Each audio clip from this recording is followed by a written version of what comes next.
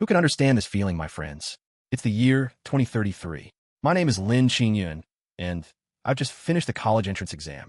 I live in Hawaii City, a small, remote town. Ever since I was a child, I've always been the one people pointed to as the model kid, the straight-A student. Everyone envied. I was, without exaggeration, a top student. On top of that, I was considered good-looking, and my family was quite well off by local standards. In every way, I seem to have it all. My eyes are large and bright, shining like the most brilliant stars in the night sky. But only I know the truth. Since I can remember, strange things have always seemed to happen around me. My luck is unbelievably good. When I buy a drink from a corner shop, I always want to get one free bottle. I'll find money just lying on the street, right where I'm walking. The strangest part? Even if I ignore these things and leave them where they somehow end up in my pocket the next day, as if delivered by some unseen courier. When I was little, if I picked up something that didn't belong to me, I'd have nightmares that left me trembling with fear. Over the years, I've kept this secret hidden deep inside, living as carefully as I can, terrified that one day I'd be punished for it.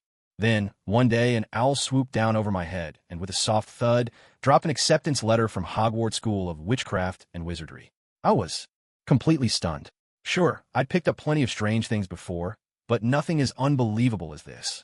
I wondered if someone was playing a prank on me, but the problem was, if I didn't pick it up, I just knew it would magically appear in my pocket the next day. Once I saw a gold-trimmed bowling ball and left it alone, only to have it mysteriously show up in my favorite jacket pocket the next day. So heavy it tore the pocket right open. It was almost too much to bear. The moment I touched the acceptance letter, I was suddenly swept away by a powerful force, as if I'd been sucked into a black hole.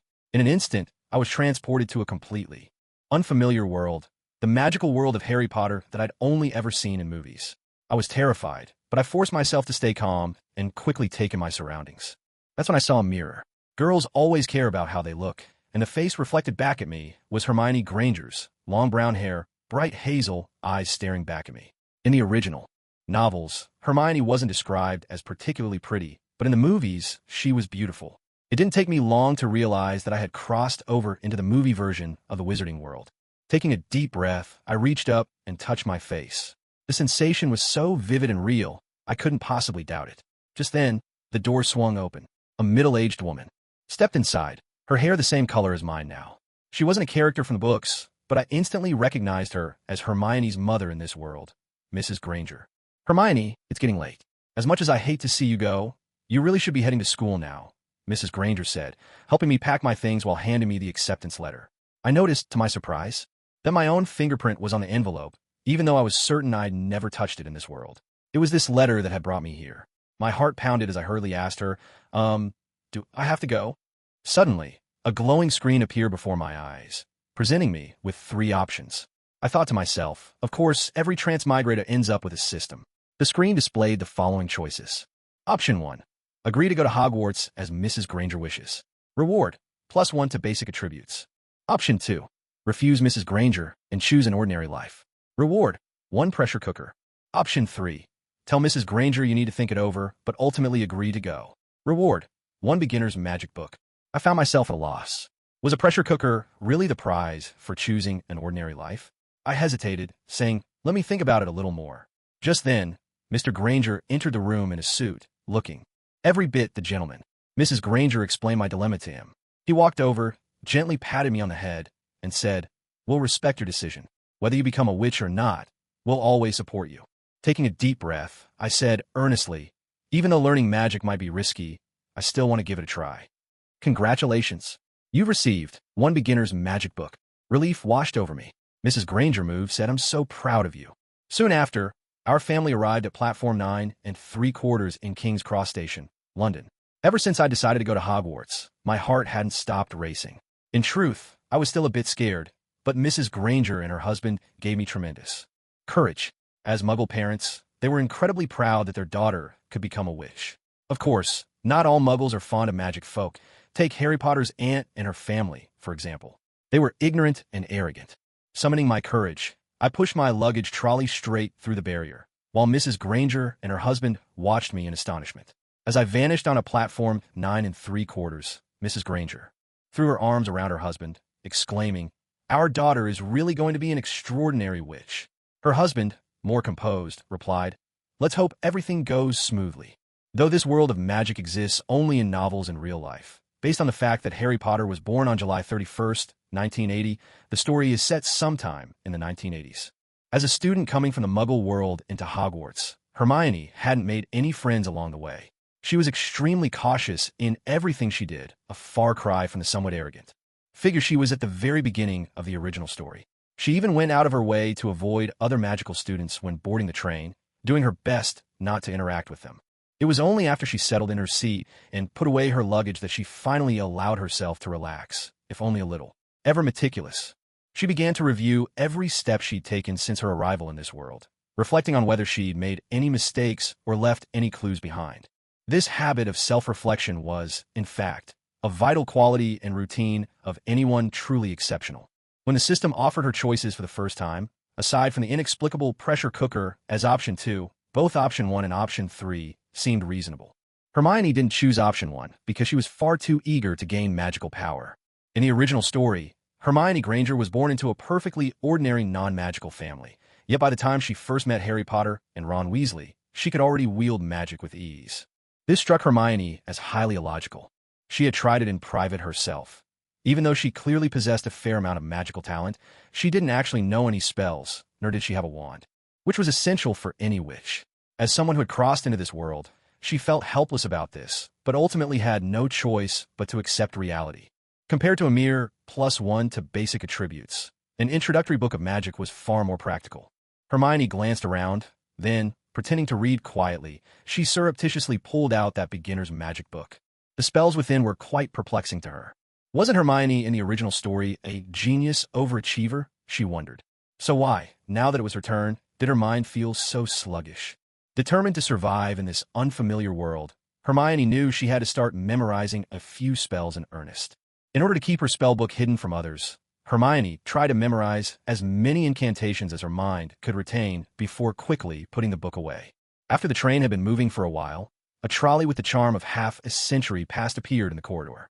A plump, kindly-looking matron pushed a cart brimming with all kinds of magical treats into Hermione's carriage. The air quickly filled with the mouth-watering aroma of sweets. As a newcomer to this world, Hermione couldn't help but feel curious. Compared to the Muggle world, there weren't that many wizards. Surely the market size was limited. Who was manufacturing these specialty wizarding snacks? Could such a factory really turn a profit? Catching herself lost in thought, Hermione pulled her focus back, reaching into her pocket to find that she didn't have much pocket money at all. Compared to Ron, who was just as strapped for cash, Hermione's situation was hardly any better. Unlike the original Harry Potter, who inherited a large fortune from his parents right from the start. No, thank you. Hermione chose not to make a purchase. What she didn't expect was that the trolley selling magical snacks stopped at the compartment just ahead. Then a familiar, confident voice rang out, "We'll take the lot." The middle-aged trolley, which was delighted, clearly pleased to have such a generous customer. It turned out that Harry Potter was just in front. Hermione hesitated, wondering if she should go over to say hello, and perhaps enjoy a few treats. But her good upbringing, sense of dignity as a young lady, and cautious nature made her decide to stay put. However, the system suddenly activated once more. 3 new choices appeared before Hermione's eyes. Option 1. Stay silent and focus on your own thoughts. Reward. On Ephraim Pan. Option 2. Take the initiative to meet Harry Potter and Ron, and try to become their friend. Reward. A set of wizard robes. Option 3. Pretend to bump into them and use magic to repair Harry Potter's glasses. Reward. +1 to basic attributes. Hermione thought carefully. She wasn't sure if the wizard robes from option 2 were just ordinary student uniforms, or if they were special magical items. Still, it was obvious that option 2 would be the most challenging. Harry Potter was a brave and upright protagonist. He wouldn't easily let someone else take the lead. Among all the rewards, a boost to her basic attributes seemed far more practical and reliable than a frying pan. So, Hermione cleared her throat softly, quickly tidied her clothes and hair, then strode toward Harry and Ron. "Have you seen a small, rather confused-looking frog anywhere?" she asked. Hermione's appearance was striking. Though the novel described her as fairly plain, in the films she was undeniably beautiful. At this moment, her beauty and graceful bearing made her stand out in the crowd. Both Harry and Ron looked up at her at the same time. Harry Potter's hair was jet black and glossy, and his eyes were a brilliant green. Compared to the character in the books, he appeared even more handsome in the movies. Most distinctive of all were his round glasses, which gave him an air of magical intrigue. By contrast, Ron Weasley's looks were a bit more ordinary. Though he was by no means less attractive than Harry, he always seemed slightly unsure of himself. Ron had fiery red hair and blue eyes. Despite coming from a renowned wizarding family, their many children meant that money was tight at home. He had 7 brothers and sisters. In the original story, Hermione eventually marries Ron, and they have a son and a daughter together. But right now, Hermione is a confident yet modest little princess. She doesn't easily develop feelings for any boy, not even Harry Potter. A confused little frog? Ron asked curiously. What's that? Hermione, being both clever and charming, naturally attracted Ron's attention. She explained, it might be a magical frog that can jump and fly. As a new student at the School of Magic, Harry responded humbly and politely, we haven't seen one. Hermione noticed that Harry Potter's glasses were broken. She had just studied her beginner's magic textbook, which included spells for mending objects. There were many kinds of basic magic, but Hermione, after careful consideration, had specially chosen to learn a few practical ones. In the original story, as a Muggle-born first year, Hermione recognized Harry Potter at first glance. But this time, she didn't rush to reveal what she knew. In order to complete the task assigned by the system, Hermione spoke up. Your glasses are broken. As it happens, I know a mending spell. I can fix them for you. Harry was delighted when he heard this, his heart racing as he replied, that would be wonderful. Thank you so much. Hermione stepped into their little compartment. The gentle scent she carried seemed to invigorate both Harry and Ron. Hermione cleared her throat lightly and said, I accidentally left my wand at home. Would either of you mind lending me yours for a moment? In truth, she already knew Ron had a wand, but she pretended not to. Sunlight streamed through the train window, casting a golden glow on her and making Ron feel that this new girl was a bit out of the ordinary. As a wizard, how could you forget your wand? Ron asked, a little puzzled. Hermione smiled and explained, sometimes I can be a bit scatterbrained. Harry didn't say much. After all, he was still new to the world of magic and didn't feel it was his place to comment. What's your name? Ron asked. Although he found Hermione beautiful and polite, a wand was essential to any wizard, and he couldn't just lend his out so easily. Hermione Granger, she replied. I'm Ron Weasley, Ron said, gesturing toward Harry. And this is Harry Potter. Nice to meet you, Harry said with a polite nod. In the early part of the original film, Hermione came across as a bit arrogant and wasn't very popular. But now, she retains her intelligence and confidence while becoming more modest and friendly. Combined with her appearance, both Harry and Ron found themselves with a very good impression of her, thinking she was an interesting and endearing girl.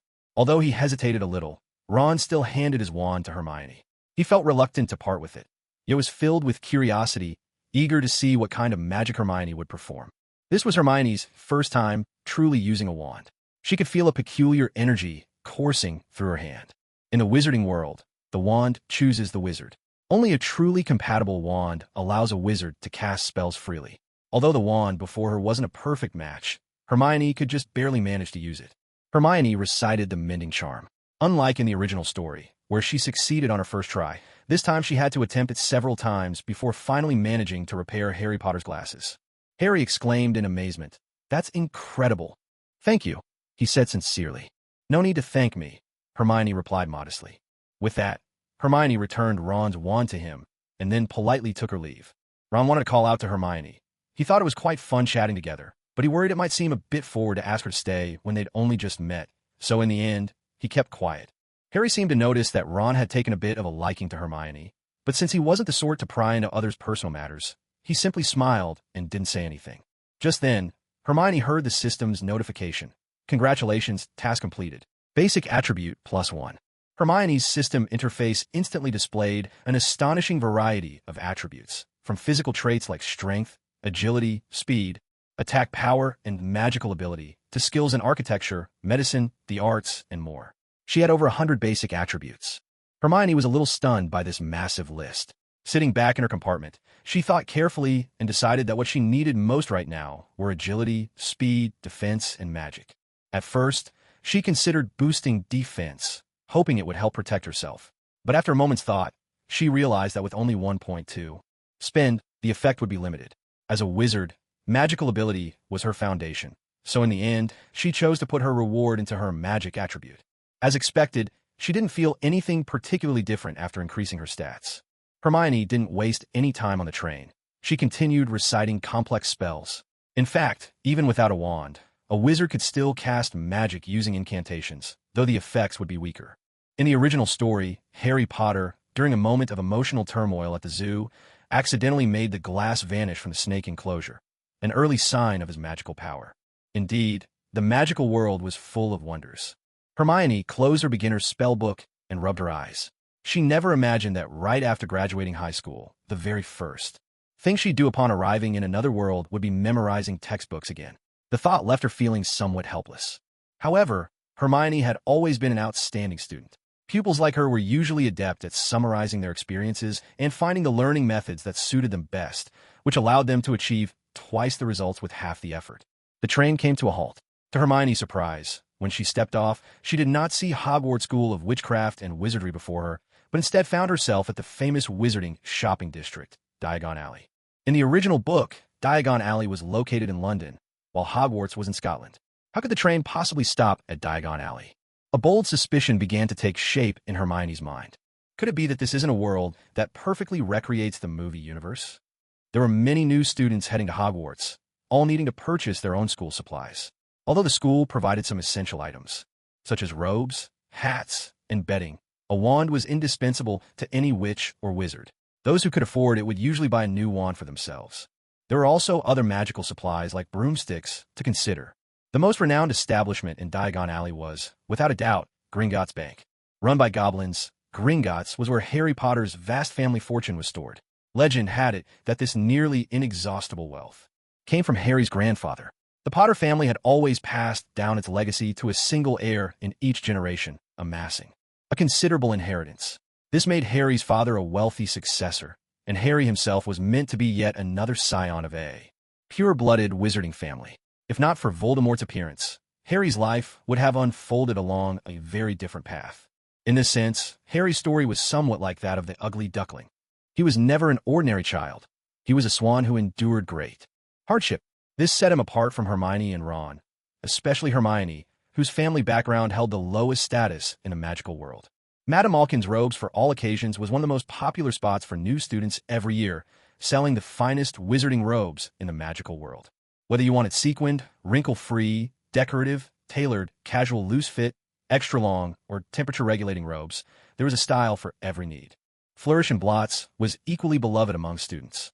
It was the main bookstore for Hogwarts students to buy their textbooks, and also sold beginner wizardry books and popular bestsellers. Ollivander's Wand Shop, though unassuming with its cramped and slightly shabby space, was where the most famous wands in the wizarding world were sold.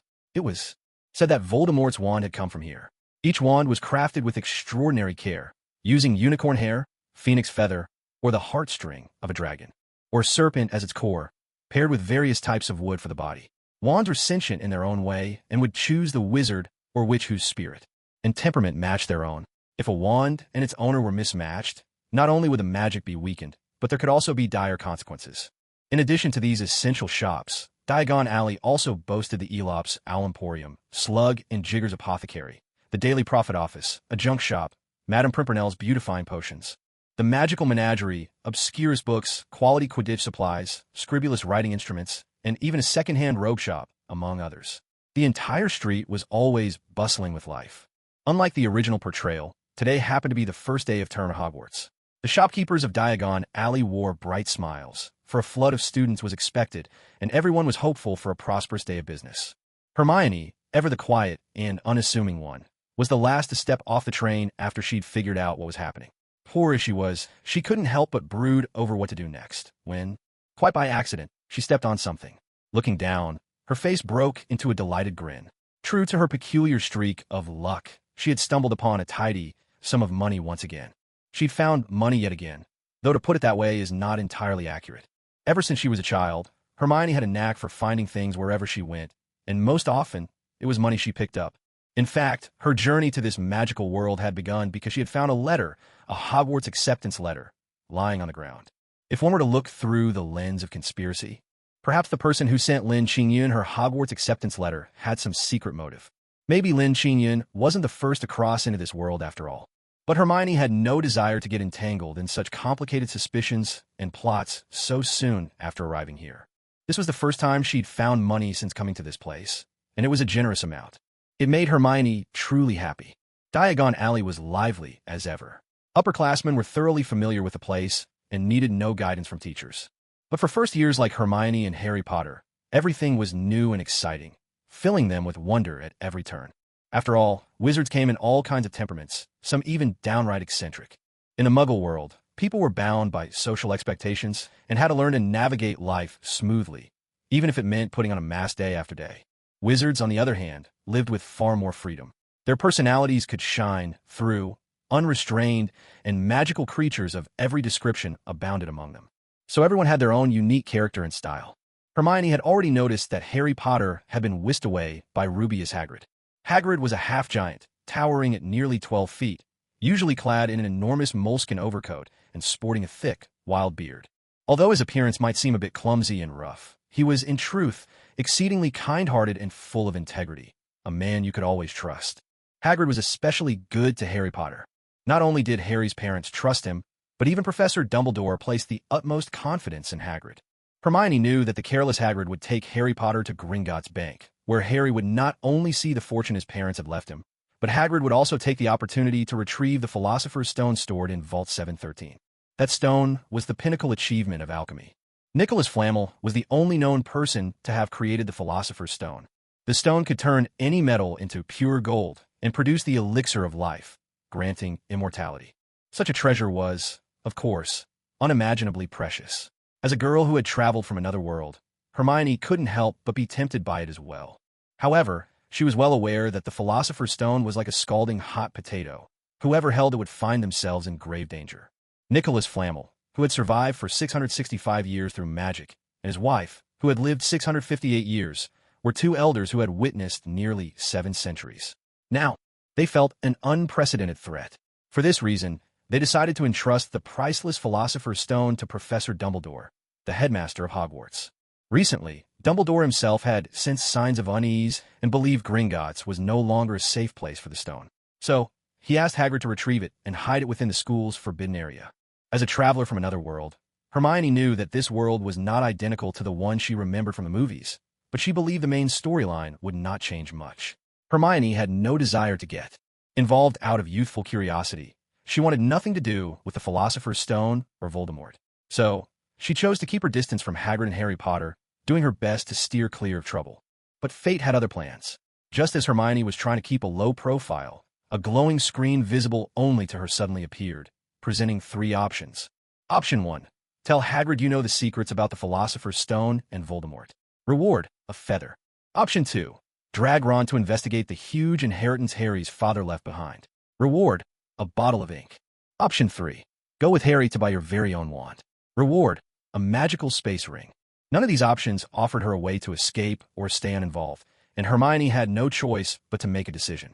Of course, Hermione was no fool. Compared with a feather or a bottle of ink, the magical space ring was by far the most tempting. In her understanding, even though the wizarding world was full of wonders, teleportation, time travel, dragons.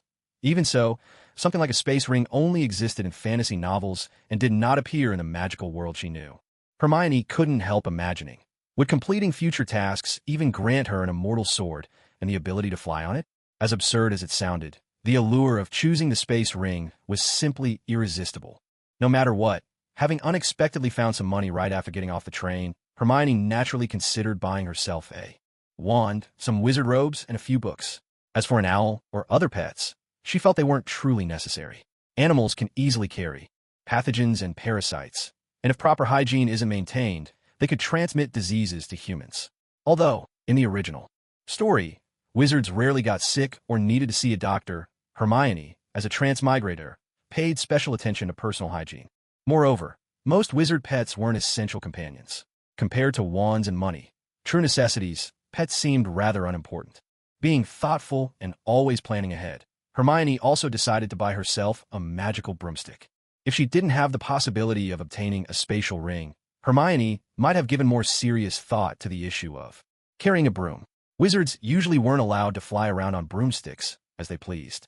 Walking the streets every day with a broom in hand would certainly attract attention.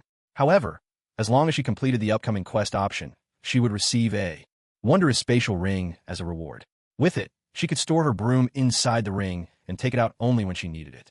Flying away on a broomstick was, without question, much more reliable and swift than running on foot. Hermione had already made up her mind. She continued her act of chance encounter and arrived at Ollivander's wand shop. The shop was very old, and as a half-giant towering over 3 meters, Hagrid couldn't easily fit through the door. So, he let Harry Potter go in alone to choose his wand. Hagrid, who adored animals, took this opportunity to buy Harry Potter an owl as a gift for starting school. Hermione waited until Hagrid had left before strolling nonchalantly into Ollivander's.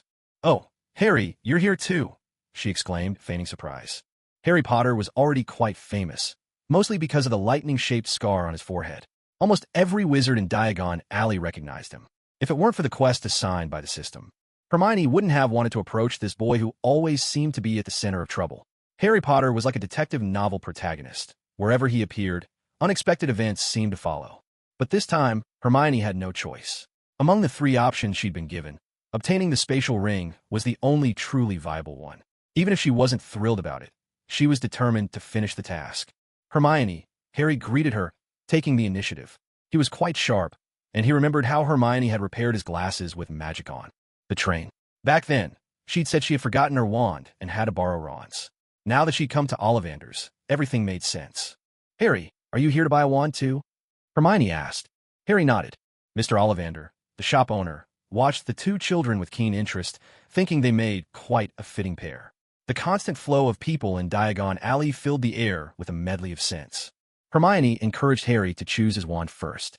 Mr. Ollivander selected an old-fashioned black box, carefully removing a wand from within and handing it to Harry. It was clear that Mr. Ollivander had a deep affection for wands. Harry glanced at Hermione, then accepted the wand. "Give it a wave," the shopkeeper encouraged gently. Harry felt a little nervous, but did as he was told. The moment he waved the wand, a strange surge of power swept through the shop like a silent hurricane, flinging open an entire row of drawers and scattering their contents across the floor. "Oh, definitely not that one," Mr. Ollivander exclaimed, clearly surprised. Startled, Harry quickly set the wand down. Mr. Ollivander didn't blame Harry at all. Instead, he immediately began searching for a second wand for him to try. Meanwhile, Hermione thought to herself that perhaps the wands unsuitable for Harry might turn out to be a good fit for her. She picked up the wand Harry had just tested. Wands varied greatly in strength, and since Mr. Ollivander had high hopes for Harry, the ones he recommended were certainly extraordinary. Not wanting to repeat Harry's mishap, Hermione stepped outside the shop, raised the wand to the sky, and gave it a gentle wave. For a wizard, choosing the right wand was of utmost importance.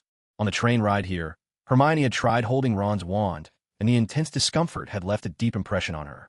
Yet with this wand, which had not yet chosen an owner, the moment Hermione tried to cast a spell, her magic seemed to find an open channel, surging through the wand and soaring into the sky.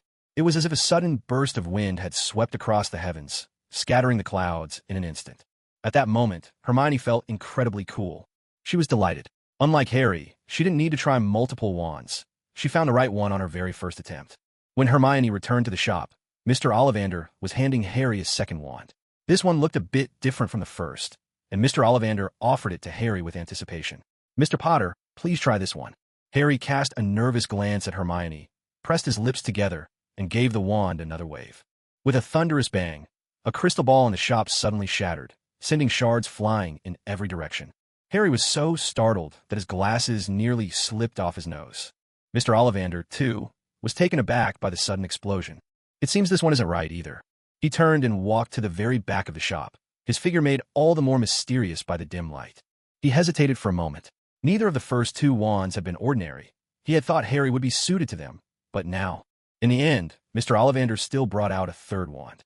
"Mr. Potter, why don't you try this one?" he suggested. The moment this wand appeared, the atmosphere in the shop shifted entirely. Hermione noticed that this third wand was the true treasure. Though she felt a surge of desire, after a moment's consideration, she decided to let it go. She picked up the second wand Harry had just tried, stepped outside once more, and pointed it toward the sky. The wand that hadn't suited Harry proved to be quite fitting for Hermione.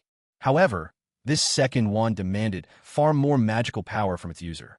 If Hermione's magical energy were like a cake, then wielding this wand would take a hefty slice out of it all at once. But the effect was unmistakable. A white cloud in the sky was blasted apart on the spot, followed by a thunderous crash that rolled down to earth, startling everyone who heard it. Shoppers along Diagon Alley jumped in surprise, freezing in their tracks and glancing around, trying to locate the source of the commotion. Hermione, The cause of all this dashed back into the shop at once. Her heart was racing. A flush of excitement colored her cheeks. Hermione was positively exhilarated. She wanted to have both wands for herself. She even felt the urge to try the third or even a fourth wand, just like Harry. But when she glanced down at the money in her pocket, she had no choice but to abandon the thought with a sigh. Even after finding a hefty pouch of coins at the station, it still wasn't enough to buy so many wands. She could have borrowed money from Harry, but Hermione didn't want to get too entangled with him. If not for the demands of her system's mission, she actually wouldn't have chosen to get close to the ever-troublesome Harry Potter. Inside the shop, as Harry Potter took hold of the third wand, a strange power ruffled his hair, revealing the famous lightning-shaped scar on his forehead. The mood in the shop grew distinctly extraordinary. Mr. Ollivander, his eyes cloudy but intent, looked around the room with a mixture of nervousness and excitement. He couldn't help but exclaim with heartfelt admiration, "Mr. Harry Potter, you truly are destined for greatness. Perhaps this is what fate intends. This wand and the wand of another, whose name we do not speak, both share a feather from the same phoenix. Clearly, Mr. Potter, you are both marked to fulfill a great destiny." Harry sensed a deeper meaning behind Mr. Ollivander's words, but since this was their first meeting, he thought it best not to ask too many questions. He picked up the third wand and paid for it. "Which wand do you fancy, my lovely young lady?" Mr. Ollivander asked, having noticed that the two wands Hermione had tested outside, both unsuited for Harry, had caused quite a stir. Normally, a wizard would choose only a single wand, the one that truly belongs to them. Hermione hesitated for a moment before speaking. "May I purchase both of these wands?" She had even given them names already. The one that could command the wind, she called Sorrow of the Wind. The other, she named Bounce and Balm. Mr. Ollivander was taken aback, clearly surprised that Hermione would want to buy two wands. He asked, astonished, "Miss Granger, it is usually the wand that chooses the wizard." Smiling brightly, Hermione held a wand in each hand and replied, "Well, I think both of these wands have chosen me." Mr. Ollivander was momentarily at a loss for words. But glancing over at Harry Potter, he recalled that only Harry was destined to stand against the one who must not be named, and so he decided to make an exception today. "In that case, Miss Granger, you may have both wands. But allow me to remind you, wands have feelings too. I hope you'll care for them, as you would a beloved pet." Hermione offered a slight smile. Mr. Ollivander assumed she was fond of animals, like many young girls, but that was not exactly the case. Hermione didn't bother to explain further. She simply nodded, paid for her purchases, and left Ollivander's wand shop with Harry by her side. Curious, Harry asked, "Hermione, why do you want two wands?" Hermione replied, "Didn't I mention on the train? I could be a bit absent-minded. If I ever leave my wand in the dormitory, I'll still have a spare for class." Her answer made Harry chuckle. He shook his head helplessly. "And with the one you already have at home, that makes 3 wands in total," he added. Hermione joked, "If I had enough money, I'd buy out the whole wand shop." Harry looked at her with admiration in his eyes. He thought she was truly impressive. At that moment, Hermione's system chimed in her mind. "Congratulations on completing the task. You have been awarded a magical spatial ring." Hermione's spirits soared. She quickly found an excuse and parted ways with Harry. The reason was simple. Harry Potter was just too famous. The moment they stepped out of the wand shop, nearly everyone around seemed to recognize him. Harry was somewhat perplexed by all the attention. Careful as ever, Hermione had no desire to remain at the eye of the storm. With her task complete, she slipped away as quickly as she could. Harry didn't try to stop her, instead waiting patiently for Hagrid. Hagrid's towering figure made him impossible to miss, even in the bustling crowds of Diagon Alley. His height of more than 3 meters made sure of that. "Harry, can you guess what I brought for you?" Hagrid had always treated Harry with great kindness. The very first time he took Harry away from the Dursleys' house, he celebrated Harry's first real birthday, which touched Harry deeply. Because of this, Harry felt a special bond with Hagrid. "It's an owl," Harry exclaimed with delight. Hagrid and Harry began to chat. In truth, Hagrid had been entrusted by Headmaster Dumbledore to look after Harry, so he didn't ask Harry too many questions about his wand. Meanwhile, all the questions that had been piling up in Harry's heart finally found someone he could confide in. "Hagrid, why do so many people here know who I am? And what about that name that must not be spoken Mr. Ollivander mentioned? What does it have to do with the scar on my forehead?" Hagrid looked a little troubled when he heard this. He led Harry to a quiet corner of the alley, glanced around to make sure no one was listening, and then spoke in a low voice. "Harry, you're not just any wizard. You're the only one who ever dealt a serious blow to the one whose name must not be mentioned." "Hagrid, who is that person, really?" Harry pressed him. He knew Hagrid had always cared for him, and this time his voice was even more determined, hoping Hagrid would finally tell him the truth. Hagrid gazed into Harry's eyes and, at last, spoke softly. All right, I'll tell you. That person's name is Voldemort. Voldemort. Harry repeated the name. As soon as the name left his lips, it was as if the air itself grew colder. An icy chill seemed to sweep through the space. Harry couldn't help but shiver. Yes, Voldemort, Hagrid nodded.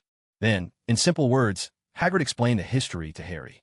He told him about how Voldemort had once tried to seize control of the entire wizarding world, through cruel and violent means, starting the First Wizarding War and causing countless innocent deaths. Even Voldemort's name inspired fear in many. Harry's parents had been killed while defying Voldemort. But Harry, you are special. You're the one who wounded Voldemort so badly, and that's why you become a hero throughout the wizarding world. Harry was overwhelmed with emotion. At last, he understood the origin of the scar on his forehead. As for the details of that fateful night, even Hagrid only knew a little. No one really knew exactly how Harry had managed to injure Voldemort so badly.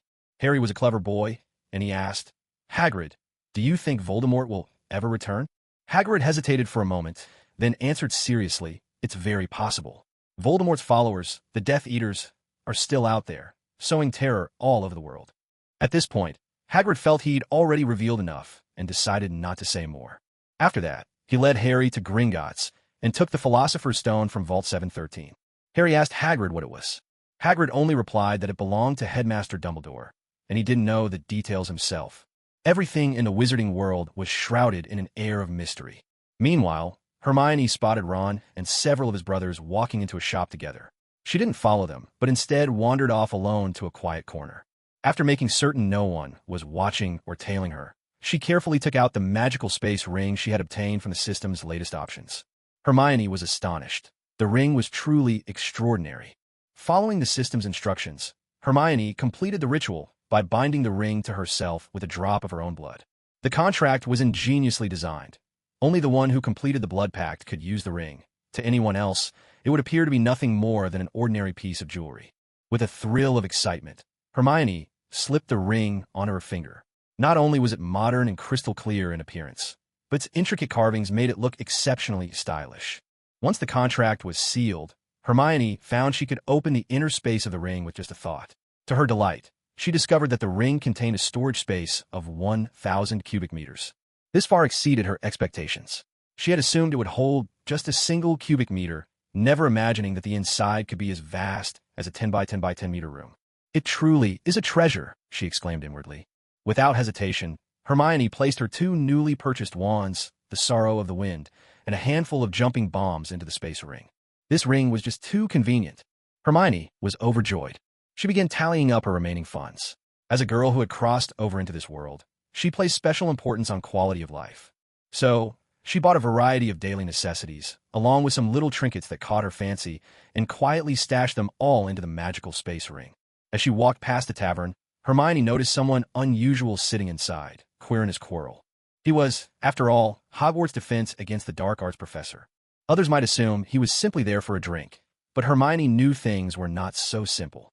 Professor Quirrell had a truly peculiar appearance. His thin body was topped with a head wrapped tightly in a thick turban. His facial expressions and manner of speaking were oddly stiff, as though his brain's control over his face and voice had somehow been disrupted. Hermione sensed that Professor Quirrell glanced in her direction. She immediately quickened her pace, determined to avoid any contact with him, and careful not to arouse his suspicion. Others might be unaware, but Hermione knew all too well that beneath Quirrell's heavy turban lurked the face of Voldemort.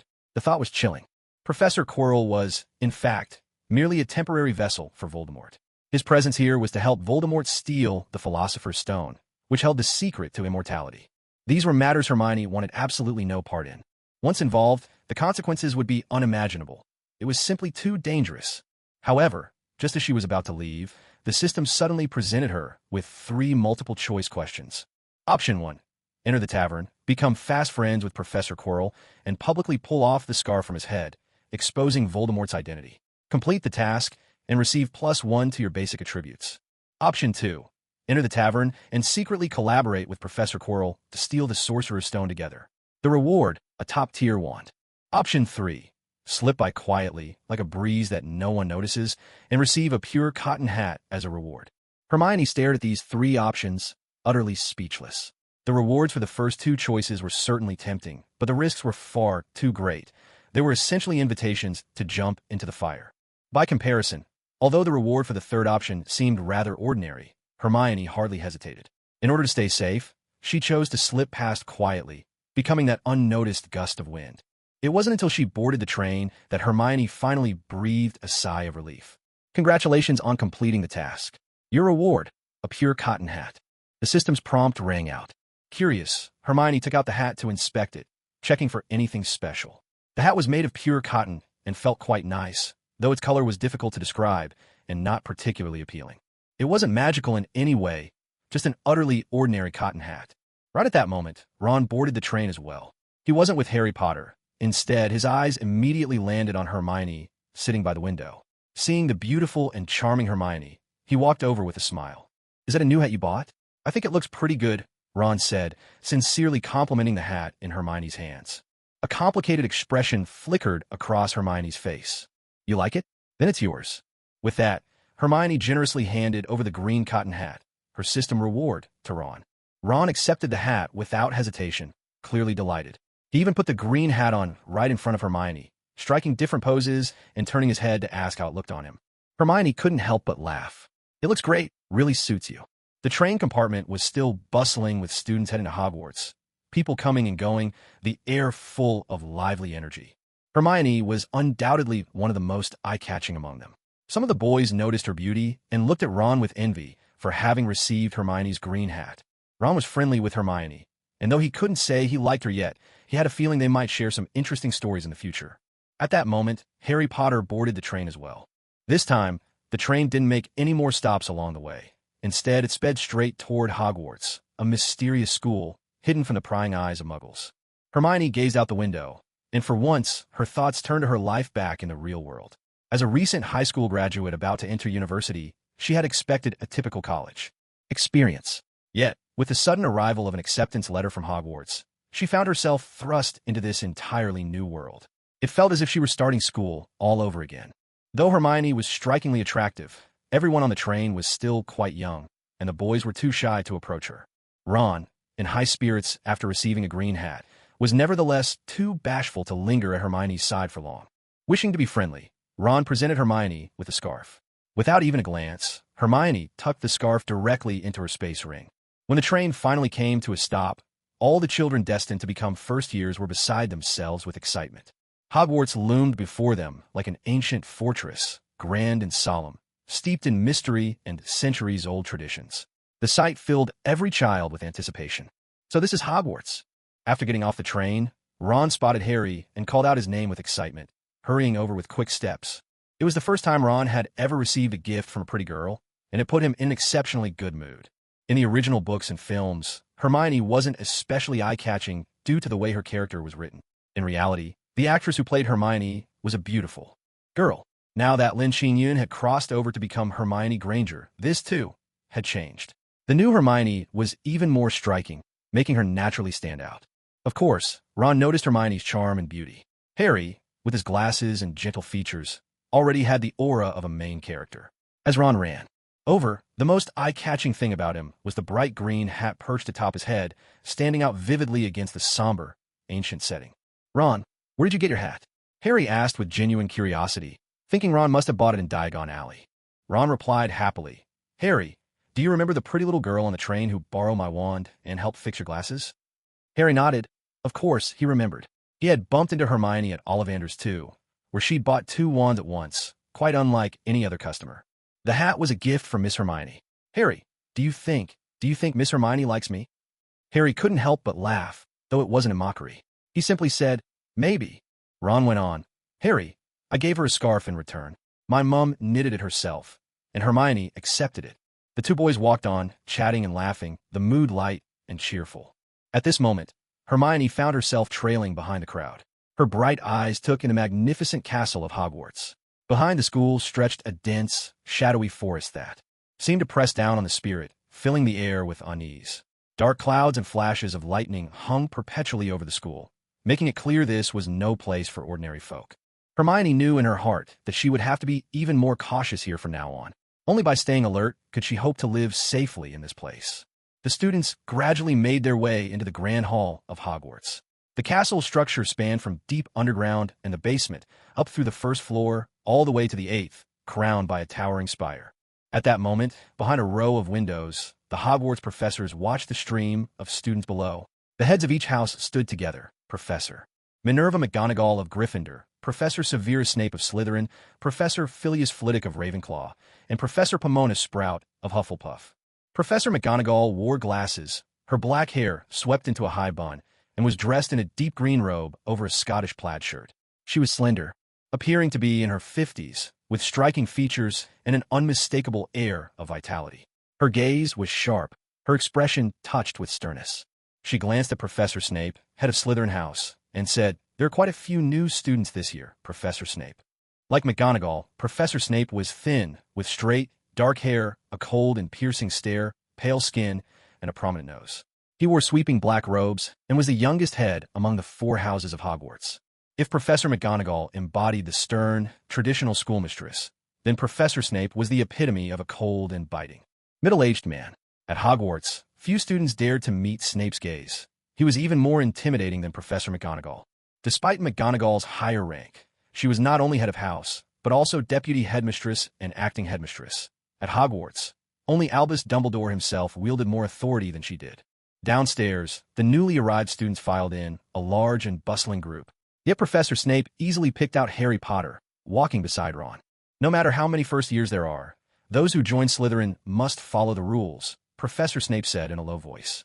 Professor McGonagall had been about to mention the most talked-about student this year, Harry Potter, the boy who had once dealt a crushing blow to Voldemort while still a baby. She remembered leaving Harry on his aunt's doorstep with Dumbledore all those years ago, with Hagrid by their side. But in the end, McGonagall decided not to speak Harry's name. More than anything, she wanted him to grow up safe and well. At this moment, a large group of new students was led into the entrance hall on the first floor. The space was grand and expansive, elegantly decorated. Torches blazed along the walls and the ceiling. Swords so high it seemed to vanish into the shadows above. Gleaming stone steps led to the upper floors, with other corridors branching off toward the Hufflepuff common room, the kitchens, and the dungeons. The place the students were about to enter was the Great Hall. Serving as both the dining room and the most magnificent chamber in the entire school, it was vast beyond measure. 4 long tables stretched the length of the room, each representing one of the 4 houses. At the front stood a table set crosswise, reserved for the teachers and heads of houses. Suspended in midair were countless candles, their gentle light illuminating the entire hall, a marvel made possible by magic. The enchanted ceiling above could transform its appearance to match the season or the occasion, adding an air of mystery and solemnity to the Great Hall. Hermione stepped inside with the utmost caution, wary of triggering anything by accident. The choices her systems sometimes offered were far too perilous, and she dared not let her guard down. Next came the annual and much-anticipated sorting ceremony. Hogwarts had 4 houses, and each year, new students would be guided by the magical sorting hat to the house best suited to them. Afterward, the 4 houses would compete in good-natured rivalry, earning and losing points throughout the year. At the end of the term, the house with the highest score would claim the honor and rewards. Inwardly, Hermione prayed that her system would not make any trouble at such a crucial moment, with everyone watching. But a system was a system, and there was truly no escaping it. Just then, a glowing screen suddenly appeared before Hermione's eyes, listing 3 options. Option 1. In front of the entire school, tell Headmaster Dumbledore that Professor Quirrell is actually a temporary Horcrux for Voldemort. Complete this task and receive +1 to all base attributes. Option 2. Tell the Sorting Hat you wish to join Slytherin. Complete this task and receive a magical pet. Option 3. Do nothing and pretend you don't exist. Complete this task and receive a pure cotton hat. The Great Hall was filled with the hum of voices, while the floating candlelight swayed gently above. When Hermione first walked in, she'd worried that, with so many candles drifting overhead, if any wax were to drip down, the student sitting below would surely yelp in pain. Fortunately, every floating candle was protected by magic. No wax would ever fall. Hermione realized she'd been worrying for nothing. Because of her status as a time traveler, Hermione no longer looked like the ordinary heroine she once was. Now, she was beautiful and endearing, drawing admiring glances from more than a few boys. Even some older girls took notice of Hermione Granger, marveling that such a lovely girl was among this year's first-year students. Fair skin, delicate features, and a gentle, adorable air. If she grew a little older and developed further, she would surely become a stunning young witch. For a moment, some people felt envious, while others admired her. After all, a pretty and lovable girl easily wins the affection of her peers. But at this moment, Hermione was secretly worried in her heart. Among these three options, only the last one could truly be considered a low-profile, self-preserving choice. However, she had already earned a green hat to give to Ron. Was she supposed to get another one for Harry as well? A basic attribute point +1. While it didn't seem significant for now, Hermione, with her thoughtful nature, knew this was a reward with profound long-term impact. By the time the story drew to a close, all the attribute points she'd accumulated would surely add up to something formidable. Therefore, if she had a chance to gain attribute points early on, she would never give them up lightly. Yet, the first option required her to expose Voldemort's identity in public. Hermione simply didn't have the courage for that. She came from an ordinary family, lacking Harry's protagonist aura. What if she ended up offending Voldemort, and he set his sights on her? Wouldn't she live every day in fear from then on? If someone had to play the hero, it should be Harry or Ron. Hermione much preferred to stay behind the scenes. So, the first option was far too dangerous and absolutely out of the question. The second option offered a magical pet as a reward. If it was just an ordinary creature like an owl, a toad, or a frog, it didn't sound all that appealing. If it turned out to be a legendary creature like a phoenix or a dragon, that would certainly be interesting. But to actually keep one by her side would be nothing but trouble, so she quickly dismissed the idea. After weighing it all up, she decided on the third option. She could even consider it a little mischief for Harry. Just then, Headmaster Dumbledore stood up, and the entire hall fell instantly silent. Hermione watched the professors on the stage with utmost caution. None of them looked easy to deal with. She quickly averted her gaze, worried she might accidentally invite trouble. Dumbledore was regarded as the greatest headmaster in the history of Hogwarts, and the most renowned wizard of his era. Gifted and gentle, he possessed profound insight. He wore blue half-moon spectacles, and though his eyes were not large, they gleamed with a wisdom that seemed to pierce through everything.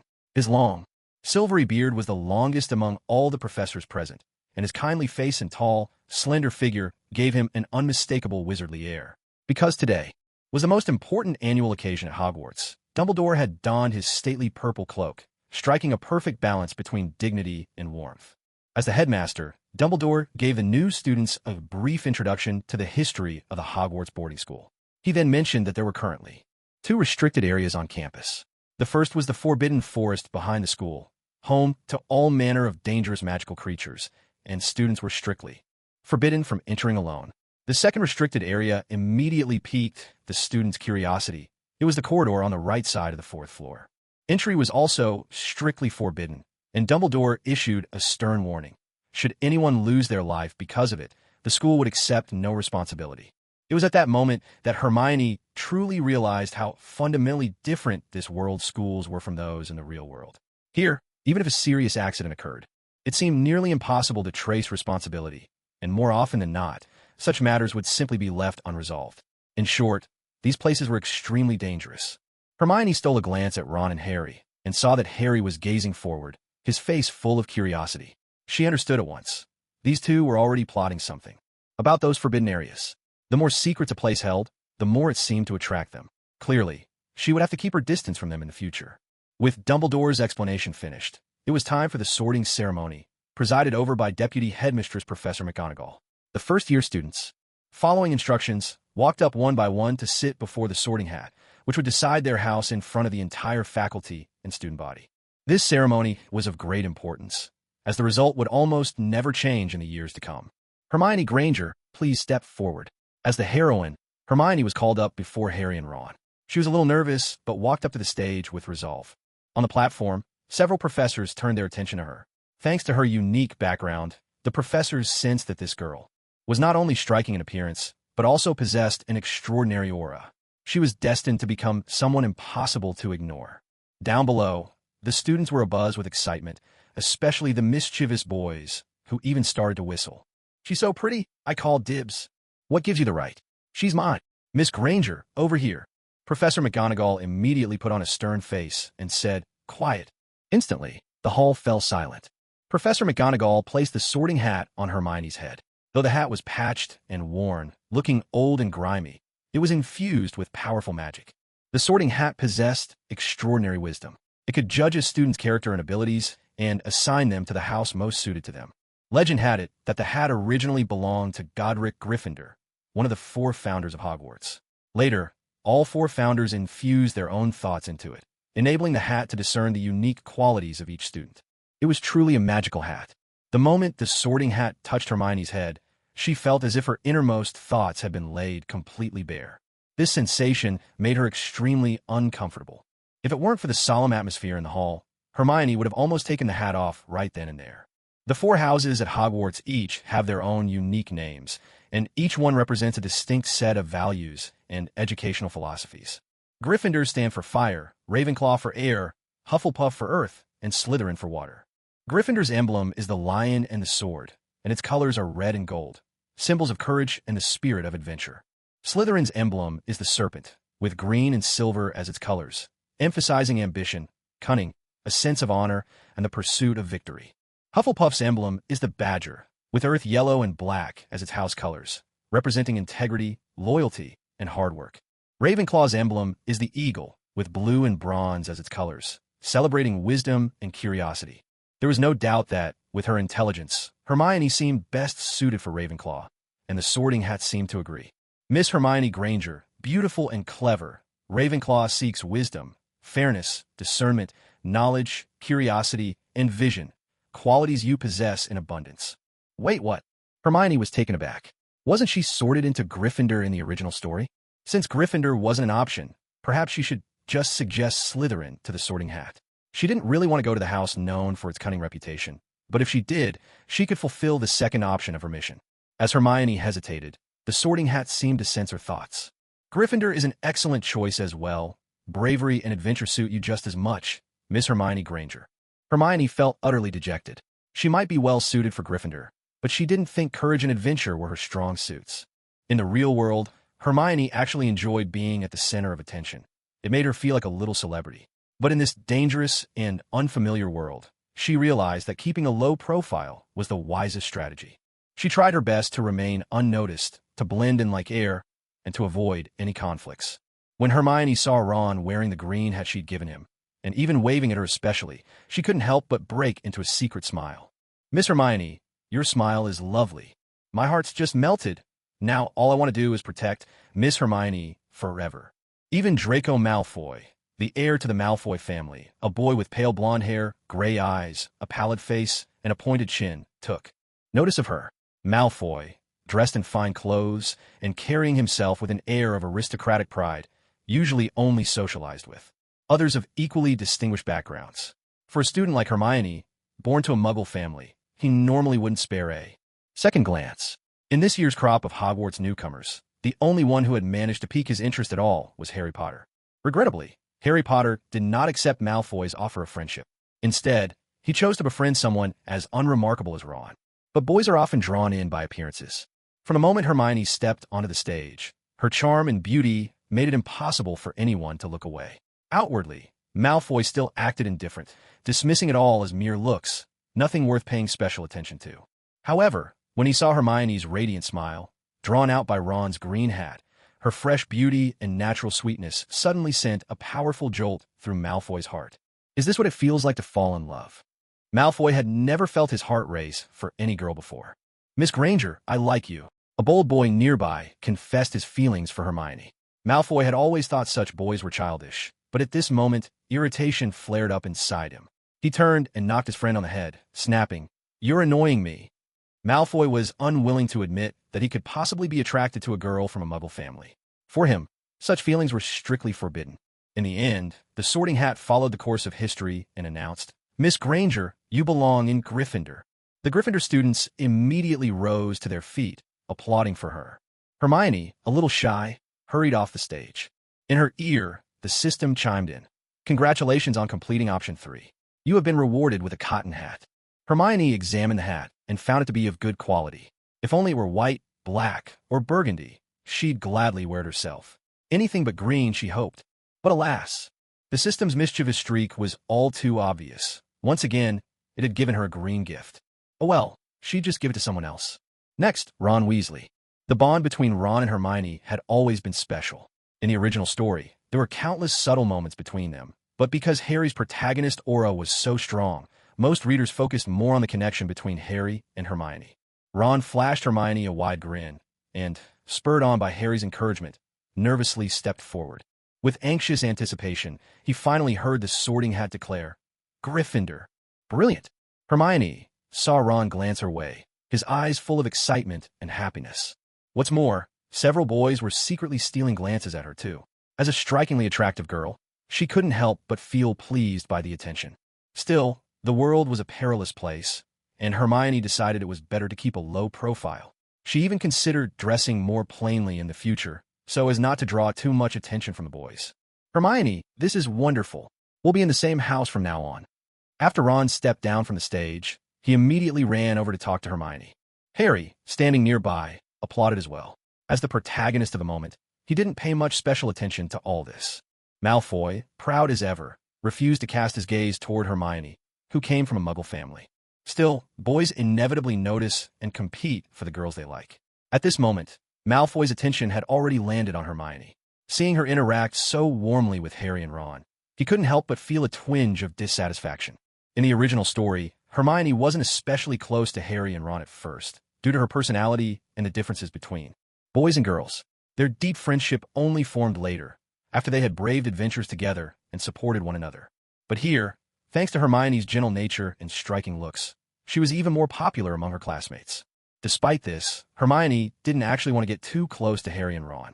Yet the system's tasks always seemed to nudge her towards spending time with them, and she had no choice but to go along. Just as Harry was about to step forward and put on the Sorting Hat, the system popped up with new options.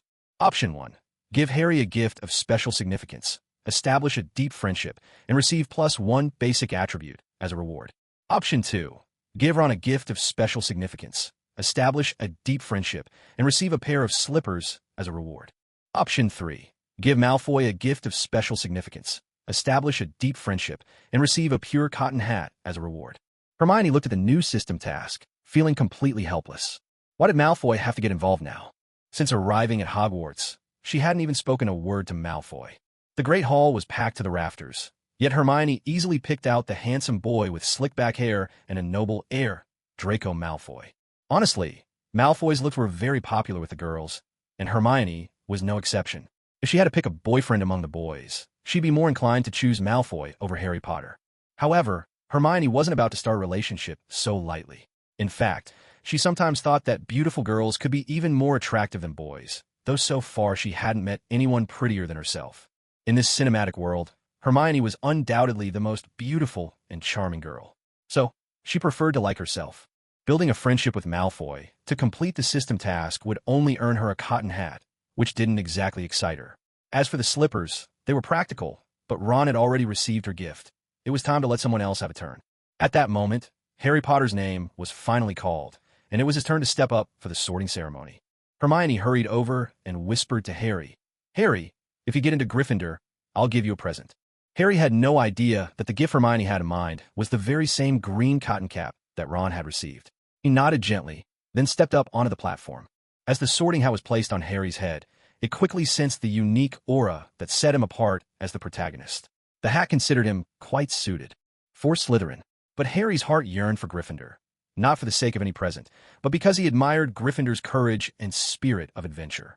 In the end, Harry's wish was granted. He was sorted into Gryffindor. A wave of enthusiastic applause swept through the Great Hall, with the Gryffindor students cheering loudly for Harry. Up on the stage, Hagrid clapped heartily for him, and both Professor Dumbledore and Professor McGonagall smiled with genuine satisfaction. Wearing his glasses, Harry's face lit up with joy. After stepping down from the stage, he embraced Ron. Hermione, eager to complete her system's task, handed Harry the green cotton cap, heavy with symbolic meaning. "This is a symbol of our friendship," Hermione said, her voice gentle and melodious. "Thank you," Harry replied earnestly, accepting the cap. It was a well-made hat, sturdy and durable, the kind that could be passed down through generations. Ron, who was starting to feel a certain affection for Hermione, immediately pulled out the green cotton cap he'd received on the train and turned to Harry. "Come on, let's wear them together." At that moment, the Great Hall seemed to transform into a vast, confining cage, with fear and uncertainty creeping through the air. Wraiths seemed to weep, and darkness stirred restlessly on the edges. But only pure, sincere friendship could break through it all. Hermione watched as the two boys put on the green cotton caps she had given them, a scene both comical and heartwarming, a perfect emblem of the friendship just forming between them. Hermione laughed sincerely. She had hoped to present herself in a more ladylike manner, but couldn't help wondering if she'd gone too far. After all, now both Harry and Ron were wearing those bright green hats, utterly oblivious and oddly proud of it. Hermione's smile was especially radiant, so much so that even Harry, who'd never paid much attention to girls, couldn't help but look her way a little longer. Harry couldn't quite understand why Hermione looked so delighted to see him and Ron both wearing green hats. There was something unmistakable in her laughter. It wasn't polite or forced, but the purest, most irrepressible happiness. How childish! Malfoy had intended to ignore the trio. Yet he found he simply couldn't look away, especially as Ron and Harry donned the green caps Hermione had given them. Those two hats stood out strikingly in the Great Hall. Among the entire student body and faculty, only they wore such a thing. Envy, jealousy, a longing to have what they shared. Malfoy suddenly found himself longing for a green hat like the ones Hermione had given out. That vivid shade seemed to pulse with the vitality of nature itself. He thought he must be losing his mind. As the young master of the Malfoy family, he had never imagined feeling envy over something as trivial as a hat. At last, it was Malfoy's turn to step onto the stage for the sorting ceremony. As expected, with his prestigious background, he was sorted into Slytherin. To study in Slytherin was a symbol of status and honor. Yet, Malfoy didn't feel the pride he had anticipated. He noticed Hermione beaming at Harry and Ron. She was the one he had been watching all along. And now, at this very moment, her smile was meant for those two boys. A wave of irritation washed over him, leaving him unsettled and frustrated. When the sorting ceremony ended, all the new students took their seats at their respective house tables. In an instant, the once empty tables were laden with a magnificent feast. Headmaster Dumbledore raised his glass for a toast. The professors sipped their wine, while the students clinked their goblets filled with juice and butterbeer. Let us celebrate together. Cheers! The atmosphere was electric, especially for the first-year students. Everything about Hogwarts was so fresh, so enchanting. It was impossible to resist the urge to explore every nook and cranny of the castle. Hermione was overjoyed as well. Although her system-driven task had forced her to be less inconspicuous than she intended, she couldn't help but laugh aloud when she looked up and saw Ron and Harry wearing those green hats. It was simply delightful. Hermione's cheerful spirit quickly made her popular among the first-year Gryffindors. If Hogwarts had a title like School Belle, Hermione would surely have been chosen. Congratulations! Option Task 1 complete. Base Attribute +1 awarded. That night, Hermione forged a strong bond of friendship with Harry and Ron. As she enjoyed the sumptuous banquet, she browsed through the system's countless attribute options. There were well over 100. She hadn't looked closely last time, and was surprised to find attributes for things like skin tone and body shape. In the original story, Hermione's figure was far from perfect, but now, she could distribute her points to achieve an ideal physique. However, Hermione wasn't interested in that. Her appearance had already brought her enough trouble in life, and she had no intention of wasting her precious base attribute points on looks. She pondered for a moment. Last time, she'd allocated points to her magical power. This time, she decided to increase her health. Magic +1, health +1. With this, Hermione felt her vitality was surely above that of an ordinary person. She mused that while others might face danger if they were injured and bled, the same wound wouldn't be fatal for her. Of course, this was just an idea. After all, adding just one attribute point hardly made any noticeable difference. Hermione wasn't in any rush. She planned to accumulate them gradually over time. During dinner, even though Hermione had mentally prepared herself, her heart still raced when a resident Hogwarts ghost suddenly glided through the dining table. Ron was even more startled, leaping straight up from his seat. Harry's reaction was much the same. His face went pale, and his pupils shrank behind his glasses. Hogwarts, as a school of magic, was home to many ghosts. The one who had just frightened Harry, Ron, and Hermione was nearly Headless Nick. He was the resident ghost of Gryffindor, which is why he appeared first at the Gryffindor table. His story was well known. Upperclassmen often recounted it to the new students. Nearly Headless Nick's full name was Sir Nicholas de Mimsy Porpington. He was born in 15th century England to a noble family. At the age of 11, he entered Hogwarts and was sorted into Gryffindor House. As an adult, he became a court wizard and was even granted a knighthood. Later, due to a magical mishap, he was sentenced to execution. But the axe used was so blunt that it took 44 blows, and even then his head never fully separated from his body. It remained attached by a mere strip of skin. Nick was a genial spirit, often detaching his head to startle the new students. Even Hermione couldn't help but feel deeply unsettled and instantly lose her appetite whenever she saw Nick pull off his head. The older students, however, seemed entirely unfazed. They continued enjoying their dinner with calm composure, clearly long accustomed to such sights.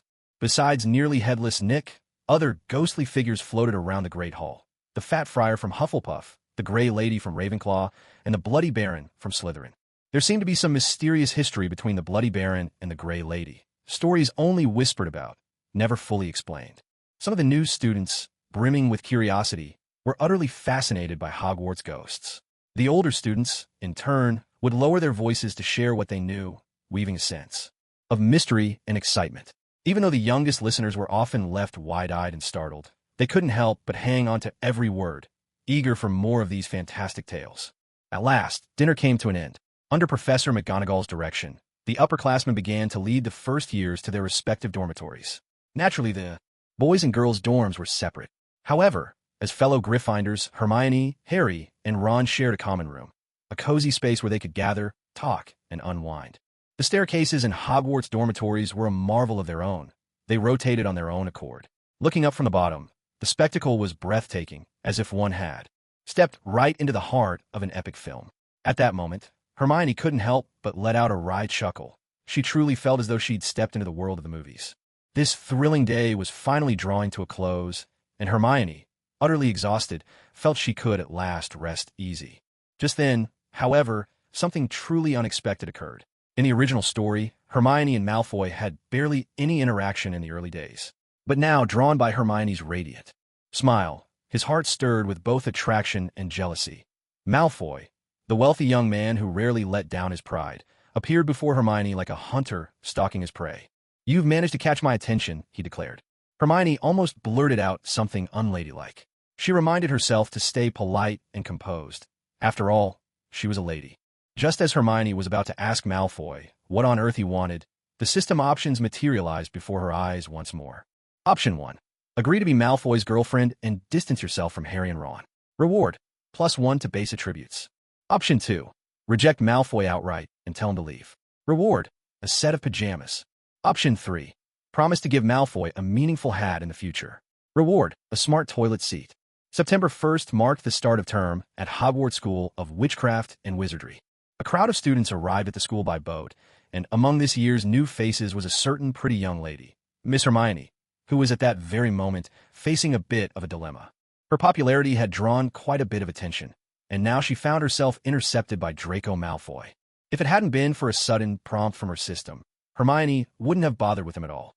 Trying to avoid trouble, Hermione wasn't even keen to speak with Harry Potter, let alone this Malfoy. After all, Draco's father, Lucius Malfoy, was a notorious Death Eater. "Malfoy, what do you want?" Hermione asked, her lovely brows knitting together. Her playful lips, delicate features, and the faint spark of irritation on her face only made Malfoy realize for the first time just how charming a girl could be, even when she was annoyed. Malfoy felt as if he were losing his mind. "You actually know my name, Miss Hermione. That's truly an honor for me. Mr. Malfoy, as a member of the nobility, you ought to have a certain pride. You shouldn't be mingling so much with a girl of humble birth like me," Hermione replied, reasoning with him. Malfoy nodded along, but those steely gray eyes of his never once left Hermione's beautiful face. "I'm only here to warn you, Miss Hermione, don't get too close to the likes of Harry Potter or Ron. There's no future in it," Malfoy said, striking a pose as he continued. "As the heir to a distinguished family, I've already formed a circle of the elite. A beauty like you would be most welcome." Were it not for the system's mission, Hermione would have said outright, "Who I choose to spend time with is none of your business. Meddling busybody." But Hermione held her tongue. Flashing a bright smile, she replied, "It's the very first day of school, and I don't want to get involved in any cliques or offend anyone. I just want to be a carefree butterfly, dancing freely. I hope you can understand, Lord Malfoy." Malfoy looked at this spirited girl before him and felt an overwhelming urge to possess her. Yet his aristocratic pride kicked in. "I understand," he said, "but I noticed you gave gifts to both Harry Potter and Ron." Hermione grinned mischievously. "What's this? Are you interested in that green hat, too, Lord Malfoy?" Though Malfoy didn't quite grasp the cultural nuance behind the green hat, he couldn't help but sense the teasing wit hidden in Hermione's clever eyes. Before Malfoy could respond, Hermione continued with a laugh. All right, I'm tired now and need a rest. Lord Malfoy, if I happen to get another green hat, I promise I'll give it to you. Hermione couldn't help but feel a little uneasy about her ability to play both sides so deftly. If she wanted to be good friends with Harry and Ron, she ought to keep her distance from Malfoy. But the system's options left Hermione with no choice. It's a deal. Malfoy didn't give it another thought. If Miss Granger was giving something to others, he simply had to have it too. You can't go back on your word. Hermione had never seen anyone so eager to get a green hat before. Suppressing a laugh, she said, "As long as you don't make things difficult for me in the future, I promise I'll give it to you, Mr. Malfoy." With that, Malfoy graciously made way for Miss Granger. Watching her walk away, her thick brown hair swaying and her graceful silhouette fading, Malfoy couldn't help but recall that in the novels, Hermione was described as having a bossy sort of voice, lots of bushy hair, and rather large front teeth like a rabbit. Certainly not beautiful by those words, but the Hermione here was straight out of the movies, and because she had crossed into this world, people around her began to see her differently than before. They all started to notice Hermione's beauty. Of course, what draws boys to girls isn't just a fairy-like face, but also the spark of an interesting soul. Hermione's poise and grace, those intelligent eyes that seemed to shine with wisdom, these were captivating in their own right.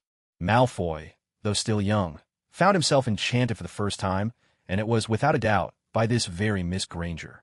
Watching her retreating figure, he felt a sense of promise for the future, and a new excitement about life at Hogwarts welled up inside him. Professor McGonagall, the head of Gryffindor, noticed Malfoy from Slytherin House, though she didn't realize he was seeking out Miss Granger. Still, Professor McGonagall regarded the matter with her usual gravity. Meanwhile, Hermione finally got to lie down in her own dormitory. The girls' dorm wasn't much different from Harry Potter's. It was still an ancient castle, after all, and couldn't compare to the modern comforts of city living. Fortunately, Miss Granger, who loved the finer things in life, had come prepared. She used the bedding provided by the school as a mattress, then secretly pulled out her own purchases from Diagon Alley from her spatial ring. Fresh sheets and a brand new comforter. The new comforter from Diagon Alley seemed to have been enchanted, carrying with it the scent of sunshine and cleanliness. A perfect recipe for sweet dreams. After all, Hermione was a traveler from another world, and her view of life was different from the locals. To her, a high-quality life was the true meaning of existence. She even took out some snacks to share with her roommates. A little generosity never hurt. On the very first night, she was already building friendships. That way, they wouldn't envy Miss Granger for having such a wonderful comforter. Congratulations! You have completed the optional task. Reward: 1 smart toilet seat cover. There it was. Hermione had just promised to give Malfoy a green hat, and with that, her task was complete, and she'd earned her reward. Naturally, the bathrooms at Hogwarts could never be equipped with smart toilet seats, so Hermione checked hers over, finding that it was actually quite helpful for improving her quality of life. To avoid seeming too out of the ordinary, Miss Granger decided she would carefully pack up the smart toilet seat and tuck it away in her spatial ring after each use. Otherwise, if anyone found out and asked where she got a toilet seat that automatically sprayed warm water, explaining it would be a real headache. Besides, such sanitary items were inherently very private things. Though Hermione wasn't exactly a germaphobe, she certainly didn't want anyone else using her smart toilet seat. After tidying up all her personal items, Hermione headed to the bathroom to try out the smart seat. As expected, the things awarded by the system were always of excellent quality. Solid craftsmanship, something that could easily be passed down for 3 generations. Who knows, perhaps long after she leaves, the smart toilet seat will still be there. She then washed up quickly, and standing before the mirror, she dabbed some fragrant lotion onto her pretty little face. This wasn't makeup, just a simple skincare routine. Truly, I'm beautiful. Honestly, there's no one in this world who deserves someone like me, she murmured with a hint of pride. Though it was late, Miss Granger didn't feel all that sleepy. Always the model student, she picked up an introductory wizarding textbook she'd bought at Flourish and Blots in Diagon Alley. She'd bought these with the money she'd found, right after helping Harry pick out his wand. Now, she wanted to compare the wizarding books from the store with the introductory spellbook she'd received as a system reward, to see what differences there might be. Outside the windows of a European-style castle, the moonlight was particularly bright. Hermione's roommates saw her, not only beautiful and full of life, but also so eager to learn, studying by the moonlight at such a late hour. Upon comparing the 2 books, Hermione soon noticed the differences. For the same spell, the system's reward book was noticeably easier to learn, though Hermione still found it quite challenging. But if she relied only on the beginner's textbooks from Diagon Alley, things were even harder to grasp, and some spells weren't suitable for every wizard. The introductory spellbook from the system was a different story. So long as Hermione studied, memorized, and truly understood the material, she could cast every spell successfully. Given the choice, Miss Granger naturally preferred memorizing the system's spellbook. She closed the spellbook, its cover textured like animal hide, slipped it into her spatial ring, rubbed her eyes, let out a gentle yawn, and dressed in crisp white pajamas, stood bathed in moonlight, her graceful figure like a living work of art. Meanwhile, Harry Potter gazed excitedly out the window, the world beyond filling him with wonder. Beside him was the owl Mr. Hagrid had given him. It was his very first day at Hogwarts, and recalling the hardships he'd endured at his sharp-tongued aunt's house, everything now felt like a brand new life for Harry. "Harry, stop looking out the window, or we'll be late for class tomorrow." Ron was already lying down, his eyes heavy with sleep as he mumbled to Harry, who was still sitting by the window. "We won't be late tomorrow," Harry replied with certainty. September 2nd. Today, the sky over Hogwarts was clear and bright. A perfect day. The young witches and wizards gathered in the great hall for breakfast, their chatter filling the air. Classes would begin at 9 o'clock. There were usually 2 lessons in the morning and 2 in the afternoon. For first years, the list of required courses was anything but short. Astronomy, charms, defense against the dark arts, herbology, history of magic, potions, and transfiguration. The very first class on the very first day was Professor McGonagall's Transfiguration. That morning, she appeared as always in her deep green robes, her black hair pulled into a severe bun beneath a black pointed hat, her expression stern as she began roll call. When she called the names Harry Potter and Ron Weasley, it was obvious the 2 of them were late. Hermione could only smile wryly. This was history repeating itself, unchangeable as ever. Malfoy, less polite than ever, immediately took the lead in mocking them. "Just wait, those 2 idiots are finished." Professor McGonagall was clearly furious. In her eyes, being late to the very first class of the year was inexcusable. Harry Potter and Ron Weasley were troublemakers, and she was determined to set them straight. She handed out the Transfiguration textbooks to the students. Transfiguration was undoubtedly a difficult subject. Few students could master its intricacies and perform transformations at will. Hermione, however, was utterly fascinated. When she watched Professor McGonagall transform herself into a cat and leap onto the desk, Hermione instantly thought of the Monkey King's 72 transformations from Chinese folklore. But here, in the wizarding world, there were only a handful who could change their bodies so completely, Professor McGonagall among them. In the original story, it seemed only Headmaster Dumbledore, Professor McGonagall, and a select few other wizards possessed such talent. Most could only change one object into another.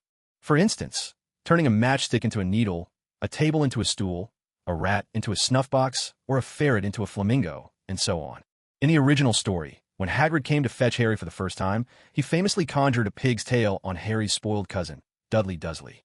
Such magic was truly fascinating. Hermione was determined to master it. If she could, she thought, she would give Malfoy a pig's nose. Malfoy really was insufferable.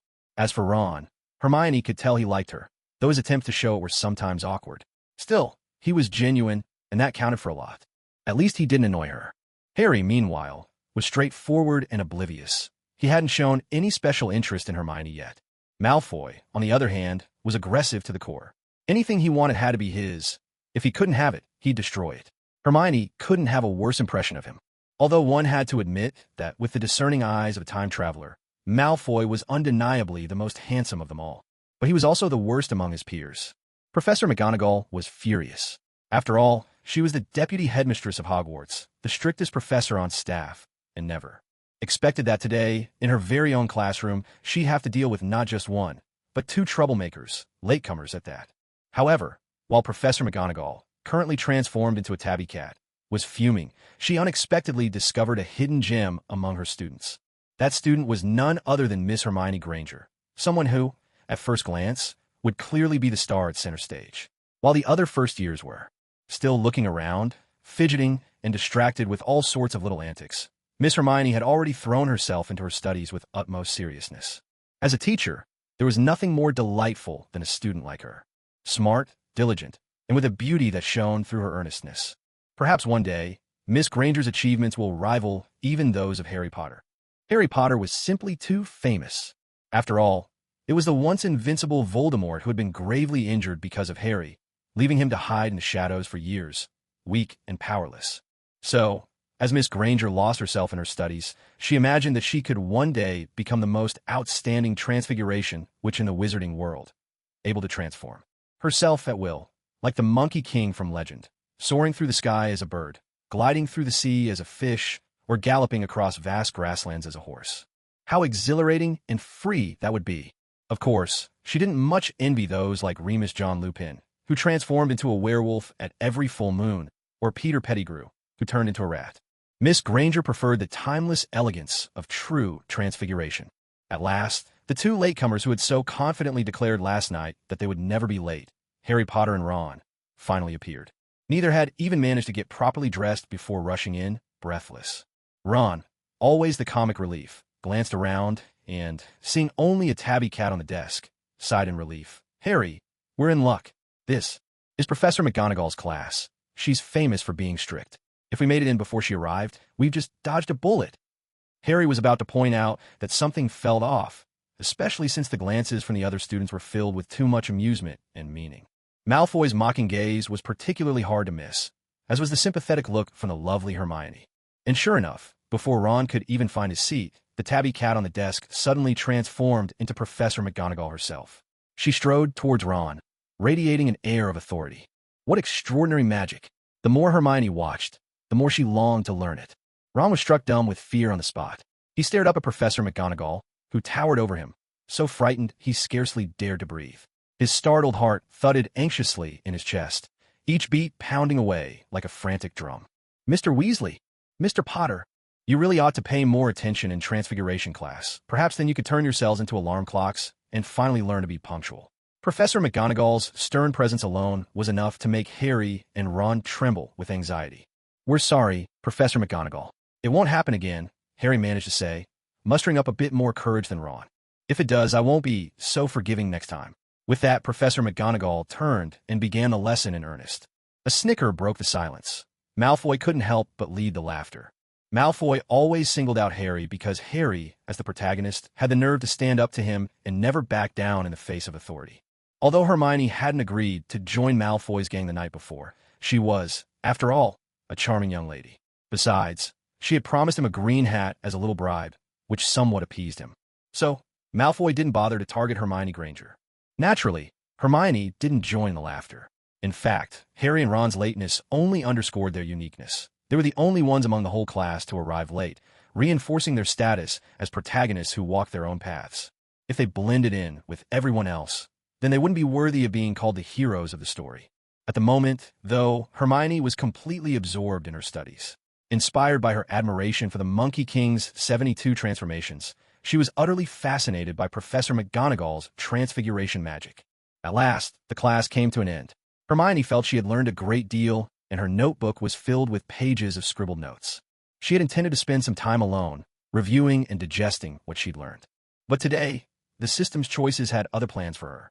A glowing panel appeared before her eyes. Option 1. Tease Ron and Harry during the break about being late to their first class. Complete this task to gain +1 to basic attributes. Option 2. Take the initiative to chat with Malfoy about life and dreams. Completing this task will earn you a toilet brush. Option 3. Be a model student and seize the chance to study during the break by reviewing the lesson with Professor McGonagall. Complete this task to receive a new notebook. The break wasn't long, but it was enough time for Hermione to complete a task. She stood up, and in that moment, nearly half the class glanced her way. Not because no one else had gotten up, but because Hermione's beauty always made her the center of attention. Harry and Ron had no idea what Hermione was planning. Meanwhile, Malfoy, who had been joking with his cronies, was already looking annoyed. He couldn't figure out what made Harry Potter different, why Hermione always seemed to seek him out instead of coming to Malfoy. Malfoy, one of his friends, noticed the sour look on his face. Let's keep talking, Malfoy replied, pretending not to care, though he kept stealing glances at Hermione out of the corner of his eye. Beneath the table, Malfoy clenched his fists, fighting the urge to lash out. As a hunter, he felt that his chosen prize ought to belong to him alone. Hermione, Ron, and Harry looked at her curiously.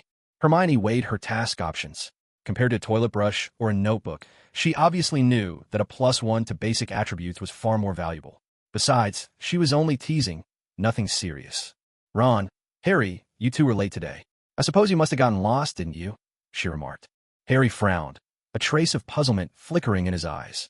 Clever as he was, He seemed to pick up on the teasing undertone in Hermione's voice. In Harry's mind, Miss Granger had always been a gentle, gracious, and lovely girl. He hadn't expected to see this slightly sharp side of her. Ron, whose train of thought was somewhat simpler, couldn't tear his eyes away from Hermione. His heart fluttered as it always did around her, and with a look of genuine surprise, he replied, "Hermione, how did you know?" Hermione's smile was warm and soothing at first, because in the original story, Ron and Harry really had used that excuse. But then her expression turned a bit more mischievous. "I'm starting to think I should turn one of you into a map. That way, you'd never be late again." Harry and Ron both froze, words suddenly escaping them. At that moment, Hermione's system flashed a prompt. "Congratulations on completing option 1. Reward, +1 to basic attributes." Satisfied, Hermione felt herself growing more adept at handling the system's option tasks with each passing day. Without wasting any more time, she returned to her seat, gathering her things to hurry off to the next class. Ron, watching a still-stunned Harry, whispered with confusion, "Harry, don't you think Hermione's a bit different today?"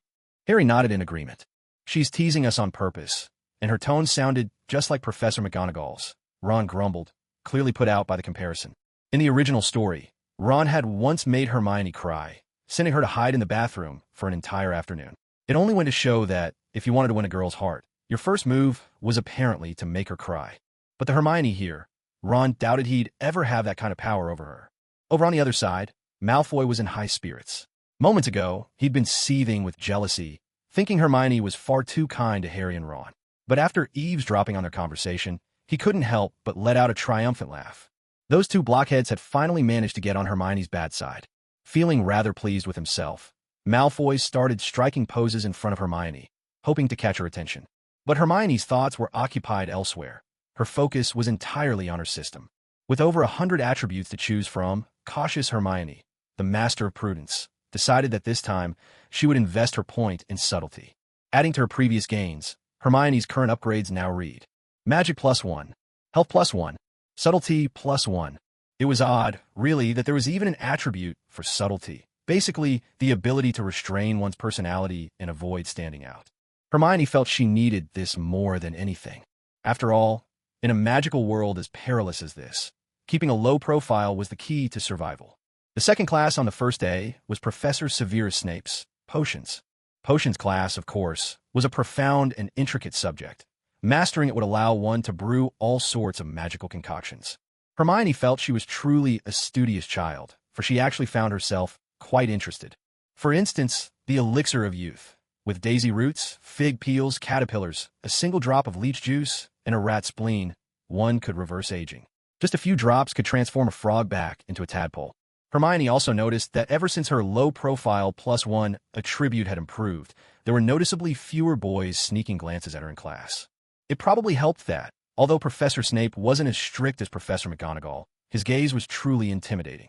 The cold aura he exuded made the new students too nervous to utter sound. So naturally, during class, the students hardly dared to look around. Even Malfoy had stopped casting those admiring glances at Miss Hermione. In the original story, Hermione and Harry sat together in this class. It was never clear whether the two children did this on purpose or if the teacher had arranged it. Either way, Hermione on this side of things preferred to keep her distance. She knew that Professor Snape had a particular grudge against Harry and would go out of his way to pick on him. Hermione had no desire to attract any trouble, but it seemed the system's option tasks had no intention of letting Hermione off the hook. Right in Professor Snape's class, 3 choices popped up before her. Option 1. Tell Professor Snape, "You're not teaching well. Step aside and let me do it." Complete the task to receive a beginner's potions book. Option 2. Tell Professor Snape that Harry isn't paying attention in class and should be punished. Complete the task to receive +1 to a basic attribute. Option 3. Remain calm and detached, minding your own business. Complete the task to receive a pure cotton hat. Seeing these 3 options, Hermione was speechless. She had to admit, the reward for option 1 was particularly tempting. A beginner's potions book. It was probably similar to the beginner's magic book she'd received at the start. If she had this book, she'd be one step closer to becoming the top student. But Hermione just didn't have the nerve. If she were to stand up in class and say, "Snape, my dear chap, you're not cutting it. Why don't you let me take over?" she'd be the talk of the entire school by the next day. Hogwarts was a big place, but even it might not be able to contain a legend like her after that. Of course, option 2 is also quite valuable. However, during the previous class break, Hermione had already teased Harry and Ron, and that was in private. If she publicly reported Harry for not paying attention in class, their relationship would be ruined. For a few terms at least, Hermione and Harry wouldn't be on good terms again. Besides, tattling on a classmate for not paying attention, no matter how one looked at it, that sort of behavior was bound to be disliked. Hermione wanted to keep a low profile, quietly amass her own success, or perhaps play the underdog who outsmarts everyone in the end. But she certainly didn't want to be the kind of student everyone disliked. So, after a moment's hesitation, Hermione finally decided to stay calm and collected, keeping her eyes on her own business and not getting involved in Harry's affairs, nor offending Professor Snape. She would simply be herself. Sure enough, even without Hermione stirring up any trouble in class, Professor Snape still found an excuse to pick on Harry Potter. He called on Harry, who was busy taking notes, and demanded he answer a question. It was Harry's first day in potions class. Naturally, he couldn't answer a single one of Professor Snape's questions. A chorus of laughter broke out. Seeing Harry being scolded by Professor Snape, Malfoy led the class in mocking laughter. In the original story, Miss Hermione was always seated right next to Harry, frantically raising her hand, eager to answer every question Professor Snape asked. But this time, Hermione sat far away from Harry, nowhere near him. And, as someone who had crossed over into this world, she found herself just as clueless about Professor Snape's questions. Hermione had to admit, the path to becoming a top student was a long road indeed. Congratulations on completing your task. Reward: 1 pure cotton hat. By keeping a low profile, Hermione had successfully completed the third option of her mission. Winning another pure cotton green hat, Hermione glanced at the brash Malfoy, who was laughing at Harry. The gift she'd promised him last night had finally arrived. Malfoy had misunderstood Miss Hermione's intentions. At this age, boys often have a certain inexplicable confidence. He quickly straightened his clothes, trying to appear as charming as possible. And because Hermione had taken the initiative to look his way, Malfoy was inwardly delighted. Ever since Hermione's low-profile stat had increased by 1, she no longer attracted as much overwhelming attention. Still, because she had looked in Malfoy's direction. At that fleeting moment, Malfoy's heart skipped a beat. Sure enough, after class, when Malfoy and his gang were about to head to the Great Hall for lunch, the beautiful Miss Hermione approached, her every step as graceful as a lotus in bloom. Malfoy's followers immediately perked up, whispering among themselves, "Look, Malfoy's luck with the ladies has arrived." Miss Hermione Granger is the prettiest girl in our first-year class. Who would have thought young Master Malfoy was so charming that Hermione would come to him herself? Malfoy was thrilled as well. Hermione's approach made him look even more impressive in front of his friends. "Hermione," he greeted. Hermione didn't waste words. She simply handed him the cotton hat and said, "I promised to give you this yesterday." Malfoy took it. Someone like him rarely bothered to thank Hermione, but this time he did. Then, unable to resist, he immediately put the green hat on his head. In that moment, Malfoy was as proud as a young peacock in full display. "I still have things to do, so I won't be staying any longer." Hermione couldn't help but laugh at the sight of Malfoy flaunting himself, looking ridiculously proud with that green hat perched on his piggish nose. True to her philosophy of lying low, Hermione didn't want to have too much contact with Harry, worried about the consequences it might bring. She felt the same way about Malfoy. "Young Master Malfoy, you look absolutely stunning in the green hat Miss Hermione gave you. Master Malfoy is so handsome. It's enough to make anyone jealous."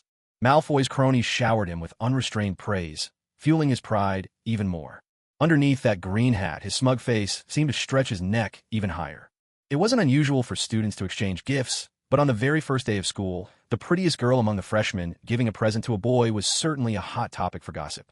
"As far as I know, this is the third time Hermione Granger has given out a green hat," whispered one of the girls. "Who exactly does she like? I've seen both Harry Potter and Ron Weasley wearing the same green hat." "No idea, but honestly, a girl who plays the field like that, no matter how pretty she is, just isn't likable." Now that's where you're wrong. If anything, it just proves how popular Miss Hermione is with the boys. Last night, some of the girls in Hermione's dorm even got snacks from her. She really does seem to love giving things to others. Maybe we've all misunderstood her. Perhaps she just likes giving gifts, that's all.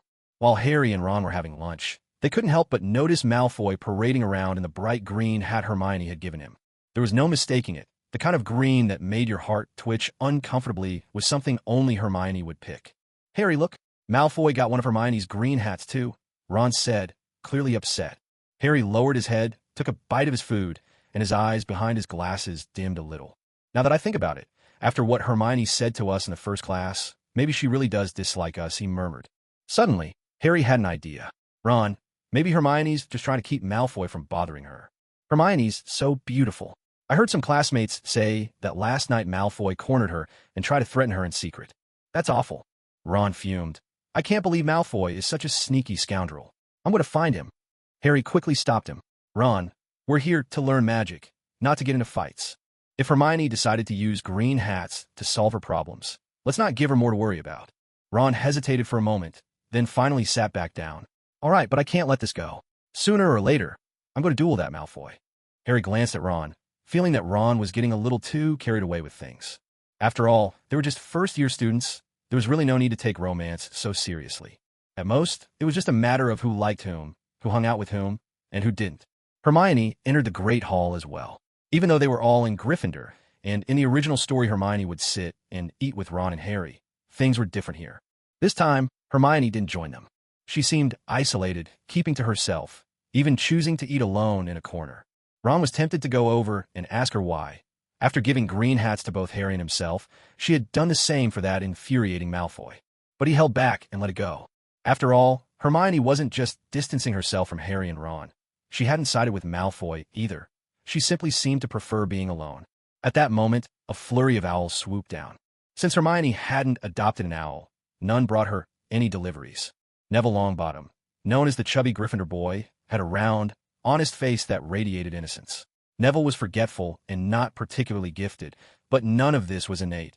It all stemmed from painful memories of his childhood. Both of Neville's parents had been Aurors and brave members of the Order of the Phoenix. Shortly after Voldemort's downfall, they were captured by Death Eaters and tortured into madness by Bellatrix Lestrange's Cruciatus Curse.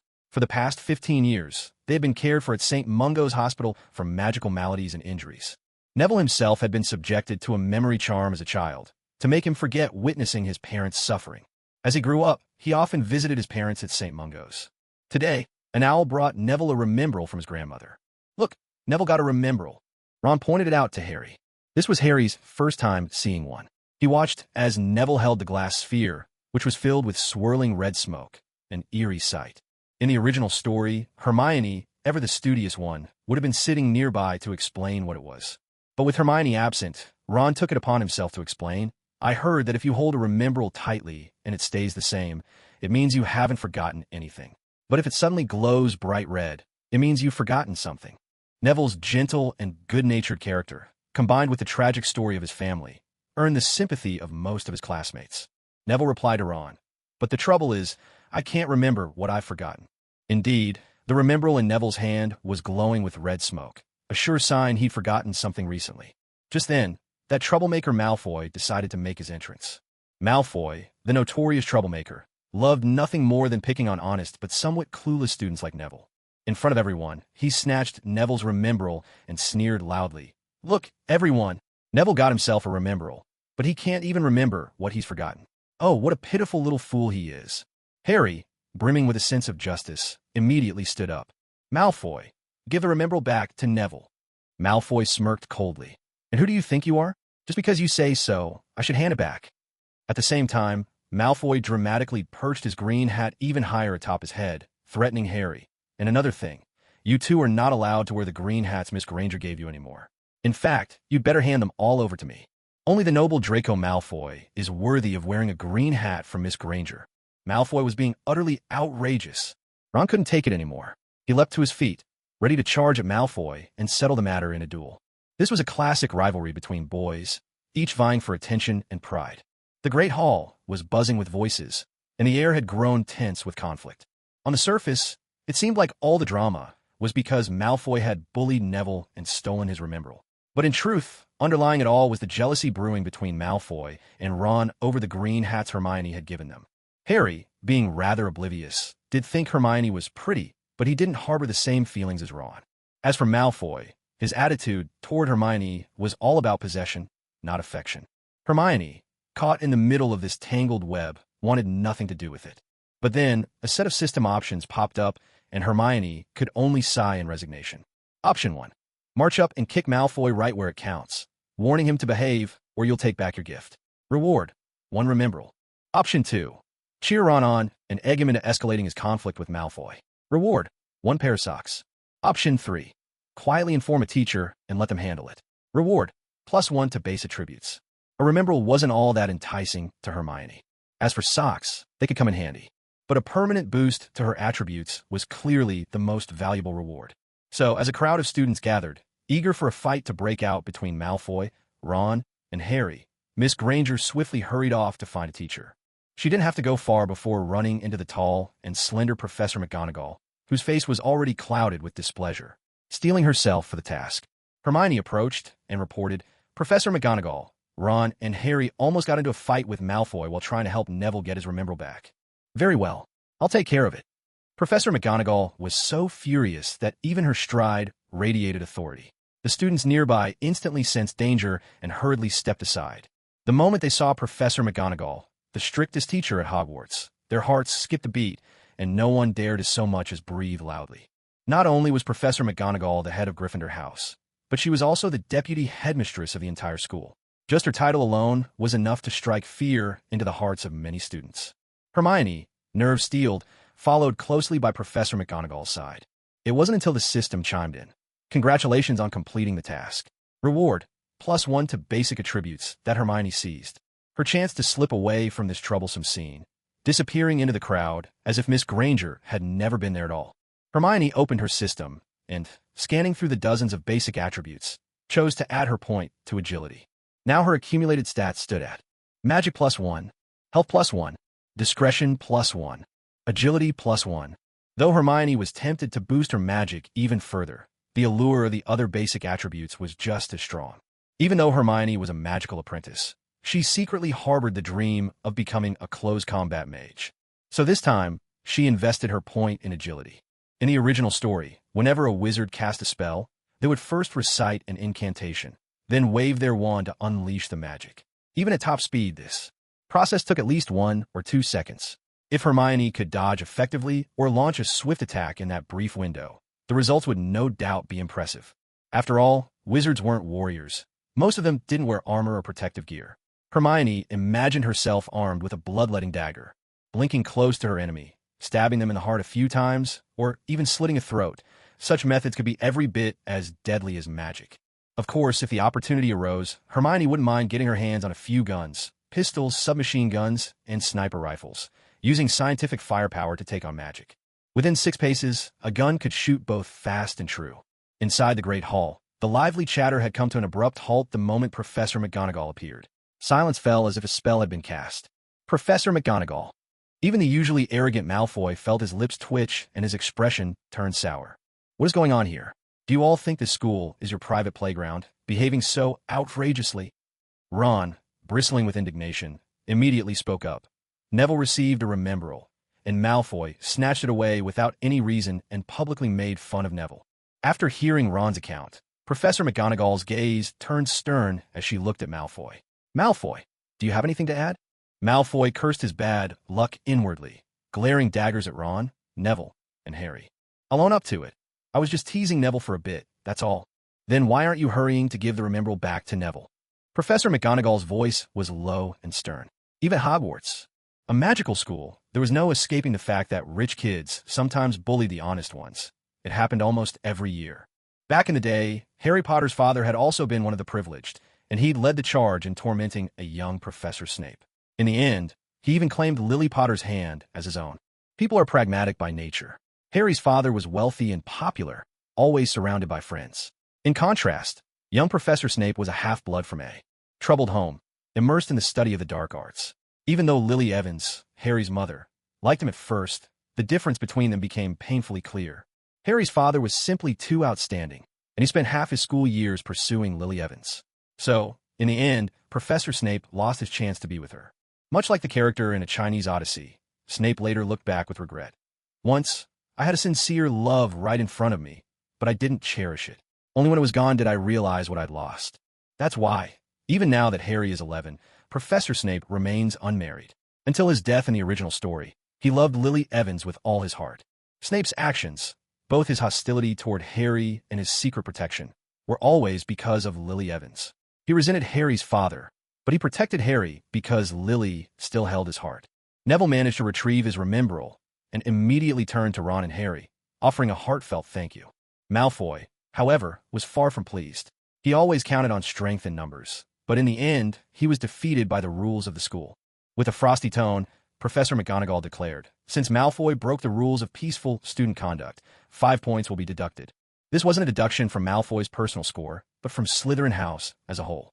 When Slytherin's total drops, every student in the house will blame Malfoy for it. Malfoy panicked. "Professor McGonagall, that's not fair." But Professor McGonagall paid him no heed and turned to Ron. "Helping classmates is commendable, but mind your methods. If I hadn't arrived when I did, were you about to start a fight with Malfoy? So, Mr. Weasley, you'll also lose 5 points. Let this be a lesson." Professor McGonagall was always strict and never played favorites. This, Ron wanted to argue, but couldn't find the words. It was true. Fighting in private might go unnoticed by the teachers, but in the Great Hall, in front of so many people, nearly getting into a brawl was unacceptable. Ron's punishment served as a warning to others. "All right, that's enough. Everyone disperse." After Professor McGonagall dealt with a minor conflict, she turned and walked away. Malfoy, ever the villain, was not about to behave himself just because of that. As soon as Professor McGonagall was out of sight, he immediately sneered at Ron. "Serves you right. This punishment is just the beginning if you want to mess with me." Even though Malfoy was the one who'd just been scolded, he now looked positively triumphant, brimming with self-satisfaction. Ron fumed with anger, and the thought that Miss Hermione had ever done something nice for someone like Malfoy only made him more indignant. Harry, worried that things would escalate, quickly grabbed Ron and said, "Ron, if a dog bites you, you don't bite the dog back." The sharpness of Harry's retort was cutting indeed. Malfoy's face turned a shade of green with rage. "Harry Potter, just you wait." Malfoy growled. Having just been punished by Professor McGonagall, he didn't dare make more trouble now. Otherwise, the older Slytherin students would certainly not let him off. Harry couldn't be bothered to tangle with someone so petty. He and Ron sat down and resumed their meal. Ron's eyes scanned the entire Great Hall, as if searching for the one beautiful figure in his mind. Unfortunately, he didn't find her, and a trace of disappointment flickered across his face. Harry patted Ron on the shoulder and said, "Let's just keep eating. Children are quick to forget." The recent commotion was soon swept away by the lively, cheerful atmosphere of the meal. In Gryffindor, aside from Chubby Neville, there was Seamus Finnegan, the jokester of the group. Seamus was a die-hard Quidditch fan, a half-blood wizard. His mother was a witch, his father a muggle. He shared a dorm room with Harry, Ron, Neville Longbottom, and Dean Thomas. Harry and Ron got along famously, but Seamus and Dean, his dorm mate, were the best of friends. Only Neville tended to keep to himself, and coupled with the hardships he'd suffered as a child, he'd grown into a rather awkward and bumbling boy, often the target of Malfoy's teasing and bullying. Luckily, Harry and Ron were always ready to stand up for him. Seamus was especially amusing. Since they all shared a dormitory, he and Neville often ended up sitting near Harry and Ron at mealtimes. His presence was more noticeable than that of his good friend Dean Thomas, mainly because he was always eager to learn. But whether it was his wand or his magic that didn't quite match, Seamus was still practicing spells even at the dining table. At this moment, he was waving his wand at a glass of water in front of him, chanting, "Rabbit's eye, silent string, turn this water into sweet wine." The result was rather spectacular. With a loud bang, there was an explosion, not of the table, but of Seamus himself. His hair was singed, his face covered in soot. The students nearby all jumped in surprise, and then burst into laughter, unable to hold it in. As Hermione hid in the corner, hoping to avoid any more trouble, she was just about to slip away. Suddenly, the system options popped up again. Option 1. Approach Harry and Ron, triggering a news story at the Daily Prophet about the Gringotts break-in. Complete the task to gain +1 to basic attributes. Option 2. Go chat with Malfoy and team up with the bad guys. The reward is a rolling pin. Option 3. Take a bath and relax. The reward is a set of pajamas. All right then. Hermione hesitated for a couple of seconds. She thought about how, when Ron and Malfoy almost came to blows earlier, she had hidden herself away. Now, to reappear like nothing happened felt somewhat shameless. Still, she had called a teacher to resolve the conflict. She hadn't just stood by and done nothing. For the sake of gaining another attribute point, Hermione decided to pick the most advantageous option. Team up with Malfoy? Absolutely not. No matter how tempting the reward, Hermione would never stoop that low. It's one thing to be cautious, but one must never lose their principles. As for taking a bath and relaxing, sure, that sounded nice. But a set of pajamas? She could take it or leave it. Balancing her nearly empty plate, Hermione walked over and sat down beside Harry and Ron. The moment Ron caught sight of Hermione, her fair skin, delicate features, and the subtle fragrance that seemed to follow her, he was instantly captivated. There were plenty of girls who liked to keep clean, but someone as attentive and thoughtful as Miss Hermione was truly one of a kind at Hogwarts. Ron's heart fluttered with delight. Instead of sitting beside Harry, Hermione chose the seat next to him, and at that very moment, Ron's cheeks flushed crimson and his heart raced uncontrollably. Such a reaction from Ron would have been unthinkable in the original story. At this point, he and Hermione were still bickering rivals, always finding fault with one another. But this Hermione, transported from another world, carried a charm that was simply irresistible to Ron, who had never experienced anything like it before. Miss Hermione. Ron was so nervous he didn't know what to say. Hermione pretended to be calm and said, I saw you having a disagreement with Malfoy earlier. Next time, try not to be so impulsive. After all, Malfoy was no easy opponent. If provoked, who knows what cruel tricks he might pull, perhaps even things he hadn't dared to do in the original story. The future was unpredictable. Even the smallest change could set off a cascade of unexpected consequences. Caution was necessary. Hearing Hermione's words, Ron, still feeling wronged, blurted out the question he'd been holding in. Why did you give Malfoy a green hat? What question? Hermione couldn't help but feel both amused and exasperated. Malfoy is jealous by nature. When he saw you and Harry both had shiny green hats, he wanted one too, out of envy more than anything. I didn't want to offend him, and I figured it was better to get rid of him quickly, so I just gave him one. Hermione patted Ron on the shoulder and explained, the green hat isn't a big deal, nor is it anything valuable. Don't worry about it. If it bothers you, I'll just give you a few more things in the future. Given how the system's options work, Hermione figured she'd probably end up with lots of household items from various tasks, so giving Ron a few extras wouldn't hurt. After all, in the original story, Ron eventually became Hermione's husband. Of course, here, there was no way Hermione would ever marry Ron. She thought to herself, I'm far too beautiful. No man could ever be worthy. Ron instantly brightened up. No matter the grievances or the wounds, none of it mattered anymore. What really troubled him most was the thought that Hermione might have feelings for Malfoy. Now that the misunderstanding was cleared up, Ron beamed and asked, remember the scarf I gave you on the train? Do you still have it? Hermione, nibbling on the meat from Ron's plate, replied, of course, I kept it. The color was terribly old-fashioned, though, so Hermione had no interest in wearing it. Still, she did keep it tucked away in her space ring. Noticing Hermione's fondness for meat, Ron quietly slid all the meat from his own plate to hers. Harry, sitting beside them, couldn't help but grin at the scene. He admired Hermione's beauty as well, but unlike Malfoy, he never felt the need to claim good things for himself. He believed that some things were simply meant to be appreciated, not possessed. Hermione didn't stand on ceremony. Harry and Ron were her good friends, after all. Even though she tried to avoid getting too entangled with them to steer clear of trouble, it was hard to keep her distance when the system's tasks inevitably roped her in. Noticing that Harry and Ron didn't seem interested in reading the newspaper, Hermione, anxious and a little impatient, dropped a pointed reminder. Ron, what did your owl bring you? Ron, eager to please, immediately handed her the Daily Prophet. It's today's paper, he said with a smile. Hermione accepted it awkwardly. She'd only wanted to prompt a discussion about the Gringotts break-in, not have Ron hand her the whole paper like an overexcited puppy. She opened it and marveled at the magical world's newspaper. The pictures on the page actually moved just like a phone screen pasted onto the paper. No need to press play. The images animated themselves. Feigning interest, Hermione read aloud to Ron and Harry. Last night, there was an attempted robbery at Gringotts in Diagon Alley. However, the goblins of Gringotts claim that nothing was stolen. The vault that was broken into was number 713. With that, Hermione glanced meaningfully at Harry and asked, have you heard of Gringotts? Harry didn't hide anything. Behind his glasses, his eyes flickered with thought. I was there with Hagrid just yesterday, Harry replied, and suddenly a realization struck him. His eyes lit up, and he quickly turned to Hermione. Hermione, could I have a look at that paper? Hermione smiled triumphantly and said, of course you can. With that, she handed the Daily Prophet to Harry. Ron, sitting nearby, couldn't help but gaze at the lovely Hermione beside him. She truly seemed to grow prettier the more he looked at her. Oblivious to Ron's feelings, Harry focused intently on the Daily Prophet. Like Hermione, it was his first time seeing such a magical newspaper. He paid little attention to the moving photographs on the page. His main concern was, naturally, the news itself. Gringotts, vault number 713. I know that place, Harry suddenly remarked. Hearing Harry say this, Ron finally snapped out of his reverie over Hermione's beauty and looked at Harry with curiosity. Harry, what do you know? Leaning in, Harry whispered, Hagrid and I took the item from vault 713 just yesterday. So the goblins at Gringotts were right, even. Though someone tried to rob the vault, Hagrid got there first and took it away. That was something of Professor Dumbledore's. Now intrigued, Ron asked with a mischievous glint in his eye. Professor Dumbledore's? What could it be, Harry? Harry's glasses reflected a glimmer of light as he shook his head. I have no idea. Hagrid didn't tell me.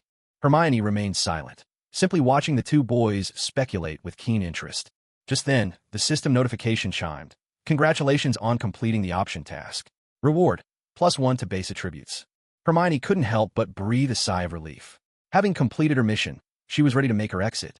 I'm finished. Take your time eating, she announced as she stood up. Hermione, Ron called after her, watching her graceful silhouette as she walked away. He wished he could ask her to stay, to simply sit beside him, even if they didn't speak. Of course, he couldn't bring himself to make such a bold request. Harry put down the newspaper, offering no comment on Ron's feelings for Hermione. Hermione, as stunning as ever, was instantly greeted by gifts from boys of other houses the moment she stepped outside. There were no names attached, just tokens of admiration, sent simply because someone appreciated her. The gifts included snacks and magical trinkets. Hermione accepted them without fuss. The lack of a signature probably meant the senders feared she might refuse if they revealed themselves. She opened her system interface, ready to choose a suitable attribute to enhance. Magic +1, Health +1, Discretion +2, Agility +1. That's right. After careful consideration, Hermione decided she was attracting a bit too much attention. It would be better to keep a lower profile. Otherwise, trouble was just a matter of time. And, as it turned out, a single point boost to base attributes didn't make much difference. But with +2 to discretion, the effect was quite noticeable. Maybe it was just her imagination, but after adding +2 to discretion, Hermione felt that the boys' gazes weren't quite as intense as before. She was thoroughly satisfied.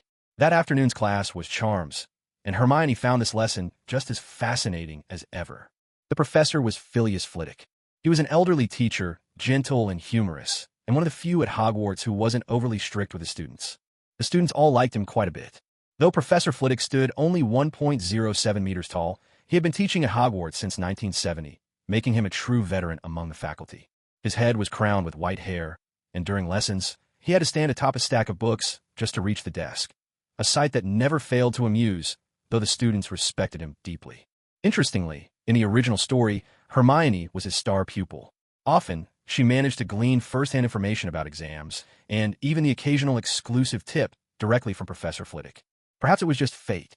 Just as Ron was destined to like Hermione, some things are simply meant to be. Even though Hermione had decided to keep a lower profile, Professor Flitwick immediately recognized her scholarly prowess. Hermione's thirst for knowledge was insatiable. It was easy to believe she would soon become his favorite student as well. Today's charms class was all about practicing the levitation charm. Each student had a feather before them, and under the professor's patient guidance, everyone pulled out their wands. Miss Granger happened to own 2 wands, though of course she wouldn't reveal both at once. Charming as ever, Hermione had given them names, Wind's Lament and Bouncy Bomb. Today, for learning the levitation charm, Wind's Lament seemed the perfect choice. In the original story, Hermione and Ron sat together. But with her extra points and modesty, things were a little different here. Malfoy had intended to sit next to her, but thanks to her new low-key approach and arriving nearly last to class, none of the boys had the good fortune to claim that seat. Instead, Hermione was flanked by 2 girls. She drew out Wind's Lament, its wooden shaft comfortably warm and light in her hand. A hint of nerves fluttered in her as she cleared her throat, then began to wave her wand and recite the incantation, Wingardium Leviosa. In the original story, Hermione, ever the star student, mastered the spell with ease. Here, perhaps due to her unusual circumstances, it took her several tries before she succeeded. Though not as dazzling as in the original, her achievement was nonetheless a success. Hermione guided her feather to circle gracefully around her. In the original, she loved to show off, sending her feather soaring high. But this Hermione preferred to reap quiet rewards, so after mastering the charm, she kept her accomplishment subtle. Still, Professor Flitwick, watching from the lectern, could not help but notice her natural talent for charms.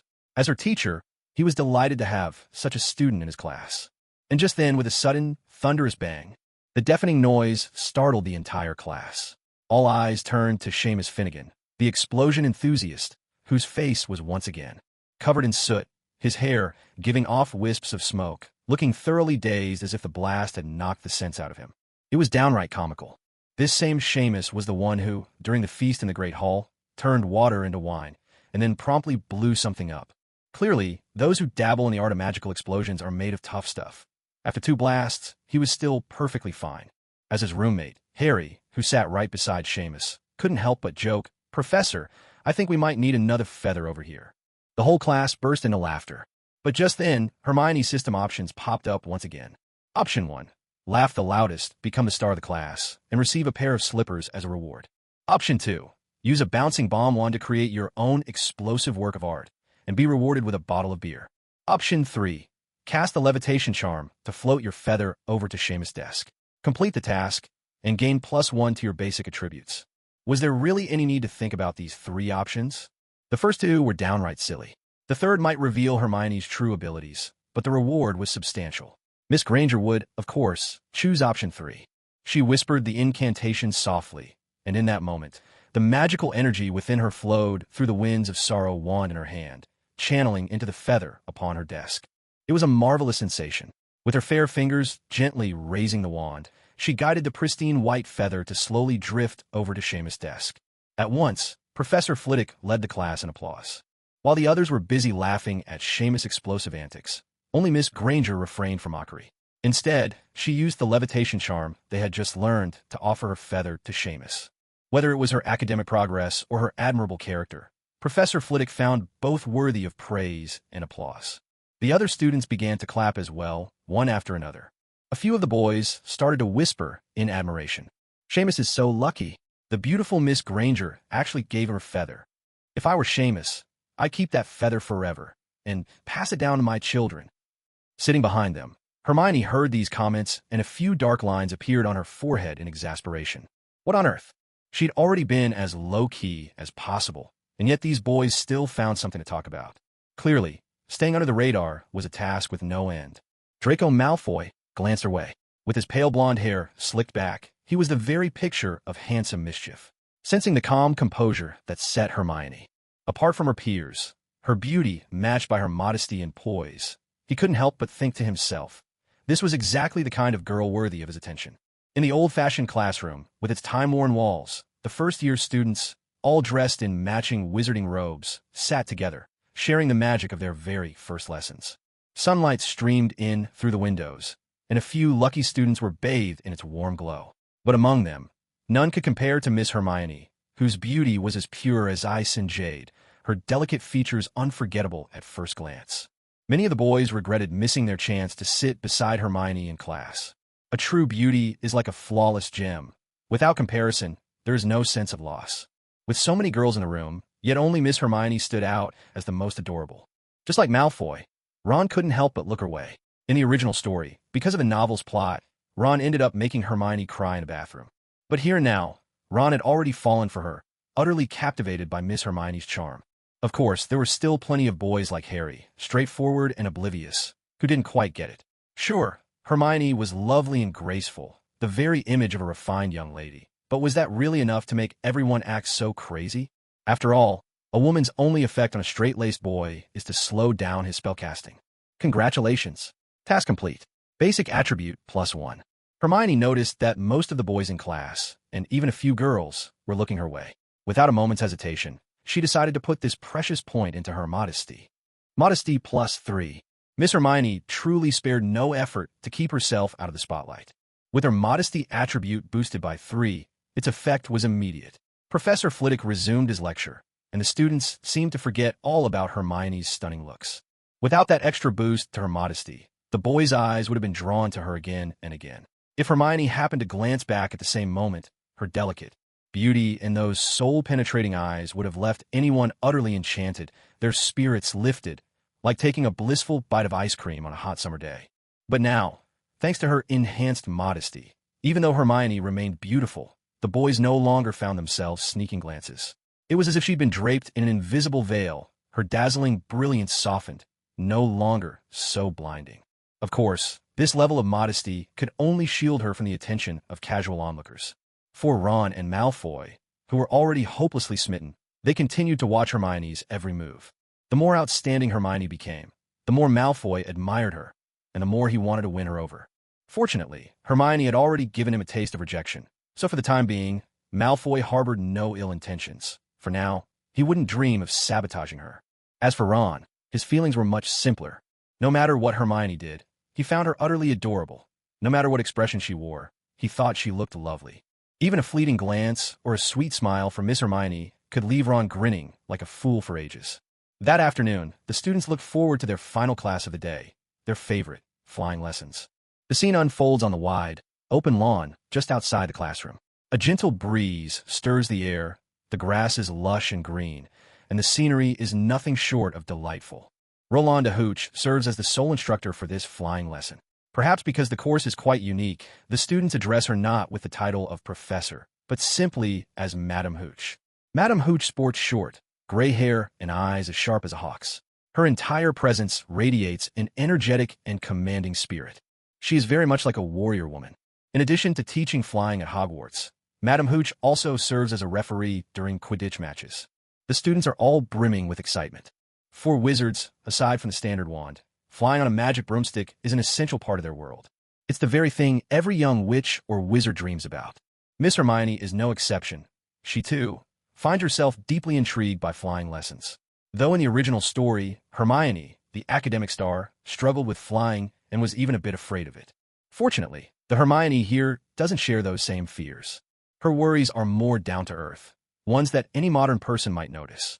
For example, the broomstick's handle looks rather narrow. Would sitting on it be uncomfortable or even painful? After all, Hermione is delicate and has fair, sensitive skin, a picture of innocence. So in her mind, Hermione starts brainstorming. Was she attached a wooden board to the back of the broomstick? No. A wooden board would only make steering more difficult. The perfect solution would be something like a bicycle seat. That way, it would solve the discomfort issue and still allow for agile flying maneuvers. Absolutely brilliant. Hermione even considers that her bold, modern design could be worthy of a patent from the Ministry of Magic. Then she could mass-produce it. She dreams of adding an emergency parachute and an airbag. If a flyer lost control or ran into trouble, the parachute could save lives. And if someone crashed straight to the ground, the airbag would deploy instantly, at least offering some protection. Hermione feels her ideas are not only practical and humane, but backed by solid reasoning and full of market potential. Once she makes it big, Miss Hermione plans to start a company and make a fortune from her invention. Flying lessons are both thrilling and dangerous. I know you're all excited, but you absolutely must follow my instructions. If you don't, you might lose more than just house points. You could lose your lives. Madam Hooch's voice rings out strong and clear. She isn't exaggerating. Every year, some first years end up hurt. After all, Hogwarts is far from the ultra-safe modern schools of today. As a centuries-old magical institution, danger is one of the challenges students must face. As a teacher, all Madam Hooch can do is urge them to be as careful as possible. Did you hear me? Madam Hooch calls out loudly. Yes, we heard you, the students reply in unison. The students replied in scattered, uncertain voices. Louder. Madam Hooch strode back and forth with brisk steps, her tone sharp. Now, each of you, stand beside your broomstick and use your feelings to command it. Remember, it must be with feeling. Madam Hooch gave a demonstration first. Up. A magical scene unfolded. The broomstick beside Madam Hooch seemed to come alive, obediently soaring straight into her hand, as if it possessed a will of its own. Thanks to her +3 trait in subtlety, Miss Hermione, dazzling as she was, managed to blend in with the other students and didn't stand out as much as before. All right, now it's your turn. Harry possessed a natural talent for flying. He was the first in class to extend his hand and softly call, up. The broomstick responded instantly, leaping obediently into Harry's grasp. Unexpectedly, the second student to succeed was Malfoy. The corner of Malfoy's mouth curled into a smug grin as he immediately shot a glance toward Hermione in the corner. Unfortunately, Hermione paid him no mind, which left Malfoy a little disappointed. One after another, a few of the boys managed to succeed. Up. Ron was growing anxious. He hadn't performed well in any of his classes that day. He couldn't let himself fail at flying, the lesson every boy loved. Perhaps his overblown emotions triggered an equally intense reaction from his broomstick. It shot up suddenly, the end smacking Ron square on the forehead with a resounding thud. Harry, standing nearby, couldn't help but burst out laughing. Don't laugh, Harry. Ron was red with embarrassment and irritation, but most of the boys in class were snickering too. Almost instinctively, Ron glanced over at Hermione, relieved to see she hadn't noticed his embarrassing moment. In the original story, Hermione had a call for ages, and the broomstick still wouldn't cooperate. Here, although Hermione didn't display Harry's prodigious talent, her keen interest and the soaring spirit she felt for the open sky managed to move the broomstick at her feet. Up. By her third attempt, the broomstick finally obliged, rising into her hands. Hermione hefted it, surprisingly heavy for wood, and she suspected it would feel quite hard to sit on. Clearly, a bicycle seat cushion was in order.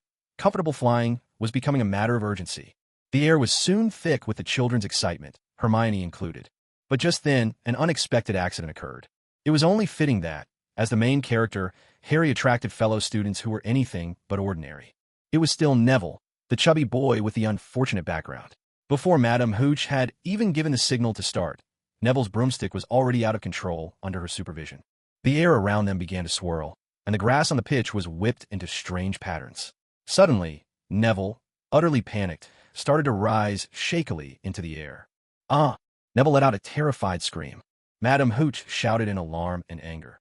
"No flying without my orders. Neville Longbottom, get down here at once." I can't control it." Controlling a broomstick required not only talent, but also a steady hand and emotions. Neville and Seamus were always a pair of mischief makers, and now, with the broomstick carrying Neville straight up into the sky, his nerves only made it harder to manage. The broomstick spun and leapt erratically.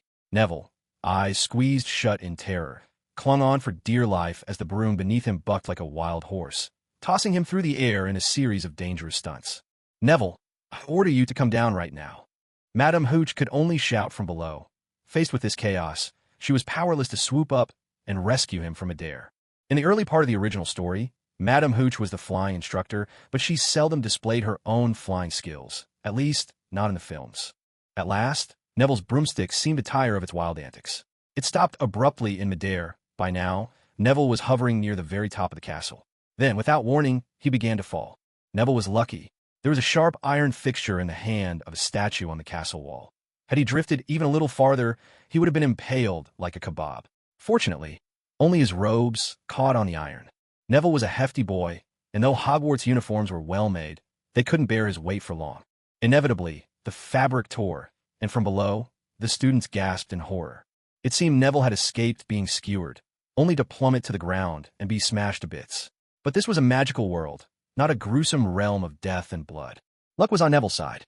As he tumbled past the second floor, a protruding iron torch bracket caught his robes again, breaking his fall. Once more, his uniform ripped, and Neville finally landed with a thud on the grass. Madame Hooch was the first to rush over, checking on the badly shaken boy. Neville's face was as white as a sheet, and he let out a cry of pain. It turned out he had broken his wrist. For an 11-year-old, that kind of pain was almost unbearable. "I'm taking Neville to the hospital wing. While I'm gone, no one is to mount a broomstick without my permission," Madame Hooch warned sternly, then hurried Neville off to the hospital. The commotion ended, leaving the students staring at each other in stunned silence. Hermione was quite surprised. Why were there no advanced spells or expert flyers in this magical world? Just now, if there had been a truly talented witch or wizard nearby, they could have easily waved their wand and saved Neville as he fell through the air. Kind-hearted Miss Granger had thought about using the levitation charm she just learned to rescue Neville. But after all, Hermione was only a first year. She didn't yet have that level of confidence in her magic. What if her good intentions went awry? If she failed to save Neville and ended up making things worse, even costing him his life, Hermione would bear a heavy responsibility. Apart from the levitation charm, if Hermione had been an expert flyer, she could have hopped onto a broom and swept beneath Neville at the critical moment, catching him before he hit the ground. Unfortunately, at this point, Hermione possessed neither of these skills. In the end, Neville had to rely on sheer luck to escape disaster and keep his life. With Neville's accident still fresh in their minds, the timid young witches and wizards in the class began to feel a growing fear of the broomsticks in their hands. These things were far more dangerous than car accidents. Hogwarts truly was a perilous place. After all, they were only 11 years old, and already they were expected to fly around on broomsticks, an activity even more hazardous than driving a car. If anything went wrong, the chances of serious injury, or worse, were alarmingly high. Of course, where there are the timid, there are also the bold. Among them, Malfoy picked up the remembrall that had fallen where Neville had landed. It was a magical trinket Neville's grandmother had sent him by owl. Malfoy showed not a shred of sympathy. Instead, he openly mocked Neville's ordeal. "This remembrall can store Neville's most embarrassing memories," he sneered. "Next time he picks it up, he'll be able to relive the moment he crashed and burned in flying class today." Malfoy was going too far. If Neville had only taken a minor tumble, a little teasing might have been forgivable. But Neville had just barely escaped with his life. This was a matter of life and death, not some childish prank. Yet Malfoy still mocked him. proving just how rotten he was to the core. Even Hermione found herself beginning to dislike him. What good was being handsome if his character was so awful? Just then, the system's options appeared. Option 1. Warn Malfoy, teach him some decency, and stop him from sliding further down the path of villain. Complete the task to receive a pair of gloves as a reward. Option 2. Join forces with Malfoy, mock Neville loudly, and call him an idiot. Complete the task to receive a roll of toilet paper. Option 3. Remain silent, simply watch as a bystander, and receive an electric fan as a reward. Oh well, none of these rewards were particularly enticing. They were all just everyday household items, things Hermione could easily buy herself without needing the system's help. Forget it. Hermione decided to remain silent. After all, that's exactly what Hermione did in the original story.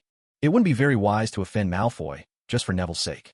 Although Hermione had been secretly practicing spells, hoping that one day she could give Malfoy a taste of justice, it had to be done without anyone noticing.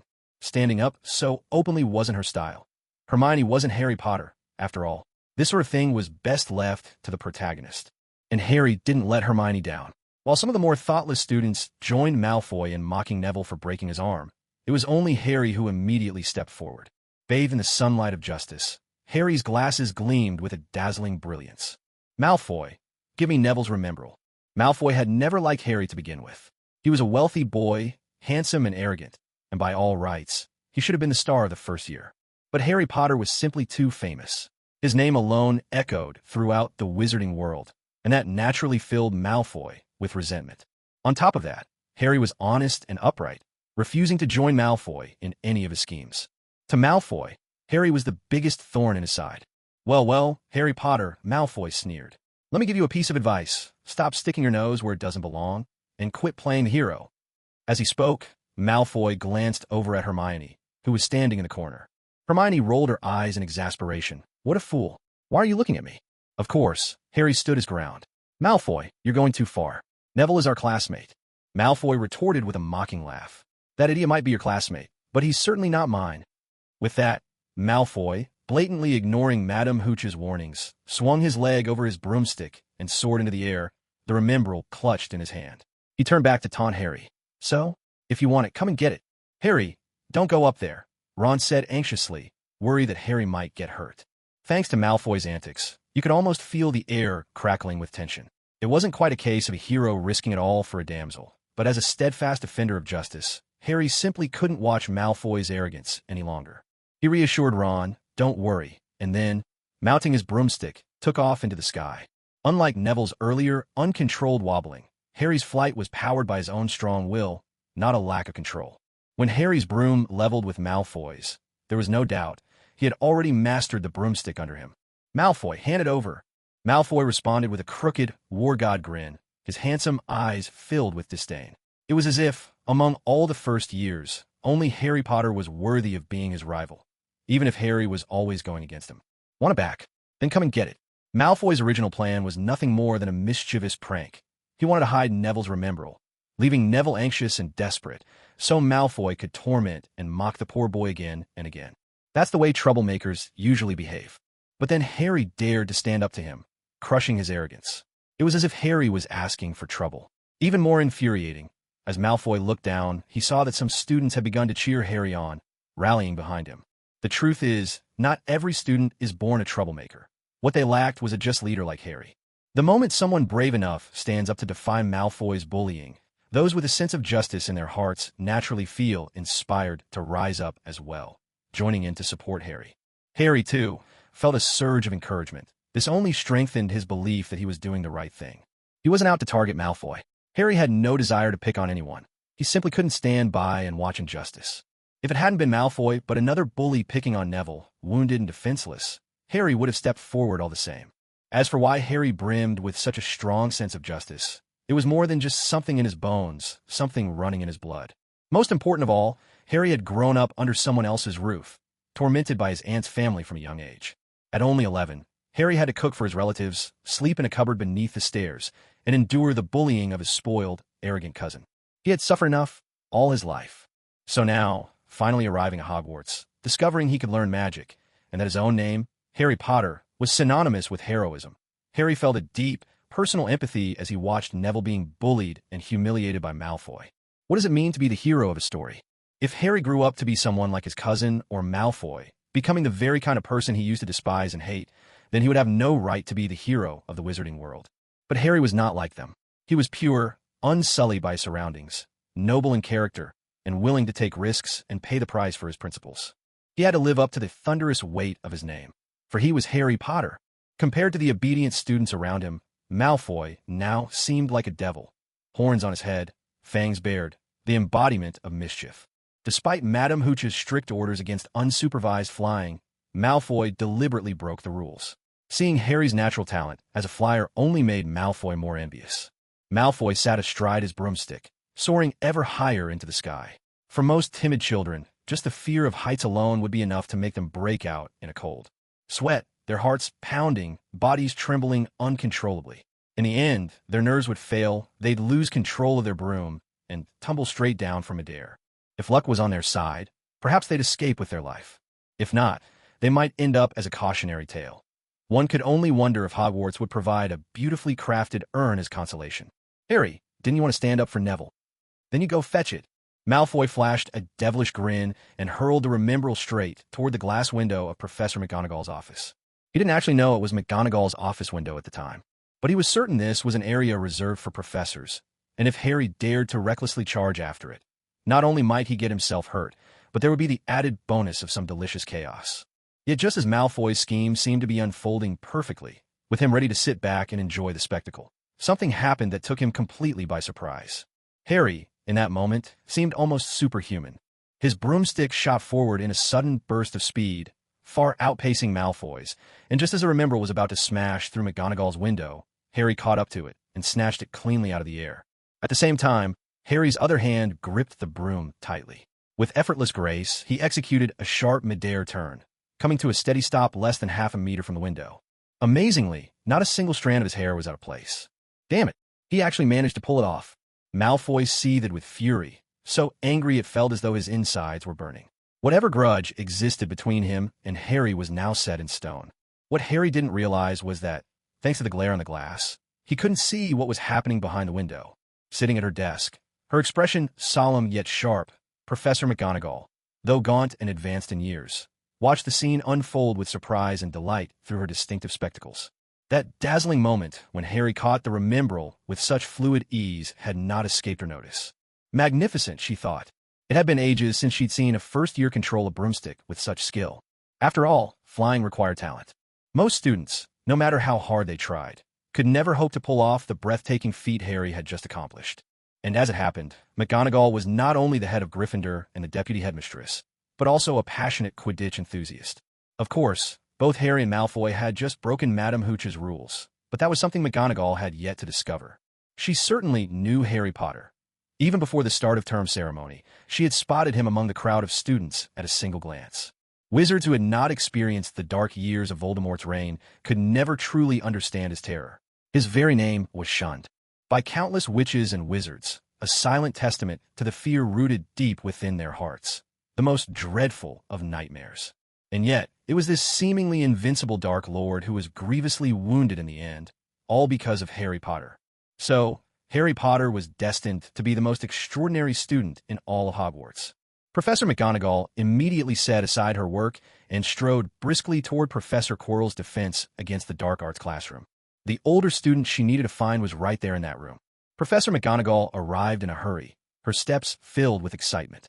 The moment she appeared at the door of Professor Quirrell's classroom, all the upper-year students inside turned to look at her in unison. "Excuse me, Professor Quirrell. I'm sorry to interrupt for a moment. May I call for Oliver Wood? There's something important I need to discuss with him."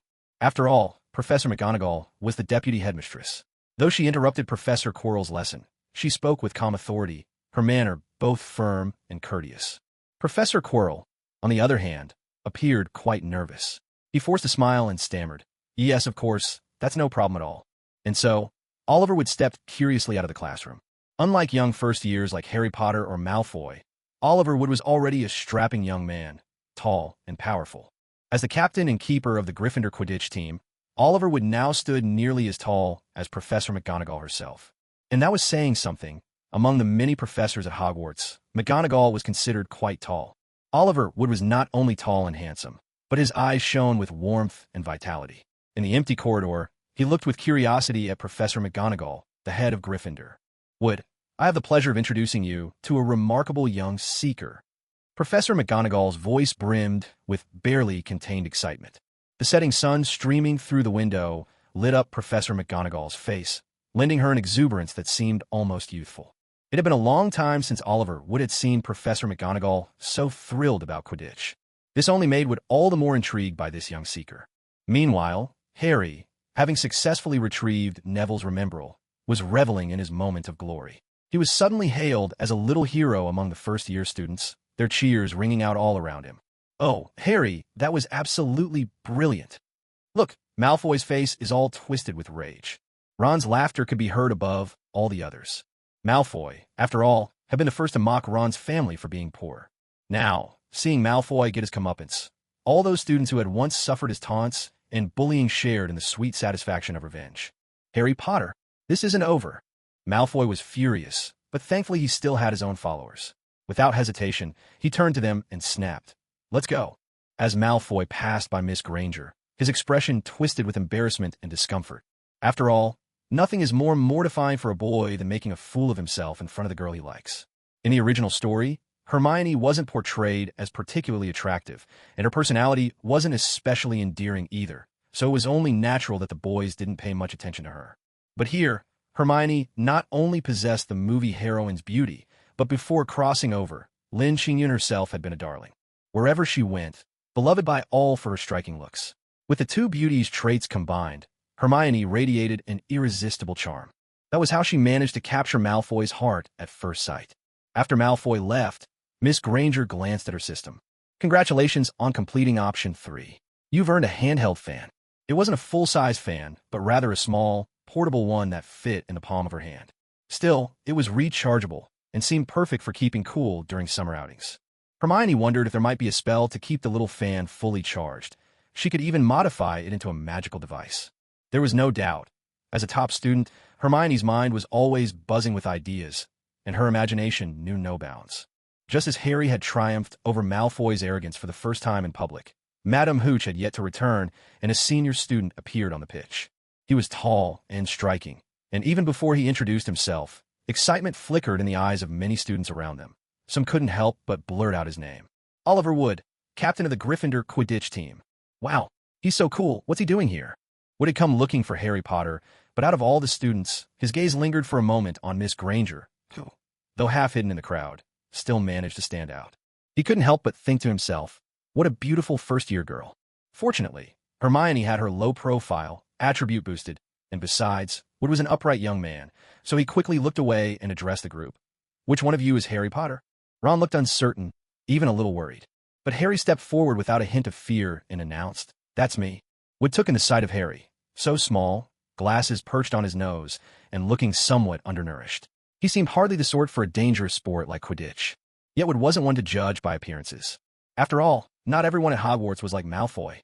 "Hello, my name is Oliver Wood, and I'm the captain of the Gryffindor Quidditch team." With this brief self-introduction, Wood got straight to the point.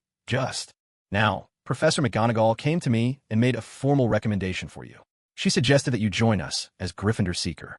What do you think?" Harry Potter was stunned, and so were the many students gathered behind him, sharing in his surprise. The boys around could hardly believe their eyes. "Is this for real? Oh my goodness, I can't believe my ears. Captain Wood himself is inviting Harry Potter to be the Seeker for the Gryffindor Quidditch team? And what's more, it was the stern Professor McGonagall who recommended him. Unbelievable." Ron, unable to contain his excitement, grabbed Harry's arm. Harry, beaming with joy, couldn't help but ask, "Are you joking with me, Wood?" Wood, noticing Harry's good nature and how well-liked he seemed by those around him, thought to himself that Harry must be a fine young lad. With a grin, Wood replied, "If Professor McGonagall isn't joking with me, then I'm certainly not joking with you."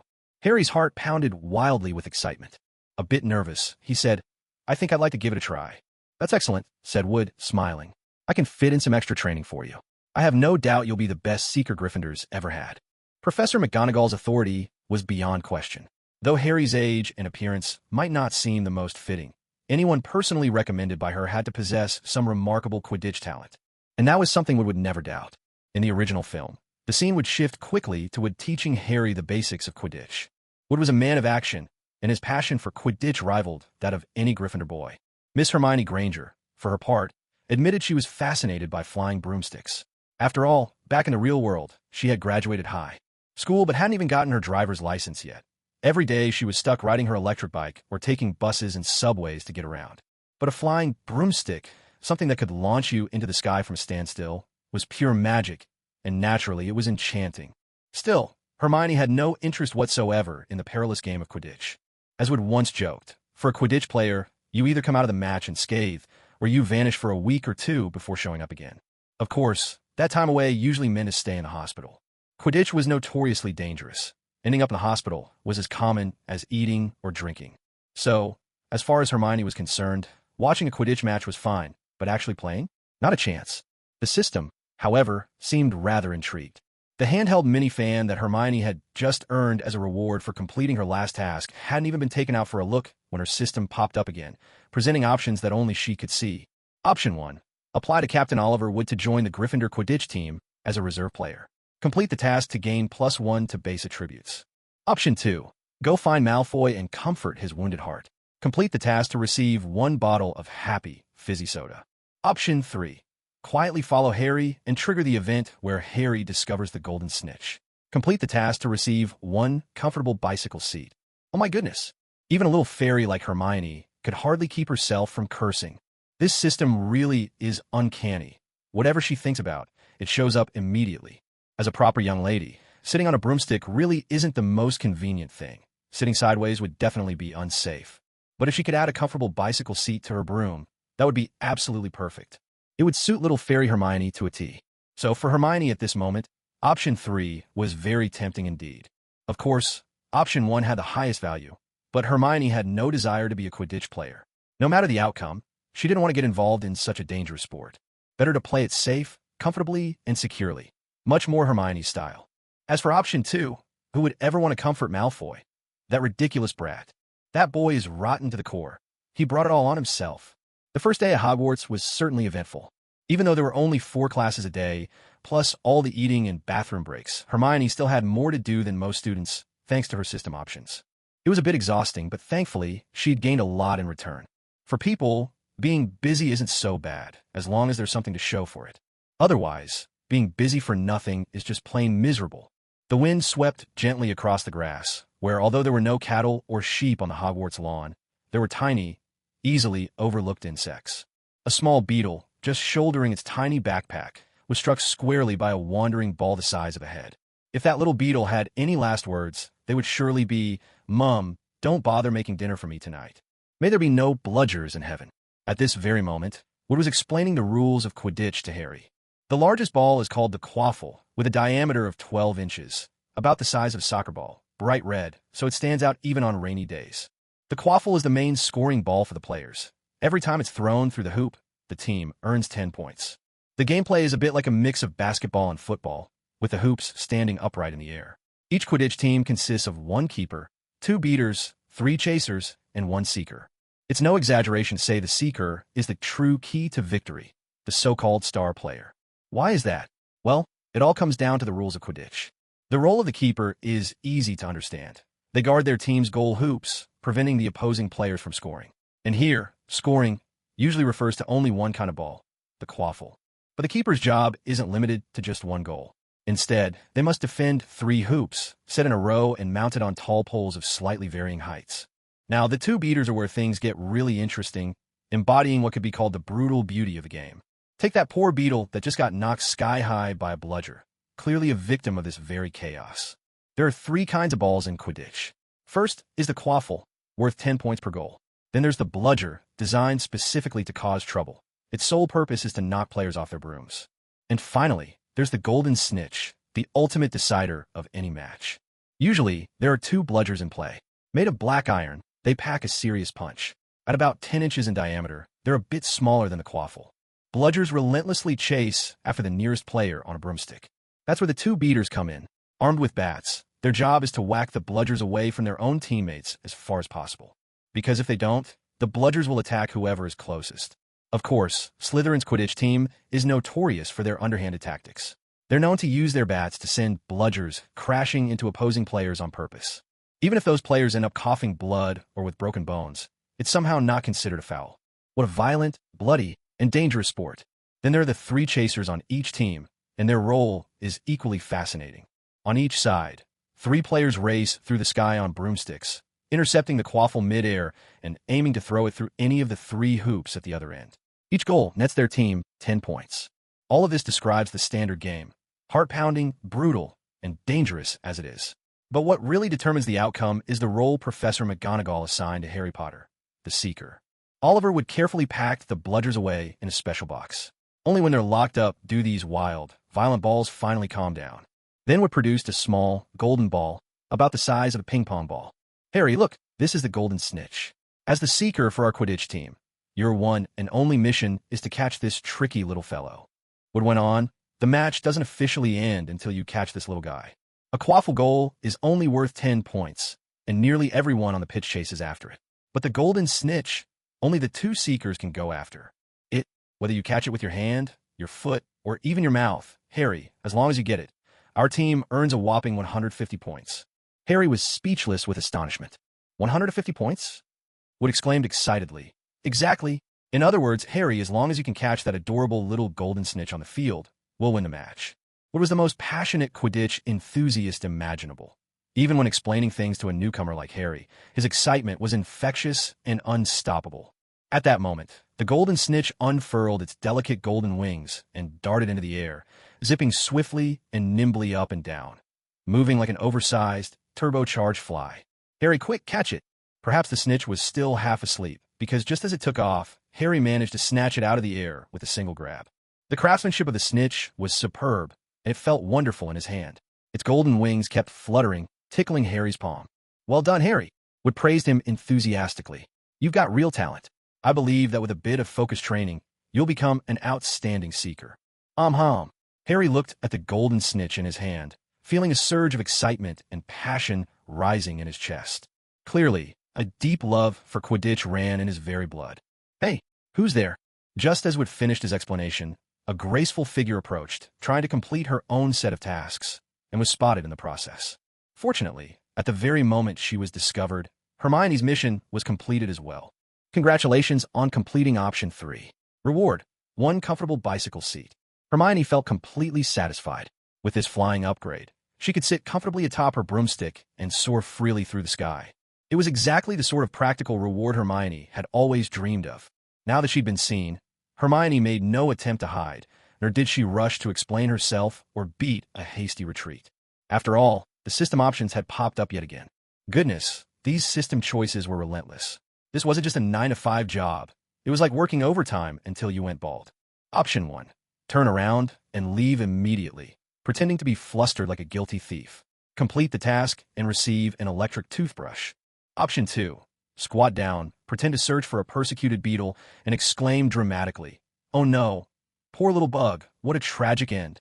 The performance must be lively and heartfelt. Complete the task to receive +1 to your basic attributes. Option 3. Right in front of Wood and Harry, give a flawless performance of catching the golden snitch barehanded. Complete the task to receive 1 golden snitch. Honestly, option 3 was rather tempting. Having a golden snitch as a toy would be even more fun than a rememberall. But Hermione still chose option 2. Even if it was a bit over the top, it provided a reasonable explanation for why Miss Granger was lingering in this spot. Besides, compared to an electric toothbrush or a golden snitch, an increase in basic attributes was far more valuable. Hermione slipped right into character. For girls, acting seems to be something etched into their very bones. I remember a famous person once said, "The more beautiful a woman is, the better she is at deception." And right now, in Wood and Harry's eyes, the moment Hermione turned around, her delicate features were filled with a heartbreaking mix of vulnerability and deep sorrow. So much so, that although Hermione was clearly the one who'd been caught red-handed, for an instant, it was as if Harry and Wood were the culprits behind some unforgivable misdeed. Xiao Chong, what happened to you, Xiao Chong? Oh, Xiao Chong, you died such a tragic death. Hermione's bright eyes brimmed with tears in an instant. In her hands, she cradled the poor beetle, its wings smashed by the iron bludger, its head caved in. Her slender body trembled as she sobbed, her voice catching, truly, a beauty in tears that could shake the heart of any onlooker. Guilt washed over Wood in a flash. A heavy sense of wrongdoing weighed him down, even though he still hadn't quite figured out what on earth had just happened. Mustering his courage, he stammered, Excuse me, little first year, what's wrong? Hermione lifted her gaze, her expression full of reproach and sorrow. You killed my Xiao Chong. I came to Hogwarts all alone, and Xiao Chong was my only companion. We left home together, so happy, and now he's gone forever in a strange land. Even though Harry thought Hermione's performance was a tad over the top, he couldn't help but feel a chill run down his spine. Because, truth be told, it was Harry's own accidental swing during Quidditch practice that sent the bludger flying, and the unfortunate Xiao Chong met his end right then and there. On the vast expanse of the lawn, the atmosphere grew stiflingly awkward and tense. Hermione was inwardly convinced her acting deserved an Oscar, and, as if to affirm her confidence, the system's reward chimed in almost immediately. Congratulations on completing the task. Basic attribute +1. The reward came swiftly, nearly the moment Hermione finished her performance, a clear sign of the system's approval. Having successfully completed her mission, Hermione saw no need to keep up the dramatics. With a flick of her wrist, she dropped the beetles, remains, and, her face now expressionless, declared, "Since you've left me so heartlessly, I suppose I have no reason to mourn you any longer." Perhaps because she no longer had a reason to keep acting, Hermione now felt so awkward she could have dug a hole in the ground with her toes. "We're truly sorry for accidentally harming your little pet," Wood finally managed to say, snapping out of his confusion and quickly offering an apology, even though he still sensed something was off about the whole thing. Eager to put an end to the awkwardness, Hermione waved her hand and turned her pretty face to the side. "It's fine. I don't blame you. Let's part ways here. No need to see each other again." With that, Hermione made her swift escape. It wasn't entirely because she felt awkward. It was also because Hermione didn't want to create too many ties of fate. In this dangerous world, Hermione always believed, if I can't beat them, can't I at least avoid them? As long as she didn't get entangled with too many dangerous figures, danger itself couldn't reach her. Watching Hermione's quickly retreating figure, Wood said with a wistful tone, "Is this junior of ours always this charming?" Wood didn't really know how to describe her, so he settled on calling her cute. Harry replied, "Yeah, she's always been pretty popular. As far as I know, there are plenty of boys who like her." Wood suddenly grinned. "I bet you're one of them. Aren't you, Harry?" Harry's face instantly went bright red, his delicate features coloring up, and his eyes behind his glasses darted away in panic. No, don't say that, Wood. That's not true." Wood patted Harry on the shoulder and asked, "What's her name?" "Hermione Granger." With a meaningful look, Wood continued, "Harry, a beautiful girl like that is bound to be popular. Don't be foolish. If you let the chance slip by, it may never come again." There seemed to be a story behind Wood's words.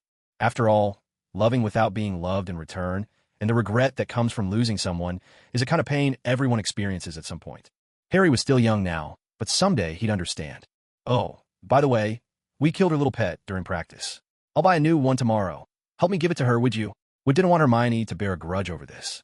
Harry wanted to say it wasn't necessary.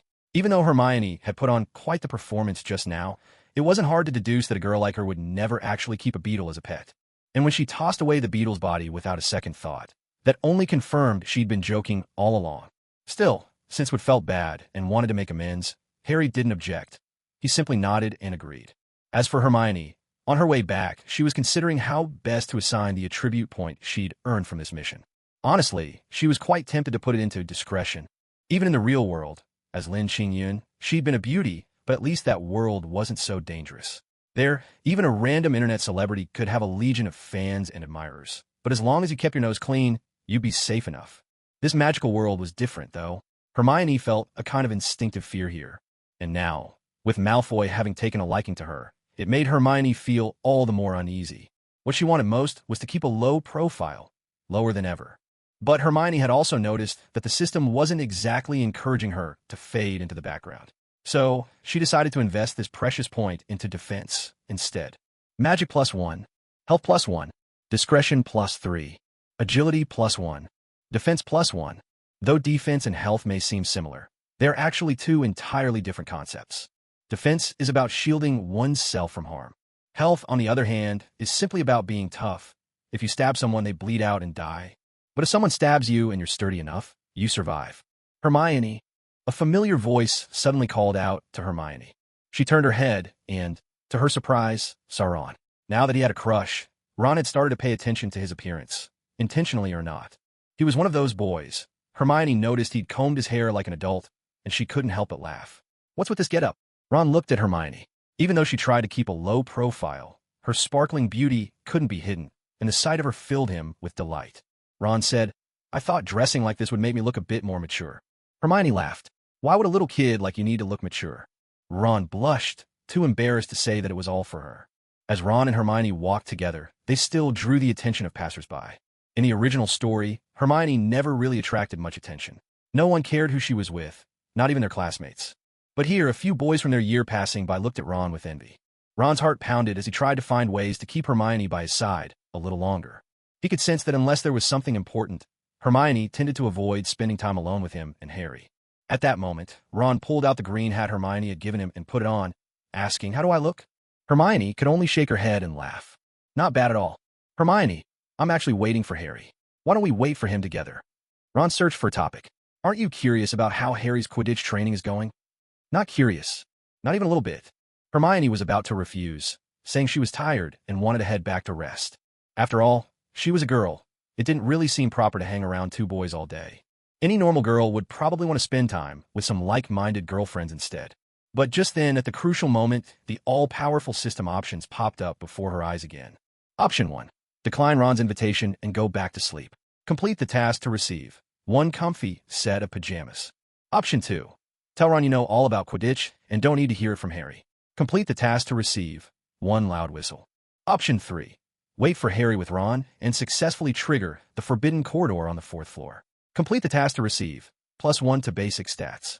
The appearance of these choices left Hermione feeling a bit torn. Although Hermione always wanted to avoid danger, just as adults constantly wish to escape overtime work and students endlessly long to avoid tedious studying. Sometimes she simply had no choice but to face it. Perhaps that's what life is. "All right, we'll wait for Harry together," Hermione said, though it was clear from her pretty face that she wasn't at all pleased about it. Fortunately, Harry didn't keep Hermione and Ron waiting long. He soon appeared, and seeing Ron there didn't surprise him. After all, they shared the same dormitory. Harry also knew Ron would be eager to hear about his first Quidditch lesson today. What Harry hadn't expected was that Miss Hermione would be there too. "Ron, Hermione." Harry greeted them first. Before Ron could ask anything, Harry quickly explained, "Hermione would wants to apologize for us accidentally killing your pet cockroach. He's really sorry, so he's decided to buy you a new pet tomorrow as compensation." At Harry's words, Ron's eyes widened. A sense of looming crisis washed over him. Ron was a cheerful boy, and not someone who felt deeply inferior because of his humble background. However, when that cheerfulness met a girl he liked, things inevitably got a bit complicated. "No need. I don't want a pet." Hermione refused hurriedly. She much preferred a life free of unnecessary burdens. Just managing herself was enough of a challenge. Why go looking for the trouble of keeping a pet? In short, Hermione was someone who avoided hassle whenever she could. Harry gave a wry smile. What seems like the kind of person who always makes good on his word. "I bet by the next time we see him, he'll have already picked out a pet." Hermione rolled her eyes. "Then you take it." Harry smiled again, a bit helplessly. "I already have one." "Then let Ron have it," Hermione insisted, wanting nothing to do with it. Ron couldn't help but laugh and sigh at the same time. He already had a pet of his own. Still, if Hermione really did give it to him, he wouldn't refuse. He'd be glad to look after it for her. As they chatted, they passed by a display filled with Quidditch trophies. Ron immediately exclaimed, "No wonder you're so talented at Quidditch, Harry." Hermione glanced over as well, spotting a trophy with the name James Potter engraved on it. Harry, too, was taken aback. That was his father's name. So, James Potter had once been a Quidditch player here at school, and an outstanding one at that, earning this trophy steeped in honor and memory. In that instant, Harry, who had always felt alone as an orphan, was suddenly overcome with pride. He made up his mind then and there. He would work hard at Quidditch and strive to win honors in future matches, just like his father. He couldn't let his dad down. "Harry, I never imagined your dad was so amazing." Hearing Ron's admiration, Harry replied modestly, "I didn't expect it either." The three of them stepped on a Hogwarts special revolving staircase, still reeling from the discovery that James Potter had once been Gryffindor's famous Quidditch player, a revelation that surprised both Harry and Ron. But Hermione paid little attention to this. Her mind was occupied with the question of what they would do if they encountered the Hellhound guarding the forbidden corridor on the 4th floor. That's why Hermione seemed preoccupied and worried. "Harry, where's this staircase taking us?" Ron asked as he, Harry, and Hermione stepped on the stairs. To their shock, the staircase spun and delivered them directly to the very corridor on the 4th floor where Dumbledore had forbidden students to go at the start of the term. No students were allowed here. Harry frowned, unsettled by this sudden and unexpected turn of events. Hermione grew a little anxious and said, "Maybe we should leave here as quickly as possible." Faced with danger, Hermione felt a hint of fear. If they left right now, the system's mission might fail, but at least they wouldn't have to face any danger. Ron, now acting as Hermione's loyal follower, was nothing like his old self in the original story. He quickly agreed with Hermione's suggestion. "I think, for our own safety, Hermione's right.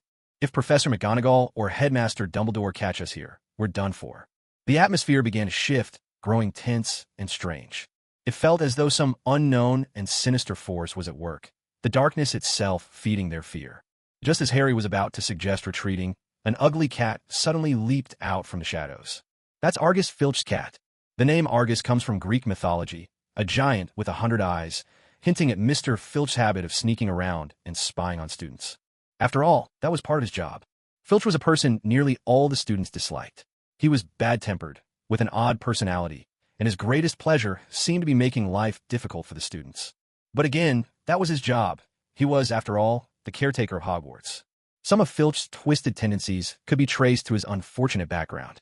Not only was he unpleasant to look at and half-bald, but though he was born into a wizarding family, he was what wizards called a squib, a term used for someone born to magical parents, but with no magical ability themselves.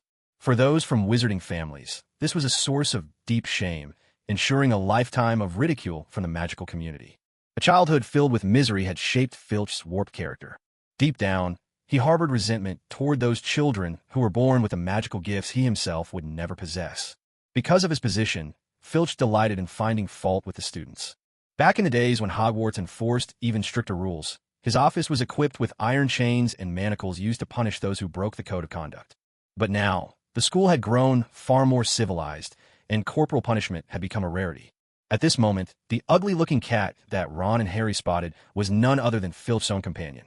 Her name was Mrs. Norris, and she was Filch's only source of comfort. Indeed, she was his entire world. Naturally, Mrs. Norris never let Filch down. The two made a formidable pair, prowling the corridors and corners of the castle in search of misbehaving students. Right now, Harry, Ron, and Hermione, having been tricked by the moving staircase, found themselves in the forbidden corridor on the 4th floor. If Filch were to catch them here, the consequences would be truly dreadful. Mrs. Norris let out a sharp, nerve-wracking yowl, and from behind them, heavy, ominous footsteps drew nearer with each passing second. "This is bad. We have a hide now." All three instantly shared the same thought. At this point, even Hermione had to grit her teeth and press on. "What do we do, Harry? The door won't open." Ron's voice was trembling on the edge of tears. Behind them lurked Mrs. Norris and the ever-nearing caretaker, Filch, while in front of them, the only door was firmly locked. "Let me try." Hermione wasn't about to risk everything and come away empty-handed. She'd snuck here to complete her objective, and if it weren't for that, she would have left Ron and Harry behind for a good night's beauty sleep. She was determined not to be caught by Filch. With practiced speed, Hermione drew her wand and whispered, "Aloe Homura," the unlocking spell. Fortunately, Hermione had come prepared, having studied basic spells in advance. In the original story, Hermione was already adept at magic, but here, as someone who had crossed into this world, she could only rely on the beginner's magic she'd learned through her system rewards. Luckily, in this critical moment, a single utterance of the spell was enough. The door swung open. Ron stared at her with wide-eyed admiration. "Hermione, you're brilliant. This isn't the time for compliments. Get inside, quick." As the three of them hurriedly slipped through the door to escape Filch, their hearts pounding. Filch himself was drawing near. In the gloom, he looked like a demon risen from hell, not a trace of warmth or humanity about him. He scooped up his beloved Mrs. Norris and asked tenderly, "Did you spot intruders, my dear?" But his sharp eyes swept the hallway, and, finding nothing amiss, Filch turned his gaze toward the closed door. Filch seemed to know exactly what was behind the door. He showed no sign of worry and eventually left, cradling his cat in his arms. Ron and Harry listened intently for any sounds outside the door. Only when they were sure Filch's footsteps had faded into the distance did they finally allow themselves to relax a little. "Why does Hogwarts keep this place off limits?" Ron complained, bewildered and frustrated. Hermione, gazing at the enormous, intimidating three-headed dog before them, gentle-looking yet terrifying, replied bitterly, "There's a reason this area is forbidden." In the original story, the three young friends always managed to find humor, even in tense moments. Hermione, too, was swept up in the mood. Although the dog looked somewhat dopey and its fur was pitch black, its sheer size was overwhelming. One bite could probably swallow a child whole. "Ah!" Being so close, They could feel the beast's hot breath washing over them with every exhale. Even Hermione, usually the calmest of the three, couldn't help but scream along with Ron and Harry. The primal fear that seized them made every hair on their bodies stand on end. Without hesitation, the trio flung open the door and bolted out. In that moment, it felt as though their hearts might leap straight from their chests. My goodness, how can there be such a monstrous creature here? That's why it's off limits. There's a very good reason for it. This is absolutely insane. A small comfort for Hermione was that her system chimed in just then. Congratulations on completing option 3. Reward, +1 to base attributes. Taking a deep breath, Hermione and her friends hurried away from the danger of the forbidden corridor. If you two don't mind, I'm going to bed. Otherwise, I'm afraid one of you will get another wild idea and drag us all into trouble.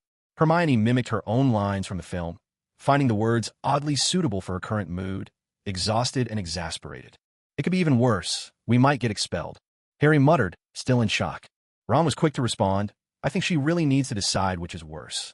Since they were all first-year students in Gryffindor, the girls' and boys' dormitories were on the same floor, separated only by a common room. It was late, and Harry and Ron didn't feel like getting into any more trouble. They headed straight back to their dorm to sleep. As for Hermione, she felt exactly the same.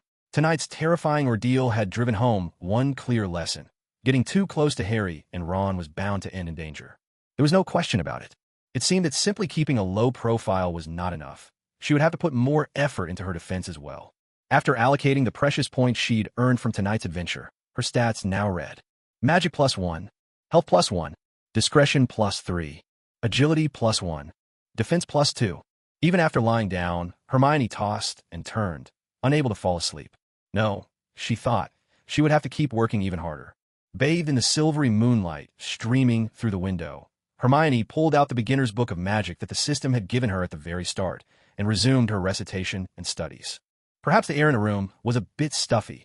Hermione remembered that she had received a handheld fan earlier that day. Now seemed like the perfect time to put it to use for a refreshing breeze. The cool air cleared her head instantly, sharpening her focus. Hermione didn't study too late. After an hour or two, she settled in for the night and drifted off to sleep. The next morning, something rare happened. Hermione overslept and nearly ran late. She hurried to get ready, but just then, her luck, which was said to be about 10% better than most people's, kicked in once again. She found money. Since arriving in this magical world, Hermione had already found some money once before in Diagon Alley. This second time, it happened right in the Hogwarts dormitory. The moment she stepped out the door, she stumbled upon something big. No way. Did I just find a bowling ball again? Back in the real world, finding a bowling ball had been Lin Qingyun, a nightmare. She didn't pick it up at the time, thinking it was just a coincidence, but to her shock, the very next day, the bowling ball had somehow ended up in her coat pocket. It was absurd, utterly bizarre. And now, at Hogwarts, she found another hulking object. Hermione glanced around. At this hour, everyone else had already gone to class. It's so heavy, and a little chilly to the touch. When Hermione picked up the object, she discovered it was actually a bludger. Goodness, I actually picked up a bludger. Bludgers are notorious for attacking people, and though it hadn't been triggered just moments ago, the iron bludger now sprang to life with excitement. With no one else around, it lunged straight at Hermione. Luckily, she was ready. Hermione quickly raised her hand, slipped the bludger into her spatial ring, and stored it in the vast 1,000 cubic meter space within. That was close. I nearly got knocked out by something I picked up myself. This world really was too dangerous. If she weren't worried that the bludger would mysteriously appear in her pocket the next day, Hermione honestly wouldn't have wanted to pick it up at all. She finished her morning routine in a flash and checked the school clock. There was still a few minutes left, just enough time to make it to class. Wait. As Hermione stepped through the next doorway, she felt her foot land on something else. No way. Could she have found another treasure? By now, a few students and teachers were milling about.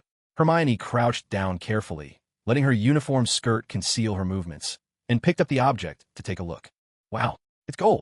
How did she end up finding two things in one morning? Could it be that the bludger wasn't a stroke of luck after all? Maybe it was just coincidence? Perhaps this gold was the real prize she was meant to find. Sure enough, a few upperclassmen came by, asking students near the dormitory if anyone had seen a missing bludger.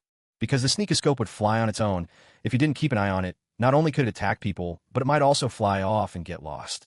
Although such a mix-up never happened in the original story, Hermione, after all, was someone who had traveled from another world, so the appearance of anything new would hardly be surprising.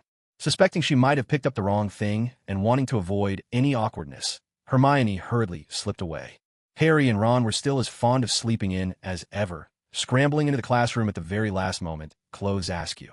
Seeing the studious Hermione arrive breathless, as if she'd just dashed over, the three of them exchanged a knowing smile.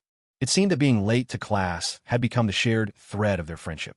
Still, when it came to academics, Hermione always came out on top. After all, she studied even late into the night, so her better grades were only to be expected. Soon it was time for a meal, and once again, a flurry of owls swooped in to deliver all sorts of items.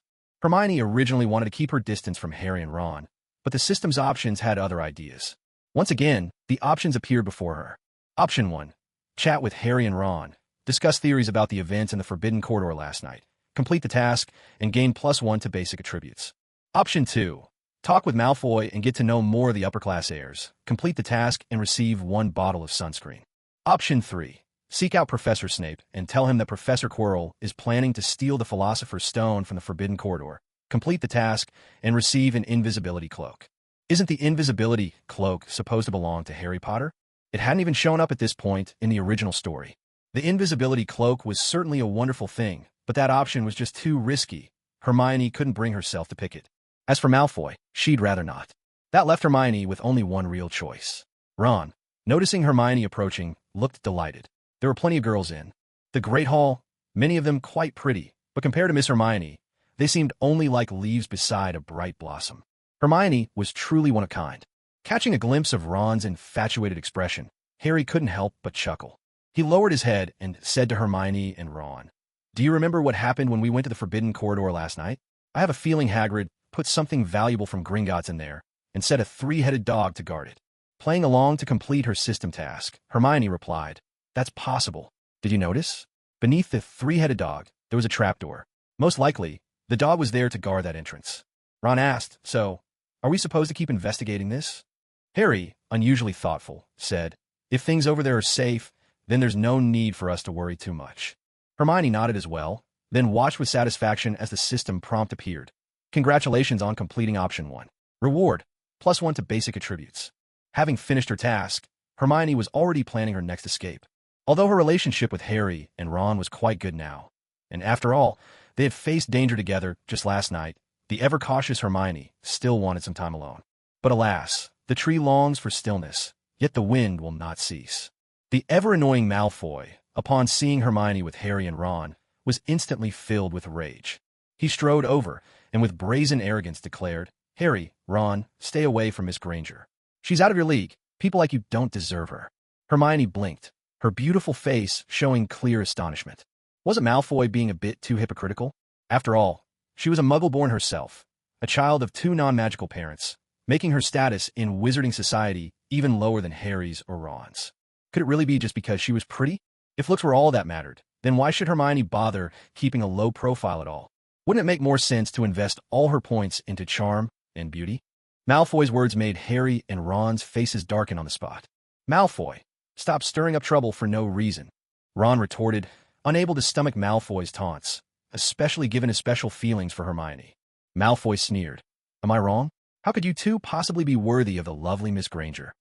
As the conflict threatened to escalate further, Hermione realized she could no longer remain calm. But before she could speak, Wood arrived. "What's going on here? Why are you arguing?" Wood called out, carrying a birdcage. Tall, athletic, and confident, his very presence was enough to silence Malfoy. Malfoy clammed up immediately. He wasn't stupid. Wood was an upperclassman from Gryffindor. If things got physical, Wood would certainly side with his own house. Harry, never one to shy away from trouble, said directly, "It's nothing. Just a noisy little clown, that's all." "Oomph." Malfoy snorted. A wise man knows when to retreat. Seeing he was outnumbered, Malfoy decided it was best to leave. Wood, of course, wasn't about to stoop to Malfoy's level. He simply took out the birdcage and handed it to Hermione. "I accidentally killed your pet cockroach yesterday. Please accept this as my apology." Like Harry, Wood was a bit straightforward. He hadn't thought to ask Hermione what she actually liked, just assumed she'd appreciate something he thought was useful. After all, Wood had noticed Hermione didn't have an owl yet, and a magical student's pet owl was practically essential. What Wood didn't know was that Hermione avoided keeping pets simply to spare herself the hassle. "Well, all right then," Hermione replied, unsure what else to say, so she accepted the gift. Off to the side, Malfoy glanced over, and a fierce jealousy flared up inside him. Why is Wood giving Hermione a present? What exactly is Miss Granger's little Chong? Why is it that Malfoy knows even less about Miss Granger than an outsider does? No, this won't do. Malfoy decided that from now on, he'd give Hermione a gift every single day. Miss Granger belonged to him. Even glancing at her twice was off-limits to anyone else. But at the moment, faced with the towering Wood, Malfoy chose to back down and left in a huff. Harry, let's go practice Quidditch after dinner. Wood still cared about that the most. All right, Harry agreed, knowing he'd have to squeeze in extra Quidditch practice from now on. As the youngest Seeker in Gryffindor history, Harry quickly became famous at Hogwarts. Not only were first-year students talking about him, even the castle ghosts were whispering the name Harry Potter. Hermione realized that running away wasn't a solution. Malfoy's behavior was becoming a real nuisance. After putting the basic attribute points she'd gained that morning into low profile. Magic +1, Health +1, Low profile +4, Agility +1, Defense +2. Now, when Hermione walked down the corridors, she almost blended in with everyone else. Hardly anyone paid her any special attention anymore. Apparently, steadily investing in being low profile was starting to work. Malfoy was delighted when he saw Miss Granger approaching him of her own accord. Miss Granger, you wanted to see me? Hermione answered seriously. Malfoy, listen to me. Before I come of age, I will not date anyone. So from now on, please stop making strange remarks to my friends for no reason. Looking at Hermione standing before him, Malfoy couldn't quite explain why, but it seemed her radiance had dimmed. She was like a breathtaking scene at the edge of the sky. The more you saw it, the less stunning and thrilling it felt. Yet, when he closed his eyes and opened them again, he realized Miss Granger was still the most beautiful girl of all. So long as you stay away from Harry and Ron, I won't give you trouble anymore, Malfoy said bluntly. I can't stand those two. At this point, Malfoy suddenly asked, What's going on with that Oliver Wood? Why did he send you an owl? Hermione was a little exasperated. That's none of your business. Malfoy stepped closer, but Hermione stood her ground, whipping out her wand and pointing a bouncing bomb right at his nose. She'd been wanting to do this for a while. She'd even been practicing a spell in hopes of blasting Malfoy's hair into a bird's nest. Malfoy thought Hermione looked striking even when she was angry. Her features were so lively, as if crafted by the hands of the divine. Such a cute nose, such determined eyes, such enchanting lips. How could there be a girl in this world so beautiful and adorable? Although Malfoy was a bit more domineering than Ron, even a rich heir can grow soft when he encounters true love. He began to gather his emotions and said, If my actions have upset you, I apologize. But I won't change, because you're the first girl I, Draco Malfoy, have ever truly liked. You can only be mine. Hermione couldn't help but laugh in exasperation. You're shameless. Yet Malfoy went on demanding. You should get rid of the owl Wood gave you. That kind of mongrel owl is far too cheap for someone as beautiful as you. If you need one, I could give you a better one. Hermione felt that coming to see Malfoy was a terrible mistake. You're completely insufferable. No longer willing to deal with Malfoy, Hermione turned and left without another word. As a beautiful girl, encountering this kind of unreasonable boy was simply impossible to deal with. If Malfoy made her angry again next time, Hermione was determined to get her revenge. She would use the nastiest curses and show him exactly what happens when you offend a witch. Malfoy's two sidekicks, a pair of extremely chubby, comical characters who didn't look particularly bright, were Crabbe and Goyle. Malfoy watched Hermione's departing figure, utterly smitten, and asked Crabbe and Goyle, Did you notice how adorable Miss Granger is? But Crabbe and Goyle cared only about food. To them, women were about as interesting as a block of wood. So they replied, That's only because you like her, Master Malfoy. In our eyes, she's just a bit prettier than the average girl. Frankly, food is far more tempting. Malfoy rolled his eyes in exasperation. You two idiots. Malfoy then began preparing a gift for Hermione for the next day. He'd never liked a girl this much before, but seeing others give Hermione presents made him deeply unhappy. While getting the gift ready, he put on the green hat Hermione had given him, holding it close and inhaling as if he could catch the sweetness of Miss Granger's scent lingering on it. No, Hermione's green hat must belong to me and me alone. Malfoy started hatching a mischievous plan. He wanted to snatch Ron's and Harry's green hats too, and keep them all for himself. Malfoy's thinking was certainly bold, even avant-garde. Without a doubt, he was hopelessly lost in the swamp of infatuation. Meanwhile, Hermione, troubled by Malfoy, had already accumulated 4 extra points in low profile. She had to admit, she was starting to feel a little regretful. Had she been too cautious? Well, what's done is done. There's no point dwelling on it now. That afternoon, as classes ended, Harry couldn't stop thinking about what he'd seen the night before in the Forbidden Corridor. He decided he had to talk to Hagrid about it. Hagrid is both the keeper of keys and the gamekeeper at Hogwarts School of Witchcraft and Wizardry. Because he's half-giant, students rarely visit his hut. Harry and Ron often act as a duo, while Hermione usually prefers to keep to herself. However, it seemed the system wasn't about to let Hermione slip away this time. Option 1. Join Harry and Ron to ask Hagrid about the three-headed dog behind the Forbidden Corridor. Task reward, +1 to base attributes. Option 2. Seek out Headmaster Dumbledore and discuss the likelihood that Voldemort stole the Philosopher's Stone. Task reward, a three-headed dog. Option 3. Go wash your hair and style it like an adult. Complete the task to receive a delicate hairpin. Apart from the rather baffling third option, the first two seemed quite tempting. Hermione never liked the idea of having pets. She thought owls, toads, and such were rather useless. But a mighty, awe-inspiring three-headed dog? Now that would bring a sense of security. Still, Hermione wasn't eager to put herself directly in front of Headmaster Dumbledore. She preferred to stay under the radar, quietly going about her days and enjoying the occasional gossip. So to maximize her gains, option 1 it would be. Harry and Ron were a little surprised to see Hermione join them. Through the lenses of his glasses, Harry noticed that Hermione's presence had grown even more composed and subtle. If she were to pass by as a stranger, most people would probably overlook the fact that a beautiful flower had just passed them by. Of course, someone as smitten as Ron wouldn't fall into that category. Hermione, you came, Ron exclaimed. Hermione smiled. I'm guessing you're planning to ask Hagrid about the three-headed dog in the Forbidden Corridor? I'm quite curious myself. Not entirely sure if that was their intention, Hermione greeted them first, steering the conversation in that direction. Harry praised her. Hermione, you're brilliant. The three of them made their way to Hagrid's hut. He was busy with his chores, but cheered up at the sight of Harry. Seeing Hermione and Ron as well, Hagrid looked pleased.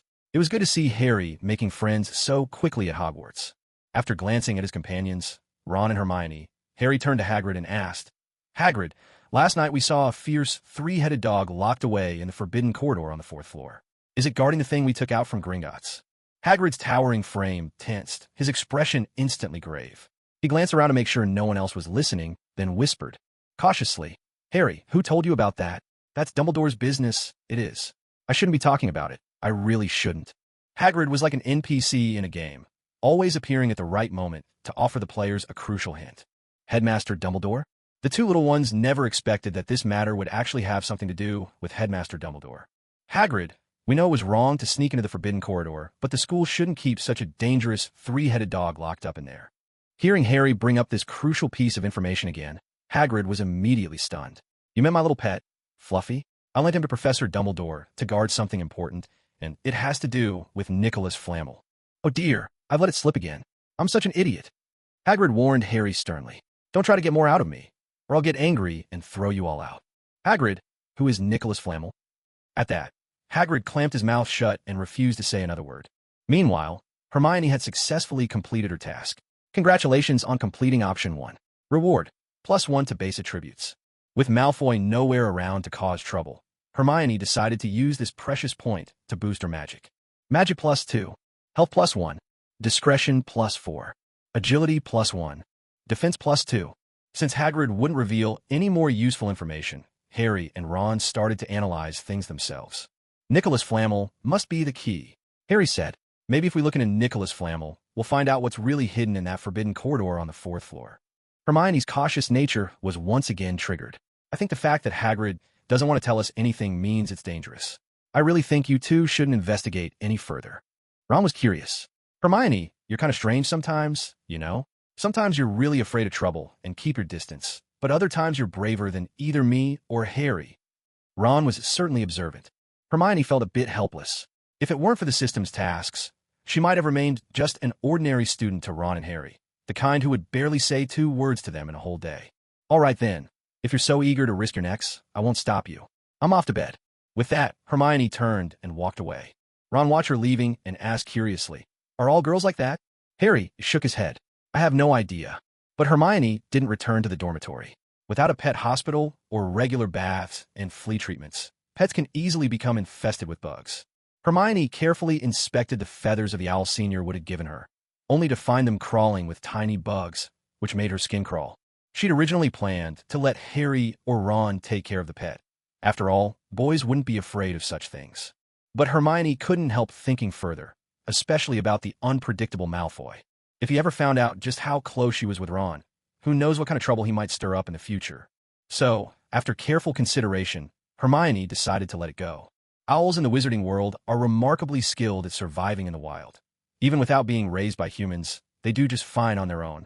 With this in mind, Hermione found a windowsill near the edge of the forest. She gathered some dried fruit to fill the owl's belly before sending it on its way. Opening the cage, Hermione said to the owl, "You're free now. The world out there is full of stars and endless skies." The owl looked back at Hermione, as if half understanding, then finally took flight. After all, there was never a real bond between them. The owl was simply a peace offering, bought and gifted to Hermione as an apology. Now that she was setting it free, it naturally felt no attachment. Having resolved one more nuisance, Hermione felt light as a feather. She was just about to turn and head to the dining hall, ready to fully embody her role as a devoted foodie, thinking she might treat herself today, since luck was on her side.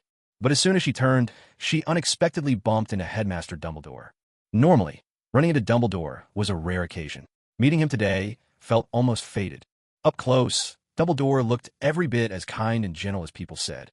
When it came to disciplining students or dealing with the unpleasant tasks, he always left those to Deputy Headmistress Professor McGonagall. Dumbledore himself could easily play the part of the beloved grandfather. "Didn't you like that owl?" "It seemed rather nice," Dumbledore asked gently. Perhaps Dumbledore still didn't know Hermione's name. After all, aside from Harry Potter, who everyone recognized at a glance, even a striking heroine like Hermione didn't have that privilege. Just now, after setting the owl free, the open window let in a gentle breeze from the forest, causing Hermione's long hair to flutter softly. Her delicate features and quiet poise made her truly one of a kind. "It's not that I didn't like it," Hermione replied. "I'm just really lazy. I can barely take care of myself, let alone a pet." Dumbledore couldn't help but laugh at her answer. "When you see other students with their pets, don't you ever feel a bit envious?" Hermione replied, surprising him. "Why should I be? The best thing is what suits you." Dumbledore hadn't expected this 11-year-old girl to have such an open and thoughtful perspective. Not only was she beautiful, but her bright, intelligent eyes revealed a rare wisdom. After parting ways with Dumbledore, Hermione went off to grab a bite on her own.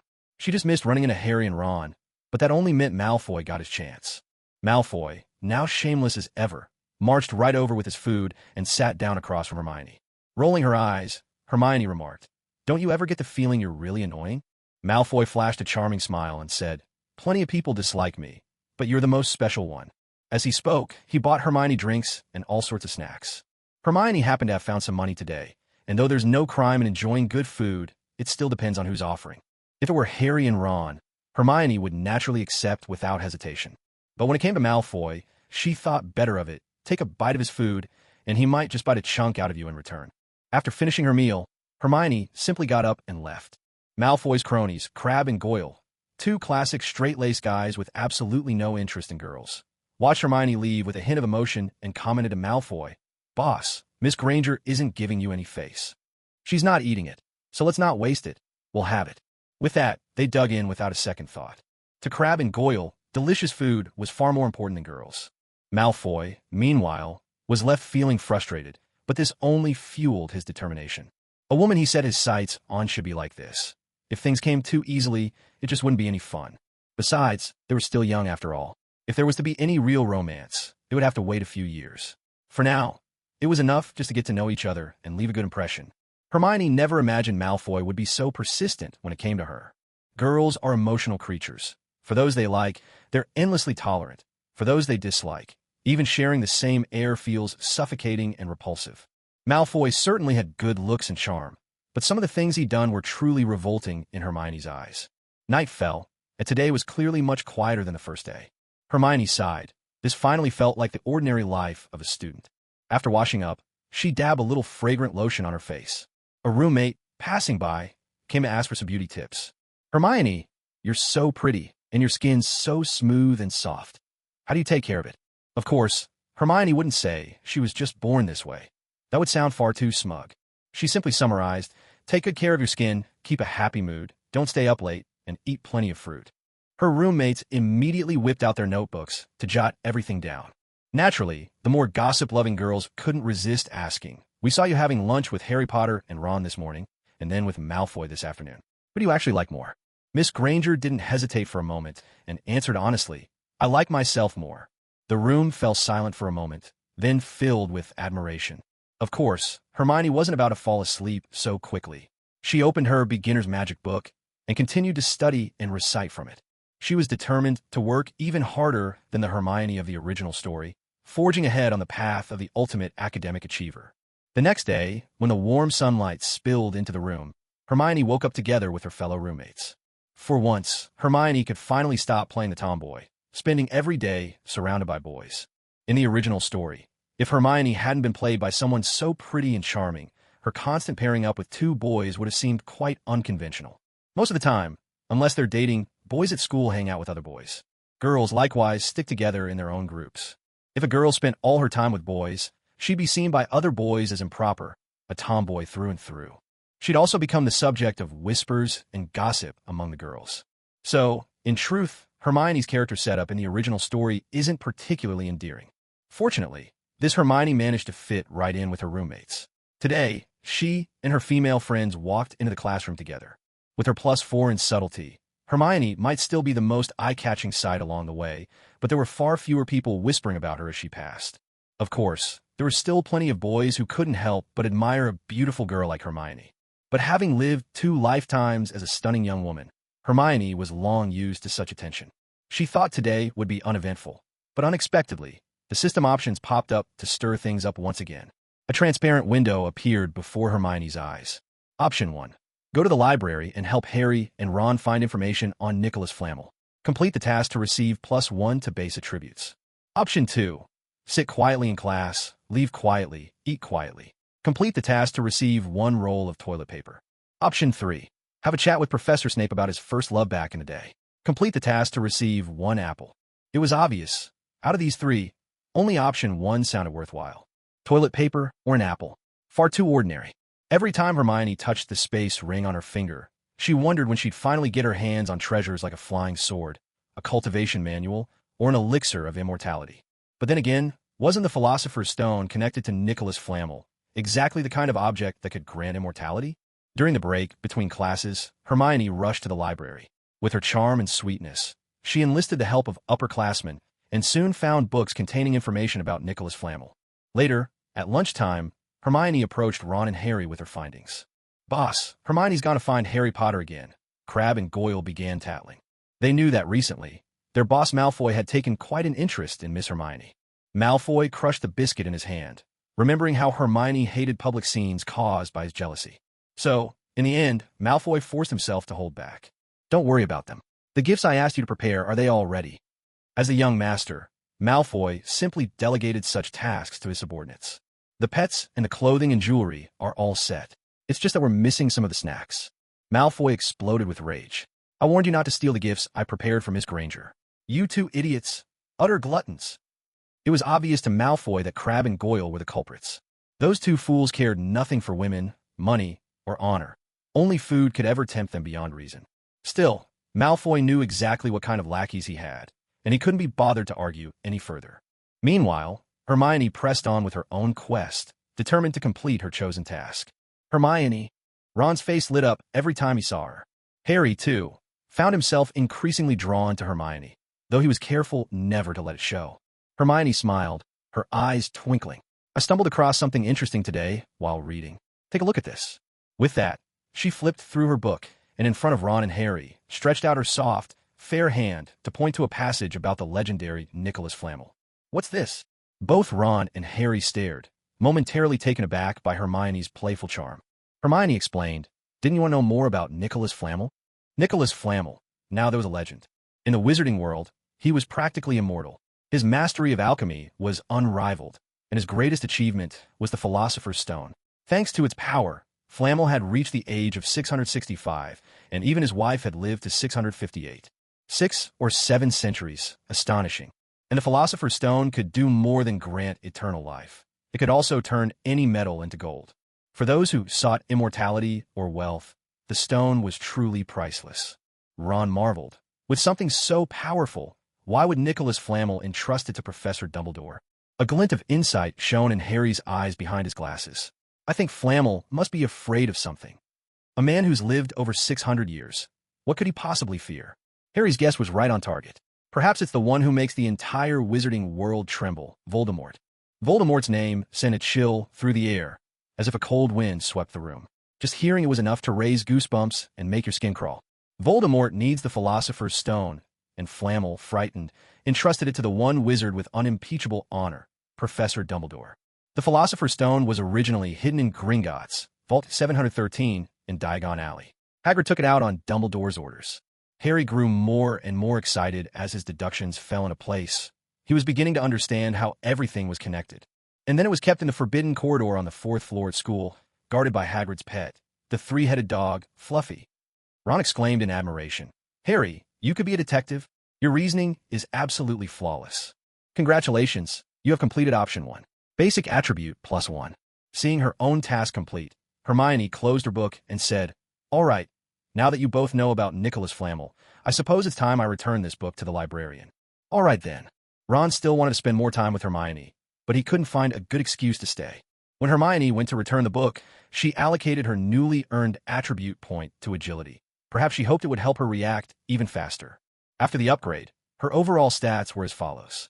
Magic +2, Health +1, Discretion +4, Agility +2, Defense +2. It seemed she had already accumulated quite a number of points, and her body felt noticeably improved in every aspect. Everything was a little better. On her way back, she ran into Malfoy, who was accompanied by Crabbe and Goyle, all of them lugging heaps of gifts.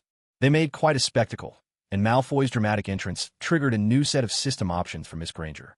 Option 1. Accept Malfoy's gifts and say, "Is there more?" Reward: 1 broomstick. Option 2. Refuse Malfoy's gifts and call him insane. Reward: 1 poison apple. Option 3. Avoid Malfoy without letting him find you. Reward: 1 towel. Hermione was torn. Why did she have to face such baffling choices? It gave her a headache. What should she do? It was a real dilemma.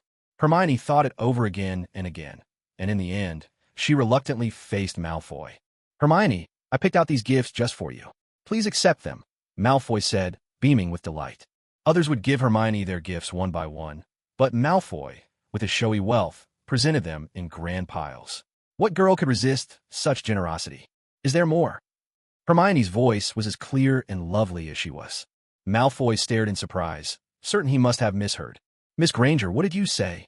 At this point, Hermione decided to just go with it. She accepted everything, and with a flick of magic, made all of Malfoy's gifts disappear. Though, in reality, she simply stored them in her spatial ring. Then she asked again, "Is there more?" Malfoy was left speechless. Now Crabbe and Goyle, standing beside Malfoy, were equally stunned. They had expected Miss Granger to refuse, maybe even smash Malfoy's gift to pieces. But never in their wildest dreams did they imagine she would, out of the blue, ask, "Are there any more? Are there any more? Are there any more? Are there any more?" That's it. Oomph. Congratulations on completing task option 1. Reward: 1 Nimbus broomstick. Having completed her task, Hermione didn't say another word. She turned on her heel and walked away. Malfoy, Crabbe, and Goyle were left behind, looking as if a whirlwind had just torn through the place. They stood there dumbfounded, still trying to process what had just happened. "Boss, something's not right about this," Crabbe muttered. Malfoy's face alternated between pale and flushed. It took him a good while to recover before he managed to say, "Forget it, let's go." Truth be told, Hermione's reaction had genuinely surprised Malfoy that day. In his eyes, Miss Granger was no more than a lamb waiting to be slaughtered, while he fancied himself the hunter. All he had to do was dangle a bit of bait, and he'd reel in his prize catch with ease. But, to his astonishment, this so-called prey turned out to have a lion's appetite, a hunger he simply couldn't satisfy. For the first time, Malfoy wondered if he'd completely misjudged her.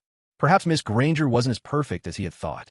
As for Hermione, she was simply picking the most suitable option from the 3 tasks offered by her system. She opened the system interface and took out the broomstick she had just won.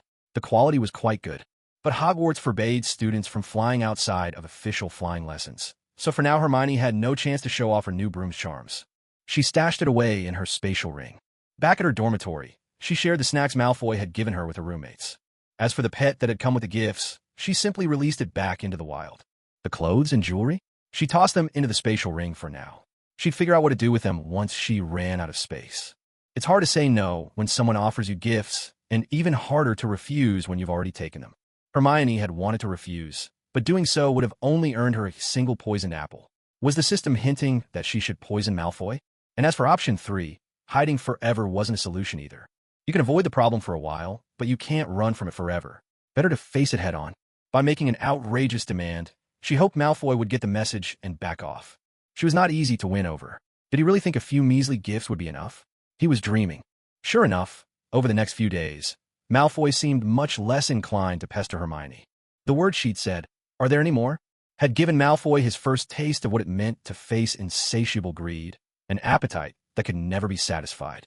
It did seem to have discouraged him, at least a little. Time flew by, and soon it was October 31st, Halloween. Halloween at Hogwarts was always a grand celebration. On this particular day, the Great Hall was adorned with dazzling decorations.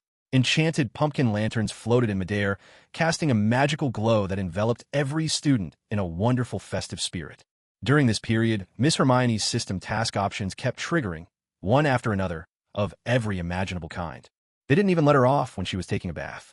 As a result, Miss Hermione collected 5 rolls of toilet paper, 3 bars of soap, 2 combs, 3 sweaters, 2 green hats, 1 can of cola, and so on. At the same time, her basic attributes had increased by dozens of points in total. Magic plus 12, Health plus 10, Low Profile plus 14, Agility plus 12, Defense plus 12, Beauty plus 2, Charm plus 2, Figure plus 2. Humans are complicated creatures. For example, we want to play on our phones and game all day, yet we also wish to top our class. My textbooks are so diligent. They take the exams for me and get full marks. We want to sleep in and skip work, yet we dream of promotions and pay raises, climbing to the pinnacle of life. My job is so hardworking. It handles the 9-to-5 grind and even negotiates deals during overtime. Hermione was no different. On one hand, she wanted to keep a low profile, stay independent, and remain uninvolved in the world affairs. Yet, looking in the mirror, she couldn't help but wish to be fairer, more beautiful, and have a better figure. So, after adding a dozen or so points to her other attributes, Hermione secretly put 2 points into her beauty just to indulge herself a little and bask in quiet satisfaction. During this time, thanks to her system's options, Miss Hermione grew by leaps and bounds. Her classmates hadn't been idle either. In particular, Harry's Quidditch training was outstanding, which triggered even more options for Hermione. In flying class, Hermione quietly attached a bicycle seat cushion, one of her system rewards, to her broomstick. Riding a broom with a bicycle seat was pure bliss. Truly a blessing for all the girls, though Hermione, ever discreet, did this in secret, tucking the seat in her spatial ring whenever she wasn't using it. So far, no one had noticed anything strange. She planned to turn this marvelous magical world innovation into a business after graduating from Hogwarts, bringing comfort and fortune to children learning magic. Now, at the Hogwarts Halloween feast, the festive atmosphere was at its peak. Headmaster Dumbledore was in high spirits. The Philosopher's Stone was safely hidden in the forbidden corridor on the 4th floor, guarded by the 3-headed dog. So far, nothing major had happened. The students, though sometimes causing minor trouble, hadn't created any serious problems. From the start of term to today's Halloween, everything had gone relatively smoothly. Hermione, you're getting more and more beautiful. With her newly added points, Hermione was even lovelier than in the original story. Yet, paradoxically, with 14 points in low profile, her beauty became something subtle, rarely noticed by outsiders. These days, Hermione could truly be called bold and skillful. While keeping a low profile and acting with caution remained her life's motto, it was undeniable that her abilities had grown far beyond what they'd been when she first arrived at Hogwarts. Hermione looked at Ron and asked, "Are you saying I wasn't pretty before?" Ron hastily added, "You were always pretty. Now you're even prettier." Hermione replied, "All right, I get it. Now hurry up and eat." Harry glanced over at Hermione as well. They'd known each other for a while now. In the original story, at this point, Hermione had been brought to tears by Ron's words and missed out on the Halloween feast, hiding in the bathroom with her sorrow. But here, Hermione had already become close with her classmates. Whether it was her group of girlfriends, the trio of Harry, Ron, and herself, or even Draco Malfoy's admirers, Hermione managed all these relationships with remarkable poise. Now, her only real worry was Voldemort. Aside from that, nothing weighed too heavily on her mind. With Voldemort nearly impossible to kill, Hermione knew she couldn't afford to be careless. The greatest villain in the wizarding world wouldn't fall to a few stabs or beheading. He was far more dangerous than that. It would still take Harry Potter, with his protagonist's luck, to ultimately overcome him. All Hermione needed to do was remain careful. Harry noticed Hermione kept glancing toward the main entrance. He was about to ask if something was bothering her when, over at the Slytherin table, Malfoy seemed to have grown used to Hermione spending time with Harry and Ron. What had started as jealousy had faded into resignation. Perhaps even a heart set on chasing after a beautiful girl could eventually grow tired. At that moment, Professor Quirrell burst in, face stricken with panic. He was always a convincing actor, and now, with the great hall buzzing with excitement, every student and professor turned to look at him. Professor Quirrell rushed to the center of attention, stopped, and then shouted at the top of his lungs, "Troll! In the dungeons! There's a troll in the dungeons!" The dungeons were vast, housing the potions classroom, Professor Snape's office, the Hogwarts kitchens, the Hufflepuff common room, and the Slytherin common room. If a troll truly got in, it would be a terrifying prospect. "Did you hear me?" For once, Professor Quirrell didn't stammer. As soon as he finished his final words, he collapsed to the floor on the spot. It was abrupt and unexpected. In an instant, the festive Halloween mood was shattered by Professor Quirrell's announcement. Fear swept through the hall. Students everywhere erupted in shrill, panic screams. Chaos reigned in the Great Hall. Unable to stand it any longer, Headmaster Dumbledore rose to his feet, his years of authority radiating from him. His voice rang out, clear and commanding. "Silence!" At once, every student fell quiet. All eyes turned toward him. Even Malfoy, the privileged heir who had looked ready to bolt in terror, froze in place, caught in the gravity of the moment. "Now, all teachers of each year, lead your students back to the dormitories. No one is to leave unless given explicit instructions." After giving this order, Dumbledore turned to Professor McGonagall beside him and said, "Let's go take a look in the dungeons." Professor McGonagall nodded gravely. For a troll to enter Hogwarts was almost unheard of in the school's history, and at the moment, only the professors were capable of dealing with such a creature. In the wizarding world, trolls are somewhat similar to goblins, but there are also significant differences. In this world, trolls are classified as mountain trolls, forest trolls, and river trolls. The one that had invaded Hogwarts was a mountain troll, a carnivore, extremely violent, with a temper as unpredictable as the weather. Standing 12 feet tall and weighing a ton, its bald head gleamed without a single hair. It wielded a massive club in its hand, and its ability to harm humans was truly terrifying. Although, in the original story, the troll came across as rather dim-witted and bumbling, in reality, this kind of creature was extremely dangerous. Just as Hermione was about to hide with the other students, the system options, ever eager to stir up drama, popped up at the most exciting moment. Option 1. Publicly expose Professor Quirrell as Voldemort's temporary Horcrux, and reveal that the troll was let in by him. Complete this task to receive +1 to all basic attributes. Option 2. Go with the flow, return to the dormitory, and calm your nerves with an apple. Complete this task to receive a self-heating hot pot. Option 3. Bravely face the challenge.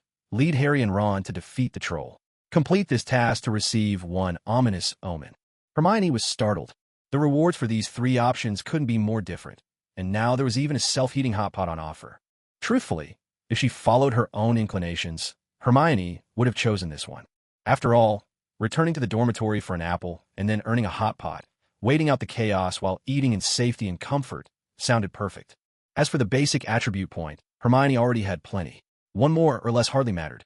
Risking everything for a single attribute point was simply out of the question. But what caught Hermione completely off guard was that the troll was paired with the reward ominous omen. That name sounds so familiar. For a moment, Hermione couldn't remember where she heard it before, but she knew it had to be something good. Sure enough, it struck her like lightning soon after. Oh my, isn't that the defensive item from Honor of Kings? Ominous Omen. Plus 270 armor. Plus 1,200 health. Passive, after taking damage, reduces the attacker's attack speed by 30% and movement speed by 15% for 3 seconds. Unbelievable. At that moment, Miss Granger nearly choked. First, she'd crossed into the wizarding world and gained a spatial ring. And now, even Ominous Omen was showing up to spice things up for her. This is no ordinary item. While base stats are indeed important, lately, basic attributes as rewards have been popping up more often than green hats in a farce. But this Ominous Omen, valued at 2,180 gold in the game, is making its debut here for the very first time. No way. Hermione's blood was already beginning to boil. She wanted this piece of defensive gear, no matter what. This. With the Ominous Omen in play, can the blood-soaked blade and the thorned armor of retaliation be far behind? Hermione was increasingly convinced that the future looked bright. When the time came, Hermione would be decked out in legendary gear, and tearing Voldemort apart with her bare hands would hardly be a challenge. Ahem, Best to keep a low profile for now. Silent success is the real path to fortune. In the original story, it was only because Hermione was crying in the bathroom that Harry and Ron went looking for her. But here, Hermione got along with everyone, never stepped on anyone's toes, and was the quintessential good girl. There was simply no reason for her to be hiding in the bathroom, which meant Harry and Ron had no reason, nor excuse, to go into the girls' restroom. So what now? Got it. A flash of inspiration struck Hermione. The solution, though a bit embarrassing, would work, and as long as she could complete her quest, that's all that mattered. Hermione wanted the ominous omen so badly. Any life-saving tool, she wanted them all. Hermione, what's wrong? Just as Harry and Ron were about to head back to the dorm with the rest of the group, they saw Hermione breaking away from the girls and walking toward them. Ron couldn't hide his concern for Hermione, so he was the first to speak up. Hermione pretended to blush, fidgeting awkwardly as she mumbled, I suddenly need to use the bathroom. What should I do? Not giving them any time to overthink it, she quickly added, why don't you two come with me? I feel a bit scared going alone. Goodness. Miss Hermione, such a peerless beauty. Even with her efforts to keep a low profile at level 14, the love of beauty is universal.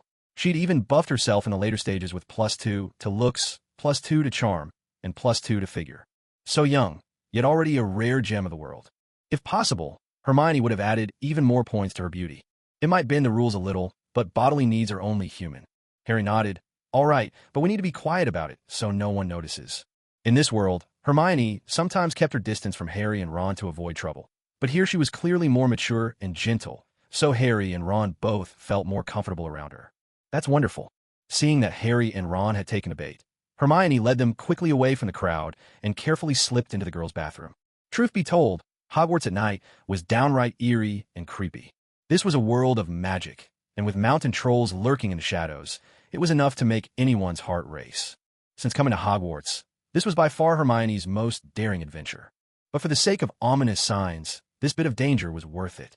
After all, everyone has to fight for something at least once in their lives. Ron looked at Harry and said to Hermione, we'll wait for you at the door. You go inside. A girl afraid to use the restroom would naturally want two boys to accompany her. But of course, the boys couldn't actually follow her into the girls' bathroom. All right, you two be careful. When Hermione said be careful, she meant beware of the troll, because, as predicted, the troublesome creature hadn't shown up in the dungeons. Instead, it had wandered into the girls' lavatory, which was nothing short of creepy. Ron and Harry thought Hermione's be careful was a reminder to avoid being caught by the teachers, since the three of them were breaking the rules. If they got caught, it'd surely cost them house points again. Hermione stepped into the bathroom, her heart racing. Of course, she didn't actually need to use the toilet. In one hand, she gripped the Sorrow of Wind wand, in the other, the Bouncing Balm wand. She was ready for a showdown with the troll. Nervous, afraid, but also a little bit thrilled. Ron and Harry waited outside for a while. Suddenly, Ron's cheeks flushed, and he said, Harry, I think I need to use the restroom too. Harry, awkward but still composed, replied, I'll go with you. It wasn't common for boys to go to the bathroom together, but this was no ordinary situation. Even though they were boys, the thought of the unknown troll, one that had even terrified Professor Quirrell into collapsing in the Great Hall, was unnerving. Harry and Ron, still young and new to all this, couldn't help feeling anxious and scared. But just as the two stepped out, they were confronted by a terrifying creature, taller than Hagrid, wielding a massive wooden club, lumbering straight for the girls' bathroom. Oh no! Hermione! Ron and Harry dashed after it. Inside, Hermione stood firm, fully alert. When she saw the huge, hideous troll, a wave of dread and disgust washed over her. With Harry and Ron not yet in sight, Hermione realized she'd have to face the monster alone. In the original story, Hermione had been so terrified she screamed and ran about in a panic, completely at a loss. But this Hermione, though usually timid, cautious, and unassuming, underwent a transformation in the face of real danger. At the peak of her fear, a second side of Hermione was awakened. Her delicate features sharpened into an expression of unyielding seriousness. Her eyes turned icy cold. Though her figure was small, at that moment, facing the troll, she radiated a fierce and intimidating energy. The troll, having just entered, actually froze for a moment under the force of Hermione's fearsome gaze. Wait, what was it here for again? For a split second, the troll almost seemed ready to apologize. Sorry, didn't mean to intrude. Hermione, utterly composed, channeled all the magical energy within her, and with a chant, unleashed it with a sweeping motion. First came the Sorrow of the Wind, a floating charm with just one extra syllable, It conjured a swirling vortex, much like little Xiao's second skill from King of Glory. In an instant, a whirlwind swept the troll up into the air. It was a preemptive move, locking the troll in place. Without missing a beat, Hermione launched a bouncing bomb, her wand flicking sharply. It was as if she had fired Lubon No. 7's turbo missile. There was a thunderous blast, and the troll was hurled more than 2 meters away. In the original story, the troll was really just comic relief. One light thump from its wooden club, and it would be knocked out cold. But here, even after Hermione's spell sent it flying, the troll managed to stagger back to its feet. This time it was enraged. With a furious roar that shattered the bathroom mirrors, the troll, wild with fury, swung its heavy club straight at Hermione. Hermione felt her heart clench, but she'd been prepared for just this. Her agility, buffed by +12, kicked in, and she dodged with lightning speed. She managed to evade the blow, but the bathroom doors behind her exploded into splinters. Shards of debris shot toward her, but her defense, also boosted by +12, shielded her completely. We can't beat this thing. What now? Should she wait for Harry and Ron to arrive? In the original story, their protagonist's luck would have turned the tide. But here, the troll hadn't been felled by Hermione's flurry of spells. Instead, it was even more enraged. If Harry and Ron rushed in, who's to say they wouldn't be in danger too? This troll was monstrously strong, its hide thick as armor. Facing it was no child's play. Was there any other way? Hermione's mind, sharp as a supercomputer, raced through possibilities. Her surroundings, the ceiling, the floor, running water. What could she use? Suddenly, inspiration struck. Hermione had always been lucky. Finding coins on the street was par for the course for her, though sometimes she'd stumble upon stranger things. For instance, not long ago she'd found a heavy, iron bludger while out and about. To avoid it mysteriously reappearing in her pocket the next day, she'd tucked it away in her spatial ring, and she'd never gotten rid of it since. Perhaps now was the moment for the bludger to shine. On the Quidditch pitch, bludgers were infamous. 90% of injuries came from being smashed by them. Hermione swiftly retrieved the bludger from her spatial ring. True to form, the bludger launched itself at the nearest target, relentless in its assault. She tossed it right at the troll's feet. Drawn by the troll's massive presence, the bludger picked up speed. With a crack, it slammed into the troll's body. A guttural howl of pain escaped the troll. In a flash, Ron and Harry burst into the room, only to witness an utterly absurd scene. The very troll that had sent the entire school's students and staff cowering in their dormitories was now being battered back and forth by a familiar runaway bludger. Naturally, the troll had never played Quidditch. It stumbled and flailed, trying to dodge, but the bludger was relentless in its pursuit. The troll's cries echoed through the bathroom, part pitiful, part ridiculous, as it was pummeled again and again. When she's alone, with no one to rely on and forced to face danger by herself, Hermione's body instinctively activates her second personality. In that state, she abandons all timidity and caution, becoming astonishingly calm, even with a faint trace of ruthlessness. Everyone harbors a multitude of emotions. In normal circumstances, one's feelings are balanced and ordinary. When anger takes over, reason is lost. Deep in the night, darker and more. Negative emotions often come to the forefront, such as the complexity of living beings. Lin Xingyun was already an unusual human before she crossed worlds and began learning magic. Her second personality is well hidden, but when released, it can be truly terrifying. Yet the moment she saw Harry and Ron, Hermione snapped back to herself. She remembered she shouldn't appear so outstanding. If word spread through Hogwarts that Miss Hermione single-handedly defeated a mountain troll in the girls' bathroom, wouldn't she be seen as a warrior goddess? Hermione, ever cautious and discreet, could not allow such a thing to happen. She immediately pretended to be injured and frightened, even musing up her hair for effect. With a look of terror, she cried to Harry, "Harry, pick up the bat quick, strike the bludger, and take down this troll." "Oh, it's terrifying, this troll. Oh no, she wailed, her voice trembling. Seeing the beautiful and delicate Miss Hermione so frightened by the troll ignited Ron's sense of justice. He shouted, "Troll, I'll fight you to the end." Unfortunately, while Ron also possessed a protagonist's aura, his rush of chivalry was anything but rational. The moment he charged forward, he was sent flying by a single kick from the troll. Hermione was only pretending to be hurt. But Ron, he was truly injured this time. "Ron, are you all right? Ron, please don't die, Ron." Hermione rushed to his side, perfectly embodying the helplessness and fear of a young girl. Harry, meanwhile, couldn't shake the sense that something was off. After all, when he'd first burst in, he'd seen the troll being mercilessly battered by Hermione, howling in pain. Yet now, in the blink of an eye, everything had changed. But with danger so close, Harry had no time to ponder. He quickly grabbed the bat and swung at the bludger with all his might. Harry's talent for Quidditch was extraordinary. Not only was he brilliant at catching the golden snitch, but he was also a natural beater. A moment ago, the bludger had been bouncing wildly around the troll, but now, with a single precise strike from Harry, it shot straight toward the troll's head. The bludger was solid iron. Perhaps it was Harry's skill, or perhaps the protagonist's luck shining through. Whatever the reason, the bludger struck the troll squarely on the head. The creature's eyes rolled back, and with a heavy thud, it collapsed to the ground, unconscious. And Hermione's bludger, ever relentless, continued its assault even after the troll had fallen, pummeling the unconscious creature until its face was swollen and bruised. Harry finally relaxed when he saw that the troll had lost all its strength to wreak havoc. He quickly dropped his wooden stick and turned to look at Hermione and Ron. "Hermione, I'm not dead yet," Ron said weakly. At this moment, he was lying in Hermione's arms, feeling happier than he had ever been in his life. He had been injured while trying to save Hermione. Even though he had been knocked out almost instantly and was now lying helpless, at least he could consider himself a hero. Hermione smelled wonderful, and Ron thought to himself that even if he were to die right now, it would all be worth it. "Don't talk. I'm taking you to the hospital," Hermione said, her voice tinged with genuine guilt, not just acting for appearance's sake. If she hadn't been so set on completing her mission objectives, she'd probably be sitting comfortably in the dormitory right now, enjoying a self-heating hot pot. If she hadn't tried to face the troll alone, and had instead worked together with Harry and Ron, perhaps, just like in the original story, the three of them could have taken care of the troll easily and without injury, thanks to their luck as main characters. In the end, it was all because of Hermione. That's why she truly felt a bit responsible for Ron's injury.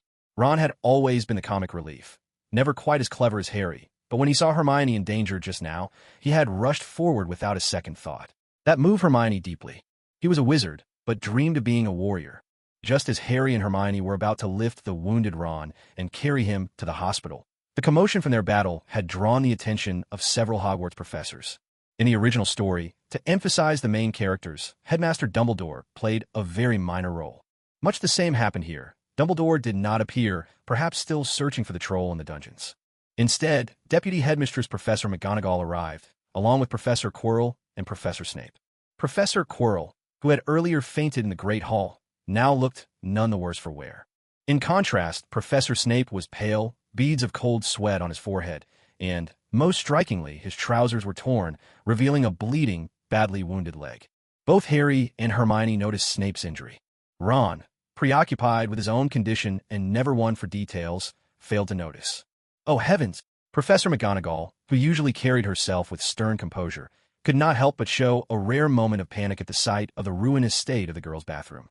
"Mr. Potter, Mr. Weasley, Miss Granger, I believe you owe me a very good explanation," she said, struggling to contain a swirl of emotions, anger chief among them, because the headmaster had ordered that all students must remain in their dormitories. All students. But these three troublemakers were here, in the girls' bathroom. There was shock. Professor McGonagall found it hard to comprehend. The terrifying mountain troll, now lying defeated on the floor, sported a swollen nose and bruises, its body marked with the aftermath of explosions. It was clear that the troll had just taken a severe beating. At the same time, there was disbelief. The scene before them made it obvious. This monstrous creature had been taken down by these three youngsters. It was simply incredible, almost impossible to believe. Professor Snape and Quirrell were equally astonished. And then, it was Hermione's time to shine. She immediately volunteered. "I'm sorry, Professor McGonagall. I only broke the rules because I needed to use the restroom urgently, and I asked Harry and Ron to accompany me. I never expected we'd run into a troll here." In the original story, Hermione, out of pride, didn't want to admit she'd been hiding in the bathroom in tears when the troll found her. She thought it was too humiliating. So, in the original, Hermione lied and claimed she'd bravely gone to deal with the troll herself. But that explanation had always seemed rather weak. Here, though, while Hermione was still bending the truth, her reasoning was flawless. A girl needing the bathroom, feeling scared, and asking two boys to protect her. Everything made perfect sense. That was why Professor McGonagall fell silent, as if pondering. With so many students in the school, why was it you, Hermione, who had to go so urgently? Of course, such a question was not something McGonagall could voice aloud. When the troll attacked me, out of nowhere came a bludger flying through the air. Ron, trying to protect me, got hurt by the troll, and Harry struck the bludger. sending it crashing into the troll's head. That's how he managed to take it down, Hermione explained, recounting everything that had happened. The three professors glanced at the bludger, which was still circling and battering the unconscious troll, and were just about to take a closer look at the unlikely hero of the hour. But then, as if it had a mind of its own, the bludger shot straight out the window and vanished. Astonishing. Unbelievable. Even Hermione was momentarily stunned. She had always thought the bludger behaved that way because of its design. After all, in Quidditch, bludgers were meant to chase and strike players on broomsticks. But this scene was far beyond anything she'd expected. Could it be? Could the bludger she'd found and kept for a while in her space ring have somehow developed its own consciousness? Hermione's own speculation sent a chill down her spine. It was a frightening thought. Yet, in a world of magic, it wasn't entirely out of the question. There was, for example, that enchanted car in the second book that could fly on its own. Or Voldemort's Horcruxes, objects that possessed supernatural qualities, far from ordinary. So, this heroic bludger, not an ordinary object to begin with, now further influenced by Hermione and her space ring, displaying such strange abilities. Perhaps it wasn't so impossible after all. Ron had already been carried away, and Hermione and Harry were sent back to their dormitory. The story drew to a close with a perfect ending. Hermione was docked 5 points, but Ron and Harry each earned 5 points for Gryffindor. At the same time, Hermione received a reward from the system. Congratulations on completing system option 3. You've been awarded 1 item, Ominous Omen. Hermione was secretly delighted. Although she'd been through danger, in the end, she felt she'd come out ahead. Harry, on the other hand, was deep in thought. In the original story, Harry would share his discoveries with Ron, since the two of them often discussed things together. But this time, with Ron heroically injured, Harry found himself sitting beside Hermione, the quiet, radiant Hermione, whose beauty was simply impossible to ignore. Her face seemed to hold a touch. Of all the legendary beauties, 7 parts grace that could sink fish and geese, 2 parts allure that could eclipse the moon and shame the flowers, and 1 part that could topple kingdoms. Perhaps Harry's vision was playing tricks on him, because everything he looked at seemed to have a magical glow. Normally, unless a person wore heavy makeup, you could spot pores, blackheads, or even acne scars on their skin. Of course, children's skin rarely shows those flaws. But Hermione's complexion was almost flawless. She was naturally beautiful, and her love of beauty made her attentive to every detail. She had secretly enhanced herself a little, so at first glance she was astonishing, and on closer look, wow, a work of art with not a single imperfection. And yet she remained utterly humble and discreet. She was like a luminous pearl in the dark night, not as dazzling as a light bulb, but of immeasurable worth. Maybe Ron usually made his feelings too obvious, so Harry, being a bit oblivious, hadn't shown much toward Hermione. But when it was just the two of them, he couldn't help but notice her. Hermione wasn't just beautiful. Her figure was perfect too, her lines like the masterpiece of a great sculptor. Perhaps Harry didn't quite understand yet. Many children are especially cute when young, but as they grow, their looks fade. But Hermione had system attribute points on her side. She certainly wouldn't let that happen. As she grew older, she would be many times more stunning than in the original story. If the Hermione in the movies scored 85 for looks and 80 for figure, then this Hermione would have 99 points for looks and 99 for figure, keeping that last point for humility's sake. Hermione, you weren't too frightened by the troll just now, were you? They'd already discussed what had happened to Ron. Hermione, feigning a delicate fright, replied, I'm all right, really. Thanks to you two, or else I wouldn't be here now. Harry saw that Hermione made no attempt to downplay her extraordinary beauty, and he smiled slightly, showing his admiration. Actually, there's something I want to say, but I'm not sure if I should. As Harry hesitated, Hermione's system suddenly popped up with a new set of options. Option 1. Agree with Harry's suspicion and place all the blame on Professor Snape. Complete this task to earn +1 to your base attributes. Option 2. Oppose Harry's theory and cleverly hint that Professor Quirrell is actually the villain trying to steal the Philosopher's Stone. Task reward, 1 razor. Option 3. I'm not listening, like a turtle reciting scriptures. Task reward, 1 pair of sunglasses. Excellent. There's hardly any need to rack one's brains over these choices, because both Option 2 and Option 3 are simply too ridiculous, and the rewards are far too meager. They're automatically ruled out. Hermione spoke up first. Harry, what you mean is after we dealt with the troll and Professors McGonagall, Quirrell, and Snape arrived, there was something unusual about Professor Snape, right? Even with his glasses on, Harry's eyes lit up. He nodded, saying, I know, it might be a bit inappropriate to bring this up when you were still frightened and Ron was hurt, but I can't help it. I'm just too curious. Why would Professor Snape get injured at such a critical moment? Hermione knew that. Just like in the original story, Harry had already started to suspect Professor Snape. But Hermione, after all, was a girl, not like Ron, so there were some things she couldn't say outright. And Harry, for his part, had every reason to be suspicious of Professor Snape. The reason was simple. Harry Potter's name was famous across the entire wizarding world. From the moment he entered this world, everywhere he went, whether it was an 80-year-old wizard, a young child, or even a goblin or an orc, everyone could recognize Harry at a glance. That alone showed just how well-known Harry Potter was. Yet, despite all that, there weren't actually many people willing to openly oppose him. Aside from Malfoy, there was only Professor Snape. Malfoy was petty and jealous of anyone who wouldn't follow him or who outshined him, so it made sense that he'd target Harry. But from the very first day at Hogwarts, Harry couldn't understand why Professor Snape, who had never met him before, would go out of his way to make things difficult for him.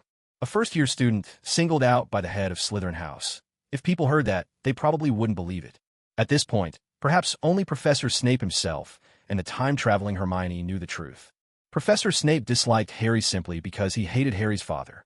Back when they were students, Harry's father had been Snape's sworn rival. Not only that, but he had also stolen away the only woman Snape had ever truly loved. Harry was that man's son, and he looked so remarkably like his father. Every time Snape saw Harry, he couldn't help but feel a surge of loathing. And yet, Snape was conflicted. He was also obsessed with Harry's eyes because although Harry looked just like his father, his eyes were exactly like his mother's. At this point in the story, however, Snape had not yet shown even a hint of the complicated affection he bore for Harry.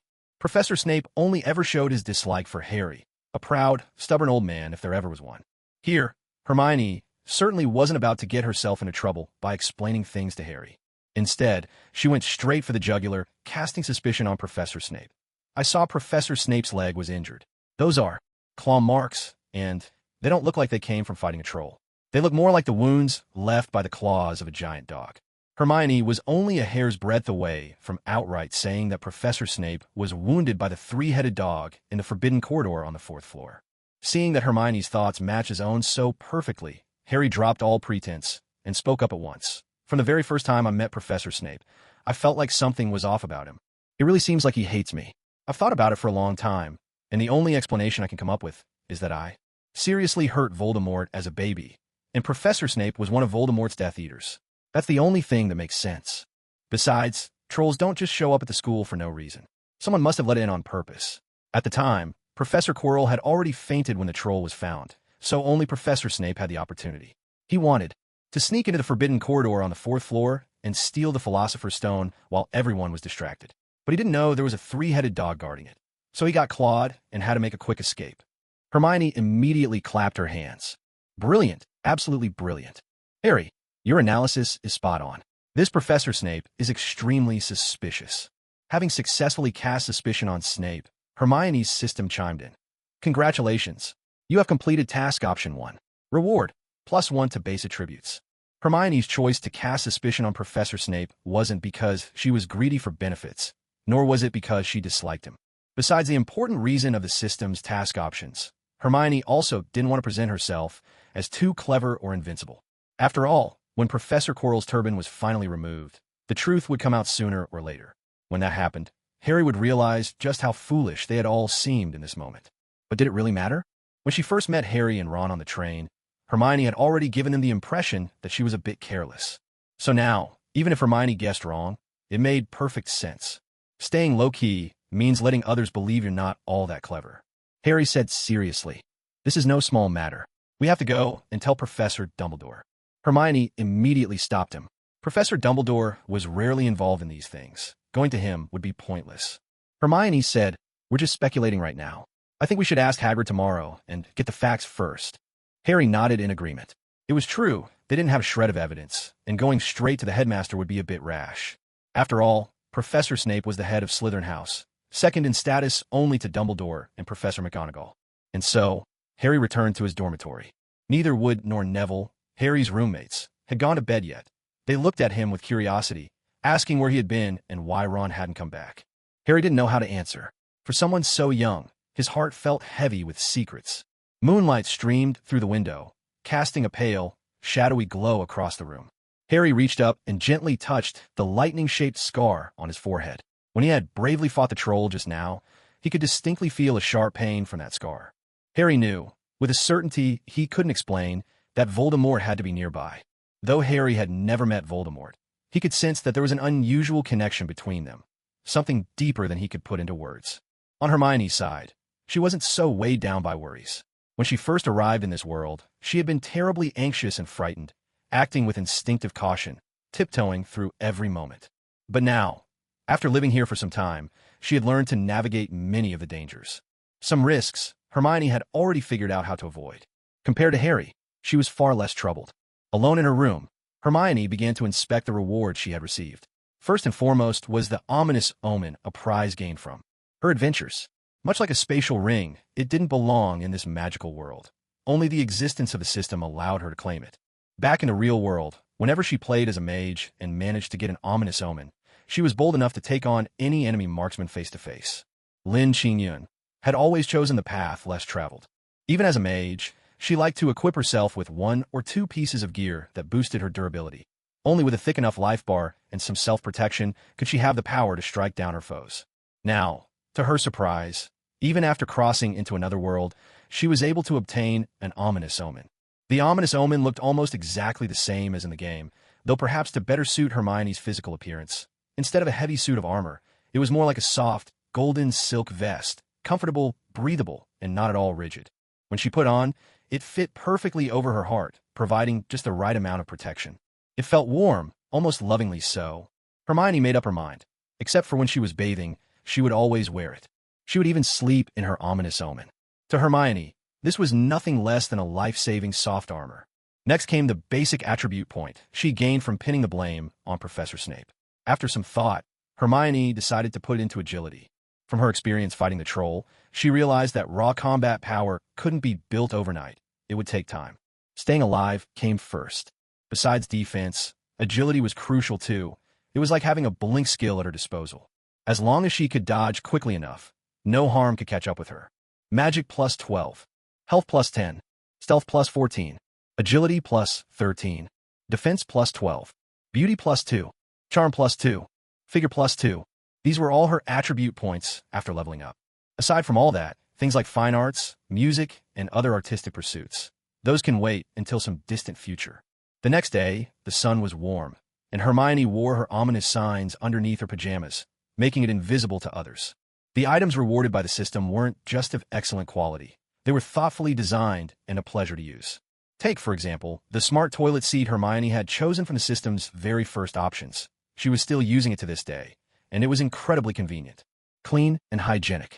What Hermione hadn't expected was that on this new day, Ron actually came to class with his arm in a sling.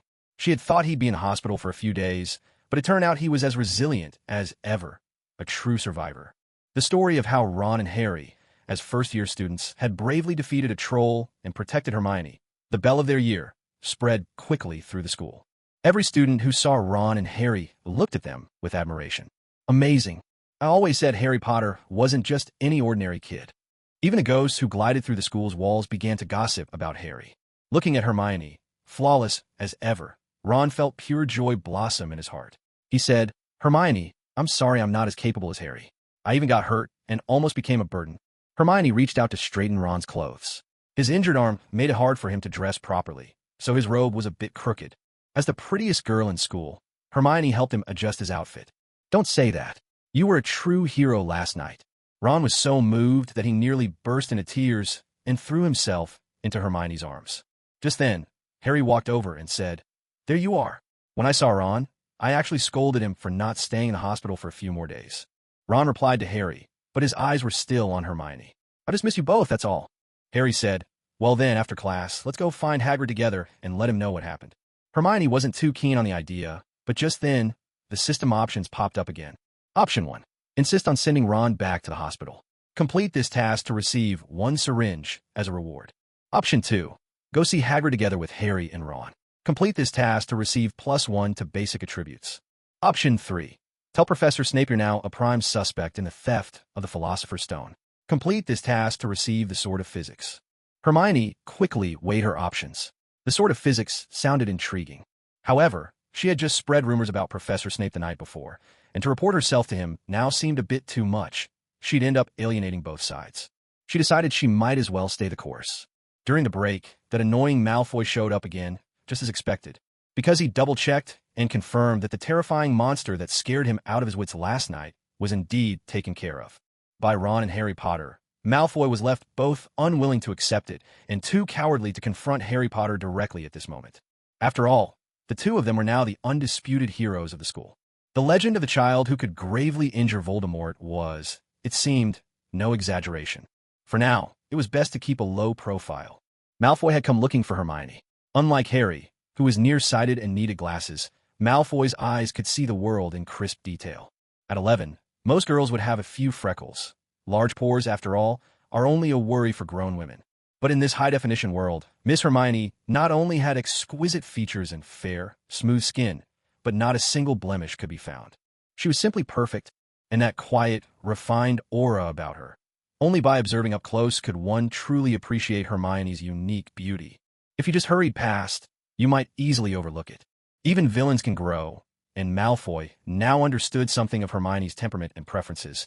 He certainly wouldn't deliberately provoke her again. So, for once, Malfoy addressed Hermione in a tone that was almost gentle. I've warned you before, don't get too close to Harry Potter and Ron, or you'll find yourself in serious trouble. Though his tone was relatively restrained, the words themselves were far from pleasant. Hermione, meanwhile, tidied up her desk with practiced ease, responding offhandedly. You've already said that before. Already said it? So you remember? Malfoy, a little annoyed, pressed on. Then why didn't you listen? Last night was so dangerous. If it weren't for Harry Potter and Ron, you wouldn't have been in harm's way. There was no arguing with that logic. Hermione had to admit defeat. This, truly, was the villain's way of thinking. Somehow, it was always the people he disliked who were at fault. I understand. Do you have anything else to add? Hermione's large eyes seemed to shine with a brilliant light, utterly captivating. Hermione's wisdom lay in not debating with such people. She let him say whatever he wanted. Malfoy clenched his fists and left disappointed. In truth, over the past days, he had come to understand just what kind of person Hermione was. She seemed harmless, never offending anyone, but she was stubborn as a nail. Getting Hermione to obediently follow his wishes was nearly impossible. Returning to his seat, Malfoy muttered bitterly to himself, Harry Potter and Ron, your days of glory won't last long. Finally, lunchtime arrived, the grand moment for all the hungry students who streamed eagerly toward the Great Hall. Only 3 little ones, who had already made a plan, headed off toward Hagrid's hut. At Hagrid's hut, the sight of these 3 trouble-prone children immediately gave him a headache. Harry, I heard about what you did last night. You were all brilliant. Harry got straight to the point. Hagrid, we didn't come here to talk about the troll. We came because of the plot that's hiding behind the troll. Hagrid, towering above them, gazed down at the 3 kids and sighed helplessly. What wild ideas have you come up with this time? Last time, Hagrid had let slip about Nicholas Flamel, and this time, he was determined to keep his lips sealed, assuming, of course, he could control himself. Listen, Hagrid, we already know who Nicholas Flamel is. He's the greatest alchemist in the wizarding world. Ron couldn't help but add, he's over 600 years old. Hermione, feeling she'd look odd if she didn't say something after Ron had spoken, chimed in, we also know he has a legendary treasure, the Philosopher's Stone, which can grant immortality. Hagrid's massive frame seemed weighed down with frustration. These 3 little ones were enough to drive anyone mad. Seeing Hagrid's reaction, Harry looked even more pleased. So we've already figured out that the thing hidden in the Forbidden Corridor, on the 4th floor, guarded by the 3-headed dog, is actually the Philosopher's Stone. And that's what Voldemort is after. At this, Hagrid's face changed. He quickly reached out and covered Harry's mouth, like an eagle grabbing a chick. Sure. Hagrid glanced all around them. You 3 really are too bold for your own good. When Hagrid finally let Harry go, Harry pressed on. We're not the bold ones. It's Professor Snape. Professor Snape? Hagrid seemed taken aback. Harry's reasoning so far had made sense, but suddenly bringing up Professor Snape caught him completely off guard. Last night, after the troll attacked, we saw with our own eyes that Professor Snape's leg was wounded by claws. The marks were clearly left by the 3-headed dog. Ron said, so we have every reason to suspect that Professor Snape let the troll in last night to stir up panic in the school, so he could steal the Philosopher's Stone from the Forbidden Corridor. Hermione, even though she knew Ron and Harry's deduction was wrong, thought it best to play her part for now. So we believe Professor Snape is after the Philosopher's Stone. He's a Death Eater. Oh my goodness. Hagrid was a loss for words. He stared up at the sky, as if he'd never been this exasperated in his life. My clever little detectives, could you please stay out of this? Whether it's Professor Snape or the Philosopher's Stone, These aren't things you should be meddling with. Besides, you're being much too hard on Professor Snape. He's one of the teachers guarding the Sorcerer's Stone. Why would he try to steal it? Hagrid, remembering his last experience, patted Harry and Ron on the head. But when he turned to Hermione, he hesitated at the sight of her delicate and lovely face, worried his big hand might hurt her. So he awkwardly stopped mid-air and pulled his hand back. All right, kids, I've got work to do. Please, I want you to promise me you'll stay out of this, all right? With that, Hagrid hurried away. Ron watched Hagrid's broad back as he walked off, squinting against the bright sunlight. It seems Mr. Hagrid doesn't believe us. Harry's eyes were determined. I'll find proof and make him believe. At that moment, Hermione heard a system prompt only she could hear. Congratulations on completing the optional task. Reward, +1 to base attributes.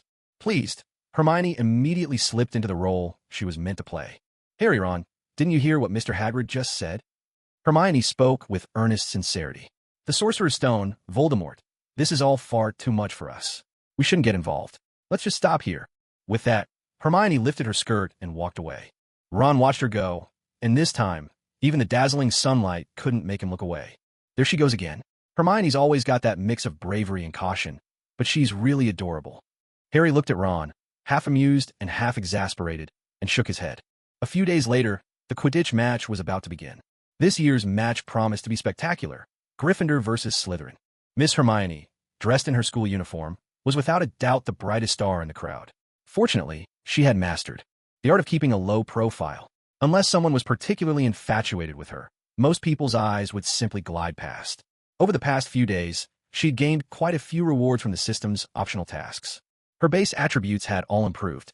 Magic +13, Health +11, Discretion +15, Agility +14, Defense +13, Beauty +2, Charm +2, Figure +2.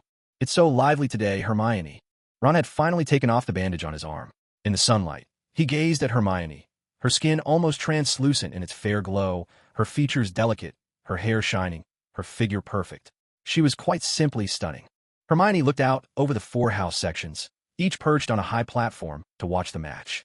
The immense Quidditch pitch was split between the Slytherin and Gryffindor teams, ready for battle. In the distance, Malfoy watched with undisguised jealousy as Ron got to spend every day with Hermione. It's just as the saying goes, proximity brings opportunity. But as a member of Slytherin, Malfoy simply didn't have the chance. The 4 houses of Hogwarts had to be seated separately. The principal, Dumbledore, who was mostly just along for the ride, gave a brief speech and then handed things over to Professor McGonagall, the deputy headmistress. Madame Hooch, the flying instructor, was there to serve as the Quidditch referee. Though both women, Professor McGonagall and Madame Hooch, were just as passionate and enthusiastic about Quidditch as any of the men, if not more so. Even Filch, the caretaker who is usually disliked by the students, seemed to be in unusually high spirits today. He cradled his beloved cat, Mrs. Norris, and stood grinning brightly in the sunlight as he watched the Quidditch match about to begin. Then there was Professor Quirrell, so often overlooked. Unlike the other professors, he always wore a thick turban wrapped around his head. Miss Hermione Granger had more than once been tempted to take advantage of a crowded moment and try to yank off his head wrap.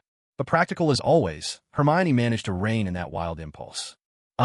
Hermione let out a sudden sigh. How wonderful it would be to simply enjoy the match in peace.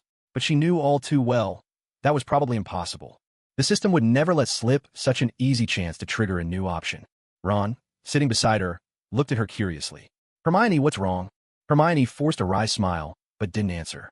Because right in front of her, the system options popped up. Option 1. Sit quietly and watch the match. Reward. 1 bottle of Prairie Air. Option 2. Get on a broom with a modified bicycle seat and join the match, drawing attention. Reward. 1 Nimbus 2000. Option 3.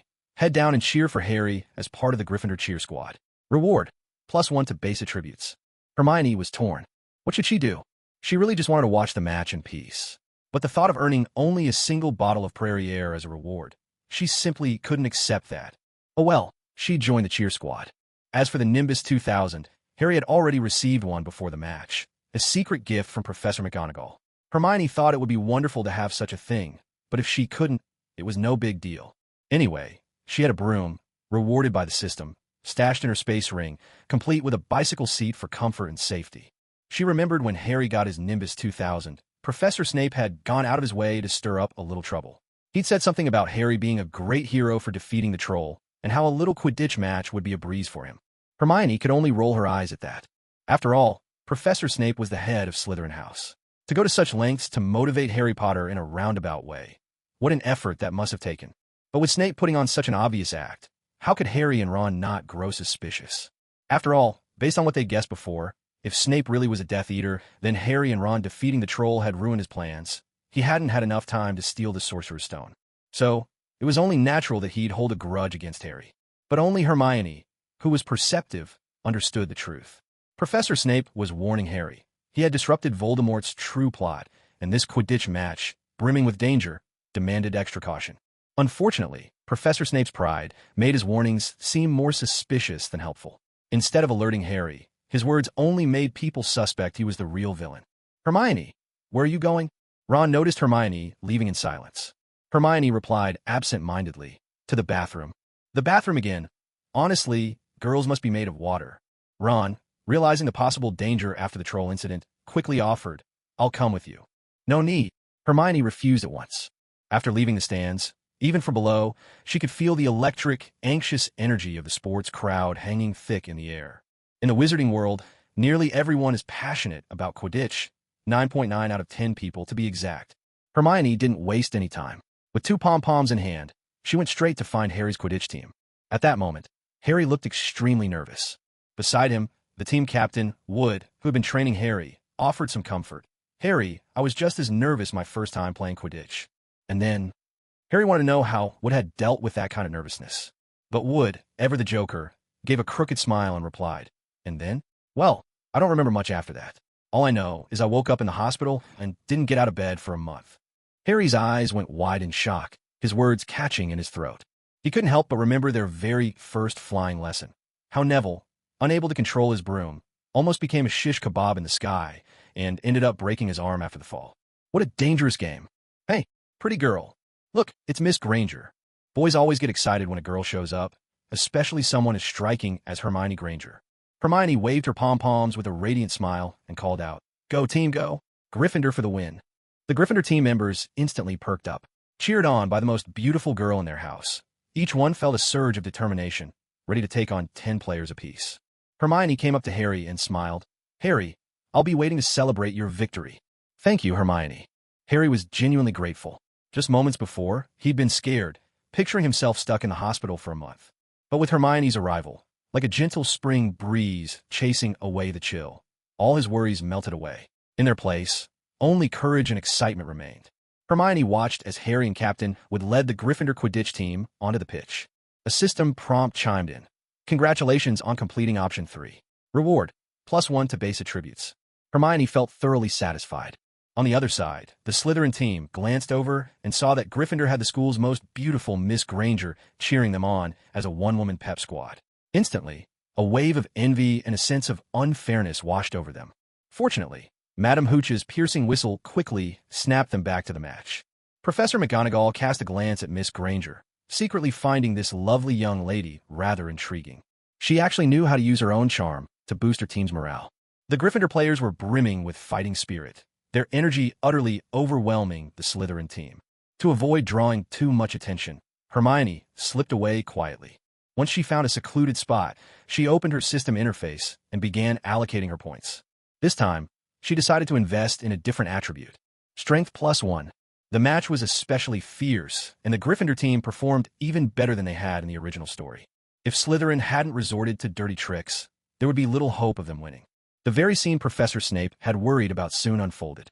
Harry, riding his Nimbus 2000 in pursuit of a golden snitch, suddenly began to wobble uncontrollably in midair. It looked as if he might fall at any moment, a perilous situation. Hermione felt a surge of relief. Thank goodness, on the night they defeated the troll, she'd pushed Harry and Ron forward to play the heroes. Otherwise, if Voldemort were seeking revenge now, she, Hermione Granger, would have been the target. But at this critical moment, the system triggered another set of options. Option 1. Stand by and do nothing. Harry's luck will see him through, and he'll survive regardless. Complete the task to earn a poison apple. Option 2. Go and stop Professor Quirrell from casting curses. Complete the task to earn an invisibility cloak. Option 3. Tell Professor McGonagall that Voldemort is possessing Quirrell and seeking revenge on Harry. Complete the task to earn +1 to base attributes. Without a doubt, options 2 and 3 offered more valuable rewards. However, option 3 was far riskier. It might expose her secret and would take more time.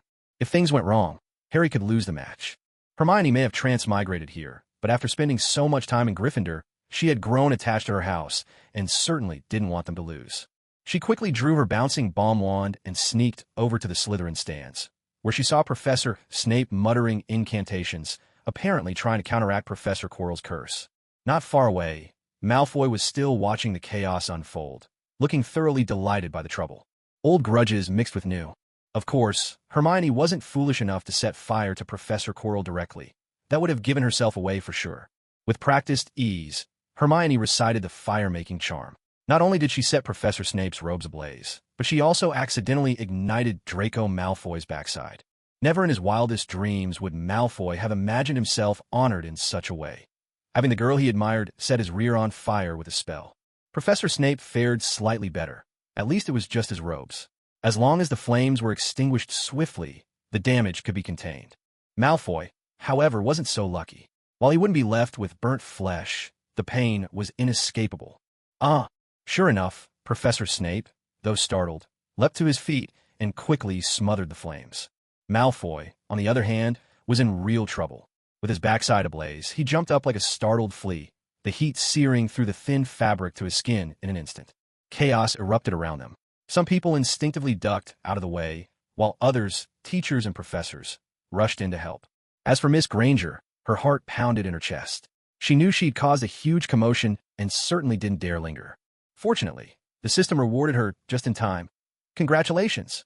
Option Task 2 complete. You have received 1 invisibility cloak. In the original story, Harry inherited his father's treasured invisibility cloak. The system's reward for Hermione, though, was an invisibility coat, different in both appearance and function. Hermione had been planning this for a while. Otherwise, cautious as she was, she would never have acted on impulse and targeted Malfoy so recklessly. She wanted to get back at Malfoy for ages, but her innate prudence always held her back. Despite all the magic she'd learned, she'd never dared make a move for fear of ruining her carefully maintained image of serenity and detachment. To let a single Malfoy destroy all her hard-won caution would simply not be worth it. Yet today was a rare opportunity. Compared to Malfoy, an attack on Professor Snape would naturally draw more attention. People would only think Malfoy got caught in the crossfire, never suspecting that he was deliberately targeted in revenge. The invisibility coat looked much like a raincoat, just big enough for one person to wear, unlike Harry's billowing cloak in the original tale. What's more, thanks to the system, Hermione's new invisibility coat could be combined with her previously one ominous omen, forming a bizarre and unique ensemble. The ominous omen was for defense. The invisibility coat granted perfect concealment. Even her breathing and heartbeat could be hidden flawlessly. In this regard, its powers clearly surpassed those of Harry's famous cloak. With the deed done, she could simply sweep her coat and vanish, leaving neither trace nor name behind. Once the flames on Malfoy's backside were put out, 2 large blisters were left in their wake. The pain had the pampered young scion wailing uncontrollably, his dignity in tatters. The surrounding Slytherins looked as though they wanted to laugh, but dared not. Professor Snape's expression was equally grim. How could 2 bursts of fire have appeared out of nowhere? It was simply unfathomable. Professor Snape at first suspected that students from other houses were behind the incident. However, since there wasn't the slightest disturbance around, he had no choice but to consider that it might actually be the work of his own house's students. Miss Granger's invisibility cloak worked so flawlessly that she could move about without making a sound or leaving a trace. Naturally, it was Professor Quirrell who was the most frustrated. In the original story, Snape extinguishing the flames alone was enough to disrupt his spellcasting. Now, with Malfoy bouncing around and causing chaos on top of that, failure was inevitable. There was absolutely no way the spell could succeed. Harry, who was still in the middle of the match, instantly returned to normal. Hagrid and Ron, who had both been anxiously watching because Harry was in danger, finally breathed a sigh of relief. As for Hermione, she had just finished her little mischief, though perhaps it couldn't truly be called mischief. After all, setting fire to Professor Snape to thwart Professor Quirrell and save Harry was certainly a good deed. And punishing Malfoy in passing wasn't exactly a bad thing either. Malfoy had committed enough mischief himself, so giving him a taste of his own medicine seemed only fair. He truly had it coming. Feeling her heart settle, Hermione stroked her invisibility cloak with care. The fabric was soft to the touch, and far from feeling stifling, it was actually remarkably comfortable to wear. His cloak could conceal all sound, so that even footsteps made no noise. It could hide one's presence so completely that even if she stood right behind another student, they wouldn't hear her breathing. Even her heartbeat and pulse, no matter how advanced the thermal sensors, nothing could detect the temperature behind the cloak. It was incredible, truly a treasure. This adventure was worth it, she thought. Hermione slipped into an unnoticed corner, quickly took off the cloak, and carefully stowed it away in her enchanted ring. Then she returned to the Gryffindor stands, where Ron was waiting. Seeing the radiant and lovely Hermione come back, Ron simply assumed that girls tended to take longer in the bathroom. "Why are you looking at me? I'm not in the match," Hermione said to Ron with a faint smile. If Ron hadn't generally behaved himself, Hermione might have been tempted to let him experience what it felt like to have his backside set on fire. Among the boys she didn't mind being around. It seemed only Harry Potter's honest nature truly appealed to her. Ron gave a goofy grin, then turned back to loudly cheer Harry on. The atmosphere in the stadium was electric. Thanks to her modern way of thinking, Hermione could see that while Hogwarts was full of wonders, it was also undeniably full of dangers. And in many respects, far from perfect. Anyone with eyes could see that Harry Potter had just been the target of a dark curse. In both the original story and here, if Miss Granger hadn't intervened, Harry would likely have plunged from the sky to his doom. And yet, afterwards, Hogwarts hadn't conducted even the slightest investigation. Not even a show of concern. It had to be said, surviving long enough to graduate from Hogwarts really did come down to sheer luck. This made Hermione even more aware that in this dangerous world, the only person she could truly rely on was herself, and she needed to be more cautious than ever. The thrilling Quidditch match had reached its most crucial and intense stage. The golden snitch darted through the air at incredible speed, so fast that anyone with less than perfect eyesight would have struggled to see it clearly. Harry, Gryffindor's Seeker, and the Slytherin Seeker both chased the snitch relentlessly, coming dangerously close to crashing straight into the ground in their pursuit. In the end, it was the Slytherin Seeker who lost his nerve. Or perhaps it was simply that he didn't possess Harry Potter's extraordinary talent, nor did he ride a Nimbus 2000 as agile and responsive as Harry's. To catch the golden snitch and secure glory for Gryffindor, Harry boldly stood upright on his broomstick. It was a perilous move by any measure. Yet, it was only Miss Hermione, with her boundless imagination, who once again saw a business opportunity. Indeed, those who think differently can spot strengths and weaknesses in everything they see. Previously, Hermione had designed a bicycle-style saddle for girls riding broomsticks, a thoughtful touch of comfort. Now, seeing Harry daringly stand on his broom, Hermione didn't think about thickening the broomstick itself.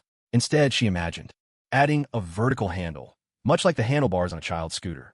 With this, anyone could fly standing upright on a broomstick. Such a bold and innovative design filled Hermione with excitement. Beside her, Ron mistakenly assumed that Hermione's excitement was all due to the nail-biting Quidditch match and Harry's daring feats. Unconsciously, Ron began to envy Harry. How wonderful it would be if he, too, could ride a broom and compete in Quidditch.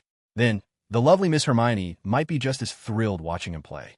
Alas, Ron's perspective was a bit too narrow. What Hermione saw was a business opportunity. In her mind's eye, every Quidditch player's broom was equipped with a scooter-like handlebar. Though the look might be a little comical, it would genuinely allow every wizard to fly, standing up. The scene she imagined seemed to transcend the magical world and enter the realm of science fiction. It was a monumental shift from sitting to standing while flying. Miss Hermione believed this idea had tremendous market potential. She even began to envision her future. When she was old, she would publish books such as My Life, My Entrepreneurial Journey, How I Changed the Entire Wizarding World. The exciting Quidditch match pressed on. The Slytherin team watched in disbelief as Gryffindor's Harry Potter stood tall atop his broomstick. They'd seen show-offs before, but never quite like this. That cheeky first year, his first time competing in an official house Quidditch match, and he was already pulling stunts like these? Even if he was the famous Harry Potter, this was absolutely intolerable. So, another Slytherin student quickly mounted a broomstick and charged straight at Harry. If they could just knock him off, Gryffindor would lose their Seeker and be doomed to defeat. However, at the most critical moment, Harry was indeed knocked off his broom, prompting a collective gasp from the crowd. Fortunately, Harry had been flying low and wasn't hurt. He sprang to his feet just in time.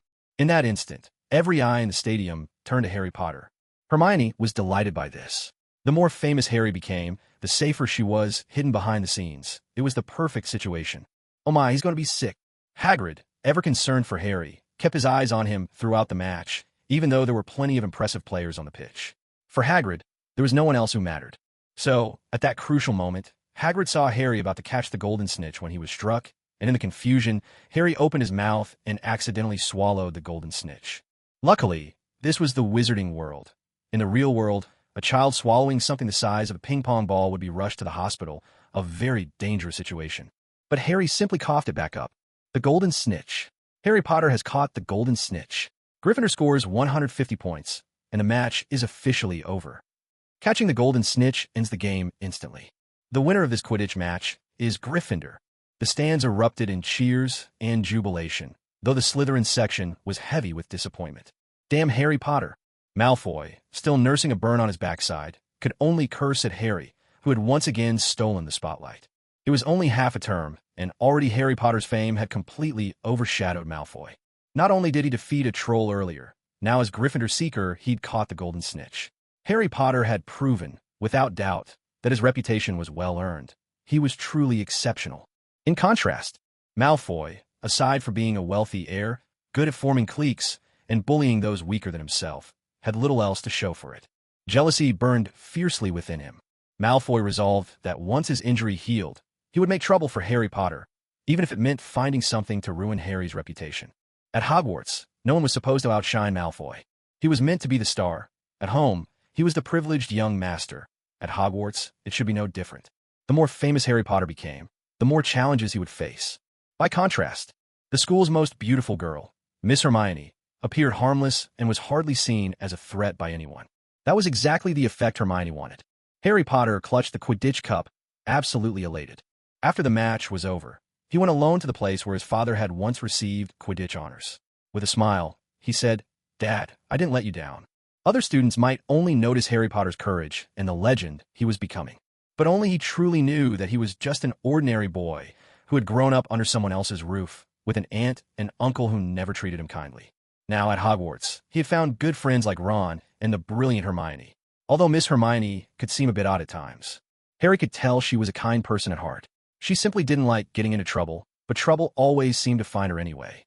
For the first time, Harry had earned an honor for his house, and his triumph over the troll was something everyone would be talking about. How he wished, in this moment, that his parents were here to embrace him and say with pride, "Our Harry is wonderful. We're so proud of you, Harry." Of course, words like that were something Harry knew he would probably never hear in his lifetime. Looking at his trophy, set beside his father's medal, Harry felt comforted. After a while, though, as he lingered, a wave of loneliness washed over him, and he quietly slipped away. Evening came, and at dinner, it was only right that Hermione should sit with Harry and celebrate. The congratulations had all been said, and just then, the system's options appeared once more. Hermione had already received the precious invisibility cloak today, and she knew there probably wouldn't be anything quite so valuable coming next. Still, whenever the system presented choices, she had to make one. Option 1. Say nothing about the curse Harry suffered, keep silent, and receive a bottle of distilled water as a reward. Option 2. Subtly bring up suspicions about Professor Quirrell, hinting that he is the true villain behind the scenes. Complete this to earn an umbrella. Option 3. Continue to cast suspicion on Professor Snape, claiming to have seen him casting a spell on Harry. Complete this task to gain +1 to basic attributes. Undoubtedly, Option 3 offered the greatest rewards, and when the truth eventually came out, it would highlight Hermione's foolishness at this very moment. It was simply perfect. Hermione took a sip of her delicious drink and tucked in her meal with gusto, never worrying about putting on weight. The moment her figure was even slightly off, she would simply allocate points to her physique to maintain her perfect golden proportions. Actually, have you ever wondered why, during the match, Harry's broom suddenly went out of control? She asked. Ron hadn't noticed anything strange about Professor Snape, but Malfoy getting his backside singed had kept him in high spirits for quite a while. Maybe it was just the broom itself, like what happened to Neville during our very first flying lesson. Oh, sorry, I didn't mean to bring up Neville's old mishaps. Hermione, however, shook her head at Harry and Ron. No, that's not it. Feigning a knowing air, Hermione said, "Remember during the troll incident, Harry suspected Professor Snape was behind it? And before the match, Professor Snape even threatened Harry. Both Ron and Harry knew about these two incidents." Hermione continued her analysis. So, during the match, I noticed that when Harry's broomstick was out of control, Professor Snape across the field was staring at Harry, chanting a spell under his breath. It was clear Snape was sabotaging Harry. First, he wanted revenge because Harry foiled his plan with the troll. Second, as the head of Slytherin House. Of course, he didn't want Harry to catch the golden snitch. Her reasoning was solid, and she even had witnesses. Hermione's skillful accusation was practically flawless. Right then, the system chimed in. Congratulations on completing option 3. Basic attribute +1 awarded. Upon hearing this, Ron was instantly furious. Unbelievable. That Professor Snape is rotten to the core. Harry, we can't just let this go. We have to tell Professor Dumbledore. But Hermione stopped him. We can't. My testimony alone isn't nearly enough to get Professor Snape convicted. Worse, we'll only tip him off. Hermione certainly didn't want her own actions exposed to either Professor Snape or Professor Dumbledore. So, she had to put a stop to it. If she weren't involved, Harry and Ron could have reported it however they liked. Harry nodded in agreement. Hermione's right. Even when we told Hagrid about our suspicions of Professor Snape, he didn't believe us. Professor Dumbledore and Professor McGonagall are even less likely to trust us. Ron was getting anxious. Then what do we do? We can't just let Professor Snape keep getting away with this, can we? At this point, Hermione didn't need to guide them any further. Harry quickly remembered something important. Professor Snape's ultimate goal is the Sorcerer's Stone in the Forbidden Corridor on the 4th floor. Next time he makes a move, we'll have enough evidence. And so, Hermione had deftly become the butterfly flapping its wings behind the scenes, seemingly insignificant, yet secretly influencing everything that happened. She quietly allocated her precious new attribute point to strength. Strength, +2 total. Cautious as ever, Miss Hermione hoped to develop herself evenly, though her strength stat was still rather low. But perhaps, one day, Hermione might be able to lift both Harry and Ron with ease, becoming the most dazzling strong woman the wizarding world had ever seen. Thanks to Hermione's clever misdirection, Harry and Ron's resentment toward Professor Snape was now at an all-time high. Harry was even worried that if Professor Snape hadn't succeeded in getting the Philosopher's Stone the first time he unleashed the troll, he'd surely have learned from his mistakes by the second attempt. So, in order to find out what weakness the three-headed dog guarding the Forbidden Corridor on the 4th floor might have, they decided to visit Hagrid again. But school rules strictly forbade them from wandering around at night, or they'd lose house points. So Hermione spoke up to stop Harry and Ron. We can wait until daylight. There's no need to go at night. Ron replied, Oh, Hermione, you're being way too cautious. What if Professor Snape finds a way to steal the stone tonight? Then what? Hermione retorted. I'm not being cowardly. I'm being careful and thinking things through. Harry's glasses glinted in the moonlight as he thought for a moment, then agreed with Hermione. Hermione's right. We're in too much of a rush. But just then, a system prompt suddenly popped up before Hermione's eyes. Damn. Hermione knew this meant there was bound to be some drama ahead. Option 1. Quietly go back to bed. Stay out of trouble. Reward. 1 can of paint. Option 2. Teach Harry and Ron to dance outdoors. Reward. +1 basic attribute. Option 3. Persuade Harry and Ron to visit Hagrid, triggering the dinosaur egg storyline. Reward. +2 basic attributes. Goodness, that was intense. Dancing outdoors. If Professor McGonagall caught them at that, she'd take away every last Gryffindor point and probably have them expelled. But what really took Hermione by surprise was that simply going to see Hagrid could earn her 2 whole attribute points. That was just too valuable to pass up. There was no contest compared to a can of paint. Moonlight streamed through the window, casting a silvery glow over Hermione, making her look as though she was wearing a beautiful wedding dress. Her face, pure and perfect, was breathtaking. Wait a second. Hermione suddenly changed her mind, doing a complete about-face. I've just thought it over, and maybe Ron's right. In special circumstances, we shouldn't be too timid. Sometimes you have to take a risk. After all, we're Gryffindors. Ron couldn't help but laugh. Hermione, there you go again. You're always changing your mind. Hermione shot back. Is it wrong for a girl to be a little unpredictable? Ron instantly turned on the charm. Of course not, Hermione. Whatever you do or say is always right. Harry cleared his throat. In that case, let's go find Hagrid and ask him directly. Harry made their goal clear. This time, we need to ask if Hagrid's seen any strangers lately, and if his three-headed dog has any weaknesses. Hermione added, we need to be careful with our questions. If Hagrid gets suspicious, he might think we're the ones plotting to steal the Sorcerer's Stone, and then all our efforts will backfire. Ron chimed in from the side. Oh, Hermione, you really do love using idioms, don't you? Hermione replied, Of course. I'm a model student, after all. Ron rolled his eyes behind her back. A model student? Really? Would a model student suddenly change her mind in the middle of the night and break school rules just to visit Hagrid? The three little ones darted quickly over to Hagrid's hut. Even though Hermione had gotten the invisibility cloak earlier that day, it was only big enough for one person. Besides, for now, Hermione wasn't ready to reveal that she possessed the cloak. Inside Hagrid's hut, though it wasn't spacious, it was certainly cluttered, packed with all sorts of odds and ends. A kettle was steaming on the fire, and inside it was an egg, one even bigger than an ostrich's. It looked suspiciously like Hagrid's midnight snack, though dinner time had long since passed. A stealthy knock at the door put Hagrid in a foul mood. He could already smell trouble. He got up, opened the door, and was met with the sight of those three familiar little faces. Hagrid's expression was a curious mix, a third resigned, a third wistful, a third conflicted, and just a hint of surprise. "Harry, I ought to congratulate you again for your brilliant performance at the Quidditch match today, but I believe I already did that earlier." "Don't worry, Hagrid," Hermione said quickly, eager to get to the point. "We just dropped by hoping to share your midnight snack." She pointed toward the fire. "Hagrid, what's that you're cooking? It smells delicious." "Delicious?" Ron and Harry both wrinkled their noses. To them, the smell of that egg boiling away was anything but appetizing. It was downright foul. Realizing his mistake, Hagrid hurried to remove the kettle from the fire. He said carefully, "This isn't a midnight snack, Miss Granger." "Then what is it, Hagrid?" Harry caught on to Hermione's attempt to steer the conversation, knowing she was trying to keep Hagrid from getting too suspicious about their late-night visit. Hagrid was notoriously absent-minded.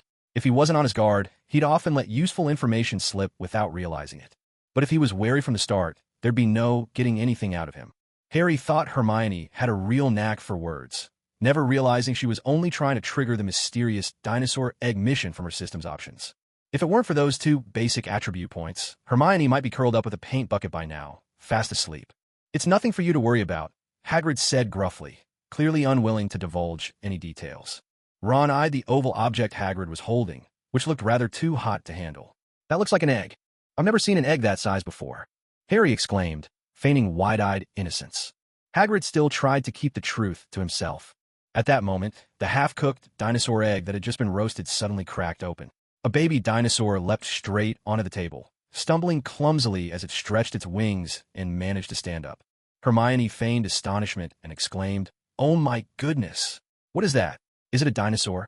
At that very instant, a system prompt appeared, visible only to Hermione.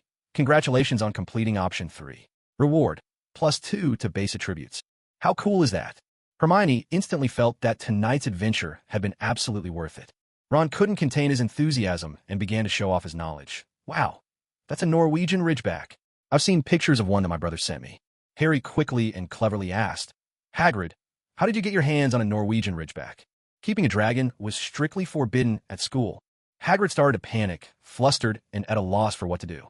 Yet, out of his fondness for unusual pets, he cradled the ridgeback protectively in his arms and stammered, "Teach this, someone lost it to me in a bet at the pub." As he recalled, Hagrid muttered, "That fellow seemed awfully eager to lose to me, come to think of it." At that moment, the little ridgeback suddenly spat a jet of flame, singeing Hagrid's bushy beard. "Oh, this little rascal is a bit mischievous. I suppose it must be hungry." Meanwhile, Hermione was quietly adding to her stats, bringing her total strength bonus to +4. Ron was utterly fascinated by the dragon. It was the first time he'd ever seen a real, live dragon, especially one that had just hatched. Only Harry seemed unmoved by the Norwegian ridgeback. To him, it was just a giant, winged lizard that could breathe fire. Harry pressed Hagrid further. "Hagrid, do you remember what the person who gave you the dragon egg looked like?" In the dimly lit little wooden hut, the glow of the lamp flickered. Although Harry wore glasses, there was a sharp intelligence shining in his eyes. But Hagrid's attention was all on the newborn Norwegian ridgeback, still warm from the fire. He answered Harry's question almost absent-mindedly. "That person's clothes and appearance. Oh, my memory's not what it used to be. I can't quite recall." Harry grew anxious. Was it Professor Snape? The question finally snapped Hagrid back to attention. He hurriedly patted out the flames smoldering in his beard from the baby ridgeback's fiery breath, and demanded, "Why would you suddenly mention Professor Snape? I admit, he can be a bit unpleasant, but Harry, you shouldn't be so prejudiced against him." It looked like Hagrid was becoming guarded again. But Ron's instinctive response put Hagrid back at ease. Ron's eyes sparkled with excitement. Like Hagrid, he was completely captivated by the newborn Norwegian ridgeback. "Just look at it.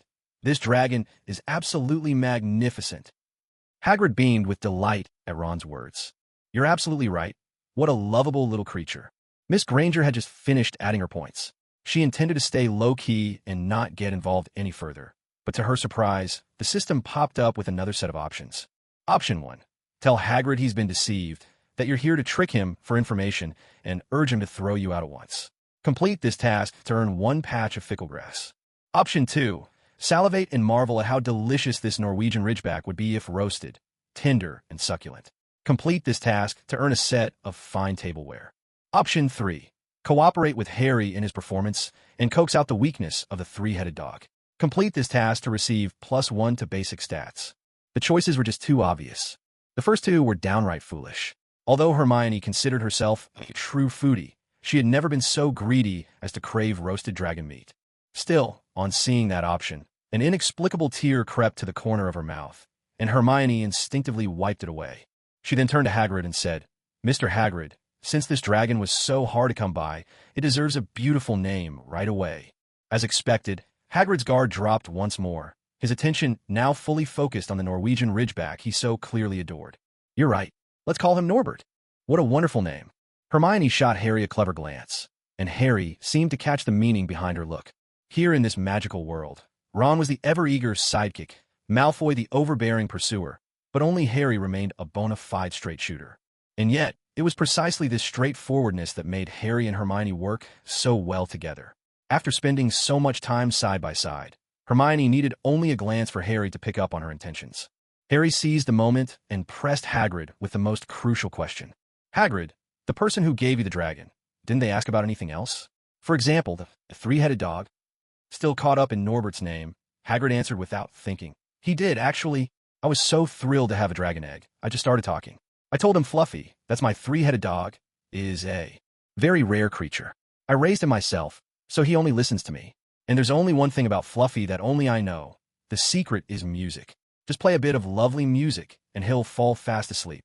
At that, Hagrid's large hand, which had been stroking the Norwegian ridgeback, suddenly froze.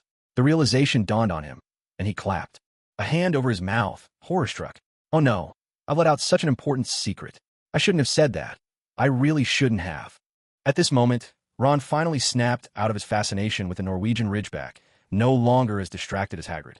Hermione, Ron, and Harry exchanged glances, each seeing in the other's eyes just how dire the situation had become.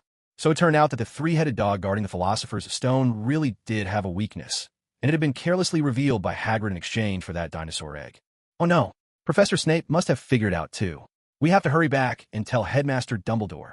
At this point, even if Dumbledore was usually a background presence, it was time for him to play his vital role. Hermione was secretly delighted, and the system chimed in. "Congratulations on completing task option 3. Reward, +1 to basic attributes." Without hesitation, Hermione allocated the point to her strength, bringing her total to strength +5. She hadn't noticed much difference with the earlier increases, but now, with her strength up to 5, her entire body felt charged with new power. Hermione felt as though she could split a log with her bare hands or twist a steel bar without much effort. Of course, Miss Granger was far too much of a lady to actually do anything so frivolous. "Who's there?" At that crucial moment, a fully alert Hagrid noticed a noise coming from the window. When he saw it was Draco Malfoy, a first year with slicked back hair, Hagrid's heart sank as if the sky were falling. Too many unexpected things had happened tonight. We're doomed. Hagrid was certain his newly acquired dragon was finished. Keeping dragons was strictly forbidden at school. If it had just been Hermione, Ron, and Harry, they might have kept a secret. But Malfoy, a troublemaker by nature, would never keep quiet. Hermione hadn't expected another system option to pop up. The system was working overtime tonight. Option 1. Capture Malfoy immediately, erase the witness, and receive a poison dagger as a reward. Option 2. Agree to be Malfoy's girlfriend, distance yourself from Ron and Harry, and receive +1 to basic attributes as a reward. Option 3. Let him do as he pleases, like the mountain breeze brushing the hills or the bright moon shining over the river, and receive a set of comfortable cotton bedding as a reward. Option 2 certainly offered the greatest benefit, but Hermione would never sacrifice her own happiness, so that was out of the question. Option 1, on the other hand, would awaken Hermione's hidden, darker personality, ruthless and thrilling, which she secretly enjoyed. Still, killing Malfoy over something so trivial would be a bit too much, even for her shadowy thoughts. It was enough to imagine it for a moment and get a little thrill out of it. Hermione wasn't a murderer, after all. She would never actually do it. So, clearly, it would have to be option 3. Let him be. Besides, with the weather turning cold, Miss Granger had been thinking about getting a new set of comfortable bedding anyway. Hurry, We have to catch him, or we'll be in real trouble.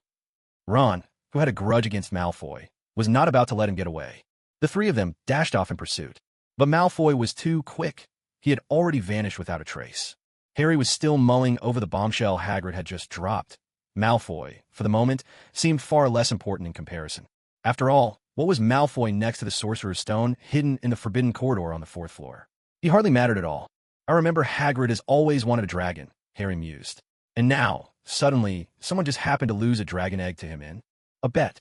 That person must have been trying to get information about the three-headed dog from Hagrid. They already know its weakness. Ron sighed, a hint of dejection in his voice. Harry, I don't think that's what we should be worrying about right now. Malfoy knows we snuck out at night to find Hagrid.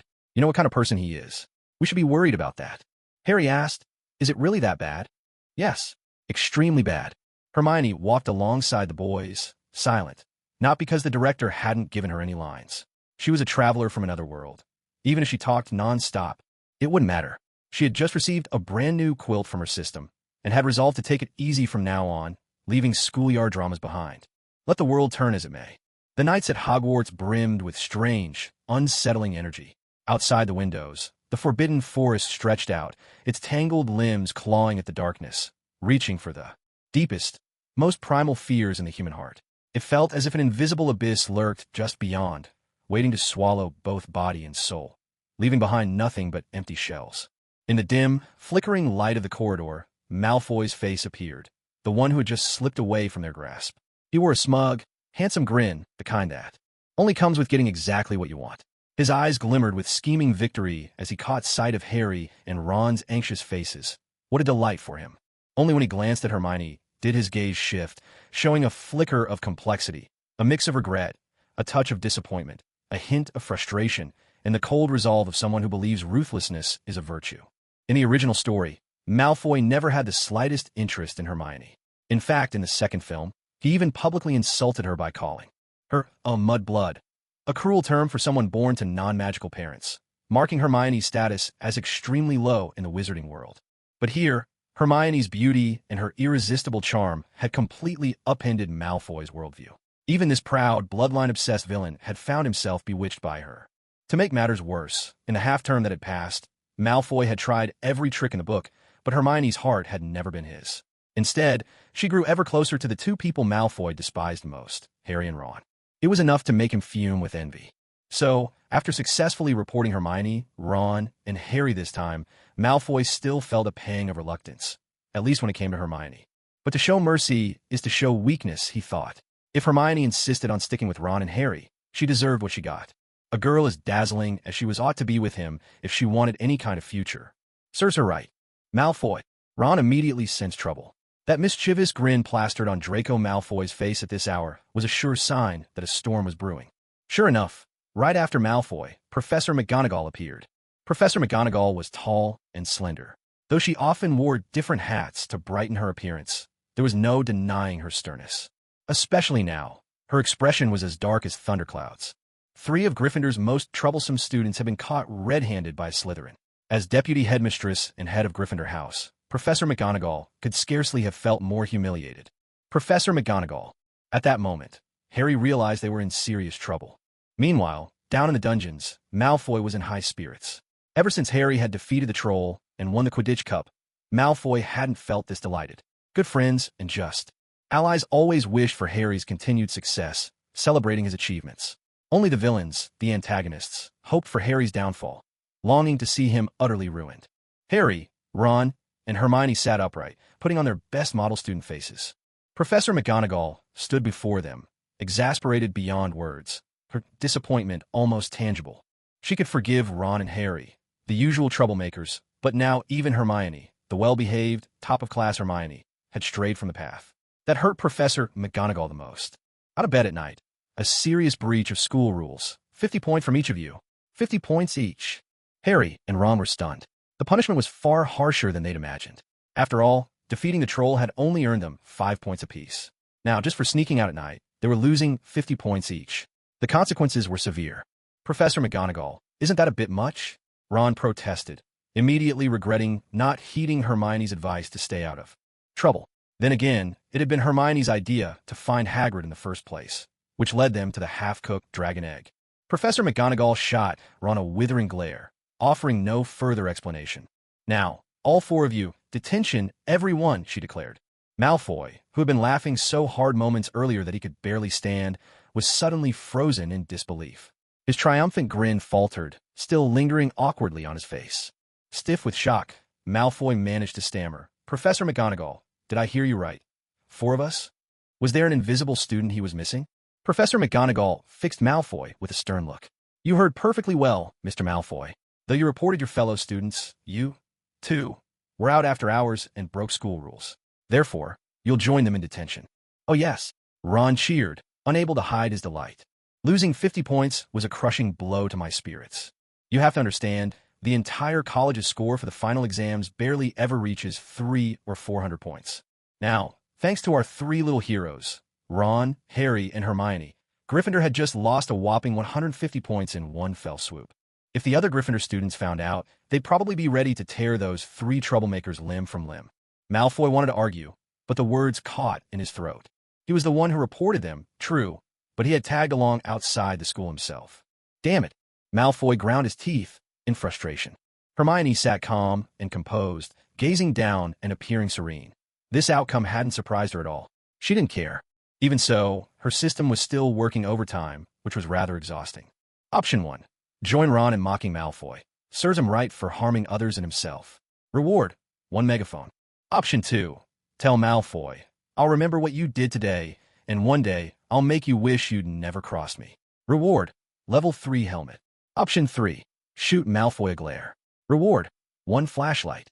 Come on. None of these rewards seemed particularly useful. Although, that level 3 helmet looked pretty tempting. Hermione hesitated for a moment, debating whether it was worth it to fall out with Malfoy here and now just to get that helmet, or if it would be simpler to settle for a flashlight. She worried, though, that the flashlight might be a Da Vinci brand fake, one that only worked when there was already light and stayed completely dark otherwise. To maintain her image as a sweet, charming girl, Hermione decided to let go of the helmet for now. She chose to simply glare at Malfoy. Malfoy seemed to feel her icy stare and gave her an awkward smile in return. After Professor McGonagall left, Malfoy sidled over and whispered to Hermione, "I didn't mean to report you. I only wanted to report Harry Potter and Ron. But you never listen to me. You're always with them. They're filthy and smelly. What's so great about them?" Coming from a noble family, Malfoy naturally looked down on Ron and Harry, calling them filthy and smelly. It was an insult, not a literal description. Seeing that Hermione still hadn't forgiven him, Malfoy's pride made him want to stop explaining. But men can be so foolish, especially in front of a girl they like. Even if Hermione ignored him most of the time, Malfoy was utterly bewitched by her. Try to win her over, he actually pulled out the green hat Hermione had once given him, plopped it right on his head, and said gently, "See, I still wear the gift you gave me all the time." Hermione couldn't help but laugh at the sight of Malfoy in that bright green hat. Through her tears, she managed to smile and said, "Go on. I'm not talking to you. Congratulations on completing option 3. You are rewarded with a flashlight. What a pity about the level 3 helmet. Hopefully, this reward will appear in one of the system's future options, and Hermione can choose it then." Harry had long grown used to seeing Malfoy, the rich kid, trying to curry favor with Hermione. Only Ron seemed a bit put out. Luckily, Miss Hermione didn't give Malfoy the time of day, which offered Ron a sliver of comfort. After all, Hermione had a noble heart.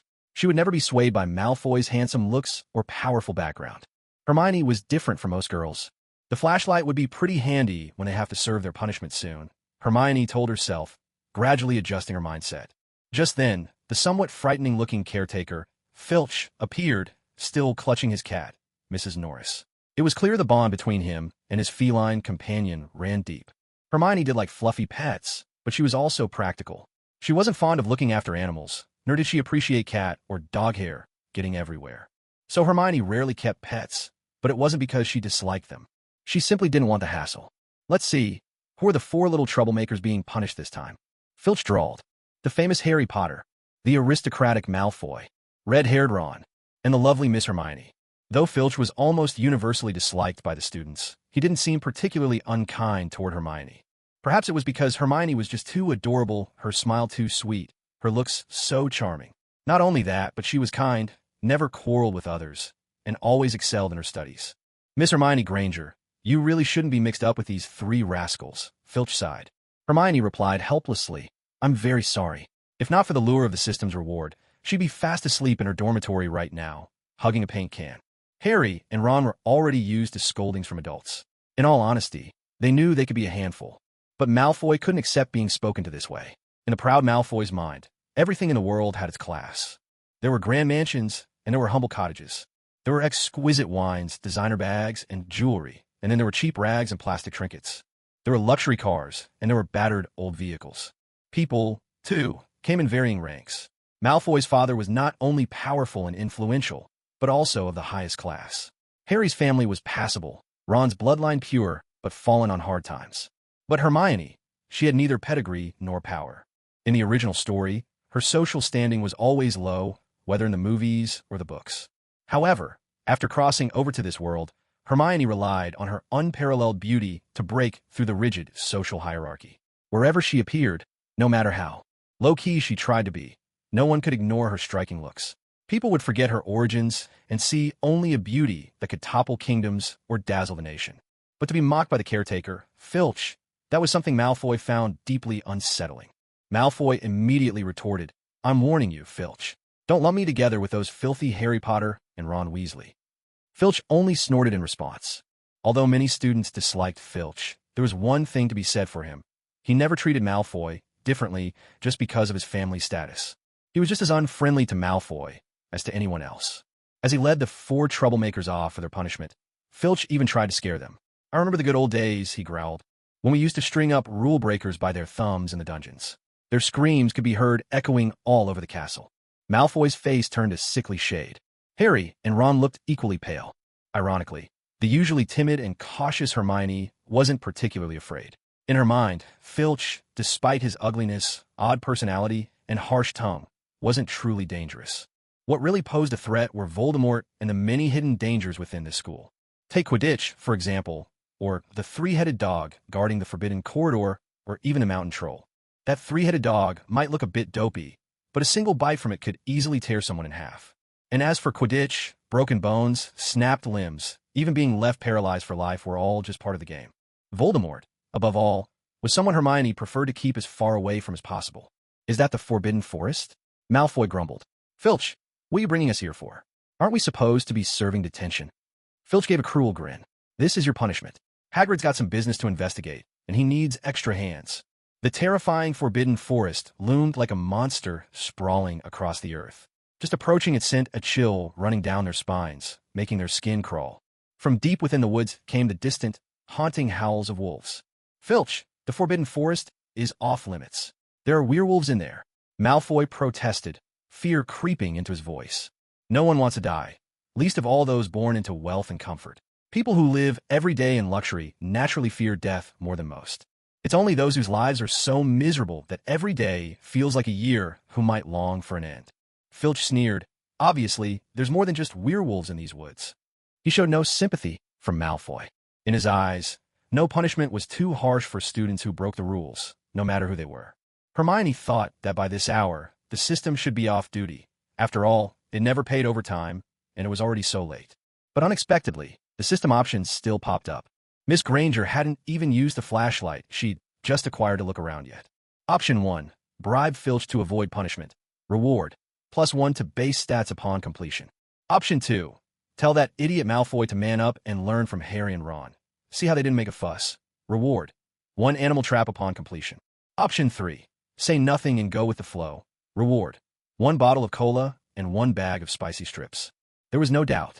Bribing Filch was the most promising route. Not only could she avoid punishment, but she'd also gain a point in basic attributes. What a pity. Upright and unyielding as she was, Miss Hermione Granger would never stoop to bribery. Yet her mind was already racing through the possibilities. What could she use for a bribe? Fine wine, gourmet food, toilet paper, a toilet brush? Wait, a thought struck her. Cat food. Filch adored his cat. If she could gift him the cat's favorite food, surely the bribe would succeed. A bribe should always cater to one's interests. But then Hermione realized, among all the household supplies in her space ring, there was not a single piece of cat food. So, the bribe was doomed to fail. If she couldn't succeed at bribery in one go, Hermione couldn't bear the embarrassment. She might as well go with the flow. Congratulations on completing option 3. You've received 1 bottle of cola and 1 bag of spicy strips. Hermione decided she would secretly try these noble delicacies of the common folk later. Soon, she arrived at Hagrid's hut. Just half an hour ago, Hagrid had been beaming with joy at receiving Norbert, a Norwegian ridgeback dragon, cooked to medium rare. But now he stood there, clutching his hunting crossbow, looking utterly defeated, as if to say, "It's not me, it's the world that's wrong." "Come now, Hagrid, don't take it so hard," she said. Filch, whose voice usually grated on the ears, actually tried to comfort Hagrid for once. It wasn't that Filch and Hagrid were close. On the contrary, Filch simply understood how he felt. Filch's dearest companion was his cat, Mrs. Norris. Hagrid had just gotten his beloved dragon, only to lose it thanks to Malfoy's tattling. Filch couldn't help but feel for the poor man. Harry and Ron hadn't quite processed everything yet. They just had 50 points each docked from their houses because of Malfoy's report. Hagrid explained to Harry, "Norbert, my precious, has been sent away. Headmaster Dumbledore took him himself. The school doesn't allow dragons anyway. It was only a matter of time," Filch said, pointing at the four of them. "They broke the rules and have detention. Since you need extra hands, Hagrid, they're yours tonight." Hagrid shot Malfoy a fierce glare. This little scoundrel was to blame for it all. However, Hagrid was not a narrow-minded person. As an adult, how could he stoop to the level of a child? He put away his disappointment and said, "All right, you four, stick close to me. The Forbidden Forest is especially dangerous at night." Filch watched the punished students, trembling with fear as they followed Hagrid into the dark woods, and he was positively delighted. There was nothing Filch enjoyed more than seeing rule-breaking students get what they deserved. The more terrified the students were, the more they screamed, the more they trembled, the happier Mr. Filch became. The horror of the Forbidden Forest was like a devil lurking in the night. It wasn't just a product of the mind. It was all too real. Danger seeped from the air, the sounds, and every pore of their skin. As Hermione entered, she immediately felt a chill, not just on her skin, but deep in her heart. On instinct, she reached into her enchanted ring and pulled out something warm to wear. She could barely remember where this knitted scarf had come from. But once she put it on, warmth immediately spread through her. Hermione didn't notice, but as she wrapped the rather unremarkable scarf around her neck, Ron's eyes lit up with joy. Ron's family didn't have much money. Even most of his school books were secondhand. But this scarf was different, brand new, woven by his mother's magic, and Ron had never even used it himself. A few months before on the train, after Hermione had given him a green hat as a gift, Ron had given her this very scarf. At the time, Ron had already realized Hermione's beauty, but he hadn't expected her to be so popular at school, receiving gifts from admirers nearly every day. The amazing thing was, Hermione always managed to handle these situations gracefully, even when it came to Malfoy. Ron assumed that, among so many gifts, Hermione would long since have forgotten the ordinary scarf he'd given her. Yet here, in the face of danger and cold, she reached for his scarf before anything else. "What are you looking at, Ron?" Hermione noticed the odd look in Ron's eyes. If they were at school in broad daylight, she wouldn't have cared. But here, in the Forbidden Forest, surrounded by cold and eerie shadows, Ron's intense stare, his face half lit by the lantern, looked strange and even a bit frightening. She had no idea that the scarf she'd just put on was Ron's gift. Hermione had received so many presents, not to mention the daily rewards from her system, that she could practically open a small shop. If she hadn't been generous enough to share unwanted snacks with her roommates, or if her enchanted ring hadn't been so spacious, she would have run out of space long ago. Who could remember what Ron gave her in the beginning, anyway? And nothing, Ron stammered. He was still a little shy, especially with that annoying Malfoy standing right there. Of course, Ron wasn't going to admit that the scarf Hermione was wearing was a gift from him. Malfoy, oblivious to the story behind the scarf, sneered, "What's wrong with him? Is he scared or something? You're such a disgrace, Ron." At once, Harry leapt to Ron's defense. "Malfoy, you'd better shut your mouth. If you can't say anything decent, then don't say anything at all." Malfoy snorted, just about to retort, when Hagrid's deep voice cut through the tension. "I have to say, I admire your courage coming into the Forbidden Forest at night and still finding time to argue. But I suggest you keep your voices down. This place is still very dangerous." Suddenly, a chorus of eerie cries echoed from the depths of the forest, and a chilling wind swept through the trees. Malfoy, Ron, and Harry all felt their hair stand on end. The group of mischievous children instantly fell silent. "Hagrid, what's that?" Harry asked, watching as Hagrid crouched down and pinched up a silvery liquid from the ground. In a place like this, the shining liquid looked especially strange. A bizarre, indescribable odor drifted from it. Hagrid's eyes were full of helplessness and sorrow as he said, "That's unicorn blood." We're patrolling the Forbidden Forest tonight because of this. Not long ago, a unicorn was killed, and it's clear that another one has been badly wounded. Harry frowned. Who would do such a thing? Hagrid straightened up and sighed. I don't know, but I can tell you this. Anyone who dares harm a pure unicorn must be truly evil. At those words, both Malfoy and Ron shivered. Hermione instinctively drew herself tighter, just as the system's options appeared before her eyes. Option 1. Taste the unicorn's fresh blood. Perhaps you'll gain immortality. Reward for completing the task. 1 solar-powered charger. Option 2. Tell Hagrid you suspect Voldemort, because only he would do such a terrible thing. Reward for completing the task. 1 box of matches. Option 3. Request to be in the same group as Harry and Malfoy when the team split. Reward for completing the task. +1 to basic attributes. What the heck? Hermione was speechless at the system's 3 choices. Option 1 was especially disgusting. Yet, she couldn't help but think of her favorite dishes from before she crossed over. Spicy duck blood stew, pickled fish, things like that. After all, spicy duck blood stew was basically made from duck's blood. Maybe if she cooked this precious unicorn blood just right, she could make it into a spicy stew. On second thought, it was still revolting. Although Hermione was quite tempted by the solar-powered charger from option 1, it seemed as practical as that level 3 helmet from before. This was one option she simply couldn't bring herself to choose. Option 2 was dismissed right away. The reward was far too meager. A single box of matches? Who did they think they were dealing with? At the very least, she thought they could have offered a proper lighter. One that was windproof, even. What's more, the task itself was unusually tricky. Cautious as always, Hermione had no intention of revealing that she knew anything about Voldemort. Keeping a low profile was the best course of action. By process of elimination, even though Hermione wasn't keen on option 3, there was no choice for simply going along with the crowd. Left with little alternative, Hermione could only pick the third option. Sure enough, when they reached the unicorn's blood, they found that Hagrid had touched it. It was still warm. That meant the unicorn had been injured only recently, and probably hadn't gone far. It must still be nearby. With such a large group, splitting up would make finding the poor wounded creature much easier. Hagrid announced, "Right, we'll split into 2 teams now. I'll take Hermione and Ron. Harry, you'll go with Malfoy." Malfoy protested at once. "That's not fair, Harry cut in, teasing, "What's wrong, Malfoy? Are you scared?" Malfoy immediately retorted, "Who's scared? I just don't trust you, that's all. If we're splitting up this way, then I want Fawn." Fawn was Hagrid's dog. Hagrid had always been fond of keeping the oddest pets. So far, Hermione knew about Fluffy, the 3-headed dog, Norbert, the Norwegian Ridgeback Hagrid nearly managed to raise, and now Fawn. Fawn was a Neapolitan Mastiff, whose bark rumbled like distant thunder. He looked just as fierce as Hagrid, but appearances were deceiving. So when Malfoy made his request, Hagrid replied bluntly, "You'd better think carefully. Fawn's a real coward." Malfoy insisted, "I want Fawn." Hermione was resigned. Of the available options, the first 2 were impossible, so she could only go with the one she could manage. Drawing her wand, she put on a brave face and said, "I'm better at spells than either of them. I'll join their group. If there's trouble, I can help." Hermione. Ron looked puzzled, not understanding why she would volunteer to be with Malfoy, even if Harry was there too. Hagrid glanced at her, then chided Malfoy. "Look at you, Malfoy. Miss Granger's braver than you are."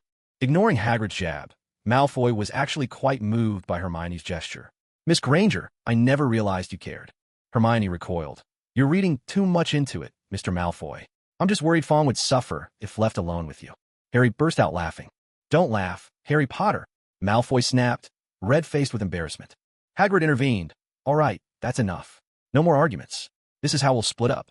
Ron and I in one group, and Harry, Malfoy, and Hermione, you take Fawn. We need to find that injured unicorn as quickly as possible." "Understood." There's something comforting about having a crowd around. Strange things always seemed less frightening when people stuck together. Just like in horror movies, it's usually the supporting characters, the ones destined not to survive, who end up wandering off alone, only to be picked off one by one. But as long as they stick together, even though they still face the kind of dread you see in disaster films, that fear is more of a raw, physical kind, the kind that gets your blood pumping. It's not the psychological terror you find in ghost stories and supernatural tales. The 2 types of fear feel quite different. In the original story, Malfoy carried the lantern and held the dog's leash, not because he was more diligent than the others. It's just that the Forbidden Forest at night was truly terrifying, and if he let Harry keep the only source of light, Malfoy would have felt completely exposed. The same went for Fawn the dog. Only with Malfoy holding the leash did he feel safe. Here, Malfoy acted the same way, using conversation to mask his real intentions. Hermione, if my father knew I was doing servant's work right now, he'd absolutely lose his mind. In the original, Hermione wasn't there, just Malfoy and Harry, so Malfoy could only make small talk with Harry to distract himself from his fear. But now, with the beautiful Miss Granger at his side, Malfoy naturally turned to her first. Hermione laughed and replied, "Well, you brought this on yourself. If you hadn't tried to get us in trouble, you wouldn't be stuck with this punishment." Malfoy bristled with resentment at her words. "You've got some nerve. I'm Malfoy, from a noble family. I've never treated a girl of common birth this well before. Why won't you listen to me? Why must you always hang around with Harry Potter and Ron?" Hermione had come to understand Malfoy's temperament somewhat. She was no longer as intimidated by him as she had been at first. She replied, "Mr. Malfoy, please show some respect. After all, you're a noble. You." Malfoy was so flustered that his carefully slicked back hair fell out of place. But faced with this little beauty, so perfect she seemed like a work of art, he found himself unable to say anything truly harsh. He couldn't help but steal a few more glances at Hermione's flawless, delicate face, marveling again and again at how such a lovely girl could even exist. If there were another girl at Hogwarts as charming and pretty as Hermione, Malfoy would have gladly turned his attention elsewhere. But there wasn't. Rarity only made Miss Granger more precious, and Malfoy's desire for her only grew. "Forget it. I don't want to argue with you. Sooner or later, you'll realize that I, Draco Malfoy, am the only one at Hogwarts who truly deserves you." Hermione didn't push back too hard. After all, Harry was right there, probably enjoying the show. She decided to leave Malfoy with a bit of dignity. There was always a risk that Malfoy, spurned by love, might become vindictive, and Hermione was wary of that. But with her mastery of spells and her growing confidence, Hermione was no longer all that afraid of Malfoy. Otherwise, he wouldn't have taken the chance last time to set his pants on fire. However, what truly concerned Hermione at the moment was Malfoy's father, who was a Death Eater. Lucius Malfoy was a thorough villain, and since Draco was his only son, if Hermione were to kill him, she would undoubtedly face Lucius's revenge. Let's hope so. Hermione shot Malfoy a glance and dropped the subject. Once again, it was the classic tactic of giving him hope only to pull it away. Malfoy was on the verge of collapse, completely outmaneuvered by Miss Hermione's game.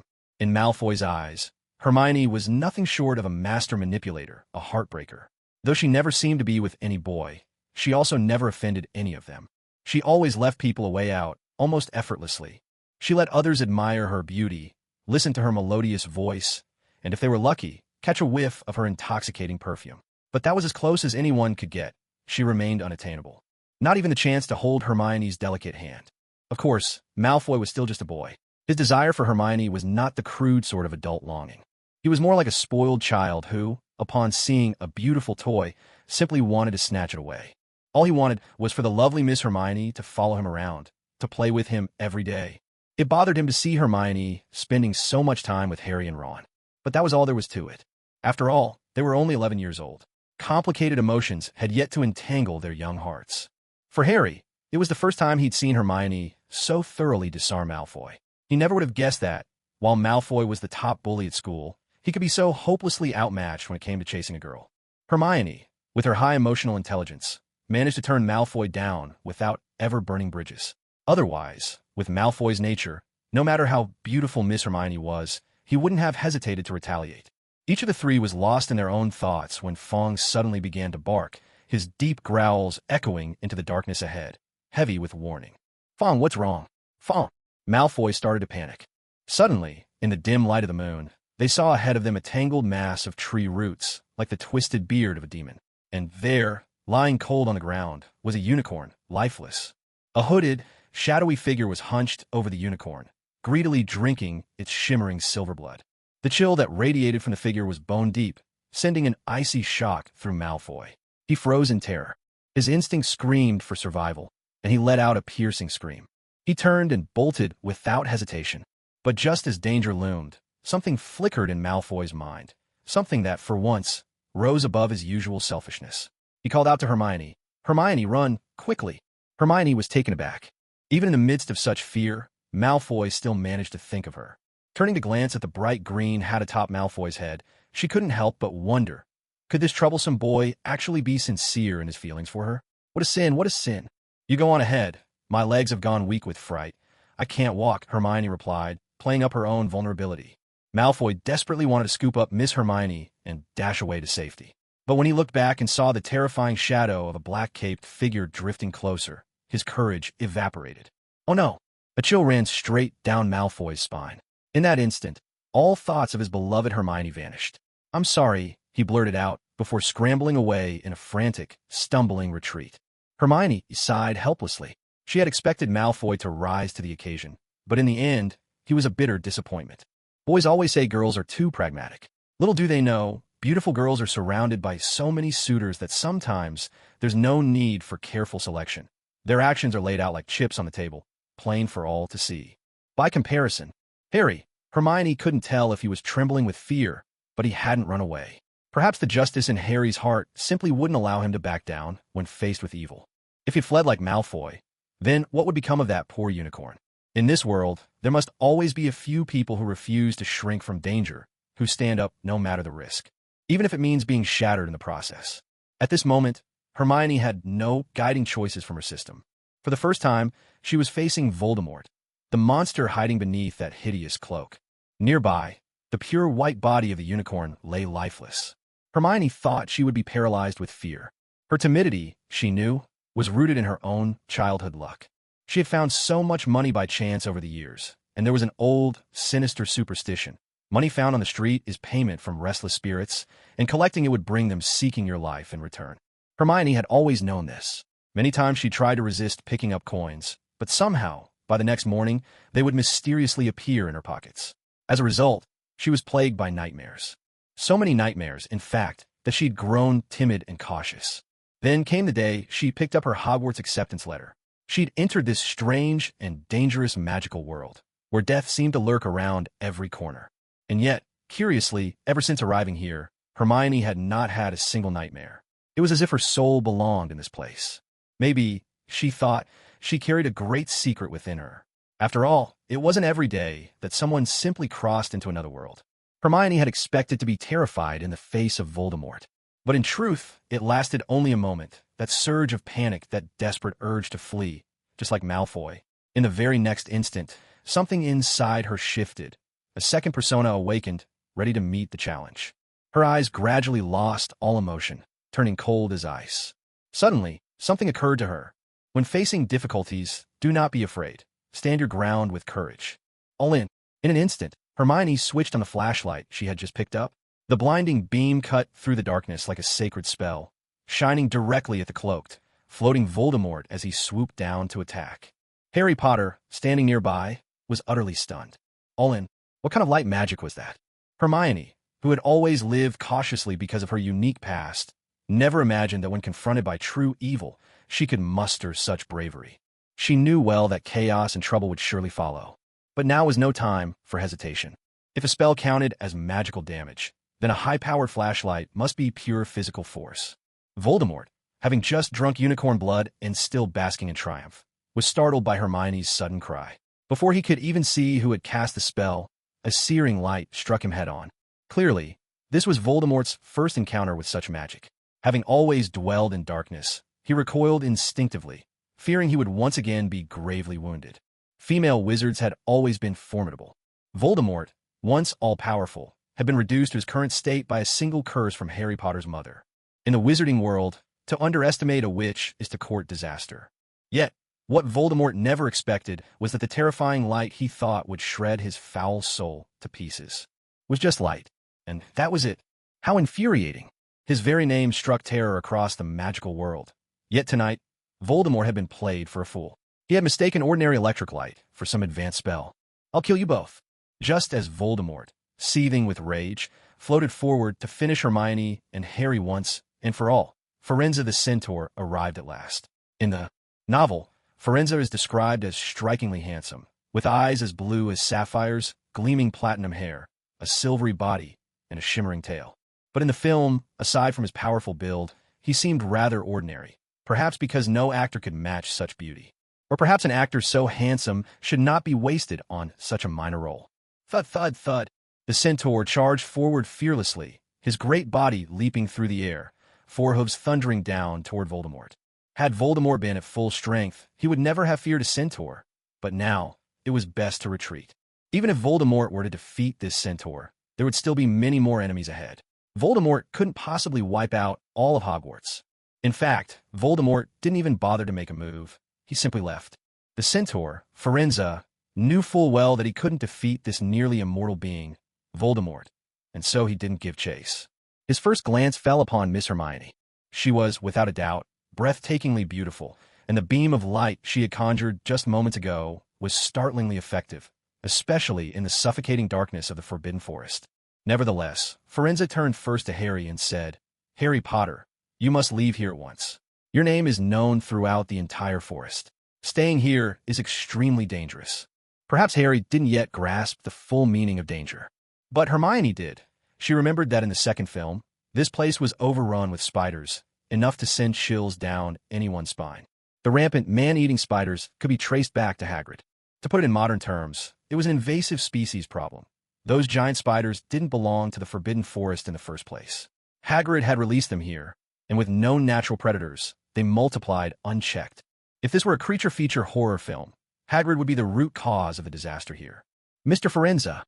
Hearing the commotion and seeing the bright light, Hagrid and Ron hurried over, while Malfoy had already vanished, along with the ever-unreliable Fong. Hagrid clearly recognized the strong centaur. "I take it you've already met Harry Potter." Harry, as always, had a sharp mind. He knew exactly what question was burning within him, so his eyes turned to the unicorn that had just been killed, and his hatred for the floating dark figure grew even deeper. "Who was that monster just now?" Firenze explained, "Harry, drinking unicorn blood can prolong life, but also brings a terrible curse. There's only one person desperate enough to do such a thing. Harry, can't you guess who it is?" In that instant, everything became clear to Harry. When he'd faced that cloaked figure, the scar on his forehead had throbbed in agony. Harry blurted out, "It's Voldemort." Firenze said, "I must be off now, Harry Potter. Good luck to you." With that, the centaur melted back into the shadows of the forest. Hagrid examined the unicorn and said sadly, "It's gone." "Harry, Hermione, are you both all right?" "We're fine." Both Harry and Hermione shook their heads. Ron looked at them anxiously and said, "That was way too dangerous. You actually ran into Voldemort himself." Harry and Hermione could only manage a wry smile. Just then, Hagrid seemed to remember something. "Where are Malfoy and Fong?" Hermione quipped, "Maybe Voldemort's got them now, preparing them for hot pot." Hagrid, Harry, and Ron weren't quite sure what a hot pot was.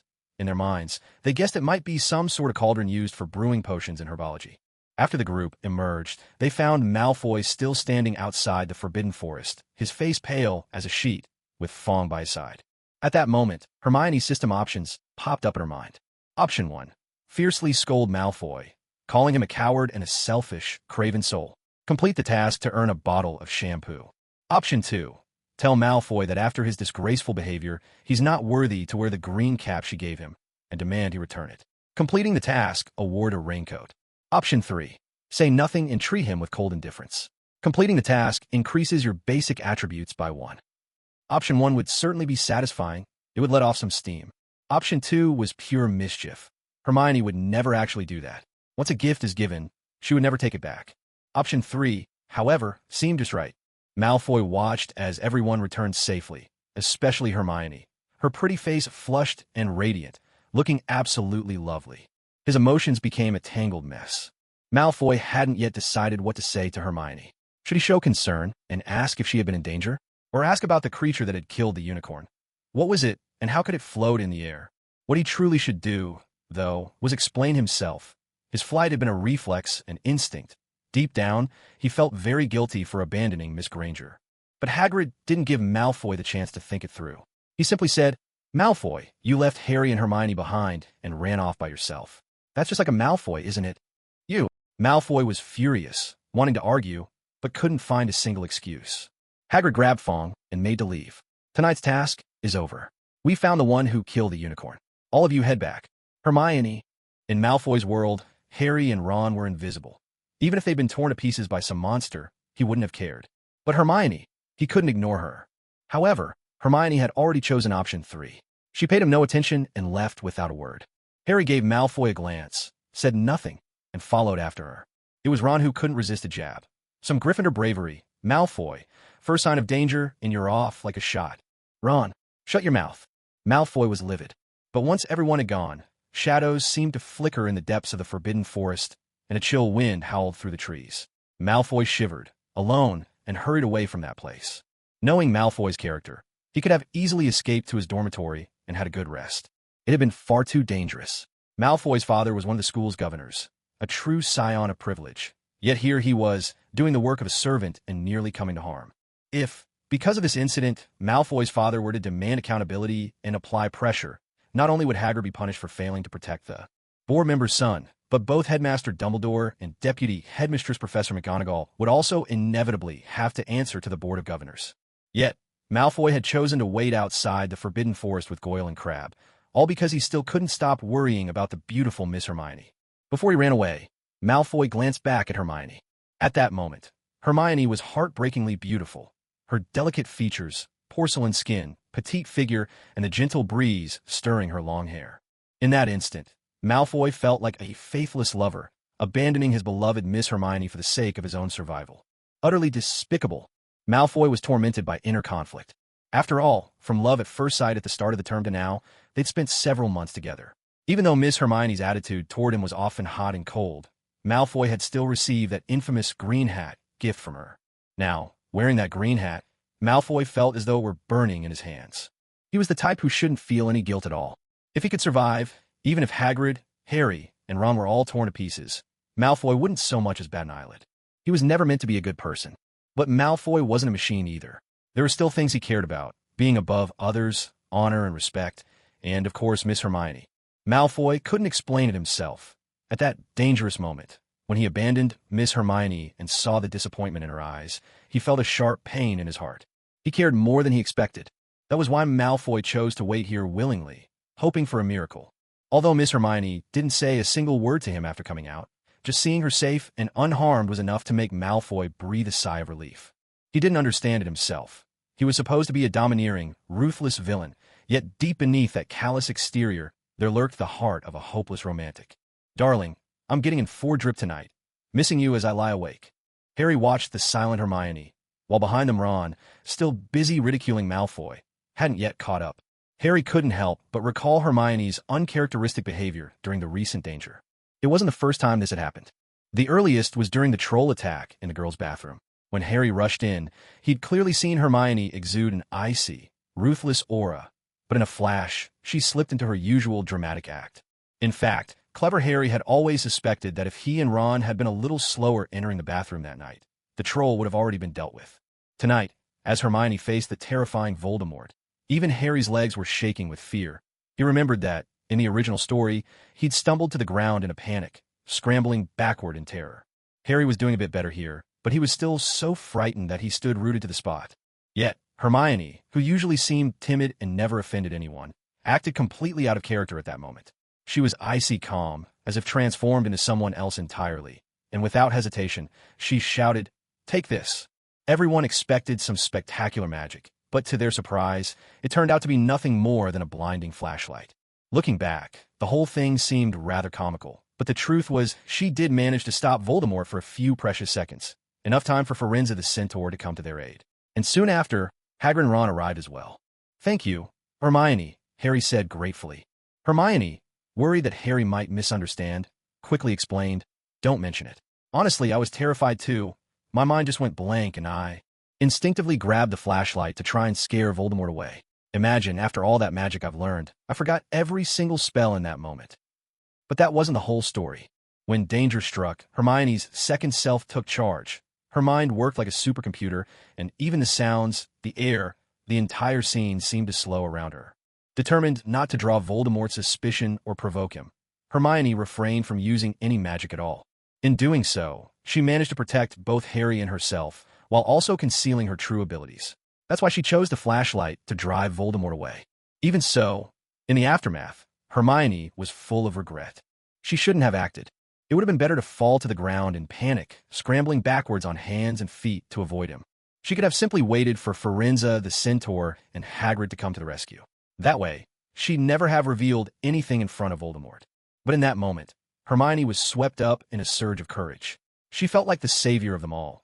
Even if everyone else fled or fell, as long as she stood, Hermione would not collapse, no matter if her body was broken or her soul shattered. Even if all she had left was her consciousness, she would not surrender. She would fight to the end. Afterwards, Hermione couldn't help but think she'd gone mad. She was usually so timid, always avoiding trouble. How could she possibly be the hero? What a joke.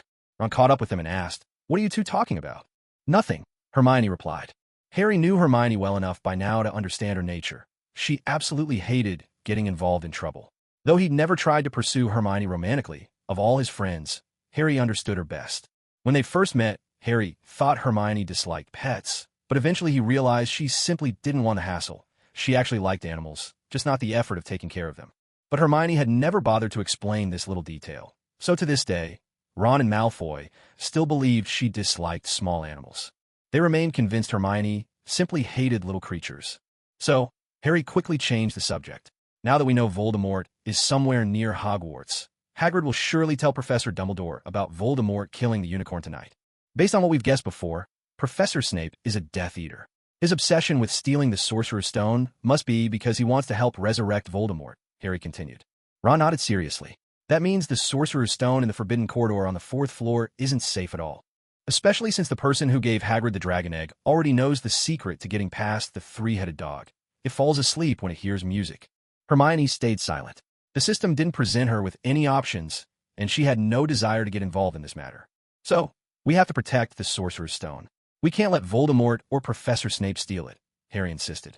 But of course, the system wasn't about to let Hermione off the hook so easily. Suddenly, 3 options popped up before her. Option 1. Tell Harry and Ron the truth, that Professor Quirrell is actually Voldemort's accomplice. Complete this task and receive a box of embroidery needles. Option 2. Suggest that everyone get some sleep. It's late, and whatever needs to be done can wait until tomorrow. Complete this task and receive a set of comfortable pajamas. Option 3. Suggest sneaking up to the Forbidden Corridor on the 4th floor right now to take a look. Complete this task and gain +2 to base stats. What the heck? It's that +2 again. Is this what they mean by fortune favors the bold? Hermione hesitated for a few seconds, then put the +1 base stat she just earned into her strength. Total strength, +6. She didn't know why, but right now, she just wanted to boost her strength. Maybe it was because she was still young, and her body hadn't fully grown. Or maybe it was because, as a girl, she was naturally not as strong, so when faced with danger, she wanted a little more power. Hermione spoke up softly. Do you think, since Voldemort dared to kill a unicorn, he might strike while the iron's hot and sneak into the Forbidden Corridor on the 4th floor tonight to steal the Sorcerer's Stone? To be honest, even if Voldemort did go after the stone, Hermione had no desire to face him herself. But the temptation of +2 base stats was just too much.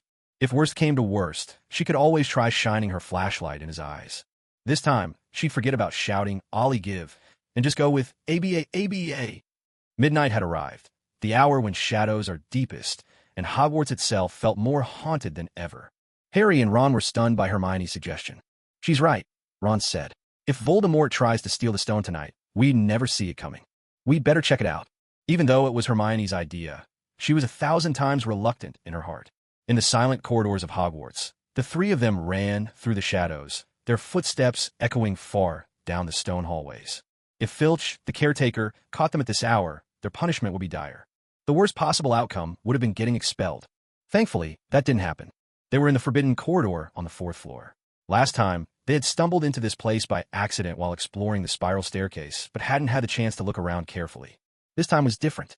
Though the 3 of them were nervous and on edge, their fear of Voldemort stealing the Sorcerer's Stone made them extra alert and attentive to every detail. This place wasn't just a forbidden area of the school. The statues standing around looked like demons, chilling and terrifying. Ron couldn't help but say, I think we must be really brave, coming here of our own accord. Hermione's side quest wasn't finished yet, so she whispered, Ron, keep your voice down. Ron gave a wry, uneasy smile. When they reached a peculiar door, the kind that would be almost impossible to open from the outside without magic, Ron pulled out his wand, intending to try the Alohomora unlocking spell. But then he remembered Hermione's reminder. After all, his magic was never as refined as Hermione's. In the original story, Hermione had been born to non-magical parents, but her intelligence and fierce determination to prove herself made her a diligent student. Here, too, Hermione's hard work was simply a part of who she was. Even before coming to this world, she'd always been a top student in real life. Now, with survival at stake, she couldn't afford to let up for even a moment. Ron glanced at Hermione and stepped aside to give her space. Hermione cleared her throat, took out her wand, and recited the spell with such practiced skill that it was almost heartbreaking to watch.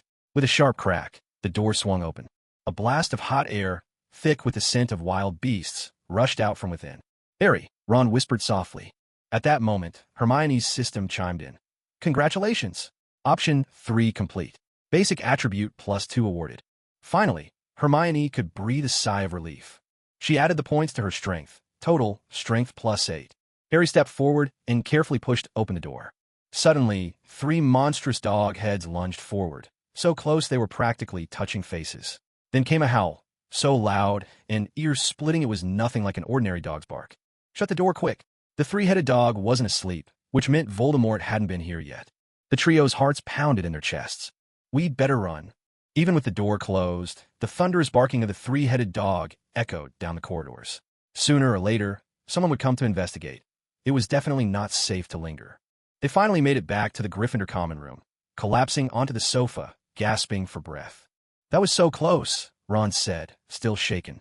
You might not have seen it, but that dog's drool nearly splattered all over my face. Hermione repeated the line she'd used before, a note of finality in her voice. If you don't mind, I'm going to bed. Otherwise, who knows what crazy idea you'll come up with next. And it might be even worse. We might get expelled for good. Ron watched Hermione's figure as she headed back to the girls' dormitory, pulling a strange face. She really ought to think before she speaks. Which is worse, getting expelled or getting yourself killed? He paused, frowning. Wait a minute. Why does this scene feel so familiar, Harry? Harry just smiled.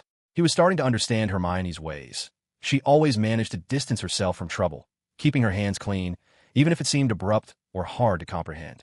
It's late. We should get some sleep too, Harry said, heading off to the boys' dormitory. So much had happened tonight. He was truly exhausted. Ron was left full of questions. Why are those two acting so strange? Was I the only one affected by all those terrifying things that just happened?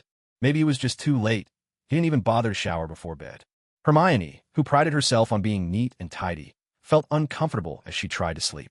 It took ages before she managed to drift off, only to be ambushed by nightmares. This was her very first nightmare since crossing into this strange new world. The dream felt so vivid, Hermione could hardly tell she was dreaming. She found herself alone in the Forbidden Forest, surrounded by the corpses of unicorns, piled high like mountains. Some were already beginning to rot. It was a vision of hell on earth. Suddenly, a black cloak drifted toward her at lightning speed. In a nightmare, Hermione was utterly powerless. She trembled, stripped of magic, forced to watch as the dark figure drew near and revealed a grotesque, twisted face. It was Voldemort. A scream ripped from her lips. Hermione jolted awake, drenched in cold sweat. On her luminous skin, the droplets shone like tiny pearls. By now, dawn had arrived. Her dorm mates were still dozing, and Hermione alone was awake. Still shaken, she pulled out a mirror to check if she had heavy dark circles under her eyes. But suddenly, the reflection wasn't her own. Instead, she saw Voldemort's terrifying face staring back at her. Hermione let out a gasp and flung the mirror away. It was only then that comprehension slowly dawned. Of course, she was still trapped in the nightmare. She hadn't woken up at all. Helplessness, fear, dread. These familiar, dreadful dreams had shaped Hermione's cautious and timid nature. Clutching her head, Hermione endured the torment of the nightmare, with no sense of how much time had passed. At last, a gentle breeze brushed her face, truly waking her from the nightmare. When Hermione opened her eyes, raw and weary, she recognized the feeling. It was the wind. There was no breeze in her dream. Now she was certain. She had finally, truly awakened from the nightmare. Her dorm mates were already up and getting dressed for the day. As they chatted, one remarked, "How come Hermione's up so late today?" "No idea.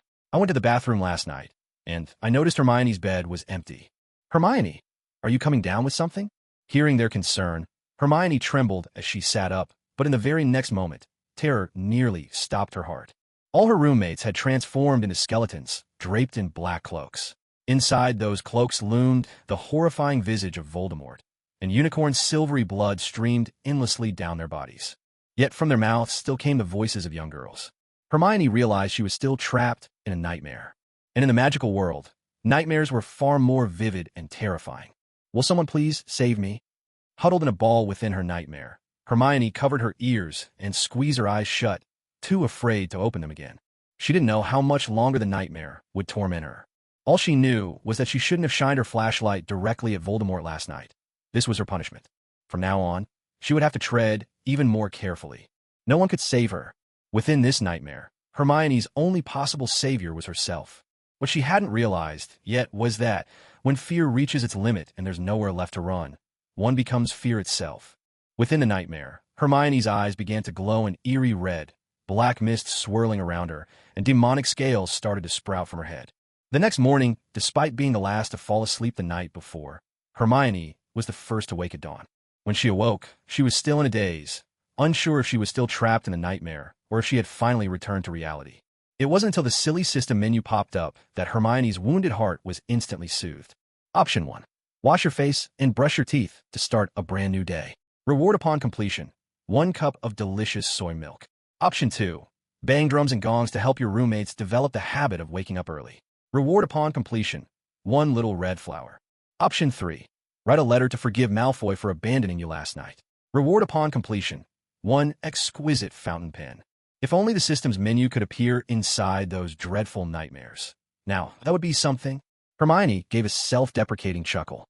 For most people, enduring such torment in a nightmare would leave them unsettled for the entire day, perhaps even on the verge of a breakdown.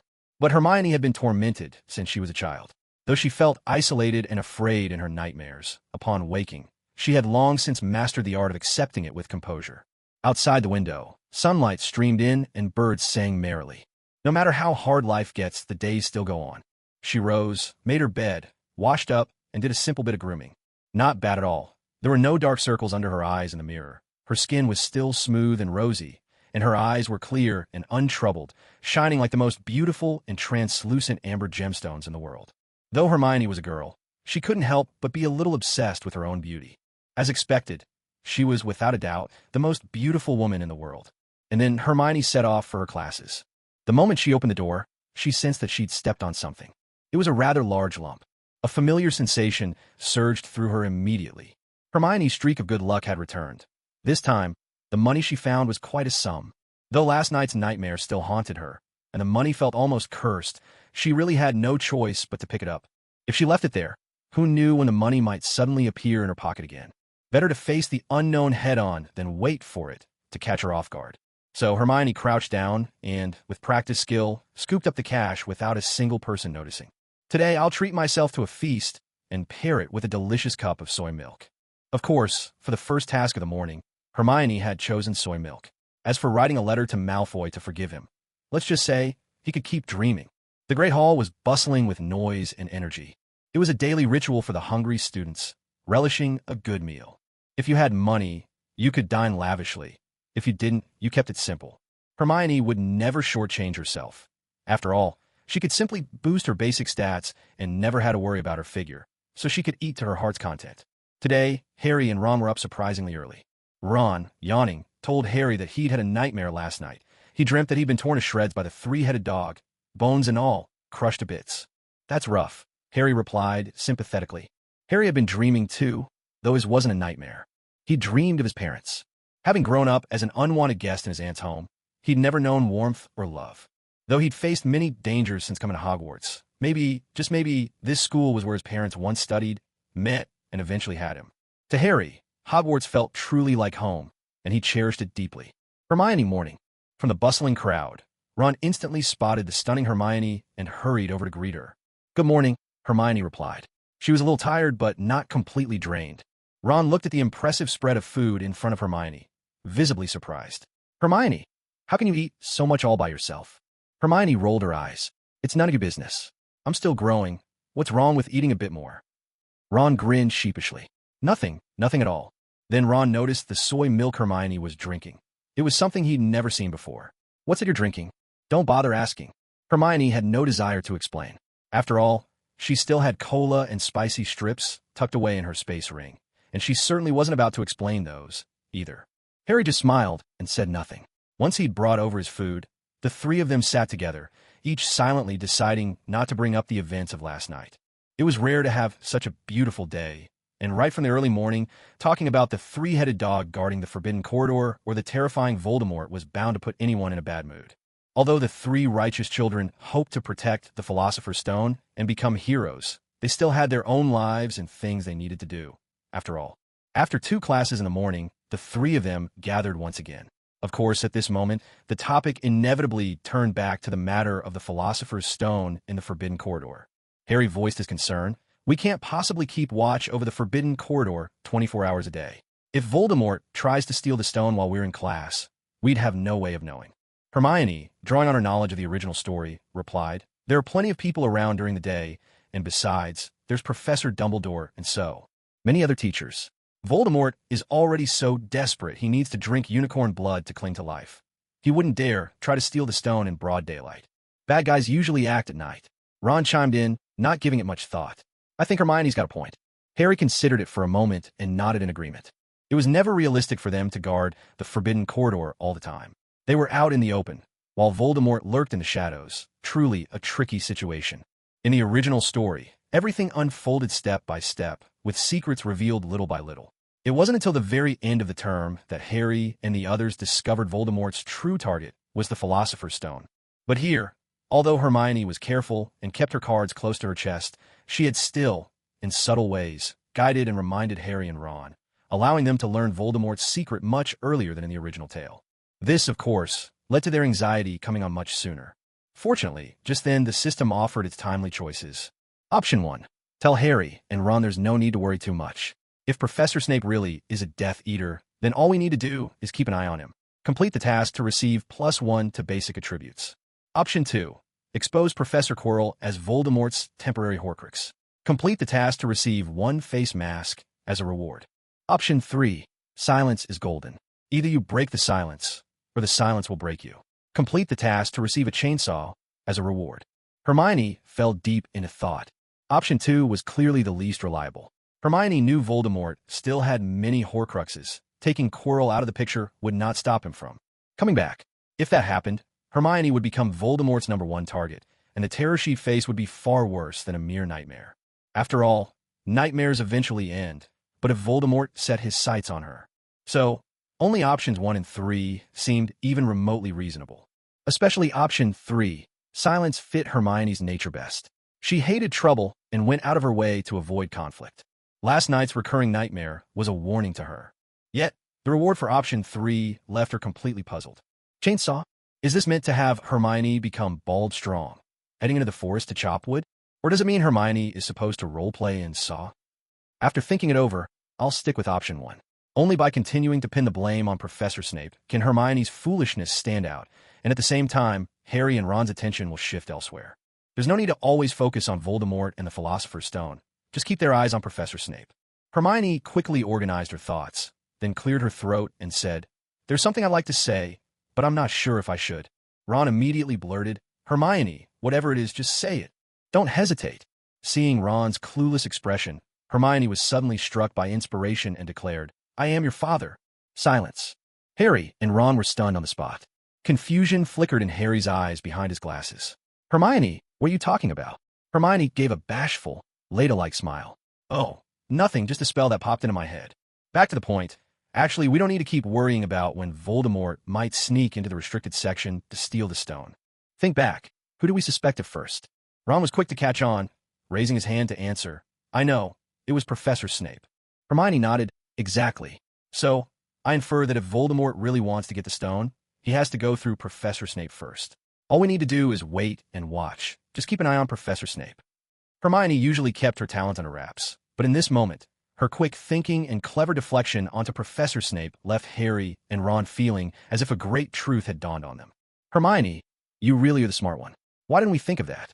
Hermione modestly replied, "Oh, not at all. You're just too close to things right now. Once you take a step back, you'll see it too." Ron chimed in, "Let's make a plan. On Mondays, Wednesdays, and Fridays, I'll keep watch on Professor Snape. On Tuesdays, Thursdays, and Saturdays, Harry will take over.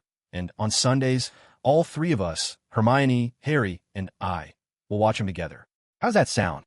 Hermione noticed her workload was the smallest, which delighted her, so she agreed, "Sounds good to me." Harry didn't object either and nodded in agreement. At this point, Hermione's system prompted, "Congratulations on completing option 1. You are awarded +1 to your basic attributes." Without hesitation, Hermione allocated the point to her strength. Total, strength +9. Hermione could now clearly feel that she was far stronger than other girls her age. If there were ever an arm wrestling competition among her peers, Miss Hermione might just win first place among the first-year girls. After successfully pinpointing Professor Snape as the prime suspect in the theft of the Philosopher's Stone, Professor Snape soon discovered that, whether he was having a meal or simply heading to the restroom, he would invariably run into Harry, Ron, and those three meddlesome kids, sometimes by chance, sometimes not. What on earth were they up to? Professor Snape hadn't yet realized that, thanks to Hermione, his reputation had been smeared even more than in the original story, making him look all the more suspicious. All that was missing now was hard evidence. A few days later, Christmas arrived. It was December 25th. That day, Hogwarts was blanketed in thick, downy snow. The air was brisk, but the world outside was breathtakingly beautiful. Students and teachers alike were wrapped up in the festive spirit.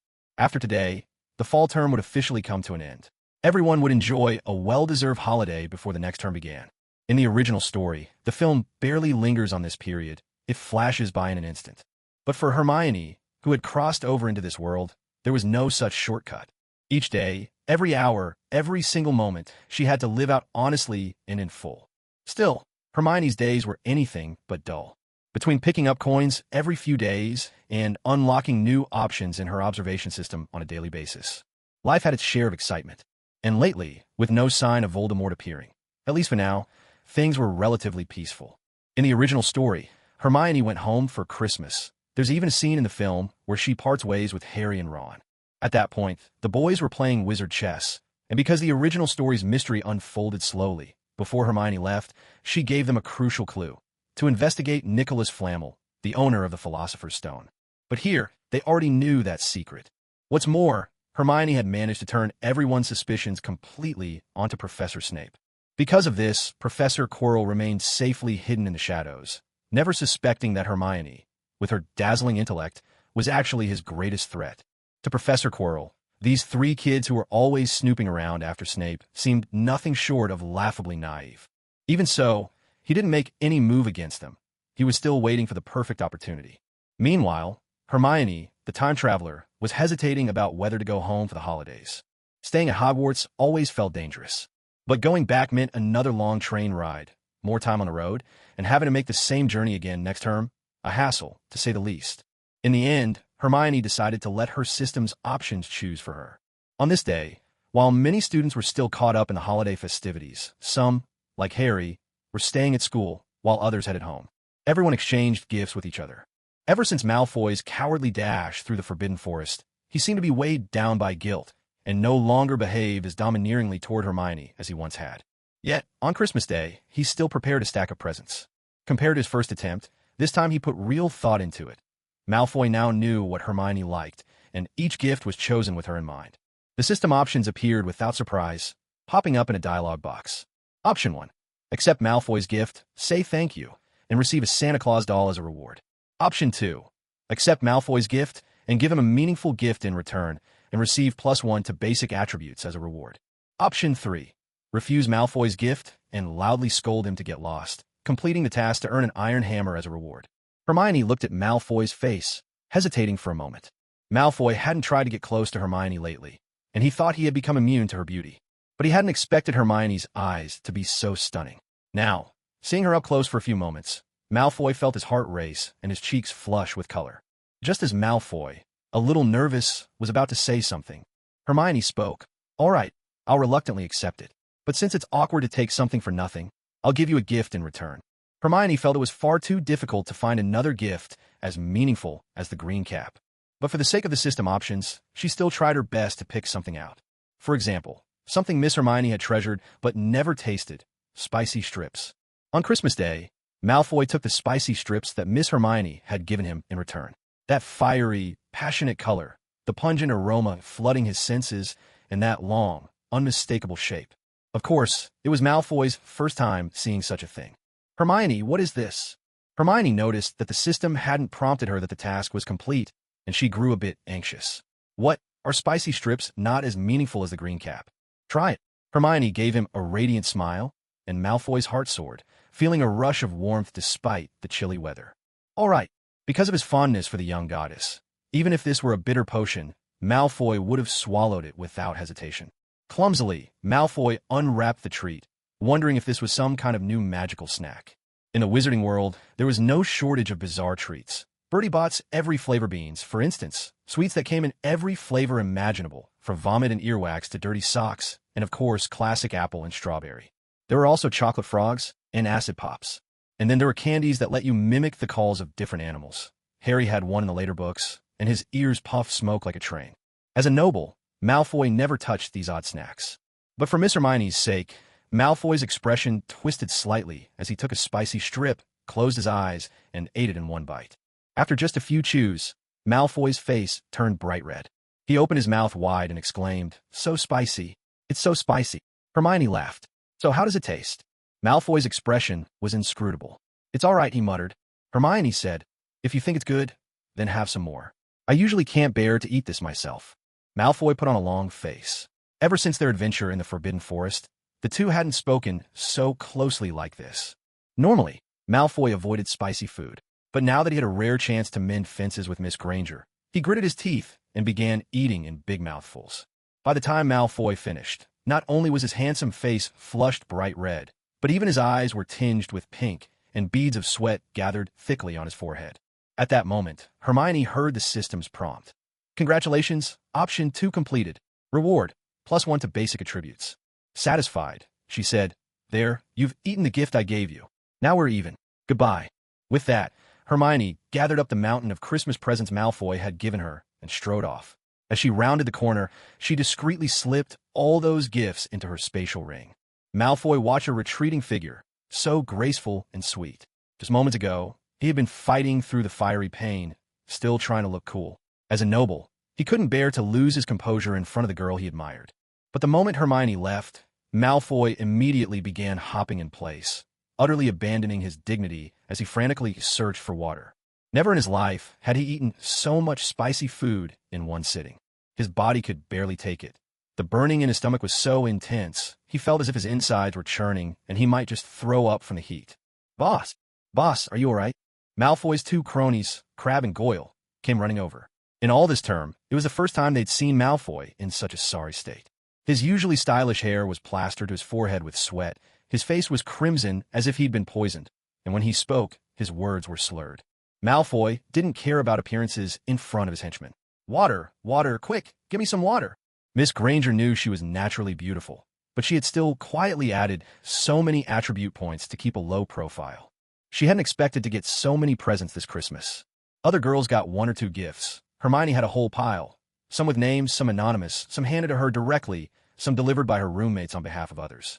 Her entire dorm was nearly overflowing. She could practically open a small shop with them all. Her roommates were all green with envy. "Hermione, you're so popular at school. You're like a celebrity in the wizarding world."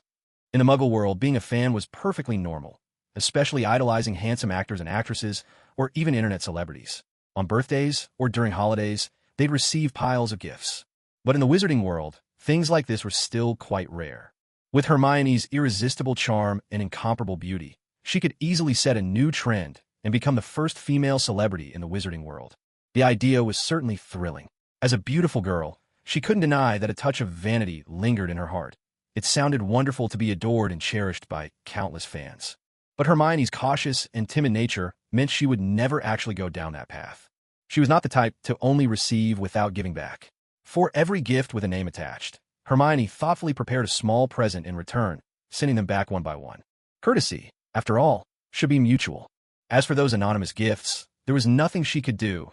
She couldn't very well turn to Sherlock Holmes, solve the mystery, and then return the favor. When Harry and Ron came to deliver their gifts to Hermione, they were utterly dumbfounded by the mountain of presents piled up before them. "Hermione, I knew you were popular, but I never imagined you were this popular," Ron said, a hint of envy in his voice. In the original story, Hermione was destined to be his future wife. But now, this time-traveling Hermione was already so outstanding in her first year that Ron felt she was far beyond his reach.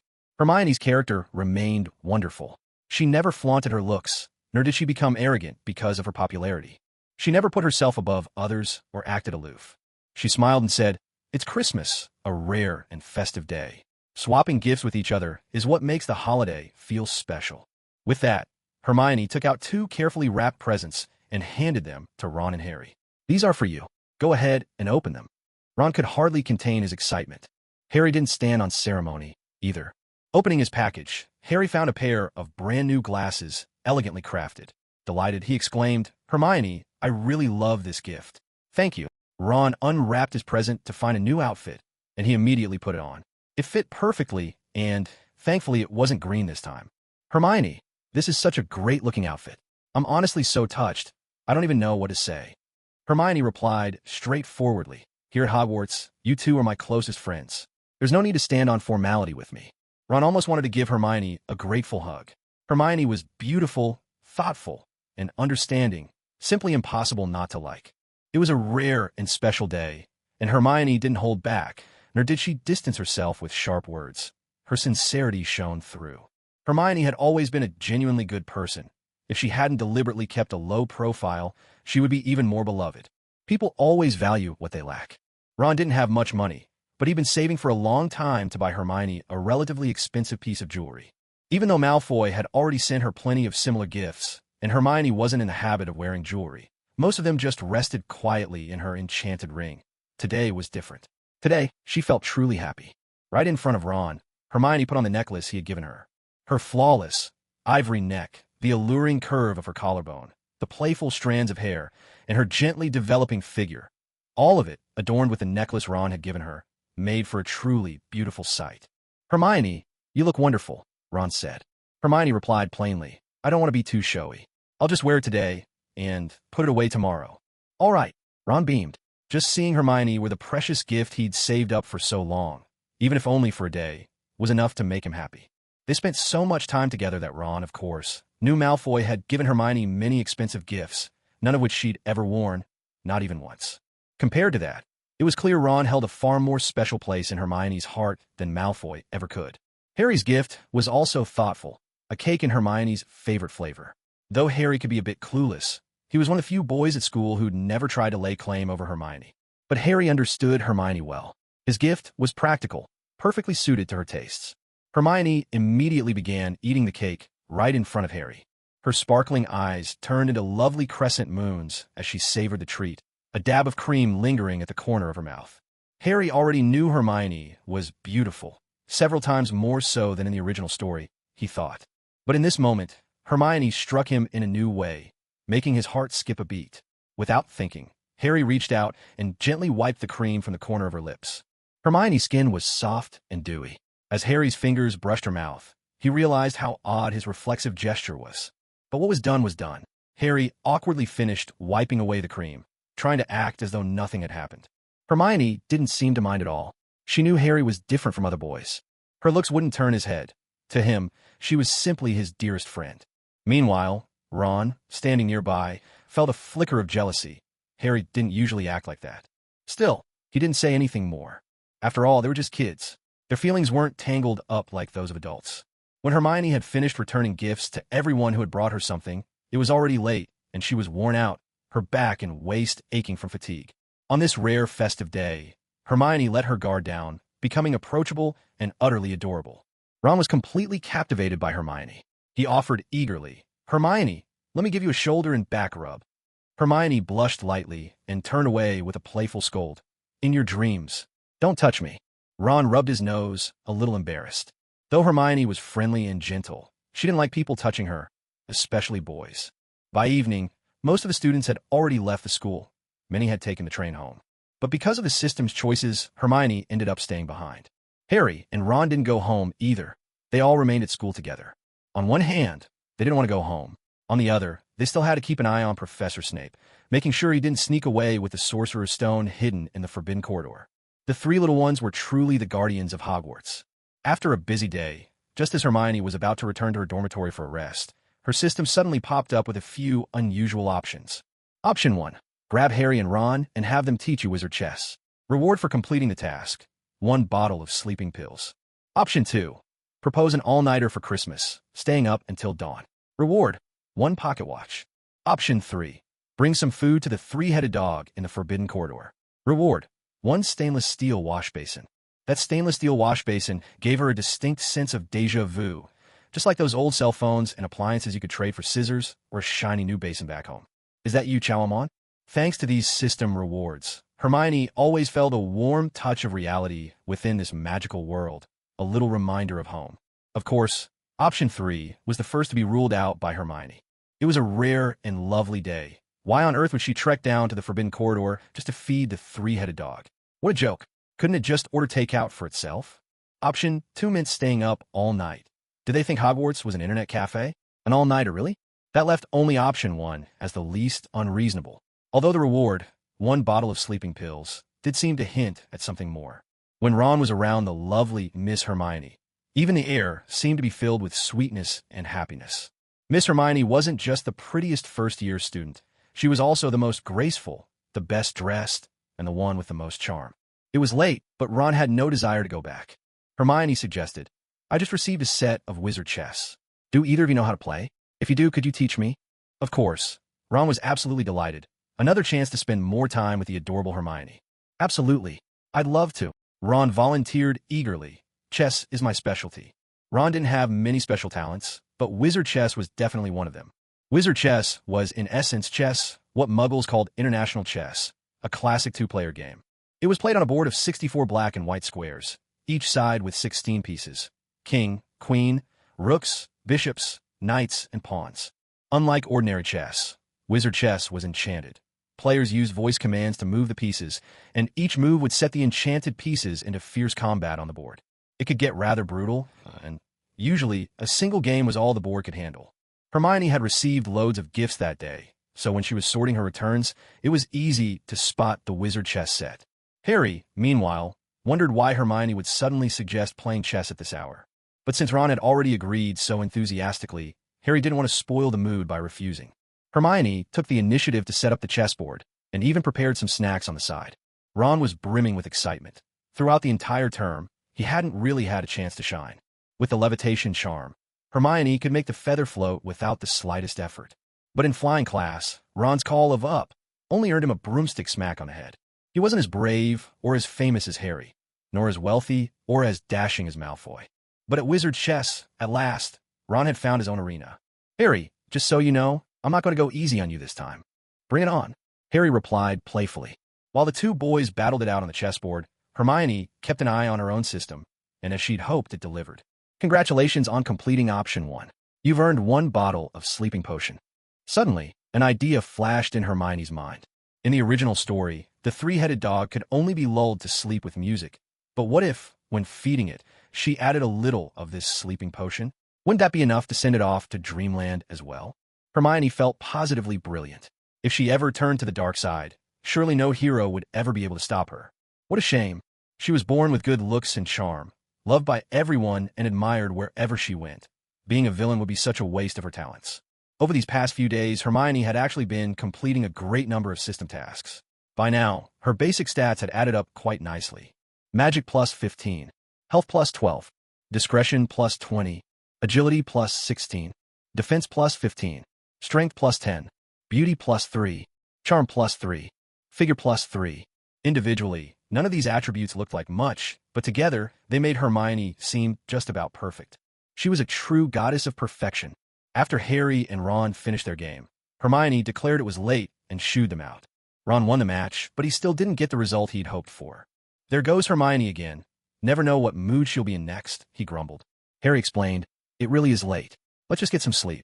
"All right, here's hoping for a good dream tonight." The very next morning, bright and early, Harry received a belated gift. In the original story, he'd gotten it on Christmas Day.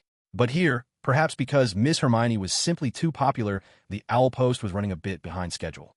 "Harry, look, you've got a present," Ron called out. Harry walked over, asking casually, "Who's it from?"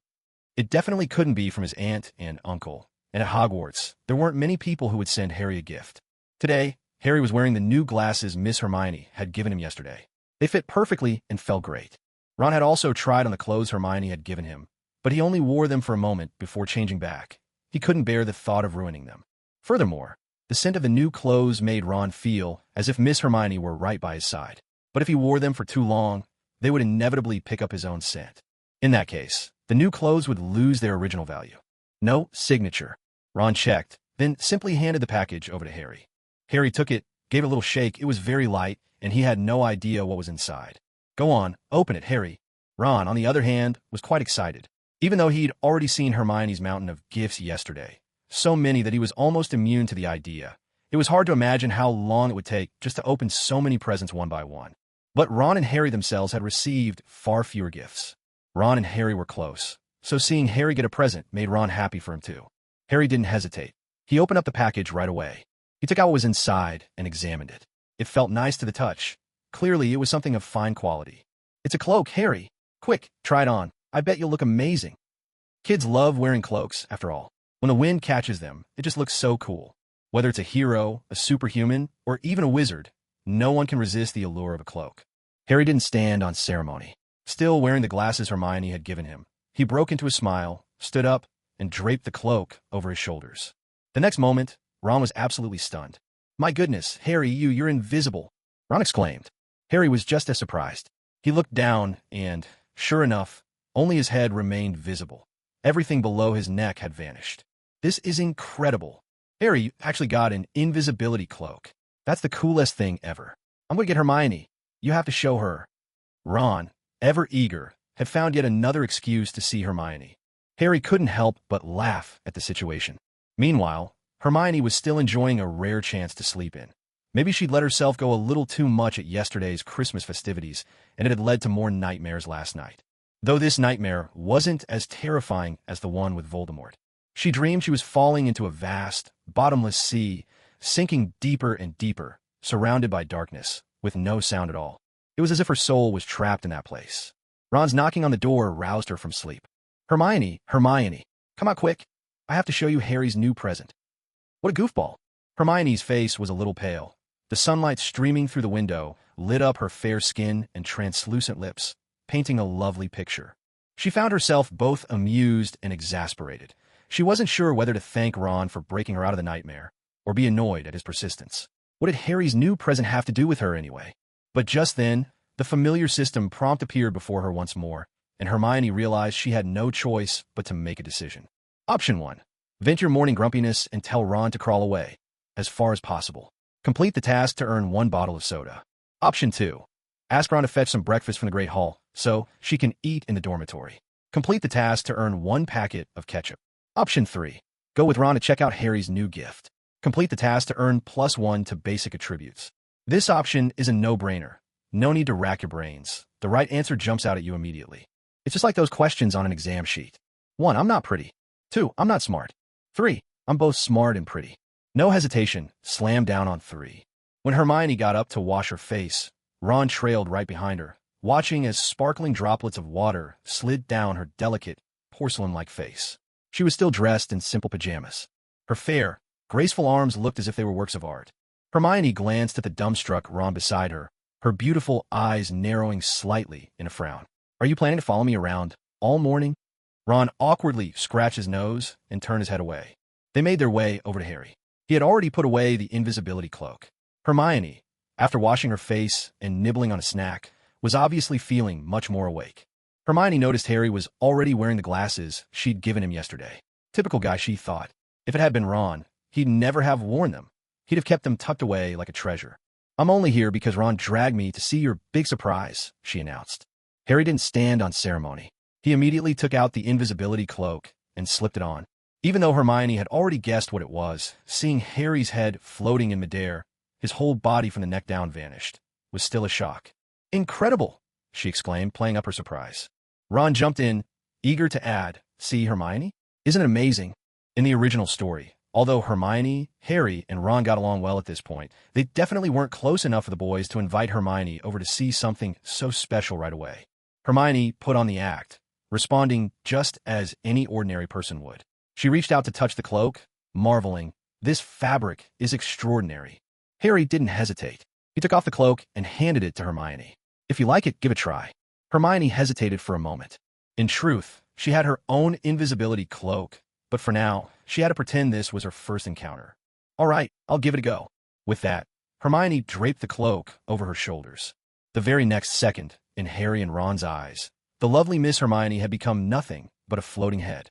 Ron stepped forward and couldn't help but exclaim, "Hermione, even with just your head, you're still gorgeous." Hermione shot back, "Speak for yourself. You're the one who's just a head." Ron realized he'd put his foot in his mouth and gave a sheepish grin. Hermione quickly took off the cloak and asked, "Harry, who gave you such a precious thing?" Harry shook his head. "I have no idea." In truth, Hermione knew that Harry's invisibility cloak was no ordinary artifact. While the wizarding world was home to many remarkable items, most of them had fairly mundane origins.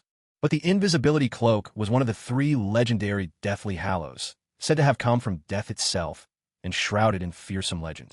Knowing where this cloak came from, Hermione had no desire to wear it for any length of time. Besides, even though Harry's cloak was spacious, Hermione's own invisibility robe was still far more comfortable. Congratulations! You've completed option 3. Basic attribute +1 awarded. Seeing that she had completed her first task for the day, Hermione suggested, "Let's go to the Great Hall and grab something to eat." Ron remarked, "Haven't you been eating all day?" Hermione rolled her eyes. "Got a problem with that?" Ron muttered under his breath, "No, not at all." During the holidays, Hogwarts felt almost empty. Most of the students and professors were gone. Even Malfoy, whom Hermione had always found tiresome, was nowhere to be seen at last. With fewer things to annoy her, Hermione found herself in much better spirits. She ate heartily. Ron observed, "Hermione, the way you eat, it's amazing you still keep such a great figure." Hermione replied, "If you talked less, you might live longer." Harry chuckled softly from his side. In fact, the original story was full of little moments where Ron and Hermione bickered, like their very first ride on the train. Ron had tried to impress Harry by changing the color of his pet rat's fur with magic, but failed spectacularly. Hermione, meanwhile, calmly repaired Harry's glasses with a flick of her wand. Ron, feeling a bit embarrassed, had whispered to Harry that Hermione was a know-it-all, maybe even a bit crazy, when she was called up to the Sorting Hat. Later, during the troll incident, Ron's words had even driven Hermione to tears in the bathroom. These weren't the only times. Their bickering was a constant theme. Perhaps Ron himself didn't realize that when you like someone, you just can't help but tease them, eager to see that adorable, indignant look on their face. It was irresistibly entertaining. At least Ron was relatively normal about it. Malfoy, on the other hand, was simply overbearing and detestable. Ron, for his part, found himself liking Hermione more and more. Even if he played the loyal puppy, he still couldn't resist trying to get a rise out of her, even if it often earned him an eye roll. With fewer people in the castle, Hermione noticed that even the system's task prompts had become scarce. Still, after dinner that evening, she managed to trigger a slightly more dangerous choice. Option 1. Go to the Quidditch pitch to do physical exercise and improve your fitness. Reward: a set of square dancing clothes. Option 2. Venture into the Forbidden Forest to see what Hagrid is up to. Reward: 1 roast chicken. Option 3. Put on the invisibility cloak and sneak alone to the restricted section of the library on the 5th floor. Successfully discover the Mirror of Ariste and complete the task for a reward of +2 to basic attributes. Whoa, this option is just perfect. Every choice seems filled with mysterious, inexplicable tasks that must be done alone. Especially option 1. It's the first to be eliminated. Who, after just finishing a meal, would volunteer to do morning exercises? Does Hermione have a death wish? Besides, the reward is a set of square dancing clothes. Seriously, what a letdown. The reward for option 2, though, is something Hermione would love.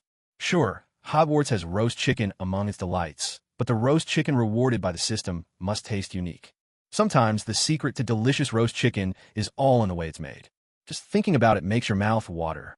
But to go exploring in the Forbidden Forest in the dead of night, that's not worth it. Between gourmet food and her own safety, Hermione knows which matters more.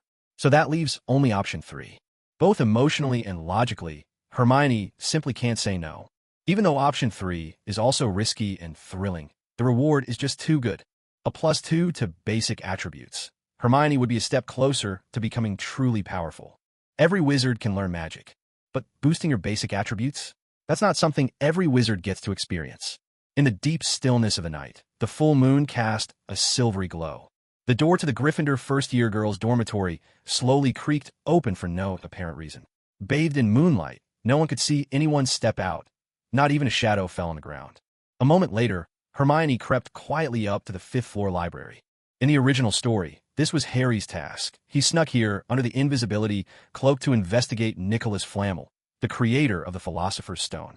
But thanks to Hermione's advice after her transmigration, Harry and Ron already knew the answer. They had no reason to visit the restricted section anymore. Poor Hermione, bound by the system's choices, had no other option but to come here and trigger the task herself. In the original, Harry wore the invisibility cloak but carried a lantern. Without it, it was pitch black and impossible to see. Luckily, Hermione had a slight edge over Harry. She brought a flashlight, carefully turning its beam to the lowest setting. If anyone came near, Hermione would instantly switch off the light, achieving complete invisibility. No rookie mistakes like Harry getting caught by Filch because of a glowing lantern. Yet, even with everything prepared, as Hermione slipped through the corridors alone, cautious and slightly trembling, her heart pounded in her chest. She tiptoed along, terrified that the slightest sound might give her away. The moon outside cast a bright enough light. Hermione had made it to the restricted section, and, to avoid any extra risk, she put her flashlight away. Now, she began searching for the Mirror of Erist. According to the original plot, everything happened for a reason. The Mirror of Erist would never just appear out of nowhere. Just like in the original story, when Professor Snape first picked on Harry in class, Harry was actually bent over, diligently taking notes, but Professor Snape assumed he wasn't paying attention. It's these kinds of misunderstandings that led Harry to see Professor Snape as a bad teacher. Of course, Hogwarts is home to all sorts of questionable teachers. But Professor Snape isn't truly one of them. He's simply imperfect. The Mirror of Erist is the same way. Why did it appear at this exact moment, not sooner or later? The reason lies in the fact that the Philosopher's Stone, possibly hidden within the Forbidden Corridor, is constantly being protected by various means. Headmaster Dumbledore is also worried. At this moment, with a large number of students and some professors leaving Hogwarts, the school's defenses are at their weakest.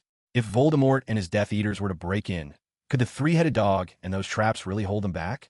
So now, the Mirror of Erist takes on a special significance. The library, restricted section. Hermione picked up a book of dark magic. She was tempted to sneak a few back to take a look. If she remembered correctly, Dr. Strange and Marvel also secretly learned advanced magic. After a moment's thought, Hermione gave up on the idea. She still had her system. Relying on it was far better than putting her faith in these evil spells. After all, learning dark magic and not being able to use it freely would be pointless. Otherwise, the doors of Azkaban would swing open for her. Hermione kept a low profile. Still, her curiosity gnawed at her. Maybe she could just open a book and take a peek, or snap a photo with her camera and study it later in secret. No, what if, like Harry in the original story, opening a book brought out a hideous, snarling face? In the dead of night, that would be terrifying. Better not. Curiosity killed the cat. Now is the time to cut off that urge.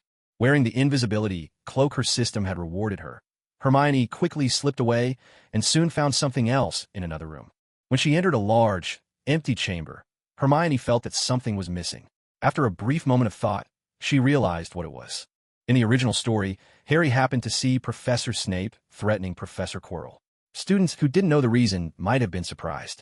But once you understood the whole story, it was clear how much Professor Snape did behind the scenes. Even if, most of the time, his efforts seemed to make little difference. Hermione, after all, wasn't Harry.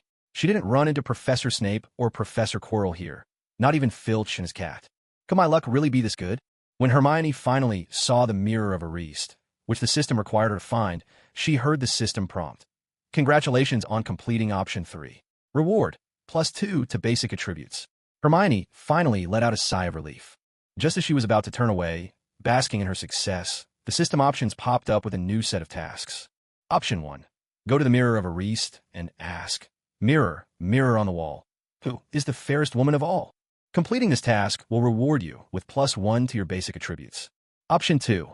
Ask the Mirror of Erist how to achieve immortality. Completing this task will reward you with a bottle of mineral water. Option 3. Kick the Mirror of Erist to pieces. Completing this task will reward you with a game console.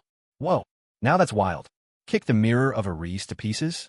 Trust the system to come up with something outrageous. It never fails to surprise. Even this late at night, the task instantly set Hermione's mind ablaze. After all, everyone harbors a bit of destructive impulse, and there's something undeniably satisfying about destroying things. Smashing the magical Mirror of Erist would certainly be cathartic. But there was no way Hermione would dare. The Mirror of Erist carried profound significance. If she were to shatter it here, just for a game console, that would be going way too far. That meant she had to pick a more reasonable task. Option 2 was rather simple, but so was the reward. Mineral water? Hermione wouldn't even give a second glance. Hermione composed herself. The whole scenario felt a bit like a scene straight out of a fairy tale. The story of the princess and the 7 dwarves. With the wicked queen's famous lines. It was all so out of character for this little enchantress that she found it hard to even say the words. But this was the path she'd chosen. Compared to the other 2 options, this one seemed the most sensible. Hermione stepped up to the Mirror of Erist. The mirror was truly enormous. Standing before it, her whole figure was reflected perfectly. Its ornate frame was carved with intricate patterns, exuding an air of mystery, especially at night. Staring into it, she almost felt as if her soul could be drawn in. What caught Hermione off guard was that, at this moment, she couldn't see anything in the mirror at all. She hadn't expected the invisibility cloak to be so powerful. Even a magical mirror couldn't detect her presence. In the original story, Harry had experienced something similar. He too had to remove his invisibility cloak before he could see the parents he longed for in the mirror of Ariste. Poor child. Hermione hesitated for a moment. Only after double-checking that no one else was around did she finally muster the courage to slip off her cloak. Then, a face of breathtaking beauty and a graceful figure appeared before the mirror of Ariste. This mirror could reveal a person's deepest desires, sometimes ones even the person themselves hadn't realized. Take Hermione, for instance. She'd always thought her greatest wish was to become an invincible, swaggering warrior, the whole world at her feet. It was a bit melodramatic perhaps, but the idea was thrilling. But to her utter surprise, what appeared in the mirror of Ariste at that moment was something entirely ordinary, a simple road home. Something she had never seen before. So was homesickness all along. Homesickness is like a tiny postage stamp. I stand on this side, while my hometown is on the other. Hermione's eyes widened. She saw her reflection in the mirror, wearing a smile she had never shown before, walking happily along the road back home. Going home. Before she realized it, Hermione's eyes had grown wet. She might be timid and cautious, but she rarely ever cried. Deep down, she was actually a strong-willed girl. Yet, in this moment, she was moved to tears. So that's what's been hidden in the depths of my heart all along. The yearning to go home. Not some world-shaking ambition. Not the pride to stand above all. Not invincibility, nor unstoppable power. Just a simple wish to go home. When she first arrived in this world, Hermione had found the letter of acceptance to Hogwarts. So if she wanted to go home, perhaps she just needed to find a train ticket back. Nowadays, it would be a high-speed rail ticket. Well, whatever it might be, at least it wouldn't be a shared by QR code. Wiping away her tears, Hermione felt that what she had seen in the mirror of Ariste had quietly become a goal deep within her heart. Even now, Hermione still didn't know why she had crossed over to this world, but going home had become a small yet unshakable dream for her future. The Philosopher's Stone, Voldemort, none of that mattered as much as going home. After composing herself, Hermione coughed twice to clear the roughness from her voice, so she wouldn't sound choked up. Mirror, oh mirror, who is the fairest woman in the world? Snow White, perhaps? But as Hermione looked into the mirror of Ariste and saw a familiar, radiant figure appear, she couldn't help but burst into laughter through her tears. So if it's me, Princess Hermione. Congratulations on completing option 1. Reward, +1 to basic attributes. Having completed the task, Hermione was about to throw on the invisibility cloak and sneak away, when something unexpected happened. Headmaster Dumbledore arrived. Headmaster, Hermione, always the model student and teacher's favorite, now found herself caught in the middle of the night, standing before the mirror of Ariste by none other than Headmaster Dumbledore himself. Utterly embarrassing. She just hoped Dumbledore hadn't heard her say, "Mirror, mirror, who is the fairest of them all?" But Dumbledore didn't follow any script.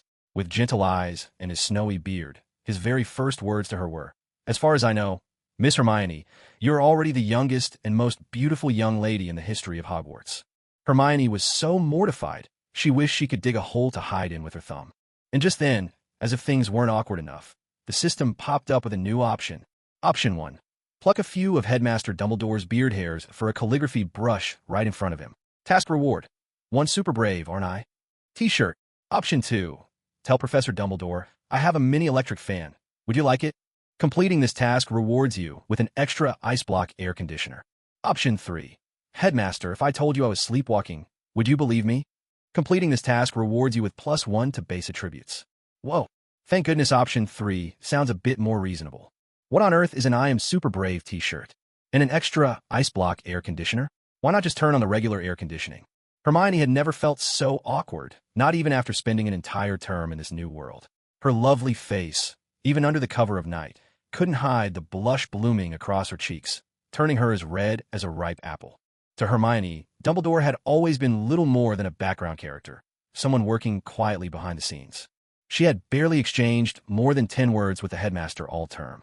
But tonight, everything felt excruciatingly awkward. She thought she'd gotten lucky, not running into Professor Quirrell or Professor Snape, or even Filch and his cat, Mrs. Norris. But just as her task was about to finish, she happened to bump into Professor Dumbledore himself. Could it be that Dumbledore had brought out the mirror of Ariste and was waiting here on purpose, hoping to encounter someone special? Professor Dumbledore, if I told you I was sleepwalking and somehow wandered here and said all those things without knowing why? Would you believe me? Hermione forced herself to speak, bracing for his reaction. Dumbledore's eyes twinkled kindly, his voice gentle as a summer breeze. He smiled and said, "My dear, you don't have to be nervous. I know you're someone who prefers to keep a low profile, yet you're simply too extraordinary to blend into an ordinary life. You are both beautiful and remarkably kind." What a wonderful old man Dumbledore was. He could see right through her beauty, her kindness, and it was truly touching. Blushing, Hermione replied, "I shouldn't have been here tonight. I'm sorry." Dumbledore didn't press the issue. Instead, he asked, "Just now, as you stood before the mirror of Ariste, what did you see?" Hermione didn't mention her homesickness or her longing for the road home. Instead, she answered, I saw myself dressed in a fairy's iridescent robe, surrounded by flowers in full bloom, and countless butterflies dancing around me." Dumbledore paused, then said, "That sounds like a truly beautiful scene." Just as he had explained to Harry in the story, Dumbledore now offered Hermione the same gentle guidance. "Miss Granger, this mirror reflects the deepest, most heartfelt desires of those who gaze into it. They are beautiful dreams, but remember, they're only dreams. Don't lose yourself in them." "Yes, Headmaster, I understand," Hermione replied softly. She was eager to slip away before things grew more embarrassing, so she gave a quick bow and said, "It's getting quite late, sir. You should get some rest too. I'll be going now." Dumbledore nodded, a gentle hum of acknowledgement. Suddenly remembering something, he called out to Hermione's swiftly retreating figure, "Hogwarts is a school of magic, but it can be rather unsafe at night. Next time, don't go wandering after dark." Hermione looked as if her secrets and little lies had just been exposed. Embarrassed, she nodded and disappeared into the shadows of the night. Dumbledore gazed after her, lost in thought. Since the start of the term, Miss Granger, though striking in appearance and top of her class, had always seemed to Dumbledore a rather ordinary student. So why tonight? It was Harry Potter whom Dumbledore had been waiting for. After all, 11 years ago, it was Harry, the chosen one, who had dealt a grievous blow to Voldemort. In Dumbledore's plans, Harry Potter was meant to be the savior of the entire wizarding world. The invisibility cloak, anonymously gifted to Harry by Dumbledore himself, was meant to lead Harry to the mirror of Ariste first, just as he had envisioned. How could it have ended up being Hermione Granger, an ordinary muggle-born girl with a spark of magical talent? Who discovered it instead?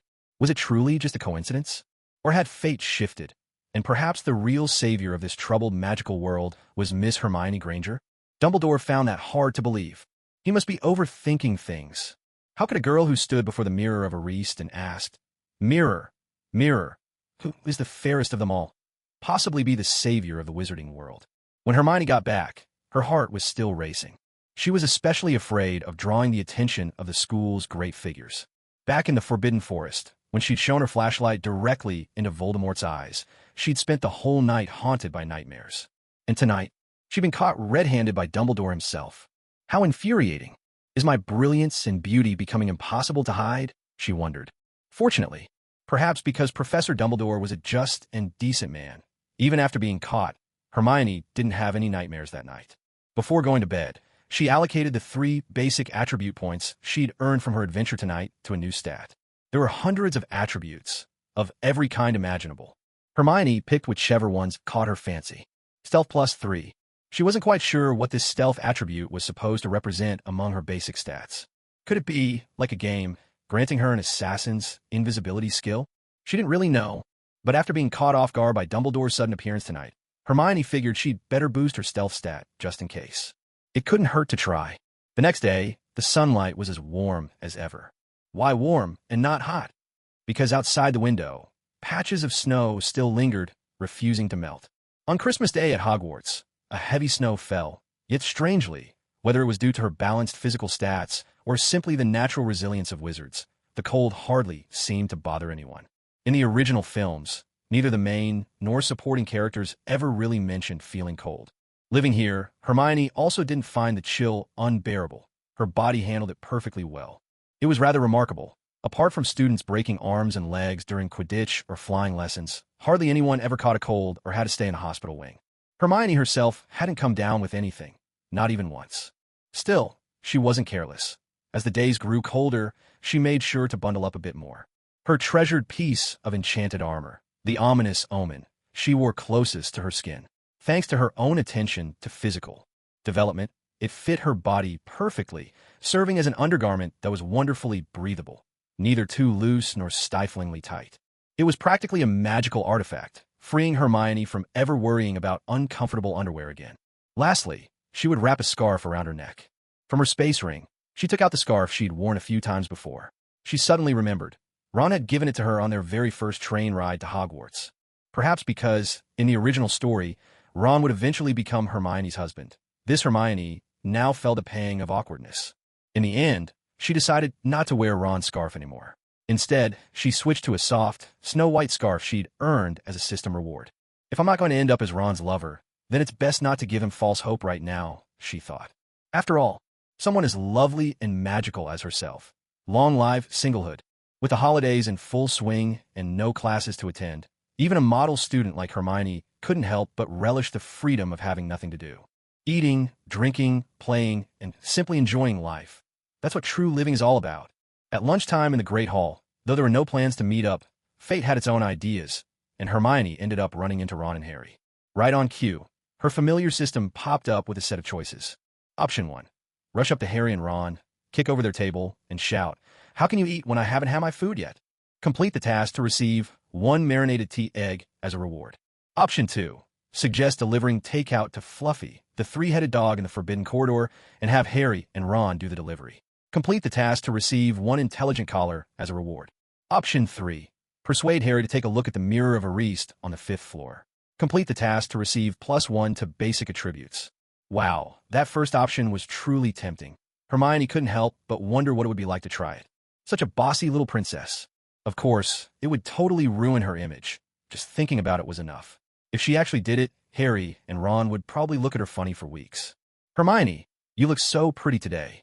Ron had learned how to be sweet-tongued. Hermione shot back immediately, greasy. Ron didn't quite get the joke and asked curiously, "What does that mean?" "A high-quality human male," Hermione blurted out. Harry, who was sitting nearby, looked over with curiosity as well.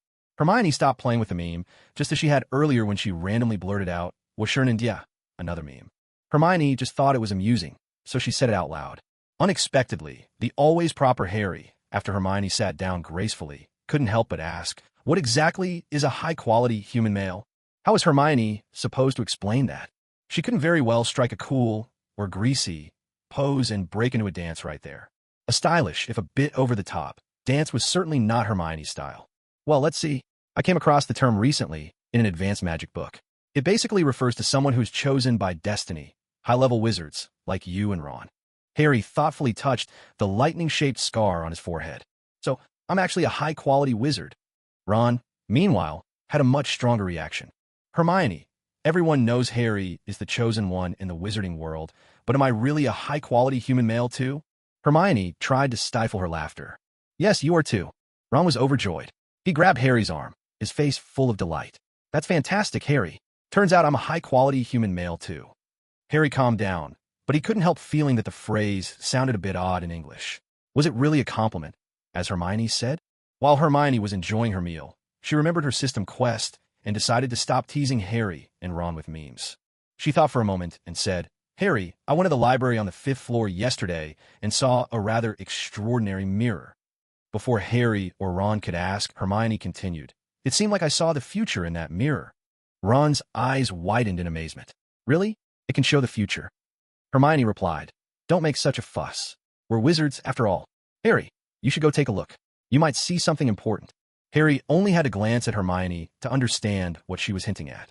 Voldemort and the Philosopher's Stone, those were things from the future. If you could see them in a mirror now, that would be incredible. "All right, I'll go after I finish eating." Ron was very interested. "I'm coming too."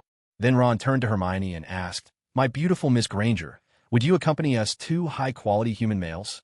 Hermione burst out laughing. She simply couldn't hold it in any longer.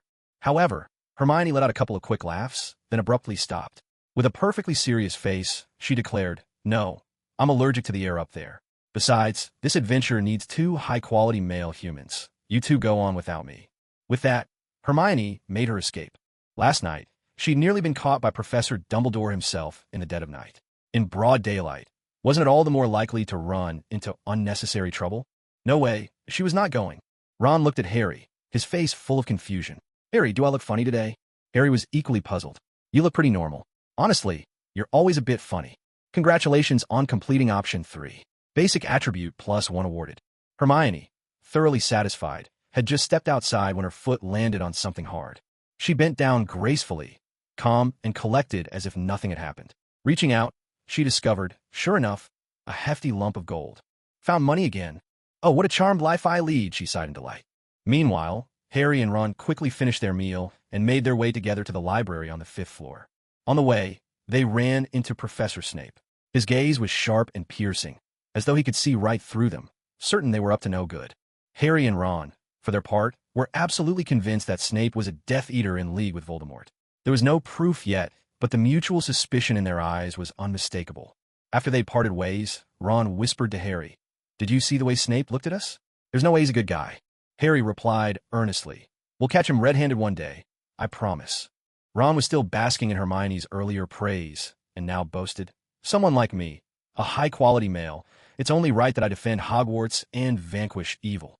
"Ron, something about that phrase just sounds off," Harry said, frowning. "We haven't read as many books as Hermione. Maybe she's just messing with us. Better not repeat it." Ron protested. "Why not? Hermione said it herself. In the whole wizarding world, only you and I are worthy of such an honor." Harry was speechless. "Fine, you can keep the title. I don't want to be called a high-quality male human anyway. Suit yourself.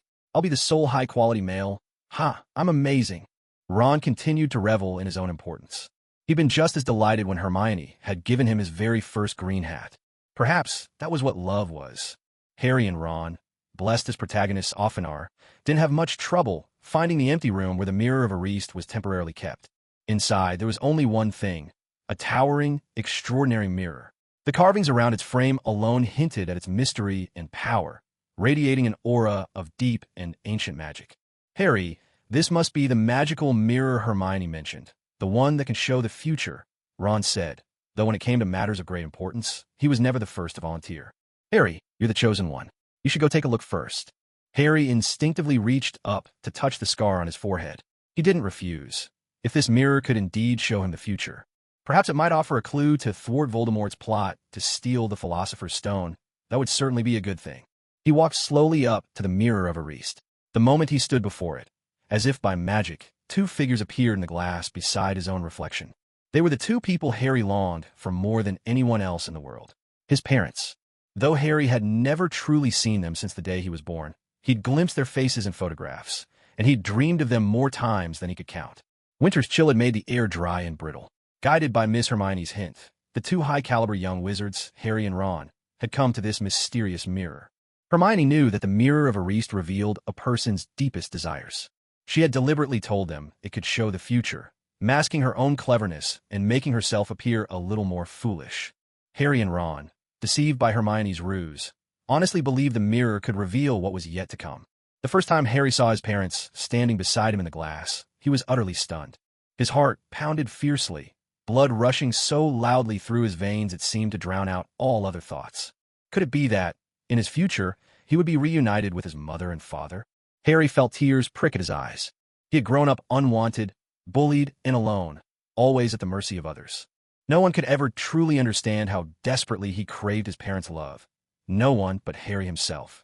He trembled with emotion, his fingers quivering as he reached up to touch his own shoulder, mimicking the way his parents' hands rested on it in the reflection. Harry longed to reach out and feel them, to prove to himself they were really there, to sense the warmth of their touch. Yet there was nothing, only emptiness. "Harry, what did you see in this mirror that can show the future?" Ron asked quietly, easily noticing Harry's disquiet. It was impossible to miss. For a moment, Harry felt as if his soul had plummeted into a cold, empty abyss. He snapped back to himself, reaching out to touch the icy surface of the Mirror of Erised. Its chill shocked him awake. "Ron," Harry said, his voice barely above a whisper, "you might not believe me, but I saw my parents, my mom and dad, standing right beside me in the mirror." Ron was stunned into silence. "Harry, this isn't exactly what we thought it would be, is it?" Harry replied, "It's not quite the same, Ron. It's incredible. Does that mean in the future, my parents could come back to life and be with me again?" Come back to life? That was truly astonishing. Although the wizarding world was full of wonders, wizards who could return from the dead were exceedingly rare. Up to now, only Voldemort had managed such a feat. Of course, Ron wasn't foolish. Something clicked in his mind at once. Could it be the Philosopher's Stone? If you have the stone, you can live forever. Its creator, Nicholas Flamel, and his wife have both lived for over 600 years. Harry wasn't entirely sure himself. Ron went on, Harry, take another good look. See if this magical mirror can show you anything else about the future. Harry nodded earnestly. He tried a different approach, but the mirror of Ariste seemed to be a one-time thing. It only revealed to Harry what he most longed to see the first time. After several tries, Harry gave up. Ron, it's no use. I can only see my parents. Ron looked a bit embarrassed. Harry, I know it's not the best time to interrupt your reunion with your mom and dad, but could I have a look? Maybe I'll see some clue about Professor Snape stealing the stone. Ron gave himself a suitably heroic wizard's excuse. In Ron's current understanding, the greatest heroes in the wizarding world were, naturally, high-quality wizards. All right, in the original story, Harry had a hard time tearing himself away from the Mirror of Ariste, almost falling under its spell, partly because he was the first to discover it. But here, Hermione had already warned him, and it was broad daylight, with Ron by his side, so Harry's feelings were different. Not only that, perhaps Hermione's stunning presence made a difference. Having spent so much time with her, Harry here had grown far more mature than the Harry in the original story. Harry stepped aside, letting Ron have a turn. Ron cleared his throat, a bit nervous, and even pulled out his wand. He figured, as the high-quality male Hermione called him, and a future guardian hero of the wizarding world, it looked much cooler to hold his wand. Just like most people strike a few handsome poses when looking in the mirror. Ron stared at the enormous mirror before him, his nerves causing ripples across his reflection as if the glass itself trembled. Oh my goodness! Ron's face turned bright red in an instant, as if he'd just witnessed something absolutely unbelievable and extraordinary. His wild flailing in surprise startled Harry beside him. Ron, what's wrong? What did you see?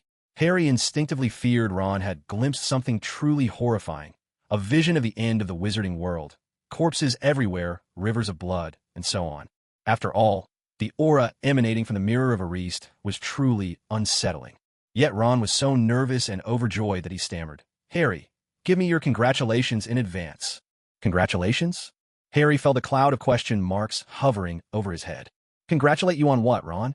Ron, too excited to contain himself, hugged Harry tightly, nearly bursting into tears of joy. Harry, I finally know why Miss Hermione didn't want to come up here with us.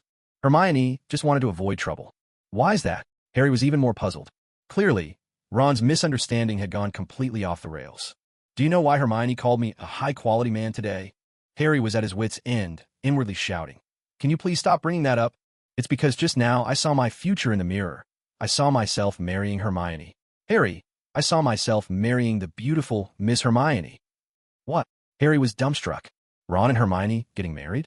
That was something that truly happened later in the original story, but seeing it unfold here, so soon, felt utterly unbelievable. Are you serious? In that instant, Harry's emotions split like a pie chart.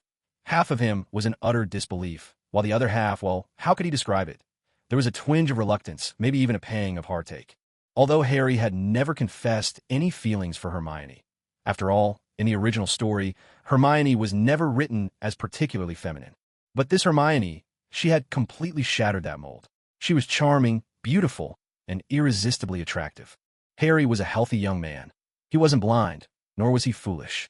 Of course, he could see how Hermione's slight smile could outshine all others, her beauty enough to topple kingdoms. This can't be possible, can it? Harry didn't want to dampen Ron's spirits, but deep down, he couldn't quite believe it. Ron, however, grabbed Harry's hand in excitement. Why not? Look, the mirror shows me and Miss Hermione having our wedding. Oh my, I can't believe my future is this happy. Seeing Ron already so smitten that he was practically about to embrace the mirror itself, Harry suddenly had a revelation. Ron, wipe the drool off your face and calm down for a second. Harry said seriously, something about this doesn't feel right. Ron was displeased. Harry, what do you mean? You can see your parents revived in the future and you don't question it, but when I see myself marrying Miss Hermione, you think something's wrong? Really, Harry, don't tell me. Harry quickly interrupted. Don't be ridiculous. What I mean is, the future you see in the mirror, I can't see it all. I'm still seeing my parents. As soon as Harry said this, he paused. That's right. At this moment, both of them were standing in front of the mirror. However, reflected inside was only the grand scene of Ron marrying Miss Hermione. There was no sign of Harry at all. How strange. With his quick mind, Harry immediately seized the high ground. Ron, do you think maybe Hermione made a mistake? What if this mirror doesn't show the future at all, but instead reveals our deepest desires? Harry's words were like a blade that could kill without a trace of blood. Swiftly and mercilessly, they severed all of Ron's joy. In an instant, Ron was left as lifeless and withered as an old tree, drained of every drop of vitality. Impossible. Ron refused to accept this. Hermione clearly said this was a mirror that could show us the future. Harry hadn't expected Ron to react so strongly. He quickly tried to reassure him. Ron, don't get worked up. I'm just guessing here. It might not be what I think. Ron fell silent.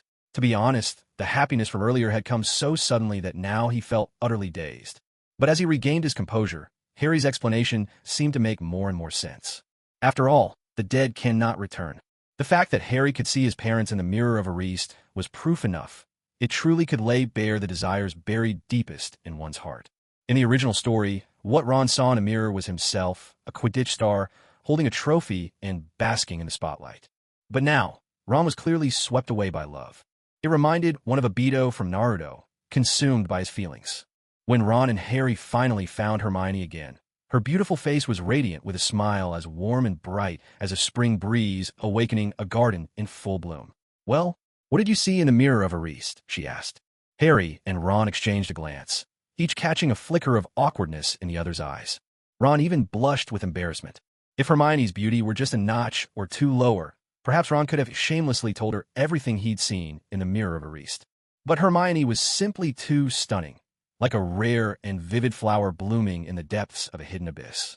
Though she kept a low profile and rarely drew attention, anyone lucky enough to truly see her would be captivated by the irresistible charm she radiated. In the end, it was Harry who spoke up. Hermione, we both saw something in that magical mirror. But Hermione, how can you be so sure that what we saw is really the future? Hearing Harry's question, a sly glint flashed in Hermione's eyes. Harry was sharp as ever, immediately sensing something amiss. Ron, meanwhile, looked on in eager anticipation. He was just as curious.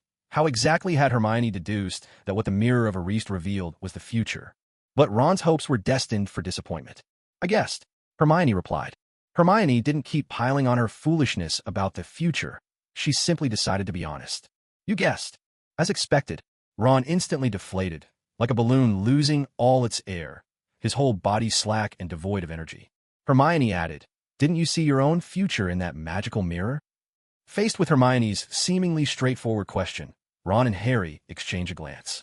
Ron struggled to find the words, and in the end it was Harry who spoke up. It did look like scenes from the future, but I think what the mirror actually shows is what you want most deep down. Harry's wise words brought Hermione back to the homesickness she'd felt the night before, gazing into the mirror of Ariste, her longing to go home. Harry was absolutely right. Hermione pretended to have a sudden realization. I see. Now that you put it that way, Harry, it really does make sense. Looks like my guess was off. Ron, standing nearby, seemed even more downcast.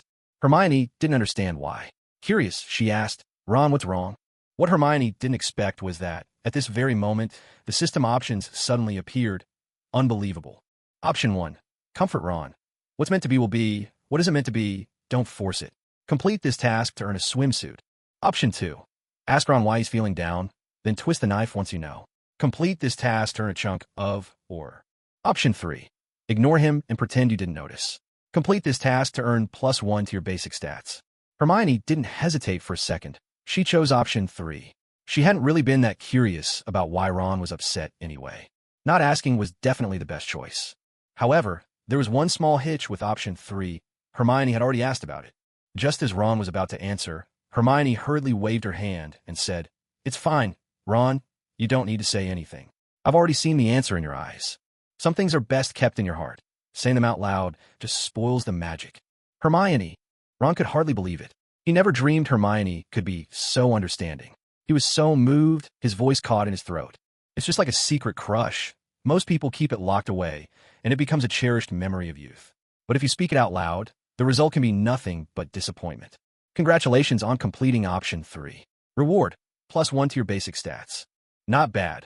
Hermione loved these simple, risk-free quests. They were simply delightful. Time passed in a flash, and soon it was the second semester of their first year. Hermione indulged in a feast of delicious food every day, yet she never gained a single pound. On the contrary, she grew more and more beautiful, her figure becoming increasingly enviable. a fact that made the other girls green with envy. During this period, Hermione's basic attributes had once again increased significantly. Magic plus 16, Health plus 13, Low Profile plus 21, Agility plus 18, Defense plus 16, Strength plus 12, Stealth plus 9, Beauty plus 3, Charm plus 3, Figure plus 3. Absolutely flawless. Truly wonderful. Not only had her basic attributes improved, but Hermione had also kept up her studies diligently. In this magical world, although everything brimmed with wonder, there was one thing that was sorely lacking. That was the rich variety of digital entertainment. There are no online games, no smartphones, no anime or movies. There were plenty of novels, though, and the magical world certainly had its share of bestsellers. On the very first day of the new term, Malfoy brought Hermione a pile of gifts. He told Hermione that he'd been thinking about her a lot lately. Malfoy's heartfelt confession, of course, triggered a system prompt for Hermione. Option 1. Tell Malfoy to get lost, that just the sight of him makes you sick. Complete the task to receive an induction cooker. Option 2. Tell Malfoy you've missed him too. Complete the task to receive a bag of vomit-flavored super candy. Option 3. Respond coolly with, "Oh, I see." Complete the task to receive a crate of breakfast milk. Well then, although it looked like a choice had been triggered, a glance at the rewards revealed that they weren't much different from getting nothing at all. "Oh, I see." After accepting Malfoy's gifts, Hermione reciprocated, saying, "These are some local specialties from my hometown. 5 packs of spicy strips, each a different flavor." That was just how Miss Hermione was. She didn't like owing anyone. Since she'd received a present, she believed she should return the favor. Malfoy watched Miss Hermione's graceful figure as she walked away, the 5 familiar packs of spicy strips in his hand, unable to decide whether to laugh or cry. When his 2 cronies, Crabbe and Goyle, came over, Malfoy didn't hesitate. "These are spicy strips, a delicacy fit only for the noblest of palates. I'm in a good mood today, so I'm giving them to you." Although Malfoy was quite fond of Hermione, he came from a noble family and was broad-minded. He had no qualms about giving away things that held no value to him. If Ron had received spicy strips from Hermione, even if he didn't care for them, he'd never dream of giving them away. But for Malfoy, wasn't it only natural to pass along things he didn't want? With the start of the new school year, the students of Hogwarts were like flowers blooming in the corners, basking in the dazzling sunlight. Their youth and vitality were incomparable, something no ordinary old hand could hope to match. The matters concerning the Sorcerer's Stone and Voldemort seemed to have been forgotten, buried beneath the endless hours of study. In the original story, time in the movie world was compressed, everything unfolding in swift succession. But in the world Hermione had crossed into, time had to be lived out, minute by minute, second by second. Each day demanded its routine. Eating, drinking, studying, then trips to the bathroom, showers, laundry, changing clothes, and finally sleep. Day after day, life repeated itself in an unending cycle. Until today, the day Hermione had dreaded most, finally arrived. Hermione had never let her guard down. To survive, every animal fights for its life. To live better, every human must do the same. Hermione knew perfectly well, Dumbledore, the headmaster who was a master at staying out of things, could not possibly remain at the school 24 hours a day. There would always be times when he was away. Given all the recent upheavals, and with several months having passed, it was inevitable that Hogwarts would grow a little lax in guarding the Sorcerer's Stone. After all, wizards are not machines. No one can carry out rigorous and complex routines every single day. Take Professor Snape, for instance. He had secretly checked the Forbidden Corridor several times, and had even been injured by the 3-headed dog. But even he couldn't be at the school every moment. And it was precisely in moments like these that Voldemort's cunning shone brightest. In truth, Voldemort had always been at Hogwarts. His roots were here. If chaos ever threatened the wizarding world, Hogwarts would be the first to know. Voldemort was always waiting for an opportunity. At the same time, he kept a close eye on life at Hogwarts. Without a doubt, Harry Potter represented the greatest potential threat. During that night in the Forbidden Forest, when Hermione Granger had dared to shine a flashlight directly at him, Voldemort's feelings toward her had swung unpredictably. At times, he found this girl astonishingly beautiful. How could anyone be so exquisitely made? Yet at other times, he thought her particularly foolish. Thanks to her, Harry and Ron had stayed focused on the wholly innocent Professor Snape. This had allowed Voldemort and Professor Quirrell to slip by almost entirely unnoticed. Today was a day of tremendous importance. From the moment he woke up, Harry's lightning bolt scar had been throbbing with pain. Clever as he was, Harry immediately guessed that this had to be a sign, a warning that disaster was imminent. He wasted no time in sharing this with Ron and Hermione. And right at that moment, Hermione's system options popped up, confirming his suspicions perfectly. Option 1. Tell Harry that his scar's warning is true. Voldemort, who possesses Professor Quirrell, is about to make his move. Complete this task to receive a wizard's handbook. Option 2. Mislead Harry and Ron, allowing Voldemort and Professor Quirrell to obtain the Sorcerer's Stone. Complete this task to receive an advanced volume of dark magic. Option 3. Tell Harry that tonight, under the full moon, they will go together to the Forbidden Corridor to begin their official confrontation with Voldemort. Complete the task to receive one witch's cloak as a reward. Whoa! Incredible. Truly incredible. No wonder it's Voldemort. Every one of these 3 choices is extraordinary. The Wizard's Handbook? Advanced Dark Magic? A Witch's Cloak? Hermione wanted all 3, but she could only pick one. Option 1. Exposing the truth would mean revealing too much about herself. She would have to tread carefully. Option 2, while not directly helping Voldemort, would still be aiding him indirectly.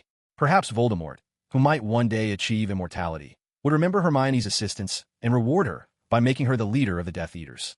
But this option might endanger the entire wizarding world, so she had to be even more cautious with it. Option 3, in a way, followed the original plot's direction. But without a doubt, this was the most reliable path. Not only could she claim the witch's cloak, but she could also maintain her image as a righteous, virtuous witch. After giving it careful thought, Hermione said to Harry and Ron, "In broad daylight, Professor Snape is bound to be wary of making a move. That's why I suspect that late tonight, when everyone is asleep and the moon is high, Professor Snape will sneak in with Voldemort to steal the Sorcerer's Stone." With the system's hint and the prophecy of Harry's lightning bolt scar, Hermione and Harry had almost perfectly predicted the moment Voldemort would make his move. Even in the original film, it was Harry's scar that led them to the right time. "Harry, I think Hermione's absolutely right," Ron said, his voice tense but earnest. "Tonight, we might have to face the most terrifying force in the entire wizarding world."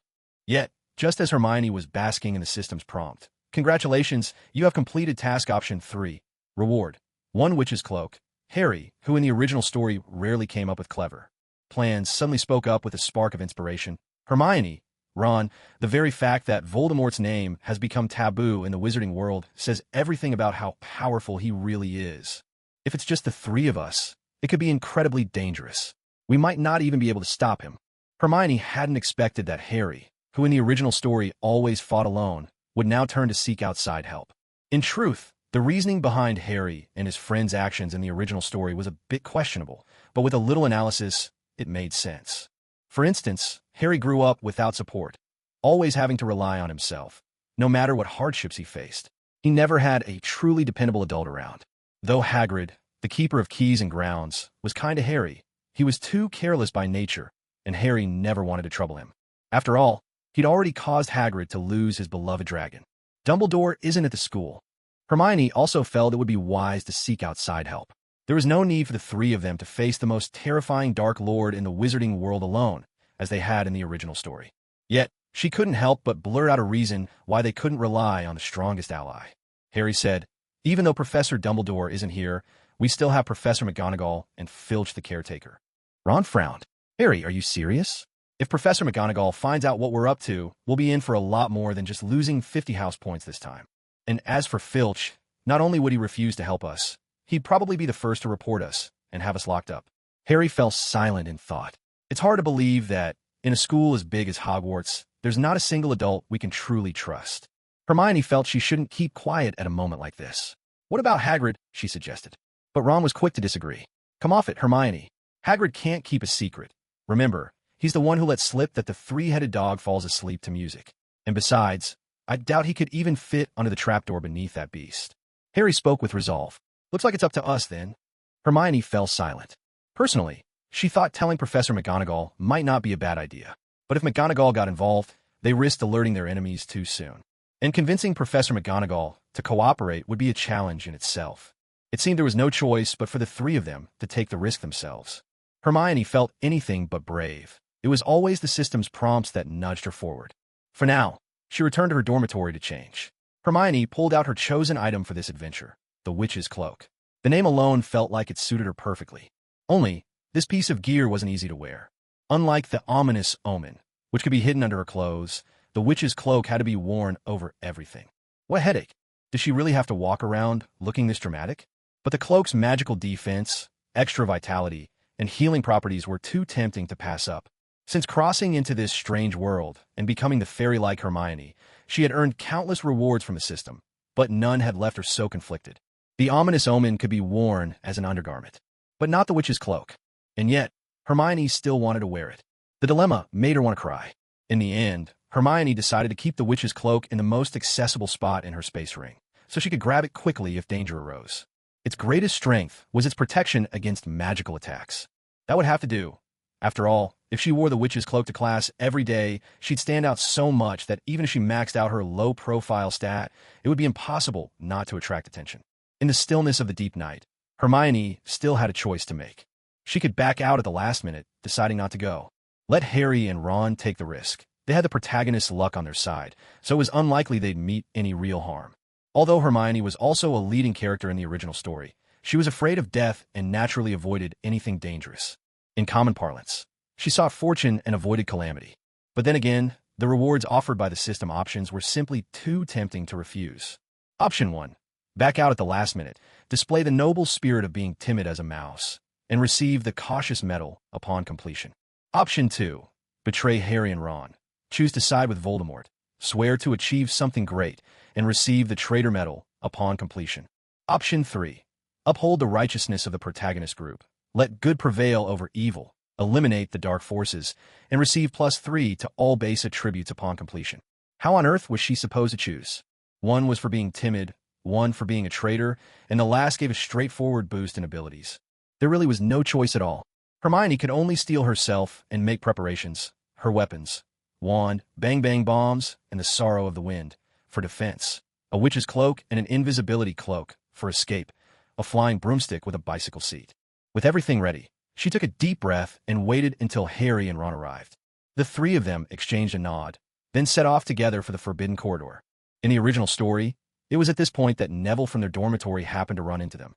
But here, Harry and Ron, influenced by Hermione's caution, were more discreet, and no one else noticed them.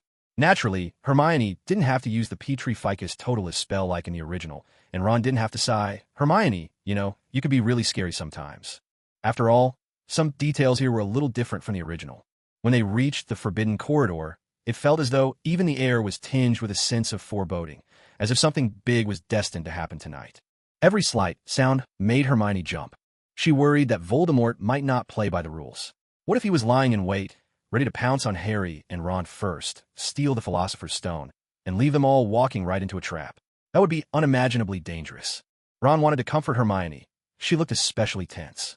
But Ron himself was just as nervous. His hands are shaking. In truth, coming face to face with Voldemort might not be as terrifying as this. The most frightening thing was the anxiety in their hearts, the dread of knowing something dreadful was about to happen, but not knowing exactly what or how. That was the real terror. To avoid being seen, "We should use the invisibility cloak for the next part," Harry said, taking out the treasured gift his father had left him. Hermione hesitated. In fact, she had one of her own, but she didn't want to reveal it, so she reluctantly nodded in agreement. And so, the three of them squeezed beneath Harry's invisibility cloak together. At that moment, pressed so close, their shared warmth began to rise. Ron, especially, was overwhelmed by being in such close proximity to his goddess. The captivating scent he couldn't ignore, and her skin, pale and smooth as ivory, made Harry's heart race. Even a single strand of Hermione's hair falling across Ron's face sent his mind spinning. Hermione had thought the system's choices wouldn't pop up again, as one had already appeared before they set out, and the +3 to her basic attributes hadn't even been credited yet. But now, perhaps because Ron was so excited, he inadvertently triggered another of Hermione's system options. Option 1. Tell Ron you like Harry, and watch him break down instantly. Reward: 1 Dark Lord badge. Option 2. Fart secretly under the invisibility cloak and knock out Harry and Ron. Reward: 1 whoopee cushion. Option 3. Do nothing, say nothing. Reward: 1 stick of chewing gum. Unbelievable. Had the system been drinking bad butterbeer tonight? If not bizarre medals, then it was these utterly ridiculous badges. Option 1 was way too dramatic. Option 2 was just absurd. Hermione was a little fairy. Little fairies don't fart. Besides, knocking out both Harry and Ron with a fart? What kind of joke was that? Did the system think Hermione was some kind of prankster? At such a critical and serious moment, how could the system urge her to be so frivolous? So close together, Harry could practically reach out and pull Hermione, so lovely and beautiful, right into his arms. Every inch of her smooth, glowing face was so clear, and her eyes, bright as gemstones, were now clouded with shifting emotions thanks to the ridiculous system options. Harry whispered with concern, "Hermione, are you all right? Are you feeling okay?" Hermione chose option 3. So even though Harry asked, she decided to say and do nothing. Until the system chimed in. "Congratulations on completing option 3. Reward, 1 stick of chewing gum." Only then did Hermione quietly reply, "I'm fine, just a bit nervous." Although Ron's fingers were trembling with fright, he still managed to say, "I'll protect you, Hermione." Hermione didn't say much in response. Normally, she might have snapped back, "You should worry about protecting yourself." But tonight, even with the system's silly choices, the situation was genuinely dangerous. After all, they were about to confront Voldemort, who had been lurking in Hogwarts for nearly a year. This was no small matter. At last, they arrived at the Forbidden Corridor. "I'll do it," Ron announced, eager to prove his bravery to Hermione, and hoping to protect her in the challenges ahead. He stepped forward and drew his wand. "Alohomora," he incanted, casting the unlocking spell. With a click, the door swung open. Hermione glanced at Ron and said, "Not bad." It was truly commendable for Ron to finally pronounce a spell correctly and actually produce magic. Flushed with pride at the goddess's praise, Ron puffed up like a little rooster. Harry slowly opened the door, a door they knew all too well, having come here many times before. Each time, they would find the three-headed dog full of energy, ready to snap off the head of any intruder with its gaping jaws. But this time, as Harry Scar had predicted, things were different. The three-headed dog had actually fallen asleep. Bathed in moonlight from the window, a magically enchanted harp sat to the side, its music lingering in the air. Once the door closed, not a single note could be heard outside. One had to admit, the soundproofing here was rather impressive. "It looks like Professor Snape has indeed been here." Harry spoke gravely. "We must stop him right away." The scene Hermione dreaded most had finally arrived, and to make things worse, the system options suddenly popped up at this exact moment. Option 1. Tell Harry to wait a little longer, until the harp's magic fades and the three-headed dog wakes up. Completing this task rewards you with a pure Gold Fool's badge. Option 2. Boldly walk over and kick the three-headed dog's behind. Wake up. Time to party. Completing this task rewards you with a pure gold badge of bravery. Option 3. Start dancing right where you are, shocking both Harry and Ron so much their eyes nearly pop out. Completing this task grants you +1 to your basic attributes. Brave? I am practically fearless. Miss Hermione Granger, as beautiful as a blossom in spring, could never have imagined that, in such a tense and dangerous moment, all 3 options the system provided would be so utterly exasperating. Option 1 followed the original plot, requiring her to wait for the harp's magic to wear off before moving forward. No wonder the reward was a pure Gold Fool's badge. Hermione didn't want to be a fool. She was cautious, even timid and averse to trouble, but she was certainly no fool. Option 2 was far too bold. It completely clashed with the gentle, elegant, and universally adored persona of Miss Granger. As for option 3, forget it. Dancing right here, right now? She might as well explode on the spot. Wait a second. Hermione suddenly made a difficult decision. Harry and Ron, watching Hermione's pained expression, had no idea what was happening. Ron, ever imaginative, voiced his concern. "Hermione, did you eat too much at dinner? Are you having a stomachache now? You're the one with a stomachache. Your whole family is." Hermione, her nerves frayed, couldn't help but snap at Ron, using him as a convenient outlet for her frustration. Usually, when the system offered 3 options, at least one of them would be reasonable. But today, for reasons unknown, especially with this mission, all 3 choices were ridiculous. She didn't want to pick any of them. Although option 3, dancing in place, would grant a +1 to base stats, making Hermione dance right here would be as good as killing her on the spot. Hermione! Harry, too, was startled. He'd never expected the usually composed Hermione to lose control of her emotions like this tonight. Hermione lowered her head, her long hair hiding the swirl of feelings on her delicate face. "Sorry, I'm just too nervous," she murmured. After weighing her options, Hermione took a deep breath and said to Harry and Ron, "You 2 go down first. I've got something to take care of. I'll join you in a moment." At this point, Harry and Ron weren't worried Hermione would back out at the last minute. Even though Ron had just been scolded, he was still concerned. "No way. We're not leaving you here alone." Harry shook his head. "We came together. Whatever happens, we face it together." Hermione gave a weary smile, one far beyond her years. All right. You 2 just open that trapdoor first. That way we can jump down at any time." Seeing Hermione so resolute, both Harry and Ron couldn't shake a growing sense of dread. "Hermione, what are you planning?" Of course, Hermione didn't answer. This was hardly the place for chit-chat. There was no point in saying more. Hermione drew a steadying breath and glanced at her own stats. Magic plus 16. Health plus 13. Discretion plus 21. Agility plus 18. Defense plus 16. Strength plus 12. Stealth plus 9. Looks plus 3. Charm plus 3. Figure plus 3. All this groundwork had been for this one moment of daring adventure. She readied herself, body in peak condition. Then, under the utterly stunned gaze of Harry and Ron, Hermione strode boldly behind the three-headed dog. Her leather boots, earned as a reward from a previous system task, were not only comfortable but remarkably sturdy. And they hurt like mad if she kicked someone. The three-headed dog was no small creature. Without some effort, she'd never complete the task. Hermione gathered her strength, gritted her teeth, and gave it a solid kick. Wake up. Time to party. Harry was speechless. Ron was dumbfounded. What on earth was going on? Who am I? Where even am I? Congratulations. You've completed task option 2. Reward. 1 pure gold medal of daring. Hermione watched as the just-sleeping three-headed dog jolted awake, instantly snapping into a furious berserk mode. Without a second thought, it lunged forward. Get down now. Harry and Ron were still a beat too slow. Hermione, throwing ladylike manners to the wind, rushed over and shoved both of them down through the trapdoor, then jumped in herself. At the very last moment, bang, the trapdoor slammed shut above them, battered closed by the furious three-headed dog. That was close. Really close. Thump, thump, thump.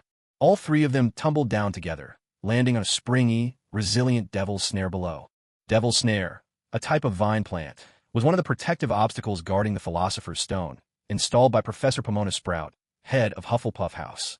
To protect the stone, the heads of the different Hogwarts houses had joined forces, each creating their own challenge. It was obvious that the first barrier, the three-headed dog, had been provided by Hagrid. The later obstacles were contributed by the other professors.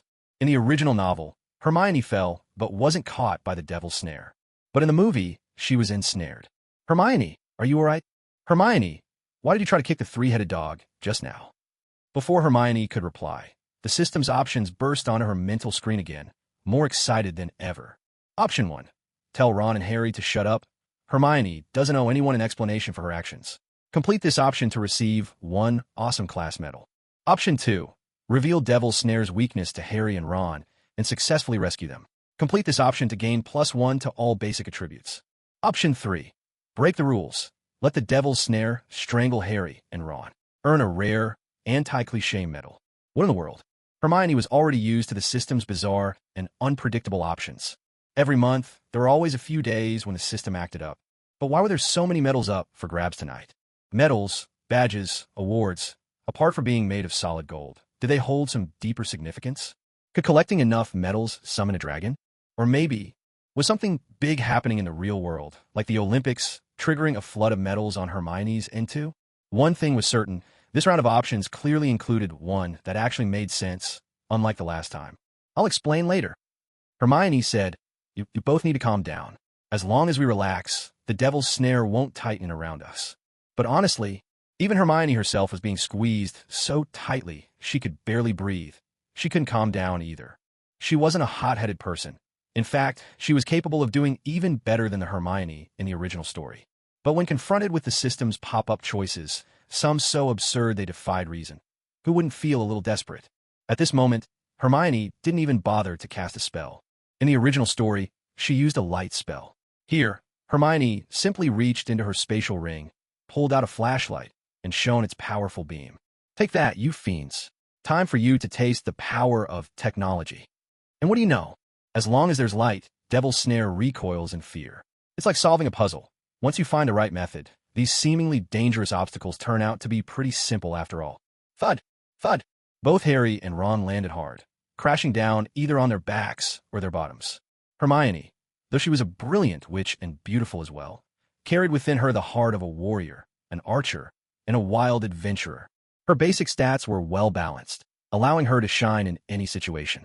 While Harry and Ron struggled with their physical abilities, Hermione managed to land gracefully. If she hadn't wanted to keep a low profile, she could have done a flawless backflip, spun 360 degrees, followed by a forward somersault and a few more difficult moves, landing perfectly on her feet. However, to maintain the appearance of fragility, Hermione pretended to stumble and fall as she touched down. Oh my goodness. I honestly thought I was going to die just now. Ron shuddered, his fear still lingering. First, there was Hermione's unexpected kick at the monstrous three-headed dog, setting off a frenzy. It was as if the beast was about to tear them limb from limb. Then, just as they thought they'd escaped, the devil's snare had ensnared them, coiling tight and nearly snapping their bones. Hermione, having someone as knowledgeable as you with us makes me feel so much safer, Ron said gratefully. Life at Hogwarts was always tinged with mystery and danger, but there was no denying that having just narrowly escaped death by Devil's Snare, Ron felt an overwhelming sense of relief. Hermione replied, "Don't say that. You'll make me blush." Harry chimed in, "Ron's right. You've already saved me twice now."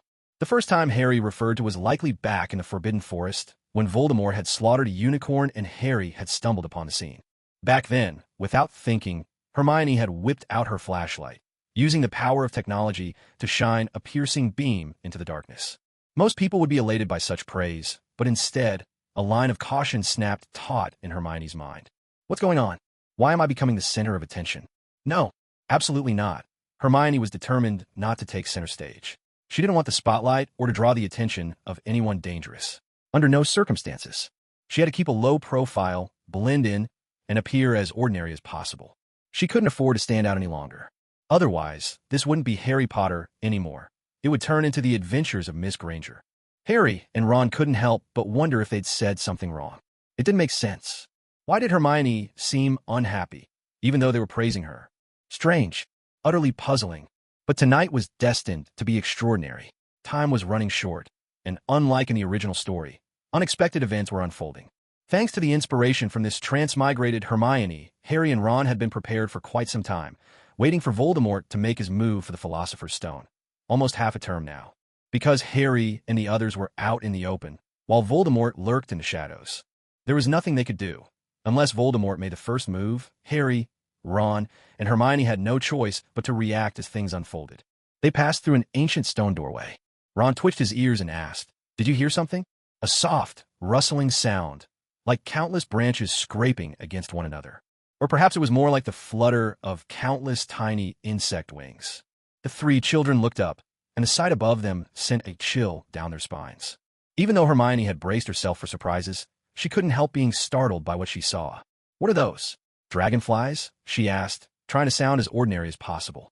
Hermione knew she needed to keep a low profile. If she stood out too much, she might just rewrite the entire fate of the wizarding world.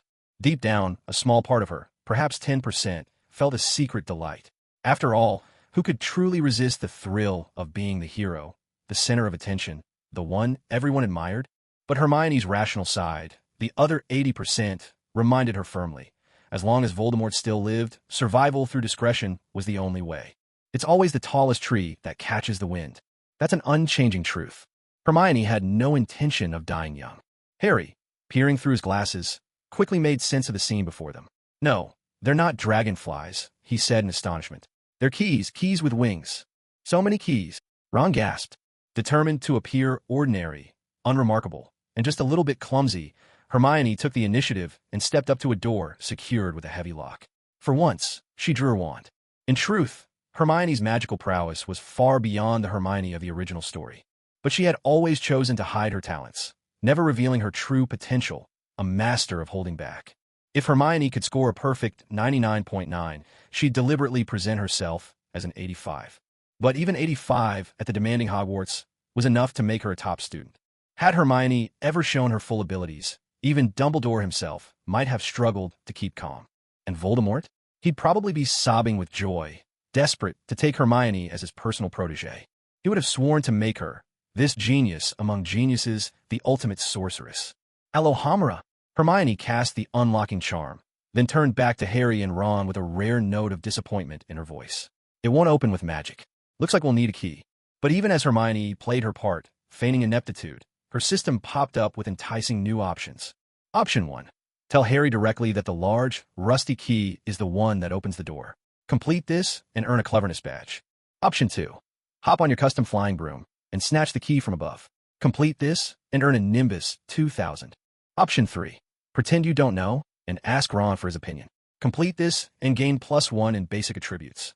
The cleverness badge sounded intriguing. With the little cleverness badge earned, It seemed likely that there would be a great cleverness badge waiting down the line. As for the Nimbus 2000, Hermione could certainly buy one herself, but the ones the system awarded were generally of better quality. Hermione still preferred a broomstick rewarded by the system. More stable, longer range, and much more energy efficient. The magic consumed per 100 kilometers was only half that of an ordinary broomstick. So, the system's Nimbus 2000 was still very tempting, especially since the one in Hermione's spatial ring was just the standard model from the system rewards.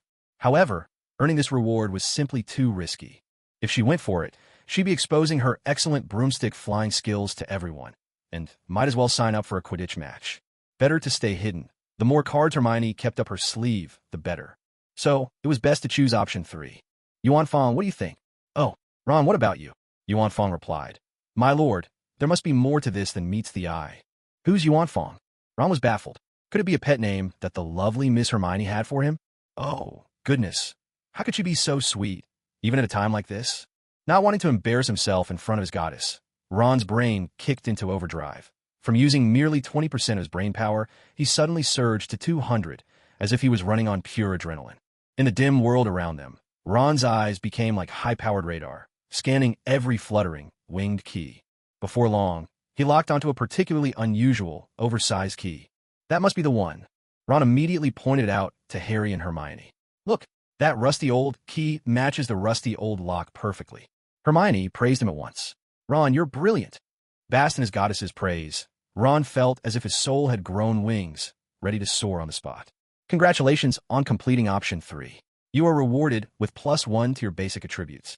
Hermione, hearing the system prompt, was quite satisfied. Then, the system presented a new set of choices. Option 1. Encourage Harry to mount the broomstick and catch the key. Reward: 1 megaphone. Option 2. Encourage Ron to mount the broomstick and catch the key. Reward: 1 kilogram of gold. Option 3.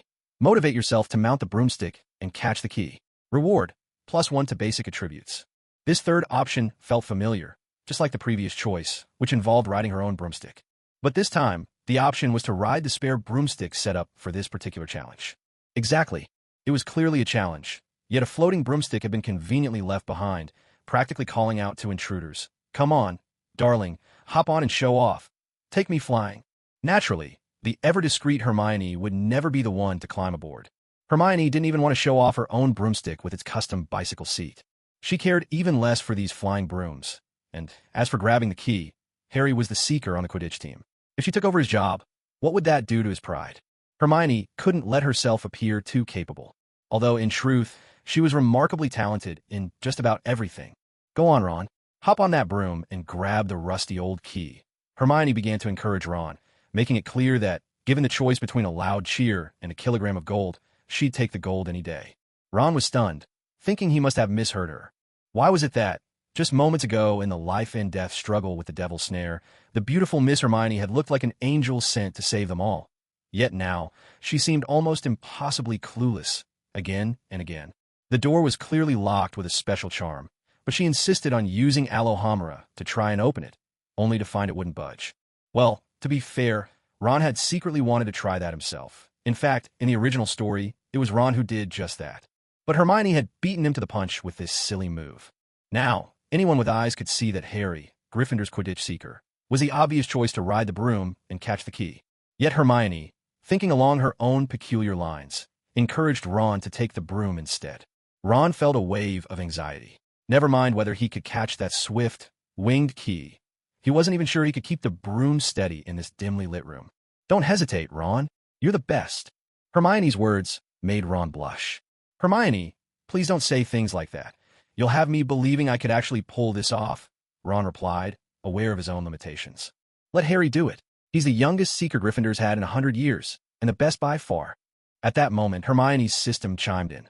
Congratulations on completing option 2. You've been awarded 1 kilogram of gold. A kilogram of gold. What a sweet reward. Who in this world doesn't love a little extra money? So, in the blink of an eye, Hermione changed her tune. You're right, Harry's flying skills are so much better than yours. Hearing Hermione's wildly contradictory statements, Ron was on the verge of a meltdown. He remembered older students talking about love, saying that a woman's heart is as unfathomable as the ocean's depths, impossible to read or understand, and that a woman could change her mind faster than flipping a page. Today, Ron was seeing it firsthand. Utterly baffling. Completely unreasonable. It was Hermione who told him to go, who said he could do it. And, just as naturally, it was Hermione who now declared that Harry was the better choice, as if it were the most obvious thing in the world. Oh well, maybe that's just how Miss Hermione is.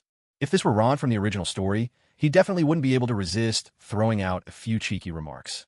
Making Hermione cry with his jokes was practically his specialty. But that's not the case here. This Ron has already fallen head over heels for Hermione, completely under her spell. Even if he's full of complaints, he can only bear them in silence. The pain of unrequited love. Who could truly understand? Harry no longer hesitates. He's long since grown, used to Hermione, sometimes saying the most bizarre things. Take just now, for example. While the three-headed dog was clearly fast asleep to the sound of music, Hermione's mind worked in mysterious ways. She actually went right up and gave the dog a smack, as if to say, "Why are you sleeping? Get up and party." The situation had been so urgent, there hadn't been time to ask her why she did it.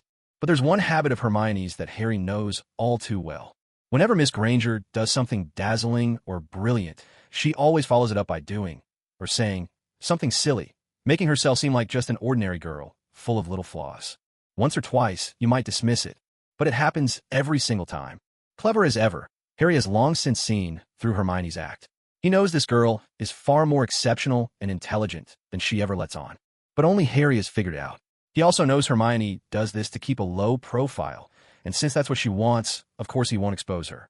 If Malfoy's interest in Hermione is the possessive swagger of a domineering CEO, then Ron's is the eager devotion of a lovesick puppy. Though sometimes he can't help but slip back into his old ways and tease Hermione, just to get a reaction.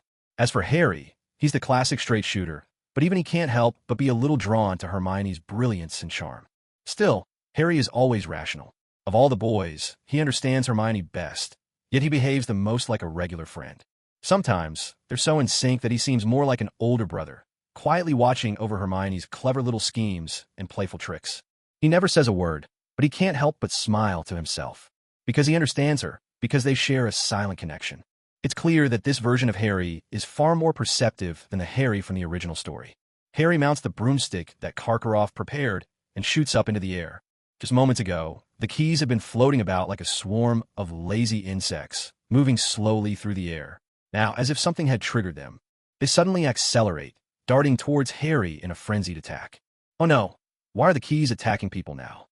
Ron feels his scalp tingle with dread. He can't believe Hermione had urged him to go up there and grab one. Wouldn't that have been walking straight into danger? Thinking like a normal person, Hermione calls out, "You can do it, Harry. I believe in you." Harry isn't exactly electrified into superhuman energy by her encouragement, but Hermione's cheerful voice does lift his spirits and put him at ease. He drew on the spirit of a Quidditch seeker, one who fears neither death, nor danger, nor injury, gripping the broomstick with one hand and stretching the other toward the rusted key. Harry darted through the air like a swift bird, twisting and turning on his broom as a swarm of winged keys attacked from all sides. With agile maneuvers, he managed to snatch the key at last. Brilliant! Ron had been watching, tense with worry the whole time. Catch! Just like in the original story, Harry tended to trust Hermione more than Ron. After all, Ron could be unreliable, while Hermione was always dependable. So, Harry tossed the captured key directly to Hermione. Hermione hesitated, unsure whether she should catch it. Right at that moment, the system options popped up with another dialog box. In an instant, Hermione felt her scalp tingle with nerves. She had a hunch that whatever the system presented next would be as wild and unpredictable as a raging mudslide. Option 1.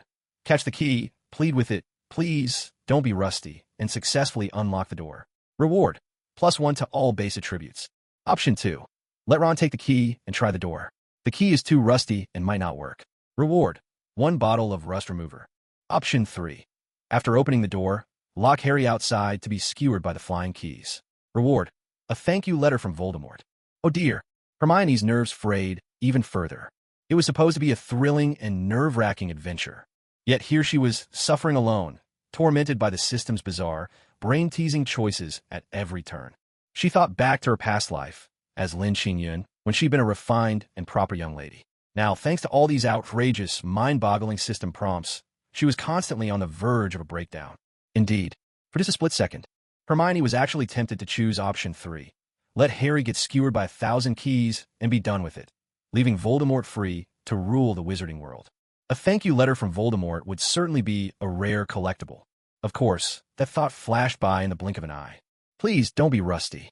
So that was the magic incantation. If she picked option 2, scientifically speaking, a key that Rusty would have a hard time turning the lock. It might not even fit. The reward of a bottle of rust remover would actually solve that problem. Perhaps Hermione was simply too clever, her mind racing at the speed of an A14 or Snapdragon 888 chip. She suddenly remembered, when she was little, her family was so poor they couldn't even afford a lock, except for a single iron one. On the front door, whenever it rained, she'd crouch by the door, watching the lock and whispering, "Please, don't get rusty." Hermione's mind was working at lightning speed, and this old memory, an internet joke from before she'd transmigrated, surfaced suddenly and vividly. Hermione understood. The system's choices were quite something, almost like a pageant of choices, a Victoria's Secret show, a Paris fashion show, landscapes of breathtaking beauty, a solitary blossom standing out, or perhaps even the legendary Nature's Chosen One. All these expressions seemed to resonate with the system's playful spirit. She caught the key Harry tossed her, and sure enough, it was thoroughly rusted. With utmost seriousness, Hermione put on a stern face. At least, that's how Ron saw her, anxiously waiting by her side for Hermione to unlock the door. Hermione swiftly drew out her wand, and as she gave it a practiced wave, she chanted, "Please, don't be rusty anymore." A coolness lingered in the air. Harry was still up on his broom, weaving and dodging as the winged keys flew at him in a frenzied assault. Ron, meanwhile, looked on in awe, his face the picture of someone witnessing something extraordinary for the first time, utterly amazed by Miss Hermione's expert magic. Sometimes, the most sophisticated magic requires only the simplest spell. Hermione had a solid foundation. Her magic followed her words. The key, moments ago covered in rust, now gleamed as if new, all thanks to her sincere plea. "Please, don't be rusty anymore." Hermione, that was incredible. Absolutely amazing. Hermione wasted no time unlocking the heavy door and, together with Ron, darted inside. "Harry, hurry." Hermione and Ron stood guard at the doorway as Harry swooped in on his broom, a swarm of winged keys trailing behind him. With a swift whoosh, Harry shot through the door, and it slammed shut with a resounding snap. Immediately came a barrage of pounding, like the relentless drumming of rain on a jade plate, as all the winged keys battered furiously against the door. Congratulations on completing option 1. Reward, +1 to base attributes. Hermione let out a small sigh of relief. In the original story, these 3 young heroes were brimming with courage, undaunted and charging ahead, never worrying about the way back. For once, Ron found himself thinking carefully. Our way here was full of challenges. How are we supposed to get back? True to form, the system promptly popped up with new choices. Option 1. Tell Ron. Will be carried out. With any luck, our bodies will remain in one piece. Complete this for a reward. 1 herbal tea. Option 2. Tell Ron. I never planned on leaving. This place makes a fine tomb. Rather grand, actually. Complete this for a reward. 1 children's wristwatch. Option 3. Say nothing to Ron. Complete this for a reward. +1 to base attributes. Hermione nearly wanted to snark at the system's options. Both option 1 and option 2 had a certain dark humor to them. But since neither reward was as tempting as the stat boost from option 3, she decided to stay silent. Hermione gave no answer. Harry, just catching his breath and his robes torn from the key attack, had no desire to reply either. Left hanging, Ron could only mutter to himself, "Congratulations on completing option 3. Reward, +1 to base attributes." Harry wiped his glasses and gazed into the darkness ahead. "Where are we?" he asked. "It feels a bit like a graveyard." Hermione replied, not as a prompt from the system, but because the place truly inspired her. After all, you can't just stay silent forever. Sometimes you have to say something, even if it's just to break the tension. For once, Ron was the one standing at the front. In the gloom, it was as if someone flipped on a light switch, and the surroundings gradually grew brighter. "No, wait, this is a giant chessboard," Ron exclaimed, a hint of excitement in his voice. At last, it was his moment to shine. The second obstacle, the devil's snare, had been Hermione's challenge to overcome. The third, the flying keys, was Harry's area of expertise. Now, the fourth trial, wizard chess, was finally Ron's specialty. Feigning innocence, Hermione remarked, "This is wizard's chess? It's enormous." Ordinary wizard chess is played on a standard-size board, but there was no mistaking it. The towering stone chessmen before them, each twice as tall as a person, truly showcased the marvels of magical engineering. To keep Voldemort from stealing the Philosopher's Stone, the professors have really outdone themselves, Harry observed with admiration. Perhaps because it was his domain, Ron seemed to grow more confident. After all, this was his game. Ron took the lead, stepping forward. Hermione, trailing behind, thought about stopping him. She knew what was coming next. But on second thought, she decided to let Ron have his moment. Sure enough, there was a sharp, metallic clang as two of the massive stone chessmen across the board drew their curved swords, their presence menacing. It felt as if, should Ron take another step, he'd be sliced clean into thirds. "Ron, be careful," Harry called out. Sweat beaded on Ron's brow as he took a step back. Though his heart was pounding, he tried to maintain his composure. "Looks like we'll have to win this game of chess if we want to get any further." Harry, thinking beyond the original story, voiced a crucial question. "We've made it through so many obstacles. Apart from the first one, the three-headed dog that was lulled to sleep with music, none of the remaining challenges have been tampered with." Ron's eyes widened in sudden realization. "Harry, are you saying that maybe Voldemort never made it this far? That he might have been strangled by the devil's snare and never got past it?" It was a reasonable theory. Harry glanced back at Hermione, but she gave nothing away. Of course, she considered this as well, but she didn't want to appear too clear-headed. Children were supposed to act like children.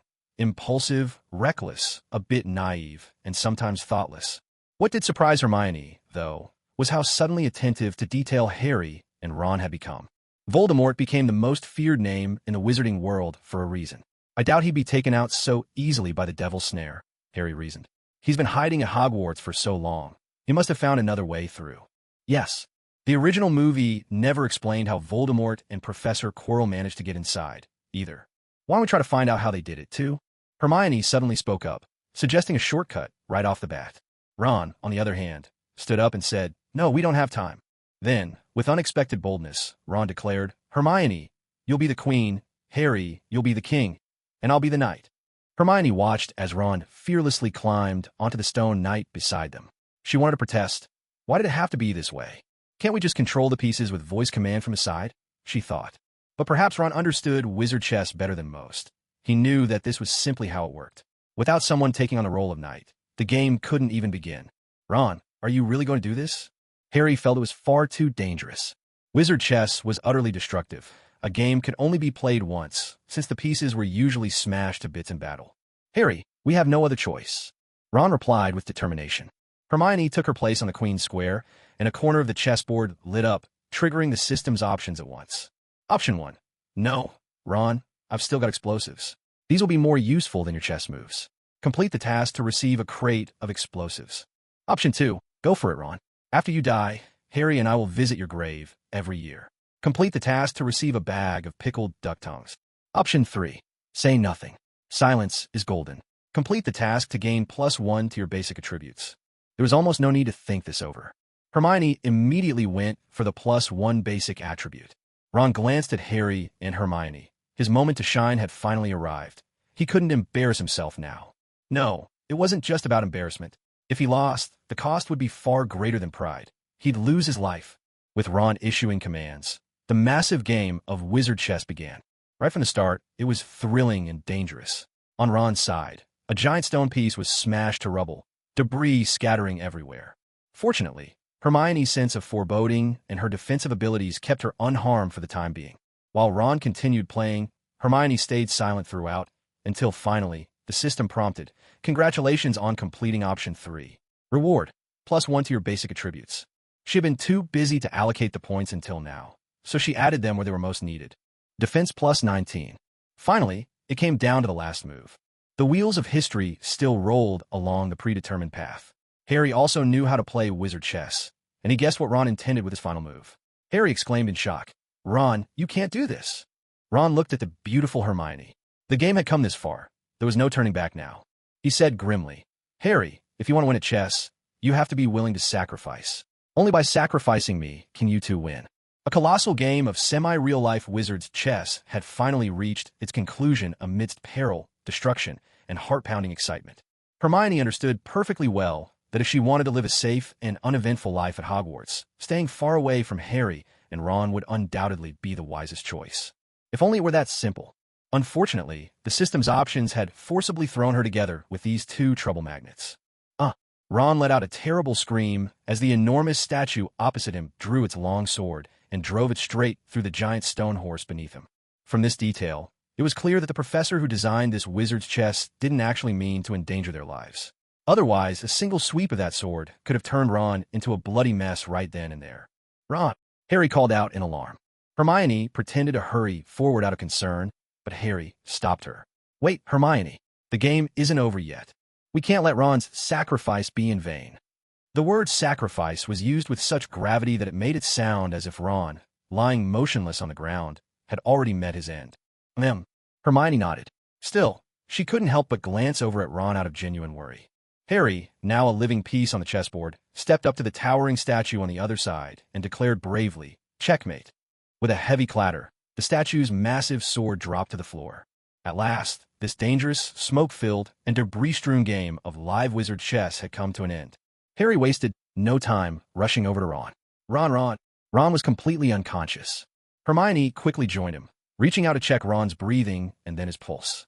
She turned to Harry and said, "Ron's alive. He must have just fainted." Perhaps Harry hadn't realized just how perilous and complicated this place would be. Seeing Ron bruised and out cold, guilt pricked at his heart. This feud between him and Voldemort was his alone. Ron and Hermione never should have been dragged into it. "Hermione, you stay with Ron. I'll go on alone." In the original story, Hermione would say something like, "You're the best among us. I'm just clever with books," making it clear she didn't want to hold Harry back and agreeing to let him face Voldemort alone. From this, it was obvious that Hermione's role in the original story wasn't written to outshine Harry. But Hermione here, thinking in a more rational, human way, said, "Harry, Ron's already out cold. Me staying behind won't do much good. Do you? Remember why I kicked the three-headed dog? I wanted its howling to alert the professors so they'd come help us as quickly as possible." Harry replied, "Hermione, you really do think of everything." Hermione continued, "So," she was about to say more, but suddenly stopped, because the system options popped up just in time. Option 1. Strongly recommend that Harry take you along. Just because you've lost a teammate doesn't mean you should rush into a group fight one by one and get picked off. Complete this task to earn a team battle medal. Option 2. Harry, go ahead without worry. I'll be here to take care of your remains. If you wish, I'll scatter your and Ron's ashes into the sea. Complete this task to receive an exquisite urn. Option 3. Harry, I have a witch's cloak here. Put on. The wind is cold along the Ishue River, and a hero's journey may not see return. Complete this task to receive the remnant rainbow dagger. Option 4. Improvise freely. Complete this task to earn +1 to your basic attributes. Whoa, impressive. 4 options at once. What a rare sight. Aside from the urn, which seems a bit off, the rest are all pretty decent. Of course, option 1, joining the team fight, is out of the question for Hermione. She's never one to risk her own neck for others. If Harry wants to charge in, let him. Hermione much prefers soaking in the fountain. The remnant rainbow. Legend has it as one of the 10 famed swords, the blade once carried by Jinko. That's truly a treasure, and Hermione feels a bit tempted. But to get her hands on that legendary sword, she'd have to give up her witch's cloak for Harry to use. Not only would that reveal just how well-stocked Hermione really is, but she's also a little reluctant to part with it. And when the time comes, how would Hermione explain where the cloak came from? No, she can't trade gold for pebbles. Better to go with option 4, improvisation. Hermione reached into her spatial ring and pulled out a bottle of energy drink, a rare system reward she usually refuses to touch, mainly because she's always too full from eating and can't drink anything else. She handed it to Harry and said, "Here, Harry, this is a tonic drink. It's good for your kidneys. When you face Voldemort, be extra careful." A kidney tonic? Harry was momentarily confused by Hermione's words. He was about to go up against Voldemort. What use would a kidney tonic be? But trusting Hermione, Harry took the can, cracked it open, and downed it in one gulp. It was just a small can, and, after all the thirst and exhaustion, it hit the spot. "Thank you, Hermione." Harry set the can aside, stood up, and strode toward the final battle. Hermione watched her hero walk away. Congratulations on completing option 4. Reward, +1 to basic attributes. Without hesitation, Hermione invested her point in defense. Defense +20. Thanks to her foresight in boosting her defense whenever she sensed bad omens, Hermione always came through with the least injuries. Every bit of effort she made always paid off. Yet just as Hermione was ready to slack off with the unconscious Ron and shout out cheers for her overpowered teammate, the system wasn't about to let her rest. Option 1. Put on the witch's cloak, pick up your wand, and follow Harry into the fight against Voldemort. Complete this task to earn +1 to your basic attributes. Option 2. Put on the level 3 helmet, grab the frying pan, and charge in. In a word, fight. Completing the mission rewards +2 to all base attributes. Option 3. Put on the invisibility cloak, sneak in to see what the magic stone looks like, and call out, "Magic stone, come to me." Completing the mission rewards +3 to all base attributes. Unbelievable. Hermione checked again and again. There was no hidden option 4. It seemed that no matter what she chose, she would have to go in. So much for sitting back and watching the drama unfold. There was no chance to slack off here. The only real difference lay in the equipment she took with her before the charge. She hadn't managed to get the level 3 helmet back in the Dark Forest, but later, during another quest, Hermione had successfully earned it. She didn't ponder for long. While the phrase "come to me" sounded a bit silly, this option was undoubtedly more in line with Hermione's cautious nature. Wearing the invisibility cloak, just sneaking a peek at the magic stone, she could accept that. After all, Hermione didn't have any other choice. Once she put on the invisibility cloak, its effect was even more impressive than Harry's. It masked not only her heartbeat and breath, but her very scent. But then, a new thought crossed Hermione's mind. She decided to be bold. If even the ominous sign she wore as underwear could be hidden by the cloak, could the witch's cape be concealed too? With this avant-garde idea, fashionable, daring, and utterly Hermione, she began her most stylish ensemble yet. She took off the invisibility cloak, first slipping on the witch's cape. She hadn't worn it before simply because the cape was just too dramatic. When the wind blew, it flared with a flare that was impossible to ignore. But now, with the witch's cape on and the elegant cloak layered over it, the look was perfect. Sure enough, it worked. There stood Hermione, cloaked in both the ominous sign and the witch's cape, utterly invisible. She gripped her wand, ready with bouncing bomb and sorrow of the wind.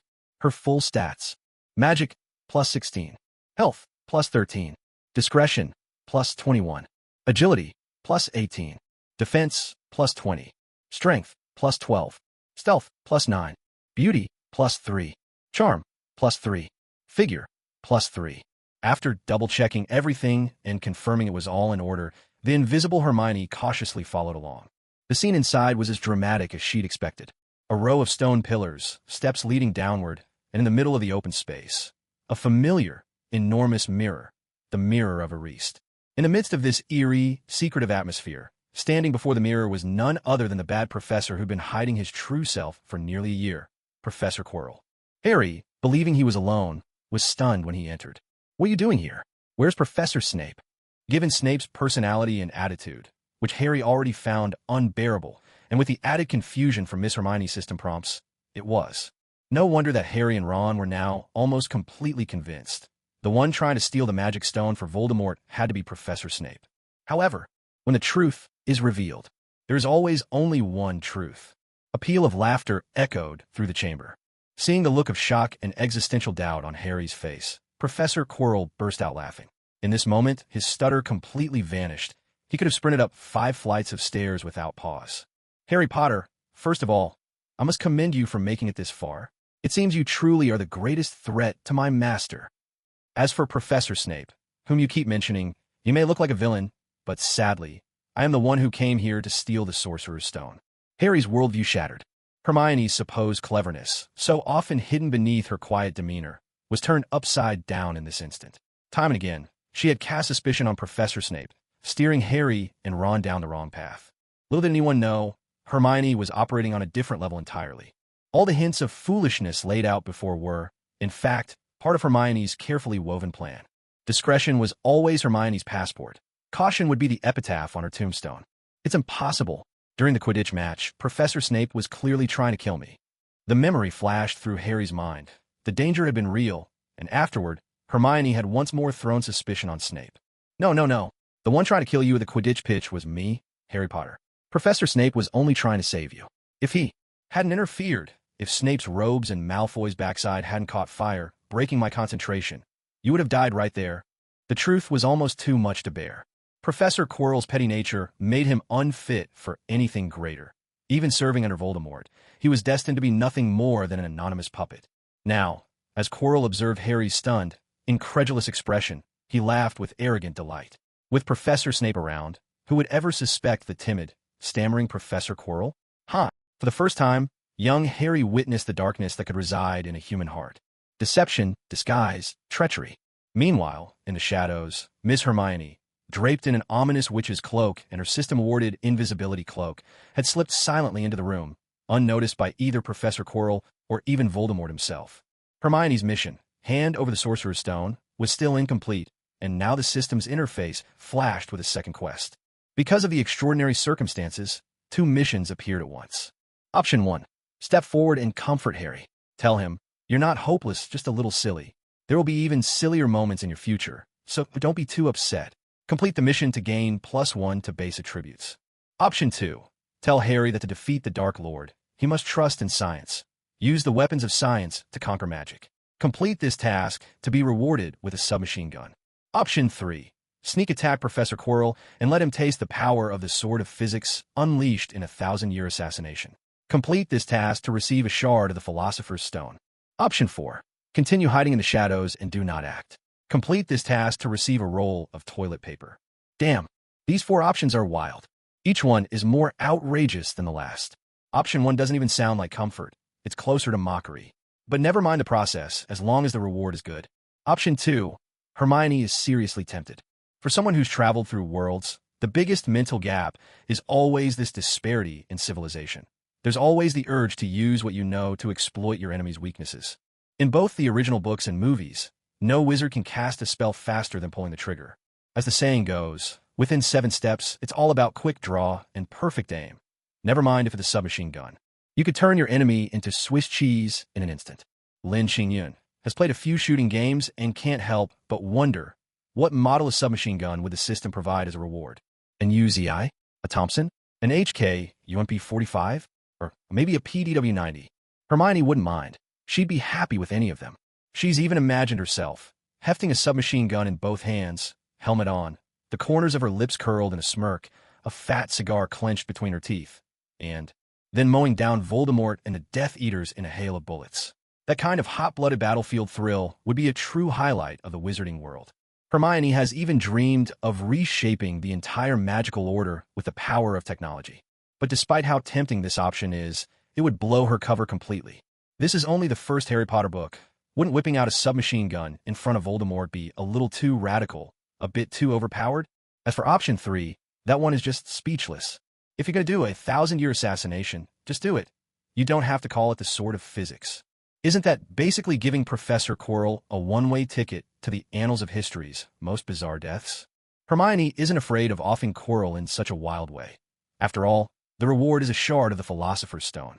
Such a precious prize is enough to make anyone take the risk. It's just a shame. Quirrell isn't alone. Voldemort is riding along, and he's the one Hermione fears most. Even if you take Quirrell out with the Sword of Physics and nail his name to the Pillar of Shame, what about Voldemort? No way. Not happening, absolutely not. Though as beautiful as a fairy, even Hermione has that 1% of mischief in her heart, itching to try such a bold assassination. But 99% of her reason shouts, no, absolutely not. After all the emotional ups and downs, there was nothing left but to choose option 4, clutching a roll of toilet paper and crouching in a corner. Frustrated, unwilling to accept it. But in such a dangerous moment, even a slight headache or a moment of carelessness could mean that Hermione's next 6 years at Hogwarts would be incredibly tough, or even worse. She might become so targeted by Voldemort that it would be almost impossible to take a single step forward. No, she had to be cautious. Impulsiveness was the real enemy. Hugging her roll of toilet paper and crouching in the corner was the only way to feel safe. Hermione, beautiful beyond compare, fully equipped, squatted in the very heart of danger, hidden from the eyes of outsiders. The system chimed in. Congratulations! You have completed option 4. Reward: 1 roll of toilet paper. Well, that's something. Hermione tried to comfort herself. The daily necessities rewarded by the system were always of the highest quality, gentle on the skin. She could save them for those special days later on. For Hermione, the choices she was facing felt overwhelming, a tidal wave of decisions that left her emotions surging. Meanwhile, Harry and Professor Quirrell were still locked in a one-on-one confrontation. Professor Quirrell looked utterly confident. Standing before the mirror of Ariste, he demanded, "What is this mirror for? Where is the Philosopher's Stone?" Suddenly, a mysterious voice, deep and chilling, as if rising from the very depths of hell, echoed through the room. Even Hermione, clutching her toilet paper in the corner, felt her scalp tingle with fear. This was the first time in her perilous year at Hogwarts that she'd ever heard Voldemort's voice. Let the boy come forward. Voldemort seemed to know that Harry Potter was the chosen one. Just like the legendary sword in the stone, only the chosen could draw it out, while ordinary people had no chance. And if they wanted to get the Philosopher's Stone, they would need Harry Potter. "Harry, come here."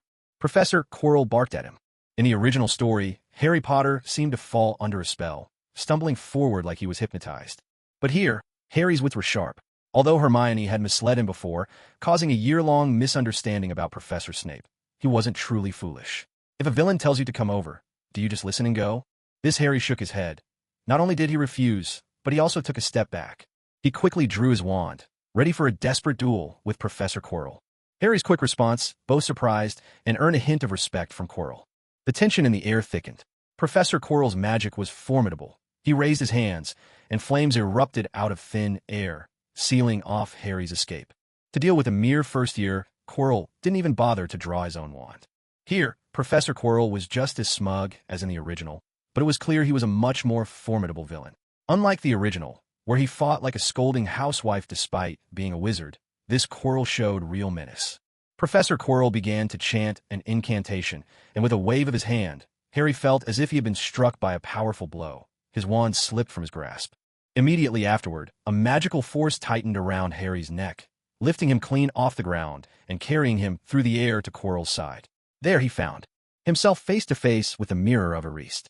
Quirrell, exuding the dark charisma of a true villain, spoke, "Harry Potter, as long as you obey me, I will spare your life. But if you defy me again, I will shatter your skull and leave your corpse buried here forever." Professor Quirrell was a man who thrived on cunning and schemes. Whether it was releasing the troll on Halloween, casting spells during the Quidditch match, or tricking Hagrid with the dragon egg, Quirrell always acted with calculated precision, never leaving anything to chance. Tonight, at such a crucial moment, he no longer needed to wear his mask. Facing a famous first-year student who had repeatedly foiled his plans, Professor Quirrell finally let his more ruthless side show, a side rarely glimpsed by others. Harry Potter, perhaps frozen in terror or simply paralyzed by the spell, could not move a muscle. "Well done, Quirrell." That chilling, bone-deep voice of Voldemort echoed once more, reverberating through the enclosed space as if the very air vibrated with menace. Hermione, crouched in the corner, silently swore that if she had a machine gun in her hands right now, she wouldn't hesitate to riddle Quirrell with bullets. Buy one, get one free. And if that wasn't enough, she'd gladly reload for another round. But alas, she had no such weapon. All she could do was pray that Harry would find a way to survive. "Harry Potter, tell me, what do you see in this mirror?" Quirrell would never admit what he had just glimpsed in the mirror of Ariste. Himself, bizarrely, dressed in women's clothing. Was he secretly a crossdresser? Absolutely impossible. At such close range, Quirrell's angry bark sounded truly frightening, a far cry from his usual demeanor. Indeed, people were complicated. At different times, even the same person could show entirely different sides of themselves. Harry turned his gaze toward the mirror of Ariste. Hermione had once misled him and Ron, telling them the mirror could show the future. Harry had believed her at first, but when Ron saw himself marrying Hermione, Harry began to suspect something was off. He knew Hermione well enough to recognize that this was probably just Ron's wishful thinking. Hermione here was dazzlingly beautiful, friendly, and beloved by everyone. Yet in truth, no one could ever truly reach her heart. No one really knew what she was thinking deep down. Now, Harry realized just how mysterious the mirror of Ariste was. What he saw in it now was utterly different from what he had seen the first time. This was the first time Harry had seen his parents inside the mirror. They looked so young, yet if they were still alive, they would surely be the age of a middle-aged couple by now. But this time he was forced to look. Perhaps deep down, his heart was filled with worry over the Philosopher's Stone. He told himself, Voldemort must not get the stone. Voldemort must not get the stone. Maybe it was as if the mirror of Ariste had heard his silent cry. As Harry gazed into it, he saw another version of himself inside a Harry Potter with clean clothes and a confident smile. This Harry seemed to embody everything the real, disheveled Harry longed to be. The Harry in the mirror reached out confidently and produced the Philosopher's Stone, catching Harry's eye as if to say, "I've put the stone in your pocket." And in the blink of an eye, Harry in the real world suddenly felt something bulky in his trouser pocket. It was obvious that something new was there. Harry instinctively reached inside. My goodness, could this really be the Philosopher's Stone? It felt huge, almost like a massive crystal, cool and smooth to the touch, with an extraordinary texture. Even without taking it out, Harry could sense that what he had in his pocket was no ordinary object, but the hope of the entire wizarding world. What did you see? Tell me now. Professor Quirrell's patience was wearing thin. Everyone who stood before the mirror of Ariste could only see what they themselves most desired. Meanwhile, Professor Quirrell had to endure the constant humiliation of glimpsing himself grotesquely dressed as a woman, striking ridiculous poses in the mirror, a shame beyond words. Perhaps this wasn't truly the power of the Mirror of Erist. Perhaps it was just one of Dumbledore's eccentric tricks. Of course, no one could say for sure. Now that Harry had the Philosopher's Stone in his pocket, his nerves were stretched to the breaking point, cold sweat beating on his forehead. I saw myself as a Quidditch star, he stammered. And I won the House Cup. It was a perfectly plausible answer, just the sort of dream a young wizard might have. But that terrifying voice, echoing up from the very depths of hell. Voldemort's voice snapped. He's lying. Voldemort was tired of being muffled by the turban and ordered Professor Quirrell to release him. Quirrell, once again cowed before Voldemort, stammered, "Master, I can handle this child." But Quirrell did not dare defy Voldemort's command. He began to unwrap the turban from his head. For more than a year, Professor Quirrell had kept his head swathed in thick fabric. No one knew whether he was hiding some dreadful affliction or a tumor up there. But now, as Harry stood nearby, his heart nearly stopped from shock. Even Hermione, crouching invisibly in a corner and half expecting what was coming, felt her heart seize with terror. It was simply too horrifying. Even though he had seen it before in the movies, being here in person, truly facing the Dark Lord of the magical world, was an entirely different experience. The atmosphere was thick with terror, the air seemed to hum with menace, and the chill in his senses was enough to make anyone feel as if they might suffocate. Voldemort's face, twisted and horrifying, was growing out of the back of Professor Quirrell's head. Suddenly, Voldemort's eyes snapped open, and it felt as though death itself had turned its gaze upon them. Fortunately, even someone as formidable as Voldemort hadn't noticed Miss Hermione crouched quietly in the corner. For a moment, Voldemort fixed his gaze on Harry, and Harry felt rooted to the spot, as if paralyzed by an invisible spell. Voldemort's voice was mournful, echoing as though it came from deep within a metal pipe, carrying a chilling resonance. "Harry Potter, look at what I've become because of you. Neither fully human nor ghost, clinging to life like a pitiful parasite, forced to inhabit another's body just to survive. The blood of a unicorn can delay my death, but it cannot grant me immortality. That is why I must have the Sorcerer's Stone." Perhaps, after enduring the stifling stench of Professor Quirrell's turban for too long, and feeling repressed for so many days, Voldemort now resembled a resentful figure from a secluded chamber, unleashing his fury on the one he blamed, Harry. "Harry Potter, you're the most extraordinary wizard in the magical world, second only to me. If we joined forces, we could accomplish wonders in this world." Voldemort was, after all, Voldemort. Even reduced to a parasitic existence, his cunning and the charisma of a true villain far outshone anything Professor Quirrell could muster. "If you help me get the Sorcerer's Stone, I can help you bring your parents back to life." Voldemort's magical prowess was still formidable. With just a few words, he seemed to alter the enchantment on the Mirror of Erist, allowing Harry to see his young parents in the glass. So familiar, so warm. Meanwhile, Professor Quirrell beside him was nearly moved to tears.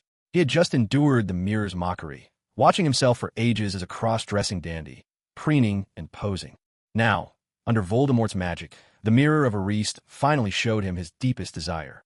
There, just beneath the highest echelons, Quirrell saw himself as Voldemort's greatest champion, celebrated as one of the most powerful wizards in the magical world. Even Dumbledore and the Ministry of Magic bowed at his feet. This mirror was simply intoxicating. In the original film, Voldemort's hoarse, devilish voice seemed to weave a spell, making Harry almost unwillingly reach for the Sorcerer's Stone in his pocket. But here, Harry's heart remained resolute. After all, having spent so much time under the subtle influence of the rarely seen beauty, Miss Hermione, Harry was able to resist Voldemort's offer to resurrect his parents. "Voldemort, I'll never believe you." Sometimes, even the words of good people can be unreliable, let alone those of a demon whose very name strikes terror throughout the wizarding world. If Voldemort were a law-abiding, trustworthy man, he wouldn't be the Dark Lord. He'd be the president of a trust company. Hiding invisibly in the corner, Hermione knew the most critical moment had arrived.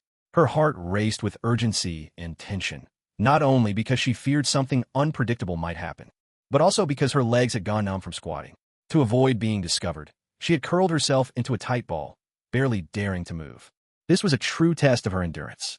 Although before coming to this world, she had mastered the art of sitting on the toilet. Playing with her phone for half an hour without panic, she knew full well it wasn't good for her health. It could lead to hemorrhoids. "If only I had a little stool to sit on right now." The system, sensing Hermione's restlessness, decided to add fuel to the fire by announcing new task options. Option 1. Shout at Voldemort and Harry to hurry things up. Fight or kill. Just get on with it, because you can't squat any longer. Complete this task to earn the Daredevil medal. Option 2. Take out a portable speaker and play a lively DJ track. Even do a live set to hype up the Voldemort vs. Harry Potter showdown. Complete this task to receive the ultimate DJ music collection. Option 3. Quietly drink a bottle of milk to calm your nerves. Complete this task to receive a case of fresh milk. Goodness gracious. Unbelievable. Hermione had to admire the sheer creativity of the system's options, as refreshing as a landslide, yet as overwhelming as a tidal wave. Faced with the bizarre choices of Option 1 and Option 2, Hermione was almost tempted to break into song and dance right there. If I were a DJ, would you fall in love with me? She was certain that, in that moment, both Harry Potter and Professor Quirrell, Voldemort, would turn to look at the lovely Miss Hermione with the most bewildered expressions of their entire lives. And then, she could simply abandon everything and travel on to the next world. Carefully and quietly, Hermione took a bottle of milk from her spatial ring. Without making the slightest sound, she inserted the straw and took a few sips. She had to admit, the delicious milk did have a calming effect. Her mood eased considerably for no apparent reason. Congratulations! You have completed Task 3. Reward: 1 case of fresh milk. Meanwhile, although Harry hadn't been swayed by Voldemort's temptation, the Dark Lord's powers were vast. He sensed something was amiss. Voldemort, a lifelong collector of treasures, could instantly detect the presence of the Philosopher's Stone. The Philosopher's Stone is on Harry Potter. Seize him at once. Voldemort ordered. Because of Voldemort's command, Professor Quirrell's mind suddenly short-circuited. He actually forgot he was a wizard for a moment. Possessed by Voldemort as he was, he felt he ought to fight like a warrior, hand-to-hand. Because he was feeling invincible. Professor Quirrell lunged at Harry, both hands clawed like some ghastly kung fu master. Harry was startled out of his wits. Perhaps he'd never imagined that Professor Quirrell would charge at him for close combat. After all, they were both wizards. But Harry quickly regained his senses. He was still just a boy, no match for Quirrell's strength, so he had to seize the chance to use magic. His gaze darted to his wand, knocked to the ground by Quirrell's spell just moments ago, and he rushed to snatch up his only weapon. But Quirrell wasn't about to let him. He leapt like a tiger on the hunt, pinning Harry down. The two of them, right there on the floor, began what could only be described as a philosophical wrestling match. Nearby, Miss Hermione, who would never admit to being a Fujoshi, blushed ever so slightly. She was the picture of a refined young lady, yet, thanks to the system's shameless prompts, she couldn't help but imagine that infamous philosophical wrestling theme music playing in her mind. No, this won't do. I'm not that kind of person. Hermione hurriedly replaced the music in her head with some upbeat DJ beats, silently chanting, "If I were a DJ, would you fall in love with me?" It was the only way to drown out the overwhelming philosophical vibes. Thankfully, only dynamic DJ beats could counteract the philosophy. After several rounds of scuffling, Harry still couldn't beat Quirrell's close-range assault, and finally, the Sorcerer's Stone tumbled out of his pocket. Strangely enough, the brilliant red gem rolled to a stop less than half a meter from Hermione, who was crouched in the corner under her invisibility cloak, almost within arm's reach. The system's options immediately exploded in Hermione's mind. Option 1. Stand up and dance, splash water everywhere, and tell Harry and Professor Quirrell, "Stop fighting. Please stop fighting." Complete the task to receive a DJ Princess medal. Option 2. Stretch out your left hand, move your right hand in slow motion, and sneakily take the Sorcerer's Stone. Complete the task to gain +2 base attributes. Option 3. Grab a baseball bat, leap up, and whack Professor Quirrell while shouting, "Take this, Monkey King style." Complete the task to gain +1 base attribute. What? How was she supposed to choose? Every option was risky. Hitting Quirrell with a bat sounded easy enough. If he weren't possessed by Voldemort, Hermione wouldn't blink. She could do it 100 times, even with the deluxe combo. But if she struck Quirrell, Voldemort would still escape. Far too dangerous. And Option 1? Pleading stop fighting. Honestly, it might be better to let them fight it out. So only Option 2 was left. But what should she do? The Sorcerer's Stone was right there, just within reach. This was a treasure that could grant immortality. Even though Hermione was a transmigrator, she couldn't honestly say she wasn't tempted by the prospect of eternal life. Just moments ago, she simply didn't have the courage. But now, the opportunity was right before her, and with the system presenting it as a choice, Hermione found herself utterly unable to refuse. She almost wanted to shout out loud, "Hand over the Philosopher's Stone now." That way, she could complete both tasks related to the Philosopher's Stone in one fell swoop. But Hermione didn't dare. She was currently invisible, her presence, heartbeat, even the flow of air around her all concealed. If she suddenly spoke, Voldemort would sense her in an instant.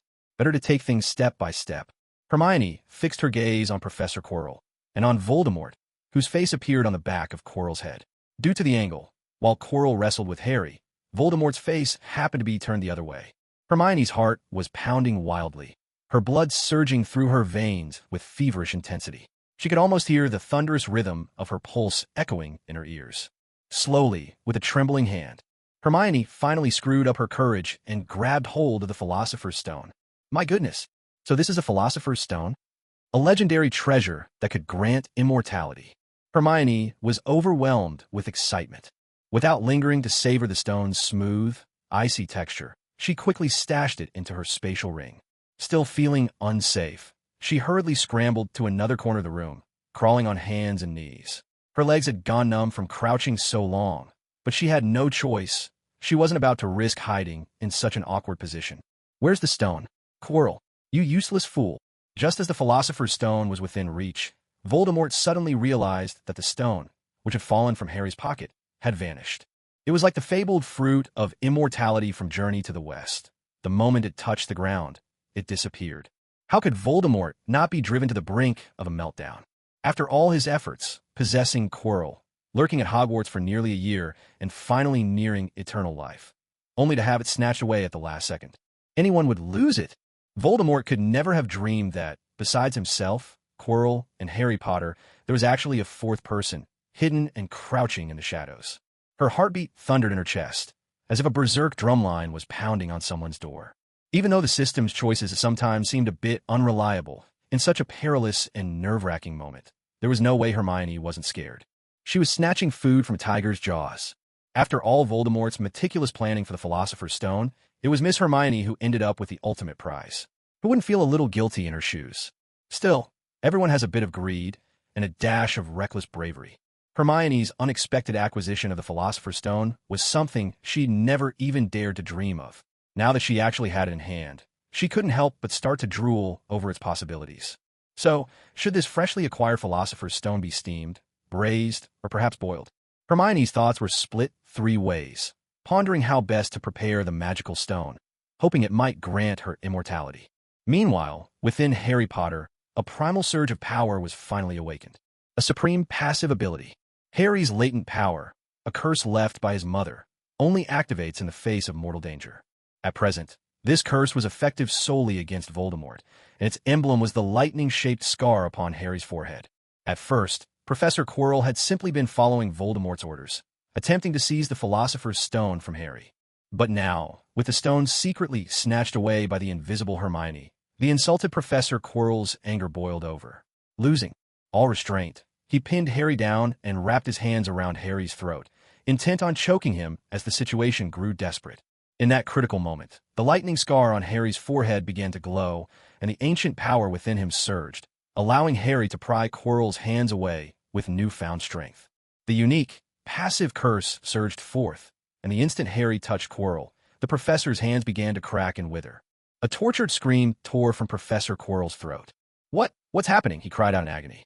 This turn of events was beyond anything Quirrell could have anticipated. Voldemort was livid beyond measure. Not only had he failed to obtain the Philosopher's Stone, now even Quirrell, his temporary vessel, was rendered useless, unable to overcome even a first year like Harry. Voldemort had yet to realize that Quirrell's undoing was entirely his own doing. Years ago, Lily Evans, Harry's mother, had left a protective enchantment of love upon her son. Any attack from Voldemort would be reflected back upon its source. It was this overwhelmingly powerful spell of love that had once led to Voldemort's downfall. Interestingly, a similar love spell appears in another story, Naruto, where Gar's mother leaves him with an impenetrable shield. However, there is a key difference. Harry's protection only counters Voldemort, dealing him deadly harm, and cannot be used against others. Gara, on the other hand, possesses an absolute defense against any attack, with sand automatically shielding him from harm.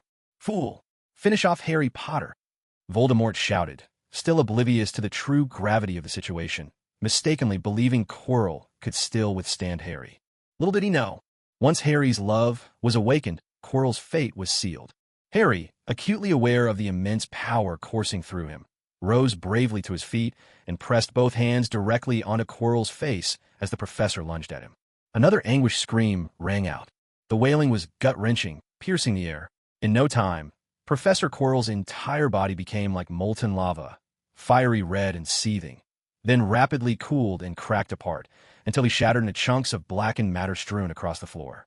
The scene was nothing short of terrifying and intense. Harry himself was stunned, covered in wounds and wide-eyed with disbelief. He never expected that Voldemort could be defeated so easily. But where's the Philosopher's Stone? Now that the immediate danger had passed, Harry finally allowed himself a moment's relief, only to remember the crucial question at hand. However, before he could begin searching for the stone, Voldemort's ghostly form, like a swirl of black mist, let out a dreadful, vengeful howl and, in a fit of rage, swept straight through Harry's body, fleeing the chamber in desperation. The assault from Voldemort's spirit left a deep scar upon Harry's very soul. It felt as if something vital had been wrenched from him. With a scream, Harry collapsed to the ground. Now, in the entire chamber, only Miss Hermione remained, still hidden beneath her cloak. Hermione hurried over, reached out, and checked Harry's breathing. Thankfully, the boy was still alive. While she was pondering what to do next, the system intervened, sparing her some brain work by presenting her with options. Option 1. Give Harry mouth-to-mouth resuscitation, revive him, and inform him that Professor Quirrell has been defeated, though Voldemort's spirit has escaped. Task reward: a basic medical kit. Option 2. Take the Philosopher's Stone and vanish from Hogwarts, living forever in secret. Task reward: a secluded paradise picture book. Option 3. To play it safe, relinquish the Philosopher's Stone, keeping only a small fragment and leaving the rest for Harry. Task reward: +2 to basic attributes. Aside from the first option, the other two seemed fairly reasonable. Giving Harry mouth-to-mouth? That was out of the question. If it were a beautiful girl with looks to match Hermione's, she might have considered it. But when it came to boys, absolutely not. Having finally gotten her hands on the Philosopher's Stone, she hadn't even had time to enjoy it. Did taking possession of it really mean she had to flee forever? Could Hermione never stay at Hogwarts to study magic again? Thinking it over, if the Philosopher's Stone were to suddenly vanish, neither Dumbledore nor Voldemort would likely let it go. She'd soon become their prime suspect if she stayed at Hogwarts. It was dangerous, no doubt about it. And yet, to simply give up the Philosopher's Stone? She couldn't accept it. The Philosopher's Stone, give it here now. Congratulations on completing task option 3. Reward: +3 to basic attributes. This was a quest from the very beginning of her adventure. One Hermione had never gotten the chance to declare aloud until now. Finally, she could. Hermione collapsed onto the ground, her mood at that moment as numb and overwhelming as her legs, leaving her in a state of exquisite agony and ecstasy. She remained invisible, watching as Harry lay unconscious.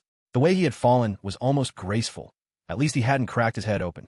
As for the pile of blackened matter in front of Harry, it was unmistakably what remained of Professor Quirrell, destroyed by Harry's unwilling touch.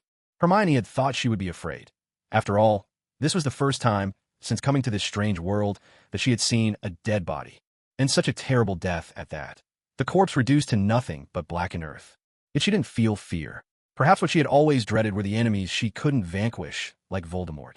With her current abilities, no matter what she did, she could never truly destroy him. But Professor Quirrell was different. There were countless ways to defeat him.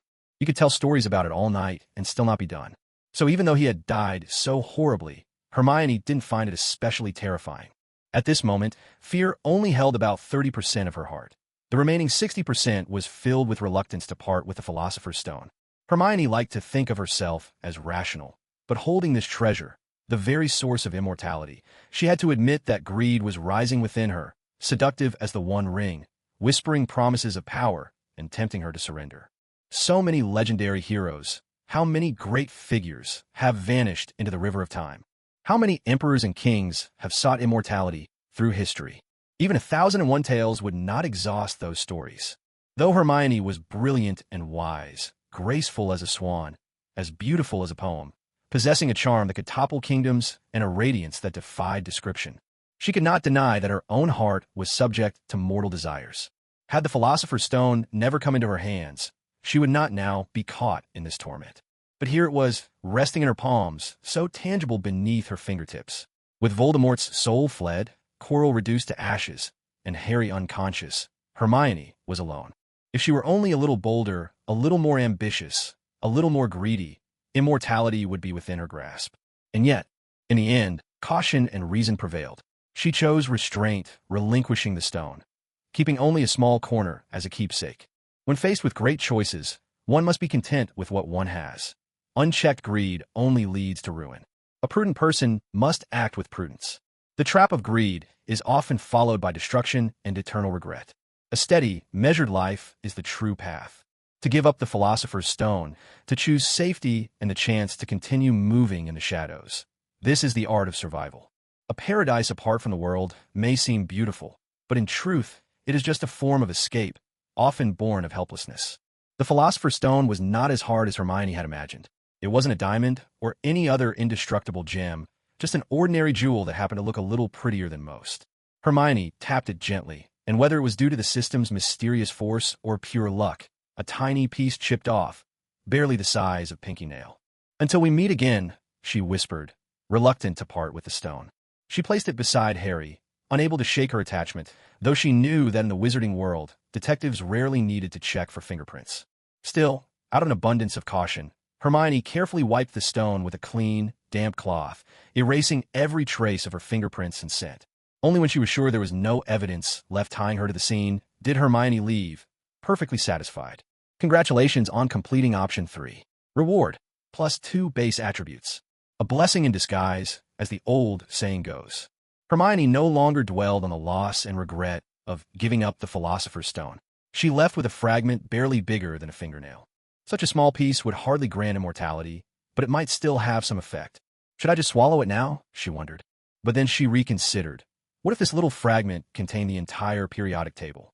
Eating it rashly might have her running to the loo for 3 days and nights. There was also the risk of heavy metal poisoning. You never knew with these things. Until she fully understood the secret of the philosopher's stone's immortality, it was best not to ingest it. Illness and disaster both enter through the mouth. After all, one must always keep a tight rein on what they eat and say. Once outside, Hermione quickly shed her witch's cloak and the invisibility cloak, tidying her hair and clothes. Of course, most people would try to look neat and clean, but not Hermione. She deliberately mussed herself up. Too neat would look out of place here, and it's the details that make or break a story.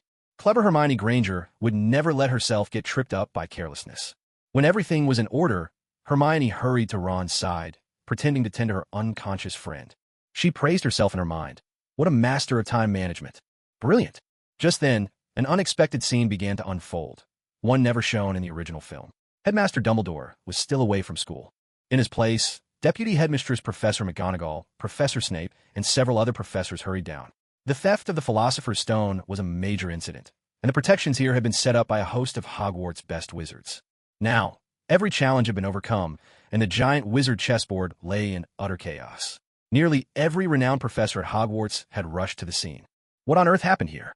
Miss Hermione Granger, I'm afraid we're going to need a very satisfying explanation from you. The professors were clearly alarmed. It's not the thief you fear most, but the one who keeps thinking about stealing. After such a long period of intense vigilance, Voldemort's sudden move caught the professors completely off guard. If it weren't for the Chosen One, Harry Potter, and the System's daughter, Miss Hermione Granger, Voldemort might never have been defeated. At this moment, Hermione slipped seamlessly into her performance, as if she were clutching a copy of Actually, I'm an Actress to her chest. Her graceful figure was impossible to ignore, and even though she appeared injured, her delicate, exquisite face and those soulful eyes radiated an irresistible charm with every glance. She was the very picture of a lovely young woman. Even the notoriously cold and aloof professors Snape and McGonagall, for all their outward indifference, had already melted inside when it came to Hermione. Strictly speaking, within all of Hogwarts, there was hardly anyone who disliked Hermione. Elderly or young, men or women, few could resist Miss Granger's allure. She was in every sense beloved by all. Hermione's tears, like shimmering pearls, slipped down her cheeks, tugging at the heartstrings of the assembled professors.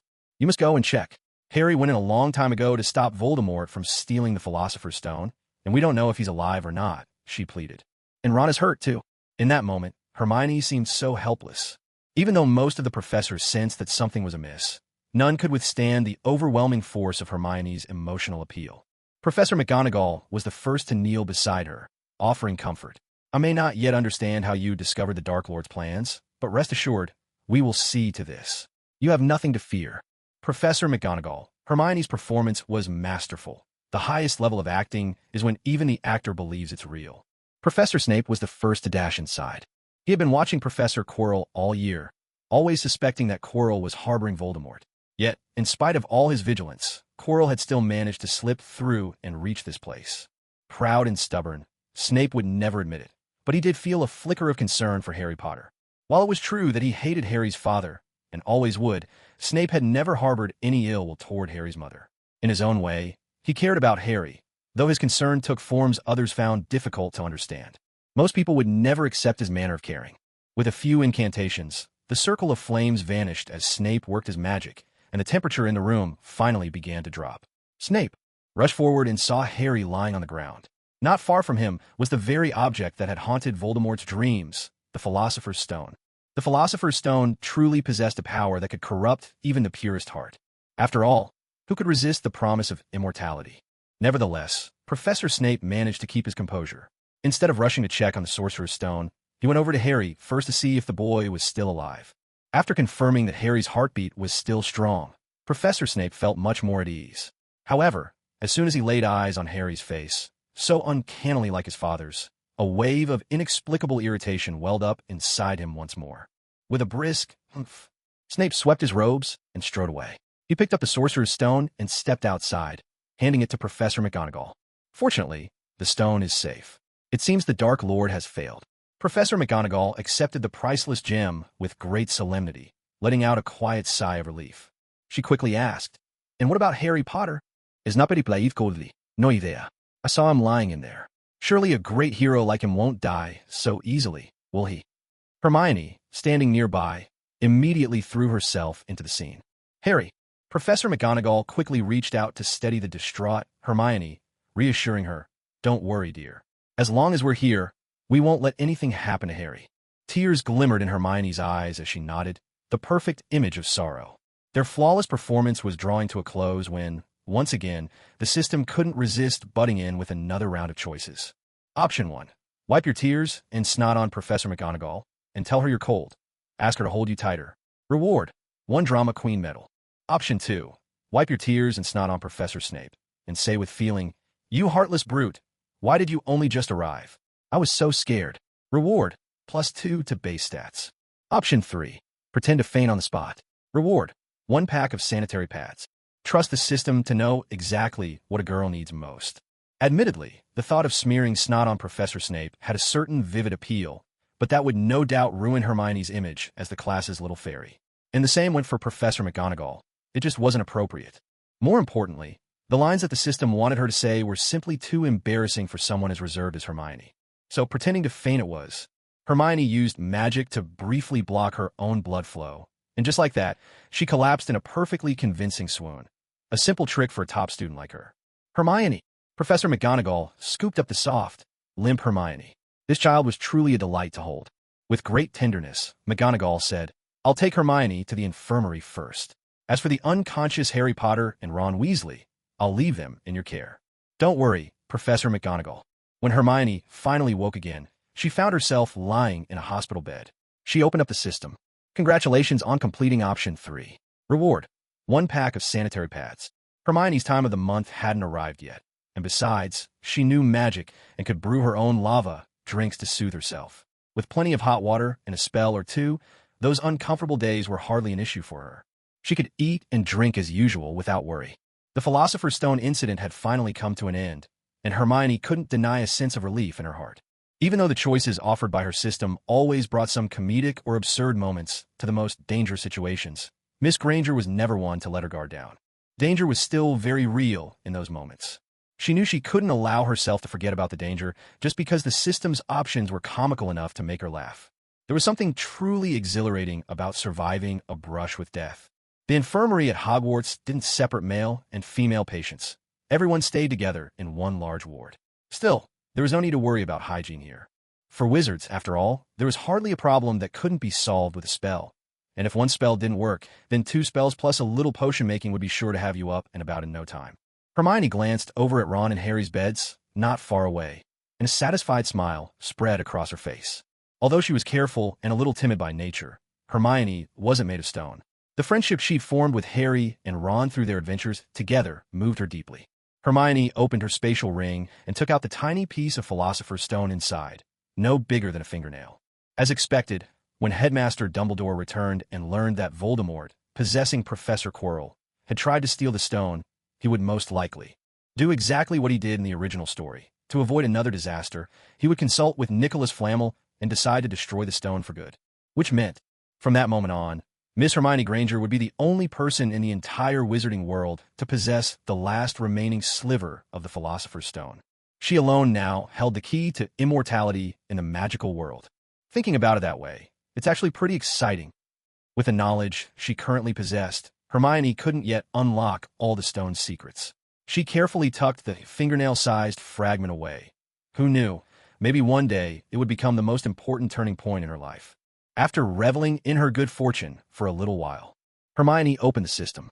Last night's adventure had been perilous, but she'd gained a lot, especially in terms of fundamental attributes. In fact, a wizard's power came from several sources. If she were to compare it to Honor of Kings, wizards were like mid-lane mages. As the saying goes, the devoted mother holds the mid-lane, while the support roams the jungle. Basic attributes were like the inscription system in Honor of Kings. Meanwhile, wands, ominous omens, and witches' cloaks were the equivalent of the game's equipment system. And magic spells themselves were, of course, the mage's skills. All of these are important. It's not as if Hermione could become invincible just by stacking basic attributes. Her equipment and skills also need to be learned, deepened, upgraded, and refined. Of course, because Miss Hermione is a transmigrator, she also brings with her technological concept from different worlds. If she could get her hands on things like nuclear bombs, missiles, machine guns, or even fighter jets and artillery, Hermione wouldn't think those powers any weaker than the wizarding system. In fact, the system had previously offered Hermione a submachine gun as an option, but the conditions to unlock it were so demanding that she couldn't choose it. Still, since that option had appeared once, Hermione couldn't help but imagine. One day, she, Miss Hermione, might be baring her arms, muscles rippling, a cigar clamped between her lips, and wildly firing a machine gun at Death Eaters, a scene that might not be pure fantasy after all. It was entirely possible that one day, dreams would become reality. Magic plus 20, health plus 15, discretion plus 22, agility plus 20, defense plus 21, strength plus 13, stealth plus 10, beauty plus 3, charm plus 3, figure plus 3. After assigning all the accumulated base attribute inscription points, Miss Hermione was finally satisfied. Although she hadn't suffered much injury in this battle, Hermione was still sprawled comfortably on her hospital bed, reluctant to get up. After all, just like Ron and Harry, she was now one of Hogwarts' great heroes and deserved to enjoy the comfort that came with victory. She even felt like slacking off a bit. As far as she was concerned, as long as she stayed lying down, a true lying flat girl, the system wouldn't force her to work overtime. Little did she know, how could the capitalist overlord ever give up a chance to squeeze his employees? Even as Hermione lay flat, the system's options still popped up. Option 1. While lying in bed, cross your left leg over your right. Push your hips forward, arch your back, tilt your neck back 45 degrees, and hug the quilt with both arms crossed. Complete this task to receive a yoga handbook. Option 2. Tilt your chin, open your mouth, go cross-eyed, and touch your nose with your tongue for 20 seconds. Complete this task to receive a certificate of idiocy. Option 3. Roll your eyes 20 times, bare your teeth 20 times, and pick at your nails 20 times. Complete this task to receive a bottle of whitening cream. Are you kidding me? What kind of tasks are these? Are you messing with me? Hermione was so angry that her lovely face flushed red. These 3 options were practically synonyms for self-harm, idiocy, and foolishness. Each one was more ridiculous than the last. It felt like the system boss was punishing a lazy employee with cruel, humiliating methods. And the tactics were so petty, utterly beneath contempt. As a noble, cultured, and virtuous young lady, Miss Hermione would never bow to the tyranny of the system. Absolutely not. But system options are mandatory. If the host doesn't make a choice, the system will pick one at random, and then it's really just a matter of luck. Such a hard life. The beautiful Miss Hermione was on the verge of tears. Though, as a transmigrator, she enjoyed the privileges brought by her cheat-like system. Whatever she gained always came at a price few could imagine. People only see your dazzling brilliance on the stage, unaware of how much more comfortable and at ease you are behind the scenes. Just kidding. Most people achieve success only after pouring in hundreds or thousands of hours of effort behind the scenes. And with thousands battling to cross a single log bridge, only the victor becomes king. After much internal struggle, Hermione quickly dismissed option 1. She knew a thing or two about yoga, but the poses in option 1 were nothing short of self-torture, bearing no resemblance to real yoga at all. As for option 2, forget it. Even with no audience around, Hermione couldn't bring herself to do it. The required moves were simply too ridiculous. To make matters worse, completing the task would earn her a certificate of idiocy. You're the idiot. Your whole family are idiots. So there was no real choice left. She had to go with option 3. Hermione's fair cheeks flushed crimson with embarrassment. If Ron the lovesick puppy saw her this bashful and flustered, his eyes would probably pop out 5 meters, and he drew enough to fill 5 big basins. She rolled her eyes 20 times, grimaced 20 times, and picked at her nails 20 times. At last, blushing furiously and sweating buckets, she managed to finish the task. The wicked system chimed in. Congratulations on completing option 3. You've been rewarded with a bottle of whitening cream. Now wide awake, Hermione got up to leave the room. Sleep was out of the question. She was the kind of dedicated employee who loved working overtime and never asked for extra pay. Slacking off simply wasn't her nature. By the time Professor McGonagall and Headmaster Dumbledore arrived, the hospital wing was already empty. Hermione was nowhere to be found. No one knew that just as Hermione stepped out of the hospital wing, a selection menu popped up right in front of her. Option 1. Take a walk in the Forbidden Forest, experience nature, and breathe in the fresh air. Task reward. 1. Air purifier. Option 2. Buy a train ticket. Hogwarts is full of tricks. I'm heading back to the countryside. Task reward. 1 water dispenser. Option 3. I'm a model student. No matter the adventures or how exhausted I feel, nothing can stop my love of learning. Task reward. +1 to basic attributes. Well then, although these new system options were still somewhat absurd, they were already much better than the 3 options she'd had while stuck in bed. Of course, Hermione didn't hesitate to choose being a good student. According to her schedule, at times when, in the original film, she was barely seen at all, Hermione would show up to class alone, perfectly put together like a little fairy walking among mortals. Is that Miss Hermione Granger? Oh my, she's still as beautiful as ever. How could there be such a lovely little fairy in this world?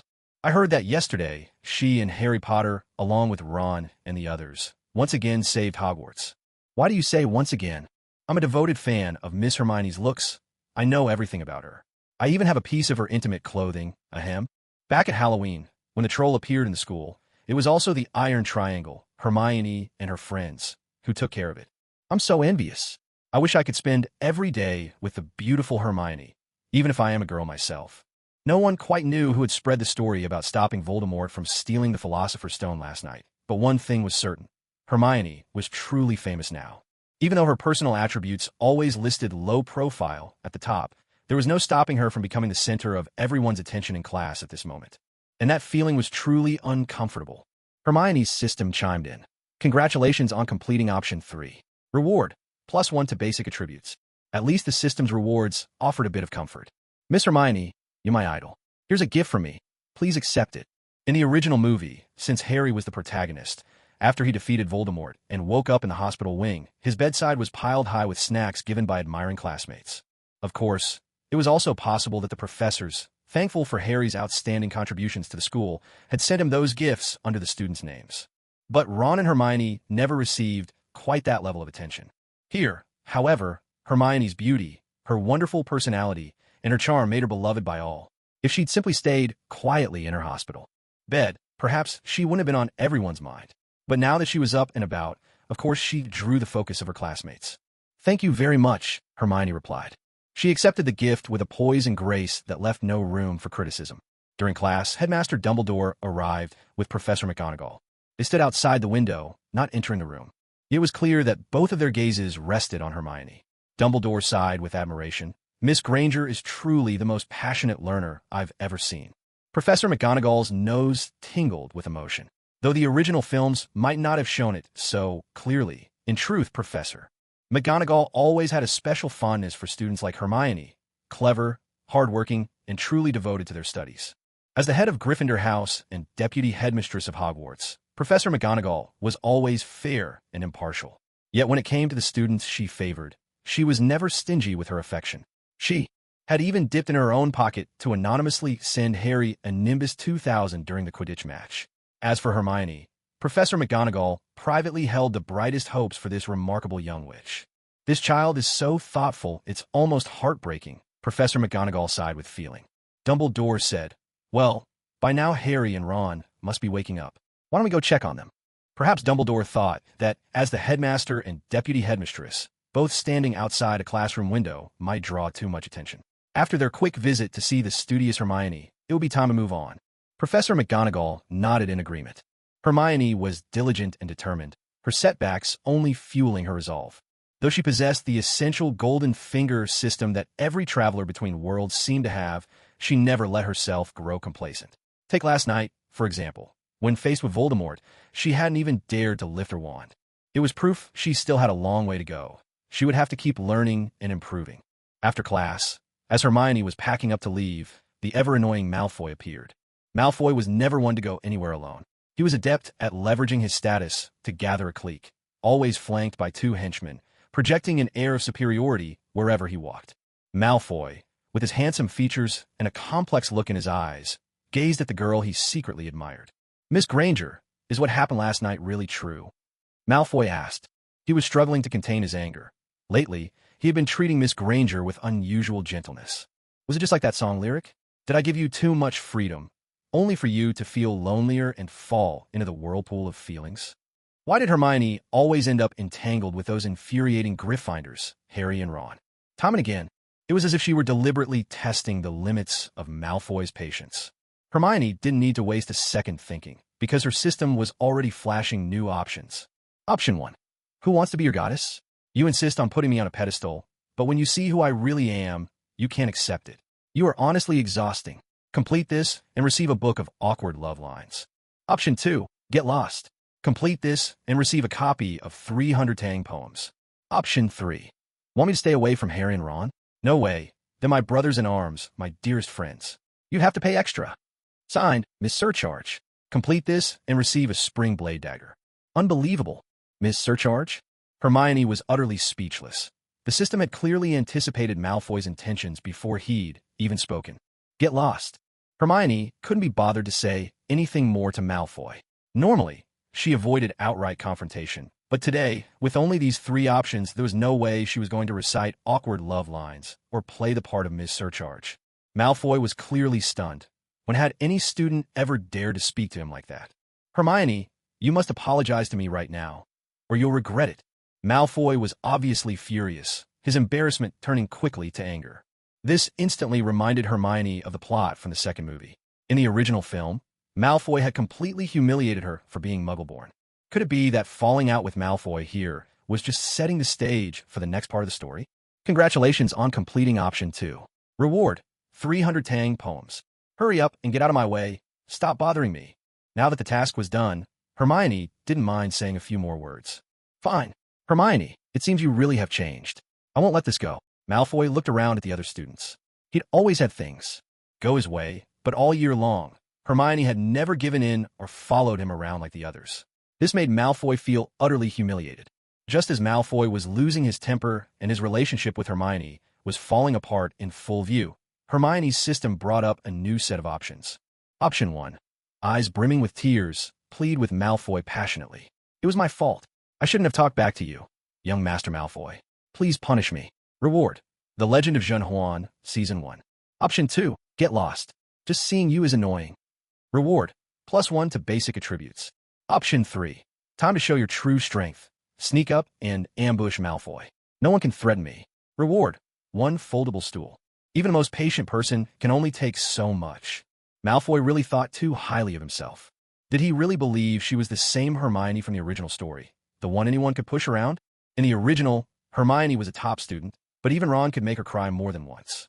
Malfoy went so far as to insult her bloodline in public, and even curse her to die. Enough was enough. No one should have to tolerate that. This Hermione might be cautious and keep a low profile, but that didn't mean she was someone anyone could bully. After Malfoy stormed off in a rage, he never dreamed that this Hermione could be so cunning and ruthless. On the way, Malfoy was joined by his two cronies, Crabbe and Goyle. They might be idiots, but even they understood a few things. Boss, didn't you used to really like Miss Hermione? You even gave her so many gifts. The very mention of this made Malfoy even angrier. I've been at odds with Harry Potter for a long time. Everyone knows that. And after all I've done for Hermione, she still gives me the cold shoulder. Why is it that she's so friendly to those two losers, Harry Potter and Ron Weasley? Crabbe and Goyle nodded in agreement. You're absolutely right, boss. That Hermione just relies on her looks and acts like she's above everyone else. She doesn't care about you at all, young Master Malfoy. A girl like that truly isn't worth your pity, young Master. Boss, how are you planning to get back at her? From love springs hatred. Malfoy was a professional at this. After all, he had always played the villain. When he first started school, Hermione hadn't kept much distance from him. She had even given him a green hat as a gift, which Malfoy still kept as a treasure memento to this day. More than once, he'd even considered stealing the green hats Hermione had given to Harry Potter and Ron Weasley, just to claim them for himself. But alas, the falling flower longs for the flowing stream, yet the stream cares not for the flower's longing. Malfoy's patience with Hermione had finally reached its breaking point. Today, Miss Hermione's shout of "Get out!" shattered all of Malfoy's hesitation and dreams. From this day forward, he was determined to see Hermione as an enemy. Just as he opposed Harry Potter and Ron Weasley, so now he would stand implacably against Hermione as well. Yet Malfoy, Crabbe, and Goyle could never have imagined that, in broad daylight, a certain young woman, cloaked in an invisibility robe, was lurking nearby. Revenge waits for no nightfall. Since Malfoy dared to threaten Hermione, she would strike first. After all, they were destined to be enemies from now on. Hermione bullied the weak but feared the strong. She didn't dare challenge Voldemort, but when it came to a mere Malfoy, Hermione wasn't the least bit afraid. Last time, she'd set Malfoy's backside on fire. This time, Hermione was determined to give him even more trouble. Hidden from sight, Hermione found the perfect spot to launch her ambush. She waved her wand, and 2 banana peels appeared at the feet of Crabbe and Goyle. Hermione didn't cast a spell directly on Malfoy. She wanted to avoid any investigation that might lead back to her. Using others to do the dirty work, that was true cunning. Sure enough, Crabbe and Goyle, big and none too bright, lost their footing on the banana peels and crashed straight into Malfoy from behind. Malfoy never saw it coming. One moment he was walking along, the next, it felt like 2 boulders slammed into his back. It wouldn't have been so bad if he'd simply fallen on flat ground. But Hermione, the little devil, never struck unless she meant business. Directly in front of Malfoy was a staircase. Poor Malfoy let out a piercing scream as he tumbled head over heels down the stairs. His cry was heart-rending, filled with agony. Crabbe and Goyle panicked, too startled to check how they'd slipped. They rushed down the stairs to see how badly Malfoy was hurt. Hermione, meanwhile, didn't leave right away. Taking advantage of her invisibility, she knelt and swiftly gathered up the incriminating banana peels, wiped the floor clean, and only slipped away once she was sure no evidence remained. Last night, Professor Quirrell's tragic death had played out right before Hermione's eyes, leaving her deeply shaken. If Professor Quirrell could die, why not Malfoy? Of course, if luck was on his side, perhaps he wouldn't have to die. Since Malfoy had already fallen out with Hermione and decided to take revenge on her, Miss Granger certainly wasn't about to play the saint. Faced with a potential threat, she struck first to eliminate it. If Malfoy refused to change his ways, then Hermione's ambush would not be a one-time lesson. It would become a recurring ordeal. Hermione was determined to make Malfoy spend the next 6 years at Hogwarts constantly on edge, never knowing when disaster might strike, living in a perpetual state of anxiety. Congratulations! You completed option 3. Reward: 1 collapsible stool. Malfoy's tumble down the stairs quickly attracted a crowd, among them Headmaster Dumbledore and Professor McGonagall. Neither of them particularly liked Malfoy, but as he was a student, and more importantly, the son of a prominent school board member, they had no choice but to take the incident seriously. Malfoy was in terrible shape. His arm and leg were broken, and several bones in his body were out of place. If the medical staff hadn't arrived in time, Malfoy might very well have met an untimely end right there. I think I can still be saved. Malfoy, terrified and desperate, burst into tears, snot and all, clinging to any hope for survival. He now hated Crabbe and Goyle with a passion, but according to the investigation, neither of them knew why they suddenly slipped and crashed into Malfoy. It was clear this was no accident. Yet the scene was spotless. Neither Crabbe, Goyle, nor Malfoy bore any traces of spells. With no evidence to be found, Malfoy had no choice but to chalk it up to rotten luck. Don't worry, you're not going to die. You'll just need some time in the hospital to recover. Professor McGonagall, acting as deputy headmistress, offered comfort. Professor Snape arrived, his expression thunderous. Malfoy was one of his Slytherins, and it was always Malfoy who bullied others. How had he ended up like this, broken at the bottom of the stairs? Who could have orchestrated this from the shadows? This was no mere warning. Someone clearly wanted Malfoy gone. It was even more sinister than when Professor Quirrell had cursed Harry's broom during the Quidditch match. But as was tradition at Hogwarts, the success rate of solving crimes was practically non-existent. Whenever someone was attacked, or killed, the culprit was almost never found. Besides, Malfoy was still alive. He could still be saved. So, while Hermione had worried she might become a suspect, she soon realized she was overthinking it. Headmaster Dumbledore and Professor McGonagall never suspected their star student Hermione. Instead, they comforted her, urging her not to be afraid. After all, Hermione had already survived Voldemort's attempt to steal the Philosopher's Stone, and now Malfoy had fallen down the stairs. No wonder everyone was on edge. However, in Hogwarts, the only person with even a hint of a detective's instincts, Professor Snape, began to notice something odd about Miss Granger. Hermione was simply too perfect. So perfect, in fact, that it didn't seem quite real. Moreover, according to his investigation, just before the incident, Malfoy had been arguing with Hermione. Many students at the scene heard Hermione tell Malfoy to get lost. After that, Malfoy tumbled down the stairs. However, Hermione's reputation for perfection was so strong that, even though the circumstances made her a prime suspect, no one besides Professor Snape truly believed Miss Granger was behind it all. When Harry and Ron woke up, the air was filled with the wailing cries of pain from the other end of the hospital wing. At Hogwarts, the infirmary didn't provide private rooms for patients. Even a wealthy boy like Malfoy had to recover among everyone else. There were no real privileges for him here. First thing in the morning, and someone sounds like they're being slaughtered. Seeing that it was the unlucky Malfoy, Ron couldn't help but gloat. He and Harry had become heroes at Hogwarts, and even then, neither of them had ever been this dramatic. Still, when Ron caught sight of Malfoy's broken arm and leg, a flicker of awkwardness crossed his face. He hadn't expected Malfoy to end up in such a sorry state. Once Harry was fully awake, Ron came over to check on him. This was different from how things played out in the original film, perhaps because Malfoy's shrill cries had jolted both Harry and Ron awake at the same time. Even Headmaster Dumbledore was unable to visit Harry privately. "Ron, what happened to Malfoy?" Ron listened in on the conversation for a moment before answering. "I'm not too sure myself. When I woke up, he was already making a racket like someone was being murdered. I heard rumors that his two cronies pushed him down the stairs." Harry mulled it over for a moment. As a wizard, to fall down the stairs and end up in such a mess, it was a rather legendary feat for someone like Malfoy. Harry's thoughts drifted back to that night when Voldemort tried to steal the Philosopher's Stone, and he couldn't help but worry about what had happened afterward. He asked Ron, but Ron didn't know either. After all, he'd only just been jolted awake by Malfoy's howls himself. Hermione, who had inadvertently given Malfoy the chance to enjoy VIP treatment in the hospital wing, now felt too embarrassed to come by and claim credit for it. Yet the system's options would not let her off so easily. To complete her quest, she had no choice but to visit Harry and Ron in the infirmary. When she saw Malfoy, the system promptly triggered a new set of choices. Option 1. In front of Malfoy, perform a swan dance and sing, with great emotion, "May you have many happy returns." Reward: 1 phone stand. Option 2. Tell Malfoy, "Looks like you're done with bicycle for life, but I happen to have a pair of golden crutches. You have extraordinary bones, and fate has brought us together. I'll sell them to you at half price." Reward: 1 pair of golden crutches. Option 3. Give Malfoy a notebook, wishing him speedy recovery. Reward: +1 to basic attributes. Hermione was already well accustomed to the system's mischievous sense of humor. Options 1 and 2 are automatically dismissed. They are simply too indecent and would utterly ruin her image as a gentlewoman of grace and dignity. Although Hermione was sorely tempted to sell Malfoy a walking stick and trick his mind as thoroughly as his leg, just for the fun of it. What a nerve! Truly, he has no heart at all. The lovely and radiant Miss Hermione quickly settled into her role. There was no need to invest any attribute points in acting. Ever since she crossed over, she came equipped with Oscar-winning skills. Hermione's natural modesty transformed into an air of restraint.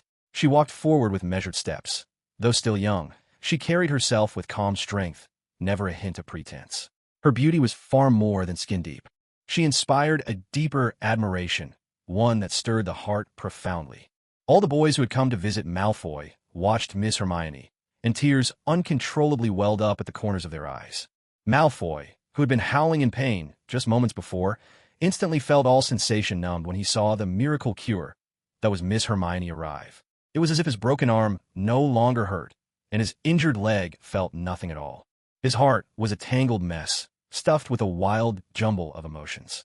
So young, and yet because of Miss Hermione, Malfoy had already tasted love and hate, longing and regret, a storm of feelings that left him wanting to cry but unable to, wanting to push her away but unable to let go, full of unspoken suffering, hating her to the bone, yet unable to forget her.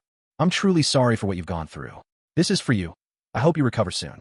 Hermione spoke with deep sincerity, presenting a green notebook as a gift.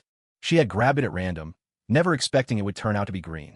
Though Hermione's lips offered wishes for Malfoy's swift recovery, in her heart a little Hermione with devil horns was roaring.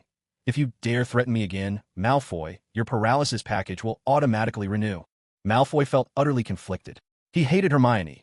If not for her telling him to get lost, he wouldn't have tumbled down the stairs for real.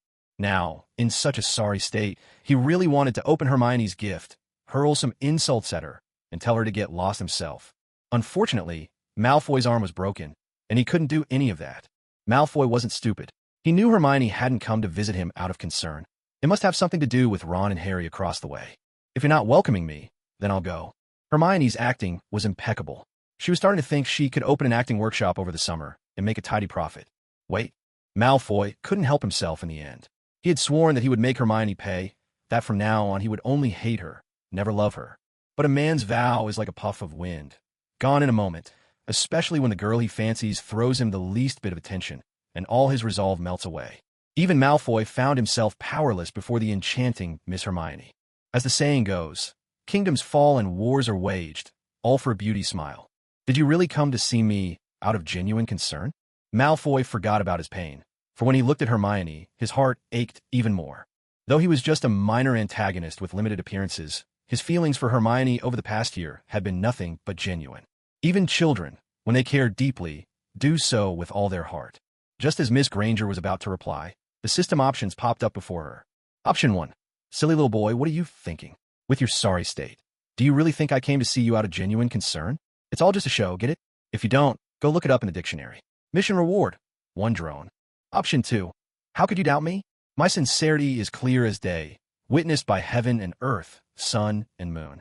Only if mountains crumble and the sky falls would I ever abandon you. Your doubt breaks my heart into shards, leaving pain scattered everywhere. Mission reward. Gifted scholar medal. Option 3.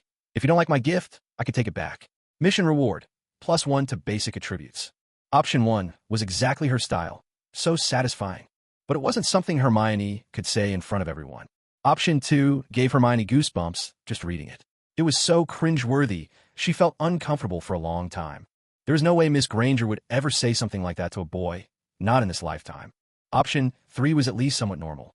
Hermione cleared her throat. Malfoy, if you don't like my gift, I can take it back. She looked at him with those clear, bright eyes, calm as a still lake, without a ripple of emotion. Malfoy could only let out a bitter laugh. Forget it. You're just that kind of girl. I shouldn't expect anything else. The Slytherin girls standing nearby were stunned. None of them had expected young Master Malfoy to be so smitten with Miss Granger. The wounded look in Malfoy's eyes was something only a sorrowful young prince could have. But seeing Hermione's reaction, the others found it perfectly reasonable. Miss Granger was simply too beautiful.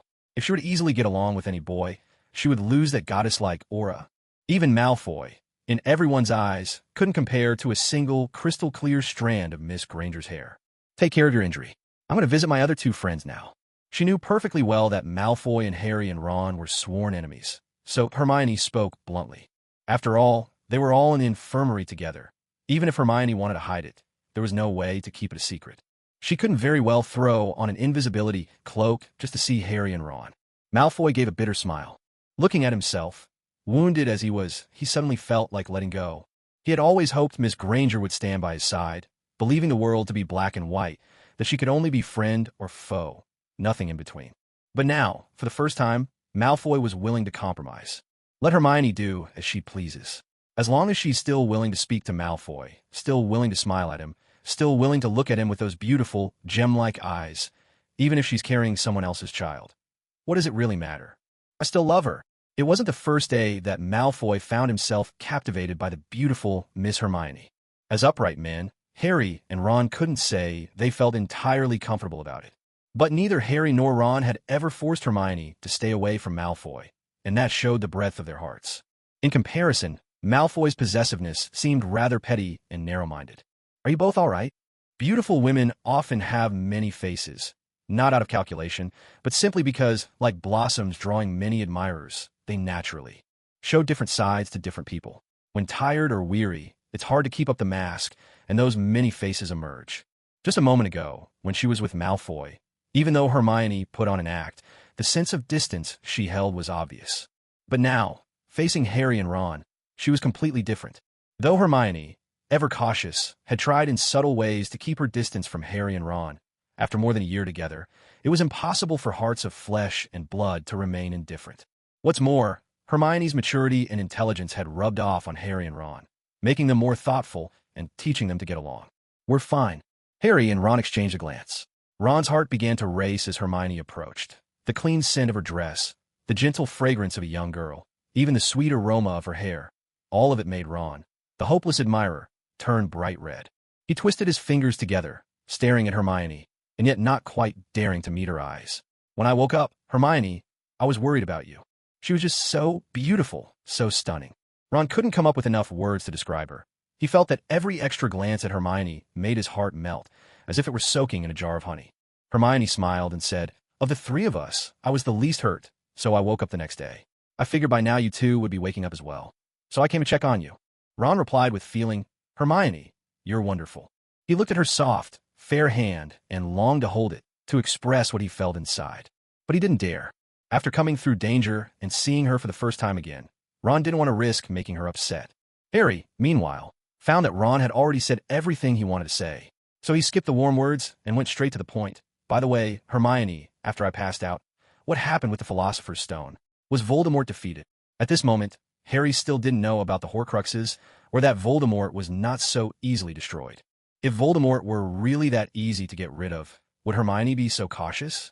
It was precisely because she feared Voldemort might return for revenge that Hermione was so vigilant at every turn.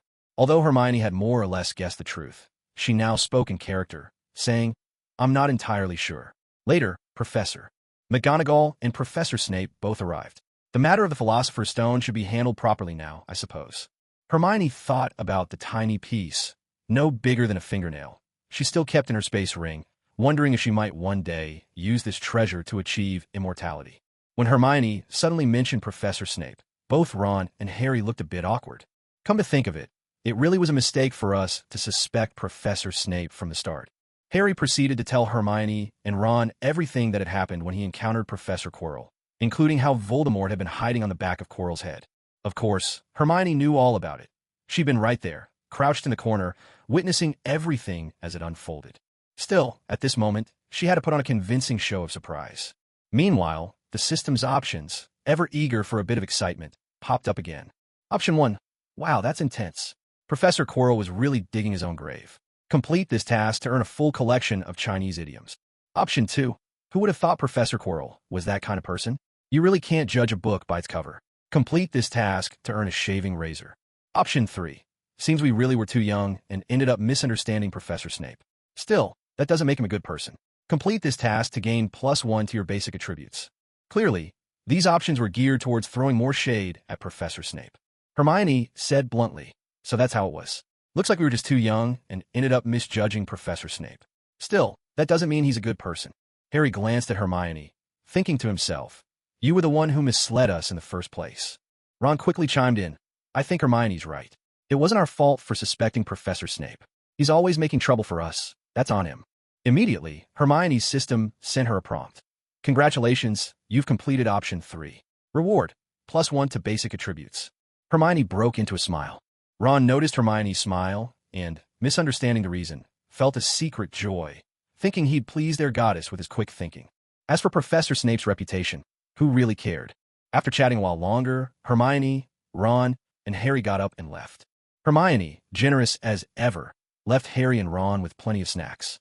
The next day, Malfoy was finally discharged from the Hogwarts infirmary. After all, he came from a wealthy family. Once injured, he naturally had the means to find a better place to recover. It was only then that Headmaster Dumbledore arrived, and just like in the movies, he shared a few important things with Harry. Headmaster Dumbledore was like one of those background NPCs in a video game. He might not be all that helpful at critical moments, but somehow, the game just wouldn't work without him. "Headmaster, Harry, do you know why, when you touched Quirrell with your hand, his body began to crack and fall apart?" Harry shook his head. So Dumbledore explained, it was all because of the lightning-shaped scar on Harry's forehead, the mark his mother left him, a symbol of her love. It was much like the word love carved on Gaara's forehead in Naruto. It was a protective charm, And because Voldemort was possessing Professor Quirrell, the curse rebounded. Without Voldemort, the spell would have had no effect. So, in the end, it was Voldemort's presence that led to Professor Quirrell's death. Harry then asked the question that troubled him most. Headmaster Dumbledore, what about the Philosopher's Stone? Harry, you needn't worry. The stone, I've discussed it with Nicholas Flamel. To keep it from falling into Voldemort's hands, we have destroyed it. What a pity, Harry said, but that means Nicholas Flamel won't be able to go on living. Dumbledore smiled. He has lived long enough. The time he has left will be enough for him to get his affairs in order. Harry sighed. It's all because of Voldemort. So, is he really gone this time? Dumbledore's voice turned a shade more serious. Harry, I'm afraid not. Voldemort has many ways to return. That's why we must never let our guard down. That's easy for you to say. If it weren't for how the story's written, where were all of you when Voldemort was trying to steal the stone? After Harry and Ron were released from the hospital, the end of term came quickly. Most students had never seen Voldemort in person, though they'd heard the rumors about how he possessed Professor Quirrell and tried to steal the Philosopher's Stone. It wasn't something they had experienced themselves. So, as kids do, they quickly forgot. Time, after all, has a way of smoothing over everything. Malfoy came back, arms and legs in bandages. He wanted to take part in the House Cup festivities. After all, as a Hogwarts student, he still felt a strong sense of pride. His two cronies had gotten thoroughly scolded by him when the whole incident happened, but after a while, the three of them were thick as thieves again. Besides, Malfoy still needed them to help push his wheelchair. Hermione had considered using magic to soup up Malfoy's wheelchair. Maybe install a sports car engine, add 2 flying broomsticks, and tie on some fireworks for extra flair. That would be quite the spectacle. But since Malfoy had been much more well-behaved lately, she decided to let him off the hook this time. After all, who could blame me, Hermione Granger, for being so kind and adorable? The Great Hall was, as always, the liveliest place for a gathering, packed full of students, professors, and teachers. Hermione could hardly believe she'd spent an entire year in this strange new world. A full year of her life, spent at Hogwarts School of Witchcraft and Wizardry. When she first arrived in this world, all those feelings of avoidance, hiding, and rejection gradually faded with time, transforming into the familiarity she now felt. Looking around, even Malfoy in his wheelchair had become a rare, almost comforting presence. Human beings are, after all, creatures easily swayed by emotion. Even the ever-prudent Miss Hermione is no exception. Dumbledore, dressed impeccably as always, stepped forward amid the lively crowd to announce the results of this year's House Cup. In the original story, Harry, Ron, and Hermione were caught out at night and reported by Malfoy, costing each of them 50 points, a total loss of 150 points. Later, however, each of them was awarded 50 points for their courage in facing Voldemort. Harry received an extra 60 points, and Neville, for standing up to his friends, earned 10 points as well. As a plot device in the original film, it was acceptable enough. After all, this wasn't a detective story that demanded strict logic. Even in Detective Conan, some cases feel more like child's play than serious mysteries. No one is perfect, and sometimes the rules and storylines themselves are far from flawless. Compared to all these twists and turns, the Hermione who crossed into this world found things much simpler. Dumbledore wasted no time and directly announced that Gryffindor had taken first place. After all, they had driven back Voldemort and protected the Philosopher's Stone. If that wasn't enough to win Gryffindor the House Cup, then truly, Slytherin's backstage maneuvering must have gone too far. At its core, Slytherin House exists to secure victory at any cost. It's this kind of obsessive drive that has created so many dark wizards from Slytherin over the years. Oh my gosh, this is wonderful. The Gryffindor students erupted in wild joy, tossing their house hats into the air, while the other 3 houses could only look on in envy. Still, everyone agreed that this outcome was well-deserved.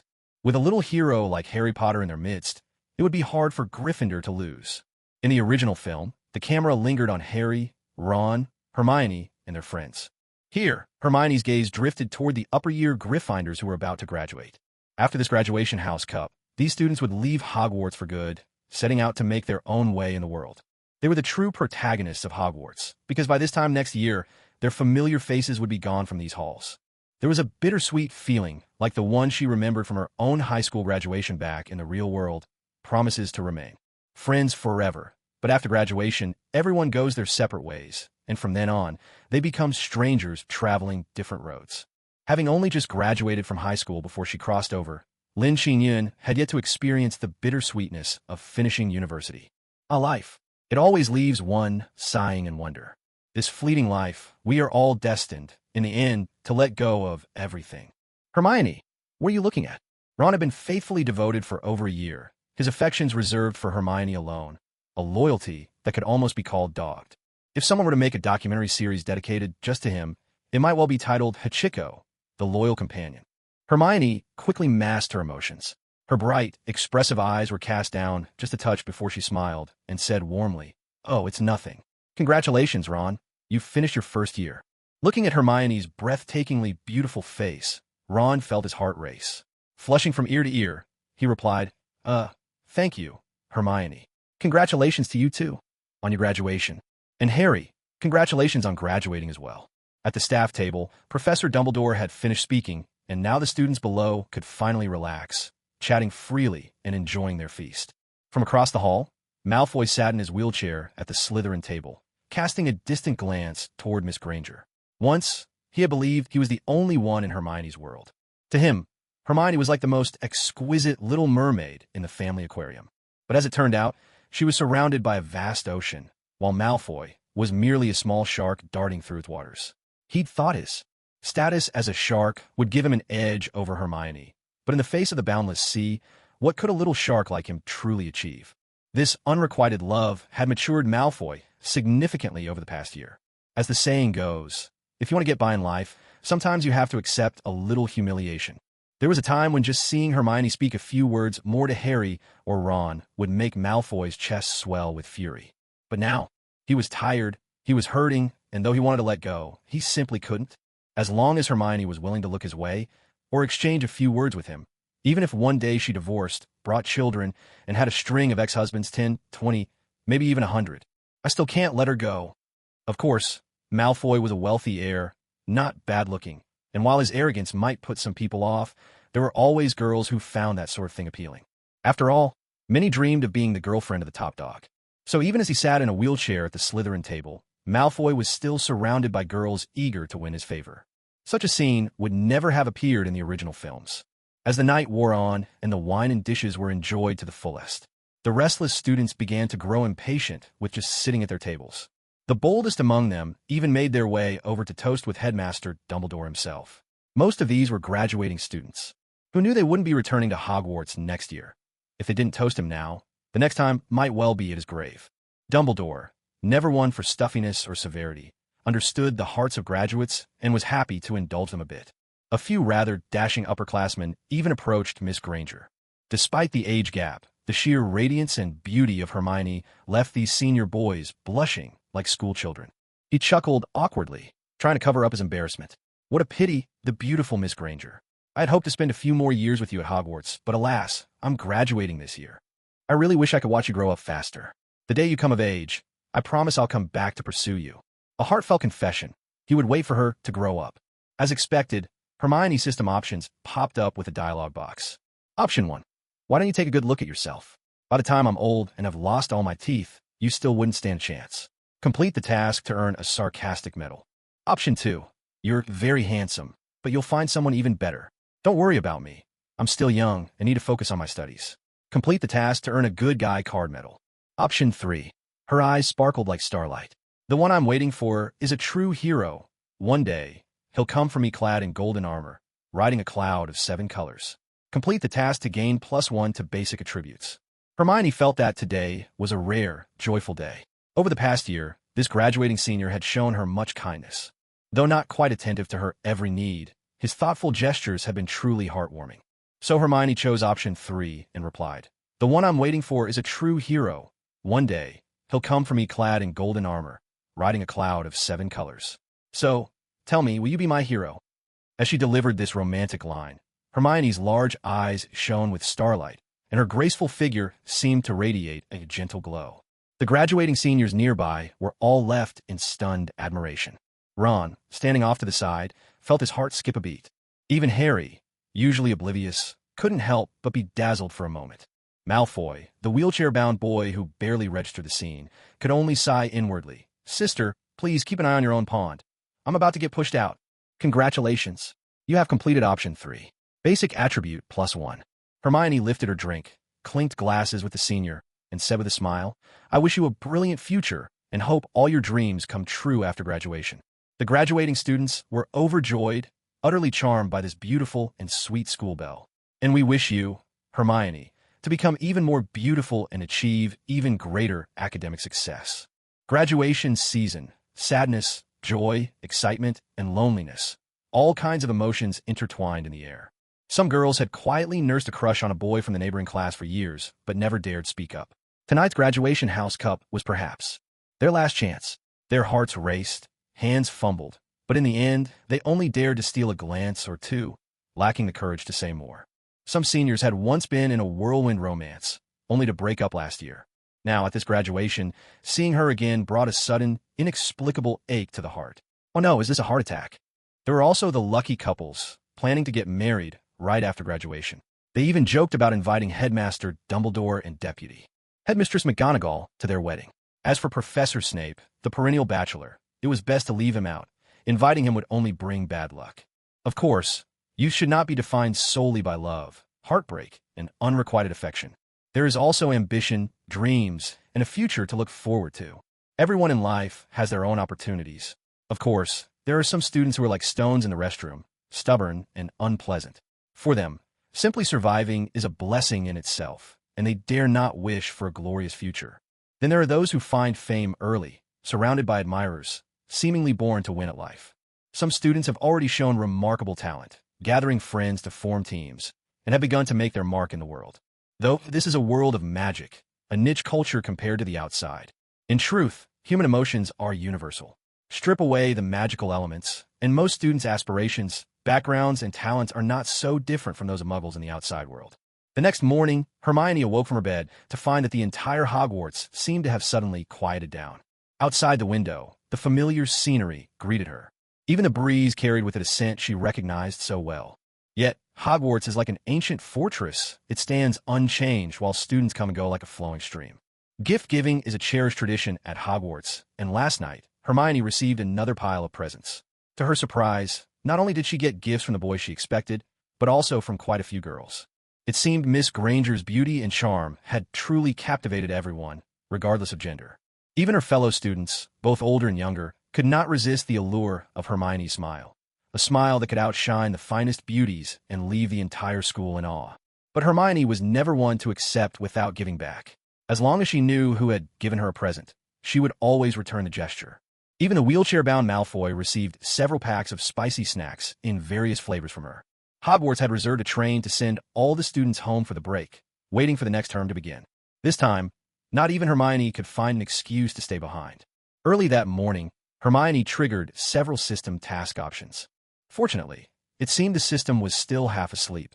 The tasks were all quite reasonable, and Hermione completed them with ease. As a result, her collection of daily necessities, pots, pans, and all, grew even more abundant. Hermione thought to herself that she could open her own supermarket at this rate. Luckily, her enchanted storage ring had enough space. Otherwise, she might truly have run out of room. Inside her ring, shelves of all shapes and sizes were already neatly arranged, not unlike a delivery warehouse behind a supermarket. Harry Ron, arriving at the train station, Hermione, dressed like a little princess, couldn't help but smile at the sight of her two friends. Though Ron wasn't the one who knew Hermione best, he could still read her thoughts in the sparkle of her beautiful eyes.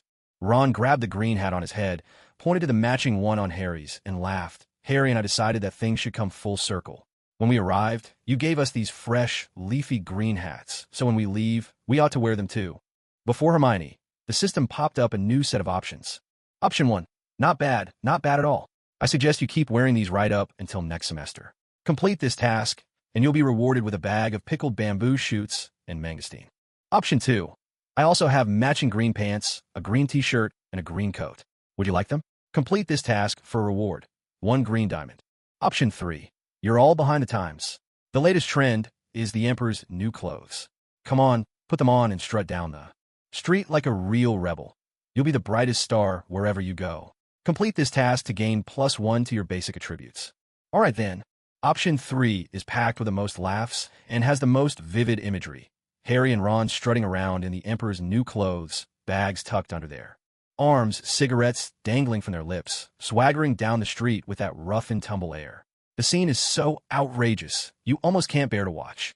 Although Miss Hermione's mischievous side really wanted to see Harry and Ron give it a try, she figured with her charm, persuasive skills, and a bit of magic, she just might pull it off. But in the end, Hermione's reason prevailed over her wicked sense of humor. She cleared her throat and said, straight-faced, "Actually, I have matching green pants, a green t-shirt, and a green coat. Do you want them?" She sounded so serious. It made what she said seem perfectly ordinary. Ron was over the moon. His familiar face lit up with glee, the joy practically radiating from him. He blurted out in surprise, "Do you have green underwear too?" Hermione shot him a withering look. "Don't push your luck."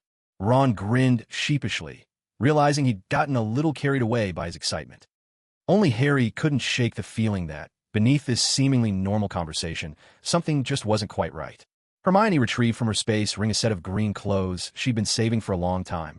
A coat, pants, and t-shirt, all in a vivid, leafy green. Ron eagerly took them, slipping them on in a flash, and proudly showed off his new look to Miss Hermione. "Hermione, this green outfit you gave me looks fantastic." Hermione couldn't help but laugh, but she still said, "Ron, don't wear it too often. It's a bit too eye-catching. And honestly, I still think this green hat suits you best." Immediately, Ron put on a face of heroic agreement, nodding enthusiastically. "I think so too.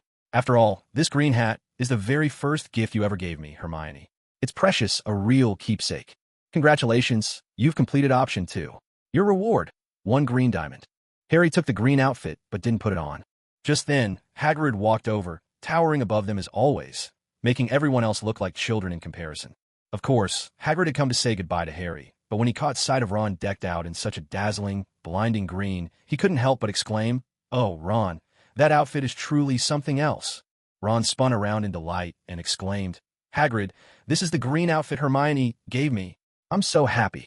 Hagrid smiled and said, "Ron, Hermione is really good to you. You'd better treat her well. That goes without saying." At that moment, Hagrid took out a photo album and handed it to Harry. "Harry, I should have given this to you earlier. My memory's not what it used to be." When Harry opened the album, he saw his parents locked in a joyful embrace, gazing into the camera. For a fleeting second, it felt as though Harry was looking directly into their eyes. A jolt of emotion shot through his heart, as if struck by lightning. "Thank you, Hagrid. Having this album means the world to me. I'm so happy." Hagrid patted Harry on the head, his voice full of warmth. "Harry, you fought bravely against Voldemort and protected the Philosopher's Stone. You're the pride of your parents, the great hero of the wizarding world." Hermione stood nearby, sharing in Harry's happiness. As for Ron, who was practically glowing green beside them, Hermione couldn't help but feel a little strange. Still, she had been a mastermind behind it. Just then, the system options popped up once more. Option 1. Snatch the photo album from Harry's hands. "Give it here. Harry, the things in a magical photo album aren't real. I'm afraid. You can't handle it, kid. There's a lot more to this than meets the eye. Let me take care of it." Task reward, 1 case of wine. Option 2. Add your own beautiful magical photo to Harry's album.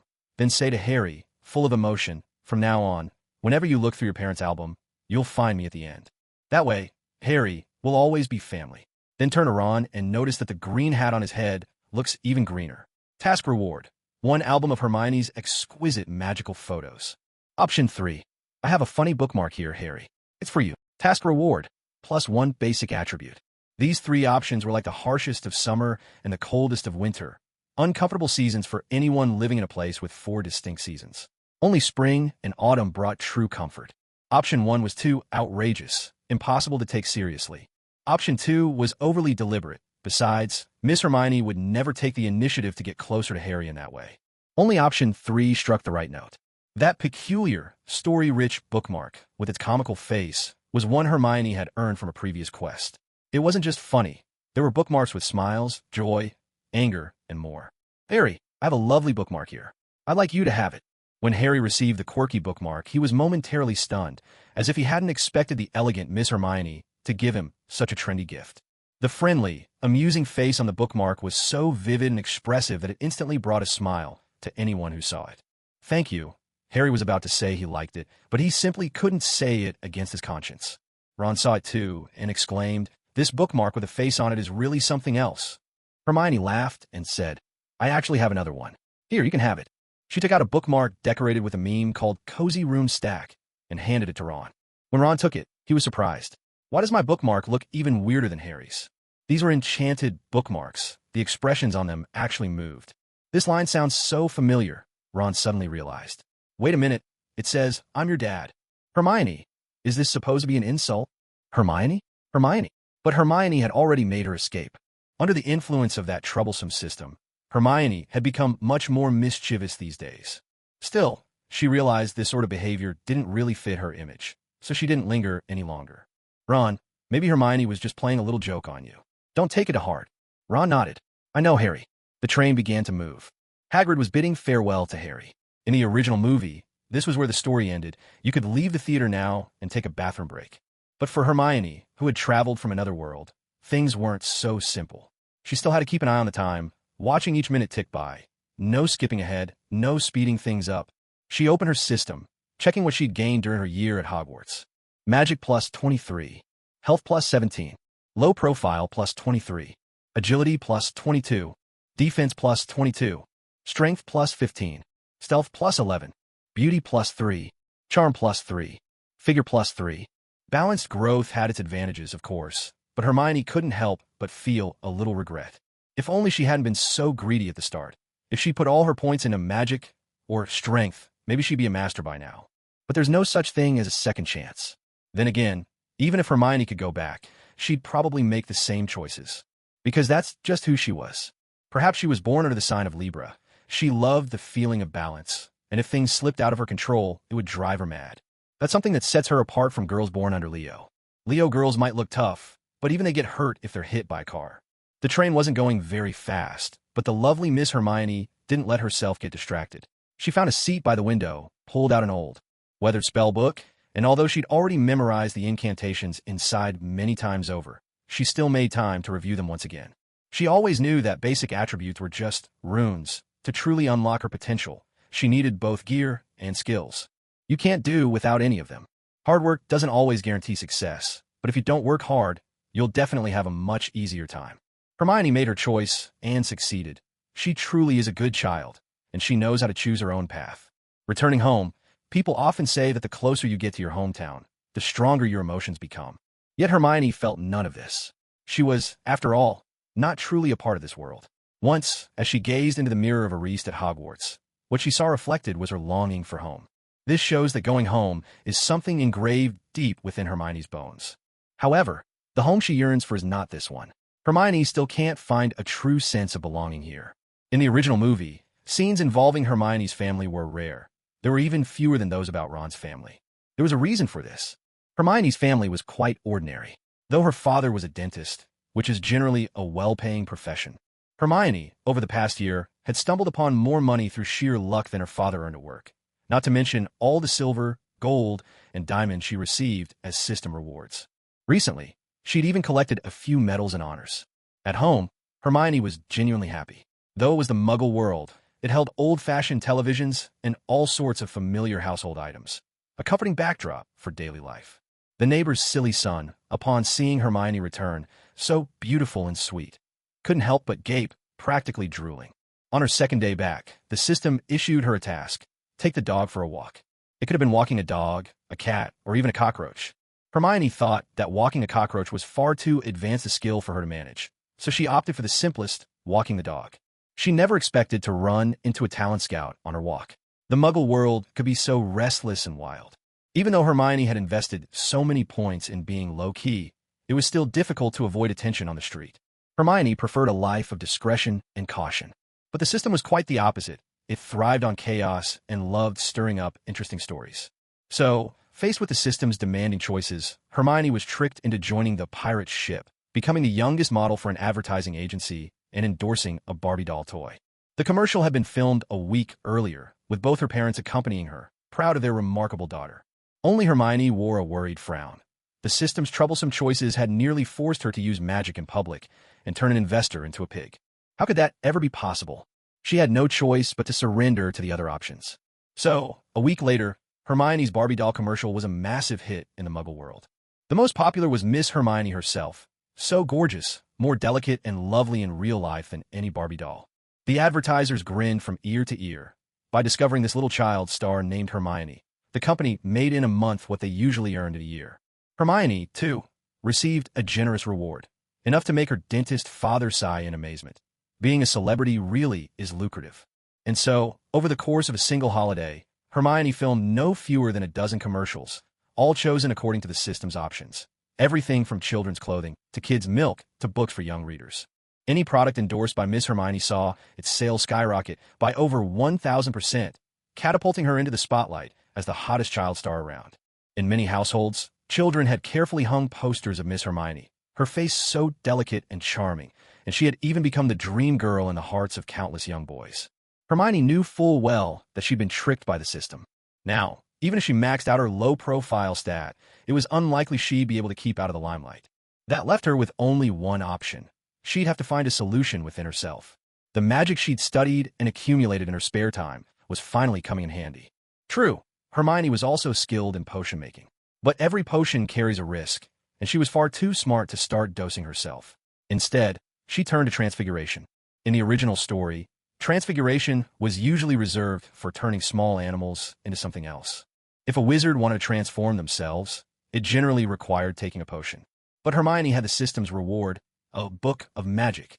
The spells within weren't quite as effortless as the Monkey King's 72 transformations, but they were more than enough to let her alter her appearance for a short while.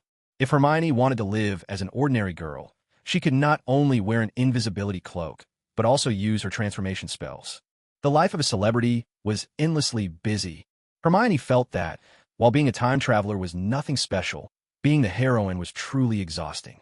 Every day brought new tasks, new worries, and a constant stream of decisions to make. When she started her first summer holiday from Hogwarts, Hermione never could have imagined that simply taking her dog for a walk would end up turning her into the most famous child star in the country. If she'd known that walking the dog would cause such chaos, she might have chosen to walk a cockroach instead. As a seasoned traveler between worlds, Hermione always read the fine print before signing any contract. Capitalists might be ruthless, but Miss Hermione was no pushover. Back at Hogwarts, she dared to set Malfoy's trousers alight, landing him in a wheelchair for over a month. True, she didn't dare go up against Voldemort just yet, but when it came to ordinary adversaries, Hermione was fearless. She didn't see her attitude as picking on the weak or fearing the strong.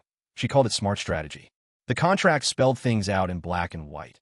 Miss Hermione was entitled to her privacy, and once school started, she would refuse all advertising work.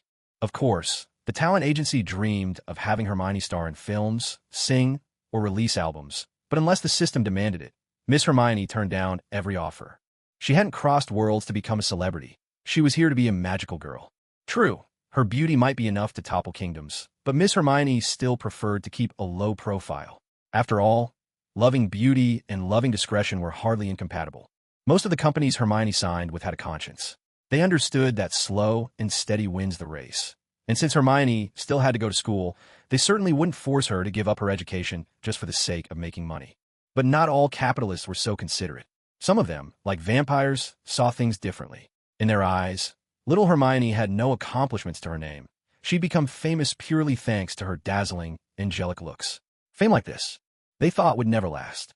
The only sensible thing to do was to squeeze every bit of commercial value out of Miss Hermione while they still could, drain her dry, grind her to dust, and let her go only when there was nothing left to take. Too bad for them.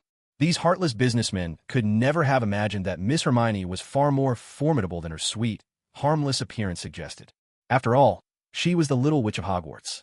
With an invisibility cloak, the ominous witch's mantle, the hopping explosive wand, and the wind's lament wand at her disposal, Hermione needed only a few spells for everything to play out just as she intended. Of course, the Ministry of Magic forbade wizards from using magic in the Muggle world. But then, if there's a rule against it, that must mean someone's broken it before. In such a vast world, the Ministry's investigative skills were hardly better than those of Detective Kagoro Mori, and as long as Miss Hermione was careful and cautious, she had nothing to fear.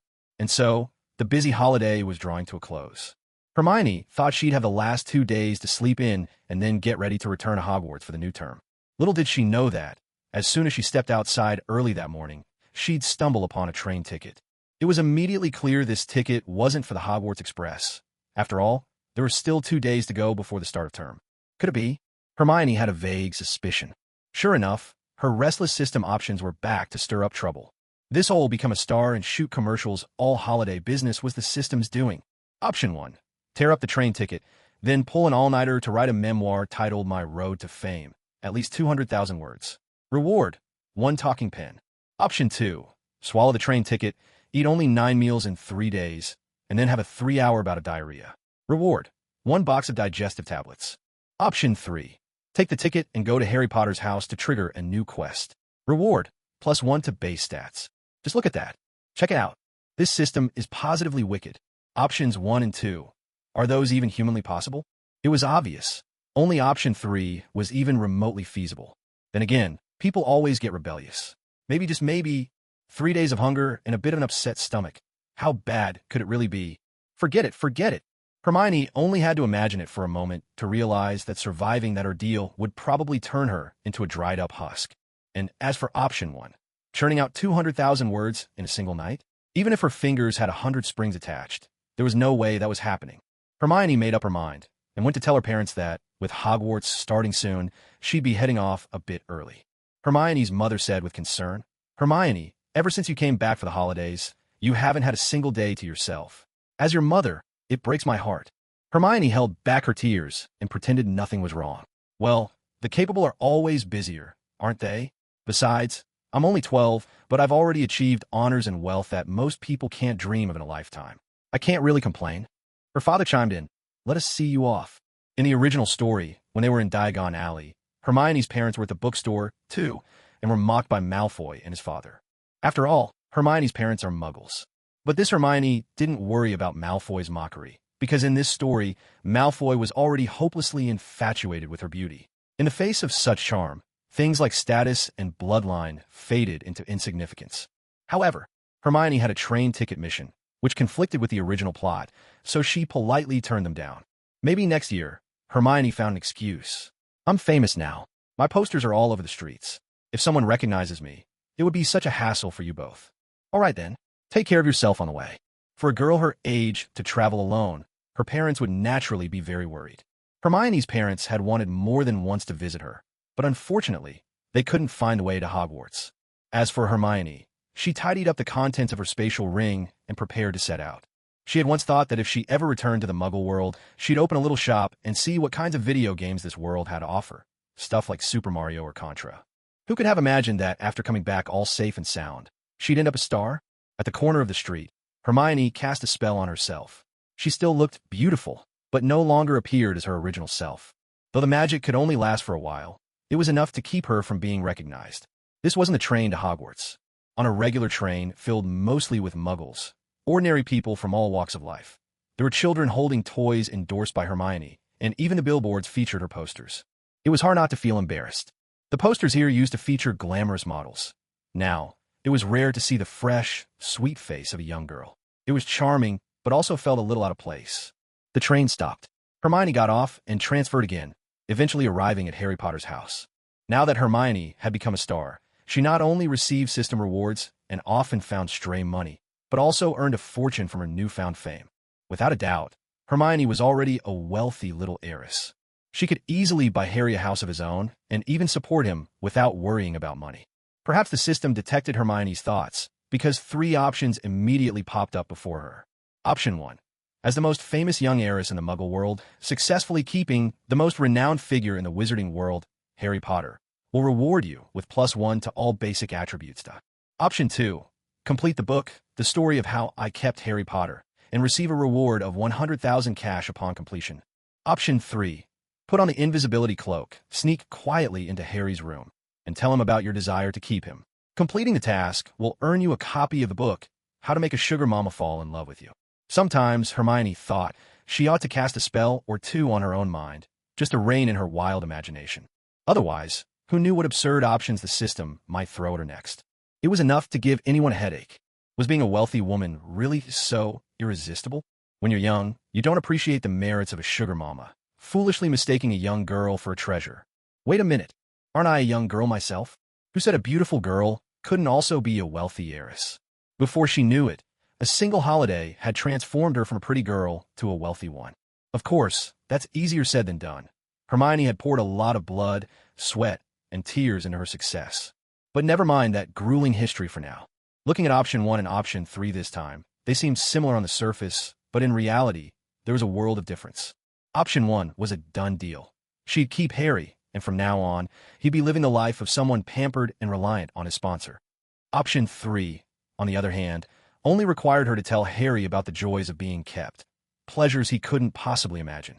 The Dursley family, Vernon, in particular, was known for their harshness and peculiar personalities.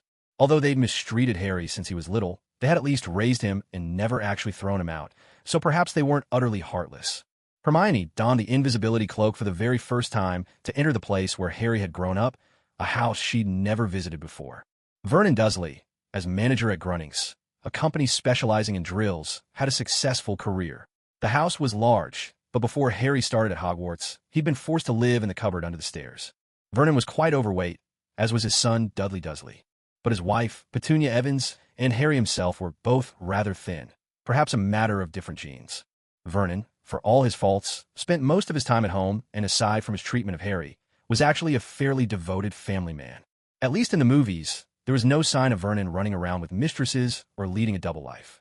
As a witch with an invisibility cloak, sneaking into this house was a piece of cake for Hermione. She half expected her system to generate some ridiculous task, perhaps making Vernon Dursley do sit-ups while standing on his head, or having Dudley crawl around barking like a dog, or even doling out a little poetic justice to Petunia Evans. But none of that happened. Hermione slipped through the living room on the first floor and made her way directly to Harry Potter's room upstairs. It seems the system isn't always completely nonsensical after all. There are times when it acts properly. Wait a minute. Hermione sneaking into Harry's room right now. There's nothing normal about that. How on earth is Hermione going to explain herself? Harry has no idea that Hermione secretly owns an invisibility cloak of her own. In the original story, Harry wrote letters to Hermione and Ron, but all those letters were intercepted by Dobby, the house elf. But here, Hermione is busy with her career. She doesn't even own a pet owl, and even if she had a cell phone, she'd probably be too lazy to text, let alone sit down and write a letter. So, over this summer holiday, Hermione and Harry have hardly spoken at all. Ron, on the other hand, wrote Hermione 2 letters and even sent her some handmade crafts. Hermione never replied. She was too busy filming commercials and living the life of a budding mogul. The Weasley family lives entirely in the wizarding world and doesn't know much about what goes on in the muggle world. So Ron is still clueless that Hermione has become a household name as a commercial star. Harry, on the other hand, ought to know. Hermione's petite, striking figure appears on TV all the time, advertising every product under the sun. There was even a segment where a TV host interviewed Hermione, and rumor had it that ratings for that broadcast shot straight to #1 in the muggle world that day. Harry's situation has improved this year. He's no longer sleeping in the cupboard under the stairs, but has been granted his cousin's old room upstairs. He lives there on his own, and it's actually quite spacious. But it's lonely. His Uncle Vernon won't let him go anywhere. Day in and day out, Harry sits in his little room, gazing out the window, flipping through the photo album Hagrid gave him, and sharing the silence with a speechless owl. He misses everything about Hogwarts, every hour of every day. When he thinks about the Sorcerer's Stone and Voldemort, his heart still pounds with fear. When he thinks about Ron, he can't help but grin, especially remembering Ron's first attempts at flying on a broomstick. And when he thinks about Miss Hermione Granger, the school's star pupil, there's a gentle warmth that fills his heart. It's true, Harry is a bit of a straight arrow, but he's not blind. The Hermione here is even lovelier than the movies, with a friendly, easygoing nature that makes everyone adore her. Right now, Harry's gazing at his parents' photo album, his fingers tracing the funny-faced bookmark Hermione once gave him, and he drifts into thought. Term's starting soon. I wonder what Hermione and Ron are up to. Meanwhile, Hermione is right there, in Harry's room, racking her brain for a way to explain her sudden appearance. No matter how she turns it over in her mind, every explanation seems lacking. Maybe it's best not to overthink it. After all, in the original film, when Ron arrived in a flying car to rescue Harry, nobody bothered with an explanation. In fact, the look on Harry's face when he saw Ron pull up in a flying car was utterly priceless. It was clear that no one had called Ron, nor had an owl been sent to fetch him, yet Ron appeared out of nowhere, as if he somehow sensed Harry was in trouble. Since the original story never cared much for strict logic, Hermione saw no need to waste brain power coming up with a reasonable explanation, either. At this moment, Harry's desk wasn't just cluttered with the photo album he was looking through. It also sported a poster of Miss Hermione Granger. Of course, Harry wasn't the type to idolize celebrities. What he hadn't expected was that his cousin, Dudley Dursley, upon seeing the dazzling and captivating Miss Hermione on television, had instantly and hopelessly fallen for her. That poster, in fact, had been bought by Dudley, who had amassed quite the collection. One day, in a rare spurt of good mood, Dudley actually handed one over to Harry.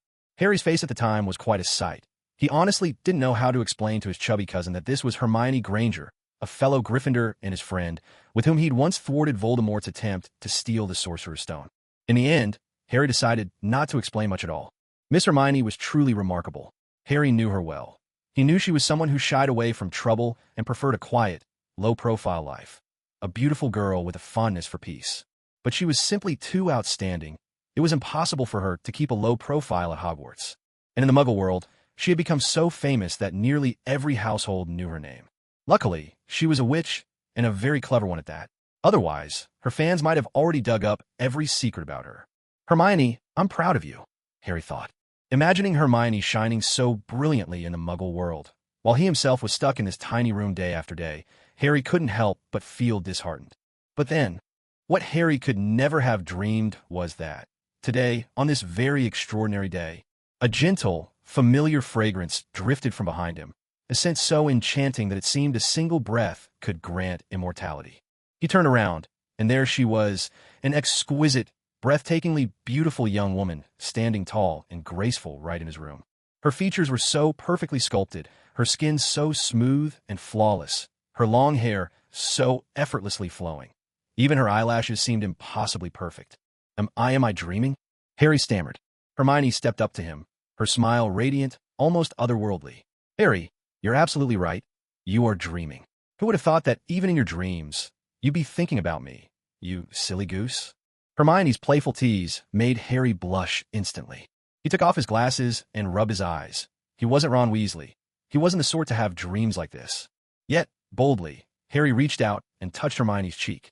Her skin was so smooth and soft, it seemed even a fly would slip right off. The shock jolted him, and he pulled his hand back as though he'd been electrocuted. His heart thumped a little faster. Hermione, how did you suddenly appear in my room? Hermione wasn't in a rush to reveal that she'd come here as a wealthy patron, intending to become Harry's benefactor. After all, they hadn't seen each other for months, and to bring up such a thing right away would certainly feel strange. Of course, the fact that Hermione had suddenly appeared in Harry's room was already odd enough on its own. Harry, happy birthday. A quick-witted idea flashed through Hermione's mind as she grasped for a reason. In the original story, when Hagrid first came to take Harry to Hogwarts, he'd brought along a birthday cake. Granted, Hagrid had ended up sitting on it, flattening the cake, but the taste hadn't changed. Now, faced with the bizarre task of rich woman supports Harry, Hermione pondered her own excuse for appearing out of the blue. And in that instant, she realized today was no ordinary day.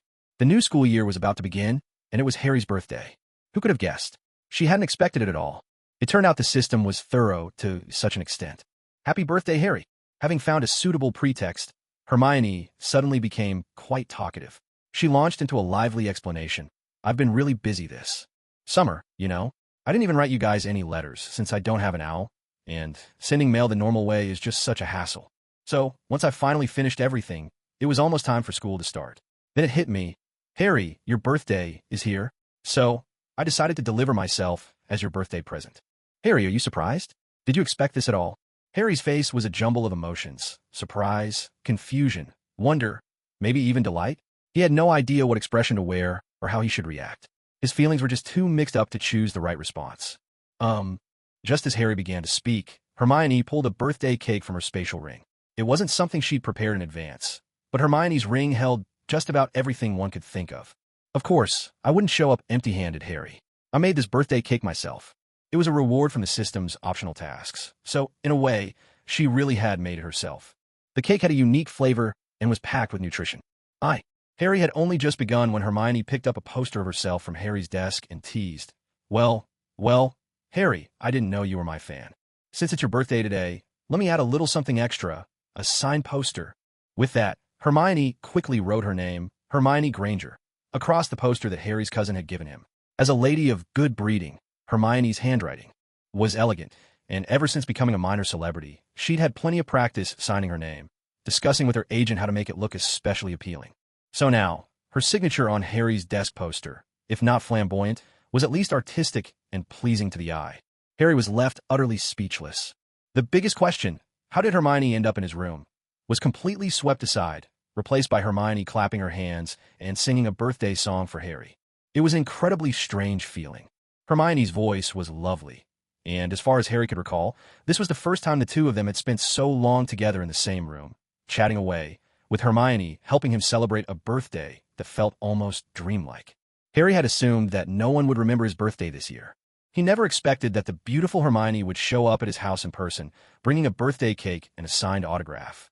A real celebrity coming to his home to celebrate his birthday. This kind of happiness made Harry's heart feel as if it had fallen into a jar of honey. In a daze, Harry blew out the candles, then found himself sitting across from the lovely Hermione, sharing the cake together. It had been months since they last met. Hermione seemed to have grown taller, and her figure had become even more graceful. In the original story, Hermione had a rather boyish figure, but here, while she wasn't exaggerated, she was perfectly proportioned, pure and adorable, with a subtle, youthful allure. She was a little goddess in every sense. Seeing that Harry was pretty much convinced by her words, Hermione went straight to the point. Harry, in the Muggle world, my career's been going well lately, and I've made a bit of money. The place you're living in now is just too restrictive. How about this? I'll buy a house, and you can live with me. She hesitated to use the word keep, feeling it was too forward. She softened her tone. After all, Hermione didn't want her good intentions to come across as offensive or make Harry feel insulted. Harry hadn't expected Hermione to be so kind to him. In all his life, this was the first time a girl had ever treated him so well. Even Hagrid, as caring as he was, never went to such lengths. Harry was so touched he nearly burst into tears. It's only when someone has suffered injustice and is then comforted by a gentle soul that their defenses truly break, and they're overcome with emotion. Fortunately, Harry managed to hold back his tears. He replied, his voice full of emotion, Hermione, thank you for your kindness. You filmed so many commercials and worked so hard. If you buy a big house, you should live there with your mom and dad. It's not really appropriate for me to live with you. If it had been Ron, he would have agreed in a heartbeat. Not that Ron was looking for a free ride. He just genuinely wanted to be around Miss Hermione as much as possible. Congratulations on completing Choice 3. Reward: 1 copy of How to Make a Rich Woman Fall in Love with You. Hermione stared at this quest reward, lost in thought. Was this self-strategy? I'm supposed to win myself over? I'm the rich woman, and I love myself. Logically speaking, that seemed to make perfect sense. Hermione no longer wrestled with the question in her heart. As long as the task was done, that was enough for her. She just wanted to make a quick getaway. Otherwise, who knew what crazy idea the system's options might trigger next? Harry, since you're not willing, I won't push you, she said. Standing up, Hermione gave Harry's shoulder a pat. I should be going too. If I hang around any longer, it'll be hard to explain things if your uncle and aunt get suspicious. Harry stood up as well, unsure what to say. His birthday cake was still half finished. Unless something unexpected happens, Harry, I'll see you at Hogwarts. Hermione called, then hurried off as if she was fleeing the scene. Harry rushed to the window, but Hermione was already gone. This summer, Hermione hadn't acted in commercials just to become a celebrity. It was because of the system's mission options. And now, the attribute points she'd accumulated read. Magic plus 25, Health plus 20, Discretion plus 27, Agility plus 25, Defense plus 25, Strength plus 20, Stealth plus 19, Beauty plus 5, Charm plus 5, Figure plus 5, Skin plus 5. With the balanced temperament of a Libra, Hermione had distributed her points across all areas.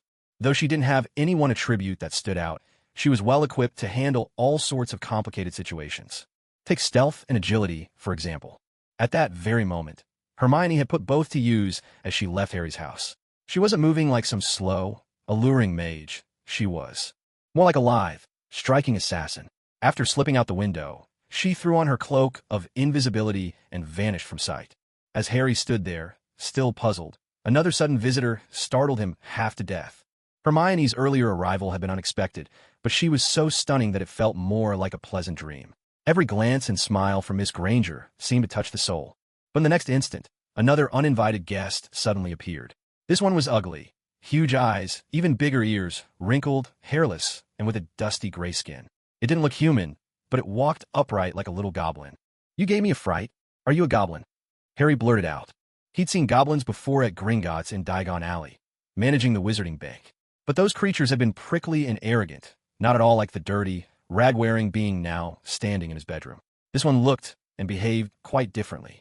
The strange little creature spoke up in an odd, trembling voice. Dobby didn't mean to startle Harry Potter. Dobby is a house elf, a slave. Dobby's posture was low and humble, his timidity obvious in every gesture, as if he was afraid down to his bones. But this timidity was different from Hermione's. Hermione's caution came from a desire to keep a low profile and avoid unnecessary trouble. Dobby was timid and cautious, his every word and action betraying a deep fear of offending others and being punished. It was the first time that a house elf had ever barged into Harry's bedroom. Just seconds before, Harry had still been wondering in amazement how Hermione had managed to appear so suddenly.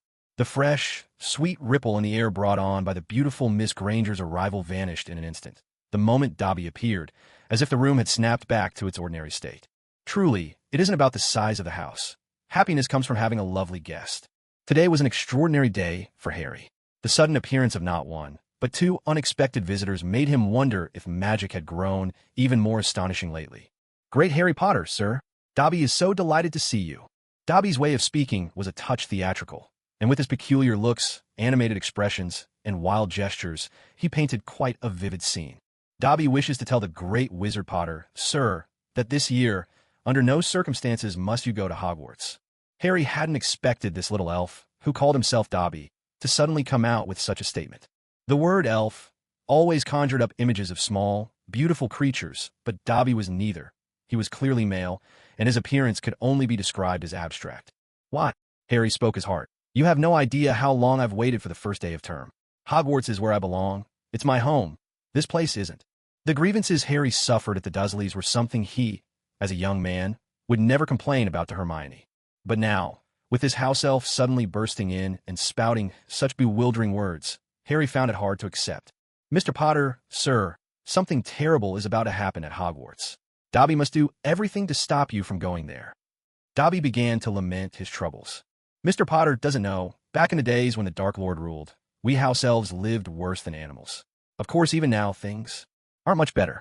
But it was Harry Potter who defeated the Dark Lord, so Dobby cannot let Mr. Potter go to Hogwarts and perish." Hearing this, Harry realized the situation was more serious than he'd thought. Strange as Dobby's manner was, and though he seemed evasive, Harry could sense he was speaking the truth. "Dobby, tell me, what terrible thing is going to happen at Hogwarts?" Dobby's eyes, as large as saucers, darted away from Harry's gaze. Dobby cannot tell. Dobby is a bad elf. Dobby must punish himself." With that, Dobby leapt onto Harry's desk, seized the lamp, and began banging his head with it. "Stop, Dobby. Stop it right now." Harry was shocked to see Dobby hurting himself.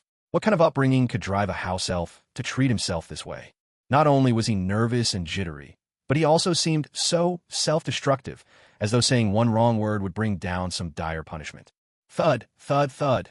The heavy sound of footsteps echoed up the stairs. Harry's bedroom door was suddenly flung open. Harry knew exactly who it was, and he hurried to hide Dobby inside the wardrobe. It was Uncle Vernon Dursley, a massively overweight man who treated Harry with great severity, though his face always seemed oddly cheerful. Vernon Dursley sported a mustache, and whenever he got angry, it would twitch upward in a comical way. "Harry, I recall warning you. Today is a crucial day for my career. You are not to mess this up for me." "HM? What's that?" Uncle Vernon's eyes quickly landed on the half-eaten cake sitting on Harry's desk. "I don't remember buying any cake with that flavor." Clearly, Uncle Vernon would never remember that today was Harry's birthday. Every year, Harry's birthday fell right before the start of the Hogwarts term. Suddenly, there was a click. The wardrobe beside Harry rattled, as if the door was about to swing open of its own accord. Harry quickly slammed it shut again. "The door's broken," Harry said awkwardly. Uncle Vernon frowned, seeming to forget his momentary suspicion about the cake. He issued another stern warning. "I have important guests arriving soon. Don't you dare cause any trouble, Harry. And that wardrobe door, get fixed." "Yes, Uncle," Harry replied. Just as Harry thought the commotion was over, another little plump figure burst into the room. In the original story, his chubby cousin Dudley Dursley couldn't be bothered to play with Harry and almost never set foot in Harry's room. But here, Dudley Dursley's nose was astonishingly sharp, better than a bloodhound's. He had caught a whiff of a delicious sweetness he'd never tasted before and rushed in immediately. Inside the room, Dudley rudely shoved Harry aside. When he saw there was still more than half of the delicious cake left, Dudley's eyes practically shone with excitement. "Heavens, what is this? Harry Potter, you're actually sneaking food behind my back?" Without a shred of manners, Dudley flopped down and began grabbing handfuls of cake to stuff in his mouth. Miss Hermione had been generous. Her birthday cake for Harry looked delightful and tasted so good it could melt on your tongue. After all, it was a cake rewarded by the system itself. Oh my gosh, I swear, this is the best cake I've ever eaten in my life.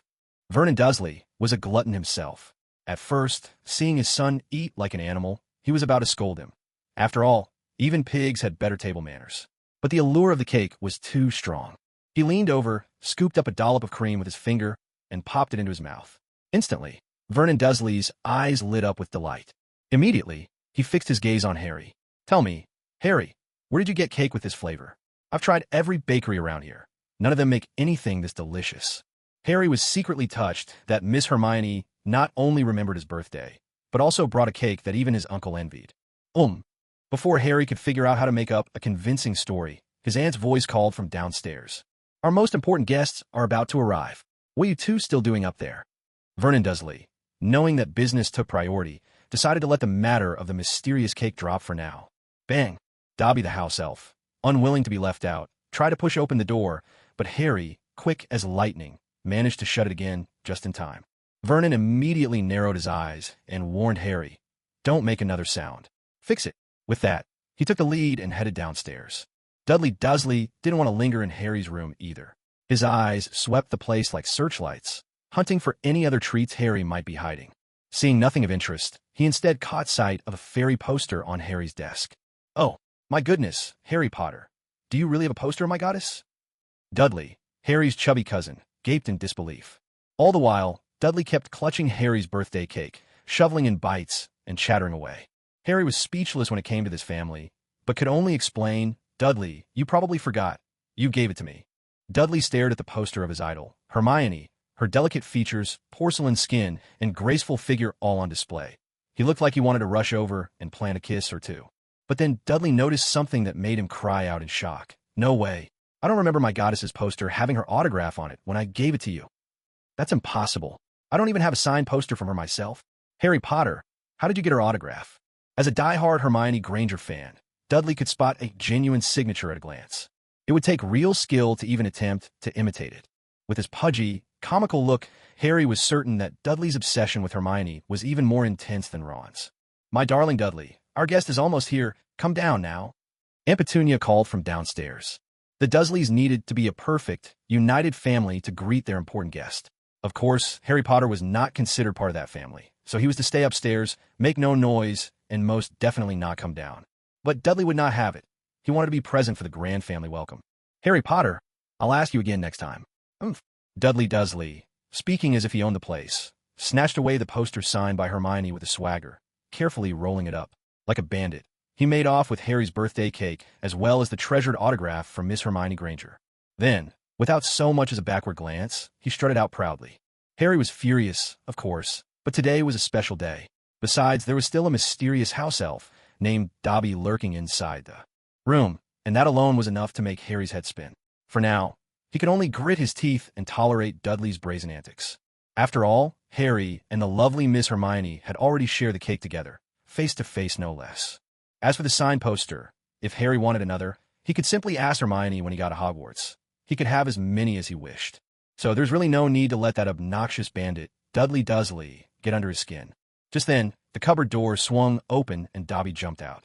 In the original story, Dobby seemed oblivious to Harry's predicament, perhaps because his own family was so arrogant and selfish that he'd never learned to consider the feelings of others, leaving him rather lacking in this regard. But tonight, Harry's troubles had clearly multiplied beyond anything in the original film, and Dobby had witnessed it all firsthand, feeling every bit of Harry's distress.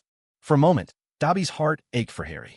To think that the great wizard, Mr. Potter, is forced to live such a bullied life in this house, he said mournfully. Dobby is going to help Mr. Potter get revenge. But Harry quickly grabbed Dobby by the arm. "Listen, Dobby, I don't need you making things worse for me. You saw for yourself just now. I don't belong here. My place is at Hogwarts." At this, Dobby suddenly remembered why he'd come in the first place, to stop Harry from returning to Hogwarts. No, Dobby cannot let Mr. Potter go back to Hogwarts. Dobby must protect the great wizard Harry Potter. And with that, Dobby started muttering to himself, thinking aloud in his own peculiar way. Dobby thought, if none of Harry Potter's friends from Hogwarts sent him letters, Mr. Potter would be so disappointed that he wouldn't want to return to Hogwarts.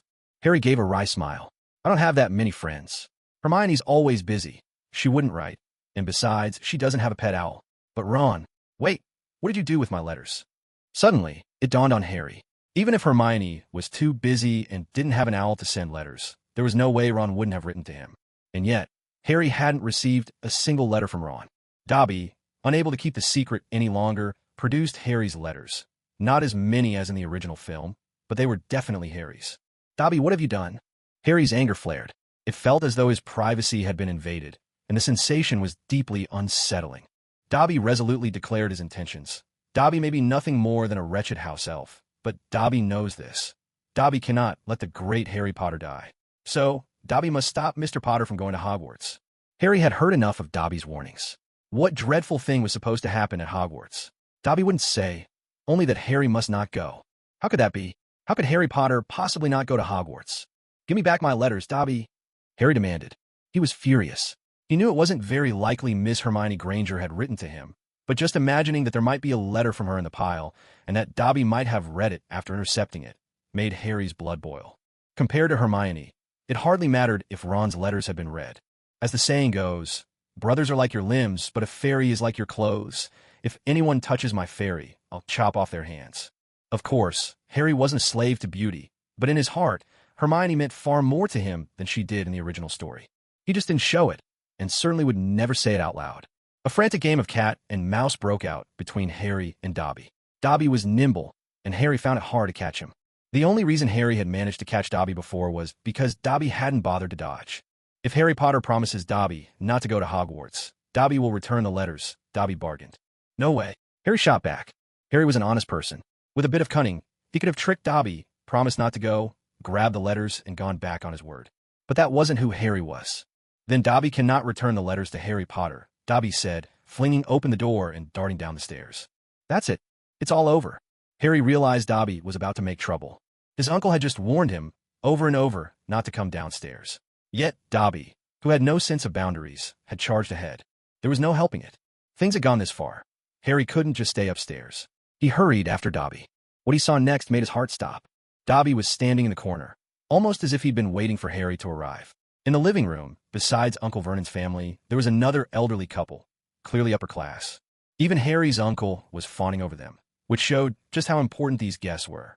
The more successful someone is, the more they understand the value of important connections. But Dobby, undaunted, began to use magic. He might have looked like a pitiful little creature, but his magic was nothing to scoff at. No wand, no incantation required. With a simple lift of his finger, the cake Aunt Petunia had so painstakingly prepared floated into the air. "No, Dobby." Harry's scalp tingled, and a sense of despair washed over him. Why did he have to experience both the joy of being with Miss Hermione and the misfortune of Dobby showing up like a harbinger of chaos? All on his birthday. Dobby flashed a mischievous house elf grin and said, "Unless Master Potter promises Dobby not to go to Hogwarts, otherwise." Harry didn't react as rashly as he did in the original story or the movies. He didn't refuse outright. Here, after Miss Hermione's guidance, Harry's thoughts were noticeably more delicate and subtle. He considered whether he should tell a harmless lie. After all, this house elf Dobby was clearly not quite right in the head. It wouldn't do to confront him head-on.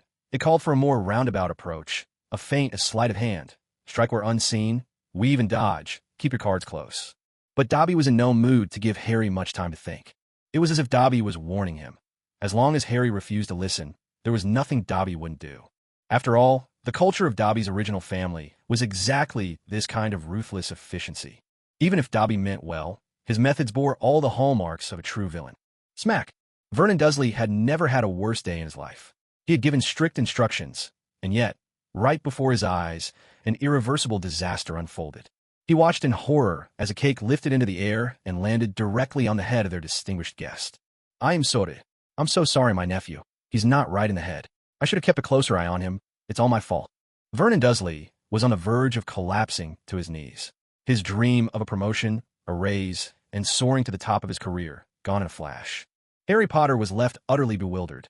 Dobby's moves were too ruthless. But the culprit, Dobby, snapped his fingers, and with a pop, his ugly little body vanished, leaving Harry standing alone, baffled, left to take the blame. Harry's predicament was much like life itself. Good intentions often backfire, and even when life means well, it still brings endless trouble and frustration. Having grown up bullied, Harry could endure whatever his aunt's family threw at him. His defenses wouldn't completely collapse. Besides, this time it was true that Dobby's antics had ruined Uncle Vernon's big moment. Meanwhile, on Hermione's side, after completing her task, she left Harry's room, bought her train ticket, and set off directly for Hogwarts. Though Hogwarts was dangerous, she'd faced enough in the Muggle world already. Hermione had no desire to complicate things further. What she didn't expect was that this trip to Hogwarts would prove far less smooth than last year. Not just because of Dobby. Option 1. Drop out of school and return to the company to be a superstar. Mission reward. 1 gold record. Option 2. Come clean. Reveal that I'm a magical witch. Let all the fans in the Muggle world know who I really am. Completing this task will reward you with a full witch's outfit. Option 3. Notify Ron Weasley that Harry is in trouble and have him figure out a way to come save Harry immediately. Completing this task will reward you with +1 to all base attributes. Amazing, just amazing. Option 1 and Option 2. Are these even real choices? Hermione felt a headache coming on. It was obvious. The system was just giving her filler options. Its real intention was to push her toward Option 3. But Hermione could always go against the grain. She could drop out of school and become a celebrity, though that did sound a bit far-fetched. Or she could just lay it all out for her Muggle fans, stop pretending, and admit that she'd only wanted to blend in, when in fact she was a noble and mysterious witch. Still, the ever-cautious Hermione decided to go with Option 3. After all, she'd already been to Harry Potter's house, so making another trip to Ron Weasley's didn't seem like a big deal. Ron's address, however, wasn't so easy to find.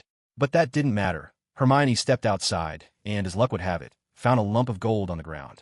She slipped the money into her spatial ring. Of course, finding money had nothing to do with the mission. Not every time did she stumble upon a train ticket that led her straight to Harry's home. Hermione's system was quite advanced. Once she selected Option 3, a navigation map immediately popped up on her interface. At last, Hermione had the perfect excuse to openly ride her broomstick. Hermione's broom was something special, pink, to be precise. In fact, she owned several broomsticks, all rewards for various system tasks.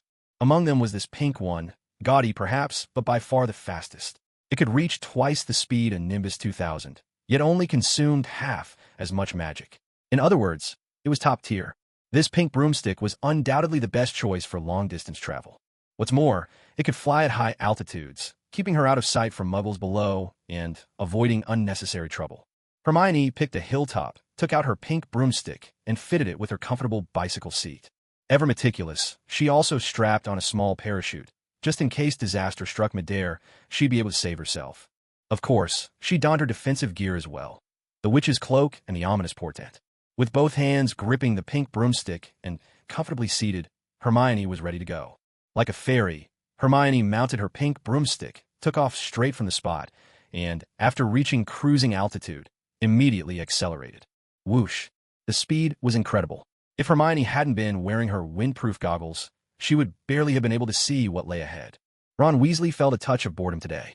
His home stood in the wild countryside, surrounded by open fields, so remote that ordinary Muggles would have a hard time finding it. The whole family squeezed into a small house, which made for a lively atmosphere. I wonder what Harry and Hermione are up to right now. Ron had written to Hermione, but she hadn't replied, which honestly didn't surprise him. He'd never lived in the Muggle world. Even though his dad was endlessly fascinated by it, Ron had no idea that in just a few short months, his goddess Hermione had become the shared crush of most Muggle boys. Just catching an extra glimpse of Hermione was enough to set their hearts racing with joy. Fine, I can accept Hermione not writing back, but why hasn't Harry replied either? Ron gazed at his dad's car parked outside. The new term at Hogwarts was just around the corner, and if he remembered correctly, today was Harry's birthday. Maybe he should just drive over and check on him? It turned out that Ron wasn't entirely as careless as people might think. He remembered Harry telling him about his bizarre aunt and her family. Harry hadn't written back in ages, either. Harry's letters, as it happened, had all been intercepted by the house elf Dobby. So, even though Hermione hadn't sent any missions or messages, Ron had already been thinking about going to check on Harry. After all, boys his age were prone to bursts of impulsiveness. Once he'd made up his mind about something, he was desperate to act on it right away. But what happened next was something Ron could never have dreamed of. Suddenly, something flew past his window. He figured it was just another one of the family's clumsy owls and didn't give it a second thought. But then, he heard the sound of a window being opened. He couldn't see anyone, but a sweet scent drifted into the room first. In an instant, Ron felt as if he'd been jolted awake. His eyes lit up, and his heart roared to life, pumping hot blood through his veins at breakneck speed. Could it be? Sure enough, when Hermione removed the invisibility cloak, there she stood, Miss Hermione Granger, as dazzling as a goddess, her beauty radiant and enchanting, elegant and graceful, captivating in a way that made the very moon hide and the fish sink in shame. Tears of joy sprang from the corners of Ron's mouth. His heart pounded thunderously in his chest. Heavens! I'm not dreaming, am I? Hermione! He nearly lost control, fighting the urge to rush forward and embrace the girl he'd been longing for day and night. She was breathtaking, truly a goddess among goddesses. Her time as a celebrity in the Muggle world had added a subtle aura of stardom to her presence. It was elusive, yet made her all the more irresistible. Hermione had expected Ron's reaction. To keep him from getting too carried away, she got straight to the point. Ron, I came to your house today because there's something important I need to tell you. Harry is in danger. Congratulations on completing option 3. Basic attribute +1 awarded. At last, the task was finished, and a wave of relief washed over her. Ron frowned. What's wrong with Harry? He hasn't written back in months. Has Harry passed away already? Ron's mind was a field overgrown with wild thoughts. He could imagine just about anything. No, that's not it. Hermione was just about to answer when the system options popped up again. Option 1. Take the initiative to give Ron a kiss, making him die of happiness. Complete the task to earn 1 piece of chewing gum. Option 2. Ask Ron to introduce his family and invite yourself over for a meal. Complete the task to earn a merit student certificate. Option 3. Go with Ron tonight to rescue Harry. Complete the task to gain +1 basic attribute. Is this for real? Is this even reasonable? What on earth is option 1? Take the initiative to kiss Ron? What kind of joke is that? Sure, in the original storyline, Hermione did later become Ron's wife. Kissing was perfectly normal, and she even had children with him. But that was the Hermione from the original universe, not the Hermione who had crossed over into this one. Even if you offered Hermione $1 million to kiss Ron of her own accord, she wouldn't agree. After all, Hermione already had $1 million. She was, after all, a little heiress. Over the past year, just from picking up coins and gold, she'd amassed quite a fortune. Now, as an advertising star, her endorsement fees were a small fortune on their own. The products Hermione endorsed sold incredibly well, so her commercial value kept soaring, and her personal wealth had skyrocketed in no time. Clearly, there was no point in even considering option 1. Option 1. Immediately rejected. As for option 2, it was just a bit too enthusiastic, and it didn't fit Hermione's low-key principles. If Hermione were really such a warm and open person, why would she sneak in through Ron's window under an invisibility cloak? Of course, part of it was that Hermione was a close combat wizard, nimble and agile, with a solid foundation built up over time. Wouldn't it have been easier to just knock on the door and visit like a normal guest? So, option 2 wasn't worth wasting any more brainpower on either. She'd just go with Ron to rescue Harry. After all, at Hogwarts, the ever-low-profile, trouble-avoiding Miss Hermione had already been half-forced into doing countless things with Harry and Ron. Things no ordinary student would dare. All told, they'd probably broken at least 50 school rules by now. Ron, listen to me. Harry's in danger at his aunt and uncle's house. We need to get him out of there immediately. Ron felt his head spin. He was just as bewildered as Harry had been not long ago, his mind swimming with questions. How had Hermione suddenly appeared in his house? Wait, how did Hermione even know where he lived? And how did she know Harry was in danger? Ron had so many questions swirling in his mind that he didn't even know which one to ask first. Hermione, knowing that Ron wasn't exactly the brightest, quickly followed up, "All right, stop overthinking it. Let's just take that car and go pick up Harry right now." Ron gave a wry smile. If his mother ever found out, she'd probably kill him. Still, with the goddess Hermione making the suggestion, there was no way Ron could refuse. "All right, I have loads of questions. I'll ask them on the way to save Harry." Hermione nodded. "That's fine. Congratulations, you've completed option 3. Reward, +1 to base attributes." Hermione felt she'd been a little too high-profile today. Even though the system choices demanded it, she couldn't help but wish she could keep a lower profile. People are such contradictory creatures. One moment, you aspire to be a sage above it all, detached from worldly concerns. But then, when a lonely night comes, you can't resist opening up that website warning you of risky study materials. As Hermione got into the car ahead of the others, Ron's 2 equally mischievous twin brothers from the original story showed up. Fred Weasley and George Weasley, both of whom had a major presence in the story. Just like Ron, they couldn't sit still for long and were the comic relief of the group. They were both pure-blood wizards, unlike Hermione, whose parents were both muggles, making her a variant by wizarding standards. Hermione's bloodline wasn't even considered half-blood, just a variant. "Oh, Ron, is this your girlfriend?" one of the twins teased. "She's gorgeous." "My word. Ron, you lucky dog." Fred and George Weasley were utterly stunned when they saw Hermione sitting in the car. After all, Hogwarts in the movies was a three-dimensional world, not some animated universe. Most of the women looked very much like ordinary people. Unless a beauty filter was switched on, it was rare for someone to truly amaze at first sight. But Hermione, sitting in that little car, seemed to transcend dimensions. Her skin was like porcelain, her eyes sparkled like crystal, her delicate nose and vibrant lips were perfectly set, and even her slender fingers looked flawless. Fred and George had never seen a girl this beautiful. "My dear brothers, stop joking around. She's Miss Hermione Granger, the school belle of Hogwarts," Ron said helplessly, for his twin brothers never missed a chance to make a joke. Fred and George were also students at Hogwarts, and Hermione was technically their junior, so of course they knew her for last term. It's just that, up until now, they'd rarely spoken to her face to face. "Ron, you're so dull. Of course we know it's Miss Granger. After all, it's nearly impossible to find another girl as lovely as her in the whole world. Miss Granger, as beautiful as a fairy. We're absolutely delighted to see you."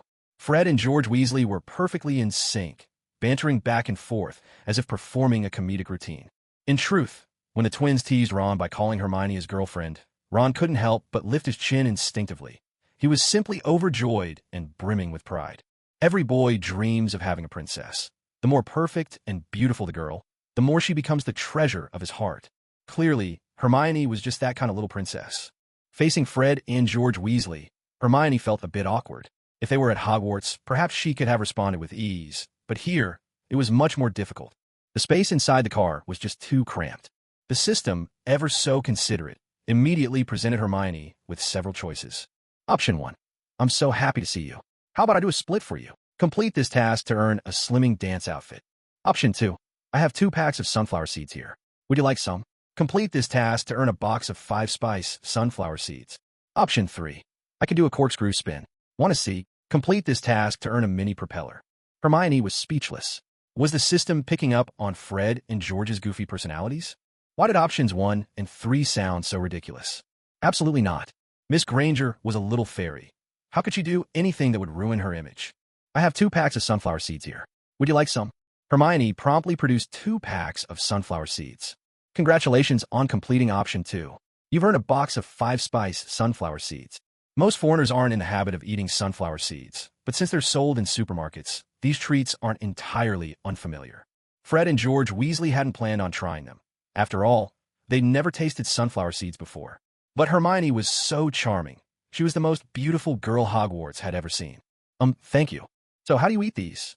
Fred and George each took a packet, tore it open, grabbed a handful, and popped them into their mouths like peanuts, chewing away. After a moment, they made a face and said, "A bit hard to bite, but the flavor's pretty good." Ron, driving the car, couldn't help but laugh and said, "You two silly brothers, that's not how you eat sunflower seeds." Ron had been Hermione's classmate for over a year now. Even Malfoy had learned to enjoy all sorts of spicy snacks, so it was no surprise that Ron knew how to eat sunflower seeds properly. The car began to soar into the air. Just like in the original movie, it was a marvelous sight, but in the wizarding world, such things were hardly a big deal. Ron had originally hoped to spend some time alone with Miss Hermione in the car, to whisper sweet nothings, and perhaps unravel the tangle of questions swirling in his mind. But with his 2 mischievous twin brothers tagging along, the journey turned into a lively discussion about all sorts of bizarre snacks instead. Hermione was not only charming and sweet, but also something of a connoisseur when it came to food. Any treat Fred and George Weasley had ever heard of, whether from the Muggle world or the magical one, Hermione had tasted it, and she had her own research on how to enjoy each delicacy to the fullest. She knew which snacks would leave you doubled over with stomach troubles, and which ones were best savored lying back and relaxing. At last, as the flying car drew near Harry's location, something both amusing and exasperating happened. Hermione's system options popped up again. Option 1. In a teasing tone, turn to Ron at the wheel and say, "Big brother, you're driving me. Won't Harry be upset if he finds out?" Then pull a lollipop from your space ring and give it a lick. "So yummy, big brother, have a taste." If Harry knew we share the same lollipop, would he get jealous? "Oh, your Harry Potter is too scary. Unlike me, I'd only feel sorry for my Gigi, big brother." Complete the task to receive a brown electric scooter as a reward. Option 2. Slip away without a word, jump out of the car, and vanish. Completing this task grants +1 to all basic attributes. Option 3. Leave with a parting word, telling Ron that there isn't enough space in the car, and you're giving your seat to Harry. Completing this task also grants +1 to all basic attributes. Hermione stared at the system's new batch of tasks over and over again. It was no exaggeration to say that option 1 was the most mortifying mission she had ever faced. What were they even thinking? And that line, "I'd only feel sorry for my Gigi," made her shiver. There was no way Hermione Granger would ever do something so cringe-worthy. She would never utter lines like that. A car like this normally seats 4 people. In the original story, Ron was at the wheel and his twin brothers squeezed in the back, just to be part of the adventure. Of course, the passenger seat up front was always reserved for their dear Harry. But now, thanks to this system task, Hermione had joined the fun as well. To make sure Harry would have a place to sit in a moment, she had to make a decision. Clearly, option 2 and option 3 were the more reasonable choices. But to avoid startling Ron and his twin Gigis, Hermione decided to take her leave with a word of explanation and to wait until the car was hovering lower before vanishing, just in case Ron or his brothers thought she'd fallen out and met a tragic end. With Miss Hermione in the car, the air inside was filled with warmth and sweetness. Ron kept glancing at Hermione beside him. Even as he drove, he couldn't shake the feeling that all of this was like a dream. So surreal, so unreal. It was a pity, though, that there were 2 big third wheels in the back seat. Otherwise, with the way Ron had missed Hermione during the holidays, he might have turned into a poet on the spot, pouring his feelings out to her in verse. Riding in a flying car was, of course, nothing like being on the road. A luxury car might offer stability and plush seats, but Ron's dad's car, while only average in comfort, soared through the air in a way no ordinary vehicle could compare to. It was like sitting on a cloud, and at the same time like being on a roller coaster. When Ron finally brought the car to a stop outside Harry's bedroom window, he was shocked to see that the window was actually sealed shut. At that moment, the car hovered about 3 or 4 meters above the ground, roughly the height of a single story. Ron's mind was preoccupied with how to rescue Harry, so he was completely caught off guard when Hermione suddenly spoke up. "Ron, I think I'd better go now. I'll see you at Hogwarts." Before Ron could react, Hermione had already opened the car door and leapt out. "Hermione!" Ron was stunned. What was happening? What on earth had Hermione gone through this summer? Her appearance had been like a ghost, suddenly there, and now she was disappearing just as abruptly. Miss Hermione Granger. Fred and George Weasley, who were in the back seat, pressed anxiously against the windows, peering down. They hadn't expected Hermione to jump out of the car so suddenly, either. But as Hermione landed, she slipped on her invisibility cloak in one swift motion. Nimble and composed, the kind of skill she usually kept hidden. Outsiders wouldn't know Hermione was this agile. It's like, sure, I squeeze onto the bus every day, but who would guess I actually have a bicycle at home? Now, with the cloak on, Hermione was naturally out of sight for Ron and the others. Landing lightly, Hermione's system chimed in. "Congratulations on completing option 3. Basic attributes +1. Not bad." Hermione was quite pleased. As a mysterious dragon girl, always appearing and vanishing like a legend, this was a fitting way to make her exit. Back in the car, Ron was still preoccupied with thoughts of Miss Hermione.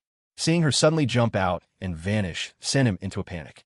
In a rush of emotion, he nearly flung the car door open, ready to leap after her in a dramatic act of devotion. Luckily, his 2 older brothers grabbed him just in time.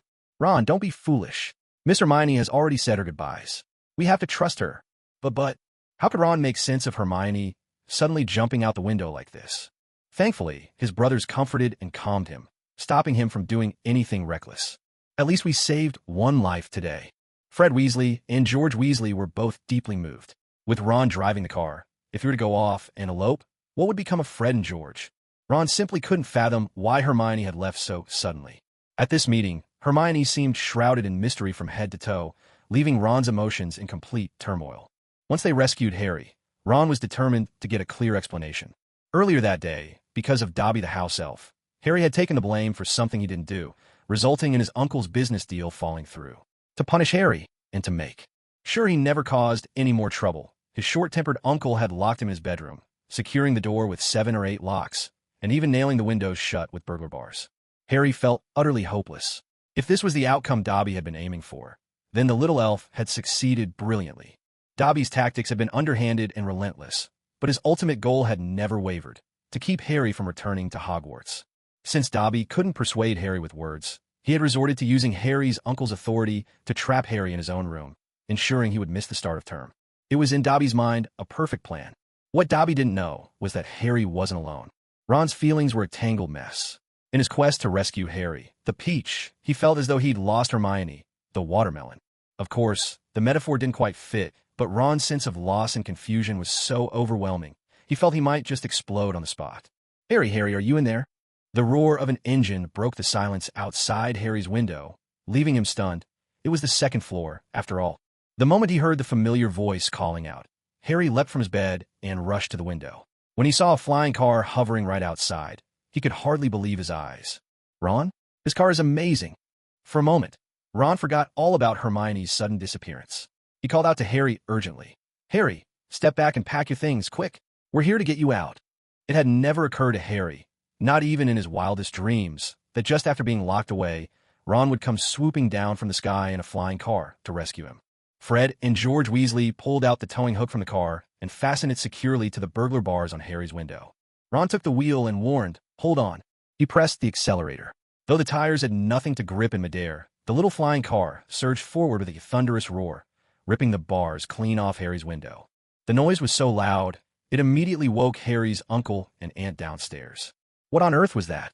The sound came from Harry's room, didn't it? Uncle Vernon Dursley knew it was almost time for Harry to leave for school, and instantly guessed what was going on. That brat is still trying to run away. Without another thought, still in his pajamas, his large frame barreled upstairs, aiming to burst through the door and stop Harry. But now, the 7 or 8 locks that Vernon Dursley himself had installed on the door had become a troublesome barrier, one he had to fight through himself. He fumbled out his keys and began unlocking them, one after another. Harry could clearly hear the commotion. Anxiously, he said to Ron, Hurry, my uncle's about to get in. Ron immediately drove up, popped open the trunk, and told Harry to toss in his school trunk and his pet owl, all the things he needed for school. He spun the car around, then opened the passenger door for Harry to jump in. At that moment, Ron suddenly remembered something. The car was quite cramped. After Miss Granger had led them here, she'd suddenly jumped out and vanished. Could have been to make room for Harry to sit? That seemed impossible. This subtle thought flashed through Ron's mind in the blink of an eye. Bang! Uncle Vernon Dursley finally managed to unlock all the locks and burst into the room, only to be utterly bewildered by what he saw. Harry was already halfway out the window, and the burglar bars that Vernon himself had installed had been wrenched open. Don't you dare run, Harry. As long as I'm here, you're not going anywhere. Vernon Dursley was livid. Outside the window was a small flying car. Though the Ministry of Magic didn't allow muggles to know about the existence of wizards, some things simply couldn't be kept secret. The Dursleys had known for a long time. So, even when faced with a flying car, Vernon Dursley didn't react with the shock and awe that most people would. One of Harry's legs was still gripped tightly by Uncle Vernon. He struggled with all his might. Let go of me. Let me go. You're not going anywhere. Not with those blasted wizard friends. Not anywhere. This was Ron's first time meeting Harry's uncle, but this blustering, heavy-set man was impossible to like. School was starting soon, and yet he'd locked Harry up, acting so domineering.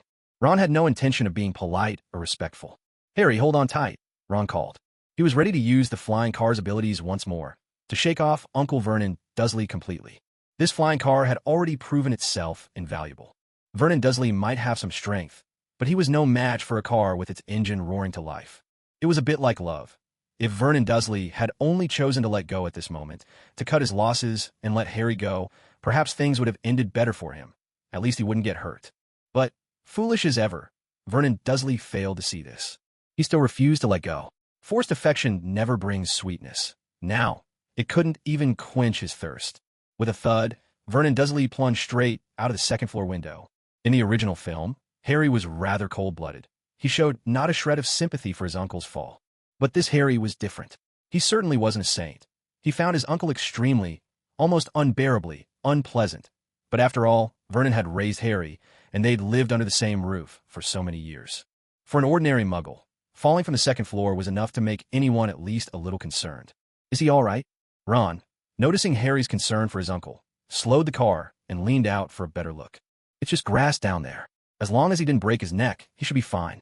Vernon Dursley, blessed with both luck and a rather rotund physique, quickly scrambled up from the lawn, glaring and shouting curses as he shook his fist at the flying car above. Hearing those familiar insults from his uncle, Harry couldn't help but let out a light, teasing laugh. Well, sounds like he's just fine. Let's go, Ron. Yeah. With Harry successfully rescued, Ron was in high spirits. In the car, Harry couldn't help but ask, Ron, how did you know I was trapped? And what made you come to rescue me? Only now did Harry, belatedly, notice that there were 2 other boys in the back seat, identical twins. Hello, Harry Potter. Delighted to meet you. I'm Fred Weasley, Ron's brother. And I'm George Weasley. We've met at school before. In the films, Ron was rarely seen with his brothers at school. And to be honest, that was pretty close to reality. Perhaps the problem lay with Ron himself. He had so many siblings that if he'd only had one or two, maybe he'd have been closer to them. But as things stood, Ron and Harry were closer than most brothers. I'm glad to meet you both. Thank you for coming with Ron to help me. No problem at all. So, this counted as a proper introduction for both sides. Harry, ever observant, caught a faint but familiar fragrance lingering in the passenger seat, but it didn't seem the right time to bring it up. After the introductions, Ron explained, "Actually, Harry, the reason we came to rescue you is because Hermione told us about your situation." Hermione? That wasn't in the original story. Harry was stunned. You've seen Hermione too? What did that mean? As Ron drove, Harry's question made his heart skip a beat, and he unconsciously tightened his grip on the steering wheel. Harry, what do you mean? You've seen Hermione? Now that he thought about it, Ron wondered how he could have missed that. If Hermione had never met Harry, how would she have come to tell Ron to rescue him? In short, Ron's emotions were in complete turmoil at this moment. Yes, today is my birthday. And then Hermione just suddenly showed up to wish me a happy birthday. Harry didn't hide anything. He was always open with Ron and Hermione. Oh, right, Harry, happy birthday. In the original movie, Ron didn't meet Hermione first, so his mind was clear, and the moment he saw Harry, he immediately wished him a happy birthday. But here, Ron's thoughts were 80% occupied with Hermione, causing him to completely forget it was Harry's birthday. Actually, Ron hadn't forgotten at all. If Hermione hadn't appeared so suddenly, maybe Ron would have done exactly what he did in the original story, brought his twin brothers to wish Harry a happy birthday. Then, upon seeing Harry locked up, he would have rescued him. In the original story, Ron was just a typical, slightly goofy teenage boy, not particularly interested in romance. But this Hermione was so captivating. She truly swept Ron off his feet, leaving him utterly smitten. After Harry and Ron exchanged updates, everything became clear. It seems Hermione guessed I'd be locked up, so she went to find you, Ron, to come and rescue me. But still, Harry recalled, how did she know that Dobby the house elf would cause trouble for me? House elf? Who's Dobby? Ron asked, puzzled. Harry then told Ron all about Dobby's mischief, how the elf tried to prevent him from returning to Hogwarts, and even intercepted his mail. So that's it. I wondered why I hadn't heard back from you for months, Harry. Turns out even my letters got snatched by that Dobby. Ron fumed. That elf is just too much. Harry remembered the look in Dobby's eyes. So sincere, not at all the face of someone causing trouble deliberately. Maybe he was trying to protect me, just went about it the wrong way. Ron changed the subject. Enough about that wretched house elf. By the way, did you notice? Hermione's gotten so much more mysterious over these past months. Ron recounted to Harry how Hermione had appeared and disappeared so suddenly. He was tangled up in confusion and wanted to hear Harry's thoughts, just like when they'd once pieced together the mystery of the Philosopher's Stone back at school. Harry's knack for deduction truly made him the wizard detective of their group. From what you're saying, Ron, Hermione, and Dobby both just popped in and out of nowhere. Sounds like they might be using some similar kind of magic. So is magic after all? Ron's eyes lit up in sudden understanding. Hermione's always been our star student. Every professor in school likes her. It makes sense that she knows spells we don't. I just never expected her to use magic in such a way. Watching Ron so thoroughly enchanted by Hermione, it was clear how deeply she'd affected him. Harry chuckled and added, "You might not know this, but in the Muggle world, Hermione has become a household name, a superstar adored by millions." Ron was clearly stunned, so much so that he almost lost control of the car. How is that possible? Ron questioned. Isn't Hermione the type who hates trouble the most? Whenever something happens, she's the first to avoid it. How could she ever become a celebrity? Yet, the more Ron spoke, the less confident he sounded. It suddenly struck Ron that Hermione's beauty was truly extraordinary, unforgettable, unmatched by anyone in the world of ordinary people. Hermione knew that her status as a superstar in the Muggle world would eventually be revealed. When that happened, no matter how much Hermione tried to keep a low profile, the secret would inevitably come out. It's just like the old saying, what you fear most always comes to pass. Just as a tree wishes for stillness, the wind refuses to cease. Fortunately, Miss Hermione had the perspective to handle it. Life is full of disappointments. One can't spend every day grumbling and blaming fate. However life unfolds, whatever choices you make, and however hard you try, you must accept it. After all, even if you refuse to accept it, no one's going to comfort you. People might just think Miss Hermione is being too self-indulgent. She's so beautiful, so famous, so beloved, yet acts as if she's unwilling, putting on that pitiful air as if everything was forced upon her. It really does come across as a bit ungrateful. What no one realizes is that all of this stems from the choices of the system. Life can be like being a marionette. Although it seems filled with flowers and success, In reality, fate doesn't offer you many paths to walk. A single step forward, and you're staring into an abyss. A single step back, and it's ruined beyond redemption. Even standing perfectly still, disaster might still find you, falling from the sky like a meteorite and shattering you to pieces. Much of the conversation between Harry and Ron along the way revolved around Hermione, mostly because Ron was eager to hear more. Since Ron didn't live in the Muggle world, and even though the magical world had entire departments dedicated to Muggle studies, most wizards saw themselves as far above Muggles and had little interest in learning more about them. They were noble, yes, but also arrogant and decayed. Of course, Muggles could be just as greedy and cunning. Ron wasn't like that, but where he lived, there was hardly any information exchanged with the Muggle world. So he wasn't sure how Hermione was really living among Muggles. Arriving at Ron's home, Harry looked around at a world built almost entirely on magic, finding everything wonderfully novel. Knitting sweaters was done by magic, dishes washed themselves with a spell, and even the clocks were enchanted. It was simply astonishing. But in truth, in the Muggle world, there were machines for knitting sweaters, dishwashers for cleaning up, and clocks powered by batteries or intricate mechanics. Those were pretty amazing too. It was just a case of two different civilizations, each with its own wonders. For children, when they grow up accustomed to one particular system, encountering another magical system can feel utterly unbelievable. But in truth, once you get used to it, it's all the same. As soon as Ron got back, he started eating, speaking through his mouthfuls. It's a bit small, but at least it's a real home. Harry looked around and couldn't help but smile as he said, "I really like it here." Although the Dursleys' house looked more modern in terms of decor, Harry had always felt like a servant there, never experiencing the warmth of a true home. Nor did he receive any respect at all. "Ron, you little rascal, where have you been? You didn't even leave a note, and you snuck out in the middle of the night with your troublemaking brother." Ron's mother's furious voice echoed through the house. Molly Weasley, a middle-aged woman who seemed to be approaching menopause, spent her days burdened by life, unruly children, and a dissatisfied husband. Yet, she was resilient, living for her family and children, and her cooking was truly something to be admired. Though she mostly complained and yelled at her own kids, Molly Weasley's attitude changed completely toward their guest, Harry. She became the picture of warmth. "Oh, I'm not talking about you, Harry." With a rare motherly gentleness, Molly Weasley beamed. "Harry, it's so lovely to see you."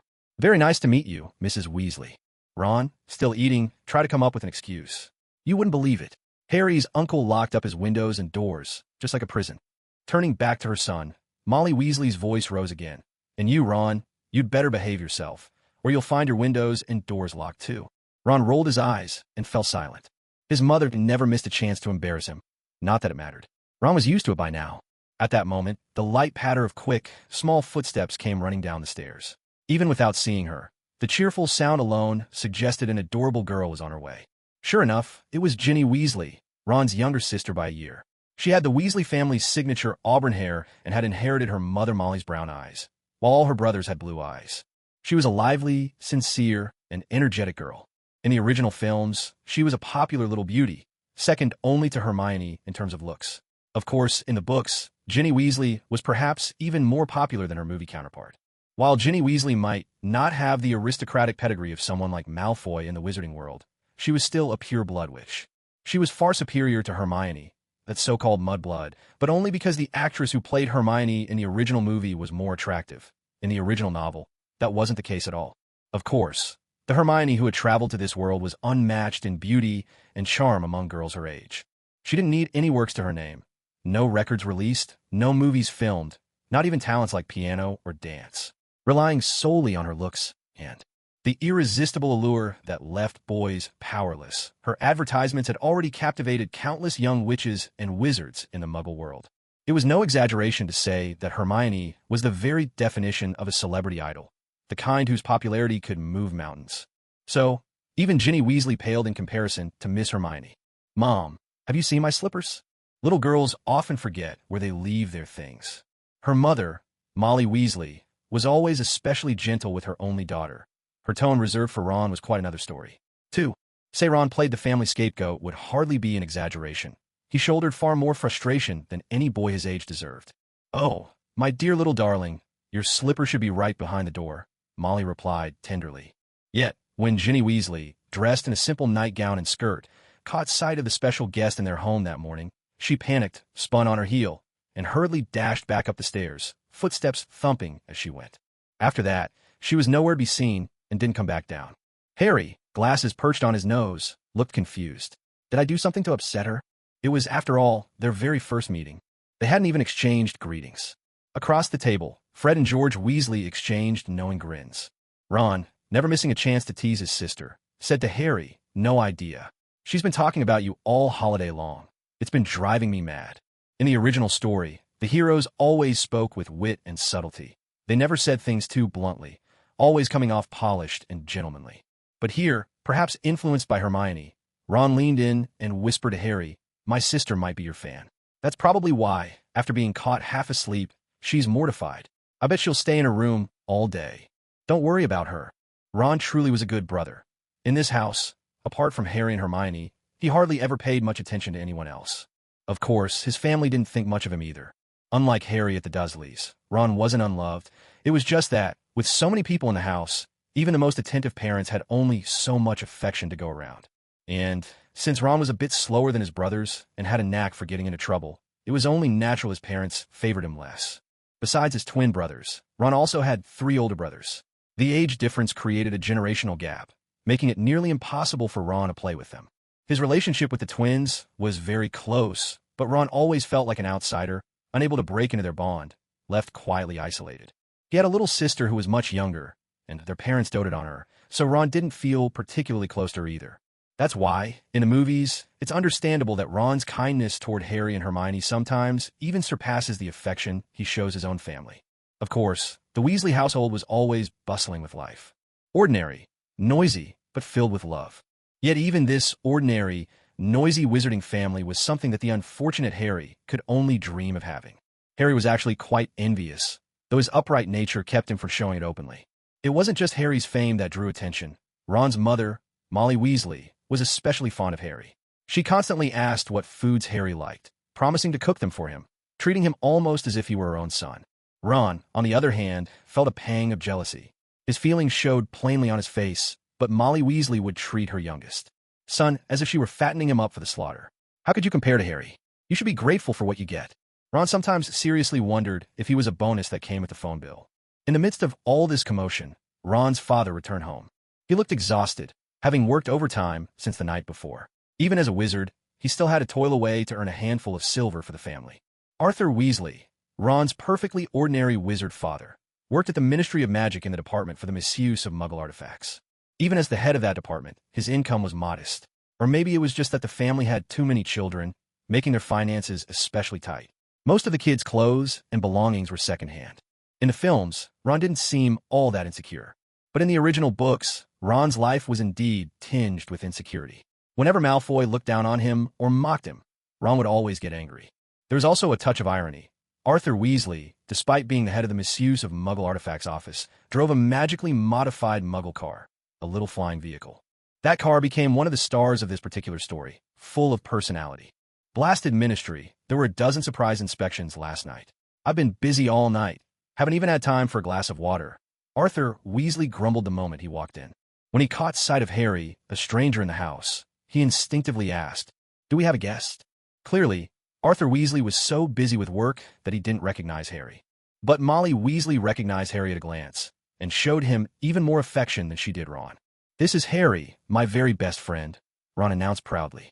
In the world of wizards, he came from an ordinary background, and perhaps the thing he was most proud of in his life was meeting the famous Harry Potter, and, as in the original story, eventually marrying the brilliant scholar Hermione Granger. Strictly speaking, he was more like the protagonist of a useless hero novel, not particularly talented, with a less-than-perfect personality, but somehow blessed with good fortune, a supportive wife, and ultimately, a winner in life. Harry? Harry Potter. Arthur Weasley was, without a doubt, astonished. He seemed completely unprepared for the idea that, in the magical world, the very Harry Potter who defeated the dreadful Voldemort as a child would now appear in his own home as his son's good friend. Ron's mother, Molly Weasley, and his father, Arthur Weasley, perfectly embodied the saying that poverty tests a marriage, and indeed, they even looked the part. No sooner had they arrived home than his father began grumbling about a rough day at work. Now, it was Molly Weasley's turn to start complaining to her husband about their son's disobedience. These were never deliberate displays, just the small, wearying habits of daily life. Your brilliant son took your flying car out to the Muggle world last night without so much as a word. Molly Weasley had fully intended for her husband to join in and scold their troublemaking son. Because of the wizarding world's outdated ways, many of the ministry's laws had long since failed to keep pace with modern times. For instance, there was a law forbidding wizards from using magic in front of Muggles. Ron driving that enchanted car into the Muggle world, if anyone caught it on camera, would be a serious headache. At least, in the films, wizards using magic in the Muggle world seemed so common as to be unremarkable. That particular rule was practically ignored. Right then, Ron's knack for comic troublemaking became clear. His equally goofy father, of course, knew perfectly well that his wife wanted him to take her side and lecture their son. But he knew his boy. As the saying goes, like father, like son. Besides, Arthur Weasley already had enough to worry about at work. Long hours, little pay, and exhaustion from constant overtime. All he wanted at home was to relax. He had no wish to get drawn into another shouting match. Instead, Arthur Weasley simply put his arm around Ron's shoulders and asked with a smile, "So, how did my magical car perform?" "It was awesome," Ron answered, suddenly feeling like he'd found an ally. "You too." Molly Weasley was so angry she nearly raised her hand to both father and son, but glancing at their distinguished guest, Harry Potter, she could only hold herself back. Besides, Ron's knack for getting into trouble was clearly inherited from his equally mischievous father. A person's upbringing does play a big part in shaping their character. But it's not the only thing that matters. After all, just as human genes can mutate, so too can personalities change. There are countless families where fathers and sons have entirely different temperaments. Of course, there's always the possibility that they're not related by blood at all. But Ron and Arthur Weasley are definitely related. The resemblance is simply undeniable. Harry stood by, grinning foolishly. He loved it here. This was the kind of home he had always longed for. It wasn't perfect, but it was wonderfully relaxing. Because Harry was around, Ginny Weasley didn't come downstairs all day. She was precocious for her age. Girls abroad often mature faster, both in body and mind, and Ginny was no exception. Still, Molly Weasley adored her youngest daughter and would never let her go hungry. She brought food and water upstairs herself, delivering them to her bashful little girl. Molly Weasley was especially fond of Harry, and since her adorable daughter Ginny had idolized the heroic Harry Potter since childhood, Molly couldn't help but think that if her precious girl were to marry Harry one day, having him as a son-in-law would be wonderful. In a way, Harry would become Molly's own son. A son gained for nothing. And as it turned out, in the original story, that's exactly what happened. It seems that in most movies and television series, as long as a girl likes a boy and her feelings never waver, they always end up together in the end. It's just like in Naruto, where Hinata's unwavering love for Naruto and Sakura's unyielding affection for Sasuke both eventually lead them to be together. The same holds true in Harry Potter. Although the films portray it in subtle ways, it's certainly there. Ginny Weasley had admired Harry since she was a child. The very first time she met him, she was so shy she hid away the whole day. At school, she couldn't help but secretly watch Harry, never able to get him out of her mind. In the end, she really did become Harry's wife. Stories always seem to shower more romance on sweet, kind-hearted girls. As long as she loves someone with all her heart, the ending will bring them together. On the contrary, things are much harsher for boys in these tales. Take Naruto, for example. The hero chases after Sakura nearly until the end of the story. Even when facing his resurrected father, Minato Namikaze, he admits jokingly that Sakura is his girlfriend, which shows just how deeply he clings to his first love. Unfortunately, stories are often far too cruel to their male leads. The one they love is always just out of reach. Harry spent the most comfortable day he'd ever had at Ron's place. Molly Weasley's warmth and the kindness of the whole Weasley family let Harry experience, for the first time, what it truly felt like to be home. In the afternoon, Ron's comical owl finally showed up. Maybe it was because they couldn't afford a clever one, but Ron's owl was both clueless and, by the looks of it, rather chubby. It flew in from afar, flapping its wings. Then, with a loud thud, it crashed straight into the window glass. I have to admit, the entire Weasley family, from top to bottom, even their pets, are quite a comedic bunch. Ron seemed long accustomed to such antics, but every time he saw his owl making a fool of itself, he couldn't help but comment, "It really is hopelessly clumsy." Harry was almost tempted to say, "Just like its owner." But, of course, as a polite and well-mannered boy, Harry would never actually say something so rude. "Are you polite?" "Yes, I am very polite." The owl brought Harry's letter as well. "Looks like Dumbledore really does have everything figured out," said Arthur Weasley, handing one of the letters to Harry. Molly Weasley, Ron's mother, opened Ron's letter and began reading out the list of school supplies he'd need for the new term. Ron sneaked a glance and grumbled, There's so much stuff this year. We don't have nearly enough money for all this. Though Molly Weasley often complained like any ordinary housewife, when it mattered, she was as resilient as any mother could be. Don't worry about the money, Ron. We'll sort it out, she said with quiet determination.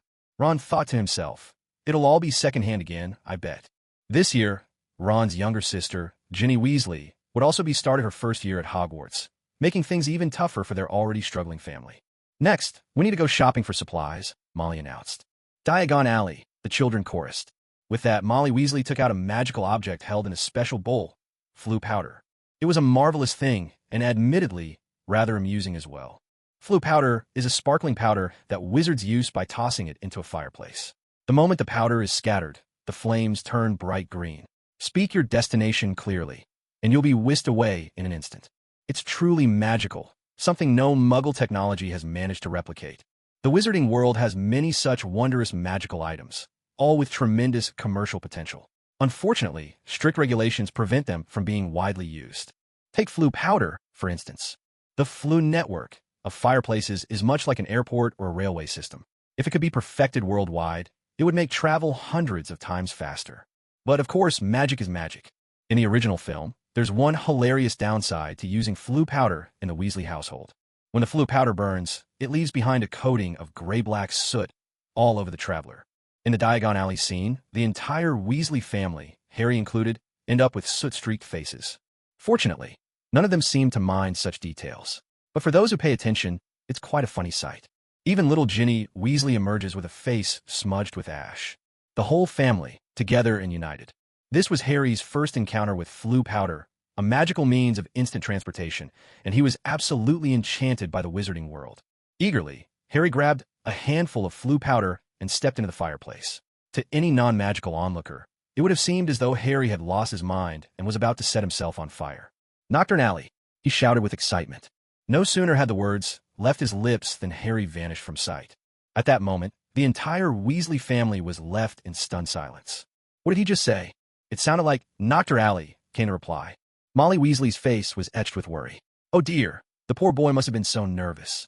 I do hope he's all right. Nocturne Alley, adjacent to Diagon Alley, was a place shunned by most wizards, a den of unsavory characters where darkness thrived. The narrow street was lined with shops that trafficked in the dark arts, and the wizards who prowled there were unsettling, each one seeming a bit unhinged. Harry's journey through the Floo network brought him straight to Borgin and Burke's, a shop that exuded a chilling, sinister air. The owner was away, but the shop was filled with shrunken heads, enormous black spiders, withered human hands, and poisonous candles. Suddenly, Harry tumbled out of the fireplace, covered in soot from head to toe, looking for all the world like a coal miner fresh from a long shift. Fortunately, he was unhurt. In the original story, Harry arrived here alone. But in this twist of fate, he never imagined he would see someone mysterious and breathtakingly beautiful. Miss Hermione Granger, here once again. Yes, in the original tale, Hermione met Harry in Diagon Alley. But now, compelled by a mission assigned by her system, Hermione had arrived early to wait for Harry in Nocturne Alley. In this dark and filthy alley, Hermione's beauty was as striking as a flawless white cake, utterly conspicuous and impossible to ignore among the shadows. If she dared show herself openly, every dark wizard would surely take notice. Thankfully, Hermione possessed an invisibility cloak. With no better option, she slipped into Borgin and Burke's ahead of time to await Harry's arrival. The shop's display of shrunken heads, enormous black spiders, withered hands, and poisonous candles was enough to make anyone's skin crawl. But everyone has a hint of darkness within. Hermione, too, was a complex person with a mind of her own. A sly voice inside whispered that perhaps she could quietly spirit away every dark magical artifact in the shop.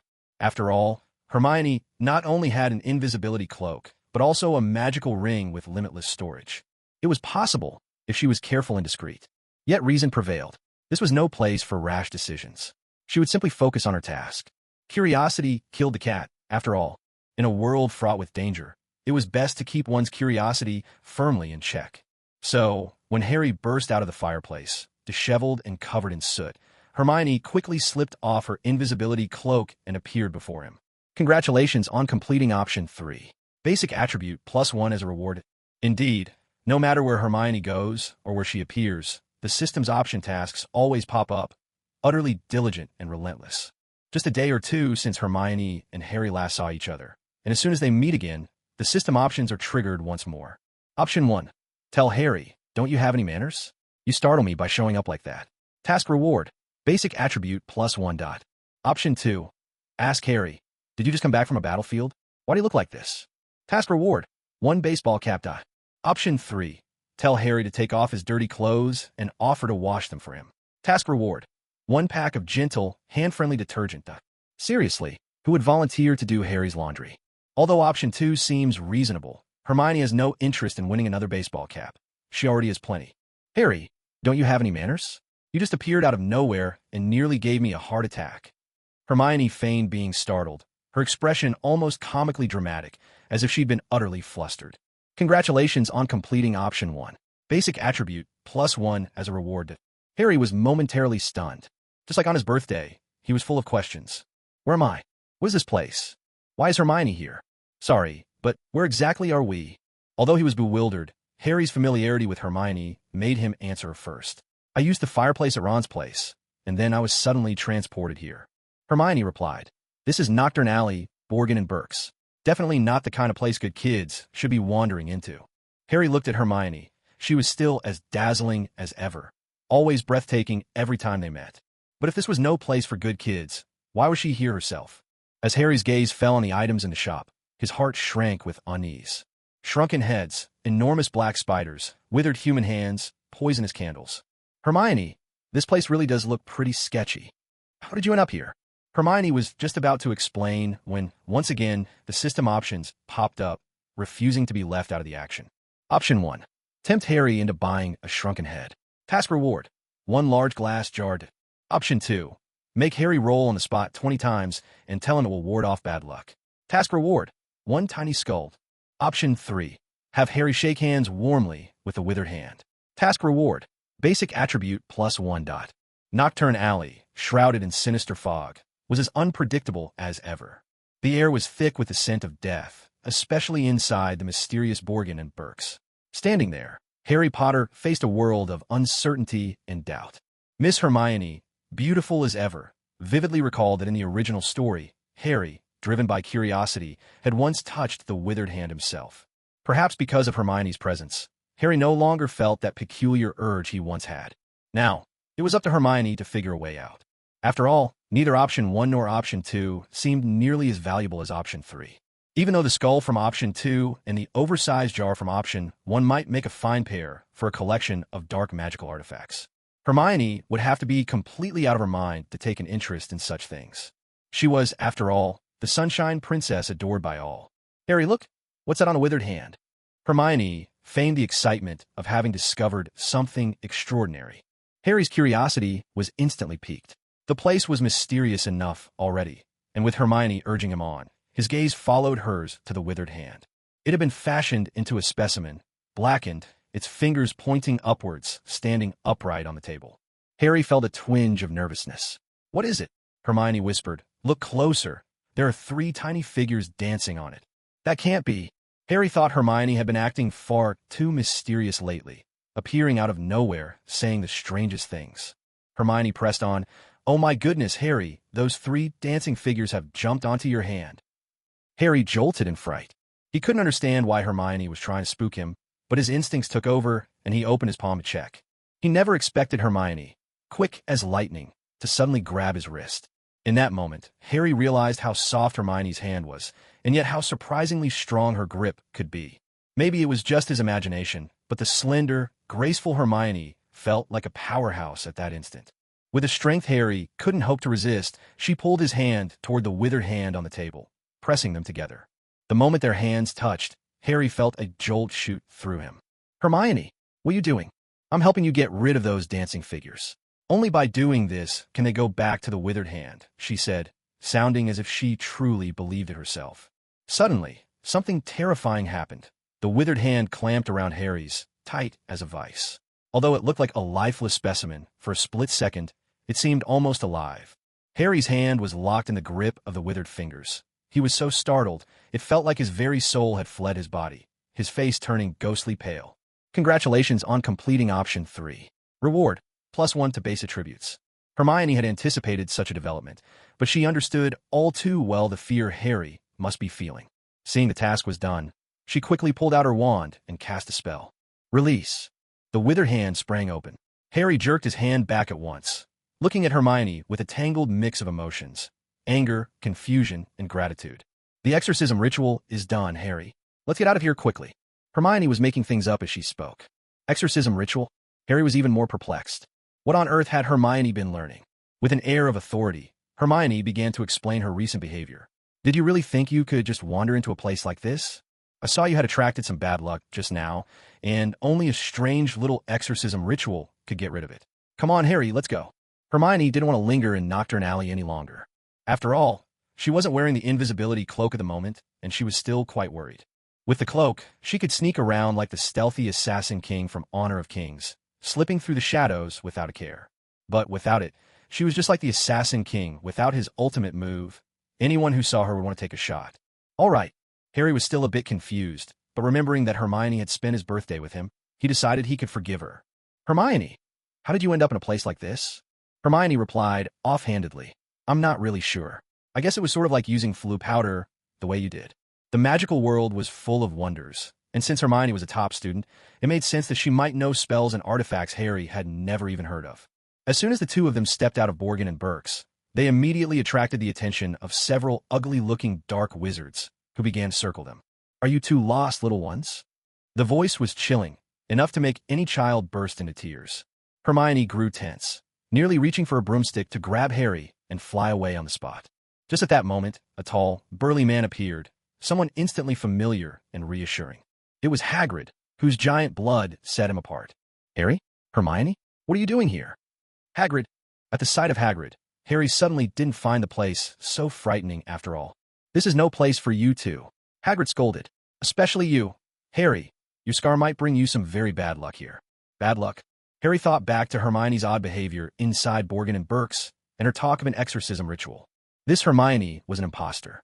What Hagrid meant was that some of the dark wizards here had special connections and might target someone like Harry Potter, a legendary wizard who posed a threat to Voldemort. How did you end up here, Hagrid? Harry shot back. Hagrid replied, the cabbages at school are almost eaten up by bugs. I came here to buy some insecticide. Hermione remained silent. She was a low-key beauty, only drawing attention when the system's quest options forced her hand. Just like when she felt too lazy to get out of bed. But when you're hungry to the extreme, you really have no choice but to get up. As Hagrid was about to leave Knockturn Alley with Harry and Hermione, Hermione's system options popped up again. Option 1. Tell Hagrid that Borgin and Burke's is far from ordinary and suggests simply blasting it apart with a bomb. Mission reward: 10 kilograms of explosives. Option 2.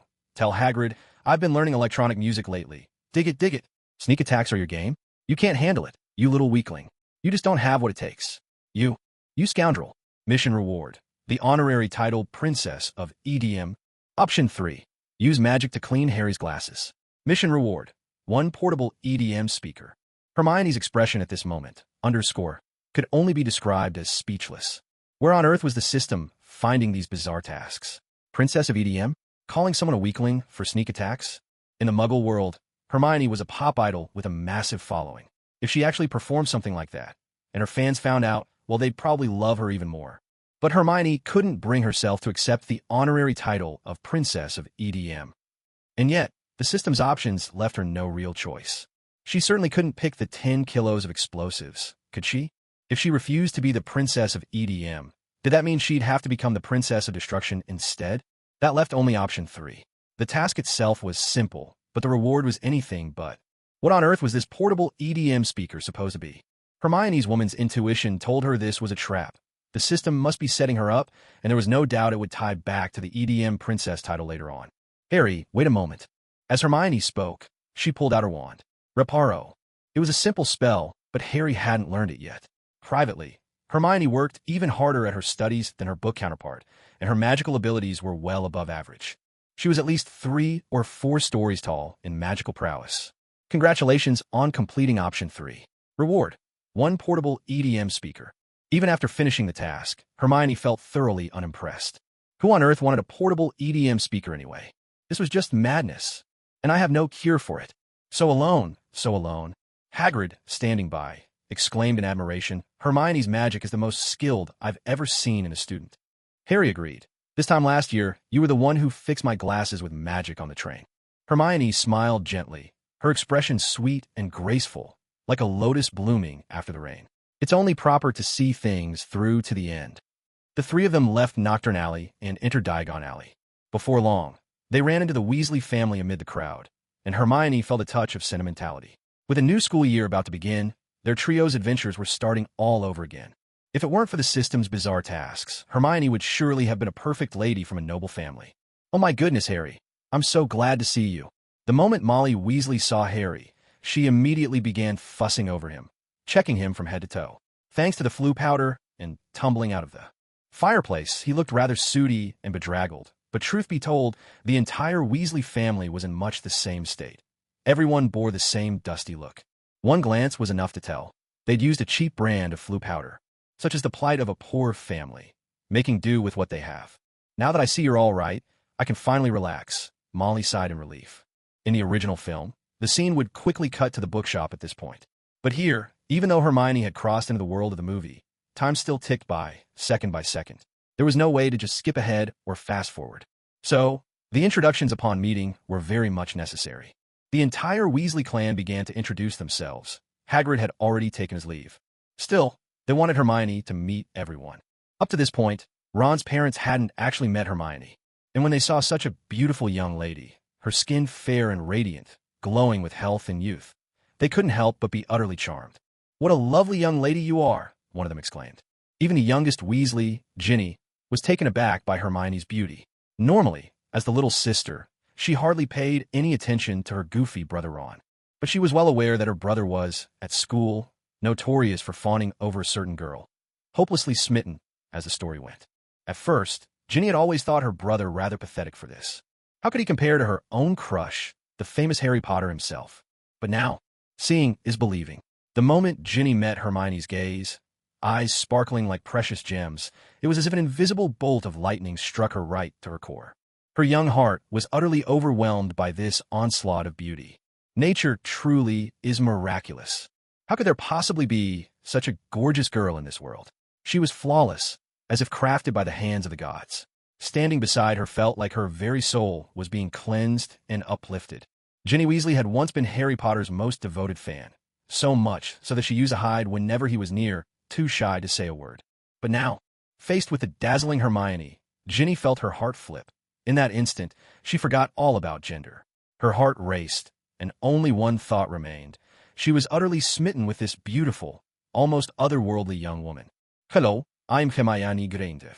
It's wonderful to meet you," Hermione said, offering a warm smile. Hermione found Ginny rather adorable as well, and so she took the initiative, reaching out her hand. Hermione's delicate hand wasn't offered to just anyone. Only when she met a girl she found genuinely endearing would she reach out first. Boys, for the most part, never had the chance. It wasn't that Hermione was a germaphobe. She simply wasn't used to it. Ginny Weasley's cheeks were flushed red. In the original story, Ginny and Hermione rarely had much interaction, but here, it was different. Miss Hermione was simply too beautiful, so flawlessly beautiful that it was nearly impossible to find a single flaw. Ordinary beauties always have some shortcomings. Some have wonderful figures, but their features aren't quite as lovely. Others have decent facial features, but their teeth are unattractive, and after cosmetic work they look even less natural. Some have everything going for them, except their skin isn't great. There are those who are adorable, but they're short with round bellies, no waist to speak of, and voices that are harsh to the ear. But this Hermione, having crossed over into this world, clearly preferred a low-key, cautious lifestyle. Still, she never forgot to upgrade every aspect of herself. She started as a beauty who'd easily score over 85 out of 100, but she pushed herself past the 100 mark, reaching 105, an extraordinary, peerless kind of beauty. She was utterly flawless. Yet, because of her naturally reserved nature, it was as if she were shrouded in a magical mist, like the fog of war on a League of Legends map. Only those who came close could glimpse the true brilliance, while distance kept everything hidden in haze. Ginny was close enough to see all of this, and her worldview couldn't help but be shaped by Hermione's striking features. Nervously, Ginny wiped her hands on her robe and, a little flustered, shook hands with Miss Hermione. Oh my goodness, Miss Hermione's hand is so incredibly soft. The young Ginny Weasley felt as if her whole heart was melting. Hermione was used to this reaction. No matter the age, gender, or even species, her beauty drew everyone in. There was simply nothing she could do about it. Born beautiful, it's impossible to hide it. But suddenly, the system chimed in with a set of options. Option 1. Embrace your singleness and make 2 frog noises like a little green frog. Complete the task to earn the single dog 10-year trophy. Option 2. Use the electric megaphone to sing. You little trash, you sneak attack, you can't play, you've got no skills. Complete the task to earn a mini electronic speaker. Option 3. Give Ginny Weasley a hug, pat her on the head, and help fix her hair. Completing this earns you a pack of single dog food. What the heck? These options are wild. What's with this embrace your singleness nonsense? Is the real world celebrating Chinese Valentine's Day or something? Hermione couldn't help but suspect that the system drew inspiration from a festival of love. And that megaphone for option 2, was the system obsessed with electronic music or what? Even the most normal-seeming option 3 rewarded her with single dog food. What was that supposed to mean? Was Hermione being mocked for being single? Well, I'm single and I'm proud. Even as Hermione grumbled inwardly, her actions never faltered. Little one, you're so adorable. Come here, let big sister give you a hug. Never in her wildest dreams had Ginny Weasley expected happiness to arrive so suddenly.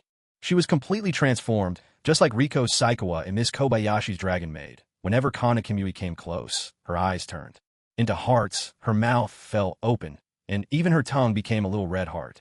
You could almost see imaginary steam rising from her head.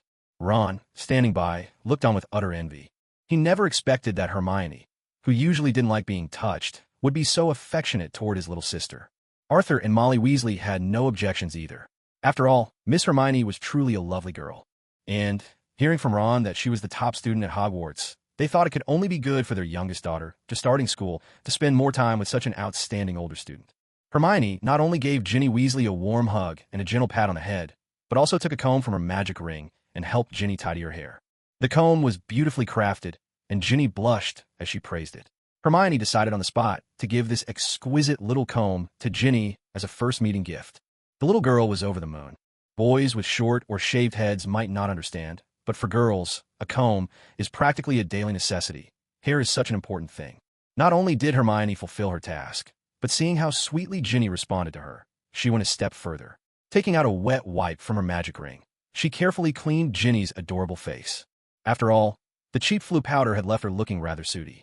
Once her face was clean, you could see what a delicate little girl Ginny really was. Harry, too, was surprised. Not because he instantly saw Ginny Weasley as his future wife, but because it was the first time he'd seen Hermione act so gently toward another girl. Hermione could be quite ladylike at times, but sometimes her behavior was so unpredictable it left people baffled. Hermione, I really like you. Ginny blurted out. She could barely speak when faced with Harry, but for some reason, after Hermione hugged her, patted her head, combed her hair, and cleaned her face with a wipe, Ginny felt much closer to her. If this counted as a confession, then Ginny had truly summoned her courage. Hermione smiled radiantly, gently pinching Ginny's cheek as she replied, I like you too, little Ginny. Ginny's face instantly turned bright red with excitement. She clung to Hermione's hand, feeling happier than ever. Meanwhile, poor Ron stood by, his jealous expression so comically twisted it looked like an abstract painting. Hermione didn't miss the chance to tease him with a mocking glance. In the original movie, Ginny Weasley never had this much screen time. But here, thanks to Hermione's star power, her journey was clearly going to be much more bountiful. The group arrived at Flourish and Blotts, the most famous bookstore in Diagon Alley. Rumor had it that you could find any book imaginable within its walls. Even Hogwarts sourced its supplies here. At the start of each new school year, this was where young witches and wizards came to purchase their required textbooks. Of course, since the Weasley family was rather strapped for cash, Ginny Weasley had to make do with second-hand books, just as in the original story. But things were a little different on Hermione's side of the tale. Now that Ginny Weasley had become Miss Granger's close companion, she surely wouldn't have to endure such hardship anymore. The good fortune that seemed to follow Hermione alone was more than enough to benefit those around her. As the saying goes, when one person rises, all those around them are lifted as well. Today, however, Flourish and Blotts was unusually lively. Clearly, there were some shrewd business minds in the wizarding world who recognized what an important day this was and seized the opportunity to promote their books. At the center of it all was a rather shameless man by the name of Gilderoy Lockhart. His reputation was quite something, an internationally known figure and author, recipient of the Order of Merlin, 3rd class, honorary member of the Dark Force Defense League, and 5-time winner of Which Weekly's Most Charming Smile Award. His bibliography was equally impressive, with titles like Gilderoy Lockhart's Guide to Household Pests, the Gilderoy Lockhart series, Break with a Banshee, Travels with Trolls, Holidays with Hags, Gaddying with Ghouls, Voyages with Vampires, Wanderings with Werewolves, Year with the Yeti, Magical Me, and many more. One had to admit, just reading the titles of his works was enough to see what a brazen fellow he was. Perhaps it was his flamboyant writing style and extraordinary gift for invention, paired with a flair for performance and a complete lack of shame, that made him such a celebrity in the wizarding world's entertainment circle. Oh my, would you look at who's here? Harry Potter.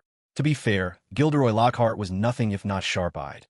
Among the bustling crowd, he managed to spot the world-famous Harry Potter in an instant. This, when even Arthur Weasley, head of the misuse of Muggle artifacts office at the Ministry of Magic, and Ron's own father, hadn't recognized Harry. Especially since Harry, thanks to a mishap with the Weasleys' poor-quality flu powder, was still sporting a face full of soot. Of course, it might also have been because Miss Granger had used a spell to polish Harry's glasses, making them shine so brilliantly in the crowd that Lockhart couldn't help but notice.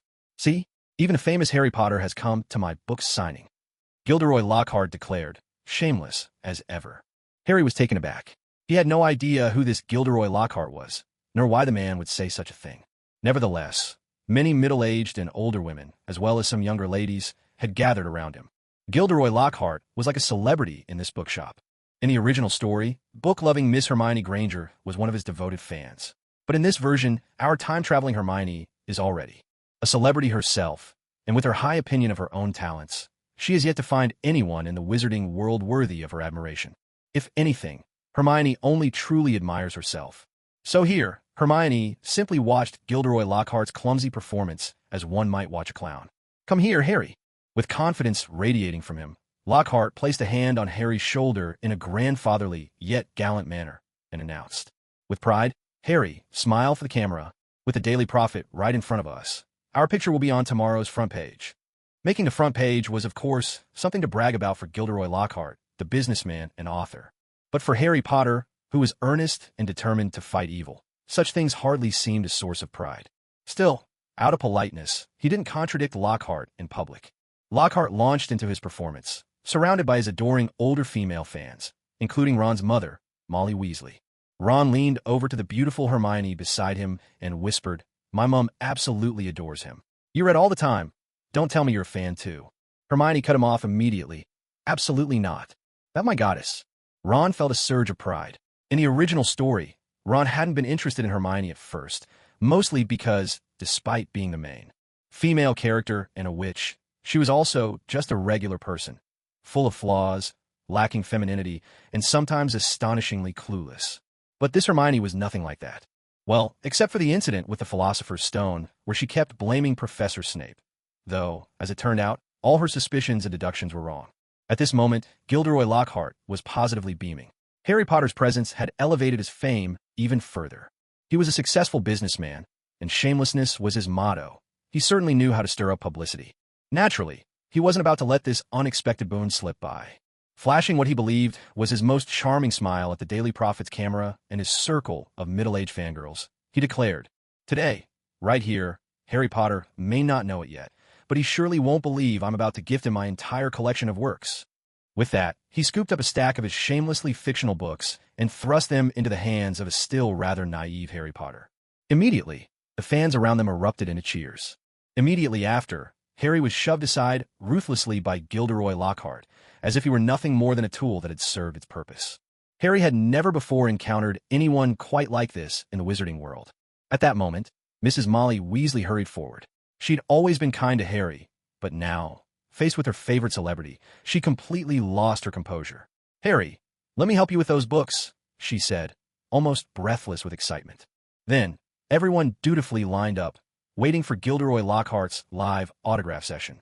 Hermione had always thought of herself as an observer in these situations, but with the system's choices flashing before her, she was destined to play a part. Right in front of her, a system dialog box popped up. Option 1. Rush up to Gilderoy Lockhart, jump on his desk, look down at him, and declare, "You asked what the Western Depot is? Let me tell you. What the Eastern Depot won't touch, we will. Who the Eastern Depot won't dare to kill, we will." In short, if the Eastern Depot can handle it, so can we. If they can't, we certainly will.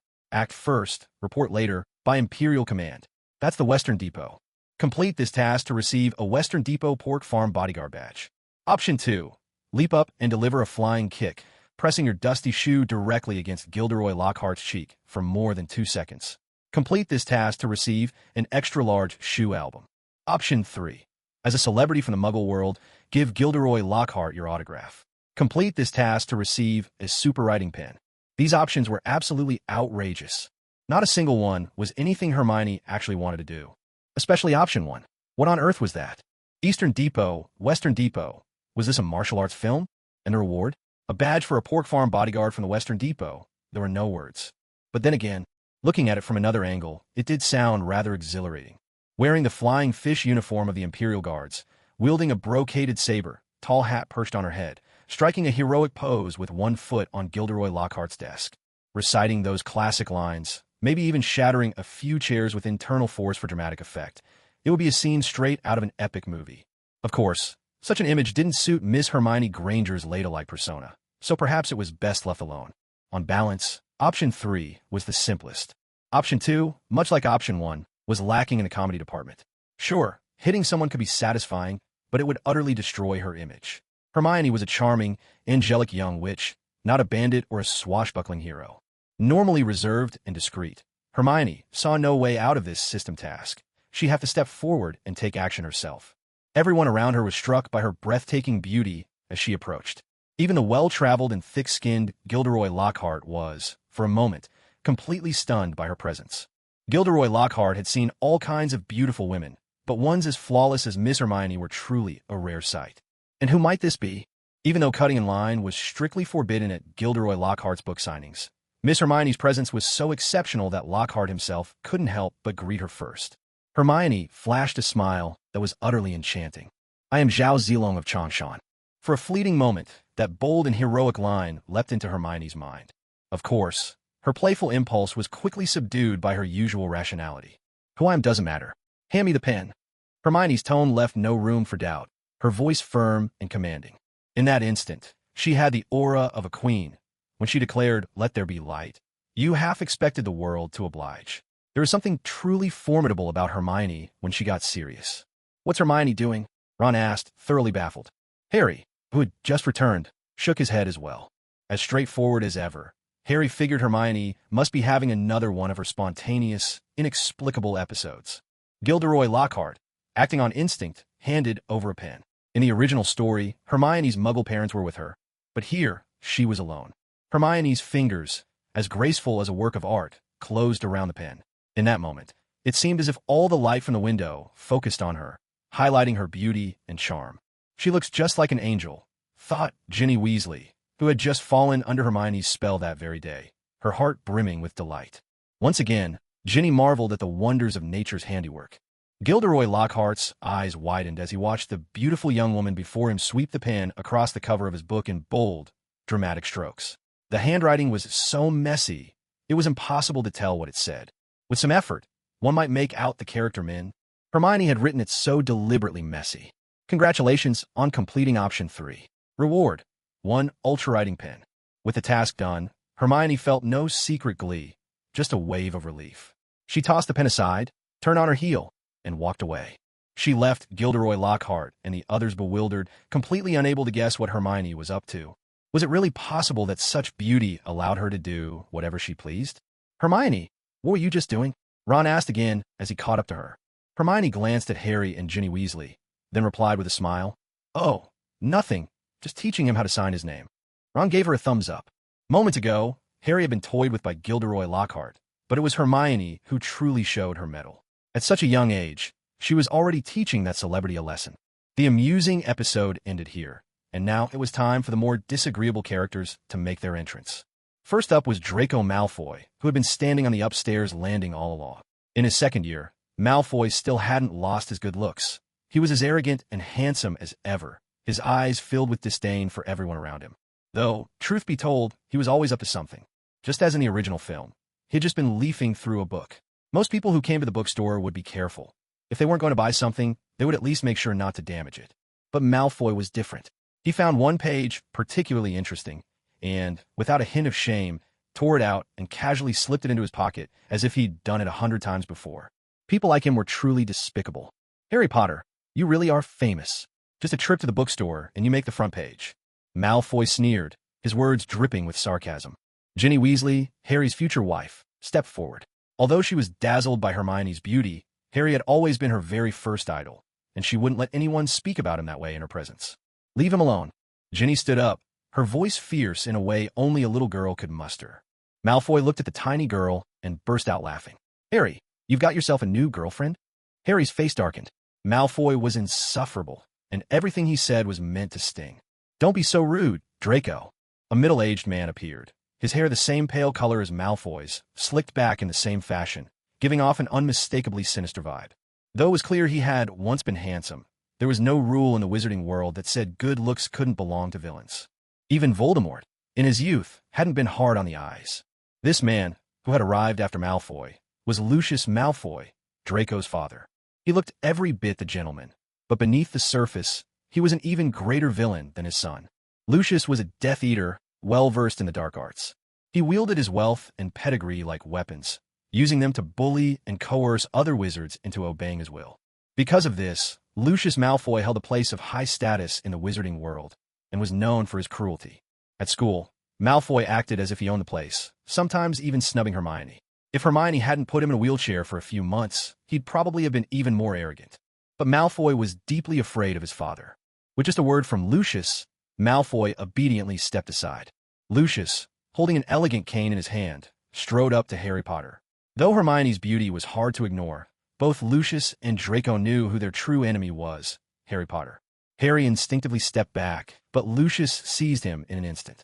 Towering over Harry, he gripped him like an eagle snatching a chick, then, with utter disregard, used his cane to rudely reveal the scar on Harry's forehead. So you're Harry Potter.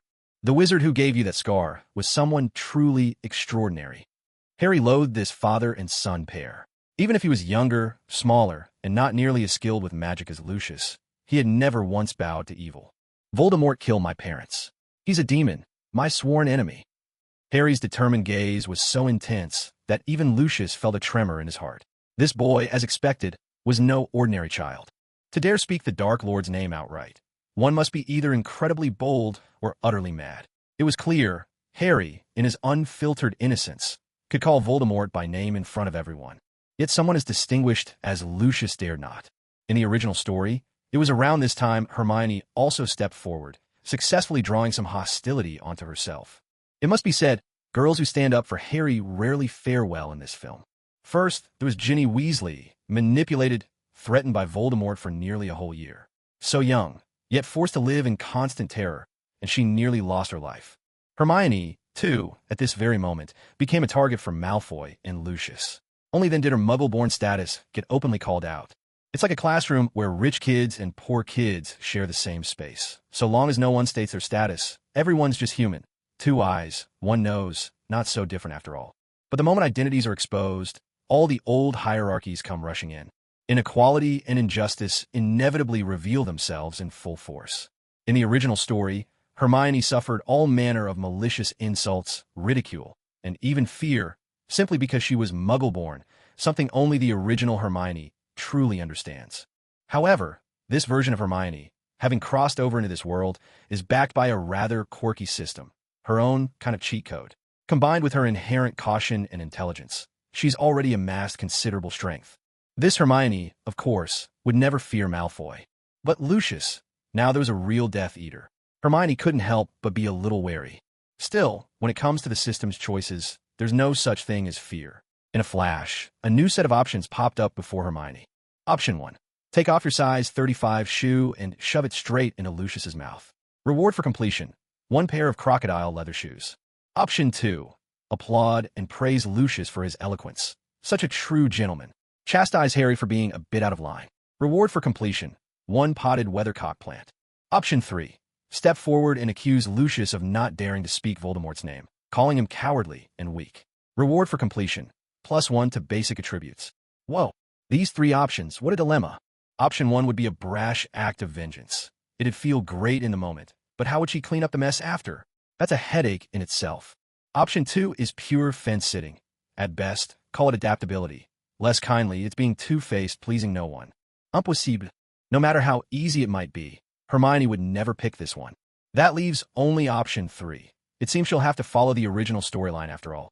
Hermione cleared her throat and, somewhat unwillingly, stepped forward. Damn it. If it weren't for the system's prompt, there's no way she would have done this. Why step forward at all?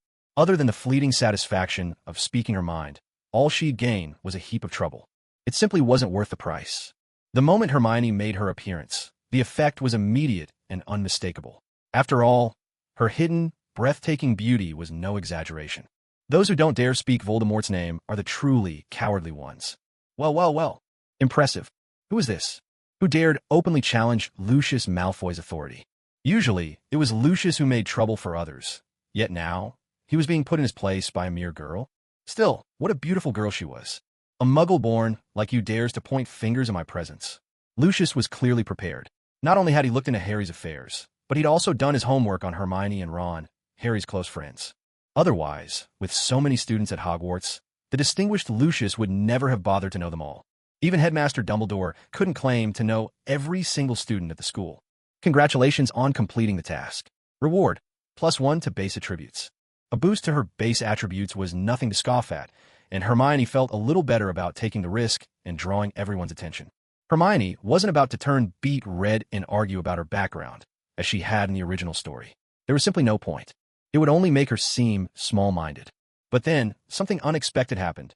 Malfoy stepped forward. His full name was Draco Malfoy, though Malfoy just rolled off the tongue more easily. There was a hint of anxiety in Malfoy's voice. It was clear he was afraid of his father. Still, for the sake of the girl he liked, he found the courage to speak up. Hermione, apologize to my father at once. Malfoy still hoped to marry the beautiful Hermione someday, and if things escalated between her and Lucius now, he would truly be stuck in a difficult spot. In the original story, Malfoy and Lucius stood together, looking down on and tormenting Hermione. But this Malfoy was different. Though he'd once thought of turning against Hermione, in the end, he'd compromised. He realized that in this entire world, there wasn't another girl as lovely as Hermione, and he wasn't ready to lose her completely. Why should I apologize? Didn't you hear him insult my background just now? Hermione's disappointment in Malfoy was plain to see. Lucius, in turn, was even more disappointed in his son. Draco. Father, Miss Hermione Granger is the only girl I care about at school. She's not like Harry Potter and the others. Please, don't blame her. Seeing his son utterly bewitched, daring to speak up for a mudblood right in front of him, Lucius's face turned a ghastly shade of blue with rage. He, who had always prided himself on pure bloodlines. He let out a furious roar. Get to the back. You're a disgrace. I'll deal with you properly when we get home. Even if he wanted to scold or strike his own son, Lucius couldn't do so in front of so many people. It would be a terrible loss of composure, a disgrace to his image. All he could do was order this useless boy out of his sight. Lucius, the way you treat your own son is simply unacceptable, said Arthur Weasley, Ron's father, stepping forward. The two adults began to spar with words. Yet, to any onlooker, one had to admit that Lucius still held the upper hand, despite his disappointing son. Lucius was impeccably dressed, every inch the dignified wizard. Arthur Weasley, on the other hand, was covered in soot from head to toe, the result of using cheap flu powder. He looked as though he'd just crawled out of a mine. Weasley, just look at yourself. You're a disgrace to the Ministry of Magic. Lucius sneered. And look at the things you've given your children. Don't tell me I'm mistaken. Are they all second-hand? As he spoke, Lucius almost casually picked up a book from Ginny Weasley's bag. Sure enough, it was pre-owned. He tossed the book back inside with a look of distaste. No one else seemed to notice anything unusual. But Hermione saw it clearly. There was now an extra book in Ginny Weasley's bag, one Hermione would call the Death Note. It belonged to Voldemort, though for now, Hermione was the only one who knew. Lucius continued his mockery. If your salary can't even provide for your own children, my advice to you, Weasley, is to give up your job. The Ministry of Magic can't afford people like you. Arthur Weasley's expression turned awkward. He was a good-natured man, not one to fly into a rage over Lucius's taunts. But one had to admit, when it came to money and status in the wizarding world, Lucius's cunning and abilities far surpassed Arthur's. Even after Voldemort's downfall, Lucius managed to keep thriving. One had to admit, his methods were shrewd indeed. Meanwhile, on Hermione's side, the system popped up with another set of irresistible options. Option 1. Secretly take the diary Voldemort planted in Ginny Weasley's bag and throw it at Lucius, loudly warning him, "Don't play these dirty tricks. I'm Hermione Granger, the famed detective of Hogwarts. Task reward, +1 to base attributes. Option 2, stay silent for now. Later, approach Ginny Weasley and discreetly make use of Voldemort's diary. Task reward, +1 to base attributes. Option 3, set Ginny Weasley's bag on fire. While you're at it, burn down the whole bookshop. Task reward, 1 Molotov cocktail. Molotov cocktails weren't bad. Hermione remembered that in a certain game she'd played, Molotovs had actually been a pretty decent weapon. Even so, option 3 still seemed a bit unreliable. Option 1, 2, handing Voldemort's death diary directly to Lucius Malfoy? Wouldn't that just expose herself on the spot? No, she needed a plan. She had to act with caution. Think 3 times before taking action. Never let carelessness lead to disaster. After thinking it over, option 2 seemed the best. Proceed quietly, keep a low profile. It seemed the system had finally remembered. Hermione was a careful, prudent woman. Hermione kept her composure, silently playing her part in Lucius's flawless performance. Lucius was probably over the moon inside, though the original film never touched on what was going through his mind. But it wasn't hard to guess. He was one of Voldemort's key pawns. What he was doing now might look petty, but it was actually a crucial step in bringing Voldemort back. Lucius could never have imagined that Miss Hermione standing before him was no ordinary girl. "We'll see each other at work," Lucius said to Arthur Weasley, sounding the perfect gentleman. In the original story, Lucius's son Draco always carried an undertone of threat, a silent, just you wait, whenever he spoke to Harry. But here, Draco's attention was far more focused on Hermione than on Harry. In Draco's mind, nothing could shake his feelings for Hermione, except perhaps death itself. Back in the Dark Forest, when a unicorn was slaughtered by Voldemort, Draco had been willing to abandon Hermione to save himself in the face of mortal danger. But short of death, even when facing his stern father, Lucius, Draco was willing to openly show his admiration for Hermione. "Hermione, see you at school." He wanted to warn her, once again, to stay away from Harry and Ron. But then again, he'd been warning her all through their first year. Did it ever work? Not at all. Hermione never listened to him, and it was precisely that independent streak, paired with her striking looks and utterly charming personality, that made her irresistible. It's like playing a game. If it's too easy, if you breeze through every level, it quickly becomes dull. To Draco, Hermione was a game he could never win, an endless challenge, just like Honor of Kings, where frustration would drive you to toss your phone and uninstall, only for you to sheepishly reinstall it days later. And so the cycle would repeat, delete, reinstall, over and over. Perhaps that's what love is. See you at school. Hermione's attitude toward Draco was shaped by the way he treated her. Just now, Draco had dared to talk back to his own father for her sake. It wasn't the perfect way to defend her, but coming from someone like him, it was already a remarkable effort. It's all about comparison. In the original story, Draco's treatment of Hermione couldn't have been worse. His words, his looks, his whole attitude were always dripping with disdain. On this side, everything was already just right. Any further, and it would feel unreal. Love needs to look like love. With just a gentle, kind word from Hermione, Malfoy instantly felt that defying his father was worth it. To risk everything for a girl, what could be more natural? For the first time, Lucius realized that a woman was truly his son Malfoy's greatest weakness. How could his own son become so vulnerable, all for a girl? If it were possible, Lucius would have liked nothing more than to kill Hermione Granger right then and there. Especially given Hermione's filthy muggle blood, Lucius felt that spending even a moment longer in her presence would taint him. The contrast in the father and son's attitudes toward Hermione could not have been starker. And it was easy to understand. Malfoy was swayed by beauty, fueled by a year's worth of feelings. But this was Lucius's first time meeting Hermione, and no matter how stunningly beautiful she might be, in his eyes, she was simply a child. Unless Hermione was in her 20s, mature and enchanting. Like that old poetic line, "The green hills are charming when I gaze, and I imagine they must see me the same way. Only then would she be Lucius's type." Otherwise, right now, Hermione was just a pretty little vase in Lucius's eyes, utterly useless. And worse, a pretty vase of humble birth, with no value at all. In the original story, Hermione was just a background character in this scene, doing little more than drawing some of Lucius's hostility away from Harry. But here, it was obvious. Thanks to Malfoy's change of heart, even without lightning scars on her forehead, Hermione stood out. Arthur Weasley even offered a word of comfort. "Miss Granger, don't mind what Lucius said. Most wizards are good and friendly, but there will always be a few like Lucius." Hermione replied calmly, "It's all right. I didn't take it to heart. Birth is important, but I believe luck and hard work matter more." "Well said, Hermione." Ron, ever the sycophant, knew just how to smooth things over. His words instantly lightened the mood. The bookstore buzzed with life again, and Gilderoy Lockhart, still busy signing autographs, was so caught up with his fans that he hadn't even noticed the commotion nearby. After all, Harry and the others had only exchanged barbs, nothing more than a war of words.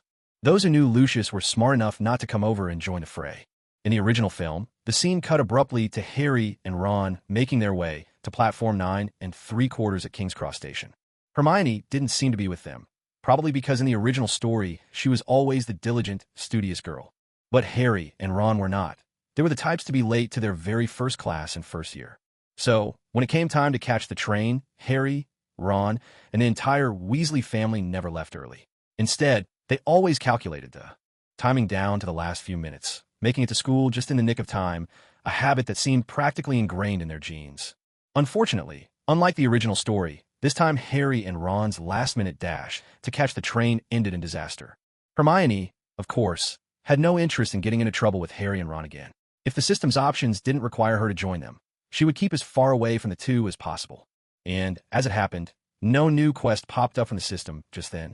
Hermione said, "I'm afraid I have to hurry off and catch the train to Hogwarts now." "We'll see you at school, Hermione," Harry replied with a grin. He looked a mess, dusty, and disheveled, making the scene almost comical. Hermione tried to suppress a smile, but in the end, she couldn't help but give them a veiled warning. "Before I go, I just want to remind you, whatever you do, don't be late." Ron declared confidently, "Don't worry, Hermione. No matter how daft we are, there's no way we'd be late for the first day of school." Hermione was almost tempted to applaud Ron and Harry for their uncanny talent in tempting fate. No one could plant a flag quite like they could. Without a trace of reluctance, Hermione turned and walked away. If there wasn't a system task demanding it, she certainly wouldn't be taking risks with Harry and Ron. It was obvious that Harry and Ron hadn't taken Hermione's warning to heart. They, along with the Weasley family, still loitered until the very last minutes before heading to King's Cross Station, making their way to platform 9 3/4. "Ginny, don't be nervous. Just take your luggage and run straight through," Molly Weasley reassured her daughter. Ginny glanced back at Harry, her very first idol. She thought Hermione was absolutely right. Her idol and her foolish brother really did have a knack for getting into trouble. To avoid catching their bad habits, she resolved to keep her distance. Once she got to Hogwarts, Ginny decided she'd do well to get close to Hermione, the older student she'd admired from the start. Clearly, Ginny's level-headedness marked her as someone with a bright future. Her small figure quickly vanished into the barrier at the platform. Then Arthur and Molly Weasley followed close behind. It was their daughter's first time heading off to Hogwarts, and they had to see her onto the train. The train itself was bustling with excitement, while the lovely Hermione sat lost in her own thoughts.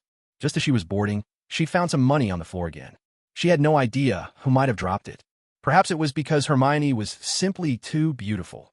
Her presence made others feel shy and self-conscious. Only someone like Malfoy, shameless and privileged, had the confidence to approach her with ease. Most of the other young wizards, even if they saw Hermione sitting in a compartment alone, wouldn't dare come over to talk. Ginny, watched by her parents, boarded the train. It was a close call. The moment she stepped on, the train began to move. She had no idea whether her unlucky brother and their idol Harry had managed to catch the train. But Ginny Weasley's worry didn't last long, because from a distance, she spotted the dazzling Hermione Granger inside one of the compartments. If not for Hermione's warmth toward her back at Diagon Alley, perhaps Ginny Weasley wouldn't have had the courage at this moment. But just thinking of that beautiful, approachable young lady, whose very scent was enough to make one swoon, gave Ginny the boldness she needed. So, Ginny Weasley finally mustered her courage, her cheeks flushing as she broke into a little run toward her. Hermione, ever sensitive to her surroundings, felt a sudden sense of danger approaching, and almost quipped, "Don't come any closer." Still, Hermione knew that her previous choice quest hadn't been completed yet. Even if Ginny Weasley didn't come over, she would have had to approach her herself. If fate brings trouble, there's no running from it. Time to bite the bullet. "Hermione," Ginny called softly. Hermione replied kindly, "Come sit with me, Ginny Weasley." With a gentle smile, Hermione asked, "Where are your brother Ron and Harry?" "I don't know. They didn't listen to your advice, Hermione, and insisted on catching the train at the very last minute. Now, who knows where they are?" Hermione chuckled. "Don't worry about them." Her gaze drifted, almost absently, to Ginny Weasley's bag. Inside was Tom Riddle's diary. Oh, how Hermione wished she could toss it into a furnace and be done with it. Just then, the system's options popped up as soon as Ginny Weasley drew near. Option 1. Tell Ginny Weasley there's a dangerous diary in her bag. Ask her to give it to you, so you can throw it away. Completing this task rewards you with a touching character trophy. Option 2. Quietly let out a fart and astonish everyone. Completing this task rewards you with the Flatulence King medal. Option 3. Use your senior status to mentor Ginny Weasley and subtly touch Tom Riddle's diary. Completing this task rewards you with +2 to basic attributes. Judging by the risk levels of the options, Hermione might have chosen option 2, though it would tarnish her image as a little fairy. But when lives are at stake, what does an image matter? Besides, even if she did let one slip, a little fairy's fart would surely be fragrant. Alas, though option 2 seemed simple, it was hardly fair to expect Hermione to pass gas on command in front of everyone. In the end, Hermione chose option 3. Option 1 seemed to solve the problem, but in reality, it would do no such thing. Option 3, though still a delicate balancing act, was something Hermione would have to face in the coming year anyway. Trying to sound as natural as possible, Hermione said, "Ginny, as your senior, the first thing I want to teach you is this. Never waste a single moment. Make the most of every spare minute to catch up on your studies." For example, right now, Ginny Weasley's eyes sparkled instantly. She had never met a girl as beautiful, hardworking, and positive as Hermione. If Ginny Weasley had known that just moments ago Hermione had considered letting out a fairy's little puff to impress her, the situation might have turned rather awkward. "Take out your textbooks. I'll help you get a head start on your studies," Hermione offered. Blushing, Ginny replied, "Oh, I couldn't possibly. Your time is so precious, Hermione." Hermione seemed to glow with warmth. "You're Ron's sister, and that makes you my sister too. Helping you is the least I can do." As she spoke, Hermione generously pulled out some delicious snacks from her enchanted ring and handed them to Ginny. At that moment, Ginny was utterly won over by Hermione. Now, even if Hermione asked Ginny to open the window and jump off the train, the little girl would probably do it without hesitation. In the original film, the focus was always on Harry and Ron, never revealing just how much pain and hardship young Ginny Weasley endured after Lucius Malfoy's trap and her encounter with Voldemort's diary. Perhaps now, only Hermione could offer her a bit of help. But only a bit. Hermione couldn't possibly stand alone against Voldemort. She had to complete her own missions, keep her true abilities hidden, and at the same time, try to save this poor girl, even if just a little. Balancing all that was no small feat, even for a Libra like Hermione. Obediently, Ginny opened her small satchel. It was filled with secondhand books, many of them worn and tattered. The little girl looked a bit embarrassed. Hermione didn't look down on her at all. Though she had found enough money to be almost rich herself, she understood the struggles of everyday life. After all, even heroes can be brought low by a single penny. With gentle care, Hermione said, "I didn't feel right mentioning this in Diagon Alley, but now that you're on your way to school." She pinched Ginny's soft, round cheek. "Since you call me sister, I can't just watch you suffer. Here's some brand new books and other materials I think will help you in your first year. They're all yours, but I can't possibly accept them." Ginny protested, shy and flustered. She knew, after all, how expensive magical textbooks were.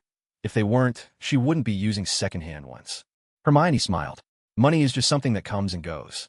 If you listen to me from now on, that's all I ask. It's nothing to me." Hermione continued to guide Ginny gently.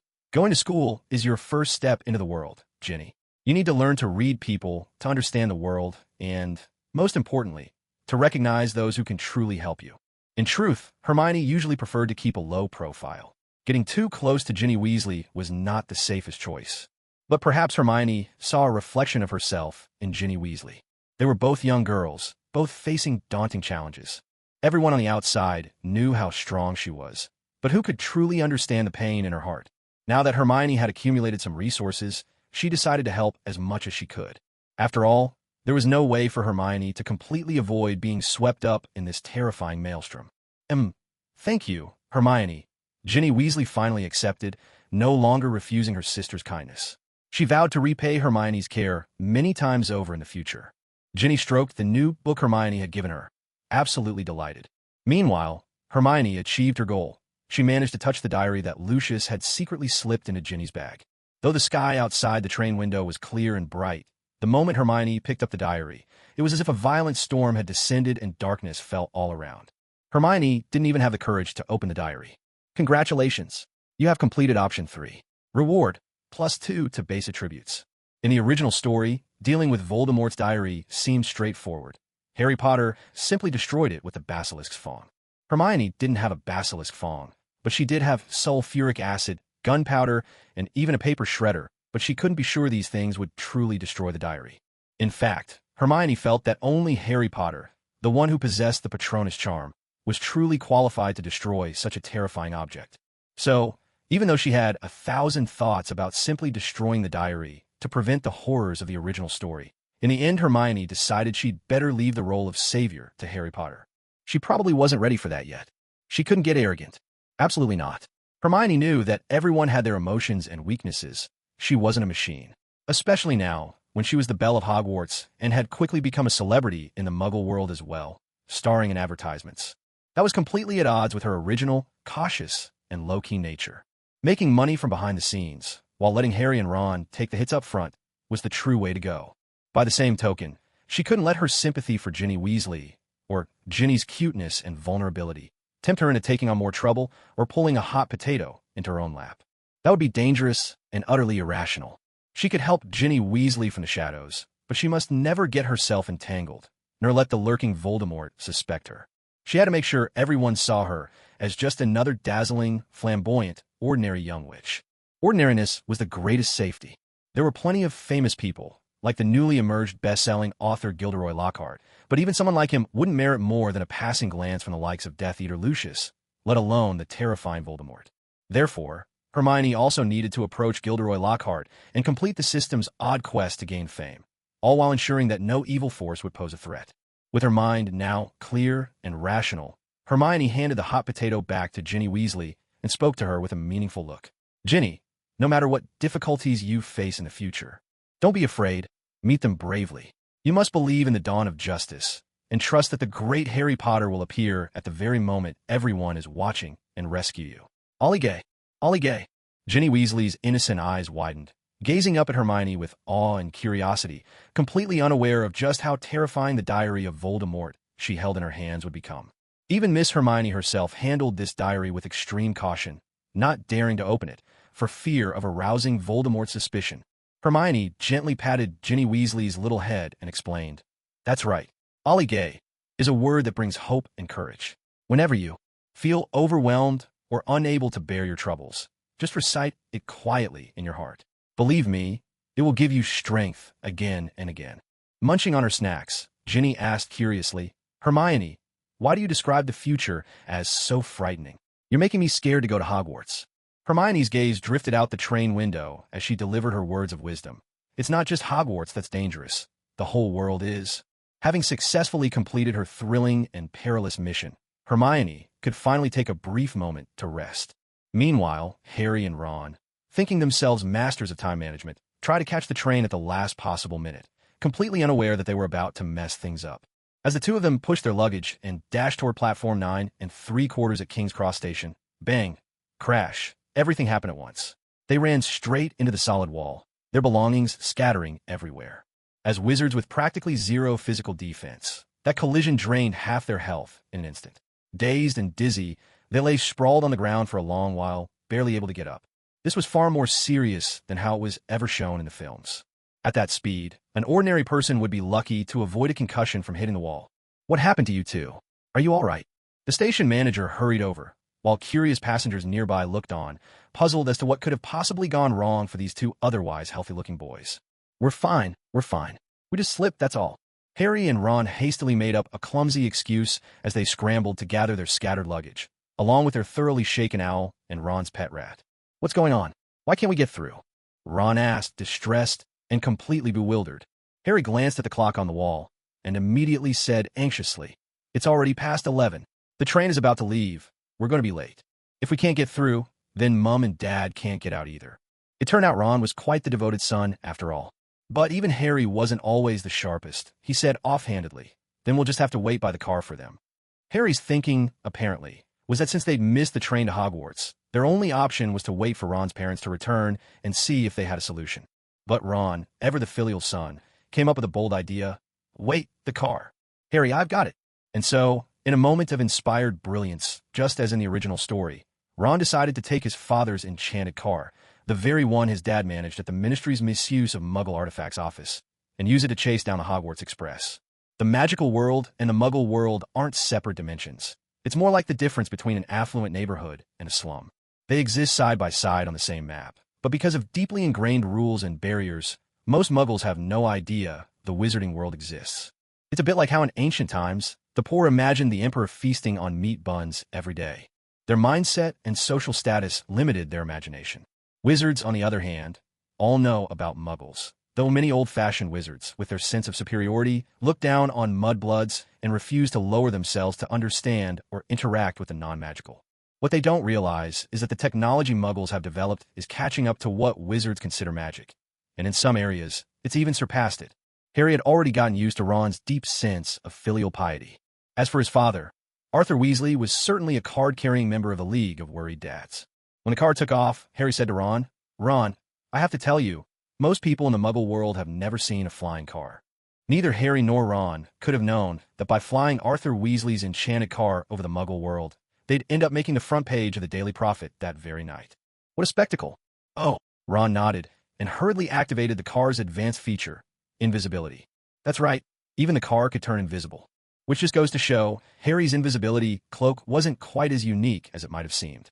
There were plenty of ways to become invisible in the wizarding world, though of course, some methods were more prestigious than others. Now that the car was invisible, everything inside it would vanish from sight as well. Harry's invisibility cloak and Hermione's invisibility garment both had this function, though Hermione's was even more versatile in some aspects. However, Harry's invisibility cloak was no ordinary artifact.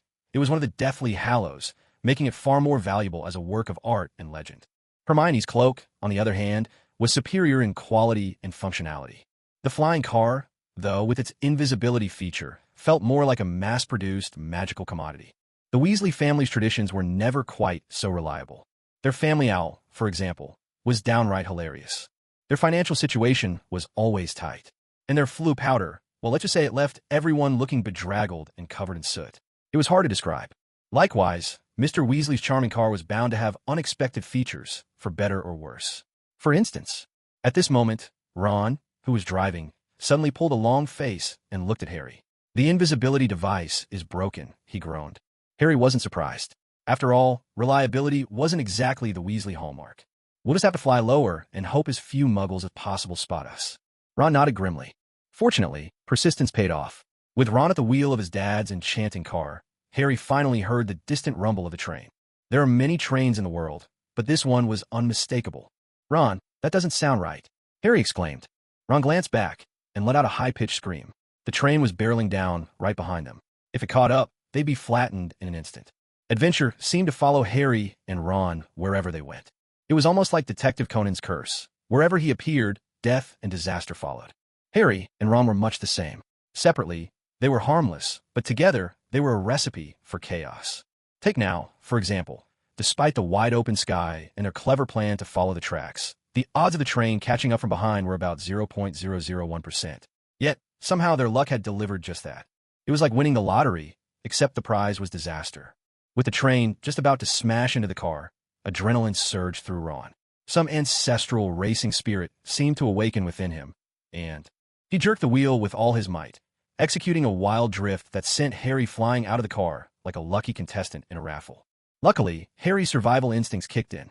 As his body tumbled through the air, he managed to grab the door handle with a desperate hand. "Harry!" Ron shouted, his voice filled with worry.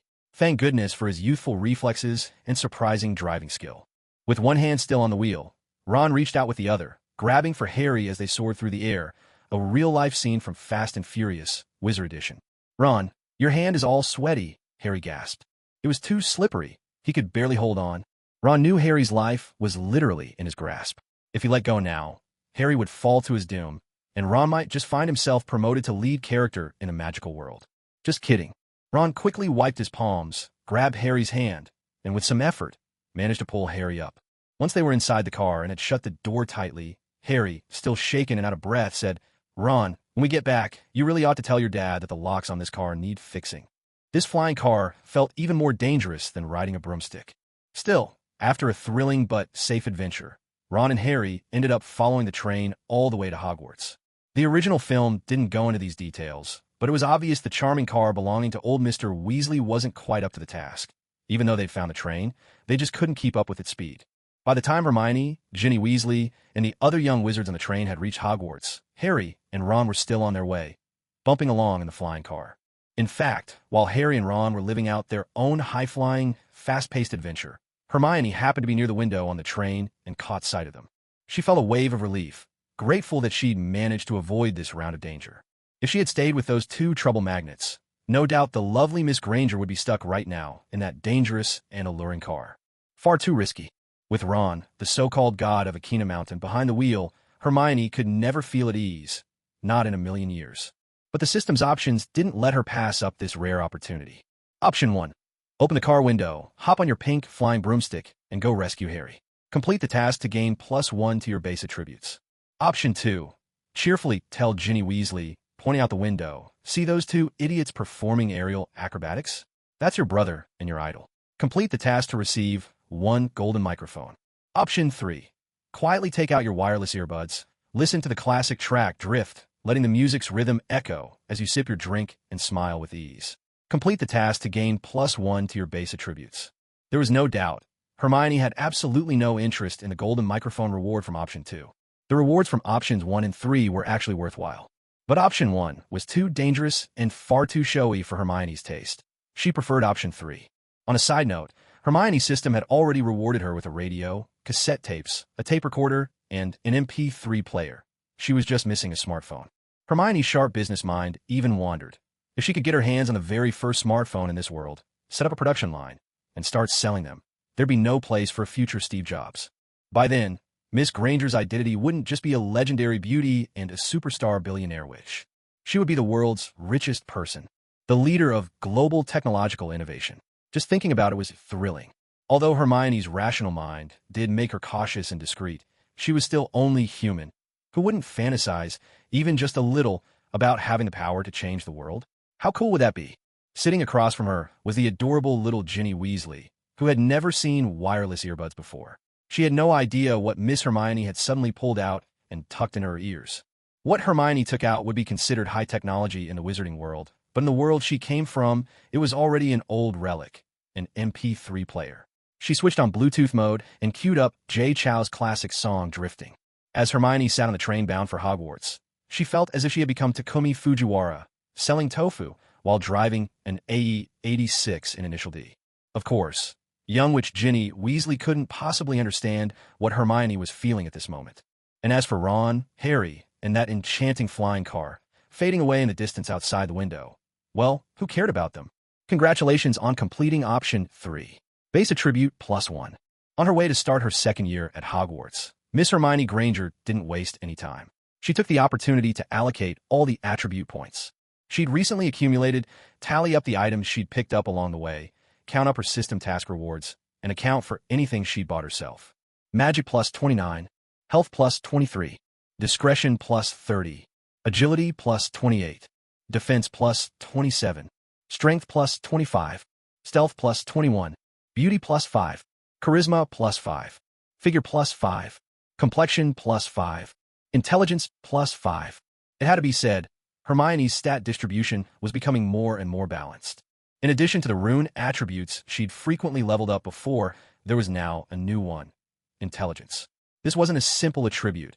It was a bit different from the standard ones. It was more like a special stat, something you could only unlock as the system itself leveled up. It hadn't seemed to be there before, or perhaps Hermione just hadn't noticed. Moreover, unlike the other attributes, intelligence couldn't be leveled up recklessly. There were restrictions. In other words, even if Hermione one day completed a world-saving quest and earned a massive windfall of attribute points, she still wouldn't be able to max out intelligence in one go. But the value of this attribute was remarkable. Not only did it make Hermione feel much clearer-headed and more mentally agile, but her learning speed also increased dramatically. It was as if, for most of each day, her brain could work at full throttle with much less fatigue. Before she crossed over, Lin Xingyun, as learning ability wasn't quite up to the real Hermione's standard in the original story. If the original Hermione only needed to recite a spell twice to memorize it, Lin Xingyun needed to recite it 3 times, which was actually quite fast. At the very least, it was much faster than Harry or Ron. But now, with the addition of the wisdom attribute, the Hermione who had crossed over finally surpassed the original Hermione in terms of learning speed. This made the traversing Hermione incredibly happy. She felt as if she was one step closer to becoming the perfect goddess. Meanwhile, things weren't going so smoothly for Harry and Ron. They received a gift from the Whomping Willow, the mighty guardian tree. Ron's dad's car, after a long and arduous journey, finally broke down. At night, just as they were about to reach Hogwarts, the car decided to give up at the last critical moment. Without warning, their trusty car crashed straight into the Whomping Willow outside the school grounds. Now, this was no ordinary tree. The Whomping Willow had a notoriously bad temper, and being rudely awakened from its slumber by Ron and Harry's car, it began furiously pounding the car with its little fists. Thankfully, the car had some defenses, or else Harry and Ron would have been squashed flat. "Harry," Ron wailed, pulling out his prized possession. "Harry, my wand is broken." Looking at the back massage, the Whomping Willow was giving their car, so intense that even the roof was caving in. Harry fought back his nerves and managed to joke to comfort Ron. "Ron, you should be glad it wasn't your neck." Even in the face of great danger, someone with a sense of humor can always find something amusing in the situation. Ron looked utterly miserable, staring at his snapped wand. If you listen closely, you could almost hear his tearful monologue. "Hello, everyone. My name is Ron Weasley. My family has always struggled. Ever since I was little, my mom told me that children from poor families have to grow up fast, for the sake of my dreams." There was no doubt about it. A broken wand meant yet another hardship for Ron's already struggling family. But this was no time to worry about wands. Boom. Clearly, the Whomping Willow enjoyed excellent job security at Hogwarts, working with extra enthusiasm as it pummeled the car, denting it into new shapes. Perhaps it was this vigorous massage that somehow jump-started Mr. Weasley's car. Just moments before, it had been as lifeless as a dead fish, surrendering to the Willow's services. Now, suddenly, its headlights blazed to life, and it roared into action right on the tree. The engine's roar mingled with the relentless pounding from the Willow. Inside, Harry and Ron felt the world spinning, and with a final crash, the car plummeted to the ground. Wham! The Willow's largest branch came crashing down. If it had connected, Harry and Ron would surely have been flattened along with the car.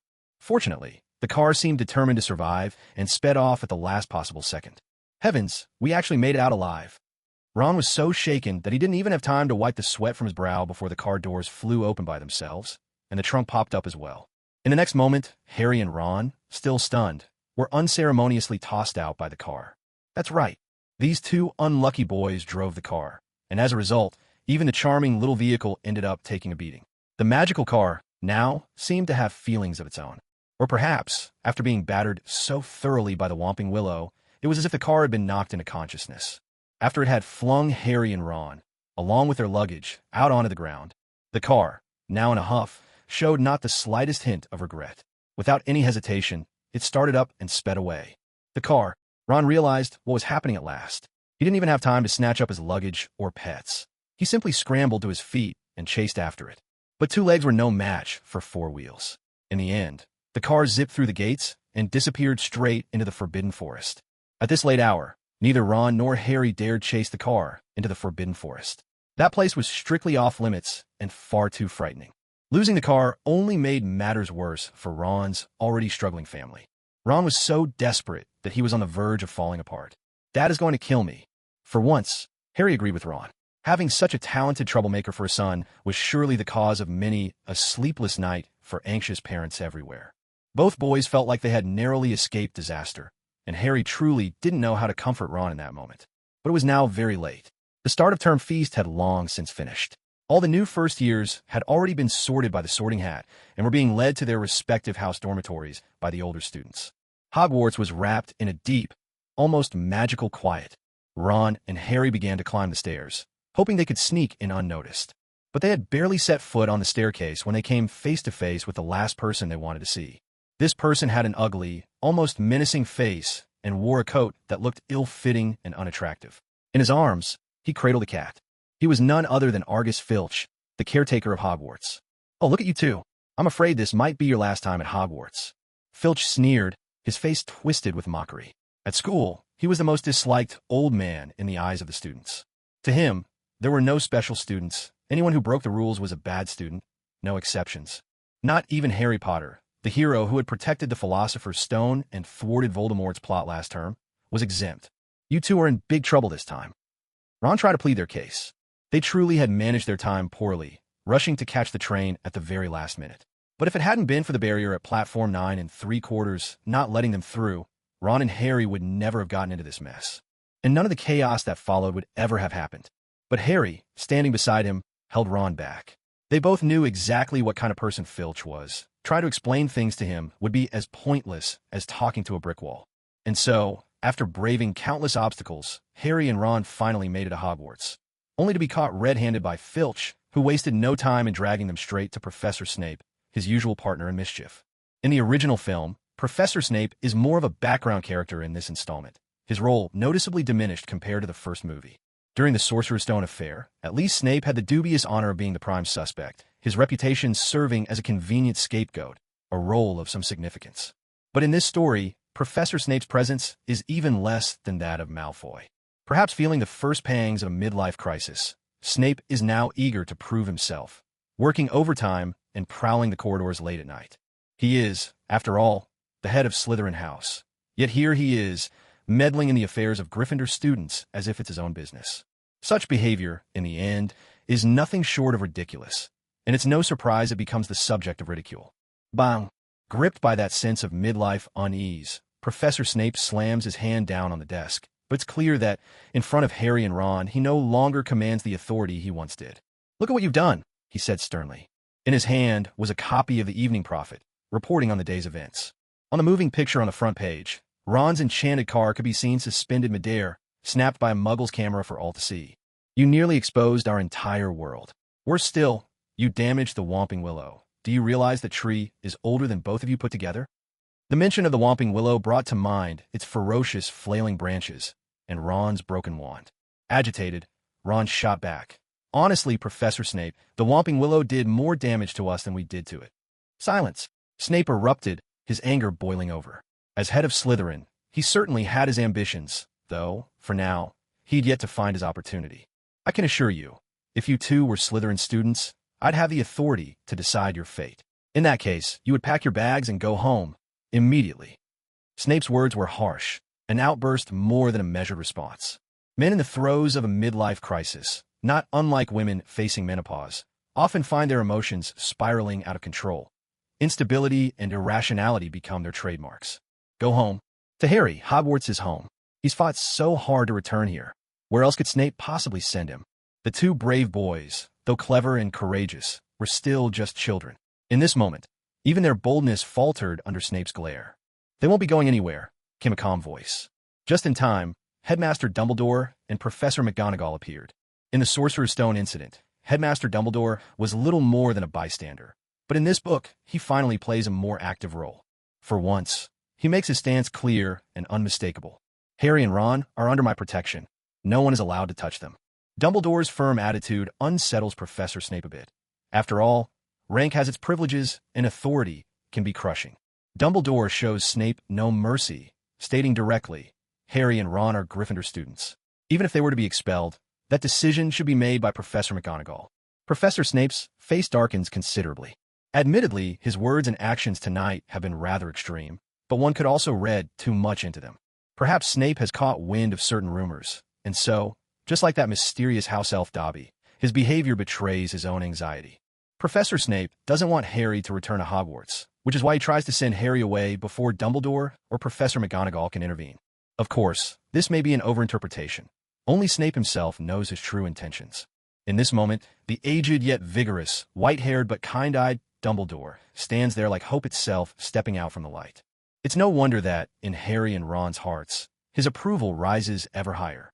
"Professor McGonagall, let's go pack our things," Ron says, his words tinged with sadness, though inwardly he may be delighted. Finally, a valid excuse to escape school. Look how cheerfully he cries. More than once in the original story, Ron confesses his fear of exams. For students like that, their grades are already an open secret. "Mr. Weasley, you needn't worry about being expelled." Professor McGonagall, surprisingly, is much kinder than usual. In contrast, Snape's actions seem downright despicable. Ron is momentarily unsure whether to be happy or sad, staring wide-eyed at Professor McGonagall. "You're not expelling us?"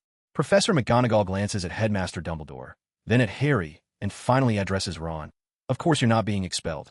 But you did break school rules and injured the Whomping Willow, so you must be punished. You'll have to do some community service for the school." Ron breaks into a grin. Such a punishment is remarkably light. Snape, standing nearby, cannot hide his shifting expressions. He looks as if he wants to speak, but in the end, says nothing at all. "All right, take your things and head back to your dormitory," Professor McGonagall says, her tone far gentler than last year's sternness.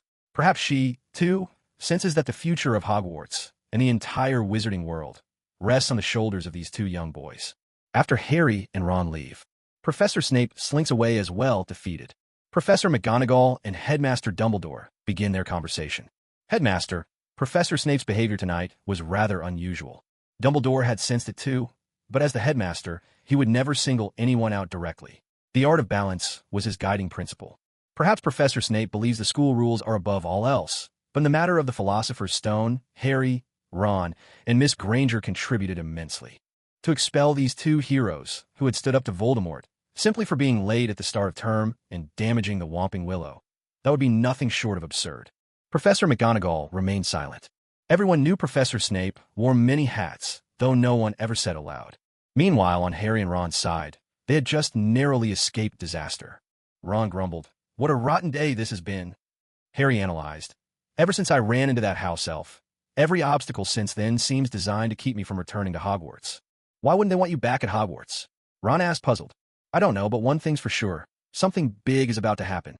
The grand, spiraling staircases of Hogwarts loomed above as the two made their way toward the Gryffindor common room, talking all the while. Hermione was well aware that Harry would be targeted this term. If she hadn't transmigrated into Hermione's body, if she weren't now dazzlingly beautiful, a peerless enchantress, she would probably have been singled out as a mudblood, just as in the original story. If it weren't for the system's quest options, she would have kept as far away from Harry and Ron as possible. But with the system's tasks hanging over her, she had no choice. It was like a student dreading school, or a worker dragging themselves to their job. Whether you want to or not is one thing, doing it is another. And as long as you do it, there are always some rewards. At least, that's enough to get by. Hermione. When Ron and Harry caught sight of Hermione, radiant as a fairy, their eyes lit up. All the grievances of the day melted away, and for a moment, they just wanted to throw themselves into her arms and have a good cry. "Hermione, you wouldn't believe the day we've had. It was a disaster. Especially just now. We were hauled in front of Professor Snape and nearly expelled."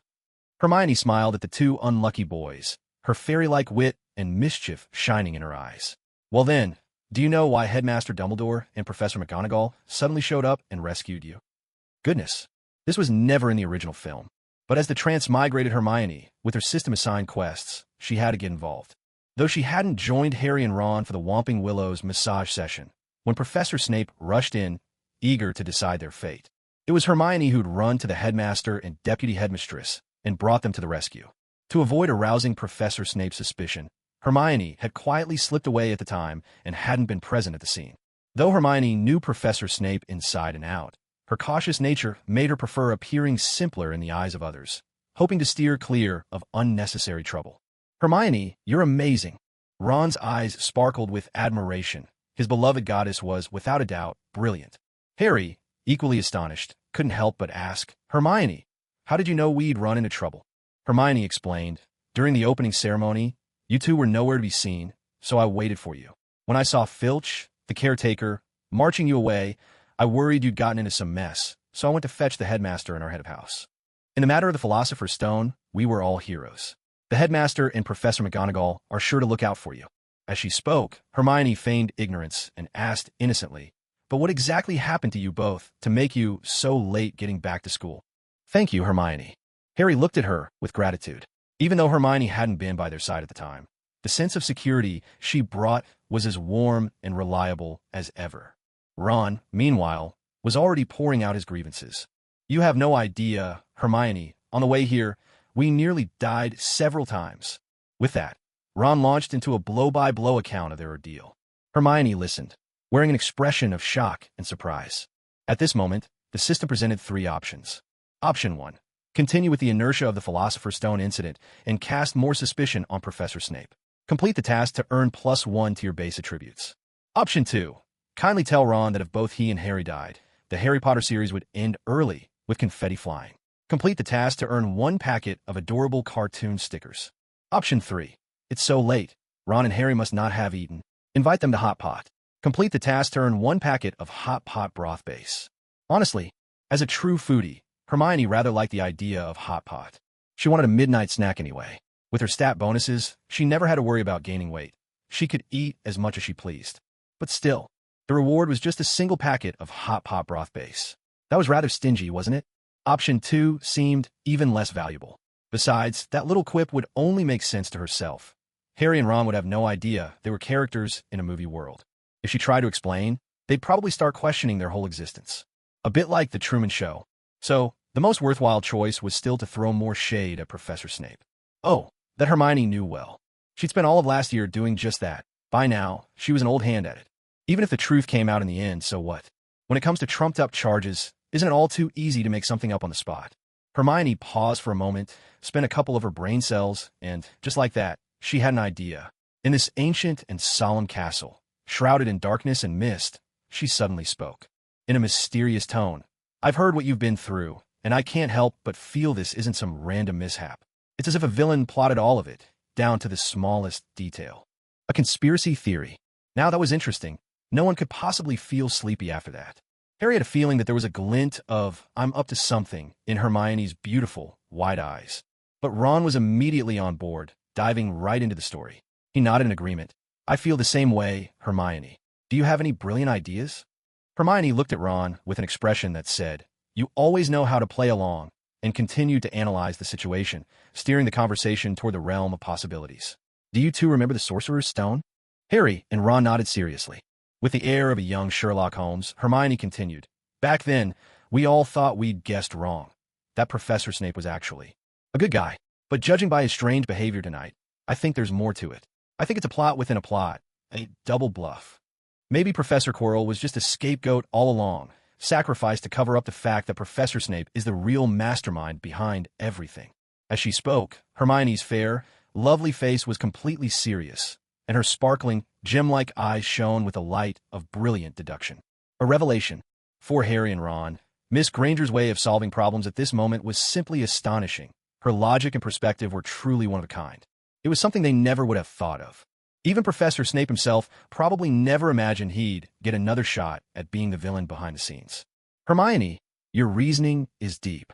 "Let me think about it," said Ron, whose mind worked a bit more simply, like an entry-level processor trying to run a massive game, struggling to keep up. Clearly, Harry's mind ran at a much higher level, processing everything quickly and efficiently. But clever, resourceful Hermione's mind was like a next-generation supercomputer, running faster than anyone could imagine. Think about it. In the Sorcerer's Stone case, it seemed like we thwarted Voldemort's plan. Hermione's mind wasn't just top-notch. Her whole presence was in ultra-high definition, her thoughts crisp and clear, her voice resonant and captivating. So Hermione wasn't just beautiful. She was born to be a storyteller. When she spoke with mystery, her voice sent chills down your spine, drawing you into the unknown. And when she was happy, her words sparkled and rang out like birdsong on a bright sunny day. When she was reasoning, she could be so rigorous that she seemed to embody truth itself, to be the answer to every question, her voice carrying an air of absolute authority, brooking no doubt. Suppose Professor Snape is actually the real mastermind behind everything. He must be absolutely furious, but in order not to reveal his identity, he's forced to swallow his anger and keep it hidden. Hermione was nearly convincing herself with her argument. And this year, it's obvious Professor Snape is planning yet another earth-shattering conspiracy. Because he's afraid Harry Potter will ruin his plans again, he's doing everything he can, openly and in secret, to get Harry expelled from Hogwarts. That makes so much sense. It really does make a lot of sense. With this analysis, even Snape's baffling meddling tonight is perfectly explained. Congratulations on completing option 1. Reward, +1 to base attributes. But Ron's train of thought was more like a 660 processor. Maybe a few glitches happen when he tries to run complex calculations. He actually came up with a rather unique question. Why do all the big events always happen at Hogwarts? Why not anywhere else? Questions like this really ought to break the fourth wall and be directed to the author of Harry Potter. Hermione's system options quickly popped up again. Option 1. Tell Harry that whether the wizarding world is chaotic or not all depends on Hogwarts. So, we should blow up Hogwarts, the source of all evil. Complete the task to receive 100 kilograms of TNT as a reward. Option 2. Ignore Ron. Continue analyzing Snape's next moves and sling even more mud at him. Complete the task to receive 2 bottles of ink. Option 3. Say you're hungry and suggest eating hot pot. Complete the task to receive a box of self-heating seafood hot pot. Alright then, none of these options seemed particularly valuable. Option 1 at least fulfilled the mischievous fantasies most kids have. The sun shines bright, the flowers smile at me, the little bird sings, good morning. Why are you carrying explosives on your back? I'm going to blow up the school. The teachers don't know. I pull the cord and run. Boom. The whole school blasts into the sky. Of course, jokes aside, even though 100 kilos of TNT sounds like a lot, if you really wanted to flatten Hogwarts, you'd need a perfectly executed demolition job. Clearly, Hermione had no experience in blowing up buildings, so she probably wasn't up for the task. Option 2 was simple enough, but the reward was just too lackluster. 2 bottles of ink. Who would that impress? So, option 3 it was. The reward might not be luxurious, but for a foodie, it was still tempting. Good food is never to be missed.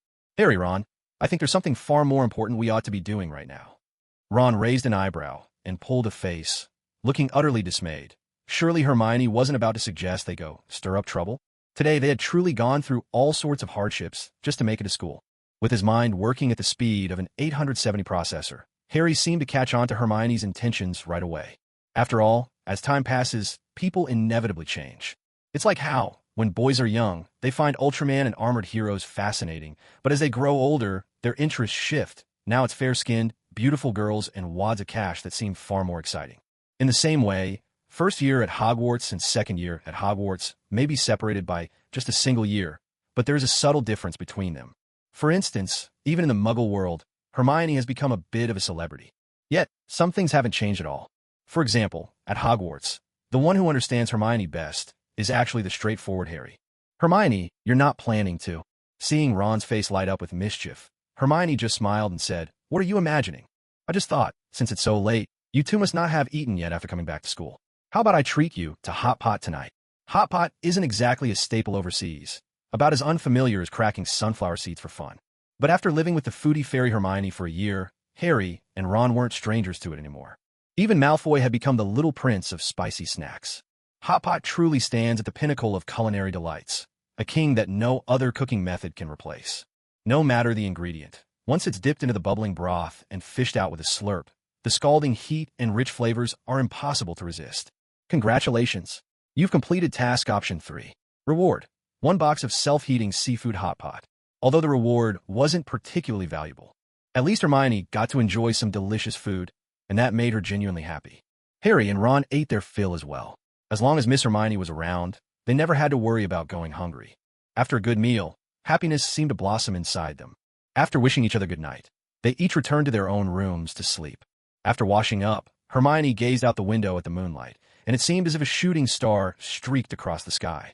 Her thoughts drifted back to the vision she'd seen in the mirror of Ariste, her longing for home. In that moment, she felt she could understand those famous lines of poetry. I lift my head to gaze at the bright moon, lower it to think of home. I raise my cup to invite the moon, and with my shadow, we become 3.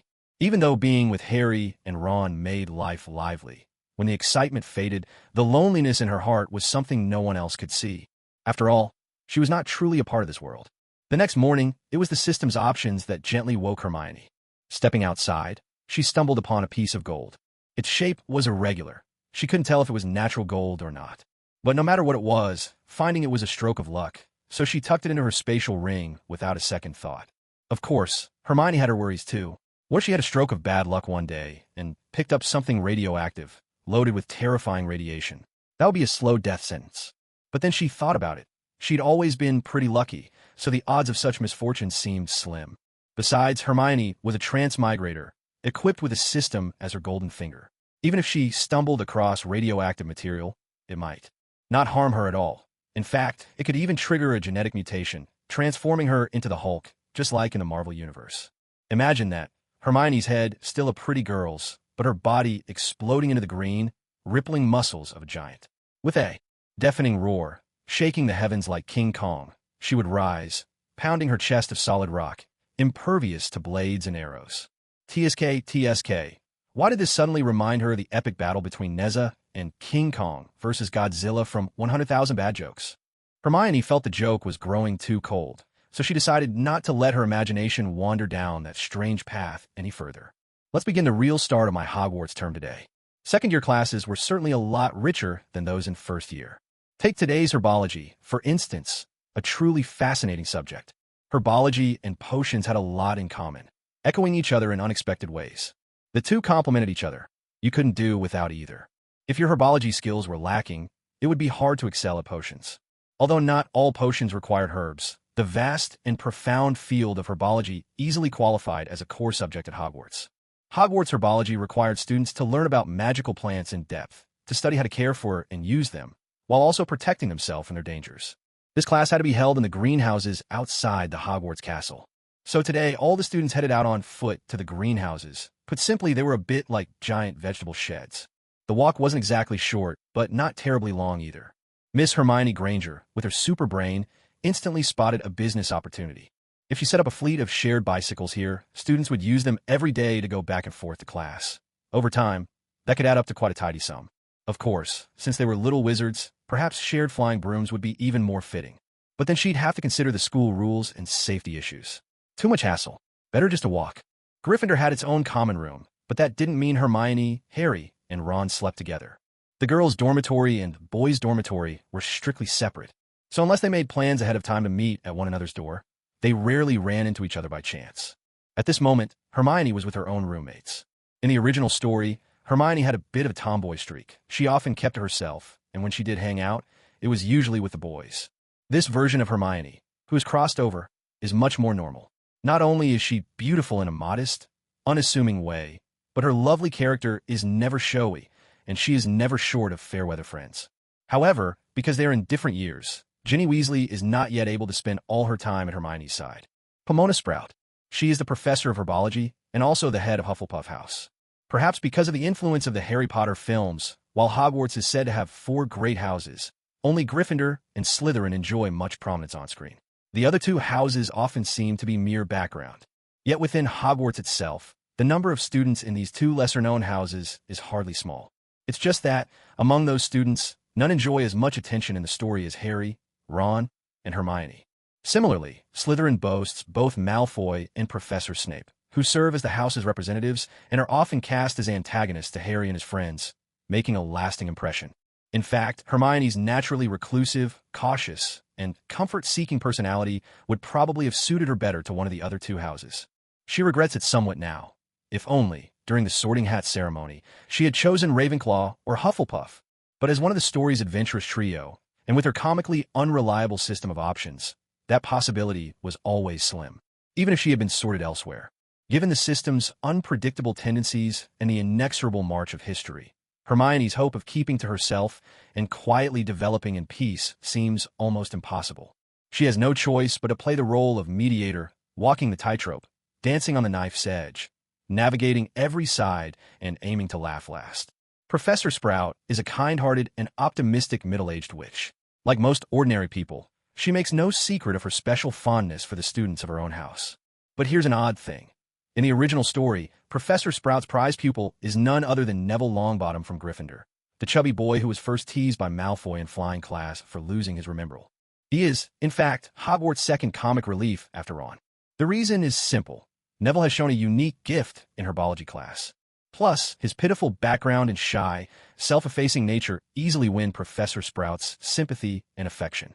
Professor Sprout is portrayed as a short, somewhat plump witch, usually wearing a thick, patchwork hat and covered in earth, paying little mind to her appearance. Yet, in the films, her image is actually quite acceptable. Now, let's begin today's lesson, Mandrix. Professor Sprout's voice is gentle and her manner is pleasant, a far cry from Professor Snape's. Now, then, can anyone tell me about Mandrix? Mandrake is a real plant in the world. It belongs to the Solanaceae family, genus Mandragora, and contains deadly alkaloids such as atropine and scopolamine. It is also known as devil's apple, sun plant, or poison apple. Its appearance is rather peculiar, and it possesses anesthetic, sedative, and hallucinogenic properties. This herb has inspired many legends. Whether in folktales or biblical stories, you can find references to mandrake. Of course, in the Harry Potter stories, the mandrake carries a different significance. In the original series, it is Hermione Granger, ever eager to prove herself, who raises her hand to answer the question. Yet in this version, Hermione, blessed with an irresistible beauty that no girl could refuse, prefers to keep as low a profile as possible. But the troublemaking system options aren't about to let her off the hook. The tree wishes for stillness, yet the wind refuses to cease. Option 1. Raise your hand confidently and tell Professor Sprout. Mandrake, from the Solanaceae family, possesses anesthetic, sedative, and hallucinogenic effects. Completing this task will reward you with a hefty encyclopedia of botanical studies. Option 2. Raise your hand high, and with the utmost seriousness and gravity, answer loudly, I don't know. Completing this task will reward you with a copy of 100,000 Ys. Option 3. Raise your hand and, with a magnetic voice laced with humor, reply, Mandrake can be ground into rat-tail juice. It clears heat and reduces fire. Eat too much, and you'll be flat on your back. Completing this task will grant you +1 to your basic attributes. Option 4. Raise your hand and say, the cry of a mandrake can cause hallucinations, but its fruit is often used to cure those who have been petrified. Completing this task will grant you +1 to your basic attributes. This detail is crucial. Mandrake serves as a vital clue in this cinematic detective story. Hermione hesitated for a moment, surprised to see 4 options before her. But not a single option allowed her to simply keep her hand down. Of these, option 1 seemed the most reliable. It matched the scientific knowledge from the Muggle world and came with the valuable reward of a thick botanical encyclopedia. Option 2 was far too silly. She dismissed it at once. As for option 3, that rat-tail juice sounded a bit too potent for anyone here to handle. Hermione decided it was best avoided. That left only option 4. Though this might expose Hermione's encyclopedic knowledge and scholarly prowess, she had always been a model student, so it wouldn't be too out of character. Professor Sprout posed her question, glancing at the silent rows of students in the greenhouse, a hint of disappointment in her eyes. She understood, of course, that only those who genuinely loved herbology and took the initiative to study further would know the answer. It was perfectly normal for most students not to. Still, as a teacher, she couldn't help but feel a faint trace of disappointment deep down. After all, the young wizards much preferred the thrilling excitement of Quidditch flying lessons and the dazzling variety of charms classes. Yet, in the darkness of disappointment, a glimmer of hope suddenly flickered to life. Such fair, smooth, and translucent little hands. Each finger, each nail, every delicate contour of the palm was a work of art. There is no doubt that in all of Hogwarts, only one person possessed such beautiful hands, the quietly stunning Miss Hermione Granger, whose beauty could take one's breath away. Professor Sprout had always held Hermione in high regard. After all, who could resist liking such a universally adored and radiant young lady? Very well, Miss Granger, would you please answer? Professor Sprout looked at the lovely Hermione with anticipation, as if waiting for her to explain, in a knowledgeable tone, how mandrakes could be brewed into an elixir to prolong one's life. The cry of the mandrake can induce hallucinations, and its fruit is commonly used to revive those who have been petrified. Congratulations on completing option 4. Basic attribute +1 awarded. Hermione's answer made Professor Sprout's eyes light up, and she seemed immediately more energetic. Excellent answer, Miss Granger. 10 points to Gryffindor. With her wealth of knowledge, Miss Granger had just earned 10 points for Gryffindor. The Gryffindor students present beamed with happiness, their eyes full of admiration for Hermione. Miss Granger is not only naturally beautiful, like a fairy descended to Earth, but she's also so outstanding in her studies. She's simply the ideal goddess. She's universally beloved, and yet keeps herself above reproach. No rumors have ever been heard about her. Truly remarkable. Professor Sprout continued, All right, everyone. Now please put on your earmuffs and follow my lead. Today's lesson is repotting mandrakes. Just as in the movie, Professor Sprout moved with practiced ease, completely at home with mandrakes. It was she, after all, who had laid the devil's snare as one of the magical defenses for the Philosopher's Stone. Though Hermione had prepared herself, when Professor Sprout actually pulled the mandrake from its pot, she still felt a wave of discomfort. The mandrake, looking like an ugly, shriveled child pulled from a tree, wore a contorted, wailing expression. Its body, the size of a plump white radish, trembled as it let out a piercing scream. Even with earmuffs on, the shriek seemed to slice right through, making everyone's scalp tingle. The magical creatures of the wizarding world were truly astonishing. Draco Malfoy was present in this class as well. In the original story, Malfoy was openly hostile toward Hermione, holding fast to his belief in blood purity and convinced that a muggle-born like her did not deserve such talent or recognition. His contempt for Hermione in the original story was plain for all to see. Here, the Malfoy boy was every bit himself. Miss Granger was simply too beautiful, her voice enchanting, and her intellect unmatched. In his mind, she was the very image of an ideal future wife. So, bold and self-assured as ever, Malfoy didn't let the fact he was a Slytherin hold him back. He marched right over to the Gryffindor table, positioning himself close to Miss Granger, showing off whenever he had the chance, striking what he thought were dashing poses. After all, humans are creatures who can hardly resist the allure of beauty. Malfoy, being both wealthy and handsome, albeit with a disagreeable personality, still managed to attract a certain type of girl who seemed to have a weakness for bad boys.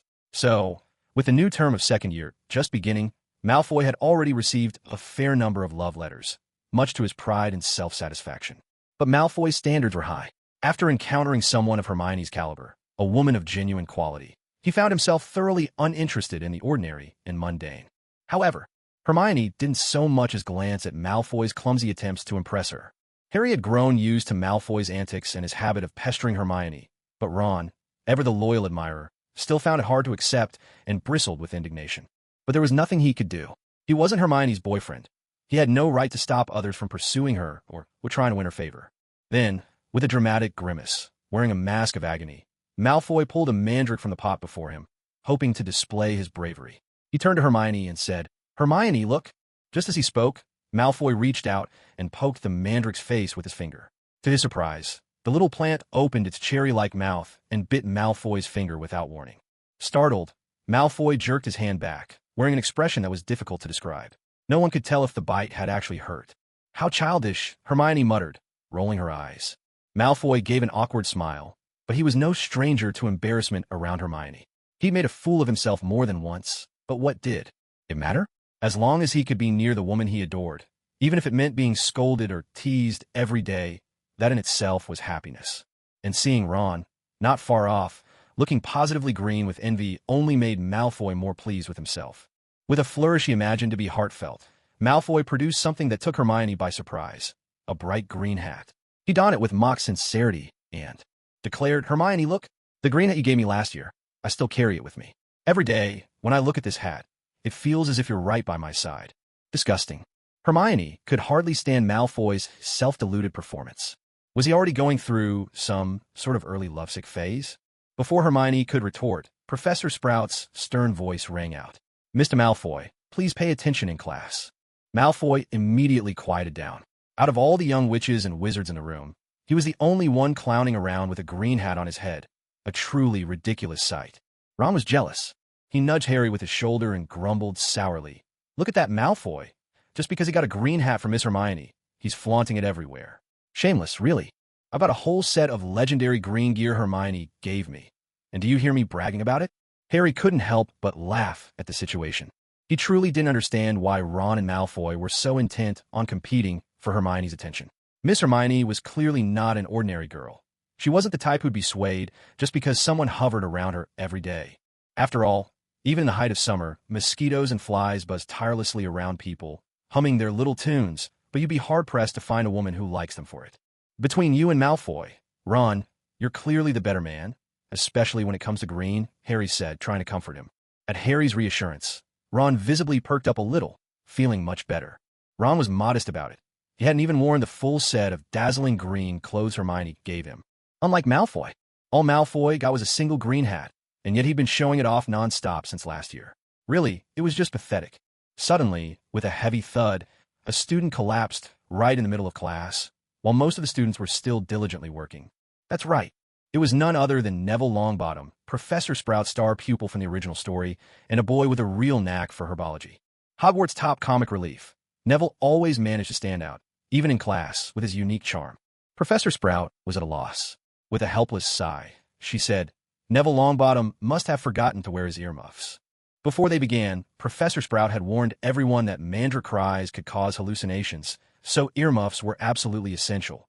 Without them, it was all too easy to fall under the spell. However, Neville's classmates quickly pointed out, Neville was wearing his earmuffs. He just fainted from fright. Professor Sprout was even more speechless. She'd never met a student quite so exasperating. And yet, as unbelievable as it sounds, Neville Longbottom would go on, in the latter part of the story, to become Hogwarts' own professor of herbology. The talent he was showing now. Well, the fact that he'd someday become a professor was nothing short of a miracle. Meanwhile, Hermione paid no attention to Malfoy and his green hat. She was completely focused on nurturing her mandrake. Although Professor Sprout could brew antidotes from these plants, Hermione knew that if she mastered this skill herself, it would be quite the useful talent for the future. So she studied with great determination. And just as Neville Longbottom fainted, Hermione's system couldn't resist chiming in with a new option. Option 1. Step out and accuse Neville Longbottom of fainting because Malfoy poisoned him, claiming that Malfoy just let out a fart so foul it knocked Neville out cold. Task reward: 1 rotten egg. Option 2: bring Malfoy over and have him give Neville mouth-to-mouth resuscitation. Task reward: 1 bottle of fresh prairie air. Option 3: continue tinning your own mandrake, ignoring Neville entirely. Task reward: 1 mandrake seed. Unbelievable. Hermione couldn't help but laugh out loud when she saw the first option. Even if it meant wrongly accusing Malfoy, he was standing a good 5 or 6 meters away from Neville. Was his fart supposed to be some kind of air cannon with pinpoint accuracy? Clearly, option 1 was too far-fetched, so Hermione dismissed it outright. Option 2 was equally absurd. As far as Hermione knew, Malfoy had yet to have his first kiss. Was she really supposed to make him perform mouth-to-mouth on Neville? Just imagining that scene made her shudder with disgust. Hermione felt a chill run down her spine. Besides, Neville had only fainted. He wasn't drowning or in shock and unable to breathe. Without any medical emergency, there was absolutely no need for mouth-to-mouth resuscitation. So, this option was also off Hermione's list. Oh, but option 3, now that was satisfying. Hermione really favored these ignore and move on choices. If only every situation she faced could come with this kind of option, life would be so much easier. Do nothing, receive the reward, and move on. What could be better? Sure enough, after a short while, studious Hermione received her reward from the system. Congratulations on completing option 3. You've received 1 mandrake seed. Maybe it would come in handy someday. Hermione found an ornate little box, tucked the mandrake seed inside, and stored it safely in her dimensional ring. And if her ring could be upgraded in the future, she might even be able to stash atomic bombs, aircraft carriers, or whatever else the system decided to reward her with. Nothing seemed impossible. After class, Malfoy came hurrying over, conspicuous in his bright green hat. Hermione, let me treat you to a meal. Hermione refused him outright. No, thanks. I'm on a diet. A diet? Malfoy, caught in the throes of a one-sided crush, was far too naive to realize this was just an excuse. Hermione simply didn't want to eat with him. It's easy for girls to come up with excuses. No matter how far-fetched they might be, it doesn't matter. In Malfoy's mind, Hermione had always been the girl with the best appetite. Yet, despite her healthy hunger, she never seemed to gain a single pound, her beauty and fair complexion unchanged. And besides, he could well afford to treat her, so he never worried about how much she ate. But dieting? That was something Malfoy never saw coming. Half an hour later, Malfoy spotted Hermione's lovely silhouette in the Great Hall at Hogwarts, which also served as the dining hall. As usual, she was carrying enough food for 2 or 3 people, all of it hearty and packed with calories. Malfoy was utterly baffled. He hurried over to Hermione, drawing curious glances from her so-called plastic friends, who blushed at the sight. After all, young Master Malfoy really was quite handsome. Hermione, didn't you say you were on a diet and would skip lunch?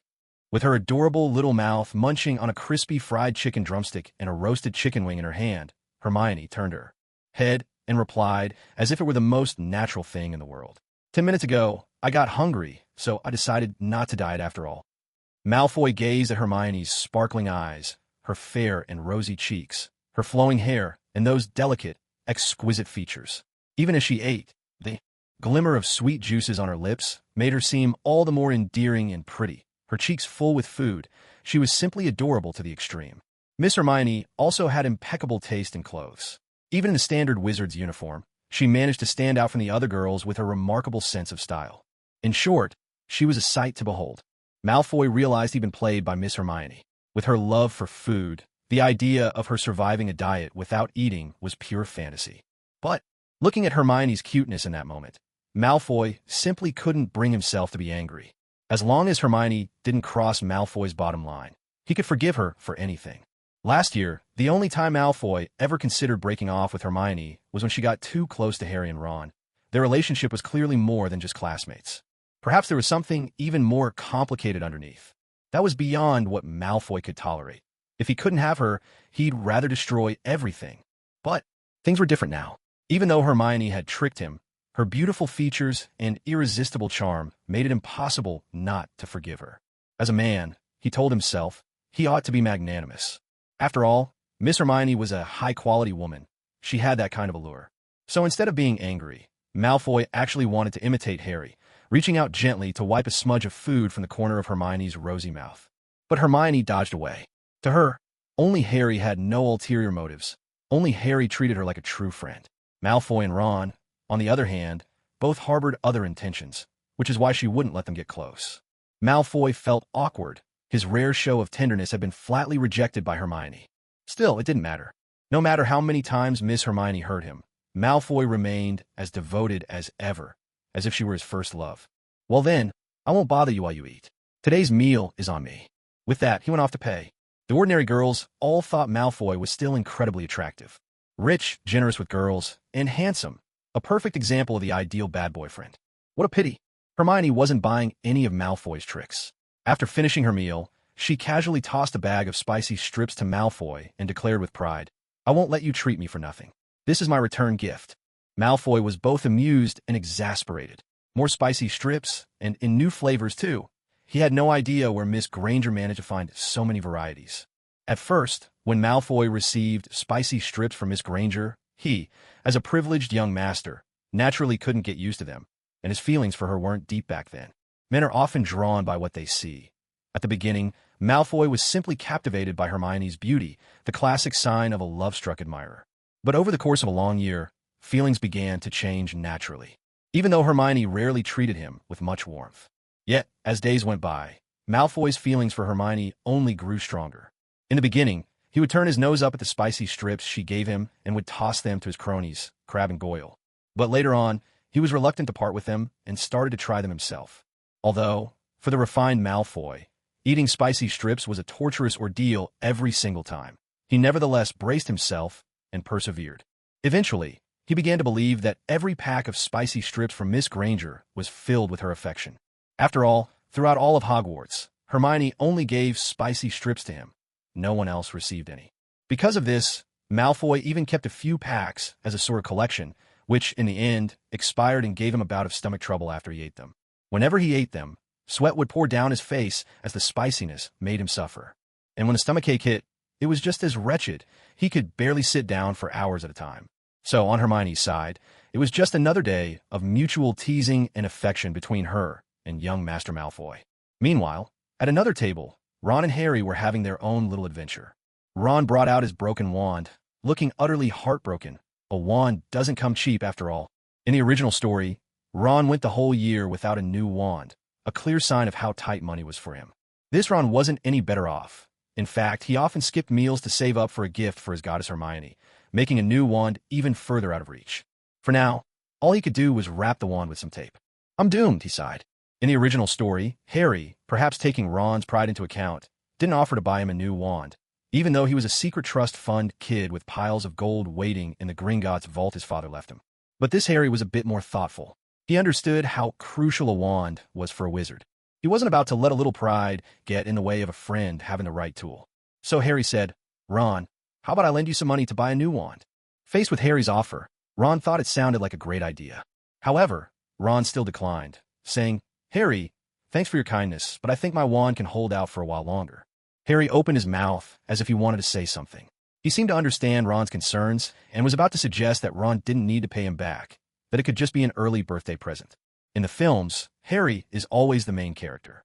When the other young wizards have their birthdays, the camera never lingers on them. But that doesn't mean they don't have birthdays at all. At that moment, a rather clumsy-looking owl came flapping its wings from afar. Look, that's Ron's owl. In the original film, perhaps to emphasize the significance of Ron receiving this letter, the ordinary students in the hall were given a close-up reaction shot. But in reality, for young wizards, receiving letters from owls is an everyday occurrence. There's really no need to make such a fuss. Of course, Hermione was different from the other students. She had her golden finger, her special system. So, as soon as that excitable young wizard started shouting, Hermione's system notification popped up again. At times, it made the lovely Miss Granger wonder if her system was just a persistent virus, popping up with prank-like options multiple times a day. She could never delete it. Her only choice was to pick one of 3, or sometimes 4, options. Option 1. Grab a bow and arrow and send Ron's owl on its next life journey, right here and now. While you're at it, start a fire and cook up some honey-roasted owl. Reward: 1 jar of premium honey. Option 2. Take Malfoy over to Ron and Harry's table and make fun of Ron together. Reward: 6 meters of Ethernet cable. Option 3. Do nothing and ignore it. Reward: +1 to all base attributes. This one's perfect. Hermione was always fond of the sit still as a mountain strategy. Option 3 was simply brilliant. So Hermione continued enjoying her meal, content to watch the scene unfold as just another bystander. With a loud thud, Ron's owl, living up to its reputation, dove headfirst into the nut dish, stumbling its way toward Ron. The sight was met with peals of laughter across the hall. Ron, embarrassed, could only grumble, "This owl is absolutely hopeless." Oh my, look, Ron's got a howler. Howlers were no joke, and the envelope itself was quite distinctive. Plenty of young wizards recognized it immediately. Hermione kept munching on her snacks, and just then, her system chimed. Congratulations on completing option 3. Reward, +1 to all base attributes. Her attribute points increased once again, now reading as follows. Magic +30. Health +25. Discretion +32. Agility +30. Defense +28. Strength +26. Stealth +23. Beauty +5. Charm +5. Figure +5. Complexion +5. Intelligence +5. Hermione was quite confident in her own looks, so she didn't add much, just enough to add a touch of charm. She was no ugly duckling. She didn't need a full makeover to be beautiful. Ron, you'd better open the letter quickly. Once, I ignored a howler from my grandmother, and the consequences were disastrous. It was Neville Longbottom, Hogwarts' undisputed first comic relief, who gave this suggestion. Ron had clearly made a serious mistake. If it had been Hermione, she would never have opened a howler in front of everyone. Hermione would have taken the letter somewhere private, so that even if she got yelled at, no one else would hear. And if it were Harry, with his protagonist's luck, by the time he received the letter, he'd already be in some secret room. But Ron, as Hogwarts' second comic relief, seemed destined for embarrassment. At this moment, Ron's fingers trembled as he gingerly opened the howler. Ronald Weasley. People only call you by your full name when they're furious. The power of a howler lies in its ability to capture the sender's emotions and voice, like a magical voicemail, and deliver them with full force.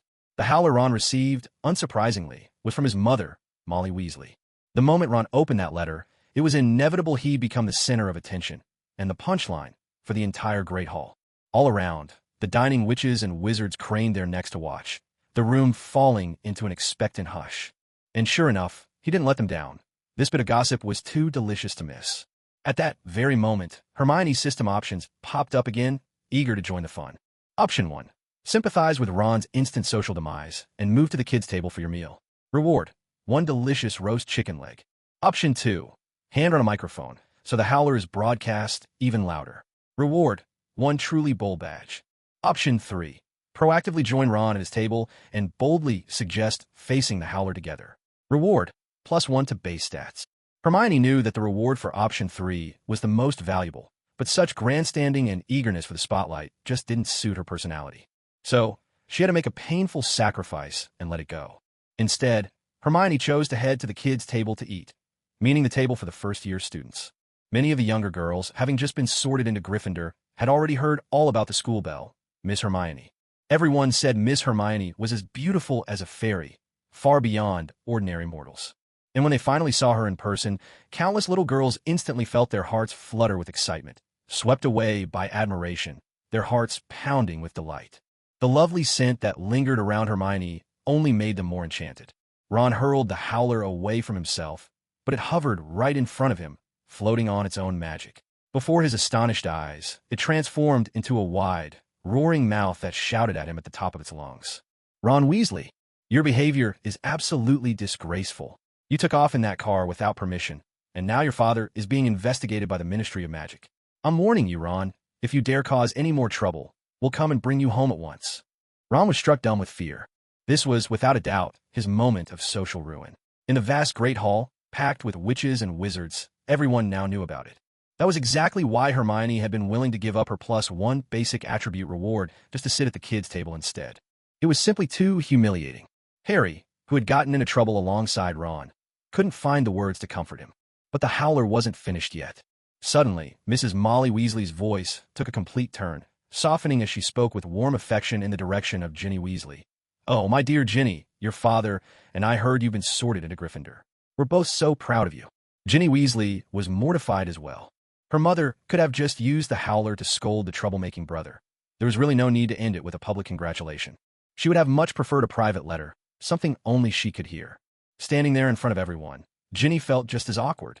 With a final dramatic flourish, the red howler tore itself to shreds, as if venting its last bit of fury at Ron. For a moment, the Great Hall erupted in laughter. Ron was now the talk of the school, and he could pretty much kiss his dating prospects goodbye for the entire year. No younger or older girl will be likely to confess to him anytime soon. Even after the commotion died down, the young witches and wizards kept chattering about it with great relish. Ron felt he had never been so utterly humiliated in his life. Later, it dawned on him. Why on earth had he chosen to open that howler in the middle of the Great Hall at lunchtime? He should never have listened to Neville Longbottom. Neville really was a trouble magnet. Ron Weasley had proven, in the most public way possible, just how disastrous it could be to take advice from someone like that. All Ron could think was, if only Hermione had been nearby, she would never have let him open it right there. Even opening it in the hallway would have been better than in the bustling dining hall. He looked up and spotted Hermione's graceful figure at the kids' table. The first day of classes was always filled with excitement. Last year around this time, the afternoon flying lesson had been a memorable occasion for Neville Longbottom, the king of mishaps. This year, it seemed, would be just as unforgettable for him. During the morning's herbology class, his exceptionally high talent in the subject proved to be a double-edged sword. He fainted outright from the screech of the mandrake. In the afternoon, it was time for defense against the dark arts with a new professor at Hogwarts. It seemed the original story held a certain bias against the teachers of this subject, much like the way Slytherin House was often portrayed. If someone was from Slytherin or happened to be the defense against the dark art professor, chances were they'd turn out to be a villain. Just last year, Voldemort's temporary Horcrux, Quirinus Quirrell, had filled this role. Professor Quirrell had met his end in the name of Voldemort's resurrection. This year's new defense against the dark arts professor, however, was something of a celebrity. He'd been spotted at Flourish and Blots in Diagon Alley, hosting a shamelessly ostentatious book signing. His name, Gilderoy Lockhart. Hogwarts stands eternal, but the defense against the dark arts professors come and go like water. Inside the classroom, the young witches and wizards eyed their new professor with a mixture of curiosity and suspicion. They hadn't forgotten last year's Professor Quirrell, a man who had turned out to be a villain. No one knew what to expect from this year's new arrival. Gilderoy Lockhart made his entrance in a dazzling ensemble, his head held high, chest puffed out, strutting like a proud rooster, radiating smugness and confidence. Children, I am your new defense against the dark arts teacher. You may call me Gilderoy Lockhart. Now, allow me to introduce myself. Internationally acclaimed wizard and author, recipient of the Order of Merlin, 3rd class, honorary member of the Dark Force Defense League, and 5-time winner of Witch Weekly's Most Charming Smile Award. Of course, when I defeated the Banshee and the Vampire, it wasn't just my dazzling smile that did the trick. It was clear that Gilderoy Lockhart saw the classroom as his personal stage. In the original story, young Miss Hermione had developed a fondness for him, swept away by his charisma. But here, Hermione's face remained impassive, as if she were watching a clown perform. Sure enough, the system's viral pop-up appeared once more. Option 1. Use an auto-tuned loudspeaker to shout, Gilderoy Lockhart, you little hack, you have no real skill. You're nothing but a fraud. Complete to receive 1 auto-tuned loudspeaker as a reward. Option 2. Use the auto-tuned loudspeaker to shout, Gilderoy Lockhart, you may not be human, but you're truly a dog. Complete to receive 1 princess badge as a reward. Option 3. Use the auto-tuned loudspeaker to say to Gilderoy Lockhart, by the highest honor of the magical Barber clan, I grant you the privilege of kissing my right foot. Complete to receive a pair of crystal shoes as a reward. Option 4. Remain silent and receive a gold ingot as a reward. To be honest, ever since Hermione had accepted the virus-like system, she could understand the logic behind Option 2. As for Options 1 and 3, those were simply too outrageous. Although there was a certain urge to try it out, how could Miss Hermione, our dignified and well-bred lady, ever be that sort of person? Could it be that she would gracefully lift her right foot, strike a regal queen's pose, and let Gilderoy Lockhart, in true knightly fashion, kneel on one knee and kiss it? Just imagining such a scene was utterly revolting. As for why she strongly resonated with Option 2, it was mainly because, as the new defense against the dark arts professor, Gilderoy Lockhart's very first lesson was simply a disaster, truly a spectacle of incompetence. The way he was portrayed in the original film captured his absurdity perfectly. So Hermione very much agreed with Option 2, but as for shouting it out through a voice modulator in front of everyone, that was simply something she couldn't bring herself to do. The idea of her live streaming and rapping was just too embarrassing. It would be no less mortifying than breaking into a spontaneous dance, arms flailing, or tossing handfuls of cement like confetti. Luckily, there was Option 4, which allowed Miss Hermione to preserve her dignity. Silence is golden. While the other young witches and wizards kept quiet to listen to the new professor, Miss Hermione was silent to complete her chosen task. Congratulations on completing Option 4. Reward: 1 gold bar. Hermione examined the weight and purity of her reward. Not bad at all. It felt satisfyingly heavy in her hand. She tossed it into the vault of her spatial ring. By now, Hermione's stash of gold had grown larger than the fortune Harry Potter's late father had left for him in Gringotts.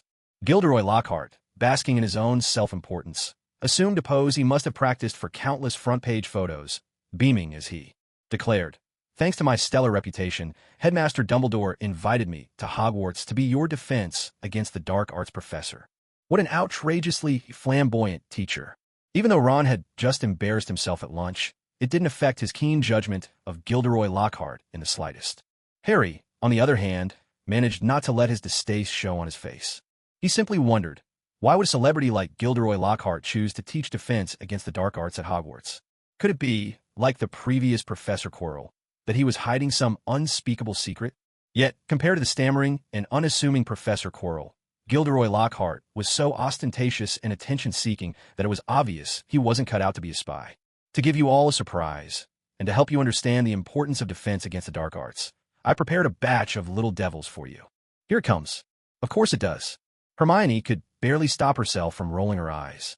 This defense against the dark arts professor was not only all talk and no action, but also a master of causing chaos. He had actually prepared 2 large cages. One had to admit, for today's lesson, he'd really gone to some lengths. The cloth covering the cages were whisked away, revealing a swarm of tiny green imps crammed inside. The little imps looked hideous, each with a twisted, mischievous expression. Though they were only the size of a palm, every one of them sported bat-like wings, making it clear they were up to no good. No one could quite figure out where Gilderoy Lockhart had managed to gather so many of these creatures. Oh my goodness! Cornish pixies! What does the professor plan to do? It seemed there were still some well-informed young witches and wizards among the students. That's right. Exactly, these are Cornish pixies, the most terrifying little imps in the world. Don't you dare underestimate them. Surely, these must be prankster demons. So tiny, barely the size of a hand. Gilderoy Lockhart continued his performance, announcing, "But there's no need to be afraid. As long as I'm here, you'll all be perfectly safe."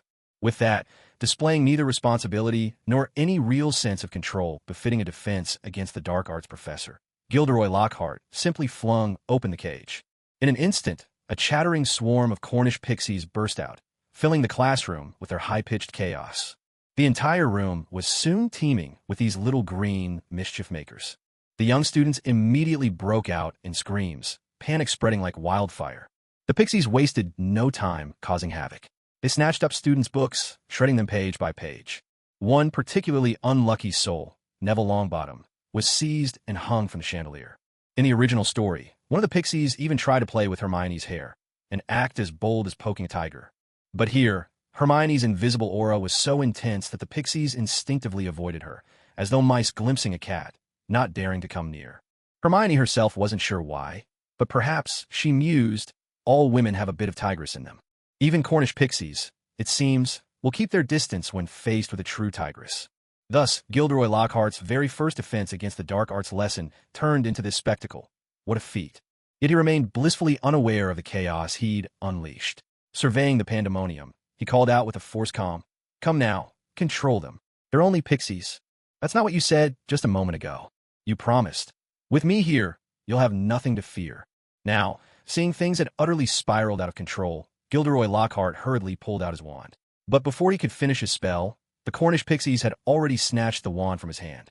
For a wizard, no less, a defense against the dark arts professor, this was truly shameful. Worse still, the pixies proved even more adept than Lockhart himself. One waved his wand like a pistol, and with a loud crack, shot down a chain suspended in midair. Hanging beneath that chain was a dinosaur skeleton. Crack! The little dinosaur skeleton crashed straight down, shattering into pieces. Fortunately, it didn't hit the flowers or plants. At this point, Gilderoy Lockhart was completely flustered. He finally realized he wasn't just out of his depth. He was utterly helpless. Scenes like this were far beyond his control, with mischievous pixies causing havoc everywhere. Even the portrait on the wall, bearing his signature charming smile, was snatched up by the little devils for their amusement. Lockhart tried to snatch it back, only to find it impossible. Alone, he was no match for even 2 Cornish pixies. True to his reputation, Gilderoy Lockhart's first instinct in the face of disaster was not to save the day, but to save himself. Turning around, he shamelessly said to Harry and Ron, "I'll leave this to you." And with that, he dashed off, disappearing without a trace. What a peculiar teacher, Harry and Ron were left utterly speechless. He'd set a new low. But with so many Cornish pixies still causing mayhem, Harry and Ron didn't even have time to voice their complaints. Miss Hermione, the fearsome tigress of the trio, was suddenly presented with system options. Option 1. Things aren't lively enough. Set off fireworks and firecrackers to celebrate with the Cornish pixies. Complete the task to receive 10 kilograms of fireworks and firecrackers as a reward. Option 2. Take out the disco gear and throw a dance party with the Cornish pixies. Complete the task to earn the party MVP medal. Option 3. Draw your wand and resolve the situation in a single move. Complete the task to gain +1 to your base stats. Goodness. Unbelievable. Option 1's fireworks and firecrackers. What a wild idea. Option 2, a spontaneous dance party? That image was so absurd Hermione could hardly picture it. That left only option 3. Even though it meant revealing her true abilities, it was the most sensible choice. In the original story, Hermione also solved the problem in one stroke. But with the help of her system's golden finger, this version of Hermione was even stronger than her canon counterpart. Hermione swiftly pulled out her wand of wailing wind and chanted, "Freeze, all of you." It was a powerful spell. Countless Cornish pixies immediately hung, suspended in midair, frozen in every imaginable pose, unable to move an inch. Congratulations on completing option 3. Reward, +1 base attribute. Harry and Ron stared at Hermione in shock. In the original story, they hadn't said much, but here they were clearly astonished. Hermione, that was amazing. You're incredible, Hermione. Nothing special, third in the world, just a regular day. Hermione offered a modest smile. Let's get all these little devils back in their cage. Harry and Ron nodded in agreement. All around, the other young wizards gazed at Hermione with admiration and awe. Only Neville Longbottom, still suspended in midair, complained with a touch of sorrow, "Why am I always the one who gets the short end of the stick?" Hogwarts seemed to show a rather blatant favoritism towards its teachers. Gilderoy Lockhart had caused a huge mess in his very first class, scaring a number of young wizards and even causing some damage. Yet, astonishingly, Gilderoy Lockhart didn't receive any serious punishment. On the contrary, he continued to make appearances around Hogwarts as if nothing had happened. A few days later, because of a task from the system's options, Hermione found herself temporarily spending time with Ron. Ron couldn't have been happier about this turn of events. But Hermione's gaze drifted toward another corridor, for her task was to wait here for the next event to be triggered. Sure enough, the members of the Gryffindor Quidditch team soon appeared, walking together. Leading them was the very familiar Oliver Wood. This year, however, he seemed much more worn out, perhaps nursing a broken heart, or maybe just addicted to late nights. Compared to the sunny, handsome lad he'd been last year, he was still tall and striking, but there was a new restlessness in his eyes. I spent the entire holiday planning new Quidditch drills. We have to be faster, fiercer, and better than before. Yet, as any boy grows up, he inevitably faces far more headaches. And right now, a new headache was approaching. The Slytherin Quidditch team, dressed in colors totally at odds with Gryffindor's, was heading toward the same destination. The two teams met head-on. "What's this about?" "We reserved the pitch for practice today," Oliver snapped. "Relax, Oliver Wood. We have special permission from Professor Snape himself," came the smug reply. "Professor Snape again? That guy always him." At Hogwarts, professors wielded considerable authority and enjoyed all sorts of privileges. This only made Oliver Wood's headache worse. But the Slytherin Quidditch captain, unlike last year when he'd been all bluster, now seemed a bit more approachable. He even took the initiative to show Oliver Wood a document signed by Professor Snape, granting them permission. Oliver, already fuming, managed to stifle his anger and asked, "Training a new Seeker? You got a new Seeker? Who is it?" At that moment, the Slytherin team parted to reveal the unmistakable figure of Draco Malfoy, the wealthy heir. Draco looked utterly pleased with himself, staring across at Harry and Ron with a haughty, provoking glint in his eyes. Anyone who's been to school knows that fights often break out over the affections of a beautiful girl. In the original story, perhaps Draco's rivalry with Harry and Ron was simply because they couldn't stand each other. But here, Malfoy's hostility toward Harry and Ron carried an extra layer. He was vying for the right to win over the lovely Miss Hermione. If Malfoy could outshine Harry and Ron on all fronts, then both glory and the beautiful girl would surely be his. Since ancient times, beauties have always been drawn to heroes. Only a rare few, like Wu Dalong, managed to marry a beautiful wife through sheer luck, but even then, his fate turned out to be rather tragic. "It was me." Malfoy's attitude was nothing short of arrogant.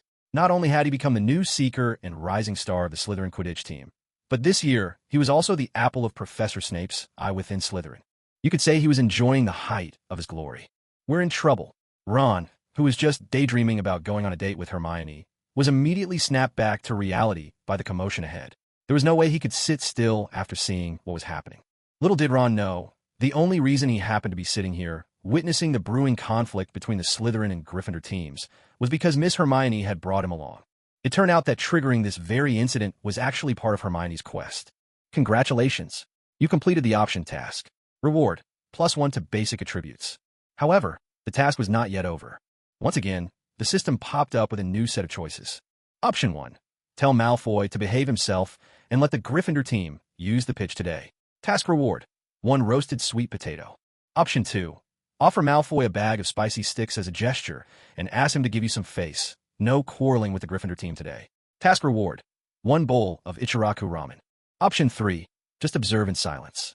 Task reward, +1 to basic attributes.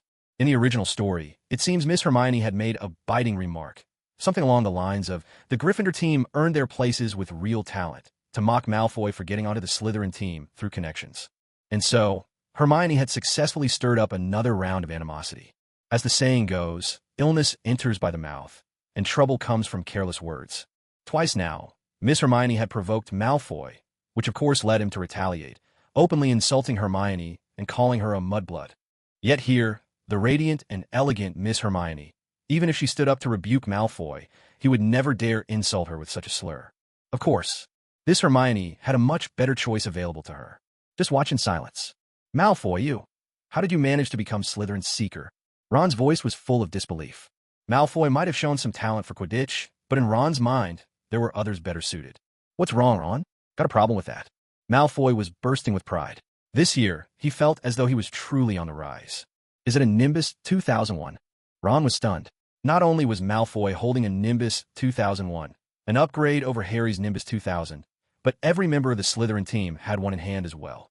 It was the latest model, faster, steadier, and, of course, far more expensive. What's the matter? Why so surprised? Jealous are you, poor boy? Malfoy mocked Ron mercilessly. This little bit of money means nothing to my father. Ron, you penniless pauper, let me give you a word of advice. You'd better keep your distance from Miss Granger in the future, because you're simply not worthy. Ron's face darkened with embarrassment. Harry stepped forward and said, Malfoy, you've gone too far. Being rich isn't something to brag about. Malfoy, seemingly aware that Harry was secretly wealthy as well, chose not to argue with him about money. Congratulations on completing option 3. Basic attribute, +1 as a reward. Meanwhile, Miss Granger had just completed her task of watching quietly without speaking. At that moment, Malfoy strode over on his own accord, his eyes fixed intently on Hermione's beautiful face, his infatuation utterly plain for all to see. Lovely Miss Granger, today is my very first day training as Slytherin Seeker. I sincerely invite you to come and watch. Hermione was about to decline when the system options suddenly popped up. Option 1. Agree to Malfoy's invitation, but ask him to prepare a grand sedan chair with drums and gongs for your arrival. Completing this task rewards you with a red bridal veil. Option 2. Agree to Malfoy's invitation, but request that he gift you a Nimbus 2001 broomstick. Completing this task rewards you with a premium tin of green tea. Option 3. Refuse Malfoy's invitation and demand that he apologize to Ron. Completing this task rewards you with +1 basic attribute. In the original story, Malfoy insulted Hermione as a mudblood, and Ron bravely stood up for her, wand in hand, ready to teach Malfoy a lesson for his rudeness. From this small detail, it's clear that Ron truly cares about protecting Hermione. Though, as we know, things were rather tough for him afterward. Options 1 and 2 are clearly biased in Malfoy's favor. Especially option 1. It's simply absurd. Of course Miss Granger would never choose that, but option 3, asking Malfoy to apologize to Ron for her sake, wasn't quite what Hermione wanted either. If there had been a fourth option, Hermione would have preferred simply to observe quietly, saying nothing. But with only 3 choices, she could only pick the best among them. Hermione stepped forward, cleared her throat, and said, Malfoy, it's your first Quidditch training. What's there to see? I'm not going. And another thing, as fellow students at Hogwarts, how could you insult Ron for being poor? That's most ungentlemanly. You've greatly disappointed me, so you must apologize to Ron. Malfoy hadn't expected Miss Granger to so openly take Ron's side, and for a moment his mood soured. After all he'd done to impress Hermione, not only did she embarrass him in front of everyone, but she also wanted him to apologize to Ron. Jealousy and anger surged inside Malfoy, his face flushing with rage. Meanwhile, Ron was so moved that tears welled up in his eyes. As he grew older, he was beginning to understand just how much money could matter to a man. Because whether it's the Muggle world or the Wizarding world, 99.999% of things can be bought with money. Money is just too important. To call someone a pauper, that's about the greatest insult you can hurl at a man. Without money, it's as if you've lost 99.999% of everything. Hermione, I do like you, but don't push your luck, Malfoy said, fighting to keep his anger in check. I want to take back what you just said, right now. At this moment, Malfoy looked every bit like a boyfriend quarreling with his girlfriend. He'd really gotten into the role. But Hermione hadn't. She still had a mission to accomplish. Words, once spoken, are like water that's been spilled, Malfoy. You were the one who lost your manners first. You owe Ron an apology. You filthy mudblood. Don't think that just because you're a little pretty, you can boss me, Draco Malfoy, around. Bold words. This was the second time Malfoy had torn all pretense with Hermione. He was at the end of his rope. What kind of person was he, after all? As a spoiled scion of privilege, Malfoy had already put up with more than enough, all for Hermione's sake. But even he had his limits. Inviting Hermione to dinner, she could refuse because she was dieting. That was fine. Expressing his affections, she didn't have to accept. That too was fine. Even the fact that Miss Granger was always off playing with Ron and Harry, he could let that slide. But today, in front of all these people, Hermione wanted him, a proud, noble Malfoy, to apologize to Ron, a poor boy from an ordinary wizarding family. Wasn't that just a little too much? How could Hermione be so heartless, so ruthless? Malfoy wanted revenge. He wanted to hurt Hermione, to say the most cutting words, to make her regret it. Mudblood. In the original story, that word was enough to bring Hermione to tears. But this Hermione merely looked on with disdain. Birth is fate. What's there to be upset about? Cats, dogs, cockroaches, toads. Did any of them get to choose where they came from? Once you see the truth behind everything, you realize there's really nothing to it. What matters most is luck, and whether or not you have a cheat code. Hermione had luck, beauty, and a golden finger. So what if her birth was a little less than noble? If you can't be born into wealth, you can always make your own fortune. Malfoy's furious shouts of mud blood didn't bother Hermione in the slightest. But Ron, utterly moved by Hermione standing up for him, was now ready to fight for her sake. When Malfoy called him a pauper, Ron could take it. After all, he'd never known what it was like to be rich. But to insult Hermione by calling her a mudblood, that was going too far. Ron immediately drew his wand and shouted, "Malfoy, you're going to pay for your disrespect. Eat slugs." Thankfully, Ron hadn't gone so far as to say, "Eat shit." Otherwise, the consequences would have been far too gruesome to imagine. Ron himself didn't even know where he had learned that spell. It was rather impressive. The words barely left his lips before the magic sprang to life. Ron's abilities had clearly improved since his first year. Unfortunately, though his spell succeeded, his patched-up wand, repaired with tape after it had broken, was not up to the task. At the crucial moment, the spell rebounded.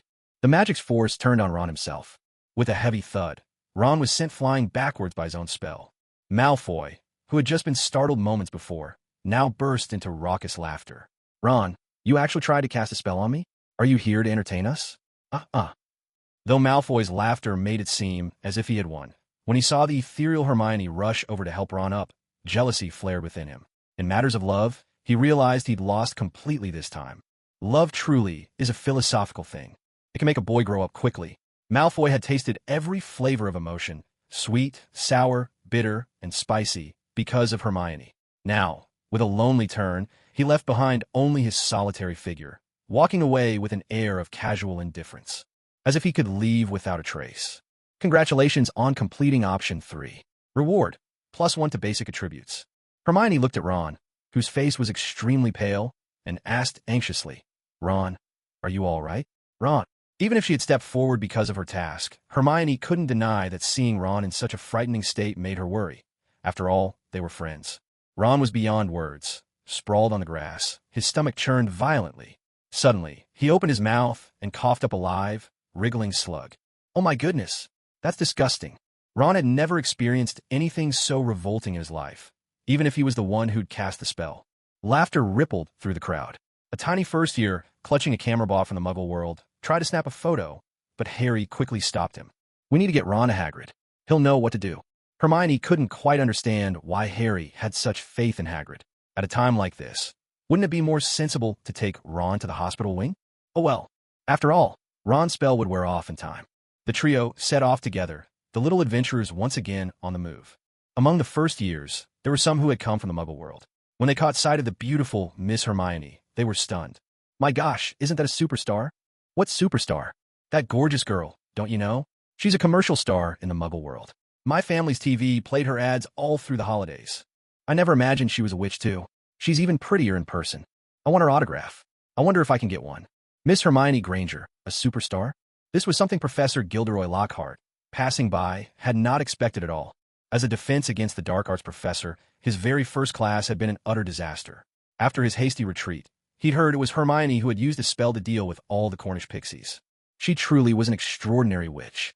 Who would have thought that, in a Muggle world, she was also a celebrity? How intriguing. Meanwhile, Hermione herself was unaware that her superstar status had just been revealed. She and Harry, supporting Ron, who was still too stiff-backed from walking awkwardly, made their way to Hagrid's hut. Hagrid happened to be home as well. His enormous frame still carried an imposing presence, yet one only needed to glimpse his kind face to know he was anything but frightening. Oh, what happened here? Hagrid immediately spotted that something was wrong with Ron. With Ron's mouth full and unable to speak, it was Harry who explained. At the mention of Malfoy calling Hermione a mudblood, Hermione's system options popped up once again. Option 1. Pretend to be deeply hurt and explain the emotional and psychological damage caused by being called a mudblood. Reward: +1 to base attributes. Option 2. Show off your muscles and 8-pack abs, telling Hagrid and Harry you don't care at all. Reward: 1 barbell. Option 3. Ask Hagrid if he has any liquor because you'd like a drink. Reward: 1 bottle of Baijiu. The choices were all too clear. Only option 1 was acceptable. The rest were out of the question. 8-pack abs. Hermione was a delicate young lady. How could she possibly have that? Drinking was also off the table. She wasn't of age yet. As for putting on an act, Hermione, as a girl, was a natural. She slipped into character at once. Though she didn't shed a tear, her sorrow and grief seemed written across her breathtakingly beautiful face. A true gentleman among wizards would never stoop to using such a disrespectful term as mudblood, she said. Mudblood is the most insulting name for a witch or wizard born to non-magical parents. Harry stood in stunned silence. He hadn't realized the term carried so much malice, nor had he expected Hermione to be so strong. Just moments ago, when Malfoy had insulted her, Hermione had shown no reaction, and Harry had assumed the word meant nothing to her. But now, Hermione finally showed how hurt she truly was. Ron, ever eager to defend Hermione, was about to curse Malfoy's rudeness when he suddenly doubled over the bucket he was clutching and vomited up another slug. Seeing the wriggling creature inside, he couldn't help but cry out, "Disgusting." Hagrid looked over and said, "Better out than in, I always say." What kind of remark is that? Is that supposed to be comforting? Hagrid turned to comfort Hermione as well. "Hermione, you're so smart. There hasn't been a single spell invented yet that you couldn't master. Besides, you're the most beautiful girl Hogwarts has ever seen since it was founded. So there's really no need to get upset over a disrespectful nickname. Congratulations on completing option 1. Reward: +1 to base attributes." Seeing the task was complete, Hermione simply nodded and said, "Mm." As for Hagrid, his way of treating Ron was rather straightforward. He just made Ron keep throwing up until all the magic had worn off, and then he was fine. Honestly, sending him straight to the hospital would have been more reliable. However, what Hermione, Harry, and Ron hadn't expected was that Hermione's true identity was about to be revealed. Hermione was usually very low-key. This low-key trait was much like a once-popular celebrity who's faded from the spotlight. Hermione was famous, but because she always kept a low profile, she was easily overlooked by those not paying attention. But when that former star suddenly makes headlines again, of course, sparks are bound to fly. In no time at all, the whole of Hogwarts knew. Upper years students chatted excitedly. Who would have thought Hermione was Muggle-born? And even more surprising, she's a superstar in the Muggle world. My goodness, her commercials are stunning. What brand of shampoo and body wash was that? I want to buy it too. I had no idea Muggle technology was so advanced. Because of Hermione, many wizards suddenly became curious about the Muggle world. And those shy admirers who had always liked Hermione quietly, they went wild. I never dared confess my feelings to Miss Granger. Keeping my crush a secret was clearly the smartest choice. She's just incredible. I have to find a way to get an autographed photo of Miss Granger. I'll treasure it for the rest of my life. I want my son and grandson to look at Grandpa's collection and feel proud, so they'll know just how beautiful the girl he once adored truly was. As for the first-year students, many instantly became devoted fans of Miss Granger. Ginny Weasley was among them, of course, though lately she seemed preoccupied, often keeping to herself and avoiding others. Once Hermione's superstar status in the Muggle world was exposed, word quickly reached Malfoy as well. The irony was sharp. Just that day, he'd been calling Hermione a mudblood. Yet that night, he learned that in the Muggle world, Hermione was the hottest young celebrity of the year. The fee for just one commercial she starred in was astronomical, and her fanbase outnumbered the entire wizarding world. Her posters were best-selling items in the Muggle world. Malfoy was filled with regret. If he had known just how famous Hermione was in the Muggle world, he never would have called her mudblood. At this moment, a regretful Malfoy gazed at his collection of Miss Hermione's photo posters and the clips from her commercials, completely captivated. Malfoy prided himself on being a man of strong will and unwavering resolve. After falling out with Miss Hermione this time, he believed that his insult, calling her a mudblood, had dealt her a crushing blow, a 10,000-point critical hit. Little did he know, that very night, he learned Hermione was a huge celebrity in the Muggle world, her posters and commercials selling out everywhere with countless fans. Only then did Malfoy realize he was the fool all along. 100,000 points of damage crashed right onto his own face. He'd thought tonight would be Hermione's saddest, most tearful night. But as her identity was revealed, even if she was a mudblood, even if her background was ordinary, Hermione's fame in the Muggle world, her posters and commercials, instantly sent her value soaring.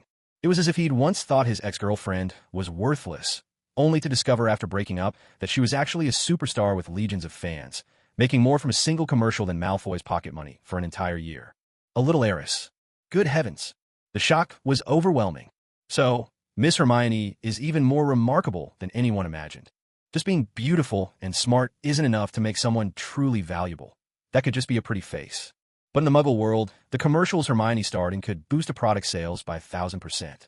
Her fans spread the word like wildfire, and even without any film or music work, her personal popularity had already surpassed every other influencer. What a concept! Popularity means money. Popularity means value. Yet today, of all days, Malfoy had publicly called Hermione a mudblood. Damn it, why does my heart ache so much? Shouldn't the one suffering tonight be Hermione, the girl who's always juggling so many suitors? Malfoy's heart was bursting with regret, sorrow, and frustration. He was a man, a wealthy young scion, and when Hermione stood up for Ron and demanded an apology, it was just too much. Malfoy hadn't been wrong. Any man would have lost his temper in that situation. But now, knowing just how valuable Hermione truly was, he felt utterly miserable. That evening, Hermione's dorm room was packed with people. Some were just curious, others clutching posters for her autograph. Of course, only a few girls genuinely wanted her signature. Most were doing it on behalf of certain male wizards. Hermione, for her part, didn't put on any airs. She simply explained the situation. In truth, my rise to fame was pure chance. Even just shooting a commercial made me popular. I suppose I was just lucky. Indeed, Hermione had always enjoyed a stroke of good fortune. Although her ascent to stardom in the Muggle world was mainly due to the options granted by the system, otherwise her aversion to trouble would have kept her well out of the limelight. Luck undeniably played its part. Hermione's motto had always been to keep a low profile until the very end. The girls gathered around found it unbelievable. Listening to Hermione, it seemed almost absurdly easy to become a social media star in the Muggle world. And, truthfully, it was.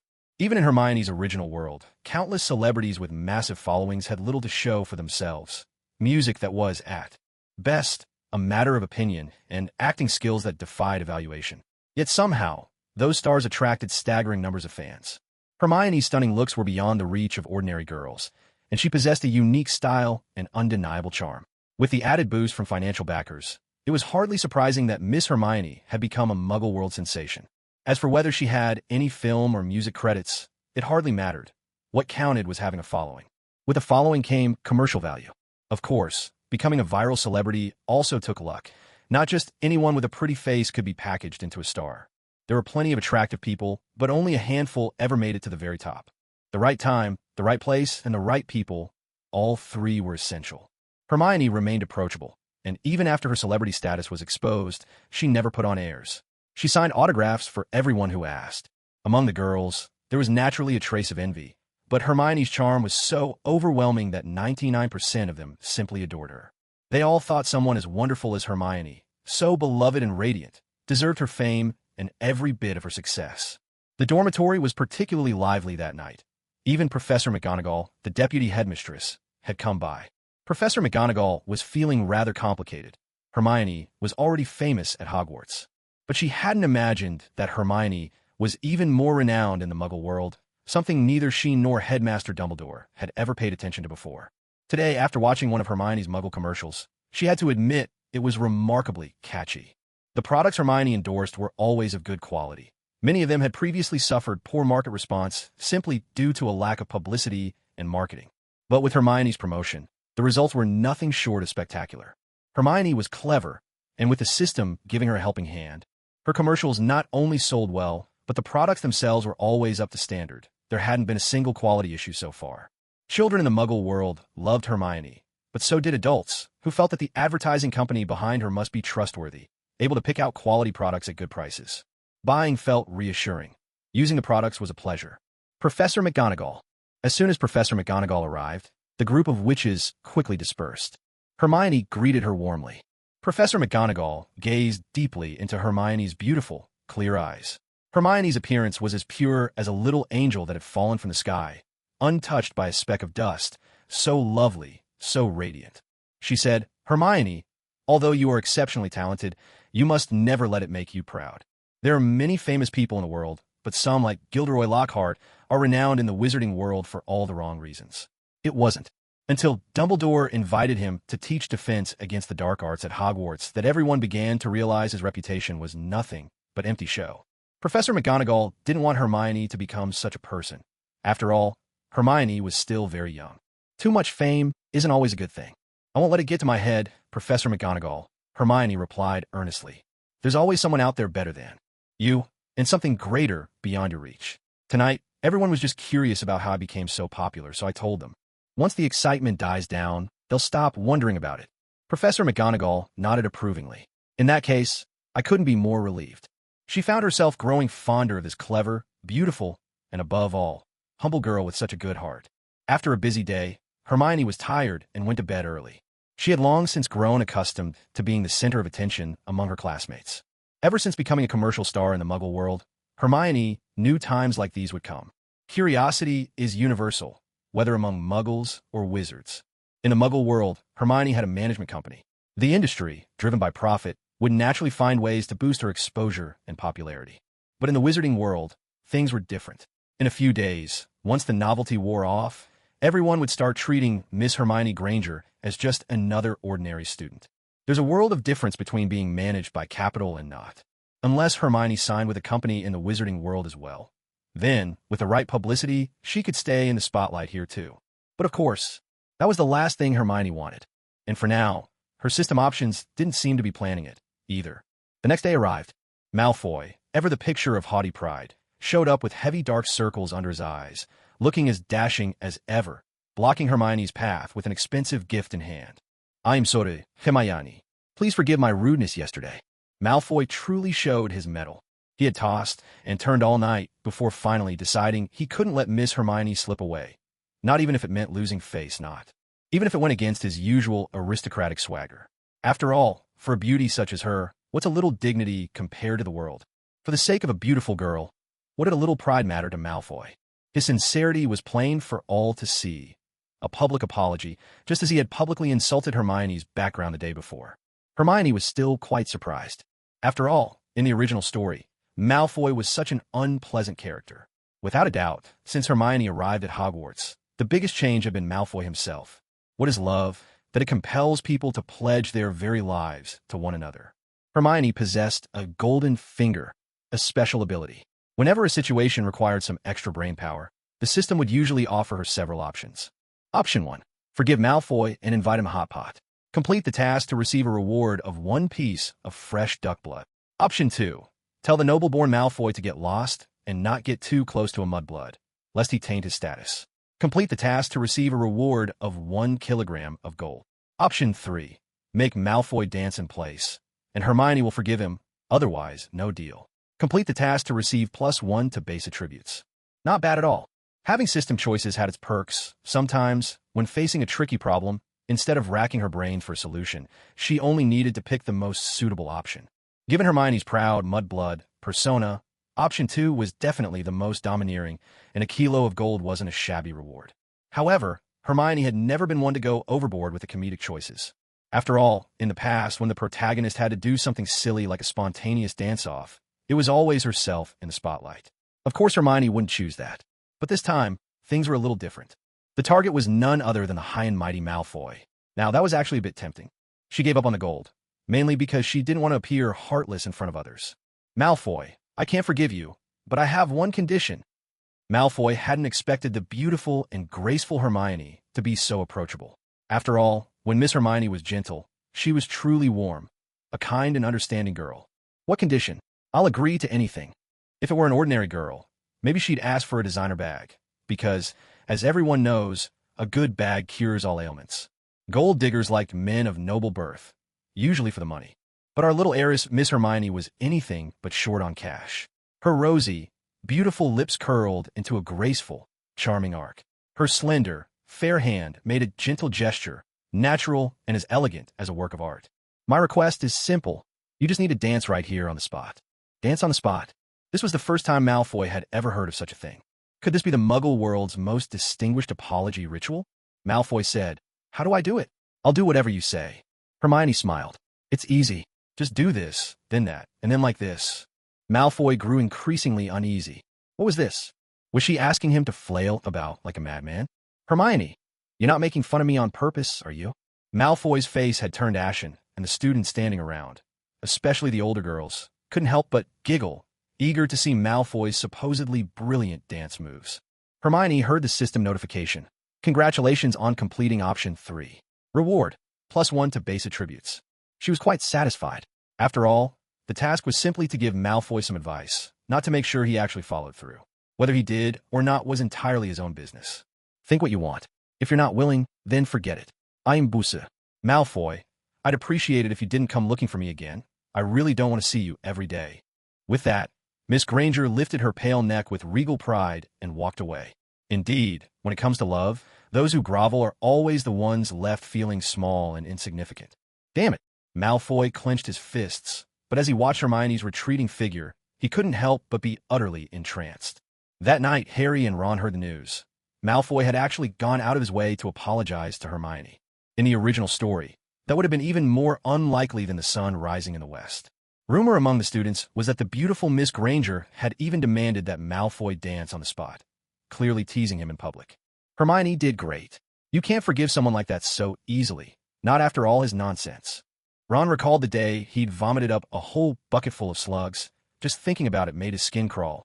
Harry smiled and began tidying up. He said to Ron, "I've got to go serve my detention. See you back in the dorm tonight." Detention, it was the punishment Harry and Ron had received at the start of the term after crashing the flying car into Hogwarts and, in the process, damaging the Whomping Willow. All right then, Ron nodded, thinking that with Harry gone, he might have a chance to see Hermione, maybe even just to say a few words to her. Meanwhile, Hermione was reviewing the new magic she'd learned. Her daily routine wasn't just about making quirky choices. As a young witch, studying magic was, of course, her top priority. Under the moonlight at Hogwarts, the castle and its surroundings took on an air of mystery and wonder. Suddenly, a shadowy figure blocked Hermione's path. Fortunately, she recognized who it was. Otherwise, she might have pulled out the AK-47 from her space ring to show her would-be intimidator just what science could do. Hermione always seemed like a bundle of contradictions. She was frequently buried in her magical studies, but when danger struck, it was the security of her trusty AK-47 she truly relied on. Maybe it was because she thought pulling the trigger was faster than casting a spell. "Why is it you? Malfoy, what do you want? Stopping me so late at night?" Ron also wanted to chat with Hermione, but it was clear that Malfoy had been waiting here for a long time. "Hermione, you told me earlier today that I had to dance right on the spot if I wanted your forgiveness. There were so many people around, I just couldn't do it then." A strange expression flickered across Hermione's lovely face. "So what exactly are you planning now?" Bathed in the silvery moonlight, with no one else around, Malfoy's demeanor grew solemn. The moonlight stretched his shadow long across the ground. Then quite suddenly Malfoy moved. With his striking good looks, elegantly slicked back hair, and noble attire, Malfoy, usually so proud and aloof, began to perform a dance for Hermione right there and then. His moves were still a bit awkward, but he was definitely getting the hang of it. Hermione's eyes widened in astonishment. It was almost too much for her to watch. She wanted to cover her eyes. The most surprising thing was how seriously Malfoy was taking it. In his mind, Dancing must be a distinguished form of apology from Hermione's homeland. He had to give it his all if he wanted Miss Granger's forgiveness. With so many people around earlier, Malfoy couldn't possibly bring himself to do this. But the night was different. Now it was just the two of them. In Malfoy's mind, Hermione was his future bride. What did it matter if he embarrassed himself a little in front of her? I can't watch any more Malfoy. All right, I forgive you. Goodbye. Hermione couldn't stay any longer. She'd never imagined Malfoy would go this far. It completely upended her view of him. Hermione, wait. Don't go. I haven't finished yet. Malfoy seemed to be getting a little addicted to this lively, rhythmic dance. It was hard to stop once he'd started. Hermione had truly seen enough and made her escape. Just then, at the corner of another corridor, she bumped into Ron, who had been looking for her. At that exact moment, Hermione's system options popped up. Option 1. Take Ron to find Harry. Touch the wall where the creature from the Chamber of Secrets crawled, and earn the Parseltongue language as a reward. Option 2. Take Ron to watch the fireworks, break 50 school rules, and receive a new wand as a reward. Option 3. Go early to stop the chamber monster from petrifying Filch's cat, and receive +1 to basic attributes as a reward. Hogwarts Castle was becoming shrouded in an atmosphere of fear, with darkness and uncertainty lurking all around. The moment Hermione saw these 3 options before her, she understood instantly. It had begun. The official Chamber of Secrets case for this term was underway. As the famed detective of Hogwarts, Hermione knew her choices could shape the final outcome. So every step she took from here on out had to be made with the utmost caution. Saving Filch's cat ahead of time, preventing it from being petrified. This act, in itself, might not have much significance. Because in the days that followed at Hogwarts, it wasn't just a single cat that would be petrified. In the original story, even Hermione was later petrified in the library. In the original, those who were petrified were all rather lucky. None of them actually died. But if Hermione's actions here go awry, it could lead to a real tragedy. Caution. She must be cautious. Option 3 is still too dangerous. It won't do. Option 2 is too ridiculous. That won't do either. So that leaves only option 1. And the reward for option 1, Parseltongue, clearly carries a deeper meaning. Hermione, I'd like to talk with you, Ron said, a little bashful. His feelings ran deep and conflicted. Under the gentle moonlight, whenever he saw the lovely Hermione, Ron couldn't help but feel his heart race. But Hermione simply grabbed Ron by the sleeve and said, "Come on, let's go find Harry." Ron was taken aback. He had just come from Harry's side. Still, he couldn't bring himself to go against Hermione's wishes, so he followed her obediently back. Hermione seemed a little tense. She knew that unrest was coming to Hogwarts once again. Whether she would escape unscathed this time remained to be seen. Meanwhile, Harry was busy with a bit of unpaid labor, helping Gilderoy Lockhart respond to fan mail. Gilderoy Lockhart beamed with pride as he told Harry, "Harry, fame comes from one's reputation, but reputation doesn't last forever. You must never forget that." "Yes, Professor," Harry replied, his voice flat and drained. Helping Gilderoy Lockhart write replies to his fans made it painfully clear just how insincere the man was. Those adoring fans might think every letter was penned by Lockhart himself, but that was far from the truth. Some of those letters were being written by Harry. Gilderoy Lockhart seemed to notice Harry's reluctance and grinned. "Harry, you should realize, helping me with this correspondence is one of the easier chores you could have landed." "Yes," Harry answered, not bothering to hide his disinterest. Hermione was famous too, just like Gilderoy Lockhart, but Miss Granger was obviously far more sincere. Lockhart was all pretense. But at that moment, Harry suddenly heard something strange, a voice in his ears. It was rasping, filled with venom and curses. "Come to me. Kill them. Slaughter. Blood." These voices echoed endlessly in Harry's mind. Not music, but ancient curses, ominous and foreboding. Gilderoy Lockhart noticed Harry zoning out, his face turning pale. Curious, Lockhart asked, "What's wrong, Harry?" Gilderoy Lockhart had perhaps committed too many questionable deeds in his life. So much so that whenever things slipped beyond his control, he would be gripped by an inexplicable sense of unease. Harry glanced up at the ceiling, then over at the walls, and said, "Did you hear that? That strange sound." Sound? Gilderoy Lockhart hadn't heard a thing. Even if he strained his ears, not even the buzz of a mosquito reached him. "Harry, you must be tired," Lockhart said, checking the time. "Oh, it's gotten quite late. I think you're just exhausted. Let's call it a day, shall we?" But that terrifying voice kept echoing in Harry's ears, and it seemed to be crawling rapidly, drawing closer. "Kill! Kill! Blood!" Harry's face twisted in confusion. "Professor, you really didn't hear it? That voice?" Lockhart shook his head, clearly unwilling to get involved in anything so peculiar. He knew all too well about Harry Potter's extraordinary background. Lockhart's own fame was built on fabricated tales, while Harry had become famous as a baby for defeating the dreaded Voldemort. There might be earth-shattering secrets lurking within this boy. And with such secrets came terrible danger. When faced with danger, Gilderoy Lockhart's first instinct was always to run. So he didn't bother probing into what Harry had heard. Instead, he simply turned and left. Harry watched Lockhart's retreating figure, almost fleeing, and found it all too familiar. Just like during their very first defense against the dark arts class, when Lockhart had caused a mess he couldn't handle, his only solution had been to run away. No, that wouldn't do. Harry wasn't the kind of person who backed down in the face of adversity. The spirit of adventure burned within him, and he immediately summoned his courage and followed the sound. Pressing close to the wall, Harry could hear it clearly now. The terrifying voice was coming from inside the wall, not a figment of his tired imagination. But just as Harry rushed out of the classroom, he ran straight into Hermione and Ron, who had just arrived. In the original film, there was never any explanation for why Harry ran into Hermione and Ron at that exact moment. But for this Hermione, the answer was obvious. She was following the prompts of her system's quest. The monster in the chamber made sounds that ordinary people couldn't hear. So as Hermione walked with Ron to find Harry, she heard nothing. Yet at this moment, Hermione's nerves were wound tight, because she knew exactly what she stood to gain if she completed this quest. "Hermione, Ron, what are you doing here?" Harry asked. Ron looked embarrassed. "It was Hermione's idea. She wanted to find you." Harry said seriously, "Let's put that aside for now. Did you hear a strange sound?" "Kill blood," Harry said at once. "It sounds like it's going to kill someone." "What? Kill someone?" Ron was completely confused, unable to grasp what was going on. At that moment, Hermione, her expression odd, placed her pale, slightly trembling hand against the nearby wall. "Congratulations on completing option 1. Reward, Parcel Tongue acquired." In that instant, as Hermione received the system's reward, it felt as if her body had suddenly gained a rare and powerful ability. Parcel Tongue, a dark and mysterious language once known only to Salazar, Slytherin himself. His descendants, including Tom Marvolo Riddle, were also able to speak it. Harry had unexpectedly acquired this ability as a baby.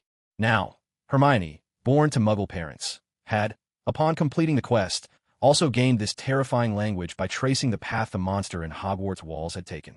The corridor, which had been utterly quiet a moment before, suddenly filled Hermione's ears with a voice like a curse from the depths of hell. "Kill it! Kill it!" Hermione's face turned ghostly white as she clapped her hands to her ears, unable to bear the language's horrific force. Hermione, are you all right?" Ron crouched down beside her, his voice anxious. Hermione managed to reply, "I'm fine. Let's catch up with Harry quickly." Harry was bound to find himself in trouble again soon. In the original story, only Harry could speak Parcel Tongue at Hogwarts, but now Hermione could as well. To avoid suspicion, Hermione would certainly have to keep this new ability hidden. The corridor was hushed, the night outside pitch black. From somewhere deep within her soul, it felt as if a devil was tapping insistently at the window, soft, persistent, and chilling. Then water began to trickle beneath their feet, an ominous sign. As Hogwarts' own detective, every detail deserved careful scrutiny. As their shoes pressed into the water, ripples spread outward in ever-widening circles. "What's that?" Harry had noticed something. On a nearby ancient wall, a message written in blood stood out, sending chills down their spines. "The Chamber of Secrets has been opened. Enemies of the air, beware." If Ron had known his sister Ginny Weasley's handwriting, he would have found the style all too familiar. "That's Filch's cat, Mrs. Norris." Ron pointed at the familiar cat, now suspended as if lifeless. Hermione was about to say something to break the tension, but the system came to her rescue, providing her with options before she could even think. Option 1. Give Filch's cat a grand Ghanaian pallbearer's funeral and personally perform the iconic coffin dance. Complete this task to earn the legendary track, Astronomia. Option 2. Take out a sharp scalpel on the spot and dissect Filch's cat, only to discover the cat isn't actually dead. Task reward: 1 exquisite scalpel. Option 3. Use an electronic mini-speaker to sing a funeral dirge for Filch's cat. Task reward: 1 Swona. Option 4. Play the bystander, keep silent, and watch the scene unfold. Task reward: +1 to basic attributes. When Miss Hermione finished reading these 4 options, cold sweat nearly broke out on her forehead.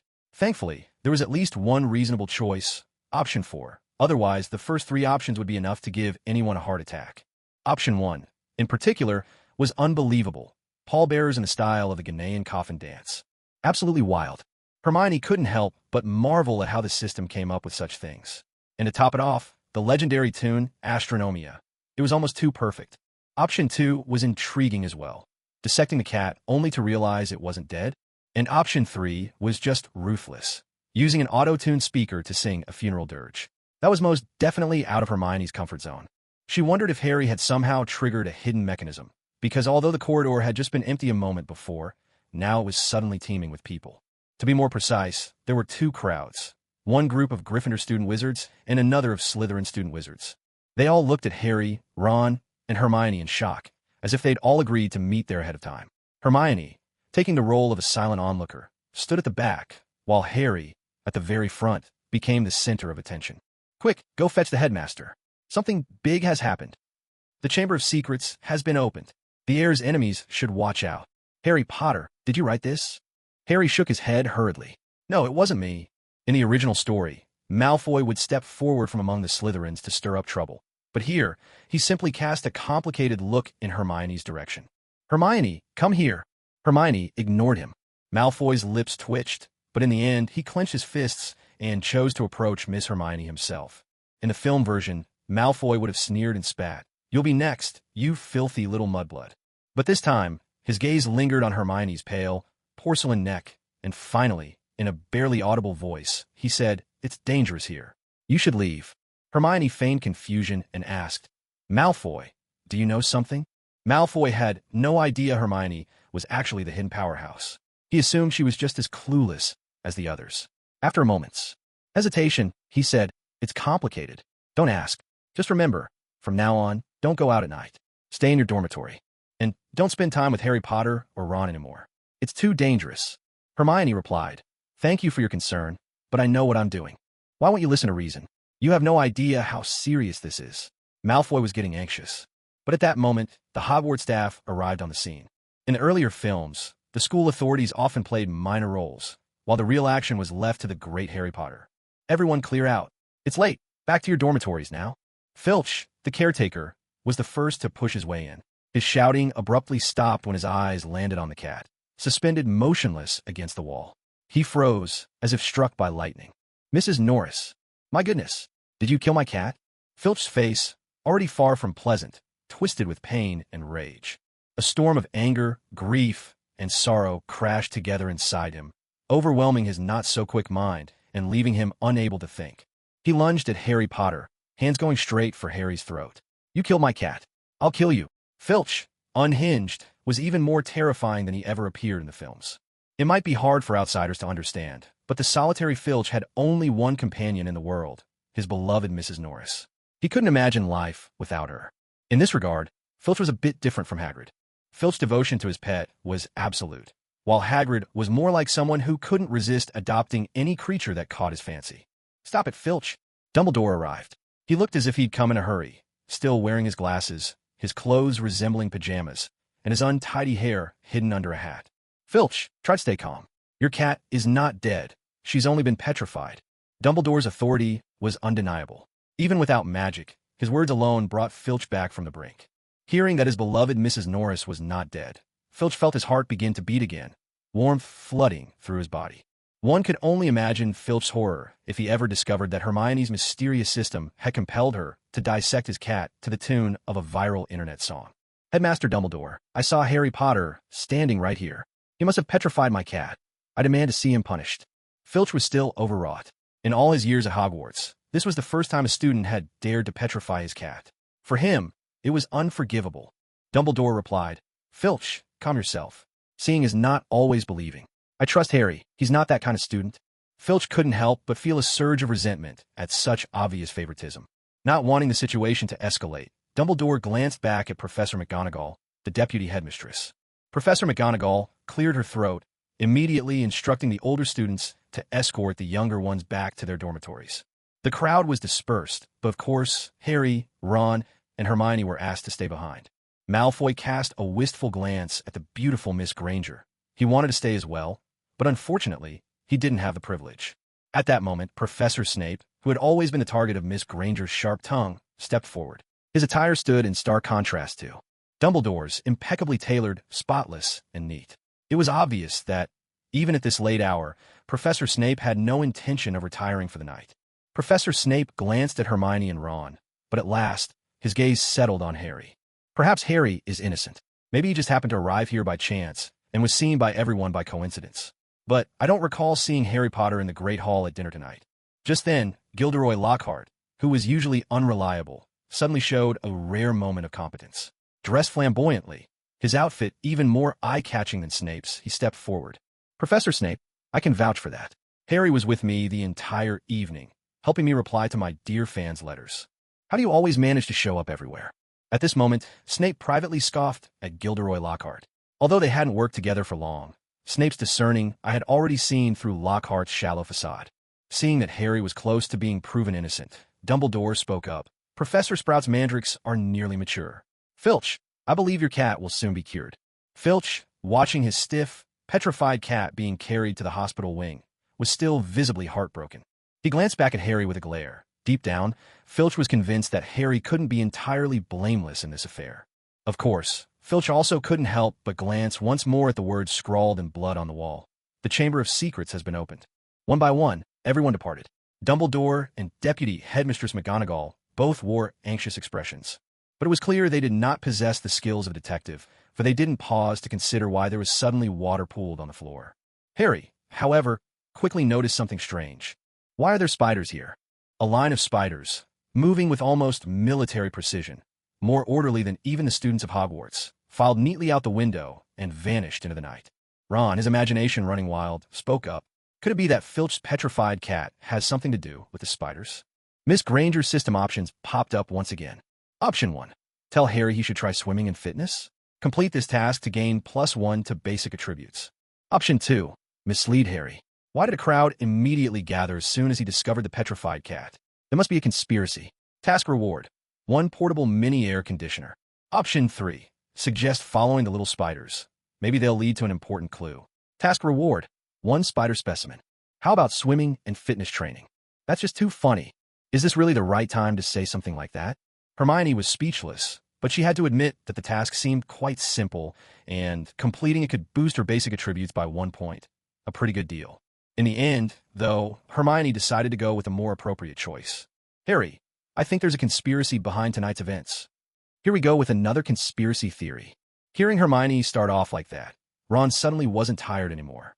Considering the case of the Philosopher's Stone, Hermione's deductions always seemed logical and well-founded, but they usually ended up just like a Detective Muri Kagoro case, unexpected and roundabout. Still, until the big reveal, it was always fascinating to listen to. I think there's a conspiracy, too. As Hermione's loyal supporter, Ron would agree with her even if she insisted a deer was actually a horse. Hermione continued earnestly. First, Harry heard a terrifying voice, but only he could hear it. She slipped on glasses reminiscent of Conan, making her analysis seem all the more professional. We can reason backwards. If everyone in the school had heard that voice, Harry wouldn't have been the first to arrive at the scene. Ron slapped his forehead. Hermione's right. Harry frowned. But what's the purpose of someone framing me like this? Hermione's bright eyes sparkled with intelligence as she replied, "Think about it. Since the beginning of the school year, what's the one thing our enemies have wanted least to see?" Ron eagerly jumped in. "Exactly. They don't want Harry at Hogwarts. So this incident is just another attempt to drive Harry out of the school." Hermione stood up, her gaze fixed on the blood-red writing on the wall, and said seriously, "But I'm afraid our enemy's real goal goes far beyond that." The most bizarre thing about the case of Filch Petrified Cat was that 2 groups of students arrived at the scene at the same time, both finding Harry touching Filch's cat. It was uncanny, too much of a coincidence. Then there were 2 peculiar details: the pool of water on the floor and the little spiders marching away in a line even neater than a row of students. Hermione's detective reasoning only made the originally baffling case even more complex. The next day, most students went to class as usual. After all, the one who'd been petrified last night was only Filch's cat. No matter how deeply Filch loved his pet, the other students just didn't feel the same way. A cat was still different from person. As long as no human has been harmed so far, people's vigilance remains rather low. The first class of the day was Professor McGonagall's Transfiguration lesson. Professor McGonagall was her usual stern self. Today, she wore deep green robes, and perhaps because she hadn't slept well the previous night, she had glasses perched on her nose and looked preoccupied, as if something was weighing on her mind. Still, she taught with her characteristic dedication. "Today, we're going to learn how to transfigure a pet into a goblet," she announced. She began to recite an incantation and gave a gentle wave of her wand. Instantly, the small pet before her transformed into a delicate wine glass, elegant and refined. The students all gasped in amazement. This was the most fascinating part of the magical world, its wonders and its irresistible charm. It was precisely this kind of enchanting magic that captivated Hermione, drawing her full attention and allowing her to sit so quietly and focused in class. "Now, let's have Mr. Weasley come up and give us a demonstration," Professor McGonagall continued. Ron felt a bit awkward. Wasn't it usually Miss Granger who handled the classroom demonstrations? After all, she was the star pupil. Why did Professor McGonagall choose him today? Was there some deeper meaning behind it? Ron couldn't figure it out. All he could do was mask his nerves, clear his throat, and take out his pet rat, a creature that was far from ordinary. He drew his wand, which was patched together with tape, and as he spoke the incantation, Faralavidu, he waved it confidently. Ron's spell work had been improving this year. Just last time, his Eat Slugs spell had been quite impressive. As the magic took effect, Ron's pet rat really did transform into a goblet, though it was a rather unusual one, a wine glass with a rat's tail still attached. The entire class burst out laughing at the strange spectacle. Ron flushed with embarrassment. Professor McGonagall couldn't help but quip, "Mr. Weasley, perhaps it's time you considered getting a new wand." By rights, Hermione, who was rather well off, could easily have bought Ron a new wand. But Hermione knew what the future held, and she understood the significance of Ron's broken wand. It simply couldn't be replaced on a whim. So instead of buying him a new wand, Hermione would choose to treat Ron to a few extra delicious hot pot dinners, leaving the wand issue alone. Just as Ron finished his demonstration, Hermione's system options popped up before her eyes. Option 1. Take out a flyer and hand it to Professor McGonagall, suggesting, "Would you like to learn more about swimming and fitness?" Completing this task rewards you with a swimming and fitness 80% discount voucher. Option 2. Raise your hand and ask Professor McGonagall a question about the Chamber of Secrets. Completing this task rewards you with +1 to your basic attributes. Option 3. Perform the coffin dance, shocking the entire class. Completing this task rewards you with a beautifully crafted coffin. Clearly, options 1 and 3 were just the system's way of making up the numbers. Whether it was the coffin dance or handing out swimming flyers, these silly options had popped up in previous tasks. Only option 2 was truly worth considering. Although Hermione understood the meaning behind the Chamber of Secrets, she had no choice but to feign ignorance for the moment. She raised her hand, and before Professor McGonagall could even call on her, Hermione anxiously asked, "Professor McGonagall, could you tell us more about the Chamber of Secrets?" It was only natural for Miss Granger to ask this question. After all, the enemies of the heir of the chamber were those born to Muggle families, as well as anyone who dared oppose him. Miss Granger, though Muggle-born, was a renowned and brilliant witch at Hogwarts. Given the events of the previous night, it made perfect sense that she would be the most concerned and would bring up the topic in class today. Faced with Hermione's question, Professor McGonagall fell silent. All around, the students were filled with curiosity. Many had never even heard of the Chamber of Secrets, and a strange, uneasy atmosphere began seeping through the ancient classroom. Congratulations on completing option 2. Base attribute +1 awarded. No sooner had Hermione raised her hand than the system rewarded her, and she gracefully took her seat once more. To outsiders, it might have seemed as if Hermione was simply eager to uncover the truth about the Chamber of Secrets. But only she knew her real purpose. In the past, most students, boys and girls alike, would, intentionally or not, steal glances at the beautiful Miss Granger during class. After all, who could resist looking one more time at such a stunning young witch? But now, with the topic of the Chamber of Secrets riveting everyone's attention, all eyes turned instead to Professor McGonagall. Professor McGonagall could see just how hungry everyone was for answers, and she sighed in resignation. "Very well, since you're all so eager to know, I'll tell you the story. Hogwarts was founded 1,000 years ago by 4 great witches and wizards, Godric Gryffindor, Helga Hufflepuff, Rowena Ravenclaw, and Salazar Slytherin. The 4 houses each reflect their founders' unique ideals about learning and character." The students listened intently. Like Muggle students everywhere, they might drift off during tedious lessons, but as soon as a mysterious tale was told, it captured everyone's imagination. 3 of the founders got along wonderfully, but one of them, because of a difference in beliefs, eventually left Hogwarts. Ron muttered under his breath. No need to guess who that was. It had to be Slytherin. Professor McGonagall glanced at Ron, the boy who was always quick to answer, but she chose not to scold him. That's correct. It was Salazar Slytherin. He believed that only those of pure wizarding blood were worthy of studying at Hogwarts. In the original story, this was the moment when Hermione, feeling wronged, brought up her own background. The doctrine of birthright ensures that, in any era, social classes are inescapable, because this inevitably gives rise to both fairness and unfairness. Pure-blood advocates argue, why should the fruits of our parents' hard work be shared equally with someone of muddy heritage? Simply because they were born? Meanwhile, those of muddy lineage wonder, why was I born inherently inferior? No, it's worse. They are ranked from top to bottom on countless levels of inferiority.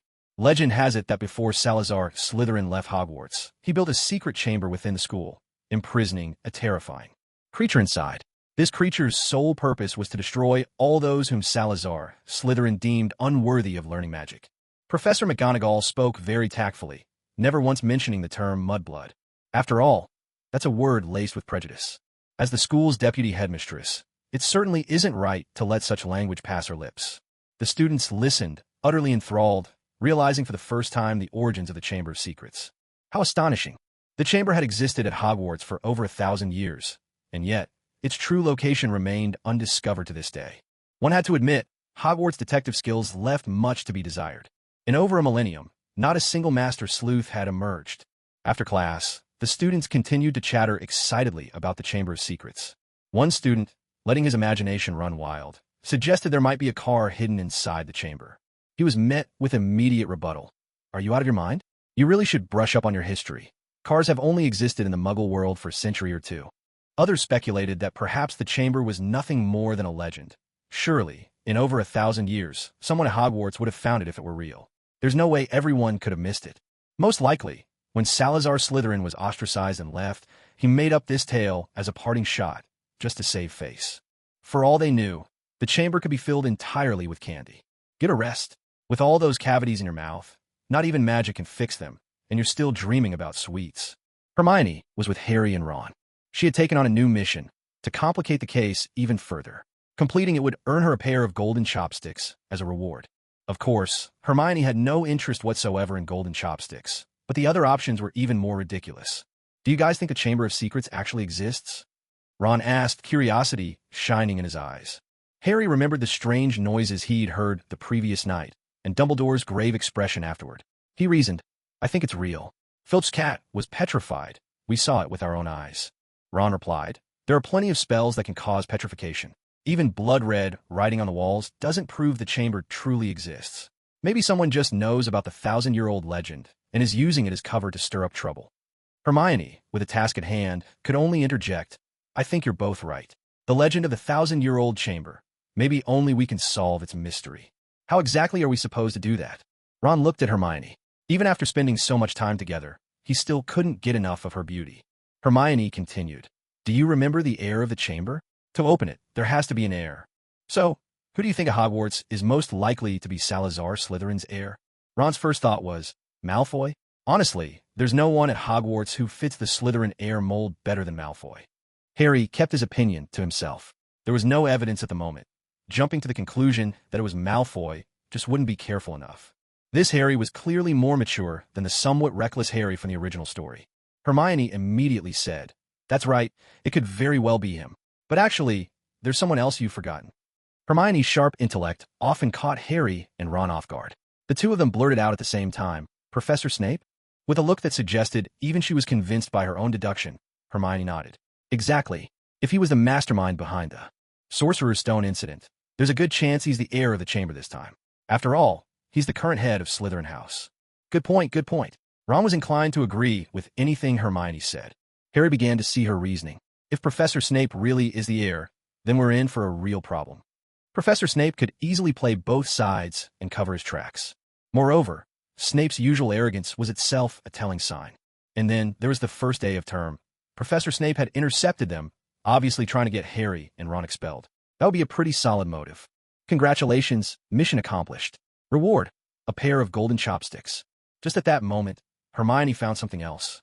She crouched down and picked it up without a second thought. It was a gold coin, no idea who might have dropped it. But if we want to find out whether Professor Snape is really the heir of the chamber, that won't be easy, Hermione said, pretending to reason it out carefully.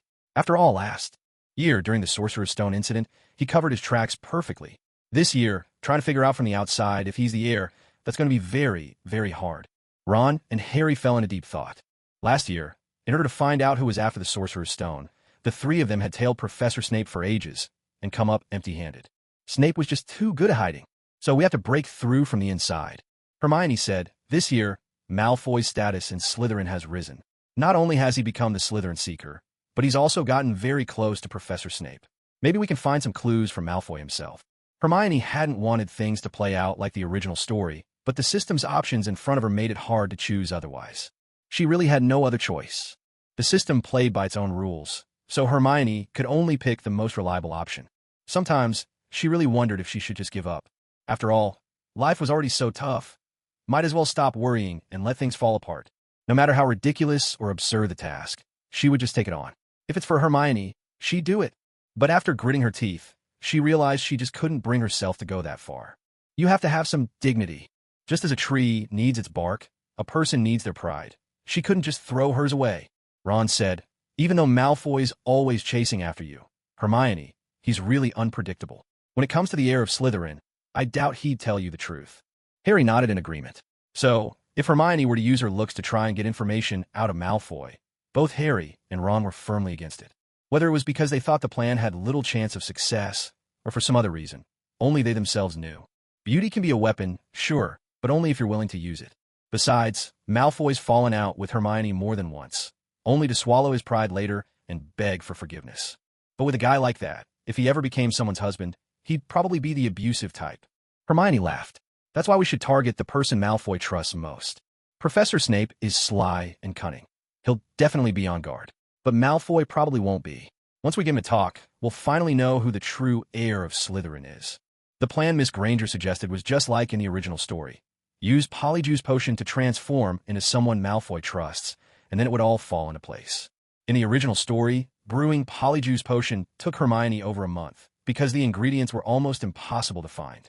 Ounces of crude antimony, bite-free leeches, fluxweed picked at the full moon, powdered bicorn horn, knotgrass, shredded dried boomslang skin, lacewing flies stewed for 21 days, all nearly unattainable. But in this world, Hermione had all those ingredients tucked away in her magical trunk ring. She could brew the Polyjuice Potion in half an hour if she wanted to, but since this was a quest, she didn't need to be so quick. A month? That's way too long. Harry was anxious. If we wait a month, the heir of Slytherin will have hurt so many people. To say hurt was putting it mildly. It was truly terrifying. But because he understood Parseltongue, Harry could sense just how horrifying that 1,000-year-old monster lurking in the chamber really was. Hermione explained that this was a quest assigned by the system. In truth, she knew everything, even who was truly controlling the monster in the Chamber's secrets. It was just like the previous year, when Hermione had known exactly who was after the Philosopher's Stone. But then again, what good did knowing do? It was like how people in a Muggle world all know there's a lot of money in the bank, but so what? You can't just go rob the bank, can you? Unless you have a death wish. Hermione was privy to many secrets that others had no clue about, but not only did she have to pretend to be ignorant, she also had to avoid getting involved with any of these matters in the slightest. It was rather like knowing your best friend plans to rob a bank. You want to keep as far away from that as possible, just to ensure your own safety. And that, in itself, is no easy feat. Hermione had her own difficulties to contend with. She just wanted a peaceful, uneventful life. She wasn't some sort of savior, nor could she save everyone.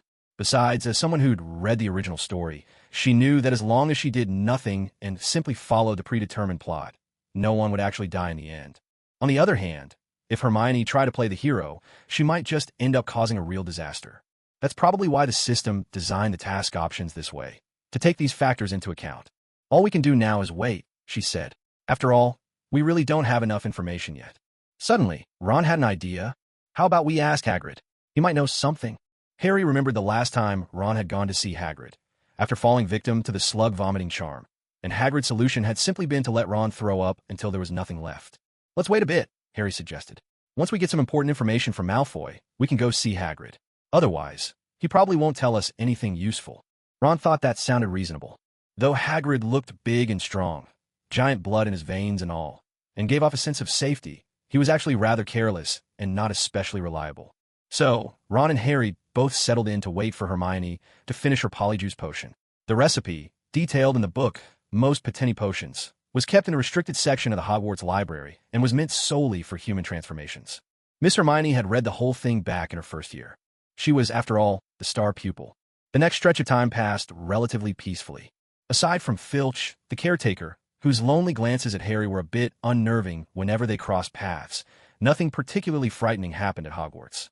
Harry, too, stopped hearing those strange, whispering voices. Professor Sprout's work on the mandrake restorative potion to cure the petrified victims proved much more troublesome and would take a very long time. So, ever resourceful, Miss Hermione discovered another brilliant opportunity. Petrification, she realized, could actually delay death. Filch's cat had been petrified for several days. Of course, she couldn't eat and was stiff as a board. Yet, after more than a year, once the spell was lifted, the cat could spring back to life as lively as ever. What a remarkable invention this was. For those who dream of immortality, to be petrified and then awaken thousands or even tens of thousands of years later, wouldn't that be a way to leap across history itself? It was a topic worth serious research. Of course, Miss Hermione wasn't a doctoral student. She still had a busy schedule, and her system's option tasks were always piling up. Take today, for example. Harry's Gryffindor Quidditch team was about to face off against Slytherin. This would be Harry's debut as Seeker and Draco Malfoy's first real challenge as Slytherin Seeker. It was the perfect setup for some exciting drama and great fun for the spectators. But Miss Hermione's system refused to be left out of the action. Option 1. Tell Harry, young man, you don't play by the rules. I used my ultimate move, and you didn't even dodge. Complete this task to earn +1 base attribute. Option 2. Tell Harry, you're in for a bloody disaster today. Give me 500 galleons, and I'll ward off for you. Complete this task to earn a set of semi-immortal flags. Option 3. Tell Harry, you're not up for this. Let me do it instead. Complete this task to earn a packet of Athlete's Foot Cure Powder. Well then, all three options were rather tricky. Harry, wait a moment. Hermione called after Harry, then declared, young man, you don't play by the rules. I used my ultimate move, and you didn't even dodge. Harry froze, bewildered by Miss Hermione's odd outburst. Hermione explained with the utmost seriousness, you didn't understand, did you? Harry shook his head in confusion. That's to be expected. It's an ancient spell. What it means is, for today's Quidditch match, you must stay alert. Your opponent may not play fair. Don't let your guard down, and always dodge danger when you see it. Her forced explanation, oddly enough, sounded reasonable. Harry frowned and said, all right, I understand. Thanks, Hermione. No need to thank me. Off you go. Fortunately, Hermione managed to keep her composure. After all, she understood a universal truth. As long as I don't feel awkward, the awkwardness belongs to someone else. Congratulations. Option 1 completed. Reward, +1 base attribute. With her reward in hand, every effort felt worthwhile. Hermione immediately opened her system panel. After all her hard work lately, it was high time for a boost in favorability. Magic +35. Health +29. Discretion +36. Agility +33. Defense +30. Strength +29. Stealth +25. Beauty +6. Charm +6. Figure +6. Skin, intellect +6. Not bad at all. Miss Hermione felt she was now one step closer to becoming truly invincible. Though she was simple-hearted and gentle, she honestly had no idea what to do after becoming invincible. But being able to tease others, it will surely felt better than always being the one bullied, didn't it? Today was a sun-drenched day, filled with birdsong and the scent of flowers. Hermione didn't have to worry about young Master Malfoy pestering her again. Because today, Malfoy's true nemesis was over there, the protagonist, Harry Potter. Hermione was with Ron, and as Hermione's ever-devoted admirer, Ron had gained something too. He'd inherited a measure of Miss Granger's great wisdom. Ron glanced at the tense teams on the Quidditch pitch, worry flickering in his eyes. Let's hope nothing unexpected happens today. Do you know what these last 5 years have been like for me? Miss Granger suddenly spoke, leaving Ron utterly perplexed. Hermione, 5 years? Ron asked in surprise. Aren't we only in our second year? Congratulations on completing the option task. Basic attribute +1. Hermione strongly suspected her system had spent too many late nights watching movies, which was why it kept throwing random lines from classic films into her options. They always popped up at the most inappropriate moments. But as long as Hermione didn't feel awkward, it was always someone else who would. With a smile, Hermione explained, oh, it's nothing. I just got ahead of myself, sharing how I feel a few years early. Oh, Ron was about to continue their previous conversation when the lovely Miss Granger, as if suddenly channeling a completely different script, blurted out, if you're my mate, come at me with your sword. This time, Ron was completely baffled. Hermione, unfazed, received a prompt from her system. Congratulations on completing the option task. Reward, 1 hand grenade. Did I just say something odd? Hermione looked at Ron with such innocent beauty, it was impossible to look away. Ron felt like his head might just explode. And nothing at all. He wondered if he was just imagining things, much like that night when Harry claimed he could hear voices inside the walls, voices nobody else could hear. Otherwise, why would the sweet, clever, and lovely Miss Granger suddenly say something like, "If you're my mate, come at me with your sword"? But the system wasn't finished yet. Hermione suddenly spoke with heartfelt emotion. "Once, I had a sincere love right before me, but I didn't cherish it. Only when I lost it did I regret it deeply. Nothing is more painful. In this world, if heaven could grant me another chance, I would say 3 words to you. And if I must put a time limit on this love, I would wish it to last 10,000 years." This time, Ron heard every word clearly. The wind howled past, tossing his already messy hair into further disarray. Now Ron was certain he wasn't hearing things. Hermione really was confessing her feelings to him. A heart raced as if propelled by an accelerator, pounding over 1,000 times per second, sending a rush of blood surging through Ron's entire body. Congratulations on completing the option task. Reward: 1 pack of explosives. Hermione returned to her normal self. Before Ron could ask Hermione what that heartfelt confession just now really meant, Hermione suddenly said, "You were right earlier. I'm afraid Harry's going to run into trouble in this Quidditch match." Meow meow. Ron thought he must have misheard again. He stared blankly at the stunningly beautiful Hermione before him and finally couldn't hold back. "Hermione, just now, did you say something?" Hermione widened her beautiful eyes, her lovely face full of confusion. "What did I say? Do you know what these past 5 years have been like for me?" Ron stammered nervously. "Not that part. Afterwards, the bit about a sincere love." Hermione immediately put on a look of surprise. "You must have misheard. That wasn't me. Or are you like Harry now, able to hear things others can't?" Hermione's acting was flawless, utterly convincing. Seeing that Hermione refused to admit anything, Ron was helpless. But a moment ago, it was as if he'd been dreaming. When Hermione recited that line, it felt as though the whole sky and earth had turned pink, so beautiful it was almost unreal. Hermione, too, felt rather powerless.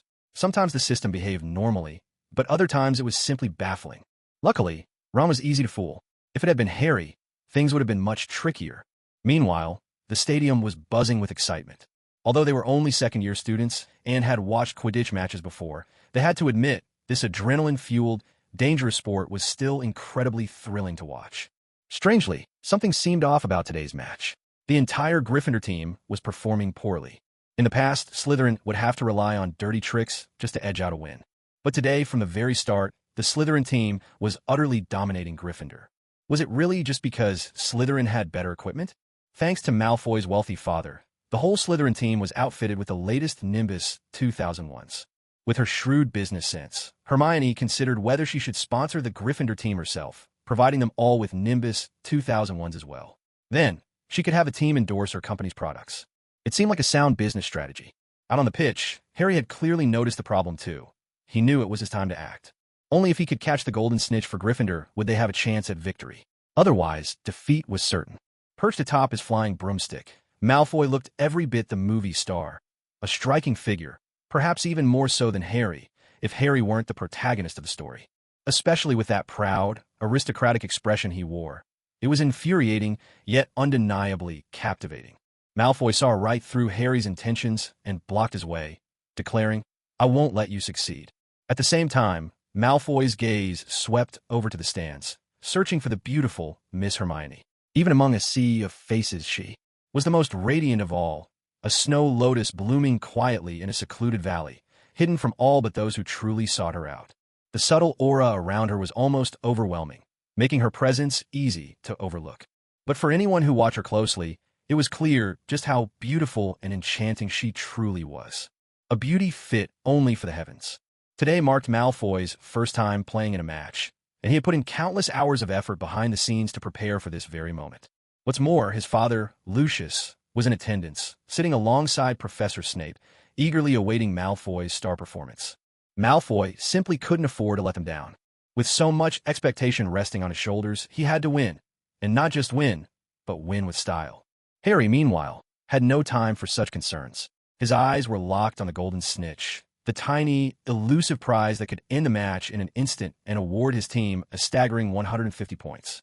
In a flash, Harry made his move, darting forward at breakneck speed. Malfoy wasn't about to let Harry gain the upper hand. He, too, sped after him, his silhouette gliding smoothly through the air, matching Harry's every move with effortless grace. But then, disaster struck. Out of nowhere, an iron bludger came hurtling toward them.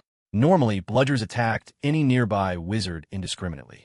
Yet this time, something was off. The bludger seemed to have locked onto Harry, as if he were its sole target.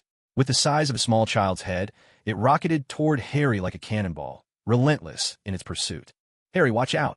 Even Hagrid, watching from the stands, couldn't help but cry out in alarm. Hogwarts, a place beset by calamity, didn't really lack talented people. What it needed most was a detective agency. In the original story, it was clear to anyone with eyes that the bludger had been tampered with, yet the organizers seemed oblivious. In the film adaptation, neither Headmaster Dumbledore nor Deputy Headmistress McGonagall were anywhere to be seen.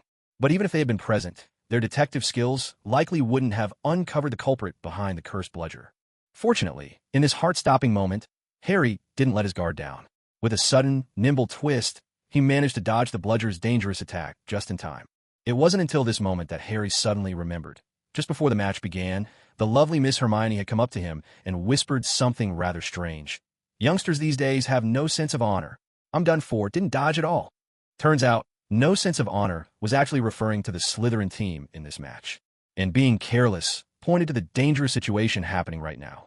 If Harry hadn't dodged in time, just now, and had been struck by that rogue bludger, the consequences would have been unimaginable.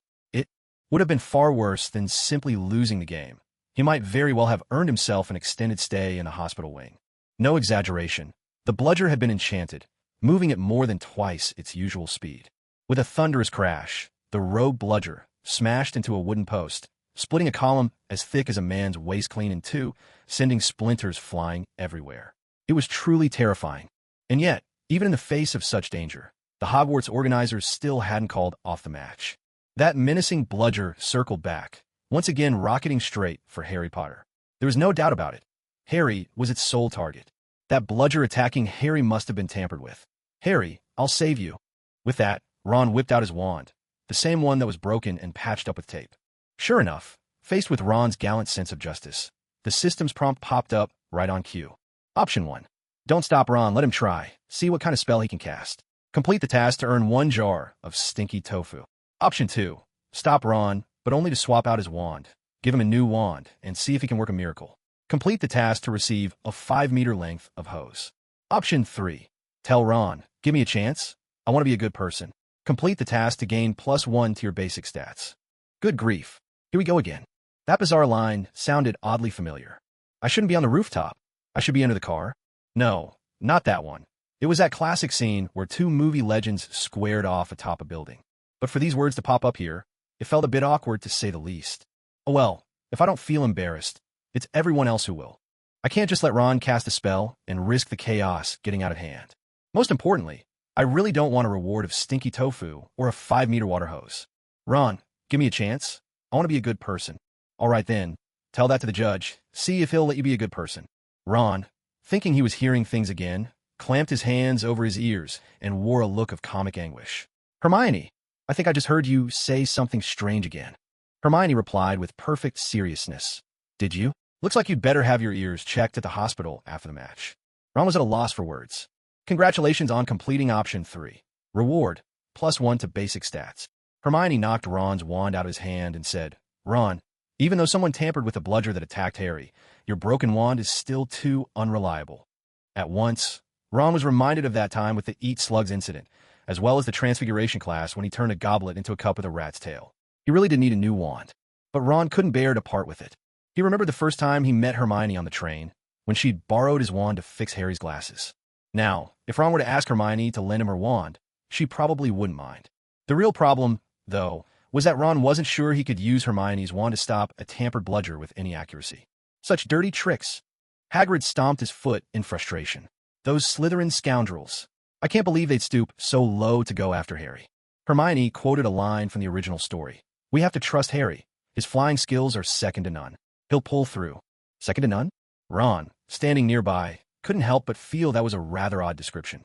But today he'd heard so many things that sounded strange. Maybe there was something wrong with his ears again.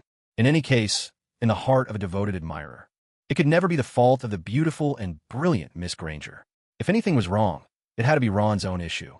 Ron could never have guessed that, in the original film, Hermione would one day become his wife. Of course, the Hermione in the movies was lovely, but ultimately, she was just a beauty among mortals. This Hermione, though, was like a fairy from the heavens, flawless, ethereal. That figure, just marvelous.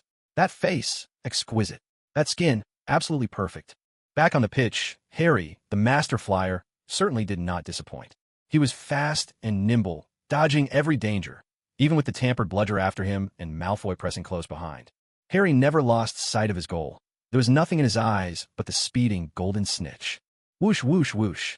3 shadows streaked past in a blur. The golden snitch was cunning. It darted behind the construction platform, weaving through a maze of wooden beams. Without superb flying skills, anyone who tried to follow would crash in a spectacular mess. But Malfoy wasn't lacking in training either. He managed to chase Harry through the dense obstacles, keeping up the pressure. Unfortunately, villains often fall because they talk too much. Malfoy was no exception. In his first year, all he could do was watch Harry shine with envy. In his second year, after his father Lucius pulled some strings to get him a fresh start, Malfoy finally had the chance to compete with Harry on the same pitch. Malfoy had waited an entire year for this opportunity. At this moment, seeing Harry flailing about as he struggled against the tampered bludger, Malfoy was, of course, delighted. "Harry, you can't beat me. You're bound to lose. As the saying goes, whoever speaks first loses." Harry, whether by accident or design, showed the skill of a seasoned driver. He made a quick loop, and the bludger, speeding after him, suddenly changed course and headed straight for Malfoy. Malfoy was startled. So Harry could be cunning too, it seemed. Flustered, Malfoy wrestled to control his Nimbus 2001, swerving just in time to dodge the bludger's attack. But in this narrow passage, wooden scaffolding lined the way, each pillar as thick as a man's waist.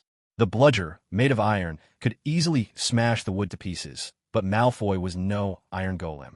One slight miscalculation, and he crashed right into one of the wooden columns. The wood stood firm and scathed, while Malfoy was sent spinning. "Ah!" With a pain scream, Malfoy tumbled out from the passage. His broomstick shot off beneath him, and he fell, not so gracefully, plummeting from mid-air and landing hard in the sand below. Thank goodness it was sand. Had it been concrete, Malfoy would have needed care for the rest of his life.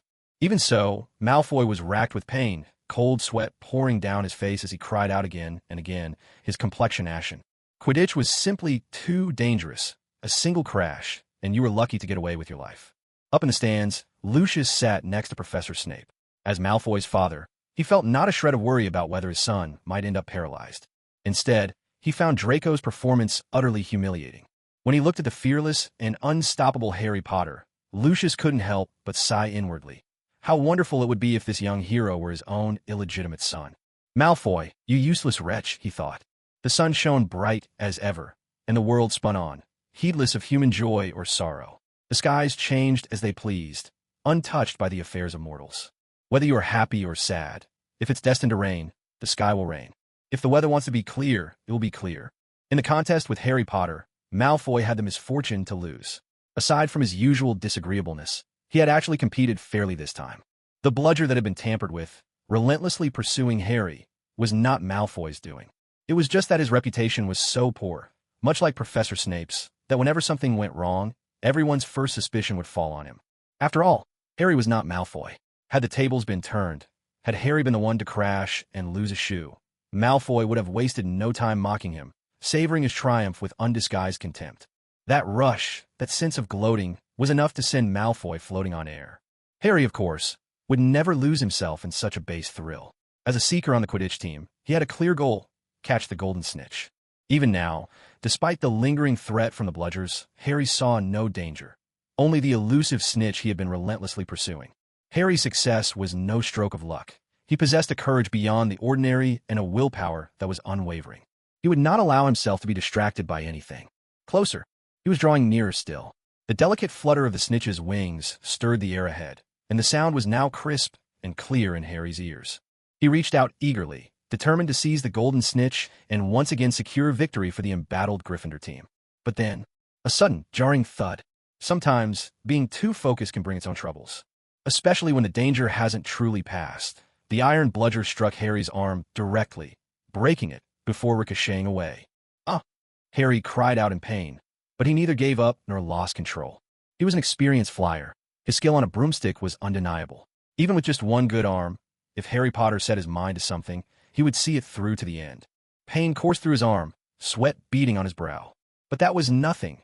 His fiery spirit, the passion of a young man, had never once cooled. This was Harry Potter's stage. With his remaining hand, Harry snatched the mischievous snitch from the air. At last, he could breathe a sigh of relief. His balance was off, his concentration wholly fixed on the snitch in his grasp, the broomstick beneath him almost an afterthought. So, just like Malfoy before, Harry crashed. But even crashing can be done with style. Malfoy's tumble had been all show, his fall marked by flashy, unnecessary contortions. By contrast, Harry's fall was much smoother.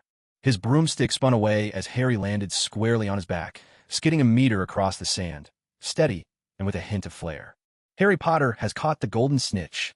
Gryffindor earns 150 points. The match is over. Gryffindor wins. This time, the referee saw everything clearly. All match long, the bludgers, each the size of a watermelon, had targeted only Harry, and the officials had turned a blind eye. But the moment Harry caught the snitch, no bigger than a ping-pong ball, victory was immediately declared. The Gryffindor students and staff erupted in celebration, while the mood among Slytherin was decidedly glum.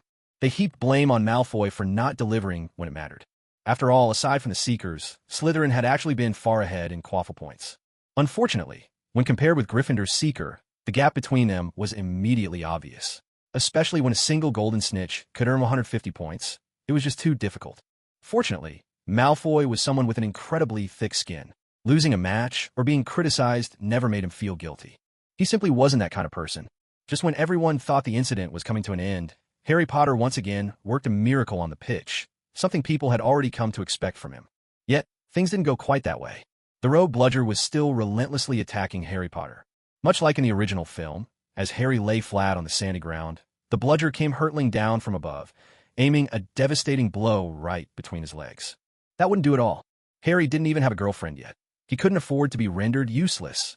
Instinctively, his body reacted, and he scrambled away, limbs flailing just in time. With a deafening thud, the bludger smashed into the sand, leaving a crater squarely between Harry's legs. That was close. Harry barely had time to catch his breath before the bludger's attacks grew even more frenzied, this time aiming straight for his head. But now, Harry was ready. He dodged again. Luckily, he succeeded once more. Seeing Harry under attack, everyone in the stadium rushed toward him, but no one managed to cast a spell in time to stop the rampaging bludger. Last year, it was Professor Quirrell who secretly jinxed Harry's broom, nearly causing Harry to fall from the sky. It had been Professor Snape, murmuring a counter-curse under his breath, who slowed the danger just enough. But in the end, it was Hermione who acted and truly saved the day. This time it was the same. Perhaps Professor Snape knew his own limitations. After all, a bludger in motion was incredibly fast. If he tried and failed to control it, his reputation as a professor would be at risk. So, for the sake of their pride, not a single professor intervened. Just like in the original film, it would fall to Miss Granger to save the day. A single spell from her, and the bludger would fall to pieces. Hermione's magic was formidable, powerful enough to reach 3 or 4 stories high. And here, this Hermione was even more impressive. If she chose to act, the results would be spectacular. But Hermione was nothing if not cautious. And with her mischievous system, it was almost impossible for her to think like a regular person. Take now, for example.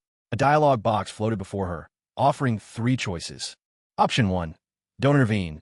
Let Harry keep performing his acrobatics. Complete the task to earn a bad boy trophy. Option 2. Draw your wand and cast a single spell to send the bludger to its next life. Complete the task to earn a rugby ball. Option 3.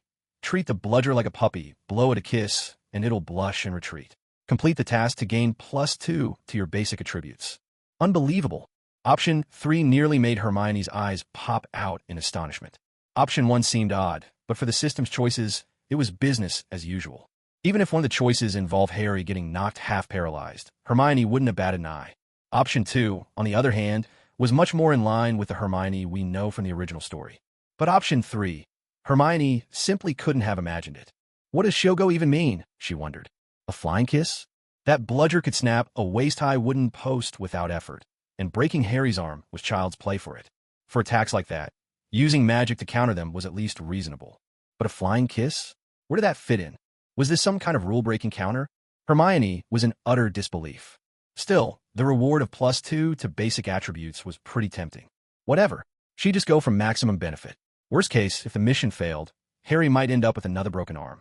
After all, in the magical world, as long as your head stayed attached, everything else was a minor injury. A few days in the hospital, and you'd be fine. Hermione did feel a bit awkward about it all. Seizing the moment when no one was watching, she acted shy and, with a hint of playful cuteness, blew a flying kiss at the fierce bludger, the best performing ball on the pitch today, her small hand covering her lips. But the magical world really is full of surprises. If Newton were here, he'd have to nail the lid of his coffin shut with steel bars and seal it with concrete, too petrified to ever pop out. Who knows if that irritable bludger got flustered, but actually blushed, turned bright red, and fled the scene. A moment ago, this bludger had been chasing Harry across the pitch, even breaking his arm, and now, just because Hermione blew it a bashful kiss, it simply surrendered and flew away without a backward glance. Congratulations on completing option 3. Reward, +2 to basic attributes. This was downright bizarre. Miss Hermione Granger had been in this world for over a year now. Do you even know what I've been through this past year? And she'd seen her fair share of strange things, but never anything as outrageous as this. After all, giving a flying kiss and subduing a bludger bent on murder are two entirely unrelated things. And yet, some kind of chemistry had actually occurred. It was like eating a bowl of rice and discovering you'd produced gold bullion. Utterly baffling. Could this be that legendary saying, "Don't blame the road for being bumpy if you can't walk straight"? As the saying goes, in the world of animation, anything goes. Who has ever offered bait without a cigarette? It was ridiculous, completely flying in the face of every rule of physics. That phrase, "Don't blame the road for being bumpy if you can't walk straight," comes from two classic anecdotes about Masturbate. Case 1. Masturbate's opponent blows up a bridge. If we follow the laws of physics, Masturbate should stop the car because if he keeps driving, he'll fall right off. The outcome was utterly absurd. The tires on Boss Ayre's car suddenly transformed into two impossibly long wheels, stretching straight down to the bottom of the cliff. No one could say what brand they were. These magic tires could extend or retract at will, and so the car smoothly rolled across the chasm at the exact height of the original bridge, as if nothing had happened. Truly, as the saying goes, don't blame the road for being bumpy if you can't handle the journey. Case 2 was even more outrageous. This time, Boss Ayre was driving an ox cart, not a horse-drawn carriage, when he came upon a river, wide and swift. Ordinarily, a carriage could never cross such waters. If it were magic, perhaps one might freeze the river and pass over. But Boss Ayre was no ordinary creature, not your average dog. With a casual flick, he tossed his lasso across the vast river, hooking it onto a wooden post on the far bank. Then, with a nonchalant tug, the entire wide river closed up like a curtain being drawn shut. Once again, don't blame the road for being bumpy if you can't handle the journey. Boss Ayre holds a legendary status in the world of animation, standing shoulder to shoulder with the likes of the Fox Immortal, Bugs Bunny, Woody Woodpecker, and Jerry's cousin, forming the 5 great kings of cartoons. Hermione had heard tales of his exploits. This time, the system's mission options immediately brought Boss Ayre's heroic deeds to Hermione's mind. What's going on with that rogue bludger? Hagrid, ever concerned for Harry, hurried over, intending to stop the rampaging bludger with brute force before it could harm Harry further. But before he could act, the bludger suddenly turned bright red and then flew off on its own. Even in the wizarding world, where the strangest things happen daily, this was simply beyond belief. "Harry, are you all right?" Harry. Ron, feeling a bit guilty, rushed over to help Harry to his feet. He'd been about to pull out his wand in the stands to help Harry, but unfortunately, his wand was broken. "I'm fine, don't worry." Harry glanced over at the beautiful Hermione, who stood silently by his side. In the sunlight, her skin seemed to glow, her long eyelashes danced with every blink, and her delicate features were so enchanting that one could almost forget any pain. But just moments before, Harry had noticed Hermione blowing a kiss, and then, as if by magic, the rogue bludger had mysteriously flown away. Harry wondered if he'd imagined it. After all, it was simply too incredible. Surely it couldn't have happened. This poor child, his arms broken. The ever-dramatic Professor Gilderoy Lockhart rushed over as well. To be fair, though he was rather incompetent, his intentions toward Harry were generally kind. In the original story, as long as he wasn't trying to harm Harry, he seemed rather harmless. Unfortunately, Gilderoy Lockhart truly was hopeless. As it happens, I know a spell to fix broken arms. No, no, no. Harry panicked, desperate to refuse. The more he learned about Gilderoy Lockhart, the more he realized just how unreliable the man was. In the 1,000-year history of Hogwarts, never before had there been a professor who, during the very first defense against the dark arts lesson, managed to frighten himself so badly that he was the first to flee the classroom. Look at this. He's in so much pain he can't even speak. Gilderoy Lockhart certainly understood what Harry Potter meant. However, eager to prove himself and seize the spotlight, Lockhart realized that this was his perfect stage.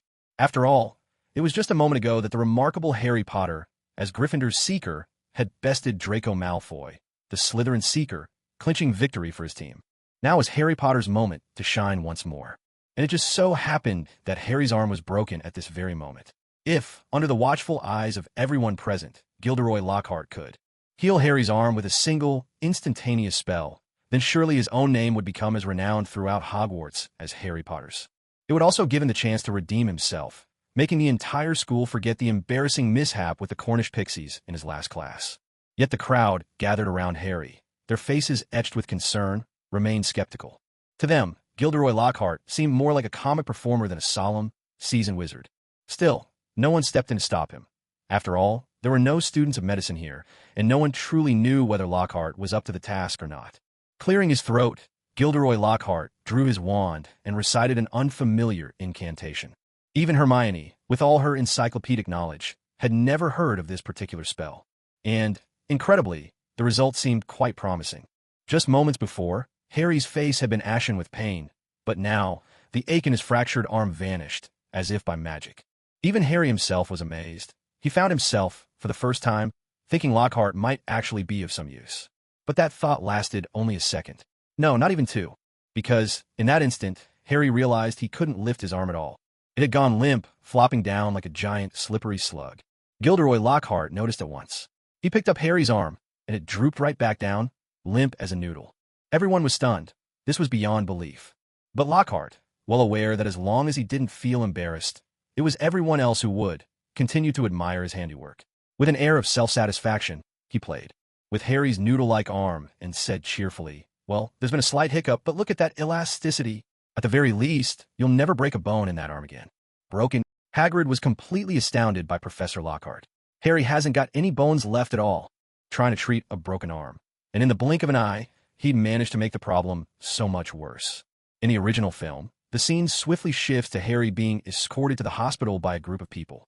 However, for Hermione, who has crossed over into this world, things aren't as simple as in the movies. She can't just jump quickly from one dramatic moment to another and only play out the highlights.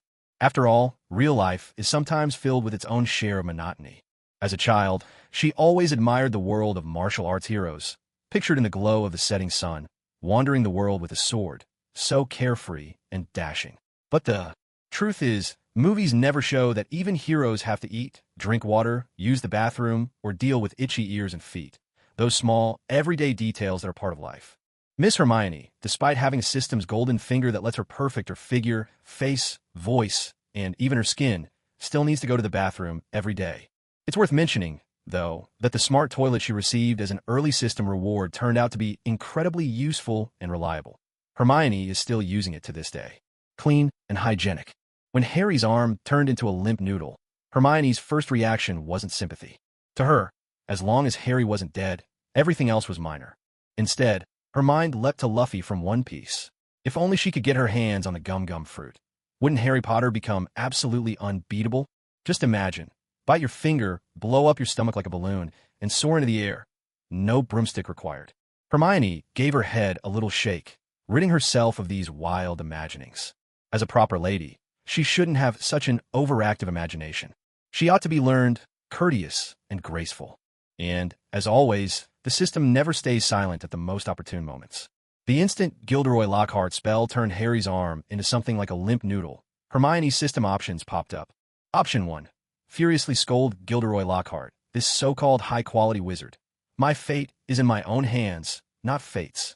Demand that he take responsibility for Harry's arm. Task reward: 1 barrel of peanut oil. Option 2. Compliment Gilderoy Lockhart on a job well done. With Harry's arm boneless, maybe he'll finally behave himself. Task reward: 1 bottle of floral cologne. Option 3. Why not dance for everyone? A quick cha-cha. Task reward: +1 to all basic attributes. Option 4. Say nothing at all, and simply take Harry directly to the infirmary for proper treatment. Task reward: 1 pair of earmuffs. Although option 3 offered the highest value, there was no doubt it was also the most embarrassingly awkward. Hermione chose to go with Ron, and together they brought Harry to the infirmary. The school nurse greeted them with practiced efficiency, saying, If you'd brought him in a bit sooner, he could have been healed easily. But now, regrowing bones isn't a simple matter. Ron immediately grumbled. See, this is all thanks to Professor Gilderoy Lockhart. He's just amazing, isn't he? At that moment, the nurse poured Harry a cup of medicine that looked a bit like fruit juice. Eager to recover as quickly as possible, Harry picked up the cup with his good arm and downed it in one gulp. But the moment it touched his lips, Harry immediately spat it out. The nurse, unfazed, poured him another cup and chided. You should have known. It was never going to taste good. Sorry, Harry muttered, a little embarrassed. Although Malfoy had hurt himself in a rather dramatic fashion, he at least hadn't suffered a second round of injury at Lockhart's hands. In the magical world, injuries like his could be healed quite easily. Still, Hermione's system had popped up a task, so she had no choice but to go visit Malfoy. Option 1. After seeing Harry, go visit Malfoy and comfort him, telling him that this defeat is only the first of many and there will be countless chances in the future. Reward: a box of digestive tablets. Option 2. Catch a centipede and slip it into Malfoy's bed so he'll experience the thrill of surprise. Reward: a bottle of pesticide. Option 3. Tell Malfoy, my fate is mine alone, not dictated by the heavens. You'll succeed next time. Reward: +1 to basic attributes. While Malfoy was still wailing, he suddenly noticed Miss Hermione, a lovely vision of sunshine who seemed to drive away any gloom. Simply by appearing. Instantly, the pain left his body, and his somewhat handsome eyes were fixed on Hermione's graceful figure. Hermione, you've come to see me. You're here to visit, and that already means a lot to me. Why bring anything? Malfoy was left speechless when he saw that Hermione had brought a whole basket of spicy snacks.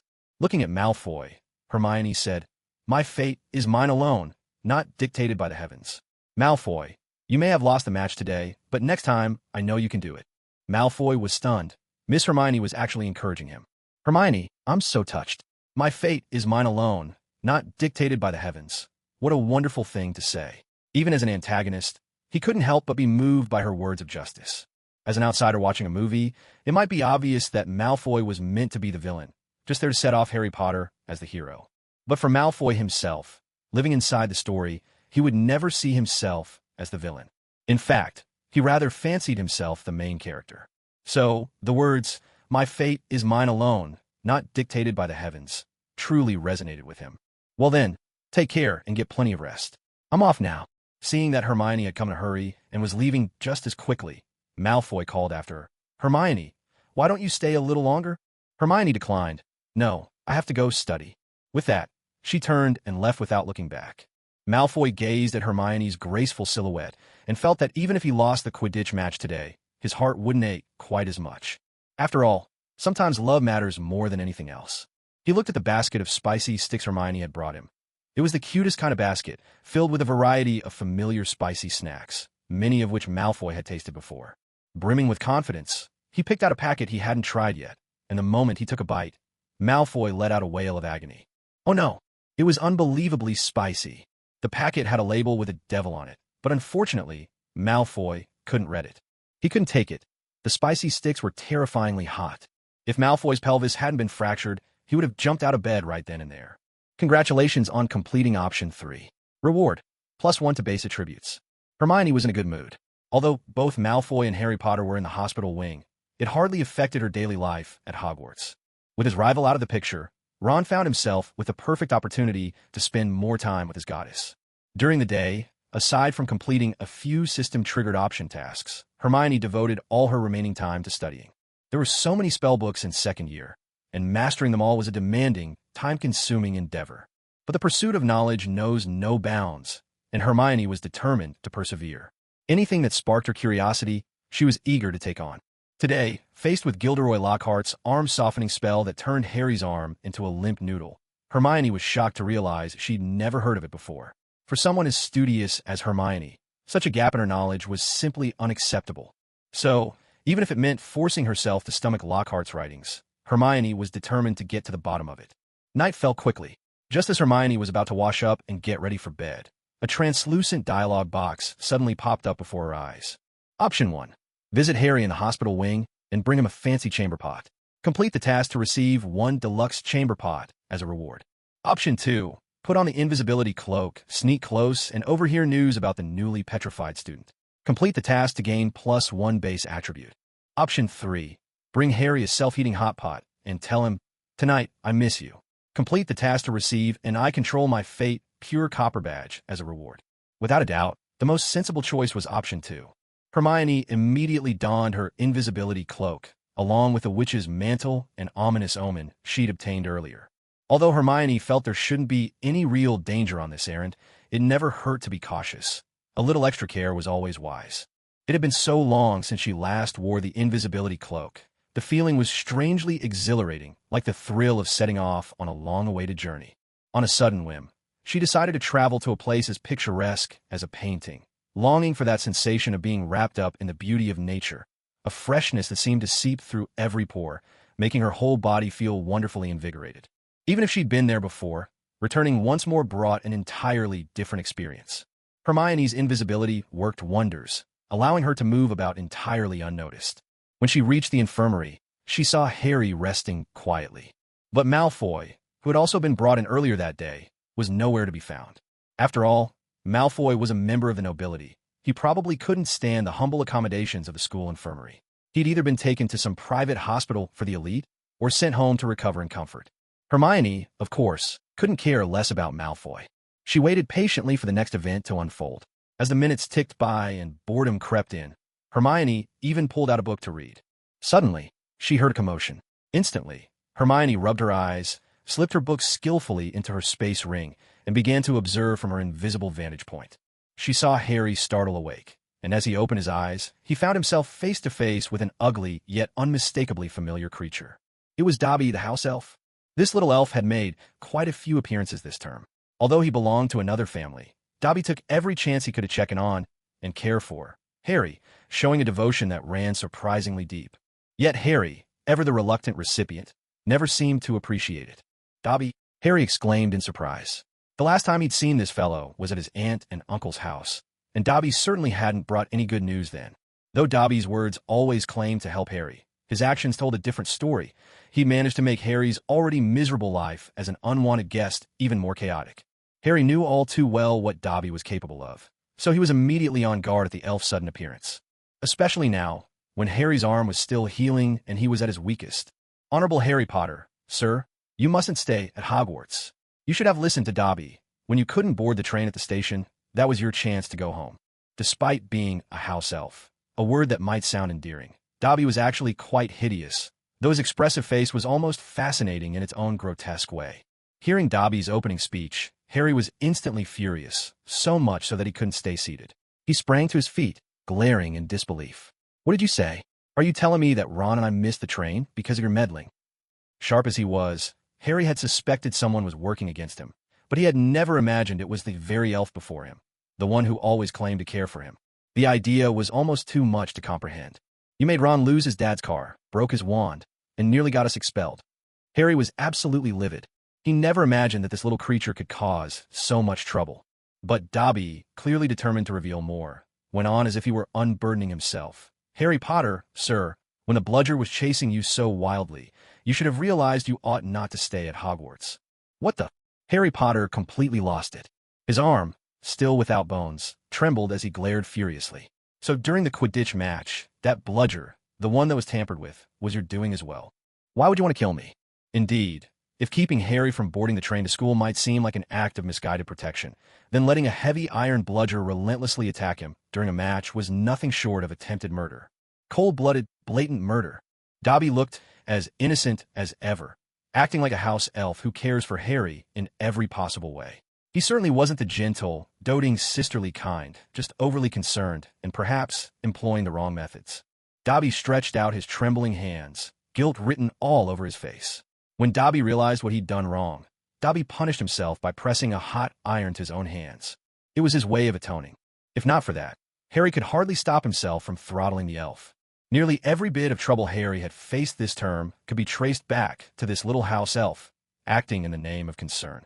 Harry demanded angrily, "Why do you keep trying to hurt me, over and over again?" Dobby withdrew the burned, scalded paws and pleaded his innocence. "Dobby never wanted to harm Harry Potter, sir." Just then, there seemed to be some commotion outside the hospital corridor. Dobby immediately grew anxious, leaning in to whisper, "Harry Potter, sir, Hogwarts is in grave danger. You must listen to Dobby. Leave Hogwarts at once."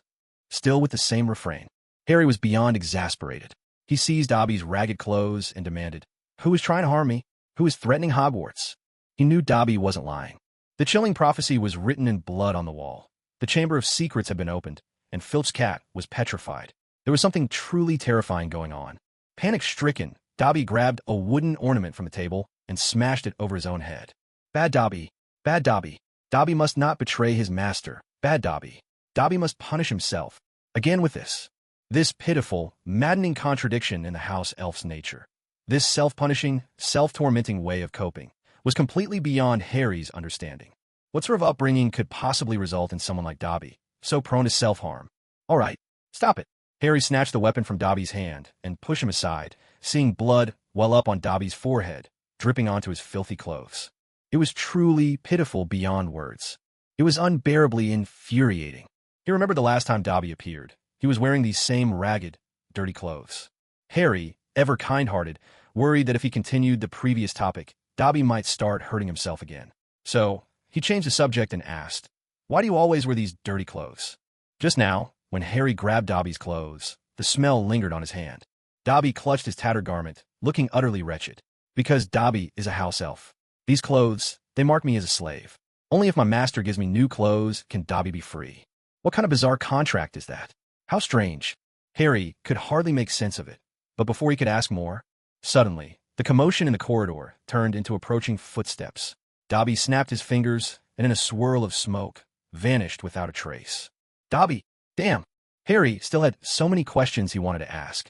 But clever as ever, Harry had already guessed that the strange events happening at Hogwarts were most likely tied to Dobby's terrifying master.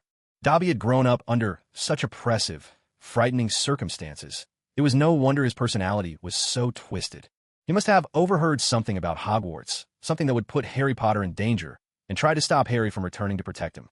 But as a house elf, he could not betray his master. Caught between two worlds, Dobby had become what he was. Harry felt a twinge of sympathy for the little house elf, but remembering the trouble Dobby had caused him, he wondered if Dobby really deserved his pity. Instinctively, Harry lay back on his hospital bed and pretended to be asleep. After all, if someone found him still awake at this hour, how could he possibly explain? He couldn't very well say he was woken by the urge to pee, could he? Through half-closed eyes, Harry noticed a stiff, unmoving student being carried onto a nearby bed. He vaguely recognized him, a goofy kid always running around with a camera, a bit of a hothead. During the Quidditch match earlier that day, while everyone else stood quietly in the high stands to watch the game, this reckless freshman had marched straight onto the dangerous field to snap secret photos. At that moment, a rogue bludger was chasing Harry. He swept past the boy at top speed, and the bludger nearly smashed right into the kid's head. Harry had taken the bludger to the arm instead, breaking it instantly. If that ball had hit the hothead in the head, he'd probably have ended up needing a new life altogether. So, Harry never bothered to remember his name. He simply called him the Hothead. And sure enough, the Hothead never failed to live up to the name. Apart from Filch's cat, he was the first student in Hogwarts to be petrified. When he was petrified, his expression was rather peculiar. It was clear he had captured something on camera. Even as his body froze, he remained in the posture of snapping a photo, his small face contorted into a mask of pain at that very instant. And now, in this late hour, as this hapless petrified student was brought in, the two most prominent figures in the school were present: Headmaster Dumbledore and Professor McGonagall. The usually tranquil Hogwarts infirmary grew unusually lively in the depths of the night. From Harry and Dobby to Dumbledore and Professor McGonagall, none of them noticed Miss Hermione sitting quietly in the corner, shrouded in her invisibility cloak. With her prior experience of crouching unseen in the shadows during the Sorcerer's Stone incident, Hermione had come prepared this time, bringing along a small stool to avoid getting numb legs from crouching too long. All she was missing was some fried chicken, a cold beer, and a handful of sunflower seeds or peanuts. But Hermione was worried that snacking would draw unwanted attention, so she resigned herself to quietly taking in the real-life drama unfolding before her. From the moment the house elf Dobby revealed a few truths, to when Dumbledore and McGonagall carried in the stiff, petrified first year, it was clear that winter had truly descended on the school this term. Cautious as ever, Miss Hermione would never let her guard down. Even though she was far more capable than she'd been in her first year, she certainly didn't possess a Horcrux like Voldemort. She couldn't count on coming back to life if she died. What if one death was all it took to send her into eternal slumber? There wasn't anyone or anything at Hogwarts she was particularly attached to, but instincts are instincts. Who wants to die, really? Besides, she still had a whole collection of self-heating hot pots with different flavors stashed in her space ring. And she hadn't even tried them all yet. She couldn't die, not yet. She wasn't ready to let go. Inside the spacious infirmary, 3 different threads of the story played out at once. Hermione had her own little corner. Harry pretended to be asleep while eavesdropping from his bed. The most riveting part, however, was the conversation between Professor McGonagall and Headmaster Dumbledore. In private, Headmaster Dumbledore didn't seem much different from his usual self, except perhaps for a slightly more disheveled appearance. Otherwise, there was little change. Professor McGonagall, on the other hand, was quite transformed. Usually, as the head of Gryffindor and the deputy headmistress of Hogwarts, she was the very embodiment of authority, especially last term. But this term, faced with the opening of the Chamber of Secrets and the chilling sense of winter's arrival, she uncharacteristically seemed at a loss behind closed doors. "Headmaster, did Colin Creevey capture something on his camera?" she asked. This rather reckless first year was none other than Colin Creevey, whose petrified pose made it difficult not to leap to that conclusion. Dumbledore didn't reply. Instead, he picked up Colin's camera. Just as he tried to open the film compartment, a thick plume of smoke suddenly burst out, accompanied by the sharp smell of something burning and a shower of sparks. It was a startling sight in the quiet of the night, enough to send a shiver down anyone's spine. Suddenly, it all happened in a flash. Dumbledore seemed to have anticipated this. The mystery of a chamber hidden for over 1,000 years could hardly be unraveled so quickly. Yet in this moment, Professor McGonagall, as a woman, let her private panic show. During the day, even if she felt anxious inside, Professor McGonagall, the experienced old witch and deputy headmistress, would always maintain the composure expected of her in front of students. After all, if she lost her nerve, what would the students do? But right now, Professor McGonagall was simply herself. She didn't have to worry about other people's opinions or the bigger picture. She could allow her most genuine fear to surface. "What's going on? Headmaster, what does this mean?" Her voice carried 2 layers of questioning, amplifying the panic in her heart. After all, the legend of the chamber had endured for 1,000 years. Even Deputy Headmistress McGonagall could hardly help but feel unsettled. Moonlight streamed through the mottled, ancient windows, casting Dumbledore's face in an ashen half-light. His voice, for once, betrayed the weight of his years as he sighed. "This suggests, I'm afraid, that our students may soon be in grave danger." Because Dumbledore knew this might not be the end, but only the beginning. His gaze shifted forward. Hogwarts' only hope could rest with the young man before him. And just then, in that very room, Dumbledore, the sleeping Harry on the hospital bed, and Miss Hermione, hidden in the corner, sat in a perfect line. Dumbledore's eyes fell on Harry Potter, though it was as if he were also looking straight at Miss Hermione. Even though Hermione knew no one else could see her, her invisibility cloak was a reward from the system. After all, top quality and guaranteed, certainly better than Harry's. She couldn't help but feel unsettled under Dumbledore's steady gaze. She even had the urge to pick up her chair and herself, and move to another corner to keep watching the scene unfold. Congratulations on completing Task Option 2. Reward, +1 to base attributes. As the system's notification sounded, Hermione's anxious heart finally eased, and her first thought was to get out of there, as far away as possible. But how could her mischievous and ever unpredictable system possibly let the dazzling Hermione Granger slip away so easily? Sure enough, a familiar system pop-up appeared before her eyes. Option 1. Carrying a sack of rice up several flights of stairs, then ascending straight into the skies above Hogwarts, gazing down at the earth. How many flights must I carry a sack of rice? 1 to the 2nd floor, another to the 3rd. 1 sack, 2 sacks, give me more, I'll do. The washing. So much mud on this rice, and those black tiles caked with dirt. Who's giving you a sack of rice, huh? All right, add some. Water, Shinra Tensei. Then, dropping 10 kilograms of explosives and bringing about utter destruction. Task reward, 20 kilograms of explosives. Option 2. Planting flowers all around the Hogwarts campus, no fewer than 1,023 blooms, to welcome the new students. Task reward, 1 bag of rose seeds. Option 3. Sneakily drinking a bottle of cola to calm the nerves, finishing with a discreet burp. Task reward, +1 to basic attributes. Oh my, how many flights must I carry a sack of rice? Hermione is all too familiar with this meme.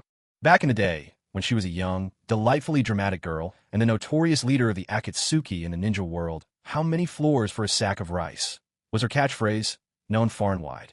If someone annoyed her, it was always a swift Shinra Tensei to put them in their place. So, tell me, are you convinced yet? If Hermione really did have the power of Shinra Tensei, She'd have no qualms about soaring above Hogwarts and letting the entire school experience what true fear and destruction felt like. But looking at option 1, even if the lines are on point, 10 kilograms of explosives just don't cut it. Couldn't they at least splurge on an atomic bomb? A sack of rice scenario without an atomic bomb just doesn't feel epic enough for Hermione's taste. So option 1 is out. Option 2 is certainly peaceful and does fit Hermione's gentle and refined persona. But 1,023 flowers? That's far too many. Even planting 23 would be too much hassle for Hermione. And honestly, the reward, a bag of rose seeds, couldn't be less tempting. So, only option 3 remains. It's a bit daring, but at least the system didn't tell Miss Hermione to calm her nerves with a cigarette. Drinking a cola? Piece of cake. She quietly opens a bottle. Gulping it down in big swigs would hardly be ladylike, so she takes out a straw with a touch of elegance. In this delicate moment, Hermione sips slowly, savoring each taste. The sweet, familiar flavor of cola feels like an old friend, and before long, she's finished the bottle in secret. It really does help take the edge off. Then, she lets out a small, almost inaudible burp. If it hadn't worked, Hermione would have just upped the volume a little. Fortunately, the system isn't too strict about these little details. Congratulations! You've completed option 3. Reward, +1 to basic attributes. All in all, it's a pretty satisfying outcome. Miss Hermione is quite pleased, though one bottle of soda hardly feels like enough. Now she's craving some snacks as well. Luckily, Dumbledore and Professor McGonagall have already left, and tonight's drama has drawn to a close. Just as she's about to leave, Hermione's system pops up with another set of options. Option 1. March right up and give Harry a good kick on the butt. What are you doing sleeping? Get up and have some fun. Complete the task to receive one little princess of bragging badge. Option 2. Invite Harry to a hot pot feast. Dip some lamb, some beef tripe, some duck blood. Complete the task and win a bag of hot pot base as your reward. Option 3. Before leaving, gift Harry a can of fresh prairie air. Complete the task to earn 1 oxygen canister. Sleeping? Get up and have some fun. This catchphrase rings a bell. Come to think of it, didn't the three-headed dog once receive a gentle nudge from Hermione herself? If Hermione were to deliver a kick as mighty as a soup pot to Harry's behind, I wonder if he'd even survive it. Even if he did, Harry would probably end up with a permanent forward tilt to his pelvis. For the sake of Harry's well-being, option 1 is best left alone. Hermione isn't really interested in the prize anyway. Option 2 actually sounds tempting. For a true foodie, nothing in the world should be wasted except good food. But so late at night, and right beside them, first-year Colin Creevey still lies petrified on the hospital bed.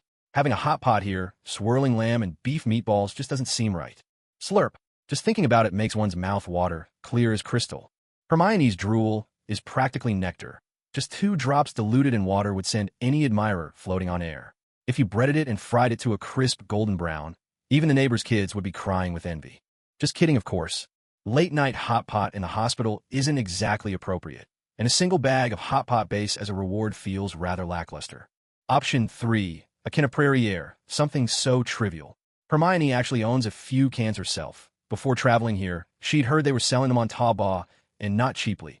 5 yuan a pop. Seems the price has gone up since. The small cans now go for over 30, the large ones over 70. They come in pull-tab cans. Hermione decides to leave one for Harry, and the system immediately prompts. Congratulations on completing option 3. Reward: 1 oxygen bottle. Now, this oxygen bottle could come in handy. Someday, if her future children ever pull her oxygen tube in old age, at least she'll have a spare. The system isn't all bad. At least it didn't force Harry Potter to eat something unspeakable. If option 3 had asked Miss Hermione to leave Harry a little fairy fart as a parting gift, she might have had to seriously reconsider the feasibility of option 2. Tonight could be considered overtime for Hermione, and the system offered a bit of overtime pay. Wearing her invisibility cloak, Hermione moved silently through the ancient halls of Hogwarts. Moonlight bathed the castle, yet not even the brightest beam could cast her shadow. It was almost magical. The next morning, a new day dawned, a fresh beginning. After finishing her classes, Hermione couldn't help but admit, while Hogwarts might be hopeless at solving mysteries, when it comes to covering things up, they're absolute masters. Last night, only Harry and the invisible Hermione knew about first-year Colin Creevey being petrified. Throughout the day, there was barely a whisper on campus. When students did talk, the conversation still revolved around Filch's cat. Those who disliked the caretaker would joke, saying that a petrified cat would make a perfect specimen, motionless, yet lifelike. Hermione took no part in these discussions. After all, she was a proper young lady, the picture of decorum. A few days later, Harry was discharged from the hospital wing. Though the new bones in his arm were invisible, they worked perfectly. Harry could now use his Kieran arm, just like anyone else with their own.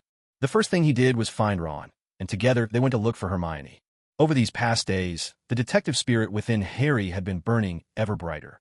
He was itching to uncover the truth behind the legend of Hogwarts' thousand-year-old chamber of secrets. And with the list of petrified victims growing, from Filch's cat to the hapless Colin Creevey, there was no telling who might be next. Harry knew he had to put a stop to this. First and foremost, he needed to find out who the heir of the chamber was.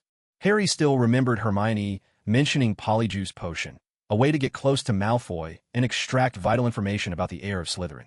In the film, the scene cuts straight to the girls' bathroom on the second floor, a place abandoned for decades, left to crumble, and never maintained. It was one of those places made famous by Hogwarts legend. After all, a school that had stood for 1,000 years was bound to have its share of stories. Why did Hermione ask us to meet here? Ron asked, both excited and bewildered. Isn't this the girls' bathroom? He tried to remind himself he was a proper young man, but his eyes couldn't help darting all around. Harry frowned. Not sure, but if Hermione wants us here, she must have a special reason. In fact, Hermione could have brewed the Polyjuice Potion in any number of places. This Hermione, having crossed over, had access to all the ingredients she needed and could whip up a tastier potion in no time at all.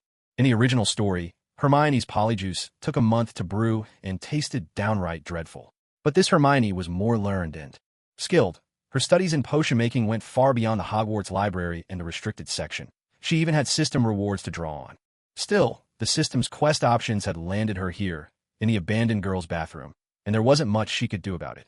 At the time, she'd been given 3 choices. 1, the girls' bathroom on the second floor, as in the original story. 2, the boys' bathroom. Or 3, Headmaster Dumbledore's private restroom.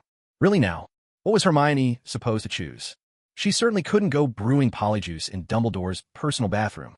Imagine running into the headmaster on a fine day and greeting him with polite elegance. Isn't the wind especially lively today? The smell is a bit strong. Have you been feeling overheated lately, headmaster? There was really nothing to be done about it. So, when Harry and Ron pushed open the door to the second-floor girls' bathroom, full of anticipation, what greeted them was a spacious, bright room in the style of a Syrian palace, and right at the center, seated like a radiant goddess, was none other than Miss Hermione, a beauty beyond compare, almost glowing with ethereal charm. Ron glanced around. It looked as if no one had set foot here for decades, and the air was fresher than the open meadows. He felt, if anything, slightly let down. So this is what it's really like in here. Hermione seemed to read Ron's mind. She rolled her eyes and said, "What's wrong? A little disappointed, are you?" Ron hurried to defend himself. "Of course not. I'm not some kind of pervert. But why does the girls' bathroom look like this?" Hogwarts was full of secrets. It was only natural Ron didn't know what to expect. Hermione replied, "I'll explain it to you later." Harry, ever the upright hero, was far less interested in exploring than Ron. He focused on the potion Hermione was brewing. At Hogwarts, there were special cauldrons for making potions, large, uniquely shaped, like a giant watermelon with a hole cut in the top. If the system's golden finger were ever to reward Hermione with some mystical flame and cauldron from a fantasy novel, then surely the beautiful alchemist Hermione could craft even the rarest 7-star Polyjuice Potion. But right now, Harry was far more concerned with Hermione's transformation potion. As he drew closer, he caught a whiff from Hermione's cauldron, a bubbling aroma that was strangely familiar and a little embarrassing. Why does it smell like hot pot in here? Hermione couldn't possibly be making hot pot in the girls' bathroom, could she? Harry found the scent overwhelming, almost too much to stomach. But Hermione's brewing skills were superb. Even her potions could bring tears of joy to anyone who tasted them. "Hermione, this is the transformation potion you're making?" Harry finally voiced his curiosity. Hermione seemed to have some quest from the system to complete. She scooped out a ladleful and handed it to Harry and Ron, saying, "Don't ask, just try it." Harry and Ron trusted Hermione implicitly. Besides, even though the potion didn't contain any familiar vegetables or meat, its aroma was mouth-watering. Without hesitation, they downed a bowl each, then another, and another, until they felt they couldn't possibly have more. "This is delicious, Hermione. What kind of potion is it?" Ron was reaching for another serving when suddenly he felt something was off. It was as if currents of electricity were surging through his muscles, every hair on his skin standing on end. Then, both Harry and Ron felt a sudden chill atop their heads. A draft blew through the cracked window, and in an instant, 2 shiny bald heads gleamed in the cold air, like monks from the Tang dynasty had just arrived. At that moment, Harry and Ron's newly strengthened muscles were brimming with power. They had lost their hair, but gained incredible strength. Of course, in the original story, there was never such a comical scene. After all, as the protagonist and his best friend, Harry and Ron's hair was still of great importance. A receding hairline is already frightening enough, but to go completely bald, that's truly beyond saving. While the original had plenty of witty moments and humorous details, it never crossed over into outright farce. Only here, with time-traveling Hermione and her mischievous system options, could things turn out this way. Naturally, a proper young lady like Hermione wouldn't be so bored as to brew hair removal potions for Harry and Ron to drink, unless prompted by system task. Of course, if Miss Granger had a way to make Harry and Ron's hair vanish, she certainly had a way to bring it back as well. How could this happen? My hair. Ron was on the verge of tears. He had never felt so helpless in his life. He glanced over at Harry, whose head shone even brighter, resembling a giant light bulb. Harry's mind was in turmoil, but he had to admit this new look was shockingly bare. Hermione, I think you owe us an explanation. The explanation was simple. Congratulations on completing the option task. Reward, +2 to base attributes. That's right, these two shiny bald heads had just earned Hermione 2 attribute points. She could have chosen another path, of course, but the alternatives were truly unspeakable. Hermione put on a look of surprise, her voice uneasy. Oh no, I'm so sorry. I thought there was something off about that potion. Turns out the side effects are quite serious. Though Hermione had deliberately done this for the system's task, she couldn't let her true intentions show and pretended it was a potion mishap. In the original story, Hermione's own polyjuice mishap had turned her into a furry cat girl, a disaster in its own right. But whereas that accident wasn't what Hermione intended, this was entirely on purpose. I see, Ron said awkwardly, looking at the girl he'd admired for a year. But what do we do now? We can't wear hats everywhere for the rest of our lives, can we? Hermione could certainly hand out green hats to Ron and Harry, but surely they couldn't wear them forever. If anyone at Hogwarts caught sight of such gleaming bald heads, wouldn't they become famous overnight? Apparently, even Voldemort was completely bald. Hermione said reassuringly, "Don't worry. I'll take responsibility for this mishap. Just wait a moment. I'll brew another potion. It'll have your hair growing back in no time." Really? Harry sounded doubtful. After all, the last time his bones were broken, Gilderoy Lockhart had used a spell that vanished them completely. It took Harry several days in the hospital to grow new ones. Although hair should be easier to grow back than bones, it's not like it can just pop out all at once, right? Trust me, Hermione insisted. But as she looked at Harry and Ron's glaringly bald heads, she couldn't help but stifle a laugh. Whether it's a boy or a girl, losing all your hair really does make you look like a completely different person. Besides, just moments ago, the two of them had trusted Hermione without the slightest hesitation, downing the potion in one go. The result, baldness and, oddly enough, newfound strength. So when Hermione spoke, her words sounded a little less convincing than usual. Hermione said about cleaning up the mess she'd made. She had a potion that could help Harry and Ron grow their hair back quickly, although she couldn't guarantee it would be the same color as before. But no matter what, after a few tries, things would surely return to normal. Hermione promptly poured the remains of the delicious potion she'd just brewed straight down the drain. Harry and Ron watched, their mouths twitching. They couldn't believe they'd actually thought it tasted good. Without missing a beat, Hermione began brewing a fresh batch of magical potion right then and there. She had considered making a solid elixir, but turning the potion into a thicker paste would take far more time and effort. "Harry, you look absolutely ridiculous with that bald head," Ron teased, having finally come to terms with his own hairless scalp. The second-floor girls' bathroom might have been shabby, but its facilities were surprisingly complete. Running water, working toilets, sinks, and even several large mirrors. Ron and Harry could clearly see their own, now strangely handsome, reflections in the glass. Harry ran his hand over his bare scalp. How had things come to this? All they wanted was to take Polyjuice Potion, get close to Malfoy, and find out more about the legendary Chamber of Secrets. Now look at them, two bald boys, plain as day. Ron started flexing his muscles in front of the mirror. "Hermione, I don't know if it's just my imagination, but even though I'm bald, I feel like my muscles are a lot stronger," he said. Hermione, stifling her laughter, replied with a straight face, "You're not wrong. Bald or not, you really have become stronger. After all, this was an enhancement potion, advanced stuff that could turn a wizard into a veritable tank. The only side effect was losing your hair." Harry watched as Ron dropped to the floor, immediately launching into push-ups and squat jumps, bursting with energy. Harry couldn't help but clench his fists, feeling a surge of power himself. He felt like one of the 300 Spartans, brave, fierce, and unstoppable. He had to admit, Hermione's talent and knowledge were impressive. Harry had never even heard of a potion like this before. Naturally, he was surprised. After all, nothing like this had ever appeared in the original story. However, in the web novels Hermione had read before she traveled here, especially those about power leveling and fantasy worlds, gaining strength through consuming magical pills was practically commonplace. Often, some miraculous elixirs would grant incredible power at the cost of burning away one's own lifespan, utterly defying the natural order. Though Ron had ended up with a completely bald head, this was just a minor mishap on the part of his goddess. Besides, Hermione, his devoted goddess, was already working hard to set things right. Of course, Ron held no grudge against Hermione. On the contrary, he approached the mirror, took out the treasured green cap he'd always been reluctant to wear, and put it on. Surprisingly, with his bald head and the green cap perched on top, he actually looked rather striking. It suited him perfectly, carrying around the very first green cap that Miss Hermione had ever given him. This little habit was something Ron had picked up from Malfoy.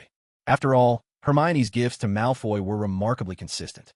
Other than spicy sticks, it was more spicy sticks, and, when it came to clothing, only a rare few items like a green cap. So whenever Malfoy wanted to show off, the only thing he could really pull out was that green cap. Ron hadn't been in the habit of carrying his own green cap everywhere, but Malfoy was just so insufferable that, every now and then, Ron found himself doing exactly that. "Hey Harry, what do you think? Doesn't this green cap look just perfect with my shiny bald head?" Harry eyed Ron's antics, tempted to decide that his friend was an absolute clown. Now, with both of them sporting bald heads, neither dared step outside until their hair grew back. Otherwise, if far-sighted old Professor Dumbledore caught sight of them, he might well believe his magical crystal ball had sprouted up on Harry and Ron's necks. Harry, as always, considered things more carefully, even if his bald look was a touch ridiculous at the moment. He glanced around once more, then asked, "Hermione, why does this girl's bathroom look like it hasn't been used in ages?" Hermione hadn't explained earlier, hoping to finish their task quickly, but now that there was a lull, she replied, "Yes, this place hasn't been used in decades." Ron, with his bald head and green cap, looked even funnier than before. He leaned in, curious, and asked, "Why's that?" Hermione answered plainly, "Because of Moaning Myrtle." At the mention of Moaning Myrtle, the air in the second-floor girl's bathroom seemed to grow suddenly colder, a chill wind drifting through the room. Ron felt that, even with his pure cotton green cap protecting his bare scalp, a shiver ran straight to his bones. It was as if they'd spoken aloud a forbidden name, one that ought never to be mentioned. The old folks would always say, "There are places best left alone. Treat them with respect, and never speak carelessly, lest you invite something dreadful upon yourself." It was truly unsettling. So who is Moaning Myrtle? As soon as Ron brought it up, he felt an even deeper chill spreading through his whole body. Suddenly, there was a loud bang from the toilet behind them, and water shot up from the bowl. In the blink of an eye, a ghost burst out, radiating a strange energy that could actually affect the physical world, catching Harry and Ron completely off guard. Both Harry and Ron stood frozen in terror. At Hogwarts, legends and wonders were nothing unusual. After all, the ancient castle had stood for 1,000 years, steeped in magic and mystery. But as the ghostly figure drew nearer and her features became clear, she didn't seem quite so frightening after all. It helped, too, that it was broad daylight. The sunlight streaming through the windows was bright enough to reflect off Harry's bald head. Moaning Myrtle wore glasses, her hair styled like an ordinary schoolgirl's, and she was dressed in the typical girl's uniform. She wasn't pretty, but neither was she ugly. As a female ghost, her voice was piercingly sharp, and the moment she spoke, the oppressive atmosphere seemed to ease a little. "I'm Moaning Myrtle, pitiful, miserable Myrtle," she announced, her words dissolving into sobs. Yet her weeping was far from comforting, more like the nails-on-a-chalkboard shriek that could set anyone's teeth on edge. "You two have rather nice bald heads," she commented shyly, before darting back into the toilet she'd just emerged from. For a moment, water splashed everywhere. It had to be said, even in the original story, this toilet-dwelling ghost was quite an acquired taste. Ron was still trembling. Myrtle had been floating right above his head, and the chill and gloom that surrounded her left him thoroughly unnerved. It was only after she left that he dared to whisper, "WH, it just happened." Hermione, in contrast, kept her composure. In the original story, she and Myrtle mostly minded their own business. Here, though Hermione hadn't yet spoken to Myrtle, there was something almost divine about her presence, so dignified and untouchable that even the ghost seemed reluctant to come near. Still, Myrtle could sense Hermione was a good person and showed no hostility. "This is why this girl's bathroom has been abandoned for decades," Hermione explained. It was yet another sign of how sorely Hogwarts lacked certain kinds of talent. Not just detectives to solve mysteries, but people who could mediate and resolve conflicts. That was why Myrtle had been haunting this place for 50 years, with no one able to sort things out. Because of Moaning Myrtle, no girl has dared use this bathroom for decades, and the school never bothered to fix the problem. Over time, it just ended up like this. Hogwarts was, after all, a very old place, with more than its fair share of imperfections. Harry and Ron had simply gotten used to it by now. No wonder, Ron murmured, understanding at last. He didn't dare say more. After all, the memory of Myrtle sobbing above his head was still more than a little unnerving. Who would dare come here to use the bathroom at this hour of the night? Harry didn't press for details about Moaning Myrtle, either. After all, if she was bold enough to haunt the toilets, and if she overheard Harry and Ron speaking ill of her, wouldn't she just come after them in the middle of the night? When it comes to forbidden matters, it's best not to bring them up at all. The issues that Hogwarts hadn't solved in decades certainly couldn't be fixed instantly just because Harry and Ron met face to face. Still, Ron couldn't help but ask, Hermione, how did you ever dare to brew Polyjuice Potion here? Hermione smiled and replied, I've always lived my life with integrity. As the saying goes, if you have nothing to hide by day, you needn't fear ghosts knocking at your door by night. A clear conscience? She had barely finished her righteous declaration when Harry's and Ron's bald heads started to shine under the light. Even with Ron's green hat on, the glow of justice beamed straight through. A faint, awkward sound echoed in her mind. It was as if a little fairy's dignity had just been scattered to the floor. She was the reason Harry and Ron had turned into bald monks. How could she still claim to be above reproach? A clear conscience? Fortunately, only Hermione could hear the sound of her shattered moral code hitting the ground. Harry and Ron still trusted Hermione completely. You're right. With a clear conscience, what is there to fear? Inspired by Hermione's righteous speech, Ron felt as though a holy light was radiating from him. All his fear melted away. But just then, Hermione's shameless system chimed in once again. Option 1.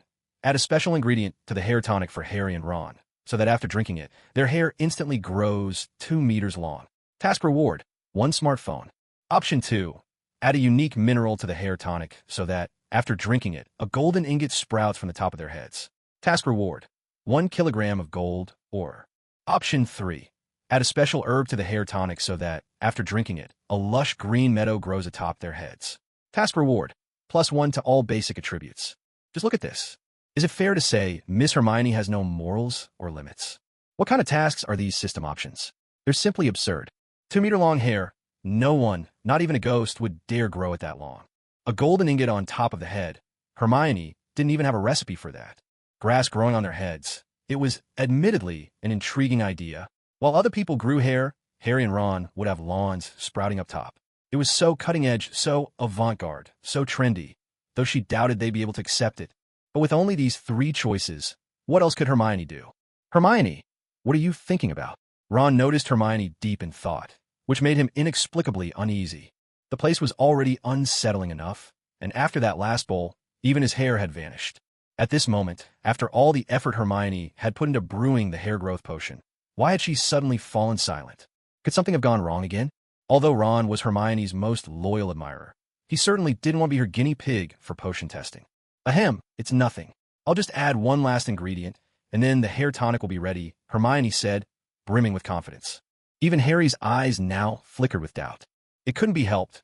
No high-quality wizard could accept the idea of losing all their hair in an instant.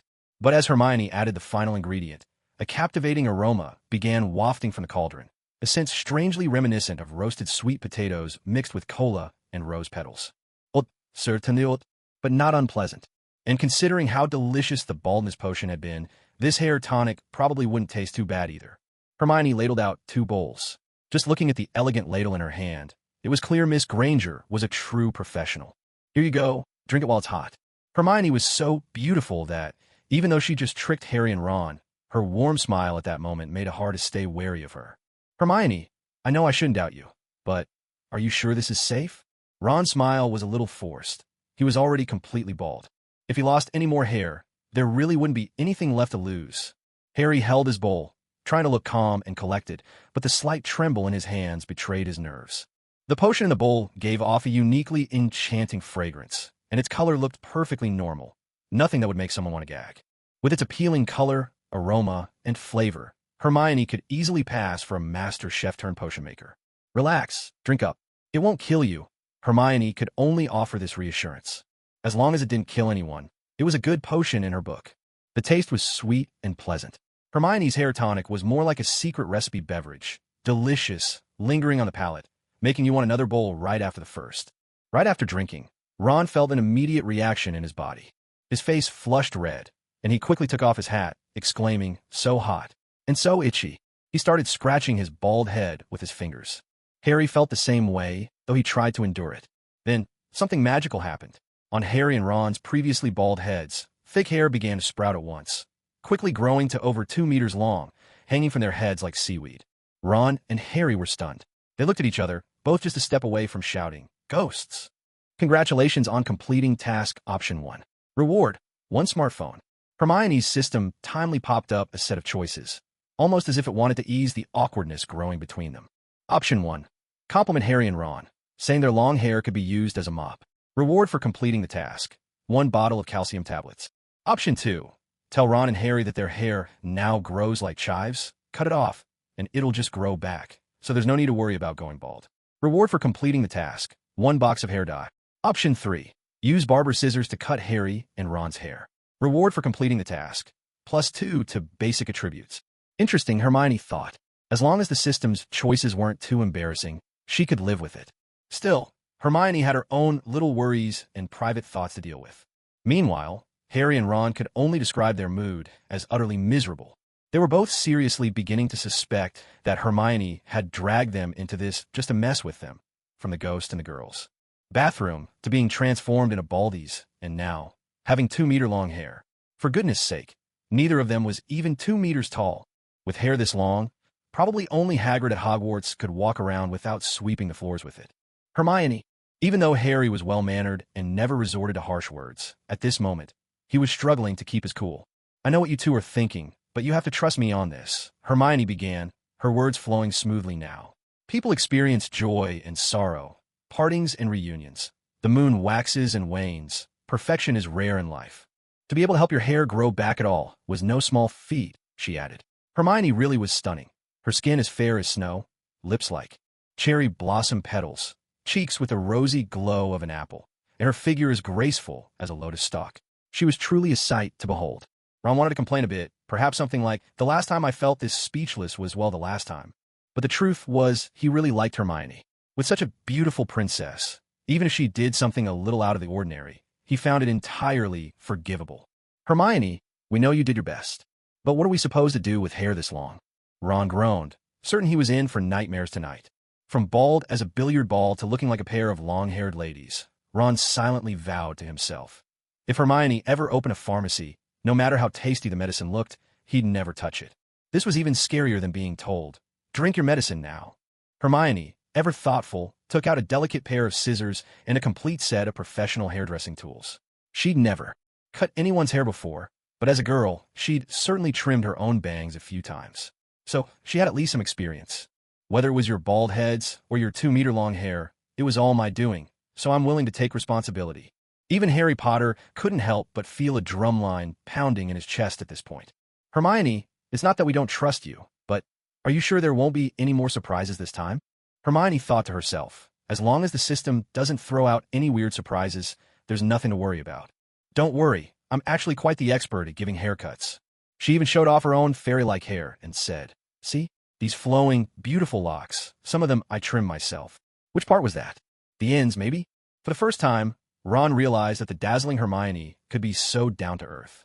Maybe she really was perfect, top of the class, stunningly pretty, knew when to eat when she was hungry, and always ran home when it started to rain. But today, he could see a whole new side of her. Her skills with potions were truly out of this world, far beyond what Ron and Harry could have ever imagined. 1 bowl, and you're instantly bald.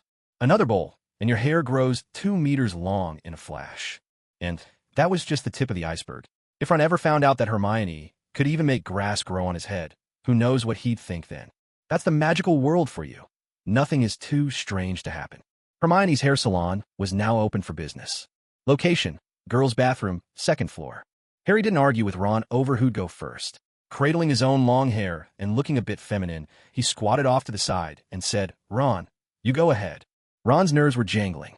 Even though the one holding the scissors was his beloved goddess, it still felt a bit like marching off to his doom. Hermione, it's not that I don't trust you. Just, when you start cutting, could you maybe just be a little careful? Relax, it'll be fine. But Ron had just heard her say that exact phrase a moment ago, and now it inspired absolutely zero confidence. Not that he had a choice. If Ron and Harry didn't rely on Hermione right now, their only other option was to parade around with 2-meter-long hair. And if that happened, it wouldn't take long for all of Hogwarts to find out about their thick, flowing locks. Honestly, Hermione wanted to grumble too. You should count yourselves lucky it's just your hair that's grown.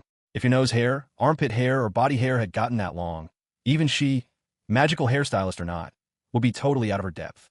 The image was so vivid and bizarre, even the ever-brave Hermione could hardly imagine it. It was time to begin. Harry watched from the side as Hermione concentrated on her task. The hair that had just moments before covered most of Ron's body was now, strand by strand, being snipped away. Ron couldn't help pulling a face and warned, Hermione, I'm not asking for a masterpiece. Just please, don't make it look too terrible. Don't worry, my skills will definitely leave you satisfied. Honestly, if the system hadn't popped up with its options right at that moment, everything would have gone smoothly. Option 1. Give Ron a complete buzz cut, then polish his head with lard until it shines. Task reward, 1 kilogram of gold. Option 2. Call Harry over to help. Have him assist Ron in dyeing his hair bright green. Completing this task earns a family-sized bucket of fried chicken as a reward. Option 3. Give Ron a stylish shimate haircut, officially inducting him into the funeral love clan. Even the most brilliant Chopin can't play my sorrow. Don't weep. At my grave, your tears would only muddy my path to reincarnation. What I puff on isn't smoke, but loneliness. Completing this task grants +1 to all base attributes. Hermione read these choices in utter astonishment. This was downright brutal, an attack on both body and soul. The options were simply ruthless, especially option 1, giving Ron a full buzz cut, then polishing his scalp with lard until it gleamed. Now that was savage. Hermione couldn't help but exclaim inwardly, I'm honestly impressed. Option 2 was equally outrageous. Dyeing hair, sure, that's nothing new. Besides, Hogwarts rules don't seem to explicitly ban students from coloring their hair. But dyeing it bright green? What kind of twisted idea was that? Hermione was left speechless. The system's wicked sense of humor was something else. As a pretty girl herself, Hermione didn't really mind the whole green hat joke, though she wasn't fond of it either. If not for the system's task, she would never have thought of giving Ron, Harry, or even Malfoy a green hat in any sense, let alone actually dye Ron's hair a glaring shade of green. This was all the system's doing. Hermione was still a perfectly normal, well-behaved girl at heart. Given the options, anyone would try to pick the lesser evil. Since option 1 was soul-crushing and option 2 was just tasteless, that left only option 3. The Funeral Love Clan, a revival of alternative culture. Back before she crossed into this world, Hermione never really cared much for the clan's dances, catchphrases, or outrageous hairstyling. Still, some of their offbeat songs actually sounded pretty decent. There were several iconic tracks from that scene. While they might not be to older folks' taste, Hermione herself found them rather enjoyable. She wasn't part of the Funeral Love Clan, but she loved good music of all kinds. Highbrow classics, she adored. Pop songs, she enjoyed. Energetic club beats, she could appreciate. Even the quirky tunes of the alternative crowd had their charm. And of course, beautiful instrumental music. She listened to it all. Her tastes were truly eclectic. That said, those avant-garde, spiky shimate hairstyles were simply too outrageous. Walking down the street with one of those would turn heads everywhere, not at all in line with Hermione's discreet, ladylike image. So, she never even considered it. Even when she saw shamate wigs online, perfect for a laugh, Miss Granger had never been tempted. Who would have thought the system would force her into such a situation? A lady as refined and beloved as Hermione, now compelled to give Ron and Harry the infamous Funeral Love Clan makeovers. Deep down, Hermione was extremely reluctant. After all, she'd already pranked Ron and Harry far too many times today. Couldn't she pick on someone else for a change? Malfoy would be perfect. Make him cry his eyes out, break his spirit, shatter his worldview. Right now, Hermione's hands-on skills were truly remarkable. Perhaps it was because Hermione's physical attributes were so well-balanced. Every time she completed a task and earned a basic attribute point, she would immediately assign it to herself. No matter if her body lacked vitamins A, B, C, D, or E, or calcium, iron, zinc, or even anything from the periodic table. She simply replenished whatever she needed. Magic plus 36. Health plus 30. Discretion plus 37. Agility plus 35. Defense plus 31. Strength plus 30. Stealth plus 26. Looks plus 7. Charm plus 7. Figure plus 7. Skin by. Intelligence plus 7. The benefit of this balance was that, although Hermione didn't have any one outstanding trait, she was versed in a little bit of everything. Even if she'd never formally learned how to cut hair, had never attended any fancy hairdressing or trade school back in the real world, Hermione had always been clever from a young age. Now, with a boost from her system attributes and her experience as a traveler between worlds, she easily recalled the signature morning love family hairstyle. All she needed were her hands. Hermione was efficient and at ease, and she quickly gave Ron a stylish, explosive new look. When Ron gazed into the mirror and saw a nearly unrecognizable version of himself staring back, it felt as though his whole world had turned upside down. He felt that the shock and speechlessness he'd accumulated over the entire past year didn't even compare to what he experienced in the single day. Truly, man proposes, but heaven disposes. Hermione was like a force of nature. Ron's mind simply could not predict what Miss Hermione would do next. Her skills were truly magical, as if crafted by the gods themselves. Hermione, this haircut. Ron couldn't even find a word to describe it. Hermione grinned and said, "Should I sign you up for a Martian language crash course too?" Martian language? And a crash course? This avant-garde cultural reference struck Ron straight in the brain, making him realize what it meant to show off before the eyes of fate.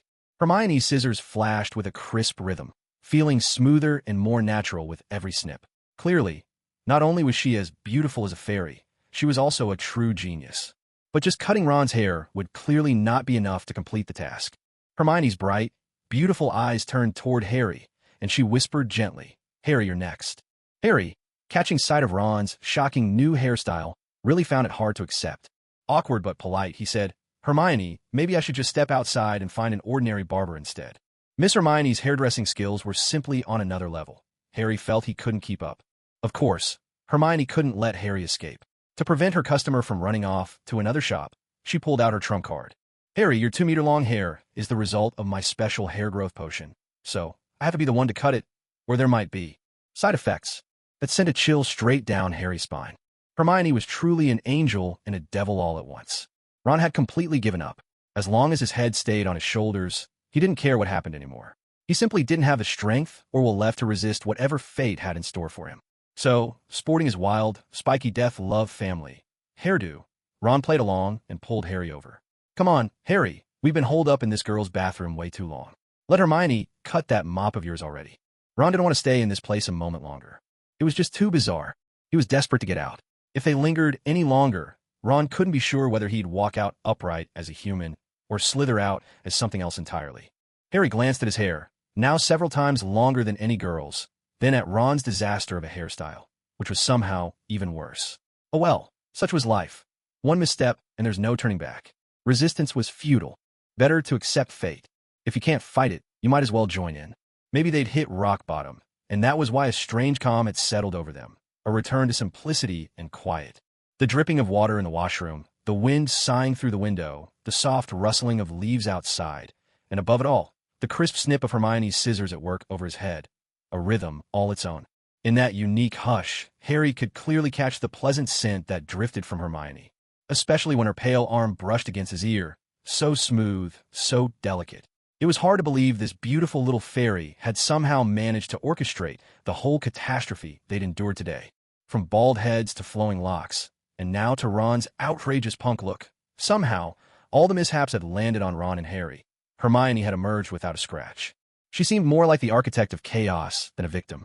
Hermione might look lovely, but she was just as striking in figure. The closer you got, the more her perfect form, those elegant lines and contours, seemed almost sculpted by magic itself. Harry liked to think he wasn't a lovesick fool. He was more mature than Ron or Malfoy, and after all, today Hermione had been the instigator of every single mishap. And he was the victim. How could he possibly develop feelings for her? Yet, Harry had to admit, even so, Hermione was truly enchanting. It was strange. From more than 2 meters away, you could appreciate her beauty, but it felt distant, like gazing at a flower in a dream or the moon through mist. But up close, her loveliness was overwhelming, seeping into his very bones, impossible for any young man to resist.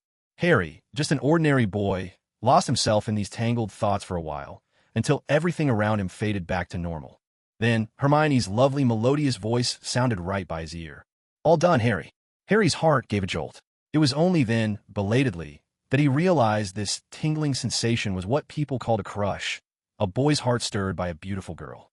Harry had no idea. So from start to finish, he never realized that he had already fallen for this beautiful, gentle, quirky, and utterly unique girl. When he opened his eyes, the Harry reflected in the mirror turned out exactly as he expected. The leader of the morning love family, the charming and dashing little prince. Congratulations on completing option 3. Reward, +1 to base attributes. To comfort Harry and Ron's wounded spirits, Hermione smiled and said, "Actually, you two don't need to worry so much. The way you look now is even more stylish than me. You're both quite handsome."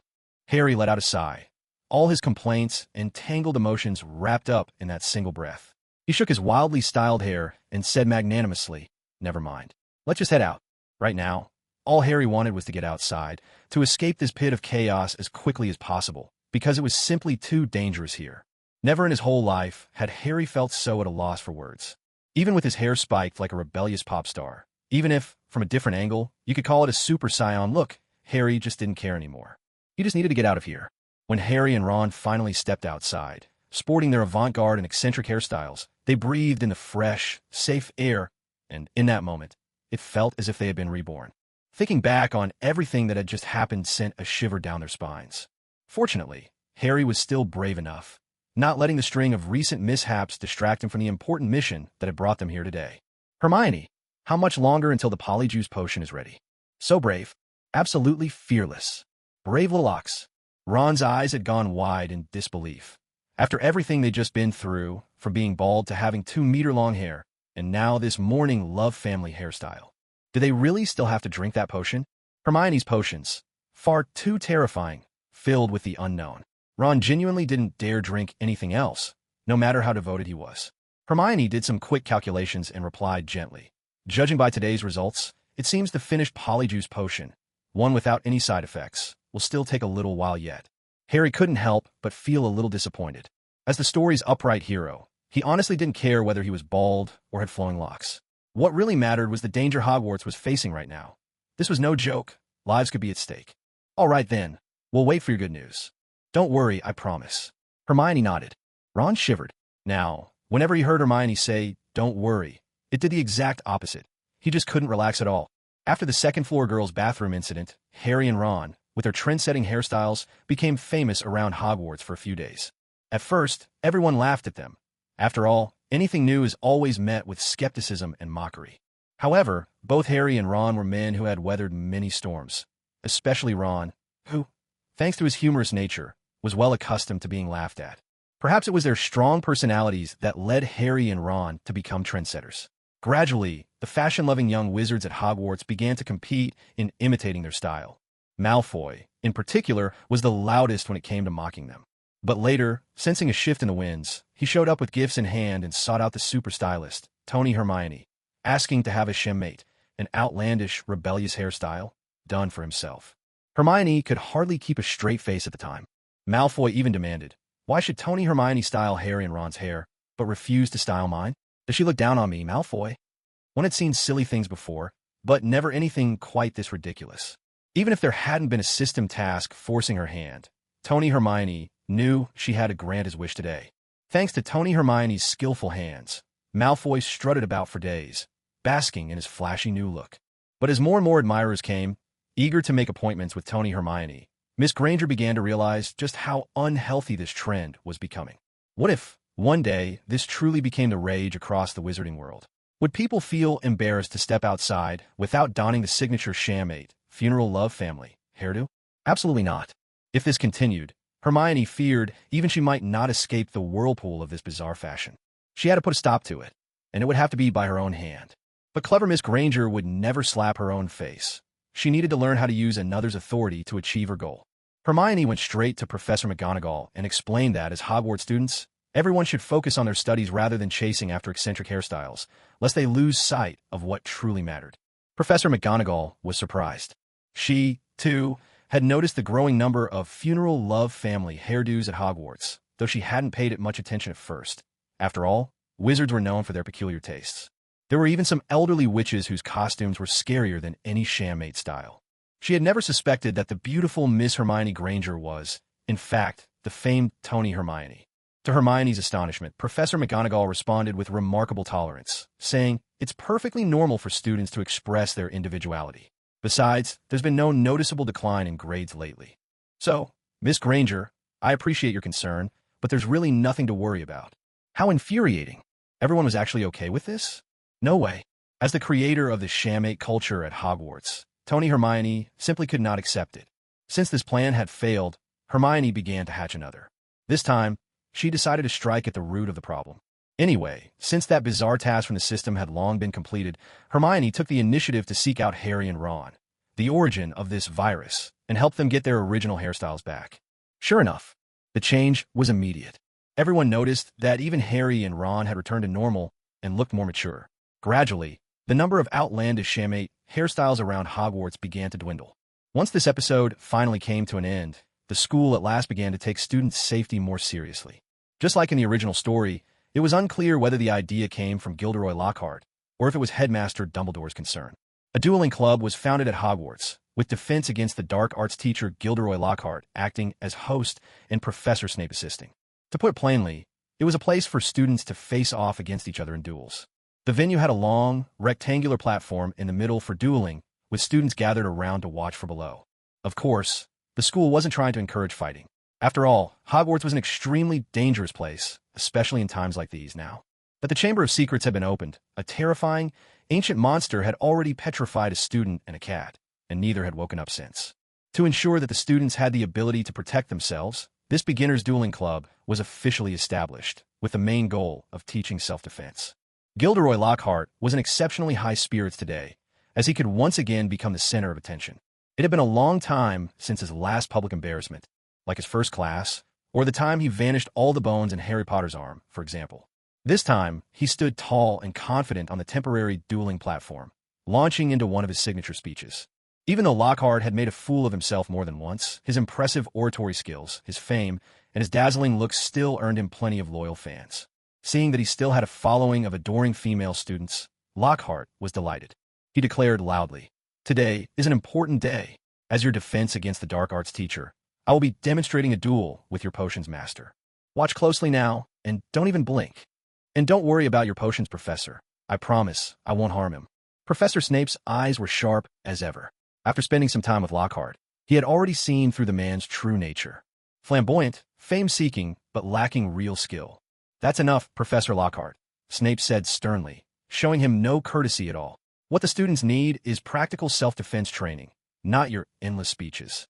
Gilderoy Lockhart offered an awkward yet polite smile. He had long since noticed that Professor Snape clearly didn't think much of him.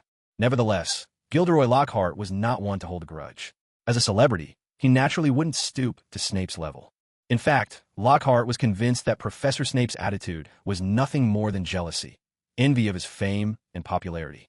Today was yet another one of Professor Gilderoy Lockhart's moments in the spotlight, though this particular brilliance was fleeting.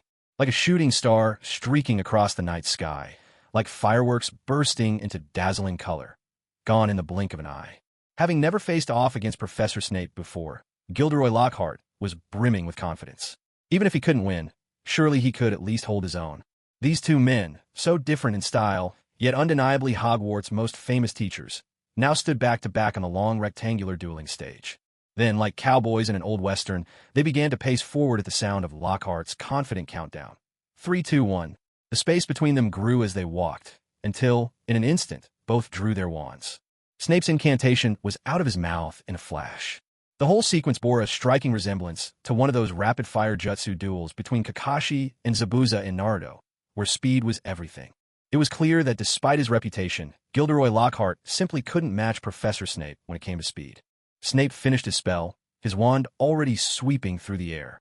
A brilliant bolt of magic shot out, and on the other end of the stage, Lockhart panicked. He hadn't even finished his own incantation. Was Professor Snape always this fast? There was no time left for Lockhart to think. The next moment, he was sent flying through the air.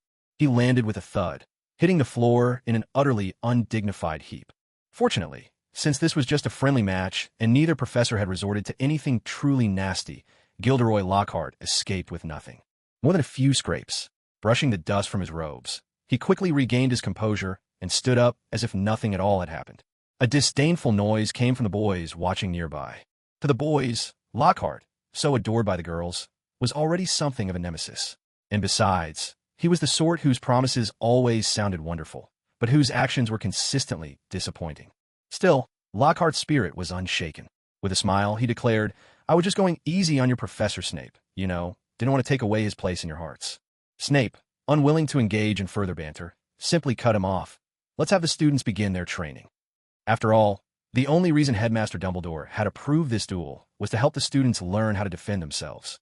In case you ever come across a 1,000-year-old monster lurking in a secret chamber, you'll at least have a fighting chance to save your life.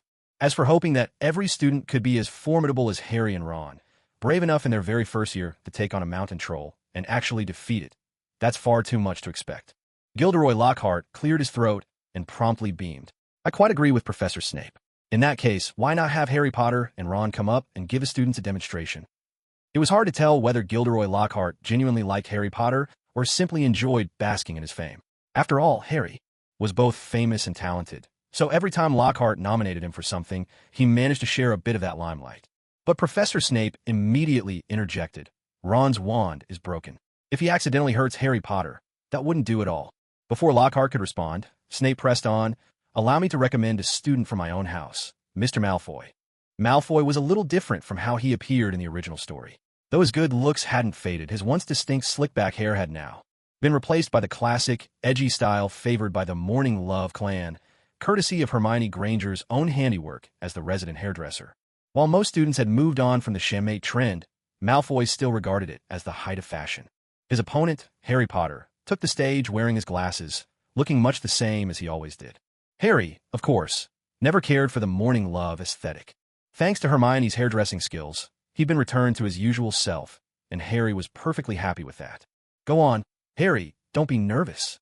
Gilderoy Lockhart, ever the attentive teacher, patted Harry's shoulder with encouragement. Across the room, Professor Snape was quietly giving Malfoy some last-minute tips for combat. "Don't you dare embarrass me." The culture of Slytherin House was built on winning, by any means necessary. Malfoy, sporting his strikingly rebellious hairstyle, cast a glance at Hermione Granger. Though she tried to blend into the crowd, she was as enchanting as a hidden orchid in a secluded valley. Even after more than a year, simply catching sight of the beautiful Miss Granger still sent Malfoy's heart racing. "Watch me, Hermione. I'll show you who the real man is." Malfoy was brimming with confidence for his match against Harry. After all, he had a secret weapon. In the stands, the lovely Miss Granger was finally able to relax for an hour or two. Thanks to the earlier duel between Professor Snape and Lockhart, her system seemed to have dozed off for a midday nap. No pop-up notifications for once. Hermione felt utterly at ease. It was like sneaking in a break from work, a delicious moment of stolen leisure. But as soon as Harry and Malfoy took the stage, her system jolted awake from its nap and flashed a timely pop-up. Option 1. Let Harry get down, I'll go instead, and shout at Malfoy. "My head isn't made of dough, so you'd better use all your strength." Task reward. +1 to basic attributes. Option 2. Tell Ron beside me. "My head isn't made of dough. Can you give a squeeze?" Task reward. 1 bag of cornmeal. Option 3. Search the crowd for a dropped gold nugget. Task reward. 1 piece of jewelry. To be honest, option 1 is clearly more valuable. After all, basic attributes are always the ultimate prize. But having Harry step down and going up myself would be totally out of character for Hermione, who's always discreet and cautious. Besides, reciting a line from Calabash Brothers, that's enough to make anyone blush with embarrassment. Option 2 isn't any better. Hermione is the picture of purity and reserve, someone you admire from a distance, never daring to make light of her. She's never been fond of others getting too close. Letting Ron knead her head is out of the question, and adding, "My head isn't made of dough," only makes it more awkward. So option 3 it is. Even though Miss Hermione, the wealthy heiress, hardly lacks for jewels, the task is subtle. No need for fanfare, and no need to trouble anyone else.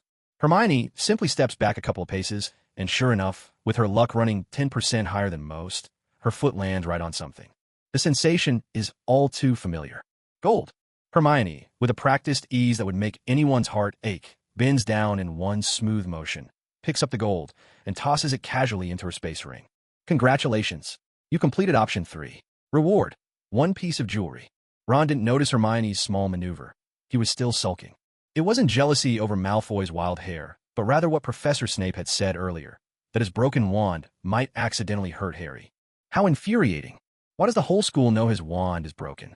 Is it true that good news never leaves the room, but bad news travels far and wide? The formal duel between Harry and Malfoy was not disturbed by outsiders. Professor Snape and Gilderoy Lockhart stood at opposite sides of the rectangular dueling platform, like rival generals. One of them had only just hit the ground, his rear still aching, but for the sake of his image, Gilderoy Lockhart wouldn't let it show for a second. The two young champions, Harry and Malfoy, drew their wands, like a pair of Western gunslingers, standing back to back. Gilderoy Lockhart, ever the showman, began to count. 1, 2. But before he could call out 3, Malfoy, playing dirty, spun around, firing off a spell in a flash. With a sweep of his arm, a dazzling bolt of magic shot straight at Harry's back as he was still walking away.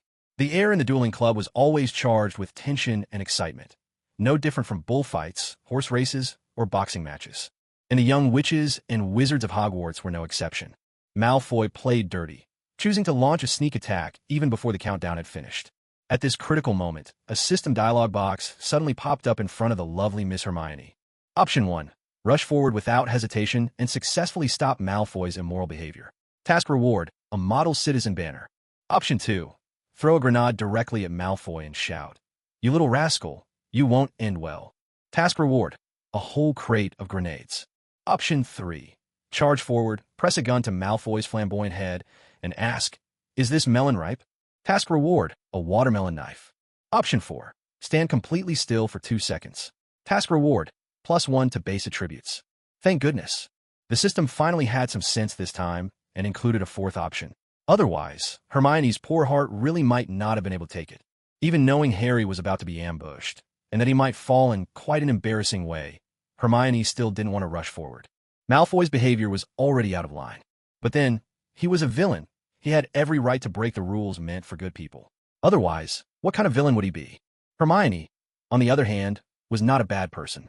Even if she'd made mistakes before, she wasn't a villain. She was a model student who followed the rules and never broke school regulations on purpose. If she were to run forward like an option 1, even if she managed to save Harry, she'd be breaking the rules herself. Not worth it. Option 2 was tempting, though quite the visual spectacle. Throwing a grenade at Malfoy and detonating it right away would definitely shock everyone. It would be a dramatic scene, and the reward for completing the task was generous, a whole crate of grenades. If it came to that, Miss Hermione would practically become the queen of arms dealers. The Hogwarts arms mogul, specializing in selling aircraft carriers and nuclear bombs, offering group discounts for online orders. As tempting as it was, Hermione still had to rein in her childish impulses considering the destructive power of grenades. Option 3 was downright comical. As Hogwarts' top female student and most beautiful witch, it was one thing to point a gun at Malfoy, but to ask him if his head was ripe like a melon, that was just too much. Even if Malfoy's melon was ripe, you couldn't just eat it. So, thankfully, there was option 4, a moment to breathe. Otherwise, she truly wouldn't know what to do. Hermione stood perfectly still. 2 seconds passed quickly. Congratulations on completing option 4. Reward, +1 to base attributes. As expected, that was just enough time for Harry to be sent flying by Malfoy, landing on the ground with a heavy thud.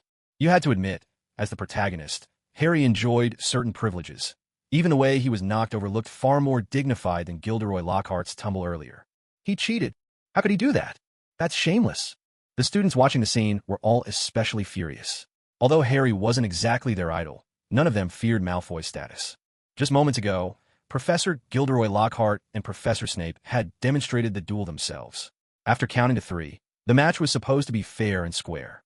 But Malfoy, right in front of everyone, blatantly cheated. Even if he used magic to knock Harry down, it would be a hollow victory, one that no one could respect. Malfoy, however, didn't see it that way. The fact that he dared to do this at all showed just how thick-skinned he was. Ever since he was young, his father Lucius had told him that the end justifies the means. As long as you win, you're the king. So, when he saw Harry tumble awkwardly to the ground, Malfoy was quite pleased with himself. But his satisfaction didn't last long. His attack hadn't truly hurt Harry. In a flash, Harry sprang back to his feet, wand intact, and already pointed at Malfoy. He fired off a spell without a moment's hesitation. A flash of magic, different from Malfoy's, shot straight at him. Malfoy wasn't nearly as lucky as Harry had been. He went down in a most undignified heap. If anything, he looked even more ridiculous than Gilderoy Lockhart had just moments before. It was humiliating. The students erupted into laughter. Malfoy was mortified, but unlike Lockhart or Harry, he didn't manage to bounce back up right away.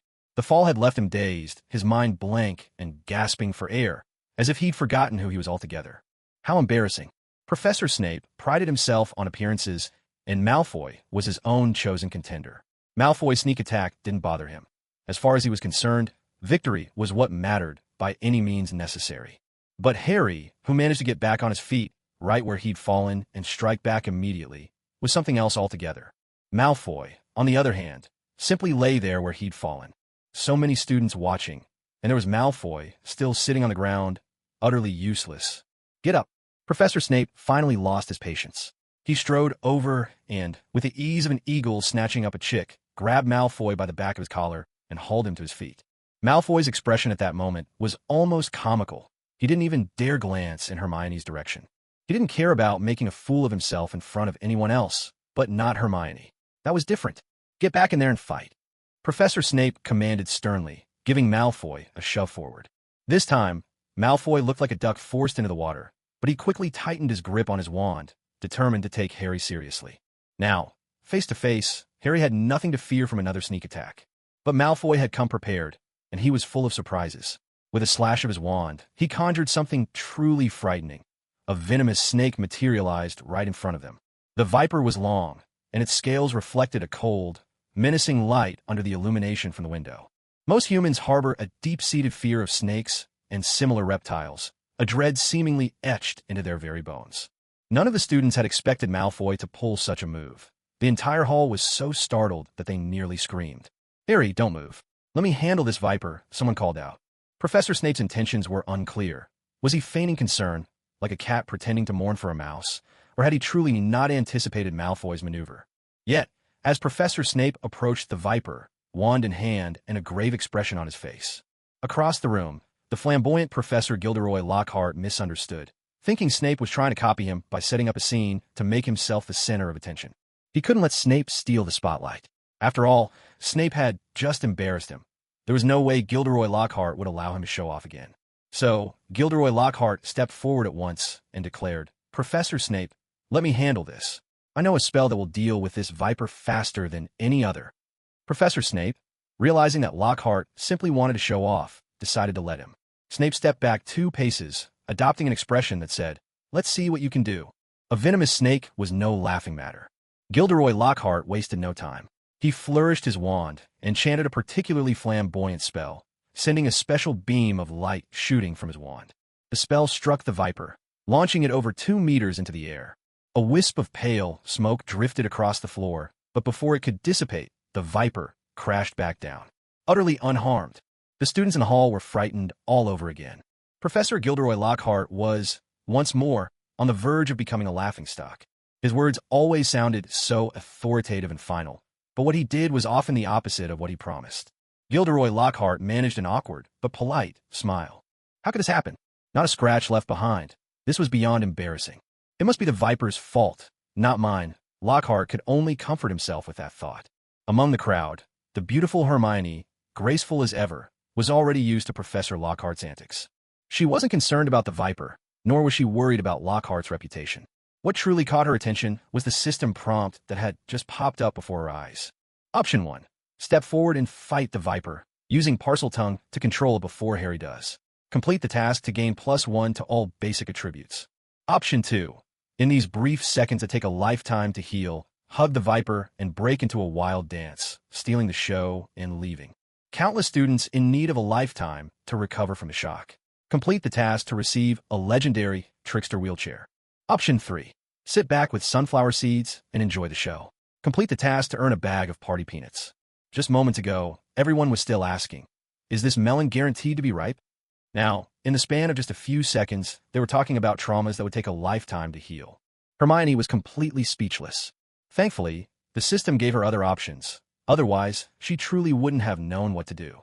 Option 1 would reveal Hermione's ability to speak Parseltongue, a choice that was absolutely unwise. Speaking the language of snakes was highly unusual throughout the entire wizarding world. It was taboo. Option 2 was to go out and dance, but she had encountered plenty of these bizarre choices before. But this time, there was even an extra twist, a pole dancing bonus? And apparently, the audience would need a lifetime to recover from spectacle. What kind of sick joke was that? Hermione would rather die than ever do that. Unbelievable. Just imagining the scene, her snow-white skin, moving seductively around a pole, striking provocative poses, made Hermione's scalp tingle in horror. It was impossible. Absolutely, positively impossible. Thank goodness for option 3. Hermione breathed a sigh of relief. She pulled out some sunflower seeds and began to snack on them, one by one. Admittedly, munching on seeds at a time like this was a little odd, especially with everyone's eyes glued to the venomous snake on stage. But it was still better than Hermione going up there to perform a pole dance in front of everyone. The moment Harry saw the snake, he seemed to change completely. It was as if he'd been bewitched. His body began to move on its own, his mind, his thoughts, even his speech slipping beyond his control. His body responded on instinct. He didn't know any effective spells against the snake, so he started to lose control of his mouth. With his glasses perched on his nose and his lightning-shaped scar throbbing faintly, Harry suddenly gave off the uncanny impression of a human cobra. His pupils locked onto the snake, and from his mouth spilled a string of ancient, eerie parseltongue. The audience, all busy gossiping and watching, was utterly stunned. Well, all except Hermione, who simply kept snacking on her seeds. The snake seemed to understand what Harry was saying. It began to move as though under his command, following his instructions and slithering toward a male wizard in the audience. That poor wizard was nearly scared out of his wits. He'd studied at Hogwarts for years and had seen all sorts of bizarre things, but today, seeing Harry, the bespectacled boy, actually commanding a venomous snake to attack another person, this was not something you picked up easily. Harry, even Ron and Gilderoy Lockhart were dumbfounded. Neither of them could have anticipated such an unbelievable turn of events. Malfoy, too, was struck speechless. Professor Snape, on the other hand, wore a peculiar expression. For a moment, it looked as if he had orchestrated this scene himself, and at the same time, as if it had truly happened by accident. Just as things were about to take a turn for the worse, Professor Snape finally stepped forward. This time, he didn't waste words. With a swift incantation and a decisive wave of his wand, he acted immediately. A peculiar flame suddenly ignited on the serpent's body, swiftly engulfing it until the entire snake was ablaze, and within moments, nothing was left but ashes. The greatest threat, the serpent, had been dealt with. Yet the scene remained eerily silent. What had just happened was simply too shocking. It shattered everything they thought they knew. So the legends are true. There really is such a thing as parseltongue in this world. And most unbelievably, why would the famous Harry Potter be able to speak it? Harry Potter, what exactly were you doing just now? The young wizard who had nearly been attacked by the snake spoke up, his voice thick with complex emotions: anger, confusion, outrage, and a hint of repressed fear. Harry Potter had no idea what to say. The events that had just unfolded were simply too bizarre. In the film, the scene would have cut here, skipping ahead to the next moment, the next setting. But here, Harry had to endure the relentless suspicion of his classmates, until finally, Professors Gilderoy Lockhart and Severus Snape conferred and announced that the day's dueling session was over. Only then did the students disperse, whispering and debating as they went. Hermione. Malfoy started toward Hermione, as if to say something, but perhaps feeling he'd lost face earlier, he thought better of it, turned on his heel, and left. Hermione, Ron, and Harry left together as well. Mate, you just spoke in that terrifying language. It looked like you were controlling that snake to attack the other student, Ron exclaimed, unable to hide his astonishment. He never imagined Harry had this kind of talent. Harry was bewildered. A terrifying language. Wait, is that why you all suddenly look so shocked? I spoke that language, but I figured lots of people could do that. Hermione, trying not to make herself seem too strange, explained, Harry, what you just spoke was parseltongue, the language of snakes. Legend says only the heir of Slytherin can do that. And thanks to a system task, Hermione herself had also acquired this talent. A rather impressive feat. Ron quickly added, yeah, and now the whole school is saying you, Harry Potter, are the great-great-great-grandson of Salazar Slytherin, the true heir of the Chamber of Secrets. What kind of joke was this? So, the clown was me all along? This year had already brought Harry too many strange events, and he'd been investigating the heir of the chamber all this time. But how had it suddenly come to this? How could he be the heir himself? Harry grew a little agitated. I'm not. Ron, Hermione, you my best friends, you have to believe me. Ron was still making sarcastic remarks. Harry, if you think about it, it's not entirely impossible. After all, it's been over 1,000 years. Since Salazar Slytherin, one of the founders of Hogwarts. And Harry, you're a pure-blood wizard. Maybe your ancestors really do go back that far. After all, you're the only one who can speak parseltongue. None of us have that ability. Ron's reasoning had a certain Detective Mori Kagoro flair to it. always tinged with his own subjectivity. Hermione hadn't wanted to waste her breath on this, but the system wouldn't let her off so easily. Option 1. I bet your gun isn't loaded. Tell Harry that ever since this incident began, no bullet has been innocent. Complete the task to receive a finely crafted handgun. Option 2. Stick to the classics. Throw some dirt on Professor Snape. Complete the task to receive +1 to a basic attribute. Option 3. How about I perform a ballet right here? Complete the task to receive a pair of dance shoes. Options 1 and 2 both had their own appeal. Option 1 had the subtlety and gravitas of let the bullets fly, hinting at the complexity of the issue and the weight of history. Of course, you could also interpret it simply as one of Yin Shuangying's legendary, over-the-top lines. Option 3, meanwhile, was the system's typical joke choice, not worth considering. Hermione began to set the mood. Her exquisitely beautiful features grew serious, and with her delicate, porcelain-like hand, she beckoned Harry and Ron to draw closer. Then, with her perfect cherry lips, she launched into a full-blown conspiracy theory. Hey, don't you both think today's events are a little too convenient? A venomous snake just so happened to expose Harry's ability to speak Parseltongue. Isn't there a shocking conspiracy behind all this? Think about it. Every move and every glance from Professor Snape today. Didn't it all seem suspicious? A classic scene. If Professor Snape knew that the school's most beautiful and adorable little princess, Miss Hermione, was once again dragging his name into things for the sake of a system task, he'd probably feel a tangled mix of emotions, unable to utter a word in his own defense. Perhaps, to Professor Snape, Miss Hermione was the very source of all his woes. That makes sense. Ron was clearly swept up by the atmosphere Hermione had created, utterly convinced. Everything Professor Snape did seemed to have an ulterior motive. If he hadn't recommended Malfoy, Malfoy wouldn't have released the snake. Without the snake, Harry's secret about speaking Parseltongue wouldn't have been exposed in front of everyone. So, what role is Professor Snape really playing behind the scenes in all this? Congratulations on completing Option 2. Basic attribute +1. Hearing the voice that only she could hear, Hermione finally relaxed. Harry asked gravely, so, what is Professor Snape's real purpose then? Based on Hermione's reasoning, this Professor Snape seemed utterly detestable. Having finished her analysis, Hermione was eager to wrap things up. She delivered her conclusion briskly. It's quite obvious. Professor Snape still wants you expelled from Hogwarts, Harry. Exactly. That's right, Ron exclaimed. Ron was not as clever as Hermione, but after her explanation, everything suddenly became clear to him. Now that the secret of Harry speaking Parseltongue has been exposed, from now on, he's bound to be shunned by most of the students, Ron continued, giving Harry's shoulder a reassuring pat. Don't worry, Harry. We'll always stand by your side. The bond between the three of them ran deeper than words could express. After they parted ways, Hermione went off alone to shower and get some sleep. She knew Hogwarts was about to become extremely unsafe, but to stay out of trouble, she sensibly decided to look out for herself. After all, she wasn't the chosen one. Her only aim was not to be a burden, and to steer clear of trouble. Hermione's expectations for herself were simple. Eat when she was hungry, drink when she was thirsty. By contrast, Harry seemed weighed down by worries. So much was on his mind that he couldn't sleep, tossing and turning while Ron's snores filled the dormitory. Harry sat by the window, gazing at the lake outside, where the full moon shimmered on the water. He couldn't understand. Why did so many dangerous things keep happening at Hogwarts? The next morning, Hermione's good luck led her to stumble upon a gold coin. She couldn't help but marvel. Lately, finding gold had become far more common than finding anything else. Still, picking up a gold coin every day wasn't so bad.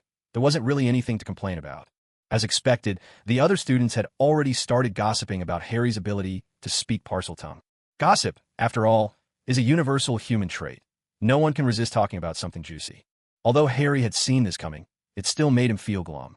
He was the young hero, the boy who lived, and he'd always believed in that. But now, with the Parseltongue revelation, his reputation was taking a sharp downturn. Was he truly the heir of Slytherin? Slytherin was practically synonymous with evil, a legacy of terror stretching back 1,000 years. By late evening, the students were all in the study hall. For those who understood the lesson, it was easy. For those who didn't, it might as well have been impossible. Learning, in itself, was terribly unfair to children who weren't naturally gifted.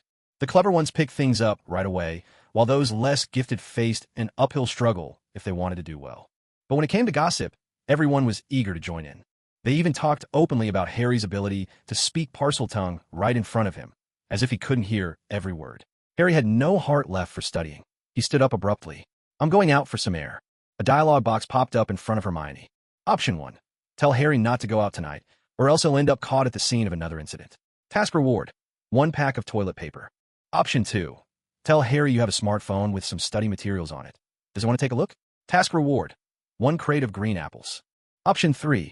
Punch Ron. Task reward. 1 pair of waterproof gloves. None of these options were particularly exciting. The rewards weren't impressive either, but considering that the events triggered so far hadn't been all that important, it made sense.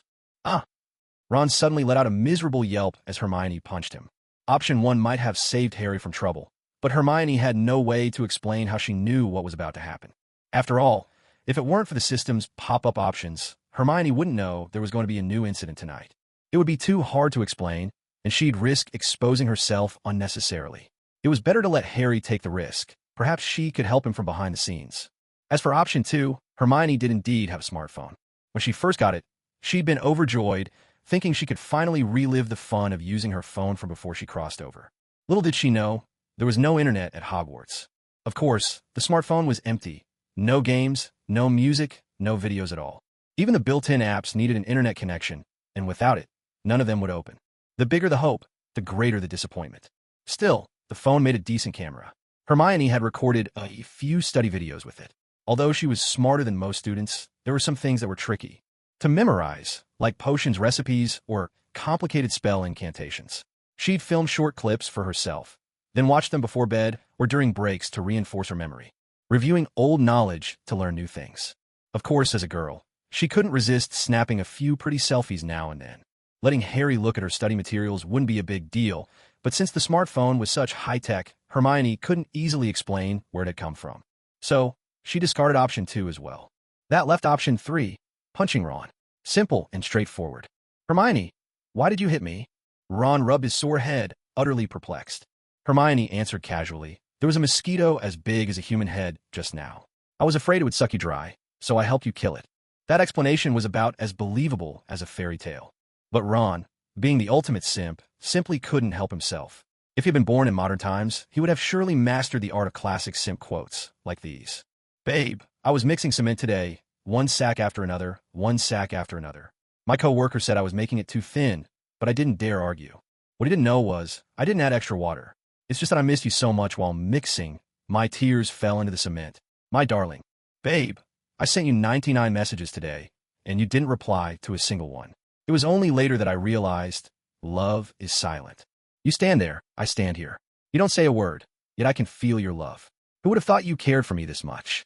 Not only did Ron not expose Hermione's patchwork lie, but he actually thanked her earnestly. Thank you, Hermione. Harry, for his part, had grown used to scenes like this. He stepped outside for some fresh air. After all, inside the classroom, the students studying for self-study were shamelessly gossiping about him, and it was getting on his nerves. But what Harry never expected was that, the moment he walked out, he heard that chilling, all too familiar voice echoing from within the ancient walls. Blood. Slaughter. Kill them all. Oh no, another student was about to be in danger. Harry glanced back at the classroom and saw that none of the students studying had heard the terrifying voice. Only Harry, could hear it. Without a second thought, he immediately followed the sound. Harry's mind was never as circuitous as Hermione's. Whenever Hermione faced an important choice, she would always think thrice before acting. After all, ever since her arrival in this world, every major event had been accompanied by the system's pop-up, offering her at least 3 options. She didn't have the luxury of not thinking things through. Just as Harry left, on Hermione's side, the lovely Miss Granger, the system popped up 3 choices by the window. Option 1. Quickly catch up with Harry and become the first eyewitness at the scene. Task reward. 1 volume of Detective Conan manga. Option 2. Quickly go find Professor McGonagall and report that Harry is highly suspicious. Task reward. A golden merit star. Option 3. Tell Ron a ghost story. Task reward. +1 to base stats. Option 1 was the easiest to understand. Option 2 was downright dastardly. Not only would she not help Harry, but she'd go and report him. And for what? Just a little golden star as a reward. You're terrible, but I like it. Option 3 was the most intriguing, and besides, Hermione didn't feel like getting caught up in the chaos. Maybe she should just tell Ron a ghost story. The most mind-bending ghost story would be, if Hermione and Ron were characters on a certain video site. Let me tell you a ghost story. Watch the progress bar. Hermione thought that joke would be too cold. Ron probably wouldn't get it. She pondered for a moment, then had an idea. Hermione simply patted Ron on the shoulder and said, "Ron, let me tell you a ghost story." For once, Ron tried to be funny and replied, "Hermione, are you going to say that Harry's disappeared? That was a terrible joke." Hermione rolled her eyes and said, "That's just a bad pun at best, not a ghost story." At once, Hermione transformed into a voice actress, adopting a spooky and chilling tone as she began. "Legend has it, one day, Ron, you were playing rock, paper, scissors with yourself in the mirror, and suddenly you lost." Ron was completely stunned. It took him a moment to react, and then a cold shiver ran down his spine, his mouth twitching uncontrollably. "Hermione, that's actually a bit scary. So what happens after I lose?" Hermione leaned in, her voice even more eerie. "Why don't you guess?" When the system remained silent, Hermione wondered if perhaps she needed to tell Ron a much longer ghost story to complete the task. She remembered before coming to this world. As a child, she'd watched scary movies like The Haunted Village and The Ring. If she recounted all of those to Ron, it would take ages. Then another short story came to her. If this one didn't work, she'd consider telling Ron a full-length ghost tale. "Ron, after you lost to yourself at rock, paper, scissors in the mirror, you went off alone to watch a horror movie. You were so scared you started trembling, and I came over and patted your shoulder, saying, 'It's all make-believe on the screen. I'd never try to frighten you.'" Again, Ron took a moment to process this, then broke out in a cold sweat. "Hermione, wait. Are you a ghost?" Hermione continued, "Well then, who do you think was playing rock, paper, scissors with you in the mirror?" "Congratulations, you have completed option 3. Basic attribute +1 awarded." Hermione thought to herself that perhaps she wasn't cut out for telling ghost stories. She needed 2 tries to succeed. Meanwhile, Harry had indeed run into trouble. He followed the eerie noises he'd heard inside the wall. What he saw before him was the very stuff of nightmares, even by ghost story standards. There, floating in midair, was nearly headless Nick, the ghost who often haunted Gryffindor Tower. Astonishingly, he too had been petrified in place. It was terrifying. Nearly headless Nick had died on October 31st, 1492, and had haunted Hogwarts for centuries. After all, Harry Potter was born July 31st, 1980. Even a ghost hundreds of years old had been petrified, and Nick wasn't the only victim. Lying nearby in an oddly twisted pose was an older wizard, a student whose name Harry didn't even know, also petrified. Harry's heart began to race. The scene was far beyond anything he'd ever expected. He crouched down to examine the petrified upperclassman. Though his body was stiff as stone, frozen in place like a living statue, Harry hoped, surely, he wasn't dead yet. Both Harry and Detective Conan wore glasses, which made them naturally attentive as they observed the crime scene. Before long, Harry noticed a line of well-trained, orderly little spiders, marching in formation as they crawled toward the window. "There's that strange group of spiders again," he muttered. Could it be the culprit? As Harry was deep in deduction, an even more unexpected scene unfolded before him. It felt like another plot within a plot.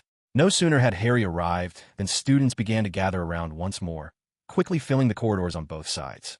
Familiar faces appeared, one after another, hurrying to the scene. Harry's mind immediately flashed to Miss Hermione's reasoning. Conspiracy. It was all part of a grand conspiracy. Professor Snape knows Harry can speak Parseltongue, so this is a second trap. He lured Harry here, then quickly called over a crowd of witnesses. The first time, it could still be chalked up to coincidence that Harry was at the crime scene. But a second time? "You're finished, Harry Potter." The caretaker, Filch, came striding over, his face twisted with malice. Ever since his beloved cat had been petrified, he had harbored a grudge against Harry Potter. This time caught red-handed, and even nearly headless Nick had nearly lost his ghostly head to petrification. This Harry Potter must be capable of anything. And after yesterday's duel, everyone knew about Harry's ability to speak Parseltongue. This time, Harry was truly doomed. The students crowding around stared at Harry with wide, frightened eyes. "I can't believe Harry Potter is really the heir of Slytherin. It's terrifying. That's already 2 students and a cat petrified, and now nearly headless Nick too. Harry Potter is far too scary." Hearing the rumors and accusations swirling around him, Harry grew restless and frustrated, unable to defend himself. "No, it wasn't me," he insisted. "There must be someone orchestrating all this from the shadows, trapping Harry in one scheme after another." At that moment, Harry thought of that angelic girl. If only Hermione were here, she would surely deduce who the real culprit was. Professor McGonagall. Professor McGonagall looked at Harry with deep disappointment. Harry was one of Gryffindor's most celebrated students, but this time, not even she could shield him any further. "Harry Potter, I'm afraid you'll have to explain yourself to Headmaster Dumbledore this time. Once could be coincidence, but twice." Even though Professor McGonagall found it hard to believe, there were simply too many eyes watching. She couldn't pretend otherwise. After all, she was the deputy headmistress of Hogwarts. All right, it's very late, Professor McGonagall declared in her sternest voice. Prefects, take your students back to your dormitories at once. She continued, her tone grave. From tonight onwards, no student is permitted to go anywhere alone. You must move in groups of at least 3. The chamber crisis has escalated, and I urge you all to take this seriously. This is no childish matter. Professor McGonagall was starting to feel afraid as well. The legend of the Chamber of Secrets dated back 1,000 years, and now, with the petrification incidents happening one after another, even nearly headless Nick, a ghost who had haunted these halls for centuries, had been struck tonight. This was no trivial matter. The safety of Hogwarts students was under the gravest threat it had ever known. Something's happened to Harry again. By the time Ron found out what had happened, Harry had already been taken away, and Ron was beside himself with worry. Hermione tried to comfort him. Ron, don't panic. We have to trust Harry. After all, we're the only ones who know he's not the heir of Slytherin. Ron fell silent. Harry could speak Parseltongue, and his behavior had been especially odd this year. To be honest, maybe it really was possible. Maybe Harry himself didn't quite believe that he wasn't the heir to the chamber. Could this all be part of some grand conspiracy? Ron was quick on the uptake, already piecing things together. You don't even want to call me your godfather. Hermione suddenly blurted out, catching Ron completely off guard. Hermione, what are you talking about? Feigning composure, Hermione replied, Oh, nothing. I just got a bit sentimental for a moment. Congratulations, task completed. Basic attribute +1. There had been 3 tasks just now, one of which was to accompany Harry to see Professor Dumbledore, but Hermione hadn't wanted to get involved in the commotion. So she chose to say those lines instead, which worked out just fine. Ron didn't get it. He couldn't quite see what the current situation had to do with calling Hermione godfather. And feeling sentimental, too. Could there really be a hidden clue connecting the two? Ron's thoughts were a tangled mess, but as he glanced at Hermione's stunning profile, he summoned his courage and called out, ever so carefully, Godfather. Hermione was taken aback, staring at Ron in disbelief. What did you just call me? You don't even want to call me your godfather. So Ron had actually called her godfather? Oh my goodness. What an incredible misunderstanding. Weren't you the one who told me to call you godfather? Ron looked utterly innocent. Hermione was momentarily speechless, but the system option didn't let her off the hook. So she launched into another line. The director of XX Leather Factory has run away. All leather bags on sale for only 20. It was such a catchy tune, Hermione almost sang it aloud. Now Ron was even more confused, completely at a loss as to how to respond. He nearly turned red from holding back, and finally managed to stammer, Hermione, did you open a leather factory in the Muggle world, or something? Ron, your imagination really knows no bounds. Congratulations, option task completed. Basic attribute +1. Meanwhile, Harry was being escorted by Professor McGonagall straight to Professor Dumbledore's office. In this installment, Dumbledore's office is portrayed with considerable grandeur. You have to ascend a special, magically revolving staircase to reach it. Once inside, the office itself is rather impressive and spacious. Dumbledore isn't there at the moment. Perhaps the headmaster hadn't anticipated that Harry would encounter so much trouble this year. The first thing Harry sees is the familiar sorting hat, perched above the bookshelf. The sorting hat, ever the courteous one, greets Harry as soon as he enters. Harry Potter, I still remember you. The sorting hat is like the living archive of Hogwarts. Any student who's ever worn it, no matter how many years have passed, it can recognize in an instant. Thinking about the injustice he suffered today, Harry feels a little aggrieved and asks, Did you really sort me into the right house back then? Whether or not he was placed in the right house has a certain connection to why Harry is now being mistaken for the heir of Slytherin. After all, even Harry himself is starting to doubt. Why is he the only one in the whole school who can speak Parseltongue? The only one who can hear those terrifying voices behind the walls? Actually, Hermione can hear them too. Every time she does, but she's much more discreet. No matter what happens, she keeps quiet about it. The sorting hat, being a rather systematic object, isn't particularly sensitive to human emotion. It doesn't really understand the difficulties Harry is facing at the moment, and replies, Harry Potter, I still stand by my original opinion. You have Slytherin's qualities in your blood. You belong in Slytherin House. Wrong. Completely wrong. The sorting hat's words make Harry panic. Could he really be the heir of Slytherin, the successor to the Chamber of Secrets? Absolutely not. Even if you can't choose your origins, Harry would never allow the monster in the chamber to hurt his fellow students. That's something he would never do. Feeling overwhelmed, Harry doesn't want to look at the sorting hat any longer. He turns, and there on Dumbledore's desk is a bird that looks incredibly old. But this is no ordinary bird. Its beak and talons are long, Its feathers shimmer in gold and vivid red, but it looks so ancient, as if it might pass away at any moment. As the protagonist, wherever Harry appears, something extraordinary is bound to happen. Sure enough, right before his eyes, the decrepit bird bursts into flames. If Harry were the sort to shout, he'd probably be uttering it nonstop right now. Come on, give me a break. He's already been caught at the scene of 2 petrification attacks by sheer coincidence. And now this magnificent-looking bird decides to go up in flames right in front of him. What's that supposed to mean? Is fate determined to drag Harry Potter down with it, no matter what, even in death? As luck would have it, just at that moment, Headmaster Dumbledore hurried over as well. At this instant, Harry truly felt as though his head was about to explode. Let me explain, Headmaster. It wasn't me. Harry almost blurted out, let me defend myself. Seeing Harry so startled and agitated, Dumbledore could tell he had been through far too many extraordinary events, and that his nerves were stretched to their limits. With gentle eyes and a kind smile, Dumbledore said, I know, Harry. There's no need to be nervous. Then, Headmaster Dumbledore began to explain to Harry why the bird had chosen such a dramatic way to end its life. In fact, its name is Fawkes. It's a phoenix. Hearing this, Harry felt a wave of relief wash over him. Fawkes has been like this for quite some time. You just happened to witness the moment of its rebirth in fire. Reborn in fire?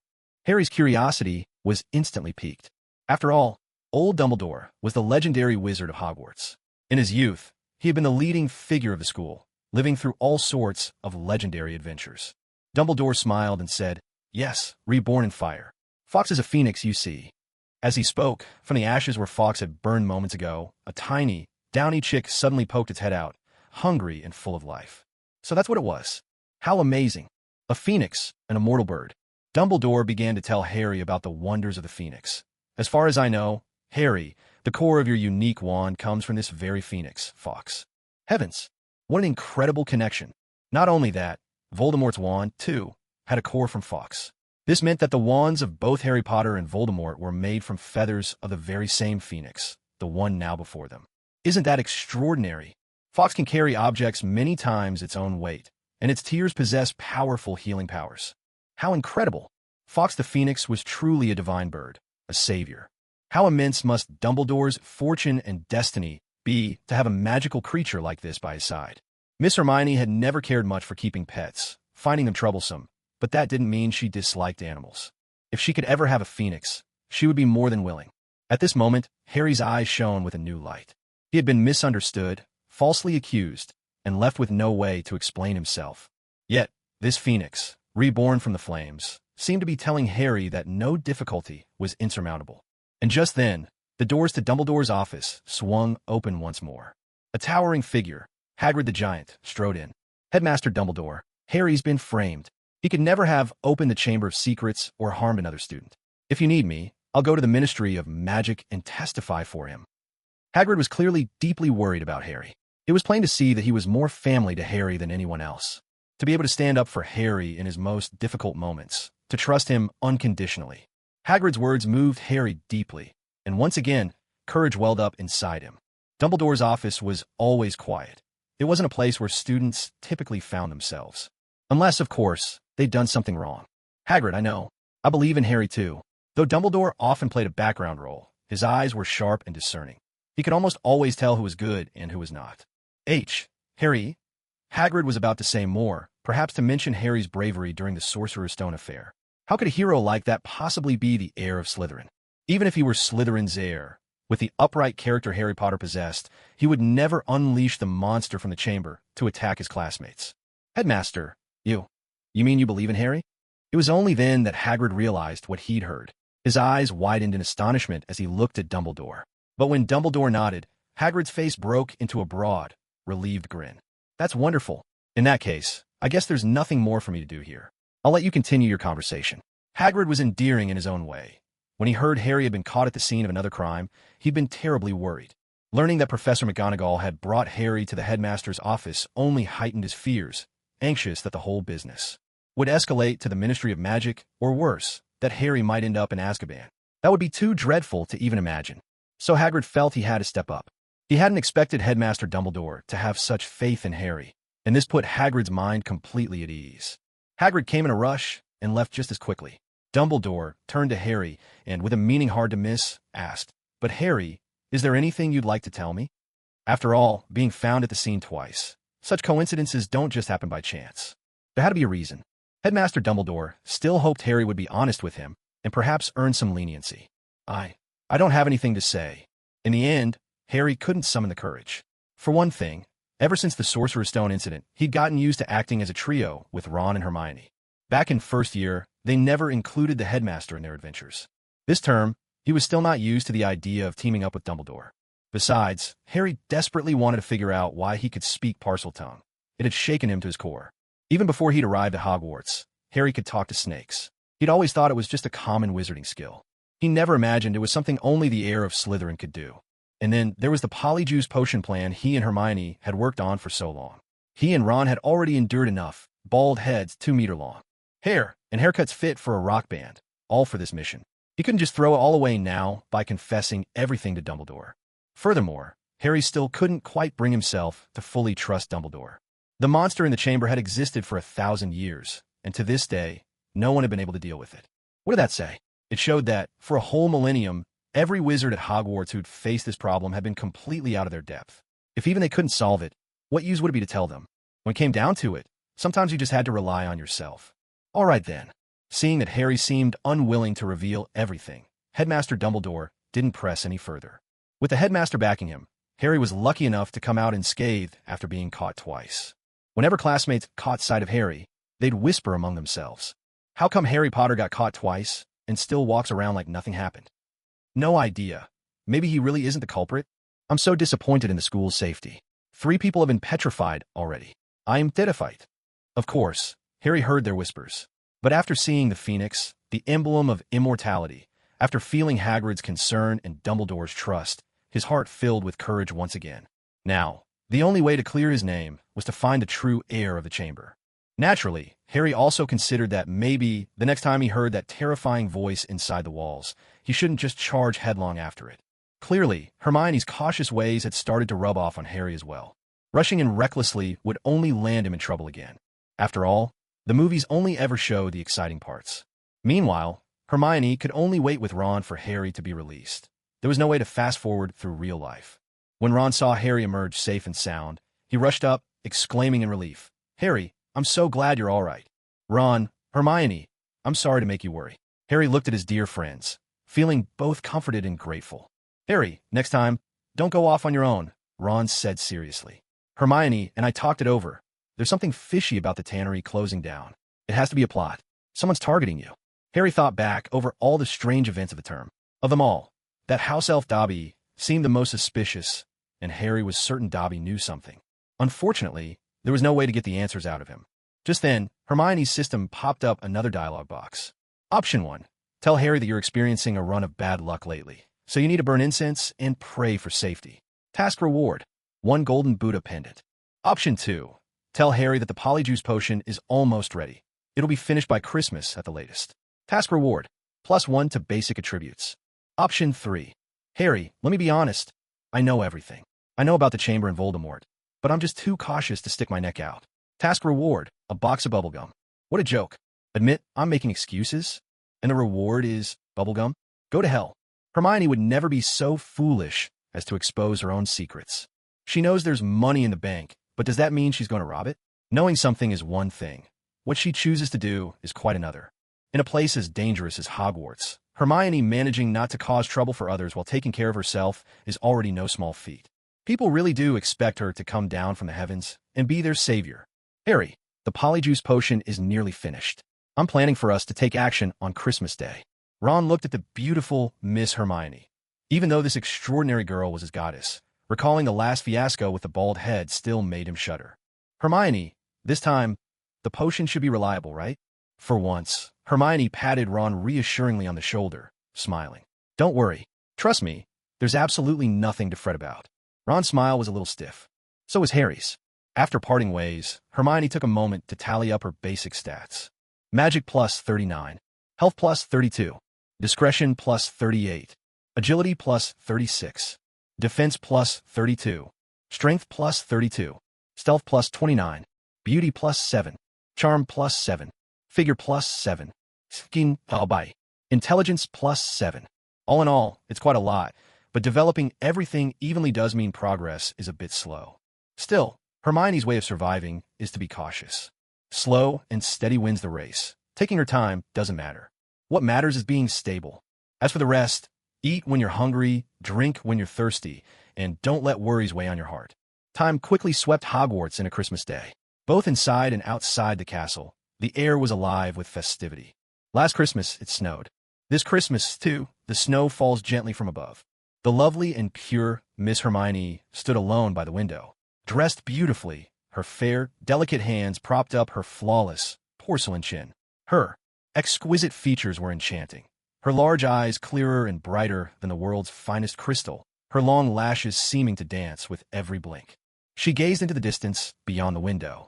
Without even realizing it, I've been in this magical world for 2 whole years now. 2 full years. What's become of her hometown by now? Would anyone remember her? Would anyone miss her?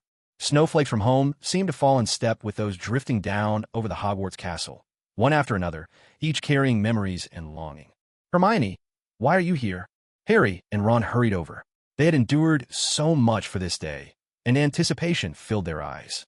Come with me. Hermione wasted no words, leading Harry and Ron straight to that familiar second-floor girls' bathroom. Although Harry and Ron had only been to this place once before, the memory was still fresh in their minds. The most awkward moments of their lives seemed to have happened here, one after another. Staring at the old, weathered door in front of them, Ron was so nervous he swallowed hard. His slightly trembling fingers ran through his thick hair. You never realize how important hair is until it's gone. Hermione, this time, there shouldn't be any side effects, right? Hermione, sounding a bit impatient, replied. How many times do I have to tell you? Trust me. Just trust me, okay? Ron fell silent at once. In the original story, Hermione had prepared 3 cups, but here, she didn't want to transform herself. After all, in the original, she ended up turning into a cat girl, which was quite disastrous. These 2 are polyjuice potions I made just for you, Hermione said. She even asked considerately, what color do you want? Clear like water, wine red, or maybe a bright orange? And what flavor do you prefer? Sweet lemon, strawberry, or maybe yogurt? With the confidence of a master brewer, Hermione declared, whatever you like, I can make it for you. Hearing Hermione sound so professional, Ron felt she was less like a potion maker and more like a bartender. He immediately put on a long face and said, Hermione, maybe that's not such a good idea. Just a regular potion is fine. Hermione's beautiful eyes glared at Ron. What? You don't trust me? Ron was speechless, and once again his hand wandered up to his hair. Harry, on the other hand, was fearless. He said directly, I'll take mine tasting like mineral water. Just make it clear. In the original story, the polyjuice potion Hermione brewed tasted like vomit and looked even worse. But this Hermione was more studious, more skilled, and far more knowledgeable. Her craftsmanship was impeccable. She could make any flavor, any color, with all the right aromas, without affecting the potion's effectiveness. As for last time, that was only because of a system task. There was nothing Hermione could do about it. When the system decided to be funny, no one could stop it. All right, I'll make it right away. Hermione took out a test tube, added a bit of something to Harry's cup, and the potion turned clear on the spot, giving off a faint, refreshing scent just like mineral water. It actually looked inviting enough to drink. I'll have pumpkin juice, both the color and the flavor. Yes, pumpkin juice, the drink Hogwarts students loved. That was Ron's choice. No problem at all. Hermione took out a small packet of special powder, poured it into Ron's cup, and gave a stir. Instantly, it transformed into pumpkin juice. Ron studied the pumpkin juice in his hand with great care, then sincerely exclaimed, Hermione, your potion-making skills are incredible. Hermione accepted the praise with a smile. Of course they are. But wait, don't drink it yet. You still haven't gotten the hair from Crabbe and Goyle. Oh, as they discussed before, for the potion to work perfectly, just like flawless cloning, they needed the DNA of the person they wanted to transform into. A strand of hair was undoubtedly the best choice. In the original story, Hermione had accidentally used the wrong hair from a cat and ended up sprouting a tail and ears, her whole body covered in fur. Because Polyjuice Potion only allowed someone to turn into another human, not an animal, Hermione's transformation into a cat girl in the original was actually quite dangerous. This version of Hermione, ever the fastidious girl, was somewhat squeamish about the whole process. She didn't want to turn into someone else, and she certainly wasn't keen on drinking someone else's DNA. Harry asked, Hermione, aren't you going to transform and come with us? Hermione was already prepared. Harry, you have that magic cloak, don't you? I think, since Malfoy usually just has his 2 sidekicks with. It's enough for you two boys to do the transforming. As for me, I'll use your invisibility cloak and keep watch for you in secret. That's actually a pretty good idea, Harry agreed without hesitation. Ron, however, was still a bit uneasy. Hermione's potion-making skill was undeniable, but she hadn't tasted her own concoction last time, and once again she was opting out. Even though he'd requested the polyjuice potion be made as pumpkin juice, deep down, Ron still felt unsure. And since Hermione kept insisting they trust her, and Harry, the ultimate straightforward guy, hadn't questioned her, Ron felt it would be out of place for him, the ever-loyal friend, to keep voicing doubts. So Ron said nothing more.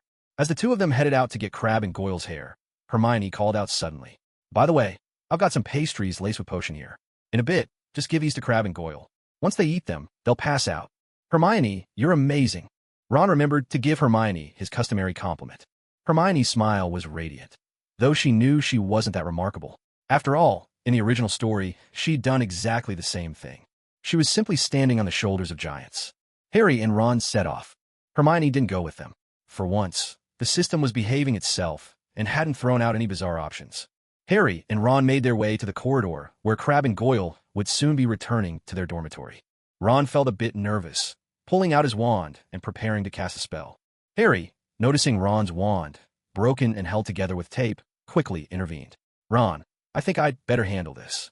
Understanding at once, Ron gave a sheepish grin and gestured politely. "All right, I'll leave it to you." Harry waved his wand, gripping it firmly. He knew the core of his wand came from Feather of Dumbledore's beloved phoenix, Fawkes, a reminder that his wand was no ordinary one. Brimming with confidence in his wand, Harry recited the spell with perfect fluency. At once, the two pastries Hermione had so carefully prepared soared through the air.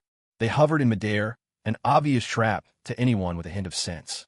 Anyone even slightly clever would wonder why two delicious pastries were floating in the corridor. But Malfoy's two cronies were not ordinary people. They were a pair that could only be described as a match made in foolishness. Crabbe and Goyle, though already clutching food in their arms, glanced at each other the moment they saw the floating pastries. Each immediately freed a hand, grabbed a pastry, and stuffed it into his mouth. Delicious. So tasty.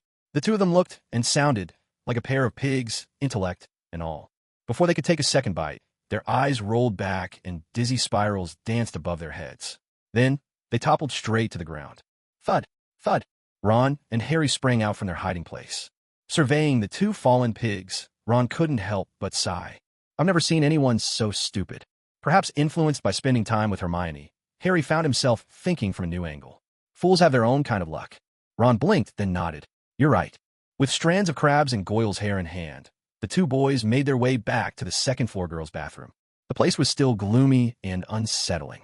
But thankfully, inside stood the lovely Hermione, her beauty enough to make anyone's heart race and fill them with warmth. Hermione smiled and asked, "Did you get it?" Ron and Harry both nodded. Hermione had been waiting anxiously. She felt a vague unease, hoping no unexpected system options would pop up at this critical moment. She certainly didn't want to have to give Harry and Ron any more of those embarrassing funeral club haircuts. "We've got Crabbe's and Goyle's hair," Harry reported. "Good," Hermione instructed. "Now drop their hairs into your doses of polyjuice potion and drink up." Ron wrinkled his nose. "This is going to make my pumpkin juice pretty disgusting." Harry didn't say much. He dropped the hair into his mineral water cup. Miraculously, the hair dissolved instantly, leaving the potion colorless and tasteless. After a moment's preparation, Harry downed his drink in one go. In the original story, the potion tasted so foul that all three smashed their cups afterward. Though who ended up cleaning the shards was anyone's guess. Seeing Harry so daring, Ron didn't hesitate either. He added the hair to his pumpkin juice. It dissolved instantly, and he gulped it down. To be honest, though the idea was sickening, the taste was surprisingly not bad. It's like watering vegetables with manure. Disgusting as it may be, such vegetables grow plump and lush, and when they're turned into a delicious dish, they taste just as delightful. "Harry, I'm so itchy," Ron complained. Hermione, ever the potions expert, advised, "Don't scratch. Just wait a few seconds, it'll pass." Ron obediently followed her advice. After all, Hermione was his goddess. Sure enough, after a few seconds, Ron and Harry's muscles began to churn beneath their skin, almost as if boiling water was rolling through their bodies. In no time, both of them transformed from the inside out into Crabbe and Goyle, the infamous duo known as the Dragon and the Phoenix. Merlin's beard, "Harry, look at yourself. This is incredible." They both stared into the mirror above the wash basin, utterly astonished. They looked like entirely different people. Your voices, Hermione reminded them calmly. To be honest, although Hermione had expected this, seeing it with her own eyes still left her quite stunned. Sometimes, if you stare at a word for too long, it starts to look strange, as if you don't recognize it anymore. Let alone witnessing two living people suddenly morph into complete strangers. Experiencing it firsthand was truly surreal. The polyjuice potion, having been infused with Crabbe and Goyle's hair and DNA, worked wonders. Ron tried imitating his counterpart's voice and found he sounded exactly like him. Harry did the same. You'd better hurry, Hermione cautioned. The effects of the polyjuice potion only last for an hour. Harry handed Hermione his invisibility cloak and said, "Here you go. I washed it." Harry knew Hermione was a bit of a clean freak, though it wasn't exactly an obsession. A true germaphobe wouldn't even want to breathe the same air as others, nor touch a doorknob someone else had used.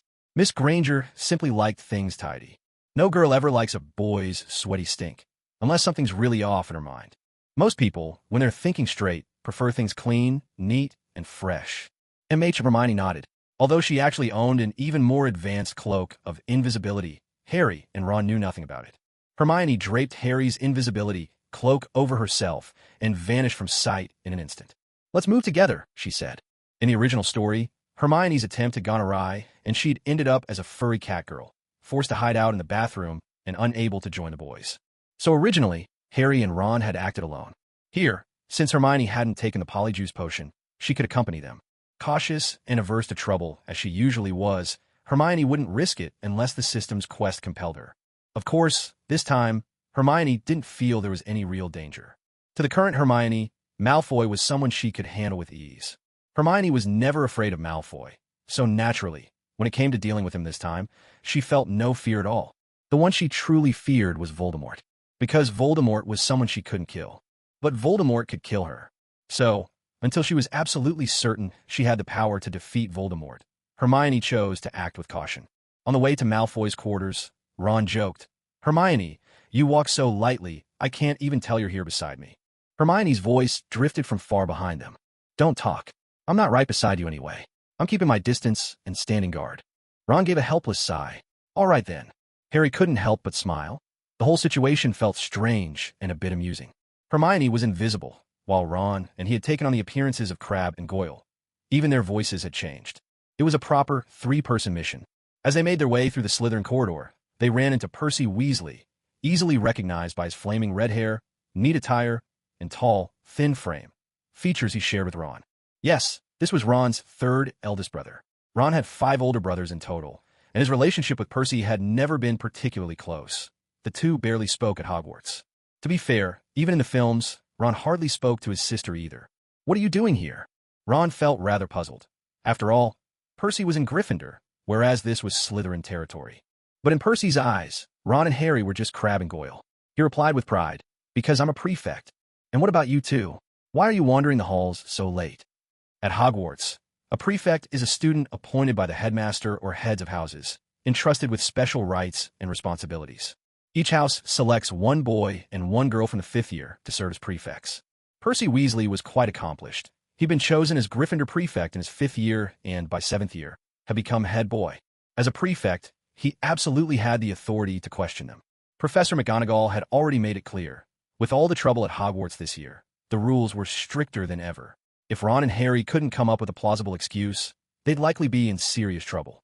At this critical moment, Malfoy arrived, guided by Hermione's subtle signals. Although Hermione was still invisible, she could create noises to lure Malfoy over, and sure enough, he soon spotted his 2 loyal yet hapless sidekicks. "What are you two doing here?"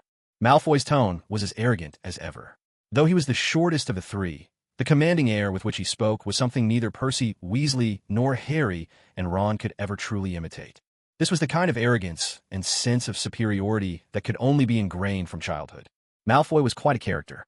He looked at Harry, even though Harry was already transformed, and asked, "Why are you still wearing glasses?" Harry hurriedly took off his glasses, a bit flustered, and stammered, "I was just reading." Malfoy immediately eyed him with suspicion. "I don't recall you could even read." Harry and Ron were both taken aback. Imagine a Hogwarts student who couldn't even read. Unbelievable. No wonder these two, as hopeless as they were, ended up as Malfoy's lackeys. Turns out, they really were that thick. "Weasley, what are you doing here?" Malfoy swaggered in, his tone domineering, as if his mere presence put him in charge. Percy Weasley was clearly annoyed. "Malfoy, watch your mouth." "Umph." Malfoy seemed to remember Percy was a prefect.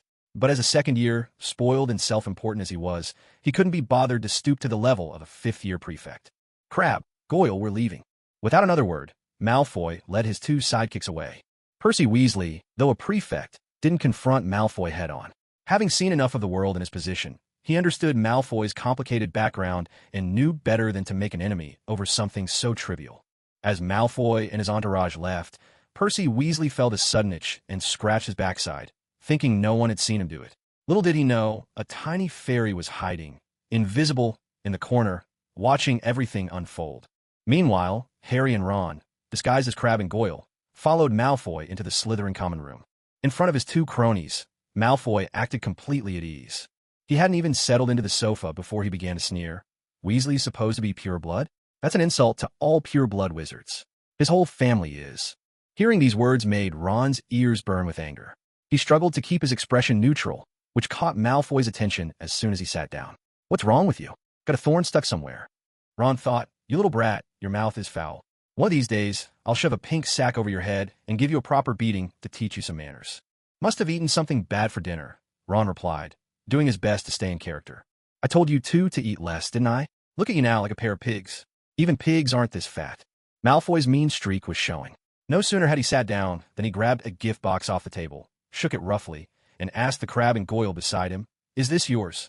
Harry and Ron, of course, had no idea. They both shook their heads in unison. He originally thought Malfoy would put it down, reasoning that since he was asking, it probably wasn't his. But to his surprise, Malfoy opened it right away.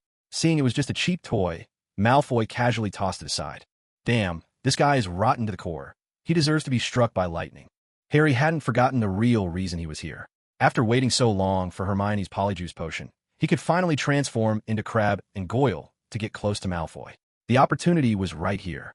Harry asked, "Do you know who the heir of the Chamber of Secrets is?" Malfoy replied with irritation, "I've already told you, I don't know." Still, since these two had been his lackeys for over a year, Malfoy said a bit more. "I heard my father say that the Chamber of Secrets was open once, 50 years ago. That time, a mudblood was killed. I hope this time it's Granger."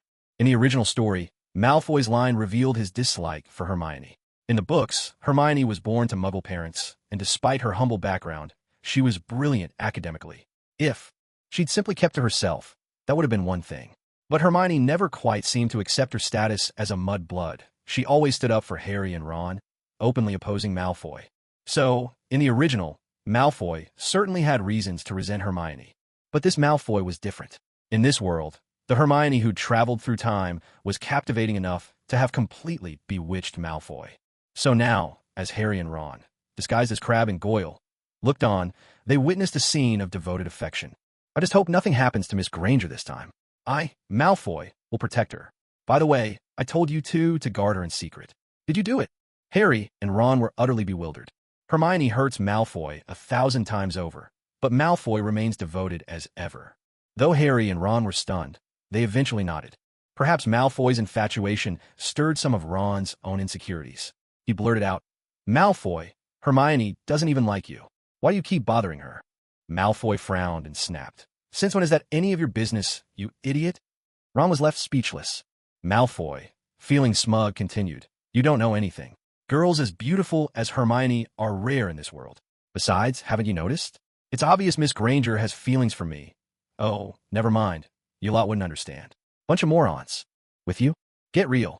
Harry and Ron knew Hermione's personality well. She didn't love anyone. She only loved herself. "But I am really curious. So many students at Hogwarts have been petrified, yet the Daily Prophet hasn't reported any of it. Have you heard? People outside are saying that Headmaster Dumbledore is the worst headmaster in Hogwarts history." It was obvious that Malfoy was simply parroting what his father, Lucius, had said. "That's not true." Harry couldn't help but retort. Malfoy immediately frowned. "What did you say?" How dare his loyal little sidekicks contradict him? Realizing he'd spoken out of turn, Harry was at a loss for how to explain himself. But Malfoy quickly supplied his own interpretation. "Are you trying to say there's someone at Hogwarts even more detestable than Headmaster Dumbledore?" Harry couldn't help but marvel at Malfoy's cleverness. Without missing a beat, he replied, "Exactly. For example, Harry Potter." Mocking himself, well played. This answer delighted Malfoy, who had been jealous of Harry's fame for ages. Malfoy ground his teeth and said, "Yes, you're absolutely right." Just then, Ron suddenly noticed a familiar lightning-shaped scar beginning to appear on Harry's forehead.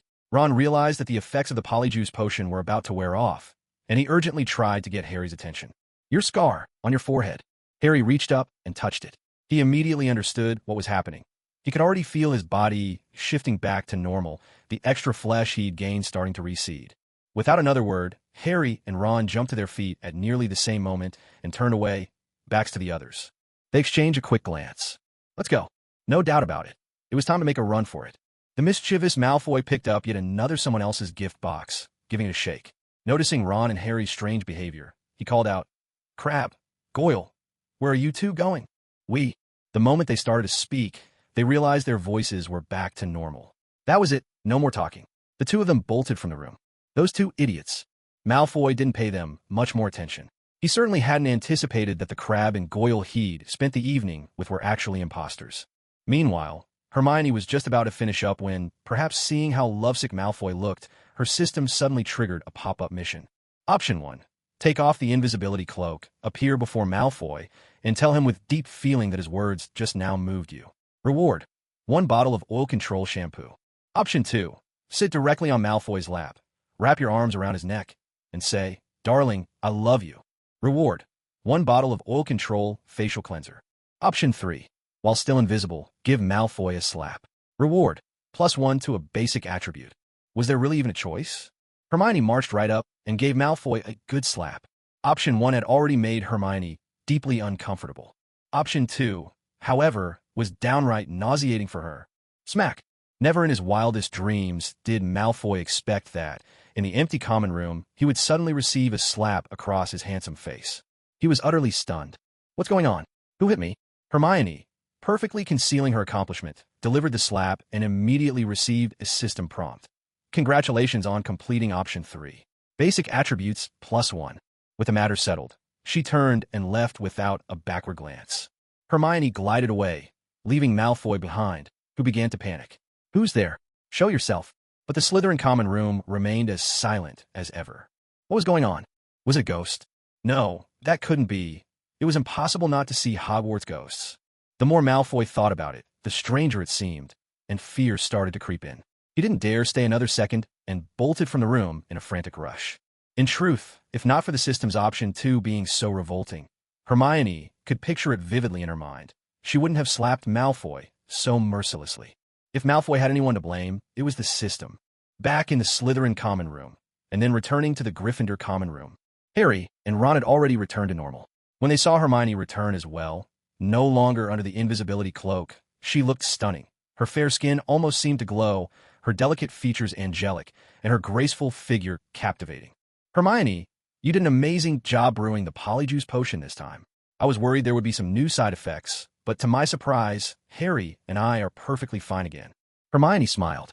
"I told you, you just had to trust me." As she spoke, she handed Harry back his invisibility cloak. Harry accepted it with a grin and asked, "Did you hear Malfoy's answers just now in the Slytherin common room?" Hermione nodded. "At first, we suspected Malfoy might be the heir of Slytherin, but now it's clear he isn't. In fact, he doesn't even know who the real heir is." Harry nodded, and together they discussed the case. But from what he said, we learned that the Chamber of Secrets was opened 50 years ago at Hogwarts, and a Muggle-born student died. Hermione sighed. It seems Salazar Slytherin's hatred for Muggle-born wizards runs deep. Harry looked into Hermione's beautiful eyes and at her ivory neck, and said with concern, "Hogwarts is very dangerous right now. You must be careful." "I will," Hermione replied. In the original story, at this point, Hermione had transformed into a cat after taking the wrong polyjuice potion. Not long after, the original plot had Hermione petrified as well. In the film, Harry even took the chance to touch Hermione's petrified hand. As a Muggle-born, Hermione truly was in a precarious position. Meanwhile, Ron's train of thought was clearly running in a different direction. He suddenly blurted out, "Hermione, if you were there just now, that means you must have heard the things Malfoy said, didn't you?" "What things?" Hermione had a vague idea of where Ron was heading. A faint blush crept up Ron's rather delicate face, and he stammered, "You know, when Malfoy was pestering you, the things he said. You must have heard them, right?" Ron could be quite sensitive at heart. Sometimes, he was, after all, a bit of a hopeless romantic. If Hermione actually admitted to having feelings for Malfoy, that would truly break Ron's heart. Just as Hermione was about to answer, her system interface popped up with options at just the right moment. Option 1. Tell Ron. That's right. I like guys like Malfoy. Rich, handsome, and from a good family. Who would want someone poor, short, and awkward like you? Reward. 1 amp power pill. Option 2. Tell Ron. Malfoy's had a crush on me for ages, but I don't like him. Why do you care so much? Reward. 1 bottle of moisturizing cream. Option 3. Say, I don't like Malfoy, and I don't like you either. It's getting late. Go wash up and get some sleep. Reward. 1 box of throat lozenges. Hermione's big eyes blinked rapidly. Deep down, she actually preferred what was said in option 3. But as a lady, she decided not to hurt Ron's feelings. Malfoy's had a crush on me for ages, but I don't like him. Why do you care so much? She repeated word for word. Congratulations. You've completed option 2. Reward. 1 bottle of moisturizing cream. Although Hermione had naturally radiant skin, full of youthful glow, she didn't really need it. Still, it was better to have it than not. After all, it was a system reward guaranteed to be high quality and effective. Ron's face immediately lit up with joy at Hermione's answer. He didn't press further. For someone hopelessly devoted, as long as his crush was still single, that was enough to make him happy. He wasn't like Malfoy. He didn't have such lofty expectations. Of course, when no one was around, Ron did allow himself the occasional little daydream. But he was nothing like Malfoy, full of self-importance and narcissism. Hermione stifled a yawn and stretched, her perfect posture tracing a graceful arc in the air. All right, it's late. Everyone should get ready for bed, she said. With that, Hermione was the first to leave. It had been a long day. She didn't want to trigger another round of system tasks and end up working overtime. Harry and Ron didn't try to keep her. They headed off to bed as well. The next morning, sunlight streamed in through the windows. It was a rare day off. No classes for the young wizards, but Hermione knew full well her system never took a break. As the saying goes, holidays? What holidays? Only those without a golden finger system get to enjoy holidays. Someone as outstanding and favored by fate as me. How could I possibly take a break? Sunlight streamed through the window, falling gently on Hermione's snow-white arm, which peeked out from beneath the soft, clean covers. Her arm was flawless, more exquisite than white jade or lotus root, and her slender fingers resembled sculpted gems, each one a perfect work of art. Her long hair, like a cascading waterfall, was spread across the pristine, beautiful pillow, and her face, just a single glance could make one feel as though their lifespan had been extended. She was a beauty of otherworldly charm, a favored child of the heavens. Hermione wanted to sleep in a bit longer, but alas, the system had already begun its daily check-in, signaling the start of another workday. So, the beautiful Miss Hermione Granger had no choice but to get up, dress, wash up, and prepare to tackle a fresh set of daily tasks. Who writes a diary like a normal person, anyway? Today's task for Hermione was to take Harry to the second-floor girls' bathroom to investigate that infamous diary written by someone anything but ordinary. That mysterious diary, shrouded in ominous death, was something Hermione had had the fortune, or perhaps misfortune, to touch on the train at the start of term. But afterward, without any system tasks related to it, Hermione hadn't deliberately sought it out. Now, she was unexpectedly required to cross paths with that infamous diary once more. In the original story, Harry and Ron came here together. But this time, Ron was probably still enjoying a sweet dream, fast asleep, and hadn't woken up yet. Instead, it was Harry who got up early, just in time to have a chance encounter with Hermione. Hermione's mission was clear: bring Harry past the corridor outside the second-floor girls' bathroom. As expected, as soon as the two arrived, they were greeted by a sight impossible to ignore. Why is there so much water on the floor? It looked as if the second-floor girls' bathroom had flooded. Water was pouring out in streams, crystal clear, and from where Harry stood, he could see Hermione's lovely legs reflected beneath her skirt in the shimmering surface. Of course, Hermione wore tights. There was nothing inappropriate on display. And Harry, ever the straight-laced boy, would never do anything untoward. No idea. Let's go in and have a look. Hermione lifted the hem of her pretty skirt and led Harry inside. Sometimes, while carrying out her system-assigned tasks, Hermione felt just like an NPC in a game, knowing everything, guiding the player to trigger one quest after another. Except in this game, the rewards didn't go to the player. They all belonged to NPC Hermione. Okay. Harry gazed at Hermione's beautiful face and nodded. The two stepped briskly into the second-floor girls' bathroom. Inside, it was as if a small lake had formed. The place was cold and gloomy, the watery atmosphere making it even more chilling. Moaning Myrtle, The ghost they'd met several times before was sitting on the sink, sobbing as usual. She truly was the very picture of misery. Strangely enough, whenever she cried, the water in the sink would overflow as if in sympathy, flooding the floor and even spilling out into the corridor. No wonder this bathroom had been abandoned for decades. After all, even if Moaning Myrtle only cried once a month, that would be more than most students could handle. Because the floor was covered in water, standing there gave you the uncanny feeling of being surrounded by a mirrored sky. Harry stepped forward and asked, "Are you all right?" "Someone threw something at my head," Moaning Myrtle replied, her voice full of grievance. Though she was a girl too, it was clear that Myrtle wasn't as pretty as Hermione, and her misery failed to win Harry's sympathy.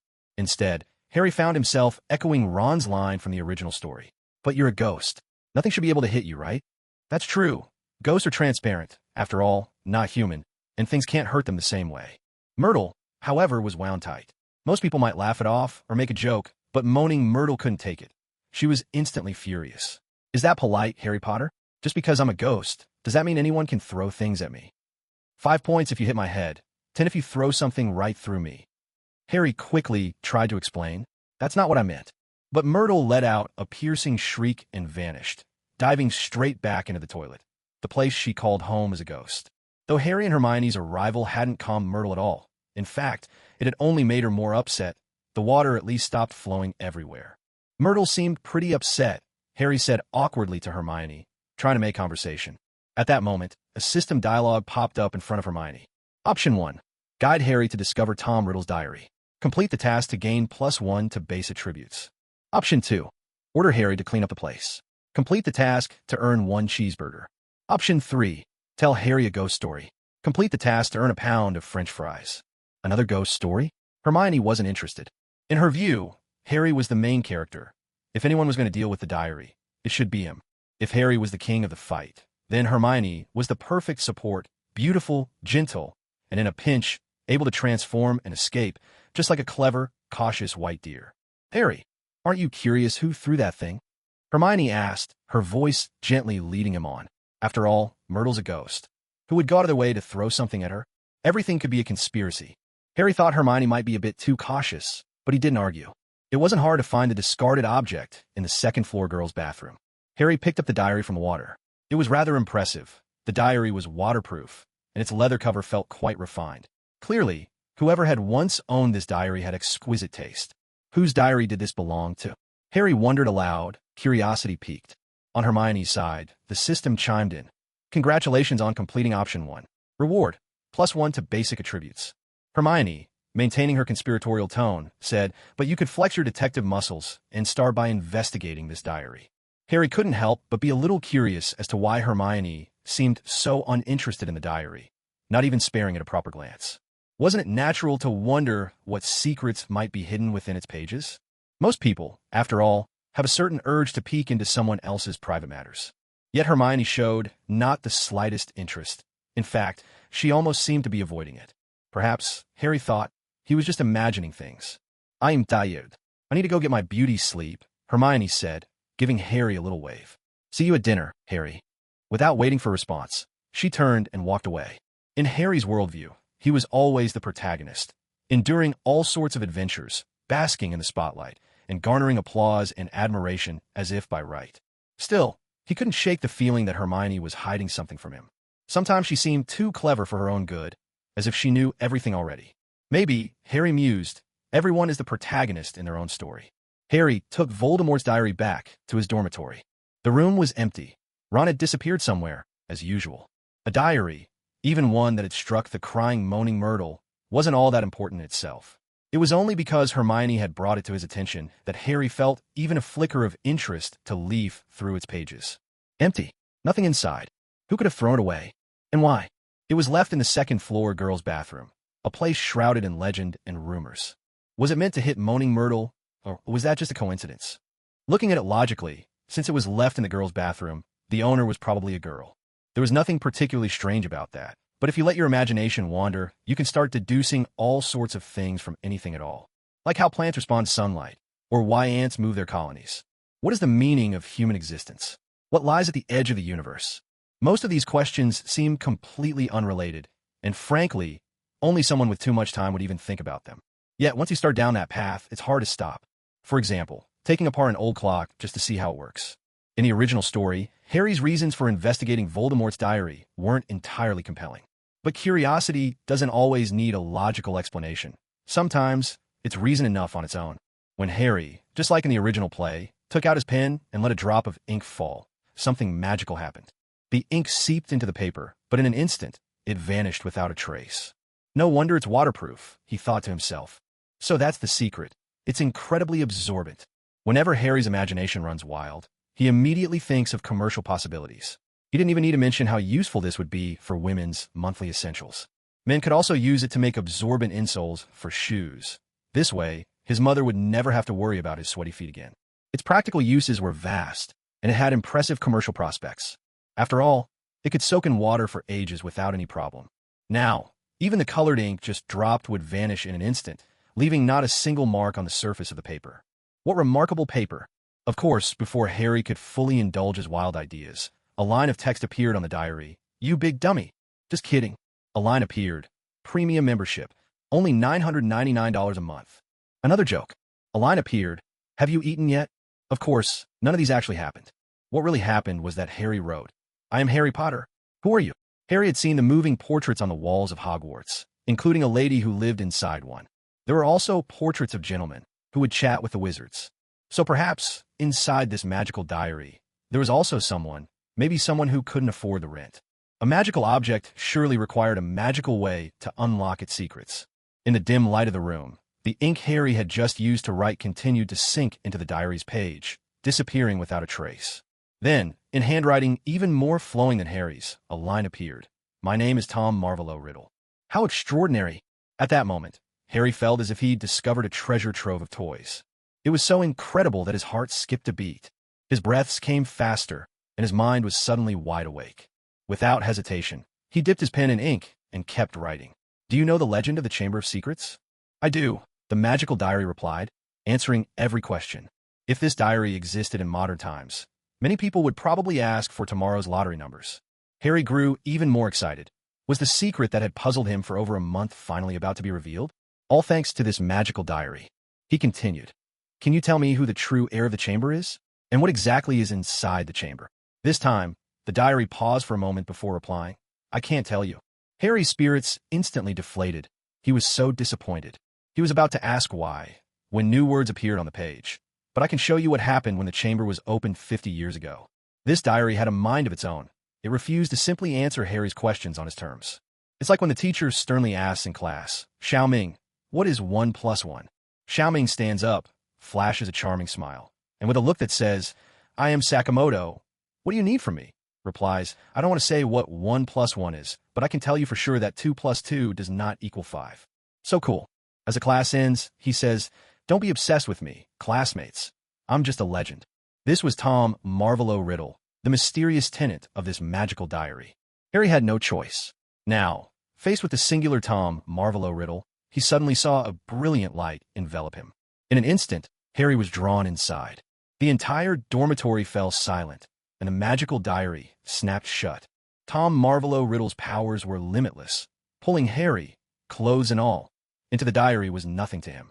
Harry was stunned. Moments ago, he'd been in the dormitory, exploring this mysterious diary, and now he found himself on a staircase in a corridor at Hogwarts. What's more, the world around him looked shrouded in gray, as if some of its colors had been drained away. It was as though everything was covered with a filter, and people's faces were hard to make out. Suddenly, he saw ahead of him a finely dressed young man, clearly older than Harry, perhaps a 6th or 7th year student. "Excuse me, could you tell me where?" Harry began, but before he could finish, something unexpected happened. The young man snapped his head up, looking towards the top of the stairs. There, 2 people, faces indistinct, were carrying someone down a white sheet draped over the body. The scene was solemn, not a time for jokes. "Professor Dumbledore," the handsome student called out to a kindly-looking middle-aged man standing at the top. Now Harry was truly shocked. Headmaster Dumbledore? That man, looking so young, could it really be Dumbledore? Could it be? Fragments of information raced through Harry's mind, coming together in an instant. Could I have traveled back 50 years? The mysterious diary's tenant, the one who called himself Tom Marvolo Riddle, said he could show me what happened 50 years ago. So this handsome student must be Tom Marvolo Riddle. In any case, Tom Marvolo Riddle certainly isn't the one under the white sheet, being carried down the stairs. And at this time, Dumbledore isn't headmaster yet. He's a professor. Harry moved closer, but for some strange reason, he still couldn't see clearly. "I'm very sorry, Tom, for what happened," Professor Dumbledore said with a sigh. Even though he wasn't yet Hogwarts headmaster, it was clear he already saw this place as his home. A student has died here, and he feels both saddened and powerless. Tom Marvolo Riddle replied, "Professor, the school won't be closed because of this, will it? I'm an orphan. I have nowhere else to go." "I know, Tom, but if the one who opened the chamber isn't found, I'm afraid Hogwarts might not be able to avoid the possibility of being shut down." Dumbledore's words came out with a sense of helplessness. There was no Detective Mori Kagoro agency here. Otherwise, even a case from 50 years ago wouldn't have dragged on unresolved for so long. Tom Marvolo Riddle stood still, seeming deep in thought. Then Dumbledore asked a question that Harry found all too familiar. "Tom, is there anything you'd like to tell me?" Tom Marvolo Riddle shook his head. "No, Professor Dumbledore." This scene felt eerily familiar. Harry remembered that after he had twice been found at the scene of petrification incidents, Professor McGonagall had brought him to the headmaster's office, and just before he left, Dumbledore had asked him the same question. At that time, Harry had chosen to say nothing. Perhaps, deep down, Harry never truly trusted this headmaster who always seemed to be on the sidelines. Just like Tom Marvolo Riddle at this very moment. Professor Dumbledore watched Tom Marvolo Riddle leave, his gaze filled with complexity. Once the Dumbledore from 50 years ago was out of sight, Tom Marvolo Riddle broke into a run, quickly picking up speed. Harry wanted to call out to them, either to Professor Dumbledore or to the handsome Tom Marvolo Riddle. But Tom Marvolo Riddle was already running in the opposite direction. Harry was faced with two choices. He could seek out Dumbledore from 50 years ago and talk to him, or chase after Tom Marvolo Riddle. After considering it, Harry felt that, while Dumbledore was highly respected, his detective skills left much to be desired. If he couldn't solve the case 50 years later, he certainly wouldn't have been able to do it back then. It was better to go after the handsome Tom Marvolo Riddle. He seemed to be the one living inside the magical diary, and perhaps he knew something important. After all, he hadn't told Dumbledore everything just now. Harry hurried after him, but no matter how loudly he shouted, Tom Marvolo Riddle ahead didn't react, as if he hadn't heard a thing. Of course, Harry realized, his presence couldn't change anything here. After all, this was just the preserved memory of 50 years ago. All Harry could do was watch. He had no power to influence what had already happened, nor could he communicate with anyone inside this memory from 5 decades past. By the time Harry realized this, Tom Marvolo Riddle had already slipped into a small chamber. The chamber was so cramped that it would be crowded with just 2 people inside. Aside from Tom Marvolo Riddle, there was another young man in the room, tall and broad-shouldered. That build, could it be? Harry wondered, suspicion flickering in his mind. Just as the thought crossed his mind, the handsome Tom spoke up and demanded, "Hagrid, you have to get rid of that monster." So it was Hagrid after all. Instantly, Harry felt a wave of familiarity and warmth. Hagrid was like an uncle to him, always protective, even if this was Hagrid from 50 years ago. There was no doubt, deep down, Harry's feelings for Hagrid ran even deeper than those he had for Dumbledore. "The creature you've been keeping has already killed a student, Hagrid," Tom accused sharply. Hagrid protested at once. "It wasn't him. It's not the creature from the chamber, Tom. You have to believe me." Clearly, Tom held an imposing presence, and even Hagrid, towering as he was, seemed reduced to a chastened little boy before him. "I have to stop you, Hagrid. I can't let you go down this path any further," Tom declared, drawing his wand. With barely a whisper, a spell shot from its tip, striking a wooden crate in the corner. At once, a large, furry spider, its body as big as a human face, burst from the box, scuttling past Tom and racing out into the corridor. Tom moved to strike again, but Hagrid lunged forward to shield the creature. "No, don't. Aragog could never have done this," Hagrid cried desperately. Tom recoiled from Hagrid's interference, his expression dark with anger. He flung back his robes and pointed an accusing finger at Hagrid, his voice cold and commanding. "You'll pay for what you've done, Hagrid. The victim's parents have come to Hogwarts. Both you and your monster will have to answer to the Ministry of Magic." It wasn't just Hagrid who panicked at these words. Watching this memory from 50 years ago, Harry felt his heart clench with fear. "Hagrid! Hagrid!" Harry called out anxiously. He was terribly worried for Hagrid, but before he could do anything more, the memory came to an abrupt end. A blinding light flared up behind him, and in an instant, Harry was wrenched back to reality. In the quiet dormitory, the mysterious diary lying on Harry's desk suddenly sprang open. Its yellowed pages fluttered wildly, as if caught in a storm. A flash of white light filled the room. And just like that, Harry was spat out from within the diary, landing with a thud on his chair. He sat there shaking from head to toe, still reeling from the shock. Everything that had just happened felt like a terrible nightmare. Anyone familiar with the original story knows just how shameless Tom Marvolo Riddle could be. There had never been anyone so brazen and deceitful. Using such a fantastical trick, he had fooled sweet, innocent Harry. Of course, an outsider could see it was all a setup, but for those caught up in it, confusion was inevitable. After Harry came out, he was still shaken for quite a while, sweat beading on his forehead. It wasn't because of any physical weakness. At his age, that was out of the question. The real reason was simple. Anyone would be anxious and shocked if something as bizarre as time travel happened to them. Just a single diary could send someone across time. Imagine what would happen if he got his hands on a few world-famous novels. Harry ran his palm over the diary, as if he were stroking Voldemort's bald head. The origin of this diary is just too extraordinary, he thought. He knew he had to treat it with utmost caution. He put the diary into his drawer, but worried that wasn't enough, so he stacked other books on top for good measure. The next day, Harry found Ron and Hermione and told them everything without holding anything back. Hermione, who had accompanied Harry as an NPC during his search for the diary yesterday, had already guessed most of the truth. Ron, on the other hand, looked completely stunned, exclaiming, "Harry, that's unbelievable. Did you really travel back to 50 years ago?" If they'd been a bit cheekier, one of the boys might have asked, was Dumbledore handsome back then? Was Professor McGonagall beautiful when she was young? The Chamber of Secrets, a big furry monster. Could it be Hagrid? Just as the three of them were discussing, Hagrid happened to walk by behind them, carrying a canister of insecticide. He looked over with curiosity and asked, "What's this about a big furry monster?" Harry and Ron instantly tensed up. According to what Harry had seen, the person who opened the Chamber of Secrets 50 years ago and unleashed a monster that killed a student might very well have been Hagrid. He was, after all, the person who seemed least likely to be the heir of Slytherin or the inheritor of the Chamber of Secrets. "Oh, it's nothing, Hagrid. What are you up to?" Harry quickly changed the subject. Although Tom Marvolo Riddle, the diary's original owner, was a scoundrel, Harry wasn't a fool.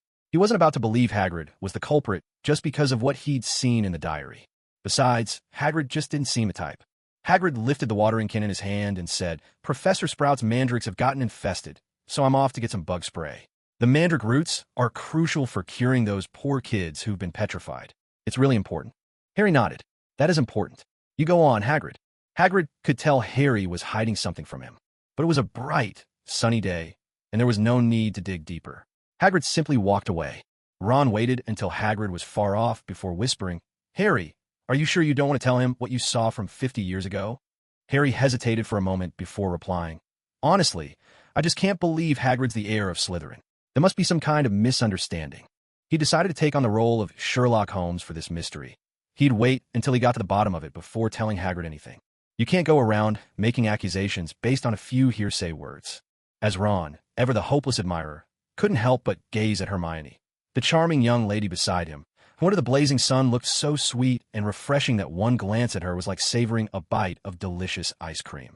Her features were flawless, like crystal clear water, and her figure was graceful beyond reproach. "Hermione, why are you so quiet today?" Ron finally asked.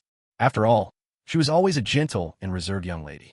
Without the system's goofy side quest nudging her, why should she chatter on?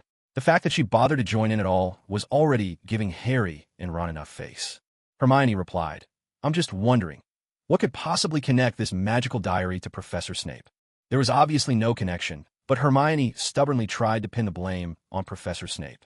Perhaps it was just a habit. Habits, once formed, they're so hard to break. Like drinking water, eating, or sleeping.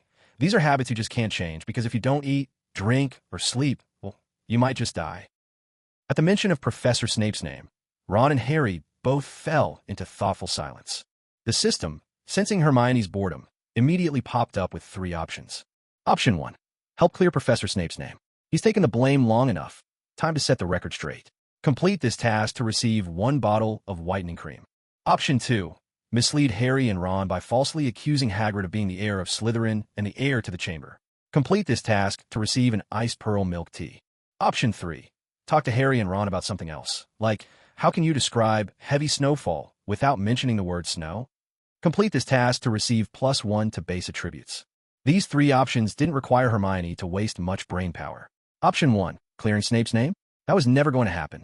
Option 2, smearing Hagrid. Sounded boring. Blaming Snape was far more interesting. That left only option 3, no offense caused, and the best reward to boot. Hermione cleared her throat, then said with a fresh, clear voice, I think it's not good for us to keep getting bogged down in the same questions. Maybe if we shift our thinking, we'll come up with better ideas. Harry and Ron didn't quite understand what she meant and looked over, puzzled. The two clueless boys probably thought Hermione was off on another conspiracy theory, analyzing the case. Even though Hermione's theories were often completely unrelated to the truth, they always sounded fascinating. But this time, Hermione wasn't spinning any wild theories. Here's a question. How can you describe heavy snowfall without ever mentioning the word snow? If this were Hermione's own modern world, a classic poem would certainly capture it best. A 1,000 mountains, no bird in flight. 10,000 paths, not a footprint in sight. But here, in the magical world, things were different. Ron and Harry were momentarily stunned. Just a second ago, they were deep in conversation about the mysterious diary and traveling back 50 years, and now, out of the blue, Hermione was describing the snow? Was this supposed to be a change of topic? As a notorious Hermione devotee, Ron's mind did a complete 180-degree turn. If it had been anyone else interrupting like this, he would have probably told them off. But since it was the goddess Hermione asking, Ron naturally had to answer. Well, I think the snow's heavy. It's really coming down. Hold it. Hold it. You already mentioned snow. Hermione quickly cut off Ron's attempt at being clever. Harry stood quietly off to the side, not wanting to join in. His thoughts weren't about to take such a wild detour. He was still pondering the diary and the identity of the heir of Slytherin. Hermione didn't try to force an answer out of Harry, either, since she already had the solution in mind. I'll just tell you the answer, Ron. We shouldn't keep in touch anymore. I'm afraid Charlotte will get the wrong idea. Ron was dumbfounded. He'd heard Hermione say some things before that he couldn't quite grasp, like, you won't even call me your godfather, but this time he was truly lost. That's it. That's it. And as Hermione's answer was absolutely perfect, the system instantly chimed in. Congratulations, you've completed option 3. Reward, +1 to base attributes. Ron immediately grew frustrated. But that whole we shouldn't keep in touch because Charlotte might misunderstand. What's it got to do with snow? Suddenly, a realization dawned on Ron, and he felt a pang of distress. Hermione, who's Charlotte? Why are you worried about her getting the wrong idea? Seeing Ron's jealous expression, Hermione couldn't help but laugh. Even if I told you, you wouldn't get it. Try reading more books when you have time. With that, Hermione walked away. Hermione! Ron wanted to call after her to get a clear answer, but he was just a humble devotee, not Hermione's boyfriend. Even if Hermione really did like someone else, Ron didn't have the right to interfere. Under the blazing sun, the grass was lush and green. Two little beetles were shamelessly snuggling behind a leaf. Harry was still piecing together the clues, but Ron was now fully in the throes of jealousy. He didn't dare take out his frustration on the goddess Hermione, so he grabbed Harry, nearly on the verge of tears. Harry, this is terrible. Harry looked at Ron, surprised. Although Ron could be unreliable at times, his mood was usually pretty steady. Why was he falling apart now? Love is a dangerous thing. One wrong step, and you're doomed. Just now, right before she left, Hermione said to me, we shouldn't keep in touch anymore. I'm afraid Charlotte will get the wrong idea. It had taken Ron a moment, but now, the meaning finally hit him. He seemed to slip into a state of distress, his eyes turning red and his voice growing hoarse. Harry, what does this even mean? Who is Charlotte? What am I supposed to do? Harry? Hermione is leaving me, and she told me not to contact her again. Right now, it feels like my whole world is collapsing. My heart aches so much, I can hardly breathe. What on earth happened here? Just moments ago, Harry hadn't paid much attention to what Hermione and Ron were discussing. It seemed they were simply trying to change the subject. Someone even brought up the topic of snow. But now, Ron looked as though he'd been stabbed right in the heart, bleeding out in pure agony. Ron, calm down, take a breath, and tell me exactly what happened. Harry, ever the voice of reason, tried to analyze the situation. Did you say something that upset her?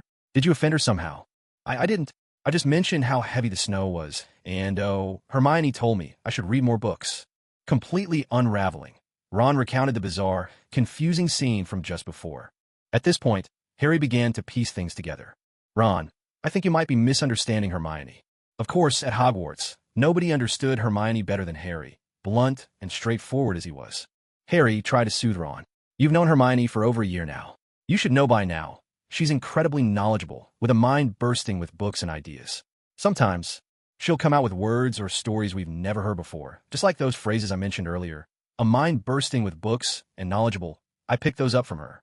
She's also taught us what makes a high-quality wizard and what Washinandi means and so many other things. Seeing that Ron was finally listening, Harry pressed on. So, I'm guessing the thing Hermione said before she left wasn't meant the way you think. It was probably just a joke or a reference. Harry really was impressive. He could even tell when Hermione was making a joke. Ron wiped his tears away. Although he was starting to believe it, his voice was still heavy with pain. Really? Is my goddess still really my goddess? Harry patted Ron on the shoulder. Ron, be strong. The legend of the Chamber of Secrets and all those petrified students are still waiting for us to solve the mystery and save them. Besides, Miss Hermione is pure as snow. She's friendly, yes, but have you ever seen her truly give her heart to any boy? Don't worry. Whether or not Hermione was joking, I don't believe for a second that she's interested in anyone right now. And, honestly, Harry had a point. As soon as he said it, Ron realized it was true. Miss Hermione wasn't the kind of goddess any ordinary guy could win over.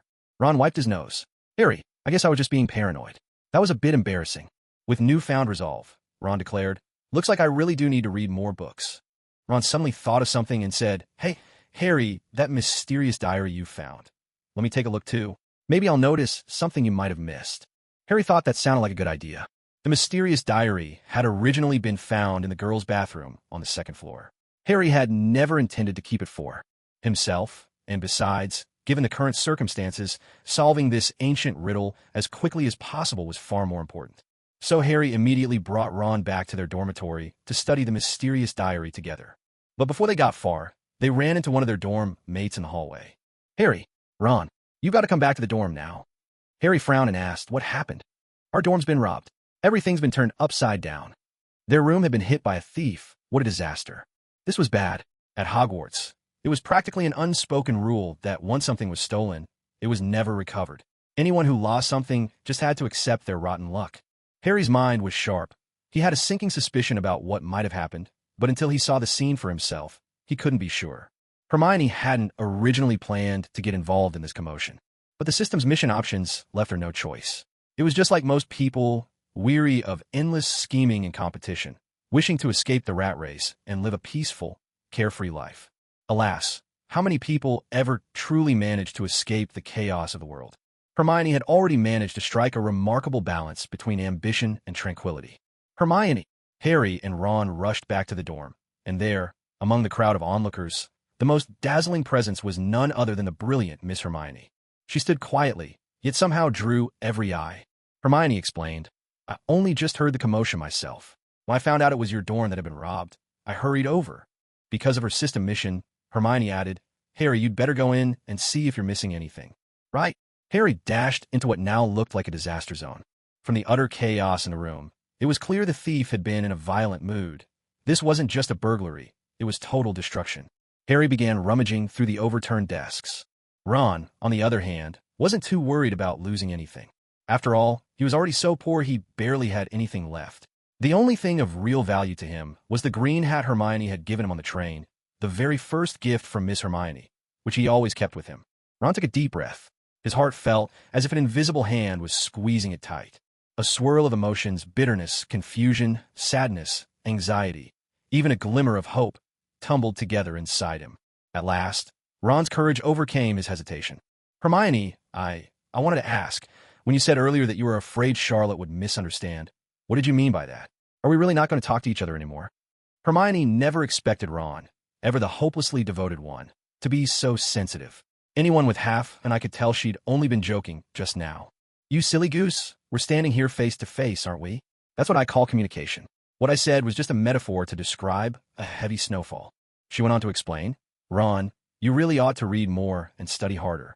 There are all kinds of rhetorical devices, parallelism, simile, personification, metonymy, hyperbole, antithesis, repetition, analogy, symbolism, allegory, allusion, intertextuality, rhetorical questioning, citation, apostrophe, and so on. And when it comes to metaphors alone, there are direct metaphors, implied metaphors, borrowed metaphors, broad metaphors, inverted metaphors, contrary metaphors, mutual metaphors, comparative metaphors, illustrative metaphors, ornamental metaphors, referential metaphors, and hidden metaphors. Hermione took on the air of a language teacher, earnestly lecturing. That's enough for today. If you want to learn more, you'll have to pay for extra tutoring. At that, Ron seemed to light up as if someone had cast a spell of enlightenment on him. With Harry's comforting words earlier, Ron's tangled mood had already eased up by about 20%. Now, with Hermione herself explaining things, his spirits soared to 200%. It was almost impossible for him not to be happy. With the misunderstanding cleared away, he felt completely refreshed, as if a weight had been lifted from his shoulders. But Hermione had one more thing to add. Still, Ron, let me warn you in advance. Don't get infatuated with me, or you'll end up getting hurt badly. All these explanations, aside from Hermione's own intentions, were also prompted by the system's option tasks. That rascal Ron had managed to trigger quite a few of Hermione's option tasks. At this moment, Hermione was nothing short of formidable. She seemed to embody the saying, the harshest words come with the toughest hits. Because, according to how the original story unfolded, the countdown to Hermione's petrification had already begun. She couldn't help but feel a bit anxious inside. If nothing else interfered, she figured she had an 80% chance of escaping this crisis. But what worried her most was the unpredictability of the system's option tasks. If, on that crucial day, the system went haywire and caused her to be petrified, that would be utterly miserable. In the original story, Hermione's petrification was actually quite significant, since she provided a crucial clue. At this moment, Ron's eyes brimmed with tears.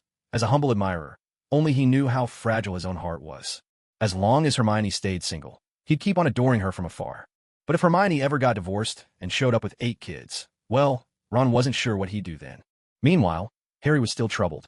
The mysterious diary he'd just acquired yesterday had already been stolen today, and he couldn't help but feel uneasy. Hermione stepped forward and said, Harry, the fact that the thief stole that particular diary means that the heir of Slytherin, or someone involved, is starting to lose patience and plans to reveal themselves soon. Hermione always had a knack for analyzing problems from unique angles, and that was what Harry admired most about her. Hermione, you're right. Maybe we really are getting close to the truth, and that's why the villains lurking in the shadows are starting to panic. Ron also snapped out of his overly eager sidekick role, joining the ranks of detectives as he said, I think so too. So what should our next move be? At that moment, Hermione's system options popped up. Option 1. Say the harshest words, take the hardest hits. Tell Harry and Ron, then announce to all of Hogwarts, I know who the culprit is. Completing this earns you a pair of sunglasses. Option 2. Personally organize a grand party. The bigger, the better. Completing this earns you 1 kilogram of gold. Option 3. Tell Harry that the culprit is more anxious than we are, so we don't need to rush. We'll wait for their next move. Completing this earns you a pack of spicy snacks. None of the rewards were particularly tempting, but it was still a matter of choosing the best among them. Options 1 and 2 seemed a bit too attention-seeking, which didn't suit Hermione's low-key nature. Option 3 was the clever choice. Harry, you have to trust me. The culprit is far more anxious than we are. Sometimes, not making a move is the best move. Ron immediately nodded in agreement. I think Hermione's right. Although Harry didn't like the idea of solving a case by sitting back and waiting, their only clue, the mysterious diary, had vanished. For now, waiting in silence was all they could do. A few uneventful days passed, and it was time for another Quidditch match at Hogwarts. Even though the school authorities were worried about unforeseen disasters, they couldn't simply cancel the match. As the Gryffindor Seeker, Harry put on his team uniform and grabbed his racing broom, heading to the pitch with a heavy heart. He was on the field, but his mind was elsewhere. He just couldn't stop worrying about the mysteries of the chamber. Ron stuck by Harry's side. Today, Harry's eyelids twitched nervously. He turned to Ron, uneasy. Where's Hermione? I haven't seen her around. No idea. Haven't seen her today, Ron replied. Though he was usually Hermione's biggest supporter, he didn't have any sixth sense about her whereabouts. In the original story, Hermione had already fallen victim to the monster of the chamber and been petrified. Meanwhile, Hermione was facing the toughest dilemma she'd ever encountered. She was in the library. As an NPC with thoughts and feelings, she needed to give Harry and Ron the latest clue about the chamber's monster. It was a basilisk, as described in an ancient tome, massive in size, emerald green, and a terrifying magical creature. Anyone who met its gaze would die instantly. When Hermione found the book and tore out the relevant page, clutching it tightly in her hand, she realized that danger was drawing near. Her system options appeared just in time. Option 1. Hold on to the clue that reveals the monster's identity. Bring a mirror and lock eyes with the monster through the reflection. After being petrified, successfully complete the task and receive a +1 bonus to all basic attributes. Option 2. Take out a Thompson submachine gun and hand grenades and engage the monster in a life-or-death battle inside the library. Completing the task rewards you with 1 urn for ashes. Option 3. My fate is mine, not the heavens, defy destiny, put on the invisibility cloak, and make a swift escape from the library. Completing. The task rewards you with a pair of super sunglasses. Note: the sunglasses can block the petrifying magical attacks of a chamber's monster. These three options truly made Miss Hermione's heart race, her palms slick with sweat. When the system demanded, through all three options, that she come to the library for an ancient tome, she thought her number was up. Even as a beautiful girl who'd traveled from another world, she doubted she could escape the fate of being petrified. Hermione had even taken to watching her feet in a mirror as she walked, knowing that if she glimpsed the basilisk in the mirror's reflection, at worst, she'd only be petrified, and there'd still be hope of rescue. But to meet the basilisk's gaze directly would mean instant death. No one wants to die, and Hermione was certainly terrified. Fortunately, at the last moment, the system thoughtfully offered her three totally different choices. Option 1 was to follow the original storyline, a path fraught with peril, but at least the future could be guessed. Option 2 was by far the most reckless, a Thompson submachine gun and grenades, with the final reward being an urn for ashes. What did that mean? Was the urn just in case she rebelled, so it would be ready for her remains? Thinking it through, it made a grim sort of sense. First, the chamber monster was enormous. Second, its eyes locked gazes with it, and you'd die on the spot. Your only hope was to rely on water reflections, ghostly intangibility, or a mirror to avoid certain death, though petrification would still follow close behind. The Thompson submachine gun and grenades were powerful, sure, but they could only inflict physical damage. Against the basilisk's magical, lethal gaze, they'd be nearly useless. Not that it was entirely impossible. If Hermione used a smoke bomb first, then fired wildly, maybe she could blind the basilisk before it struck. There was a slim chance she could solo the chamber monster. But on careful reflection, option 2, while thrilling, was simply too dangerous. Besides, even if Hermione did manage to destroy the basilisk, the aftermath was not what she wanted. What truly worried her wasn't just the basilisk, but Voldemort lurking within that mysterious diary. The basilisk could be slain, however perilous. At worst, it was a matter of life and death. But Voldemort was almost impossible to kill. He would always find a way to return. If Hermione revealed herself as someone capable, rather than just a pretty face, she'd likely become a future target for Voldemort's revenge. That was a nightmare she'd never shake. So, no matter how you looked at it, option 2 just wasn't worth recommending. Inside the deserted library, Hermione quickly slipped on her witch's cloak and the invisibility cloak. The witch's cloak was far too conspicuous on its own, but with the invisibility cloak layered over it, there was no longer any need to worry. Successfully hidden, Hermione prepared to make a swift escape.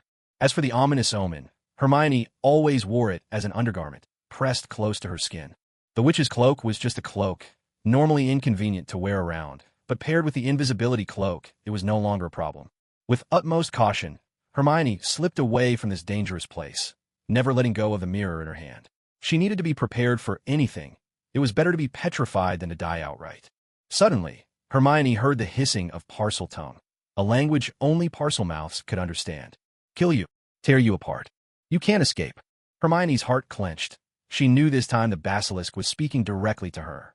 Yet, she didn't lose her composure entirely. Thanks to her balanced training, Hermione wasn't just a wizard. She was also a nimble assassin. The greater the danger, the calmer Hermione became. She was no pushover. Hermione was a carnivore, not a herbivore. The more threatening the basilisk in the chamber became, the more it awakened a primal, wild ferocity inside her, alongside her fear. Damn it, if it keeps hissing, I'll roast it and eat it. Basilisk meat would make an excellent barbecue. Its bones a fine soup, and its skin could be turned into a wallet. It was a fierce thought, but the truth was the basilisk was huge. Hermione worried she wouldn't be able to finish it all herself. For now, a tactical retreat was in order. As the old saying goes of all strategies, running away is sometimes the best. Hermione felt the castle was no longer safe. Even hugging the walls as she moved, there was still a lingering sense of danger. So, she decided it was better to make her own escape route. Agile and invisible, Hermione swiftly leapt out the window. Scaling walls and rooftops would have been easy for her, but there was no need. Hermione wasn't just a beautiful assassin. She was also a mage, who favored both heavy armor and magical resistance. With a flick of her small hand, she pulled a pink flying broomstick from her spatial ring. This broomstick had been specially modified, perfectly suited for a woman to ride, comfortable and modest, no need to worry about awkwardness. Hermione mounted the broom and shot into the sky, vanishing from sight in an instant. In the depths of night, cloaked in invisibility, Hermione was utterly undetectable. Even if someone happened to catch a glimpse, all they would see was a brilliantly colored, exceptionally stylish broomstick streaking into the distance. The 1,000-year-old monster in the chamber was truly formidable, but also a priceless catch. Tonight, it had given Hermione quite a fright. Next time, she was determined to cook it into a stew. The basilisk was doomed to remain a creature of the earth, while Hermione could soar through the skies. Escaping this danger proved far less difficult than she'd imagined. Tonight's adventure was the perfect demonstration of how Hermione's careful preparations and stockpiled resources paid off. Congratulations! You have completed Task 3. Reward: 1 pair of super sunglasses. Hermione was still shaken. At this moment, she soared straight up to the very top of Hogwarts, her abundant magical power and excellent flying skills allowing her to hover steadily in midair. From here, she could see the full moon hanging in the night sky, so bright and beautiful, the scene imbued with a poetic charm. It was in the midst of the danger of being petrified that Hermione received her reward this time. Super sunglasses. Without hesitation, Hermione put them on. The effect was much like an ordinary pair of sunglasses, only the quality was superior and everything looked a bit clearer. Of course, their greatest power was that they could block the magical petrification attack of the basilisk. The system informed her that wearing these sunglasses would allow her to look a basilisk straight in the eye without suffering any harm. Without a doubt, this was the ultimate magical tool for survival. Hermione was delighted to have such a treasure, but she still preferred not to use it unless absolutely necessary. After all, possessing something so valuable could be dangerous in itself. Even Dumbledore himself didn't have sunglasses that could counter a basilisk. If Hermione were to reveal them, it would be difficult to explain where they came from. Things like spicy strips and stinky tofu could pass as special treats from home. After all, no one would question the origins of a snack. Hermione didn't return to her dormitory to sleep until dawn. She kept the sunglasses on even as she went to bed. Her roommates, full of curiosity, asked her about it, and Hermione explained that her eyes were feeling uncomfortable. They couldn't quite see the connection between sore eyes and sleeping with sunglasses on. But everyone knew Hermione was exceptionally knowledgeable. If she had some advanced method for treating eyes that they didn't know about, well, it made sense. Meanwhile, over on Harry and Ron's side, the Quidditch match had been canceled. Although Hermione had chosen to defy fate and escape, another girl was attacked that night. Before leaving, Hermione had left behind a mirror. A curious girl happened to pick it up. Not understanding Parseltongue, she had no idea the basilisk was lurking nearby. She was just about to look at herself in the mirror, ready for a moment of self-admiration. After all, most girls can hardly resist a glance in a mirror. But in an instant, the terrifying eyes of the giant serpent stared back at her, and the poor girl was petrified on the spot, collapsing heavily to the floor. Professor McGonagall quickly sought out Harry. "Mr. Potter, I'm afraid today's Quidditch match will have to be canceled." Professor McGonagall looked grim. Lately, the whole school had been on edge, students anxious and afraid, and as Hogwarts deputy headmistress, the pressure on her was even greater. She was so worried, she barely tasted her food and slept fitfully at night.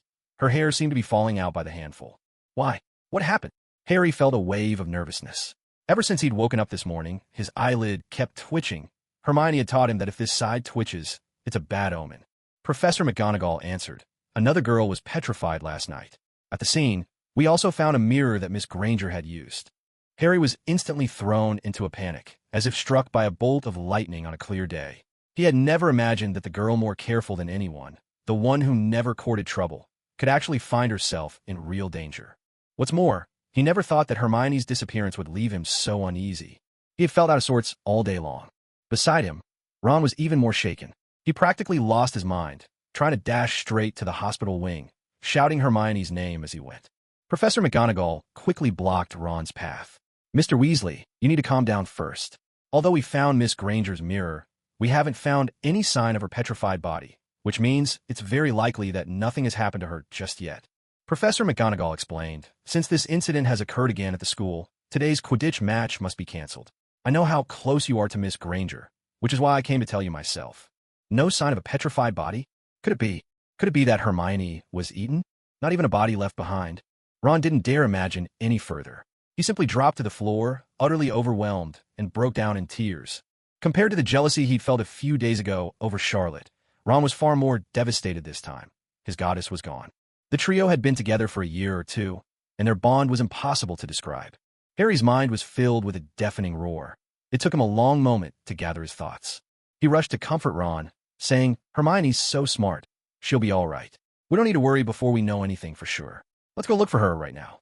Harry Potter, Ron Weasley, Professor McGonagall called after them, trying to stop them from running around the school. It simply wasn't safe anymore. But she didn't stop them entirely. After all, Hermione was her prize student.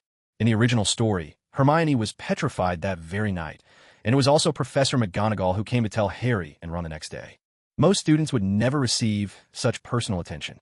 Not to mention, in this world, Miss Hermione was even more outstanding than in the original, and Professor McGonagall had high hopes for her model Gryffindor student.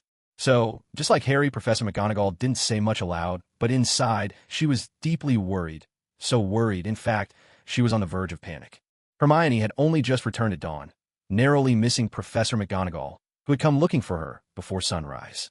That's how this misunderstanding arose. Hogwarts was such a vast place. Where on earth were Harry and Ron supposed to look? The two of them rushed about in a blind panic, like chickens with their heads cut off. In the original story, when Hermione was petrified, they could go straight to the hospital wing and see her stiff, unmoving body. But here, there was no sign of life, nor any trace of death. The worry was unbearable. Seeing where Harry was headed, Ron questioned, "Hermione can't possibly be in the dormitory. If she were, Professor McGonagall wouldn't have come to tell us." But Harry insisted, "Regardless of whether she's there or not, we have to check." Ron had actually planned to split up and search separately from Harry. In his mind, he had already decided. If they couldn't find her inside the castle, no matter the danger, he would even search the forbidden forest outside the school grounds. Even if all they found were Hermione's remains, perhaps just some bones and a single shoe, the most terrifying outcome would still be better than finding nothing at all. But hearing Harry's words now, Ron agreed they should at least check Hermione's dormitory. Even if she wasn't there, at least they would know for sure. So the two of them hurried together to the entrance of Hermione's dormitory.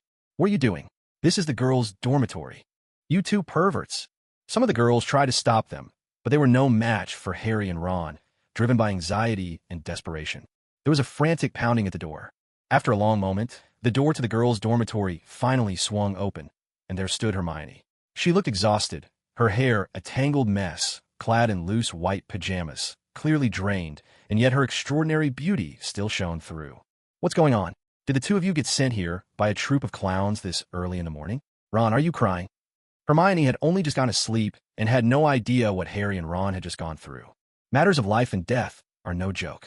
You only get one life. Once it's gone, it's gone.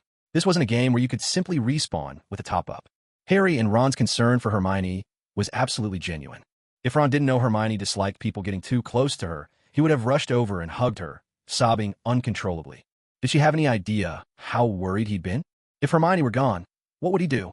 After hearing a rough account of what had happened, Hermione couldn't help but laugh. "So that's what this is all about. You were both worried about me. These days, everyone's on edge." Hermione didn't explain the danger she'd faced the previous night. After all, if it hadn't been for the system's choices, she wouldn't have risked sneaking to the library at all. Of course, without the system's intervention, Hermione might not have had any alternatives, and she could easily have ended up petrified, just as in the original story. Sometimes, fate is inescapable, no matter how you try to run from it. "I must have accidentally left my mirror in the library yesterday. I didn't expect Professor McGonagall to recognize it as mine." That actually surprised Hermione. Clearly, though Professor McGonagall hadn't said anything, her actions showed she cared and was paying close attention to Hermione. So that's all it was, a misunderstanding. Thank goodness, we can finally relax. Ron let out a long sigh, his eyes still rimmed in red.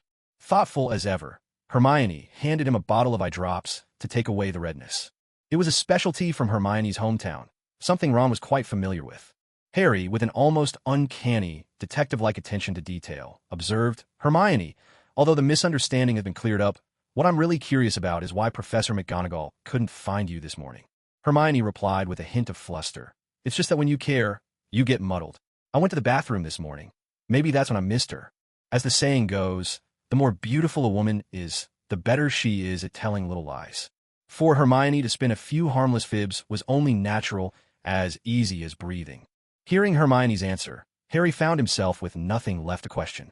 With Hermione's side of things seemingly resolved, a heavy gloom still hung over all of Hogwarts. Almost none of the students could muster a genuine smile. Suspicion clouded everyone's face.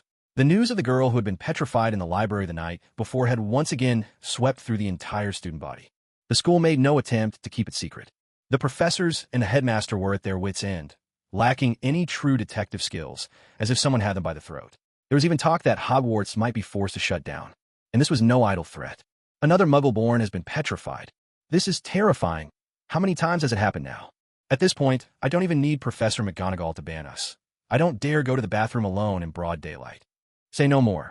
I've been holding it in for 2 hours. Let's just go together. In the original story, they never went to see Hagrid during the day. It was always at night. At first, Hermione wanted to go with Harry and Ron during the day, but the system's prompt nudged her toward the evening. Well, so be it. Night fell, and the atmosphere at Hogwarts grew even more deathly still. At this point in the original story, Malfoy didn't have much a part to play. Hermione, however, found herself a little curious. What was Malfoy up to right now? Of course, it was just a passing thought. She didn't dare dwell on it, worried that the Everboard system might come up with some wild idea, like sending her to learn English from Malfoy. Now that would be trouble. Hermione checked the time. It was about right. She turned to Harry and Ron and said, "Actually, I meant to bring this up earlier. Do you remember the event from 50 years ago mentioned in that mysterious diary?" Harry, ever quick-witted, caught on. "Hermione, you think it's Hagrid?" Ron glanced over, a bit lost, not sure what to say. "It's not that I suspect him. I just want to find out for sure. After all, we're running out of leads," Hermione replied, her tone as methodical as a detective's. But how could there be no leads? Wasn't Hermione's specialty throwing suspicion on Professor Snape? This was the perfect time to pin everything on him. At least, that's what Harry and Ron were thinking. I think Hermione's right. Ron never had any opinions of his own. As long as it was something the goddess Hermione said, then it had to be right. "You're beautiful, so you must be right." "All right then," Harry said after a moment's hesitation. "But it's so late already. If we leave campus to find Hagrid, I'm afraid we'll be breaking school rules again." Just last year, it was because the three of them went out to see Hagrid, who was, at the time, cooking a dragon egg, that Malfoy reported them. Each of them lost 50 house points and had to serve detention as punishment. "If we don't break the rules, can we still call ourselves the Daring Trio?" Hermione reminded them. The invisibility cloak. In truth, Hermione wished she could use her own cloak that made her invisible, but she wasn't ready to reveal her ability to disappear just yet. So, she'd have to settle for this for now. All right, I'm in," Ron agreed quickly. It had been such a long time since the three of them had squeezed together under one cloak. Just thinking about it made Ron feel a rush of excitement. Earlier that day, he'd been worried that Hermione would be devoured by the monster from the Chamber of Secrets, leaving behind only a shoe and a piece of bone. Now he had the chance to spend the evening so close to his goddess. His emotions were like a roller coaster. One moment at the depths of despair, the next soaring with hope and excitement. Their imaginings were wonderful, but reality was even better. When Ron and Harry stood behind Hermione, the three of them pressed close together under the invisibility cloak. Not only did Ron's heart start racing, even Harry's did too. Hermione's flowing hair, her porcelain skin, her delicate features, and that fresh, sweet scent unique to her. It was enough to make anyone feel utterly enchanted. But neither Ron nor Harry were the sort to behave inappropriately. Though their minds wandered a little, they kept up a facade of perfect innocence. At last, the three young friends reached Hagrid's wooden hut. It seemed as though a storm was brewing over Hogwarts. Heavy clouds blanketed the night sky, hiding the moon, and the air felt thick and oppressive, as if every breath weighed down their spirits. Knock, knock, knock. There was the sound of knocking at the door, and Hagrid slowly pulled it open from the inside.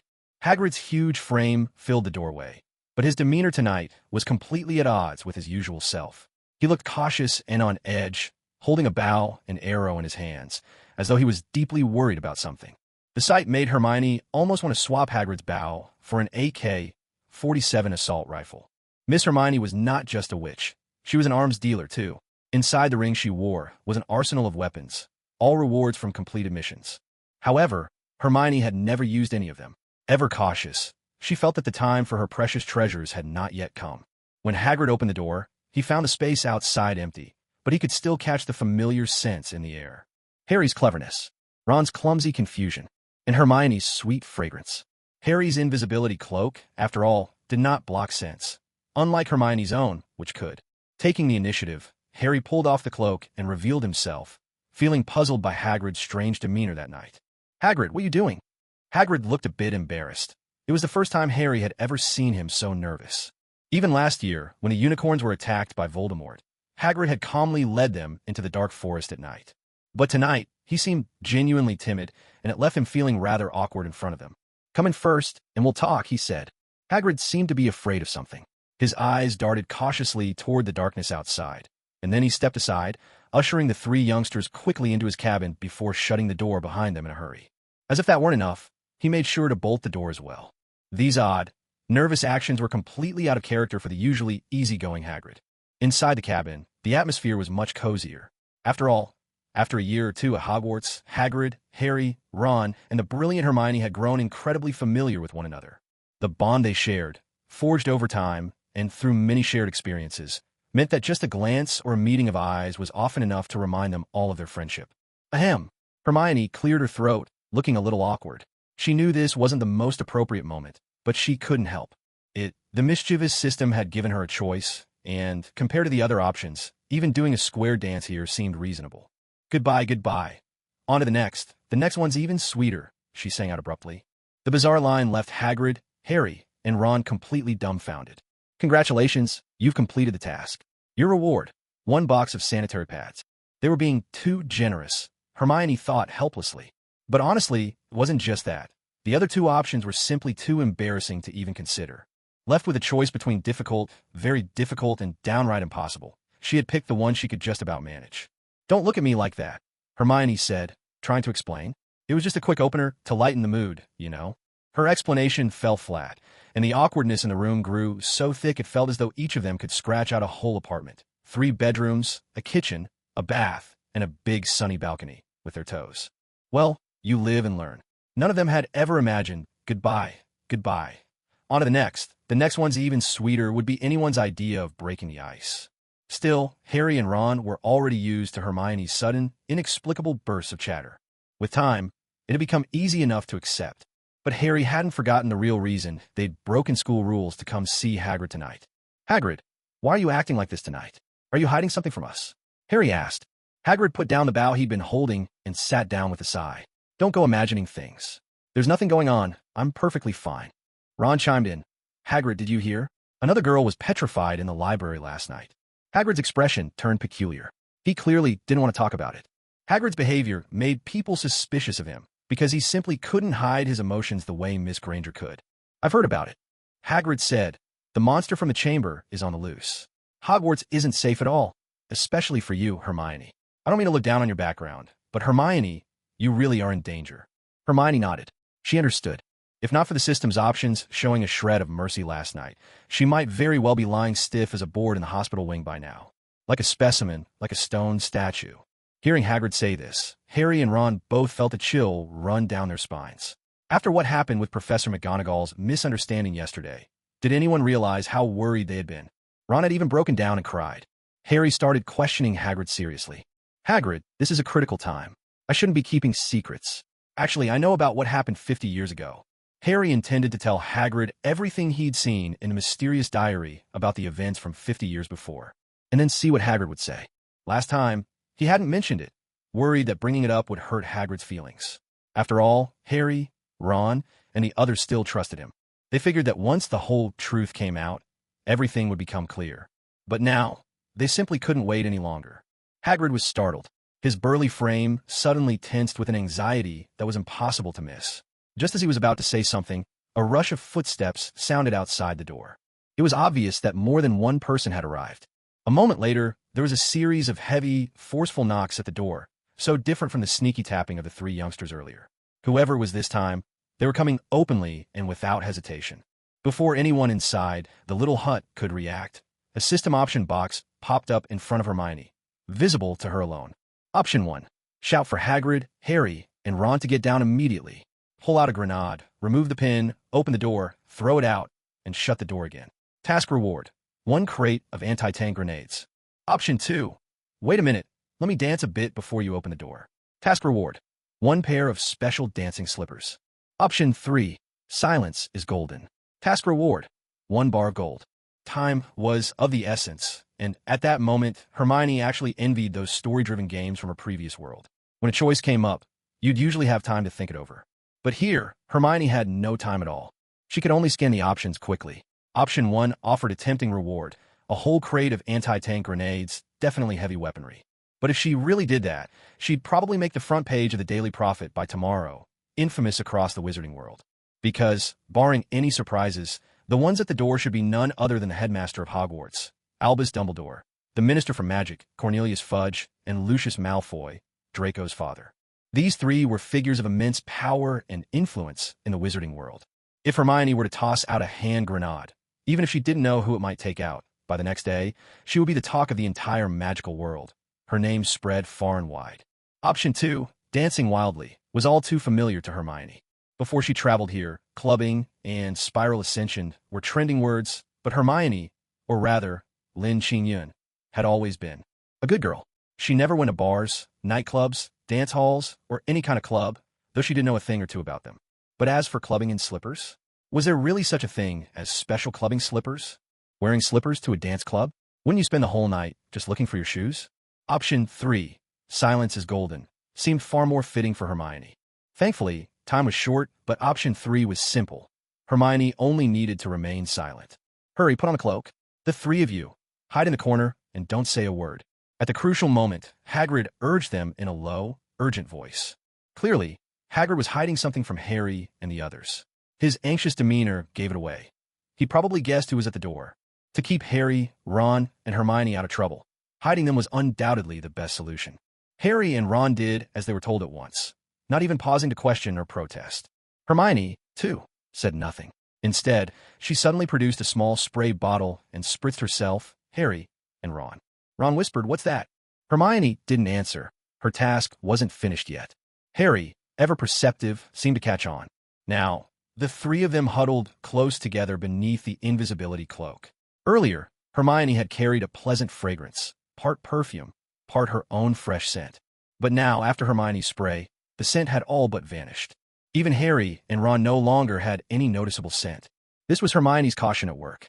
It was just like her, always careful to add a touch of modesty, never forgetting to be discreet. She knew she was as beautiful as a fairy princess, and combined with the girl's natural love of beauty, her charm only grew when she added points for attractiveness. In the original story, only Harry and Ron hid inside the little hut. Perhaps Lucius and the others had been careless enough not to notice the hidden boys, but now, with the lovely Hermione added to the mix, the risk increased. To prevent any mishaps, Hermione had used her knowledge of potions to prepare a scent-masking spray in advance, just in case. And indeed, tonight it proved indispensable. Harry, ever the straightforward one, could sense Hermione's thoughtful actions and the subtle changes she brought. But Ron was different. Love truly is in the eye of the beholder. He was already utterly captivated by Hermione. Even if she didn't have the slightest trace of perfume, his nose would still deceive him. Now, standing so close that the tip of his nose could almost touch Hermione's fair neck and graceful hair, how could Ron possibly stay calm? To him, Hermione was the most enchanting of all, even more irresistible than a plate of barbecued pork rice. And so, the tension in the air mounted as the story took a thrilling turn.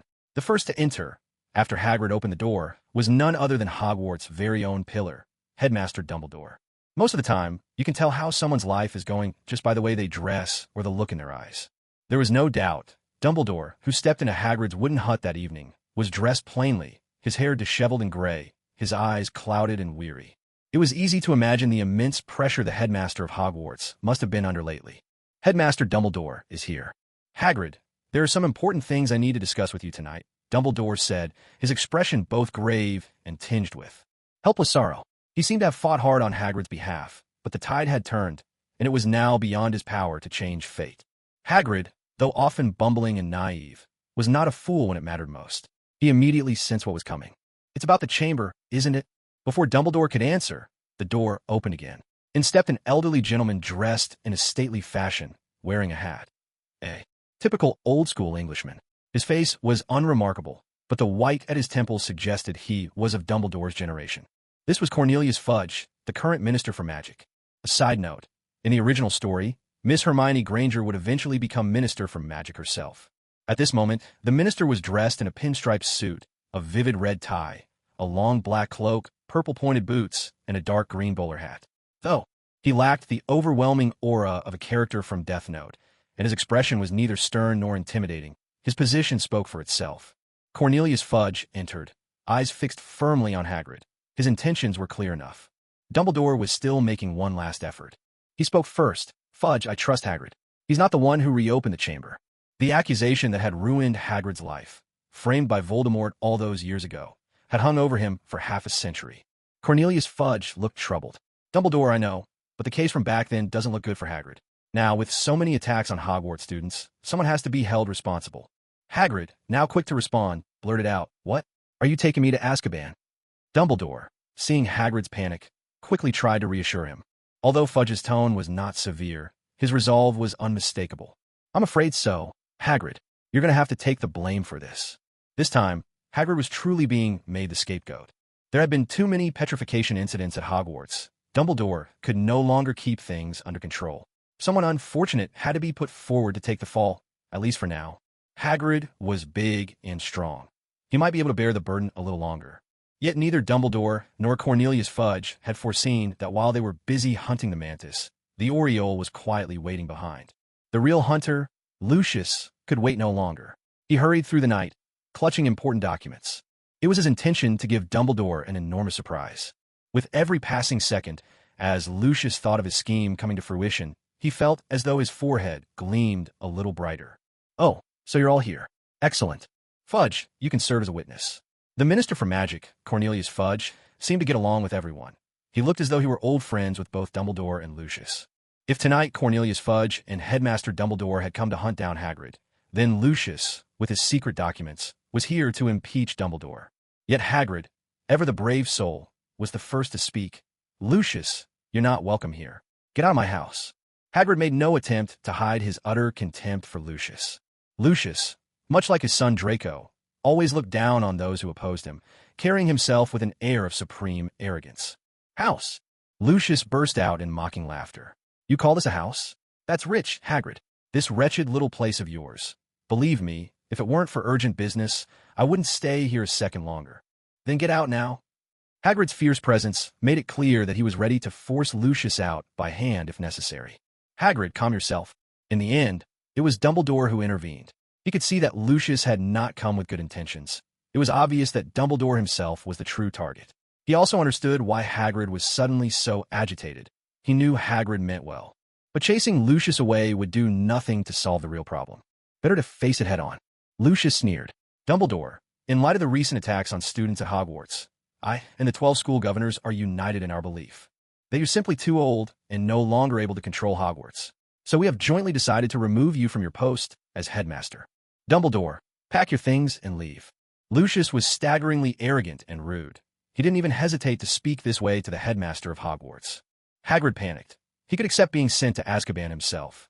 After all, he was innocent both 50 years ago and again now.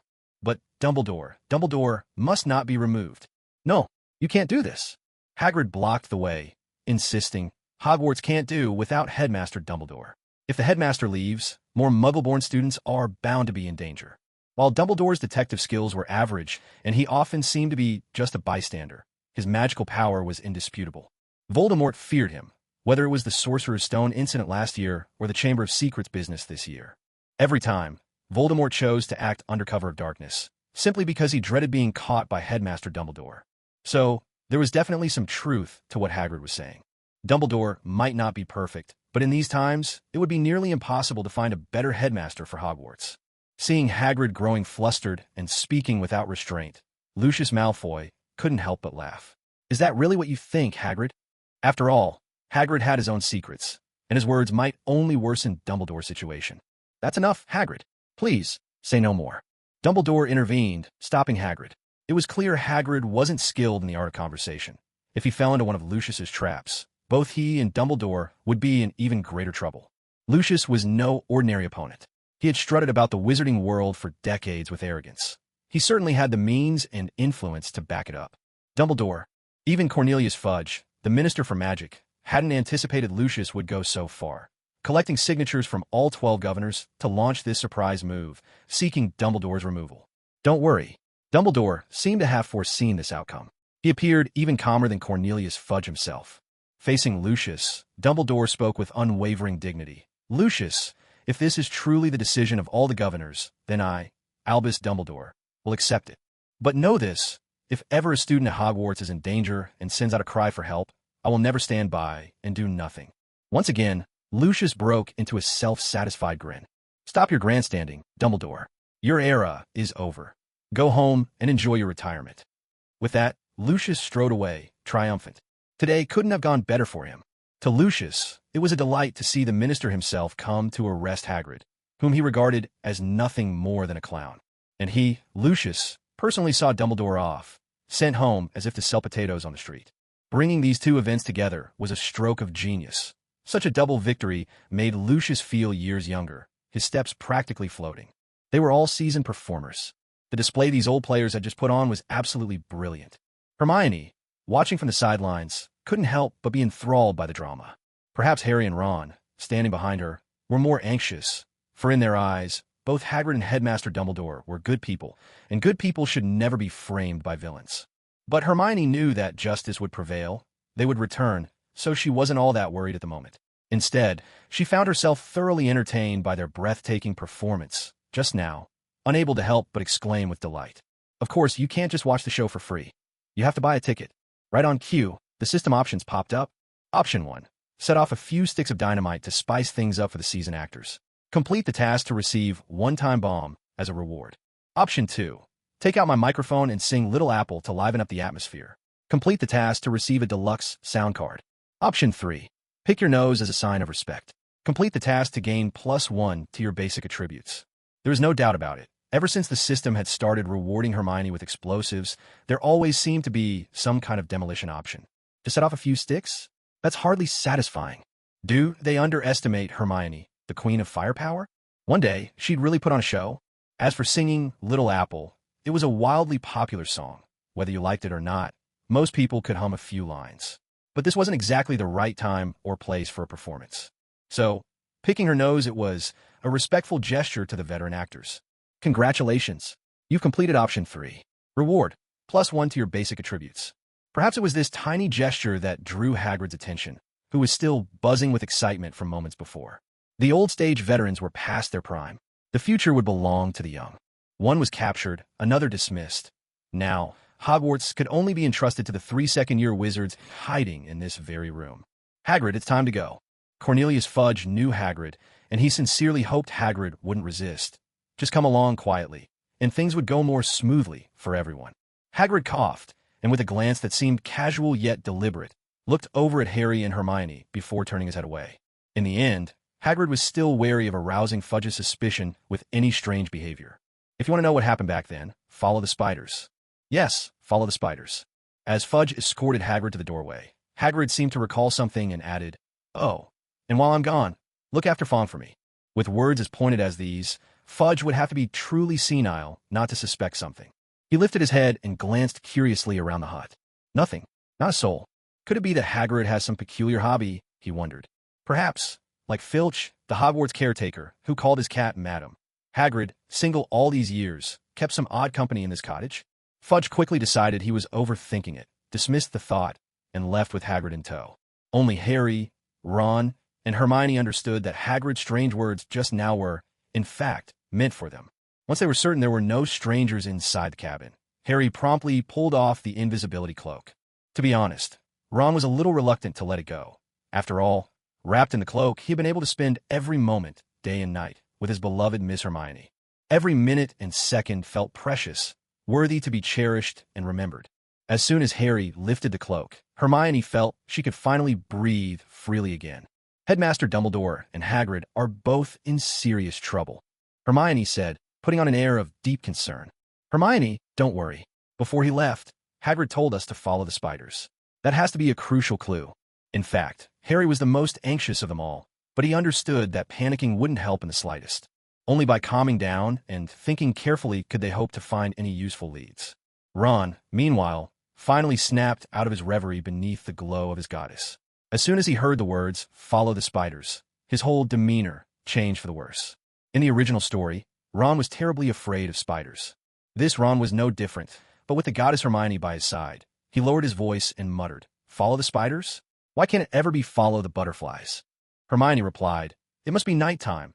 There aren't any butterflies out now." Harry said seriously, "We have to hurry." Harry carried himself with real leadership.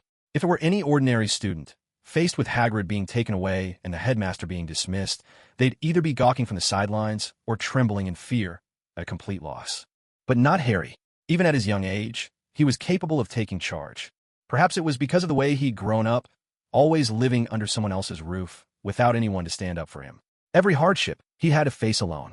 So, even now, watching Hagrid being arrested and Dumbledore removed, these setbacks were never enough to bring Harry down. If anything, they only steeled his resolve to get to the bottom of the mystery. Let's go. If anyone can rescue Hagrid, restore Dumbledore's honor, and save Hogwarts, it's us. How's that for a stirring speech? Hermione, who usually preferred to keep herself out of the spotlight, could still rise to the occasion and become a savior when the world needed her. Hermione's right. Ron, you need to summon your courage as well. Ron pulled a face as if he'd just bitten a lemon. It's not as if he lacked bravery.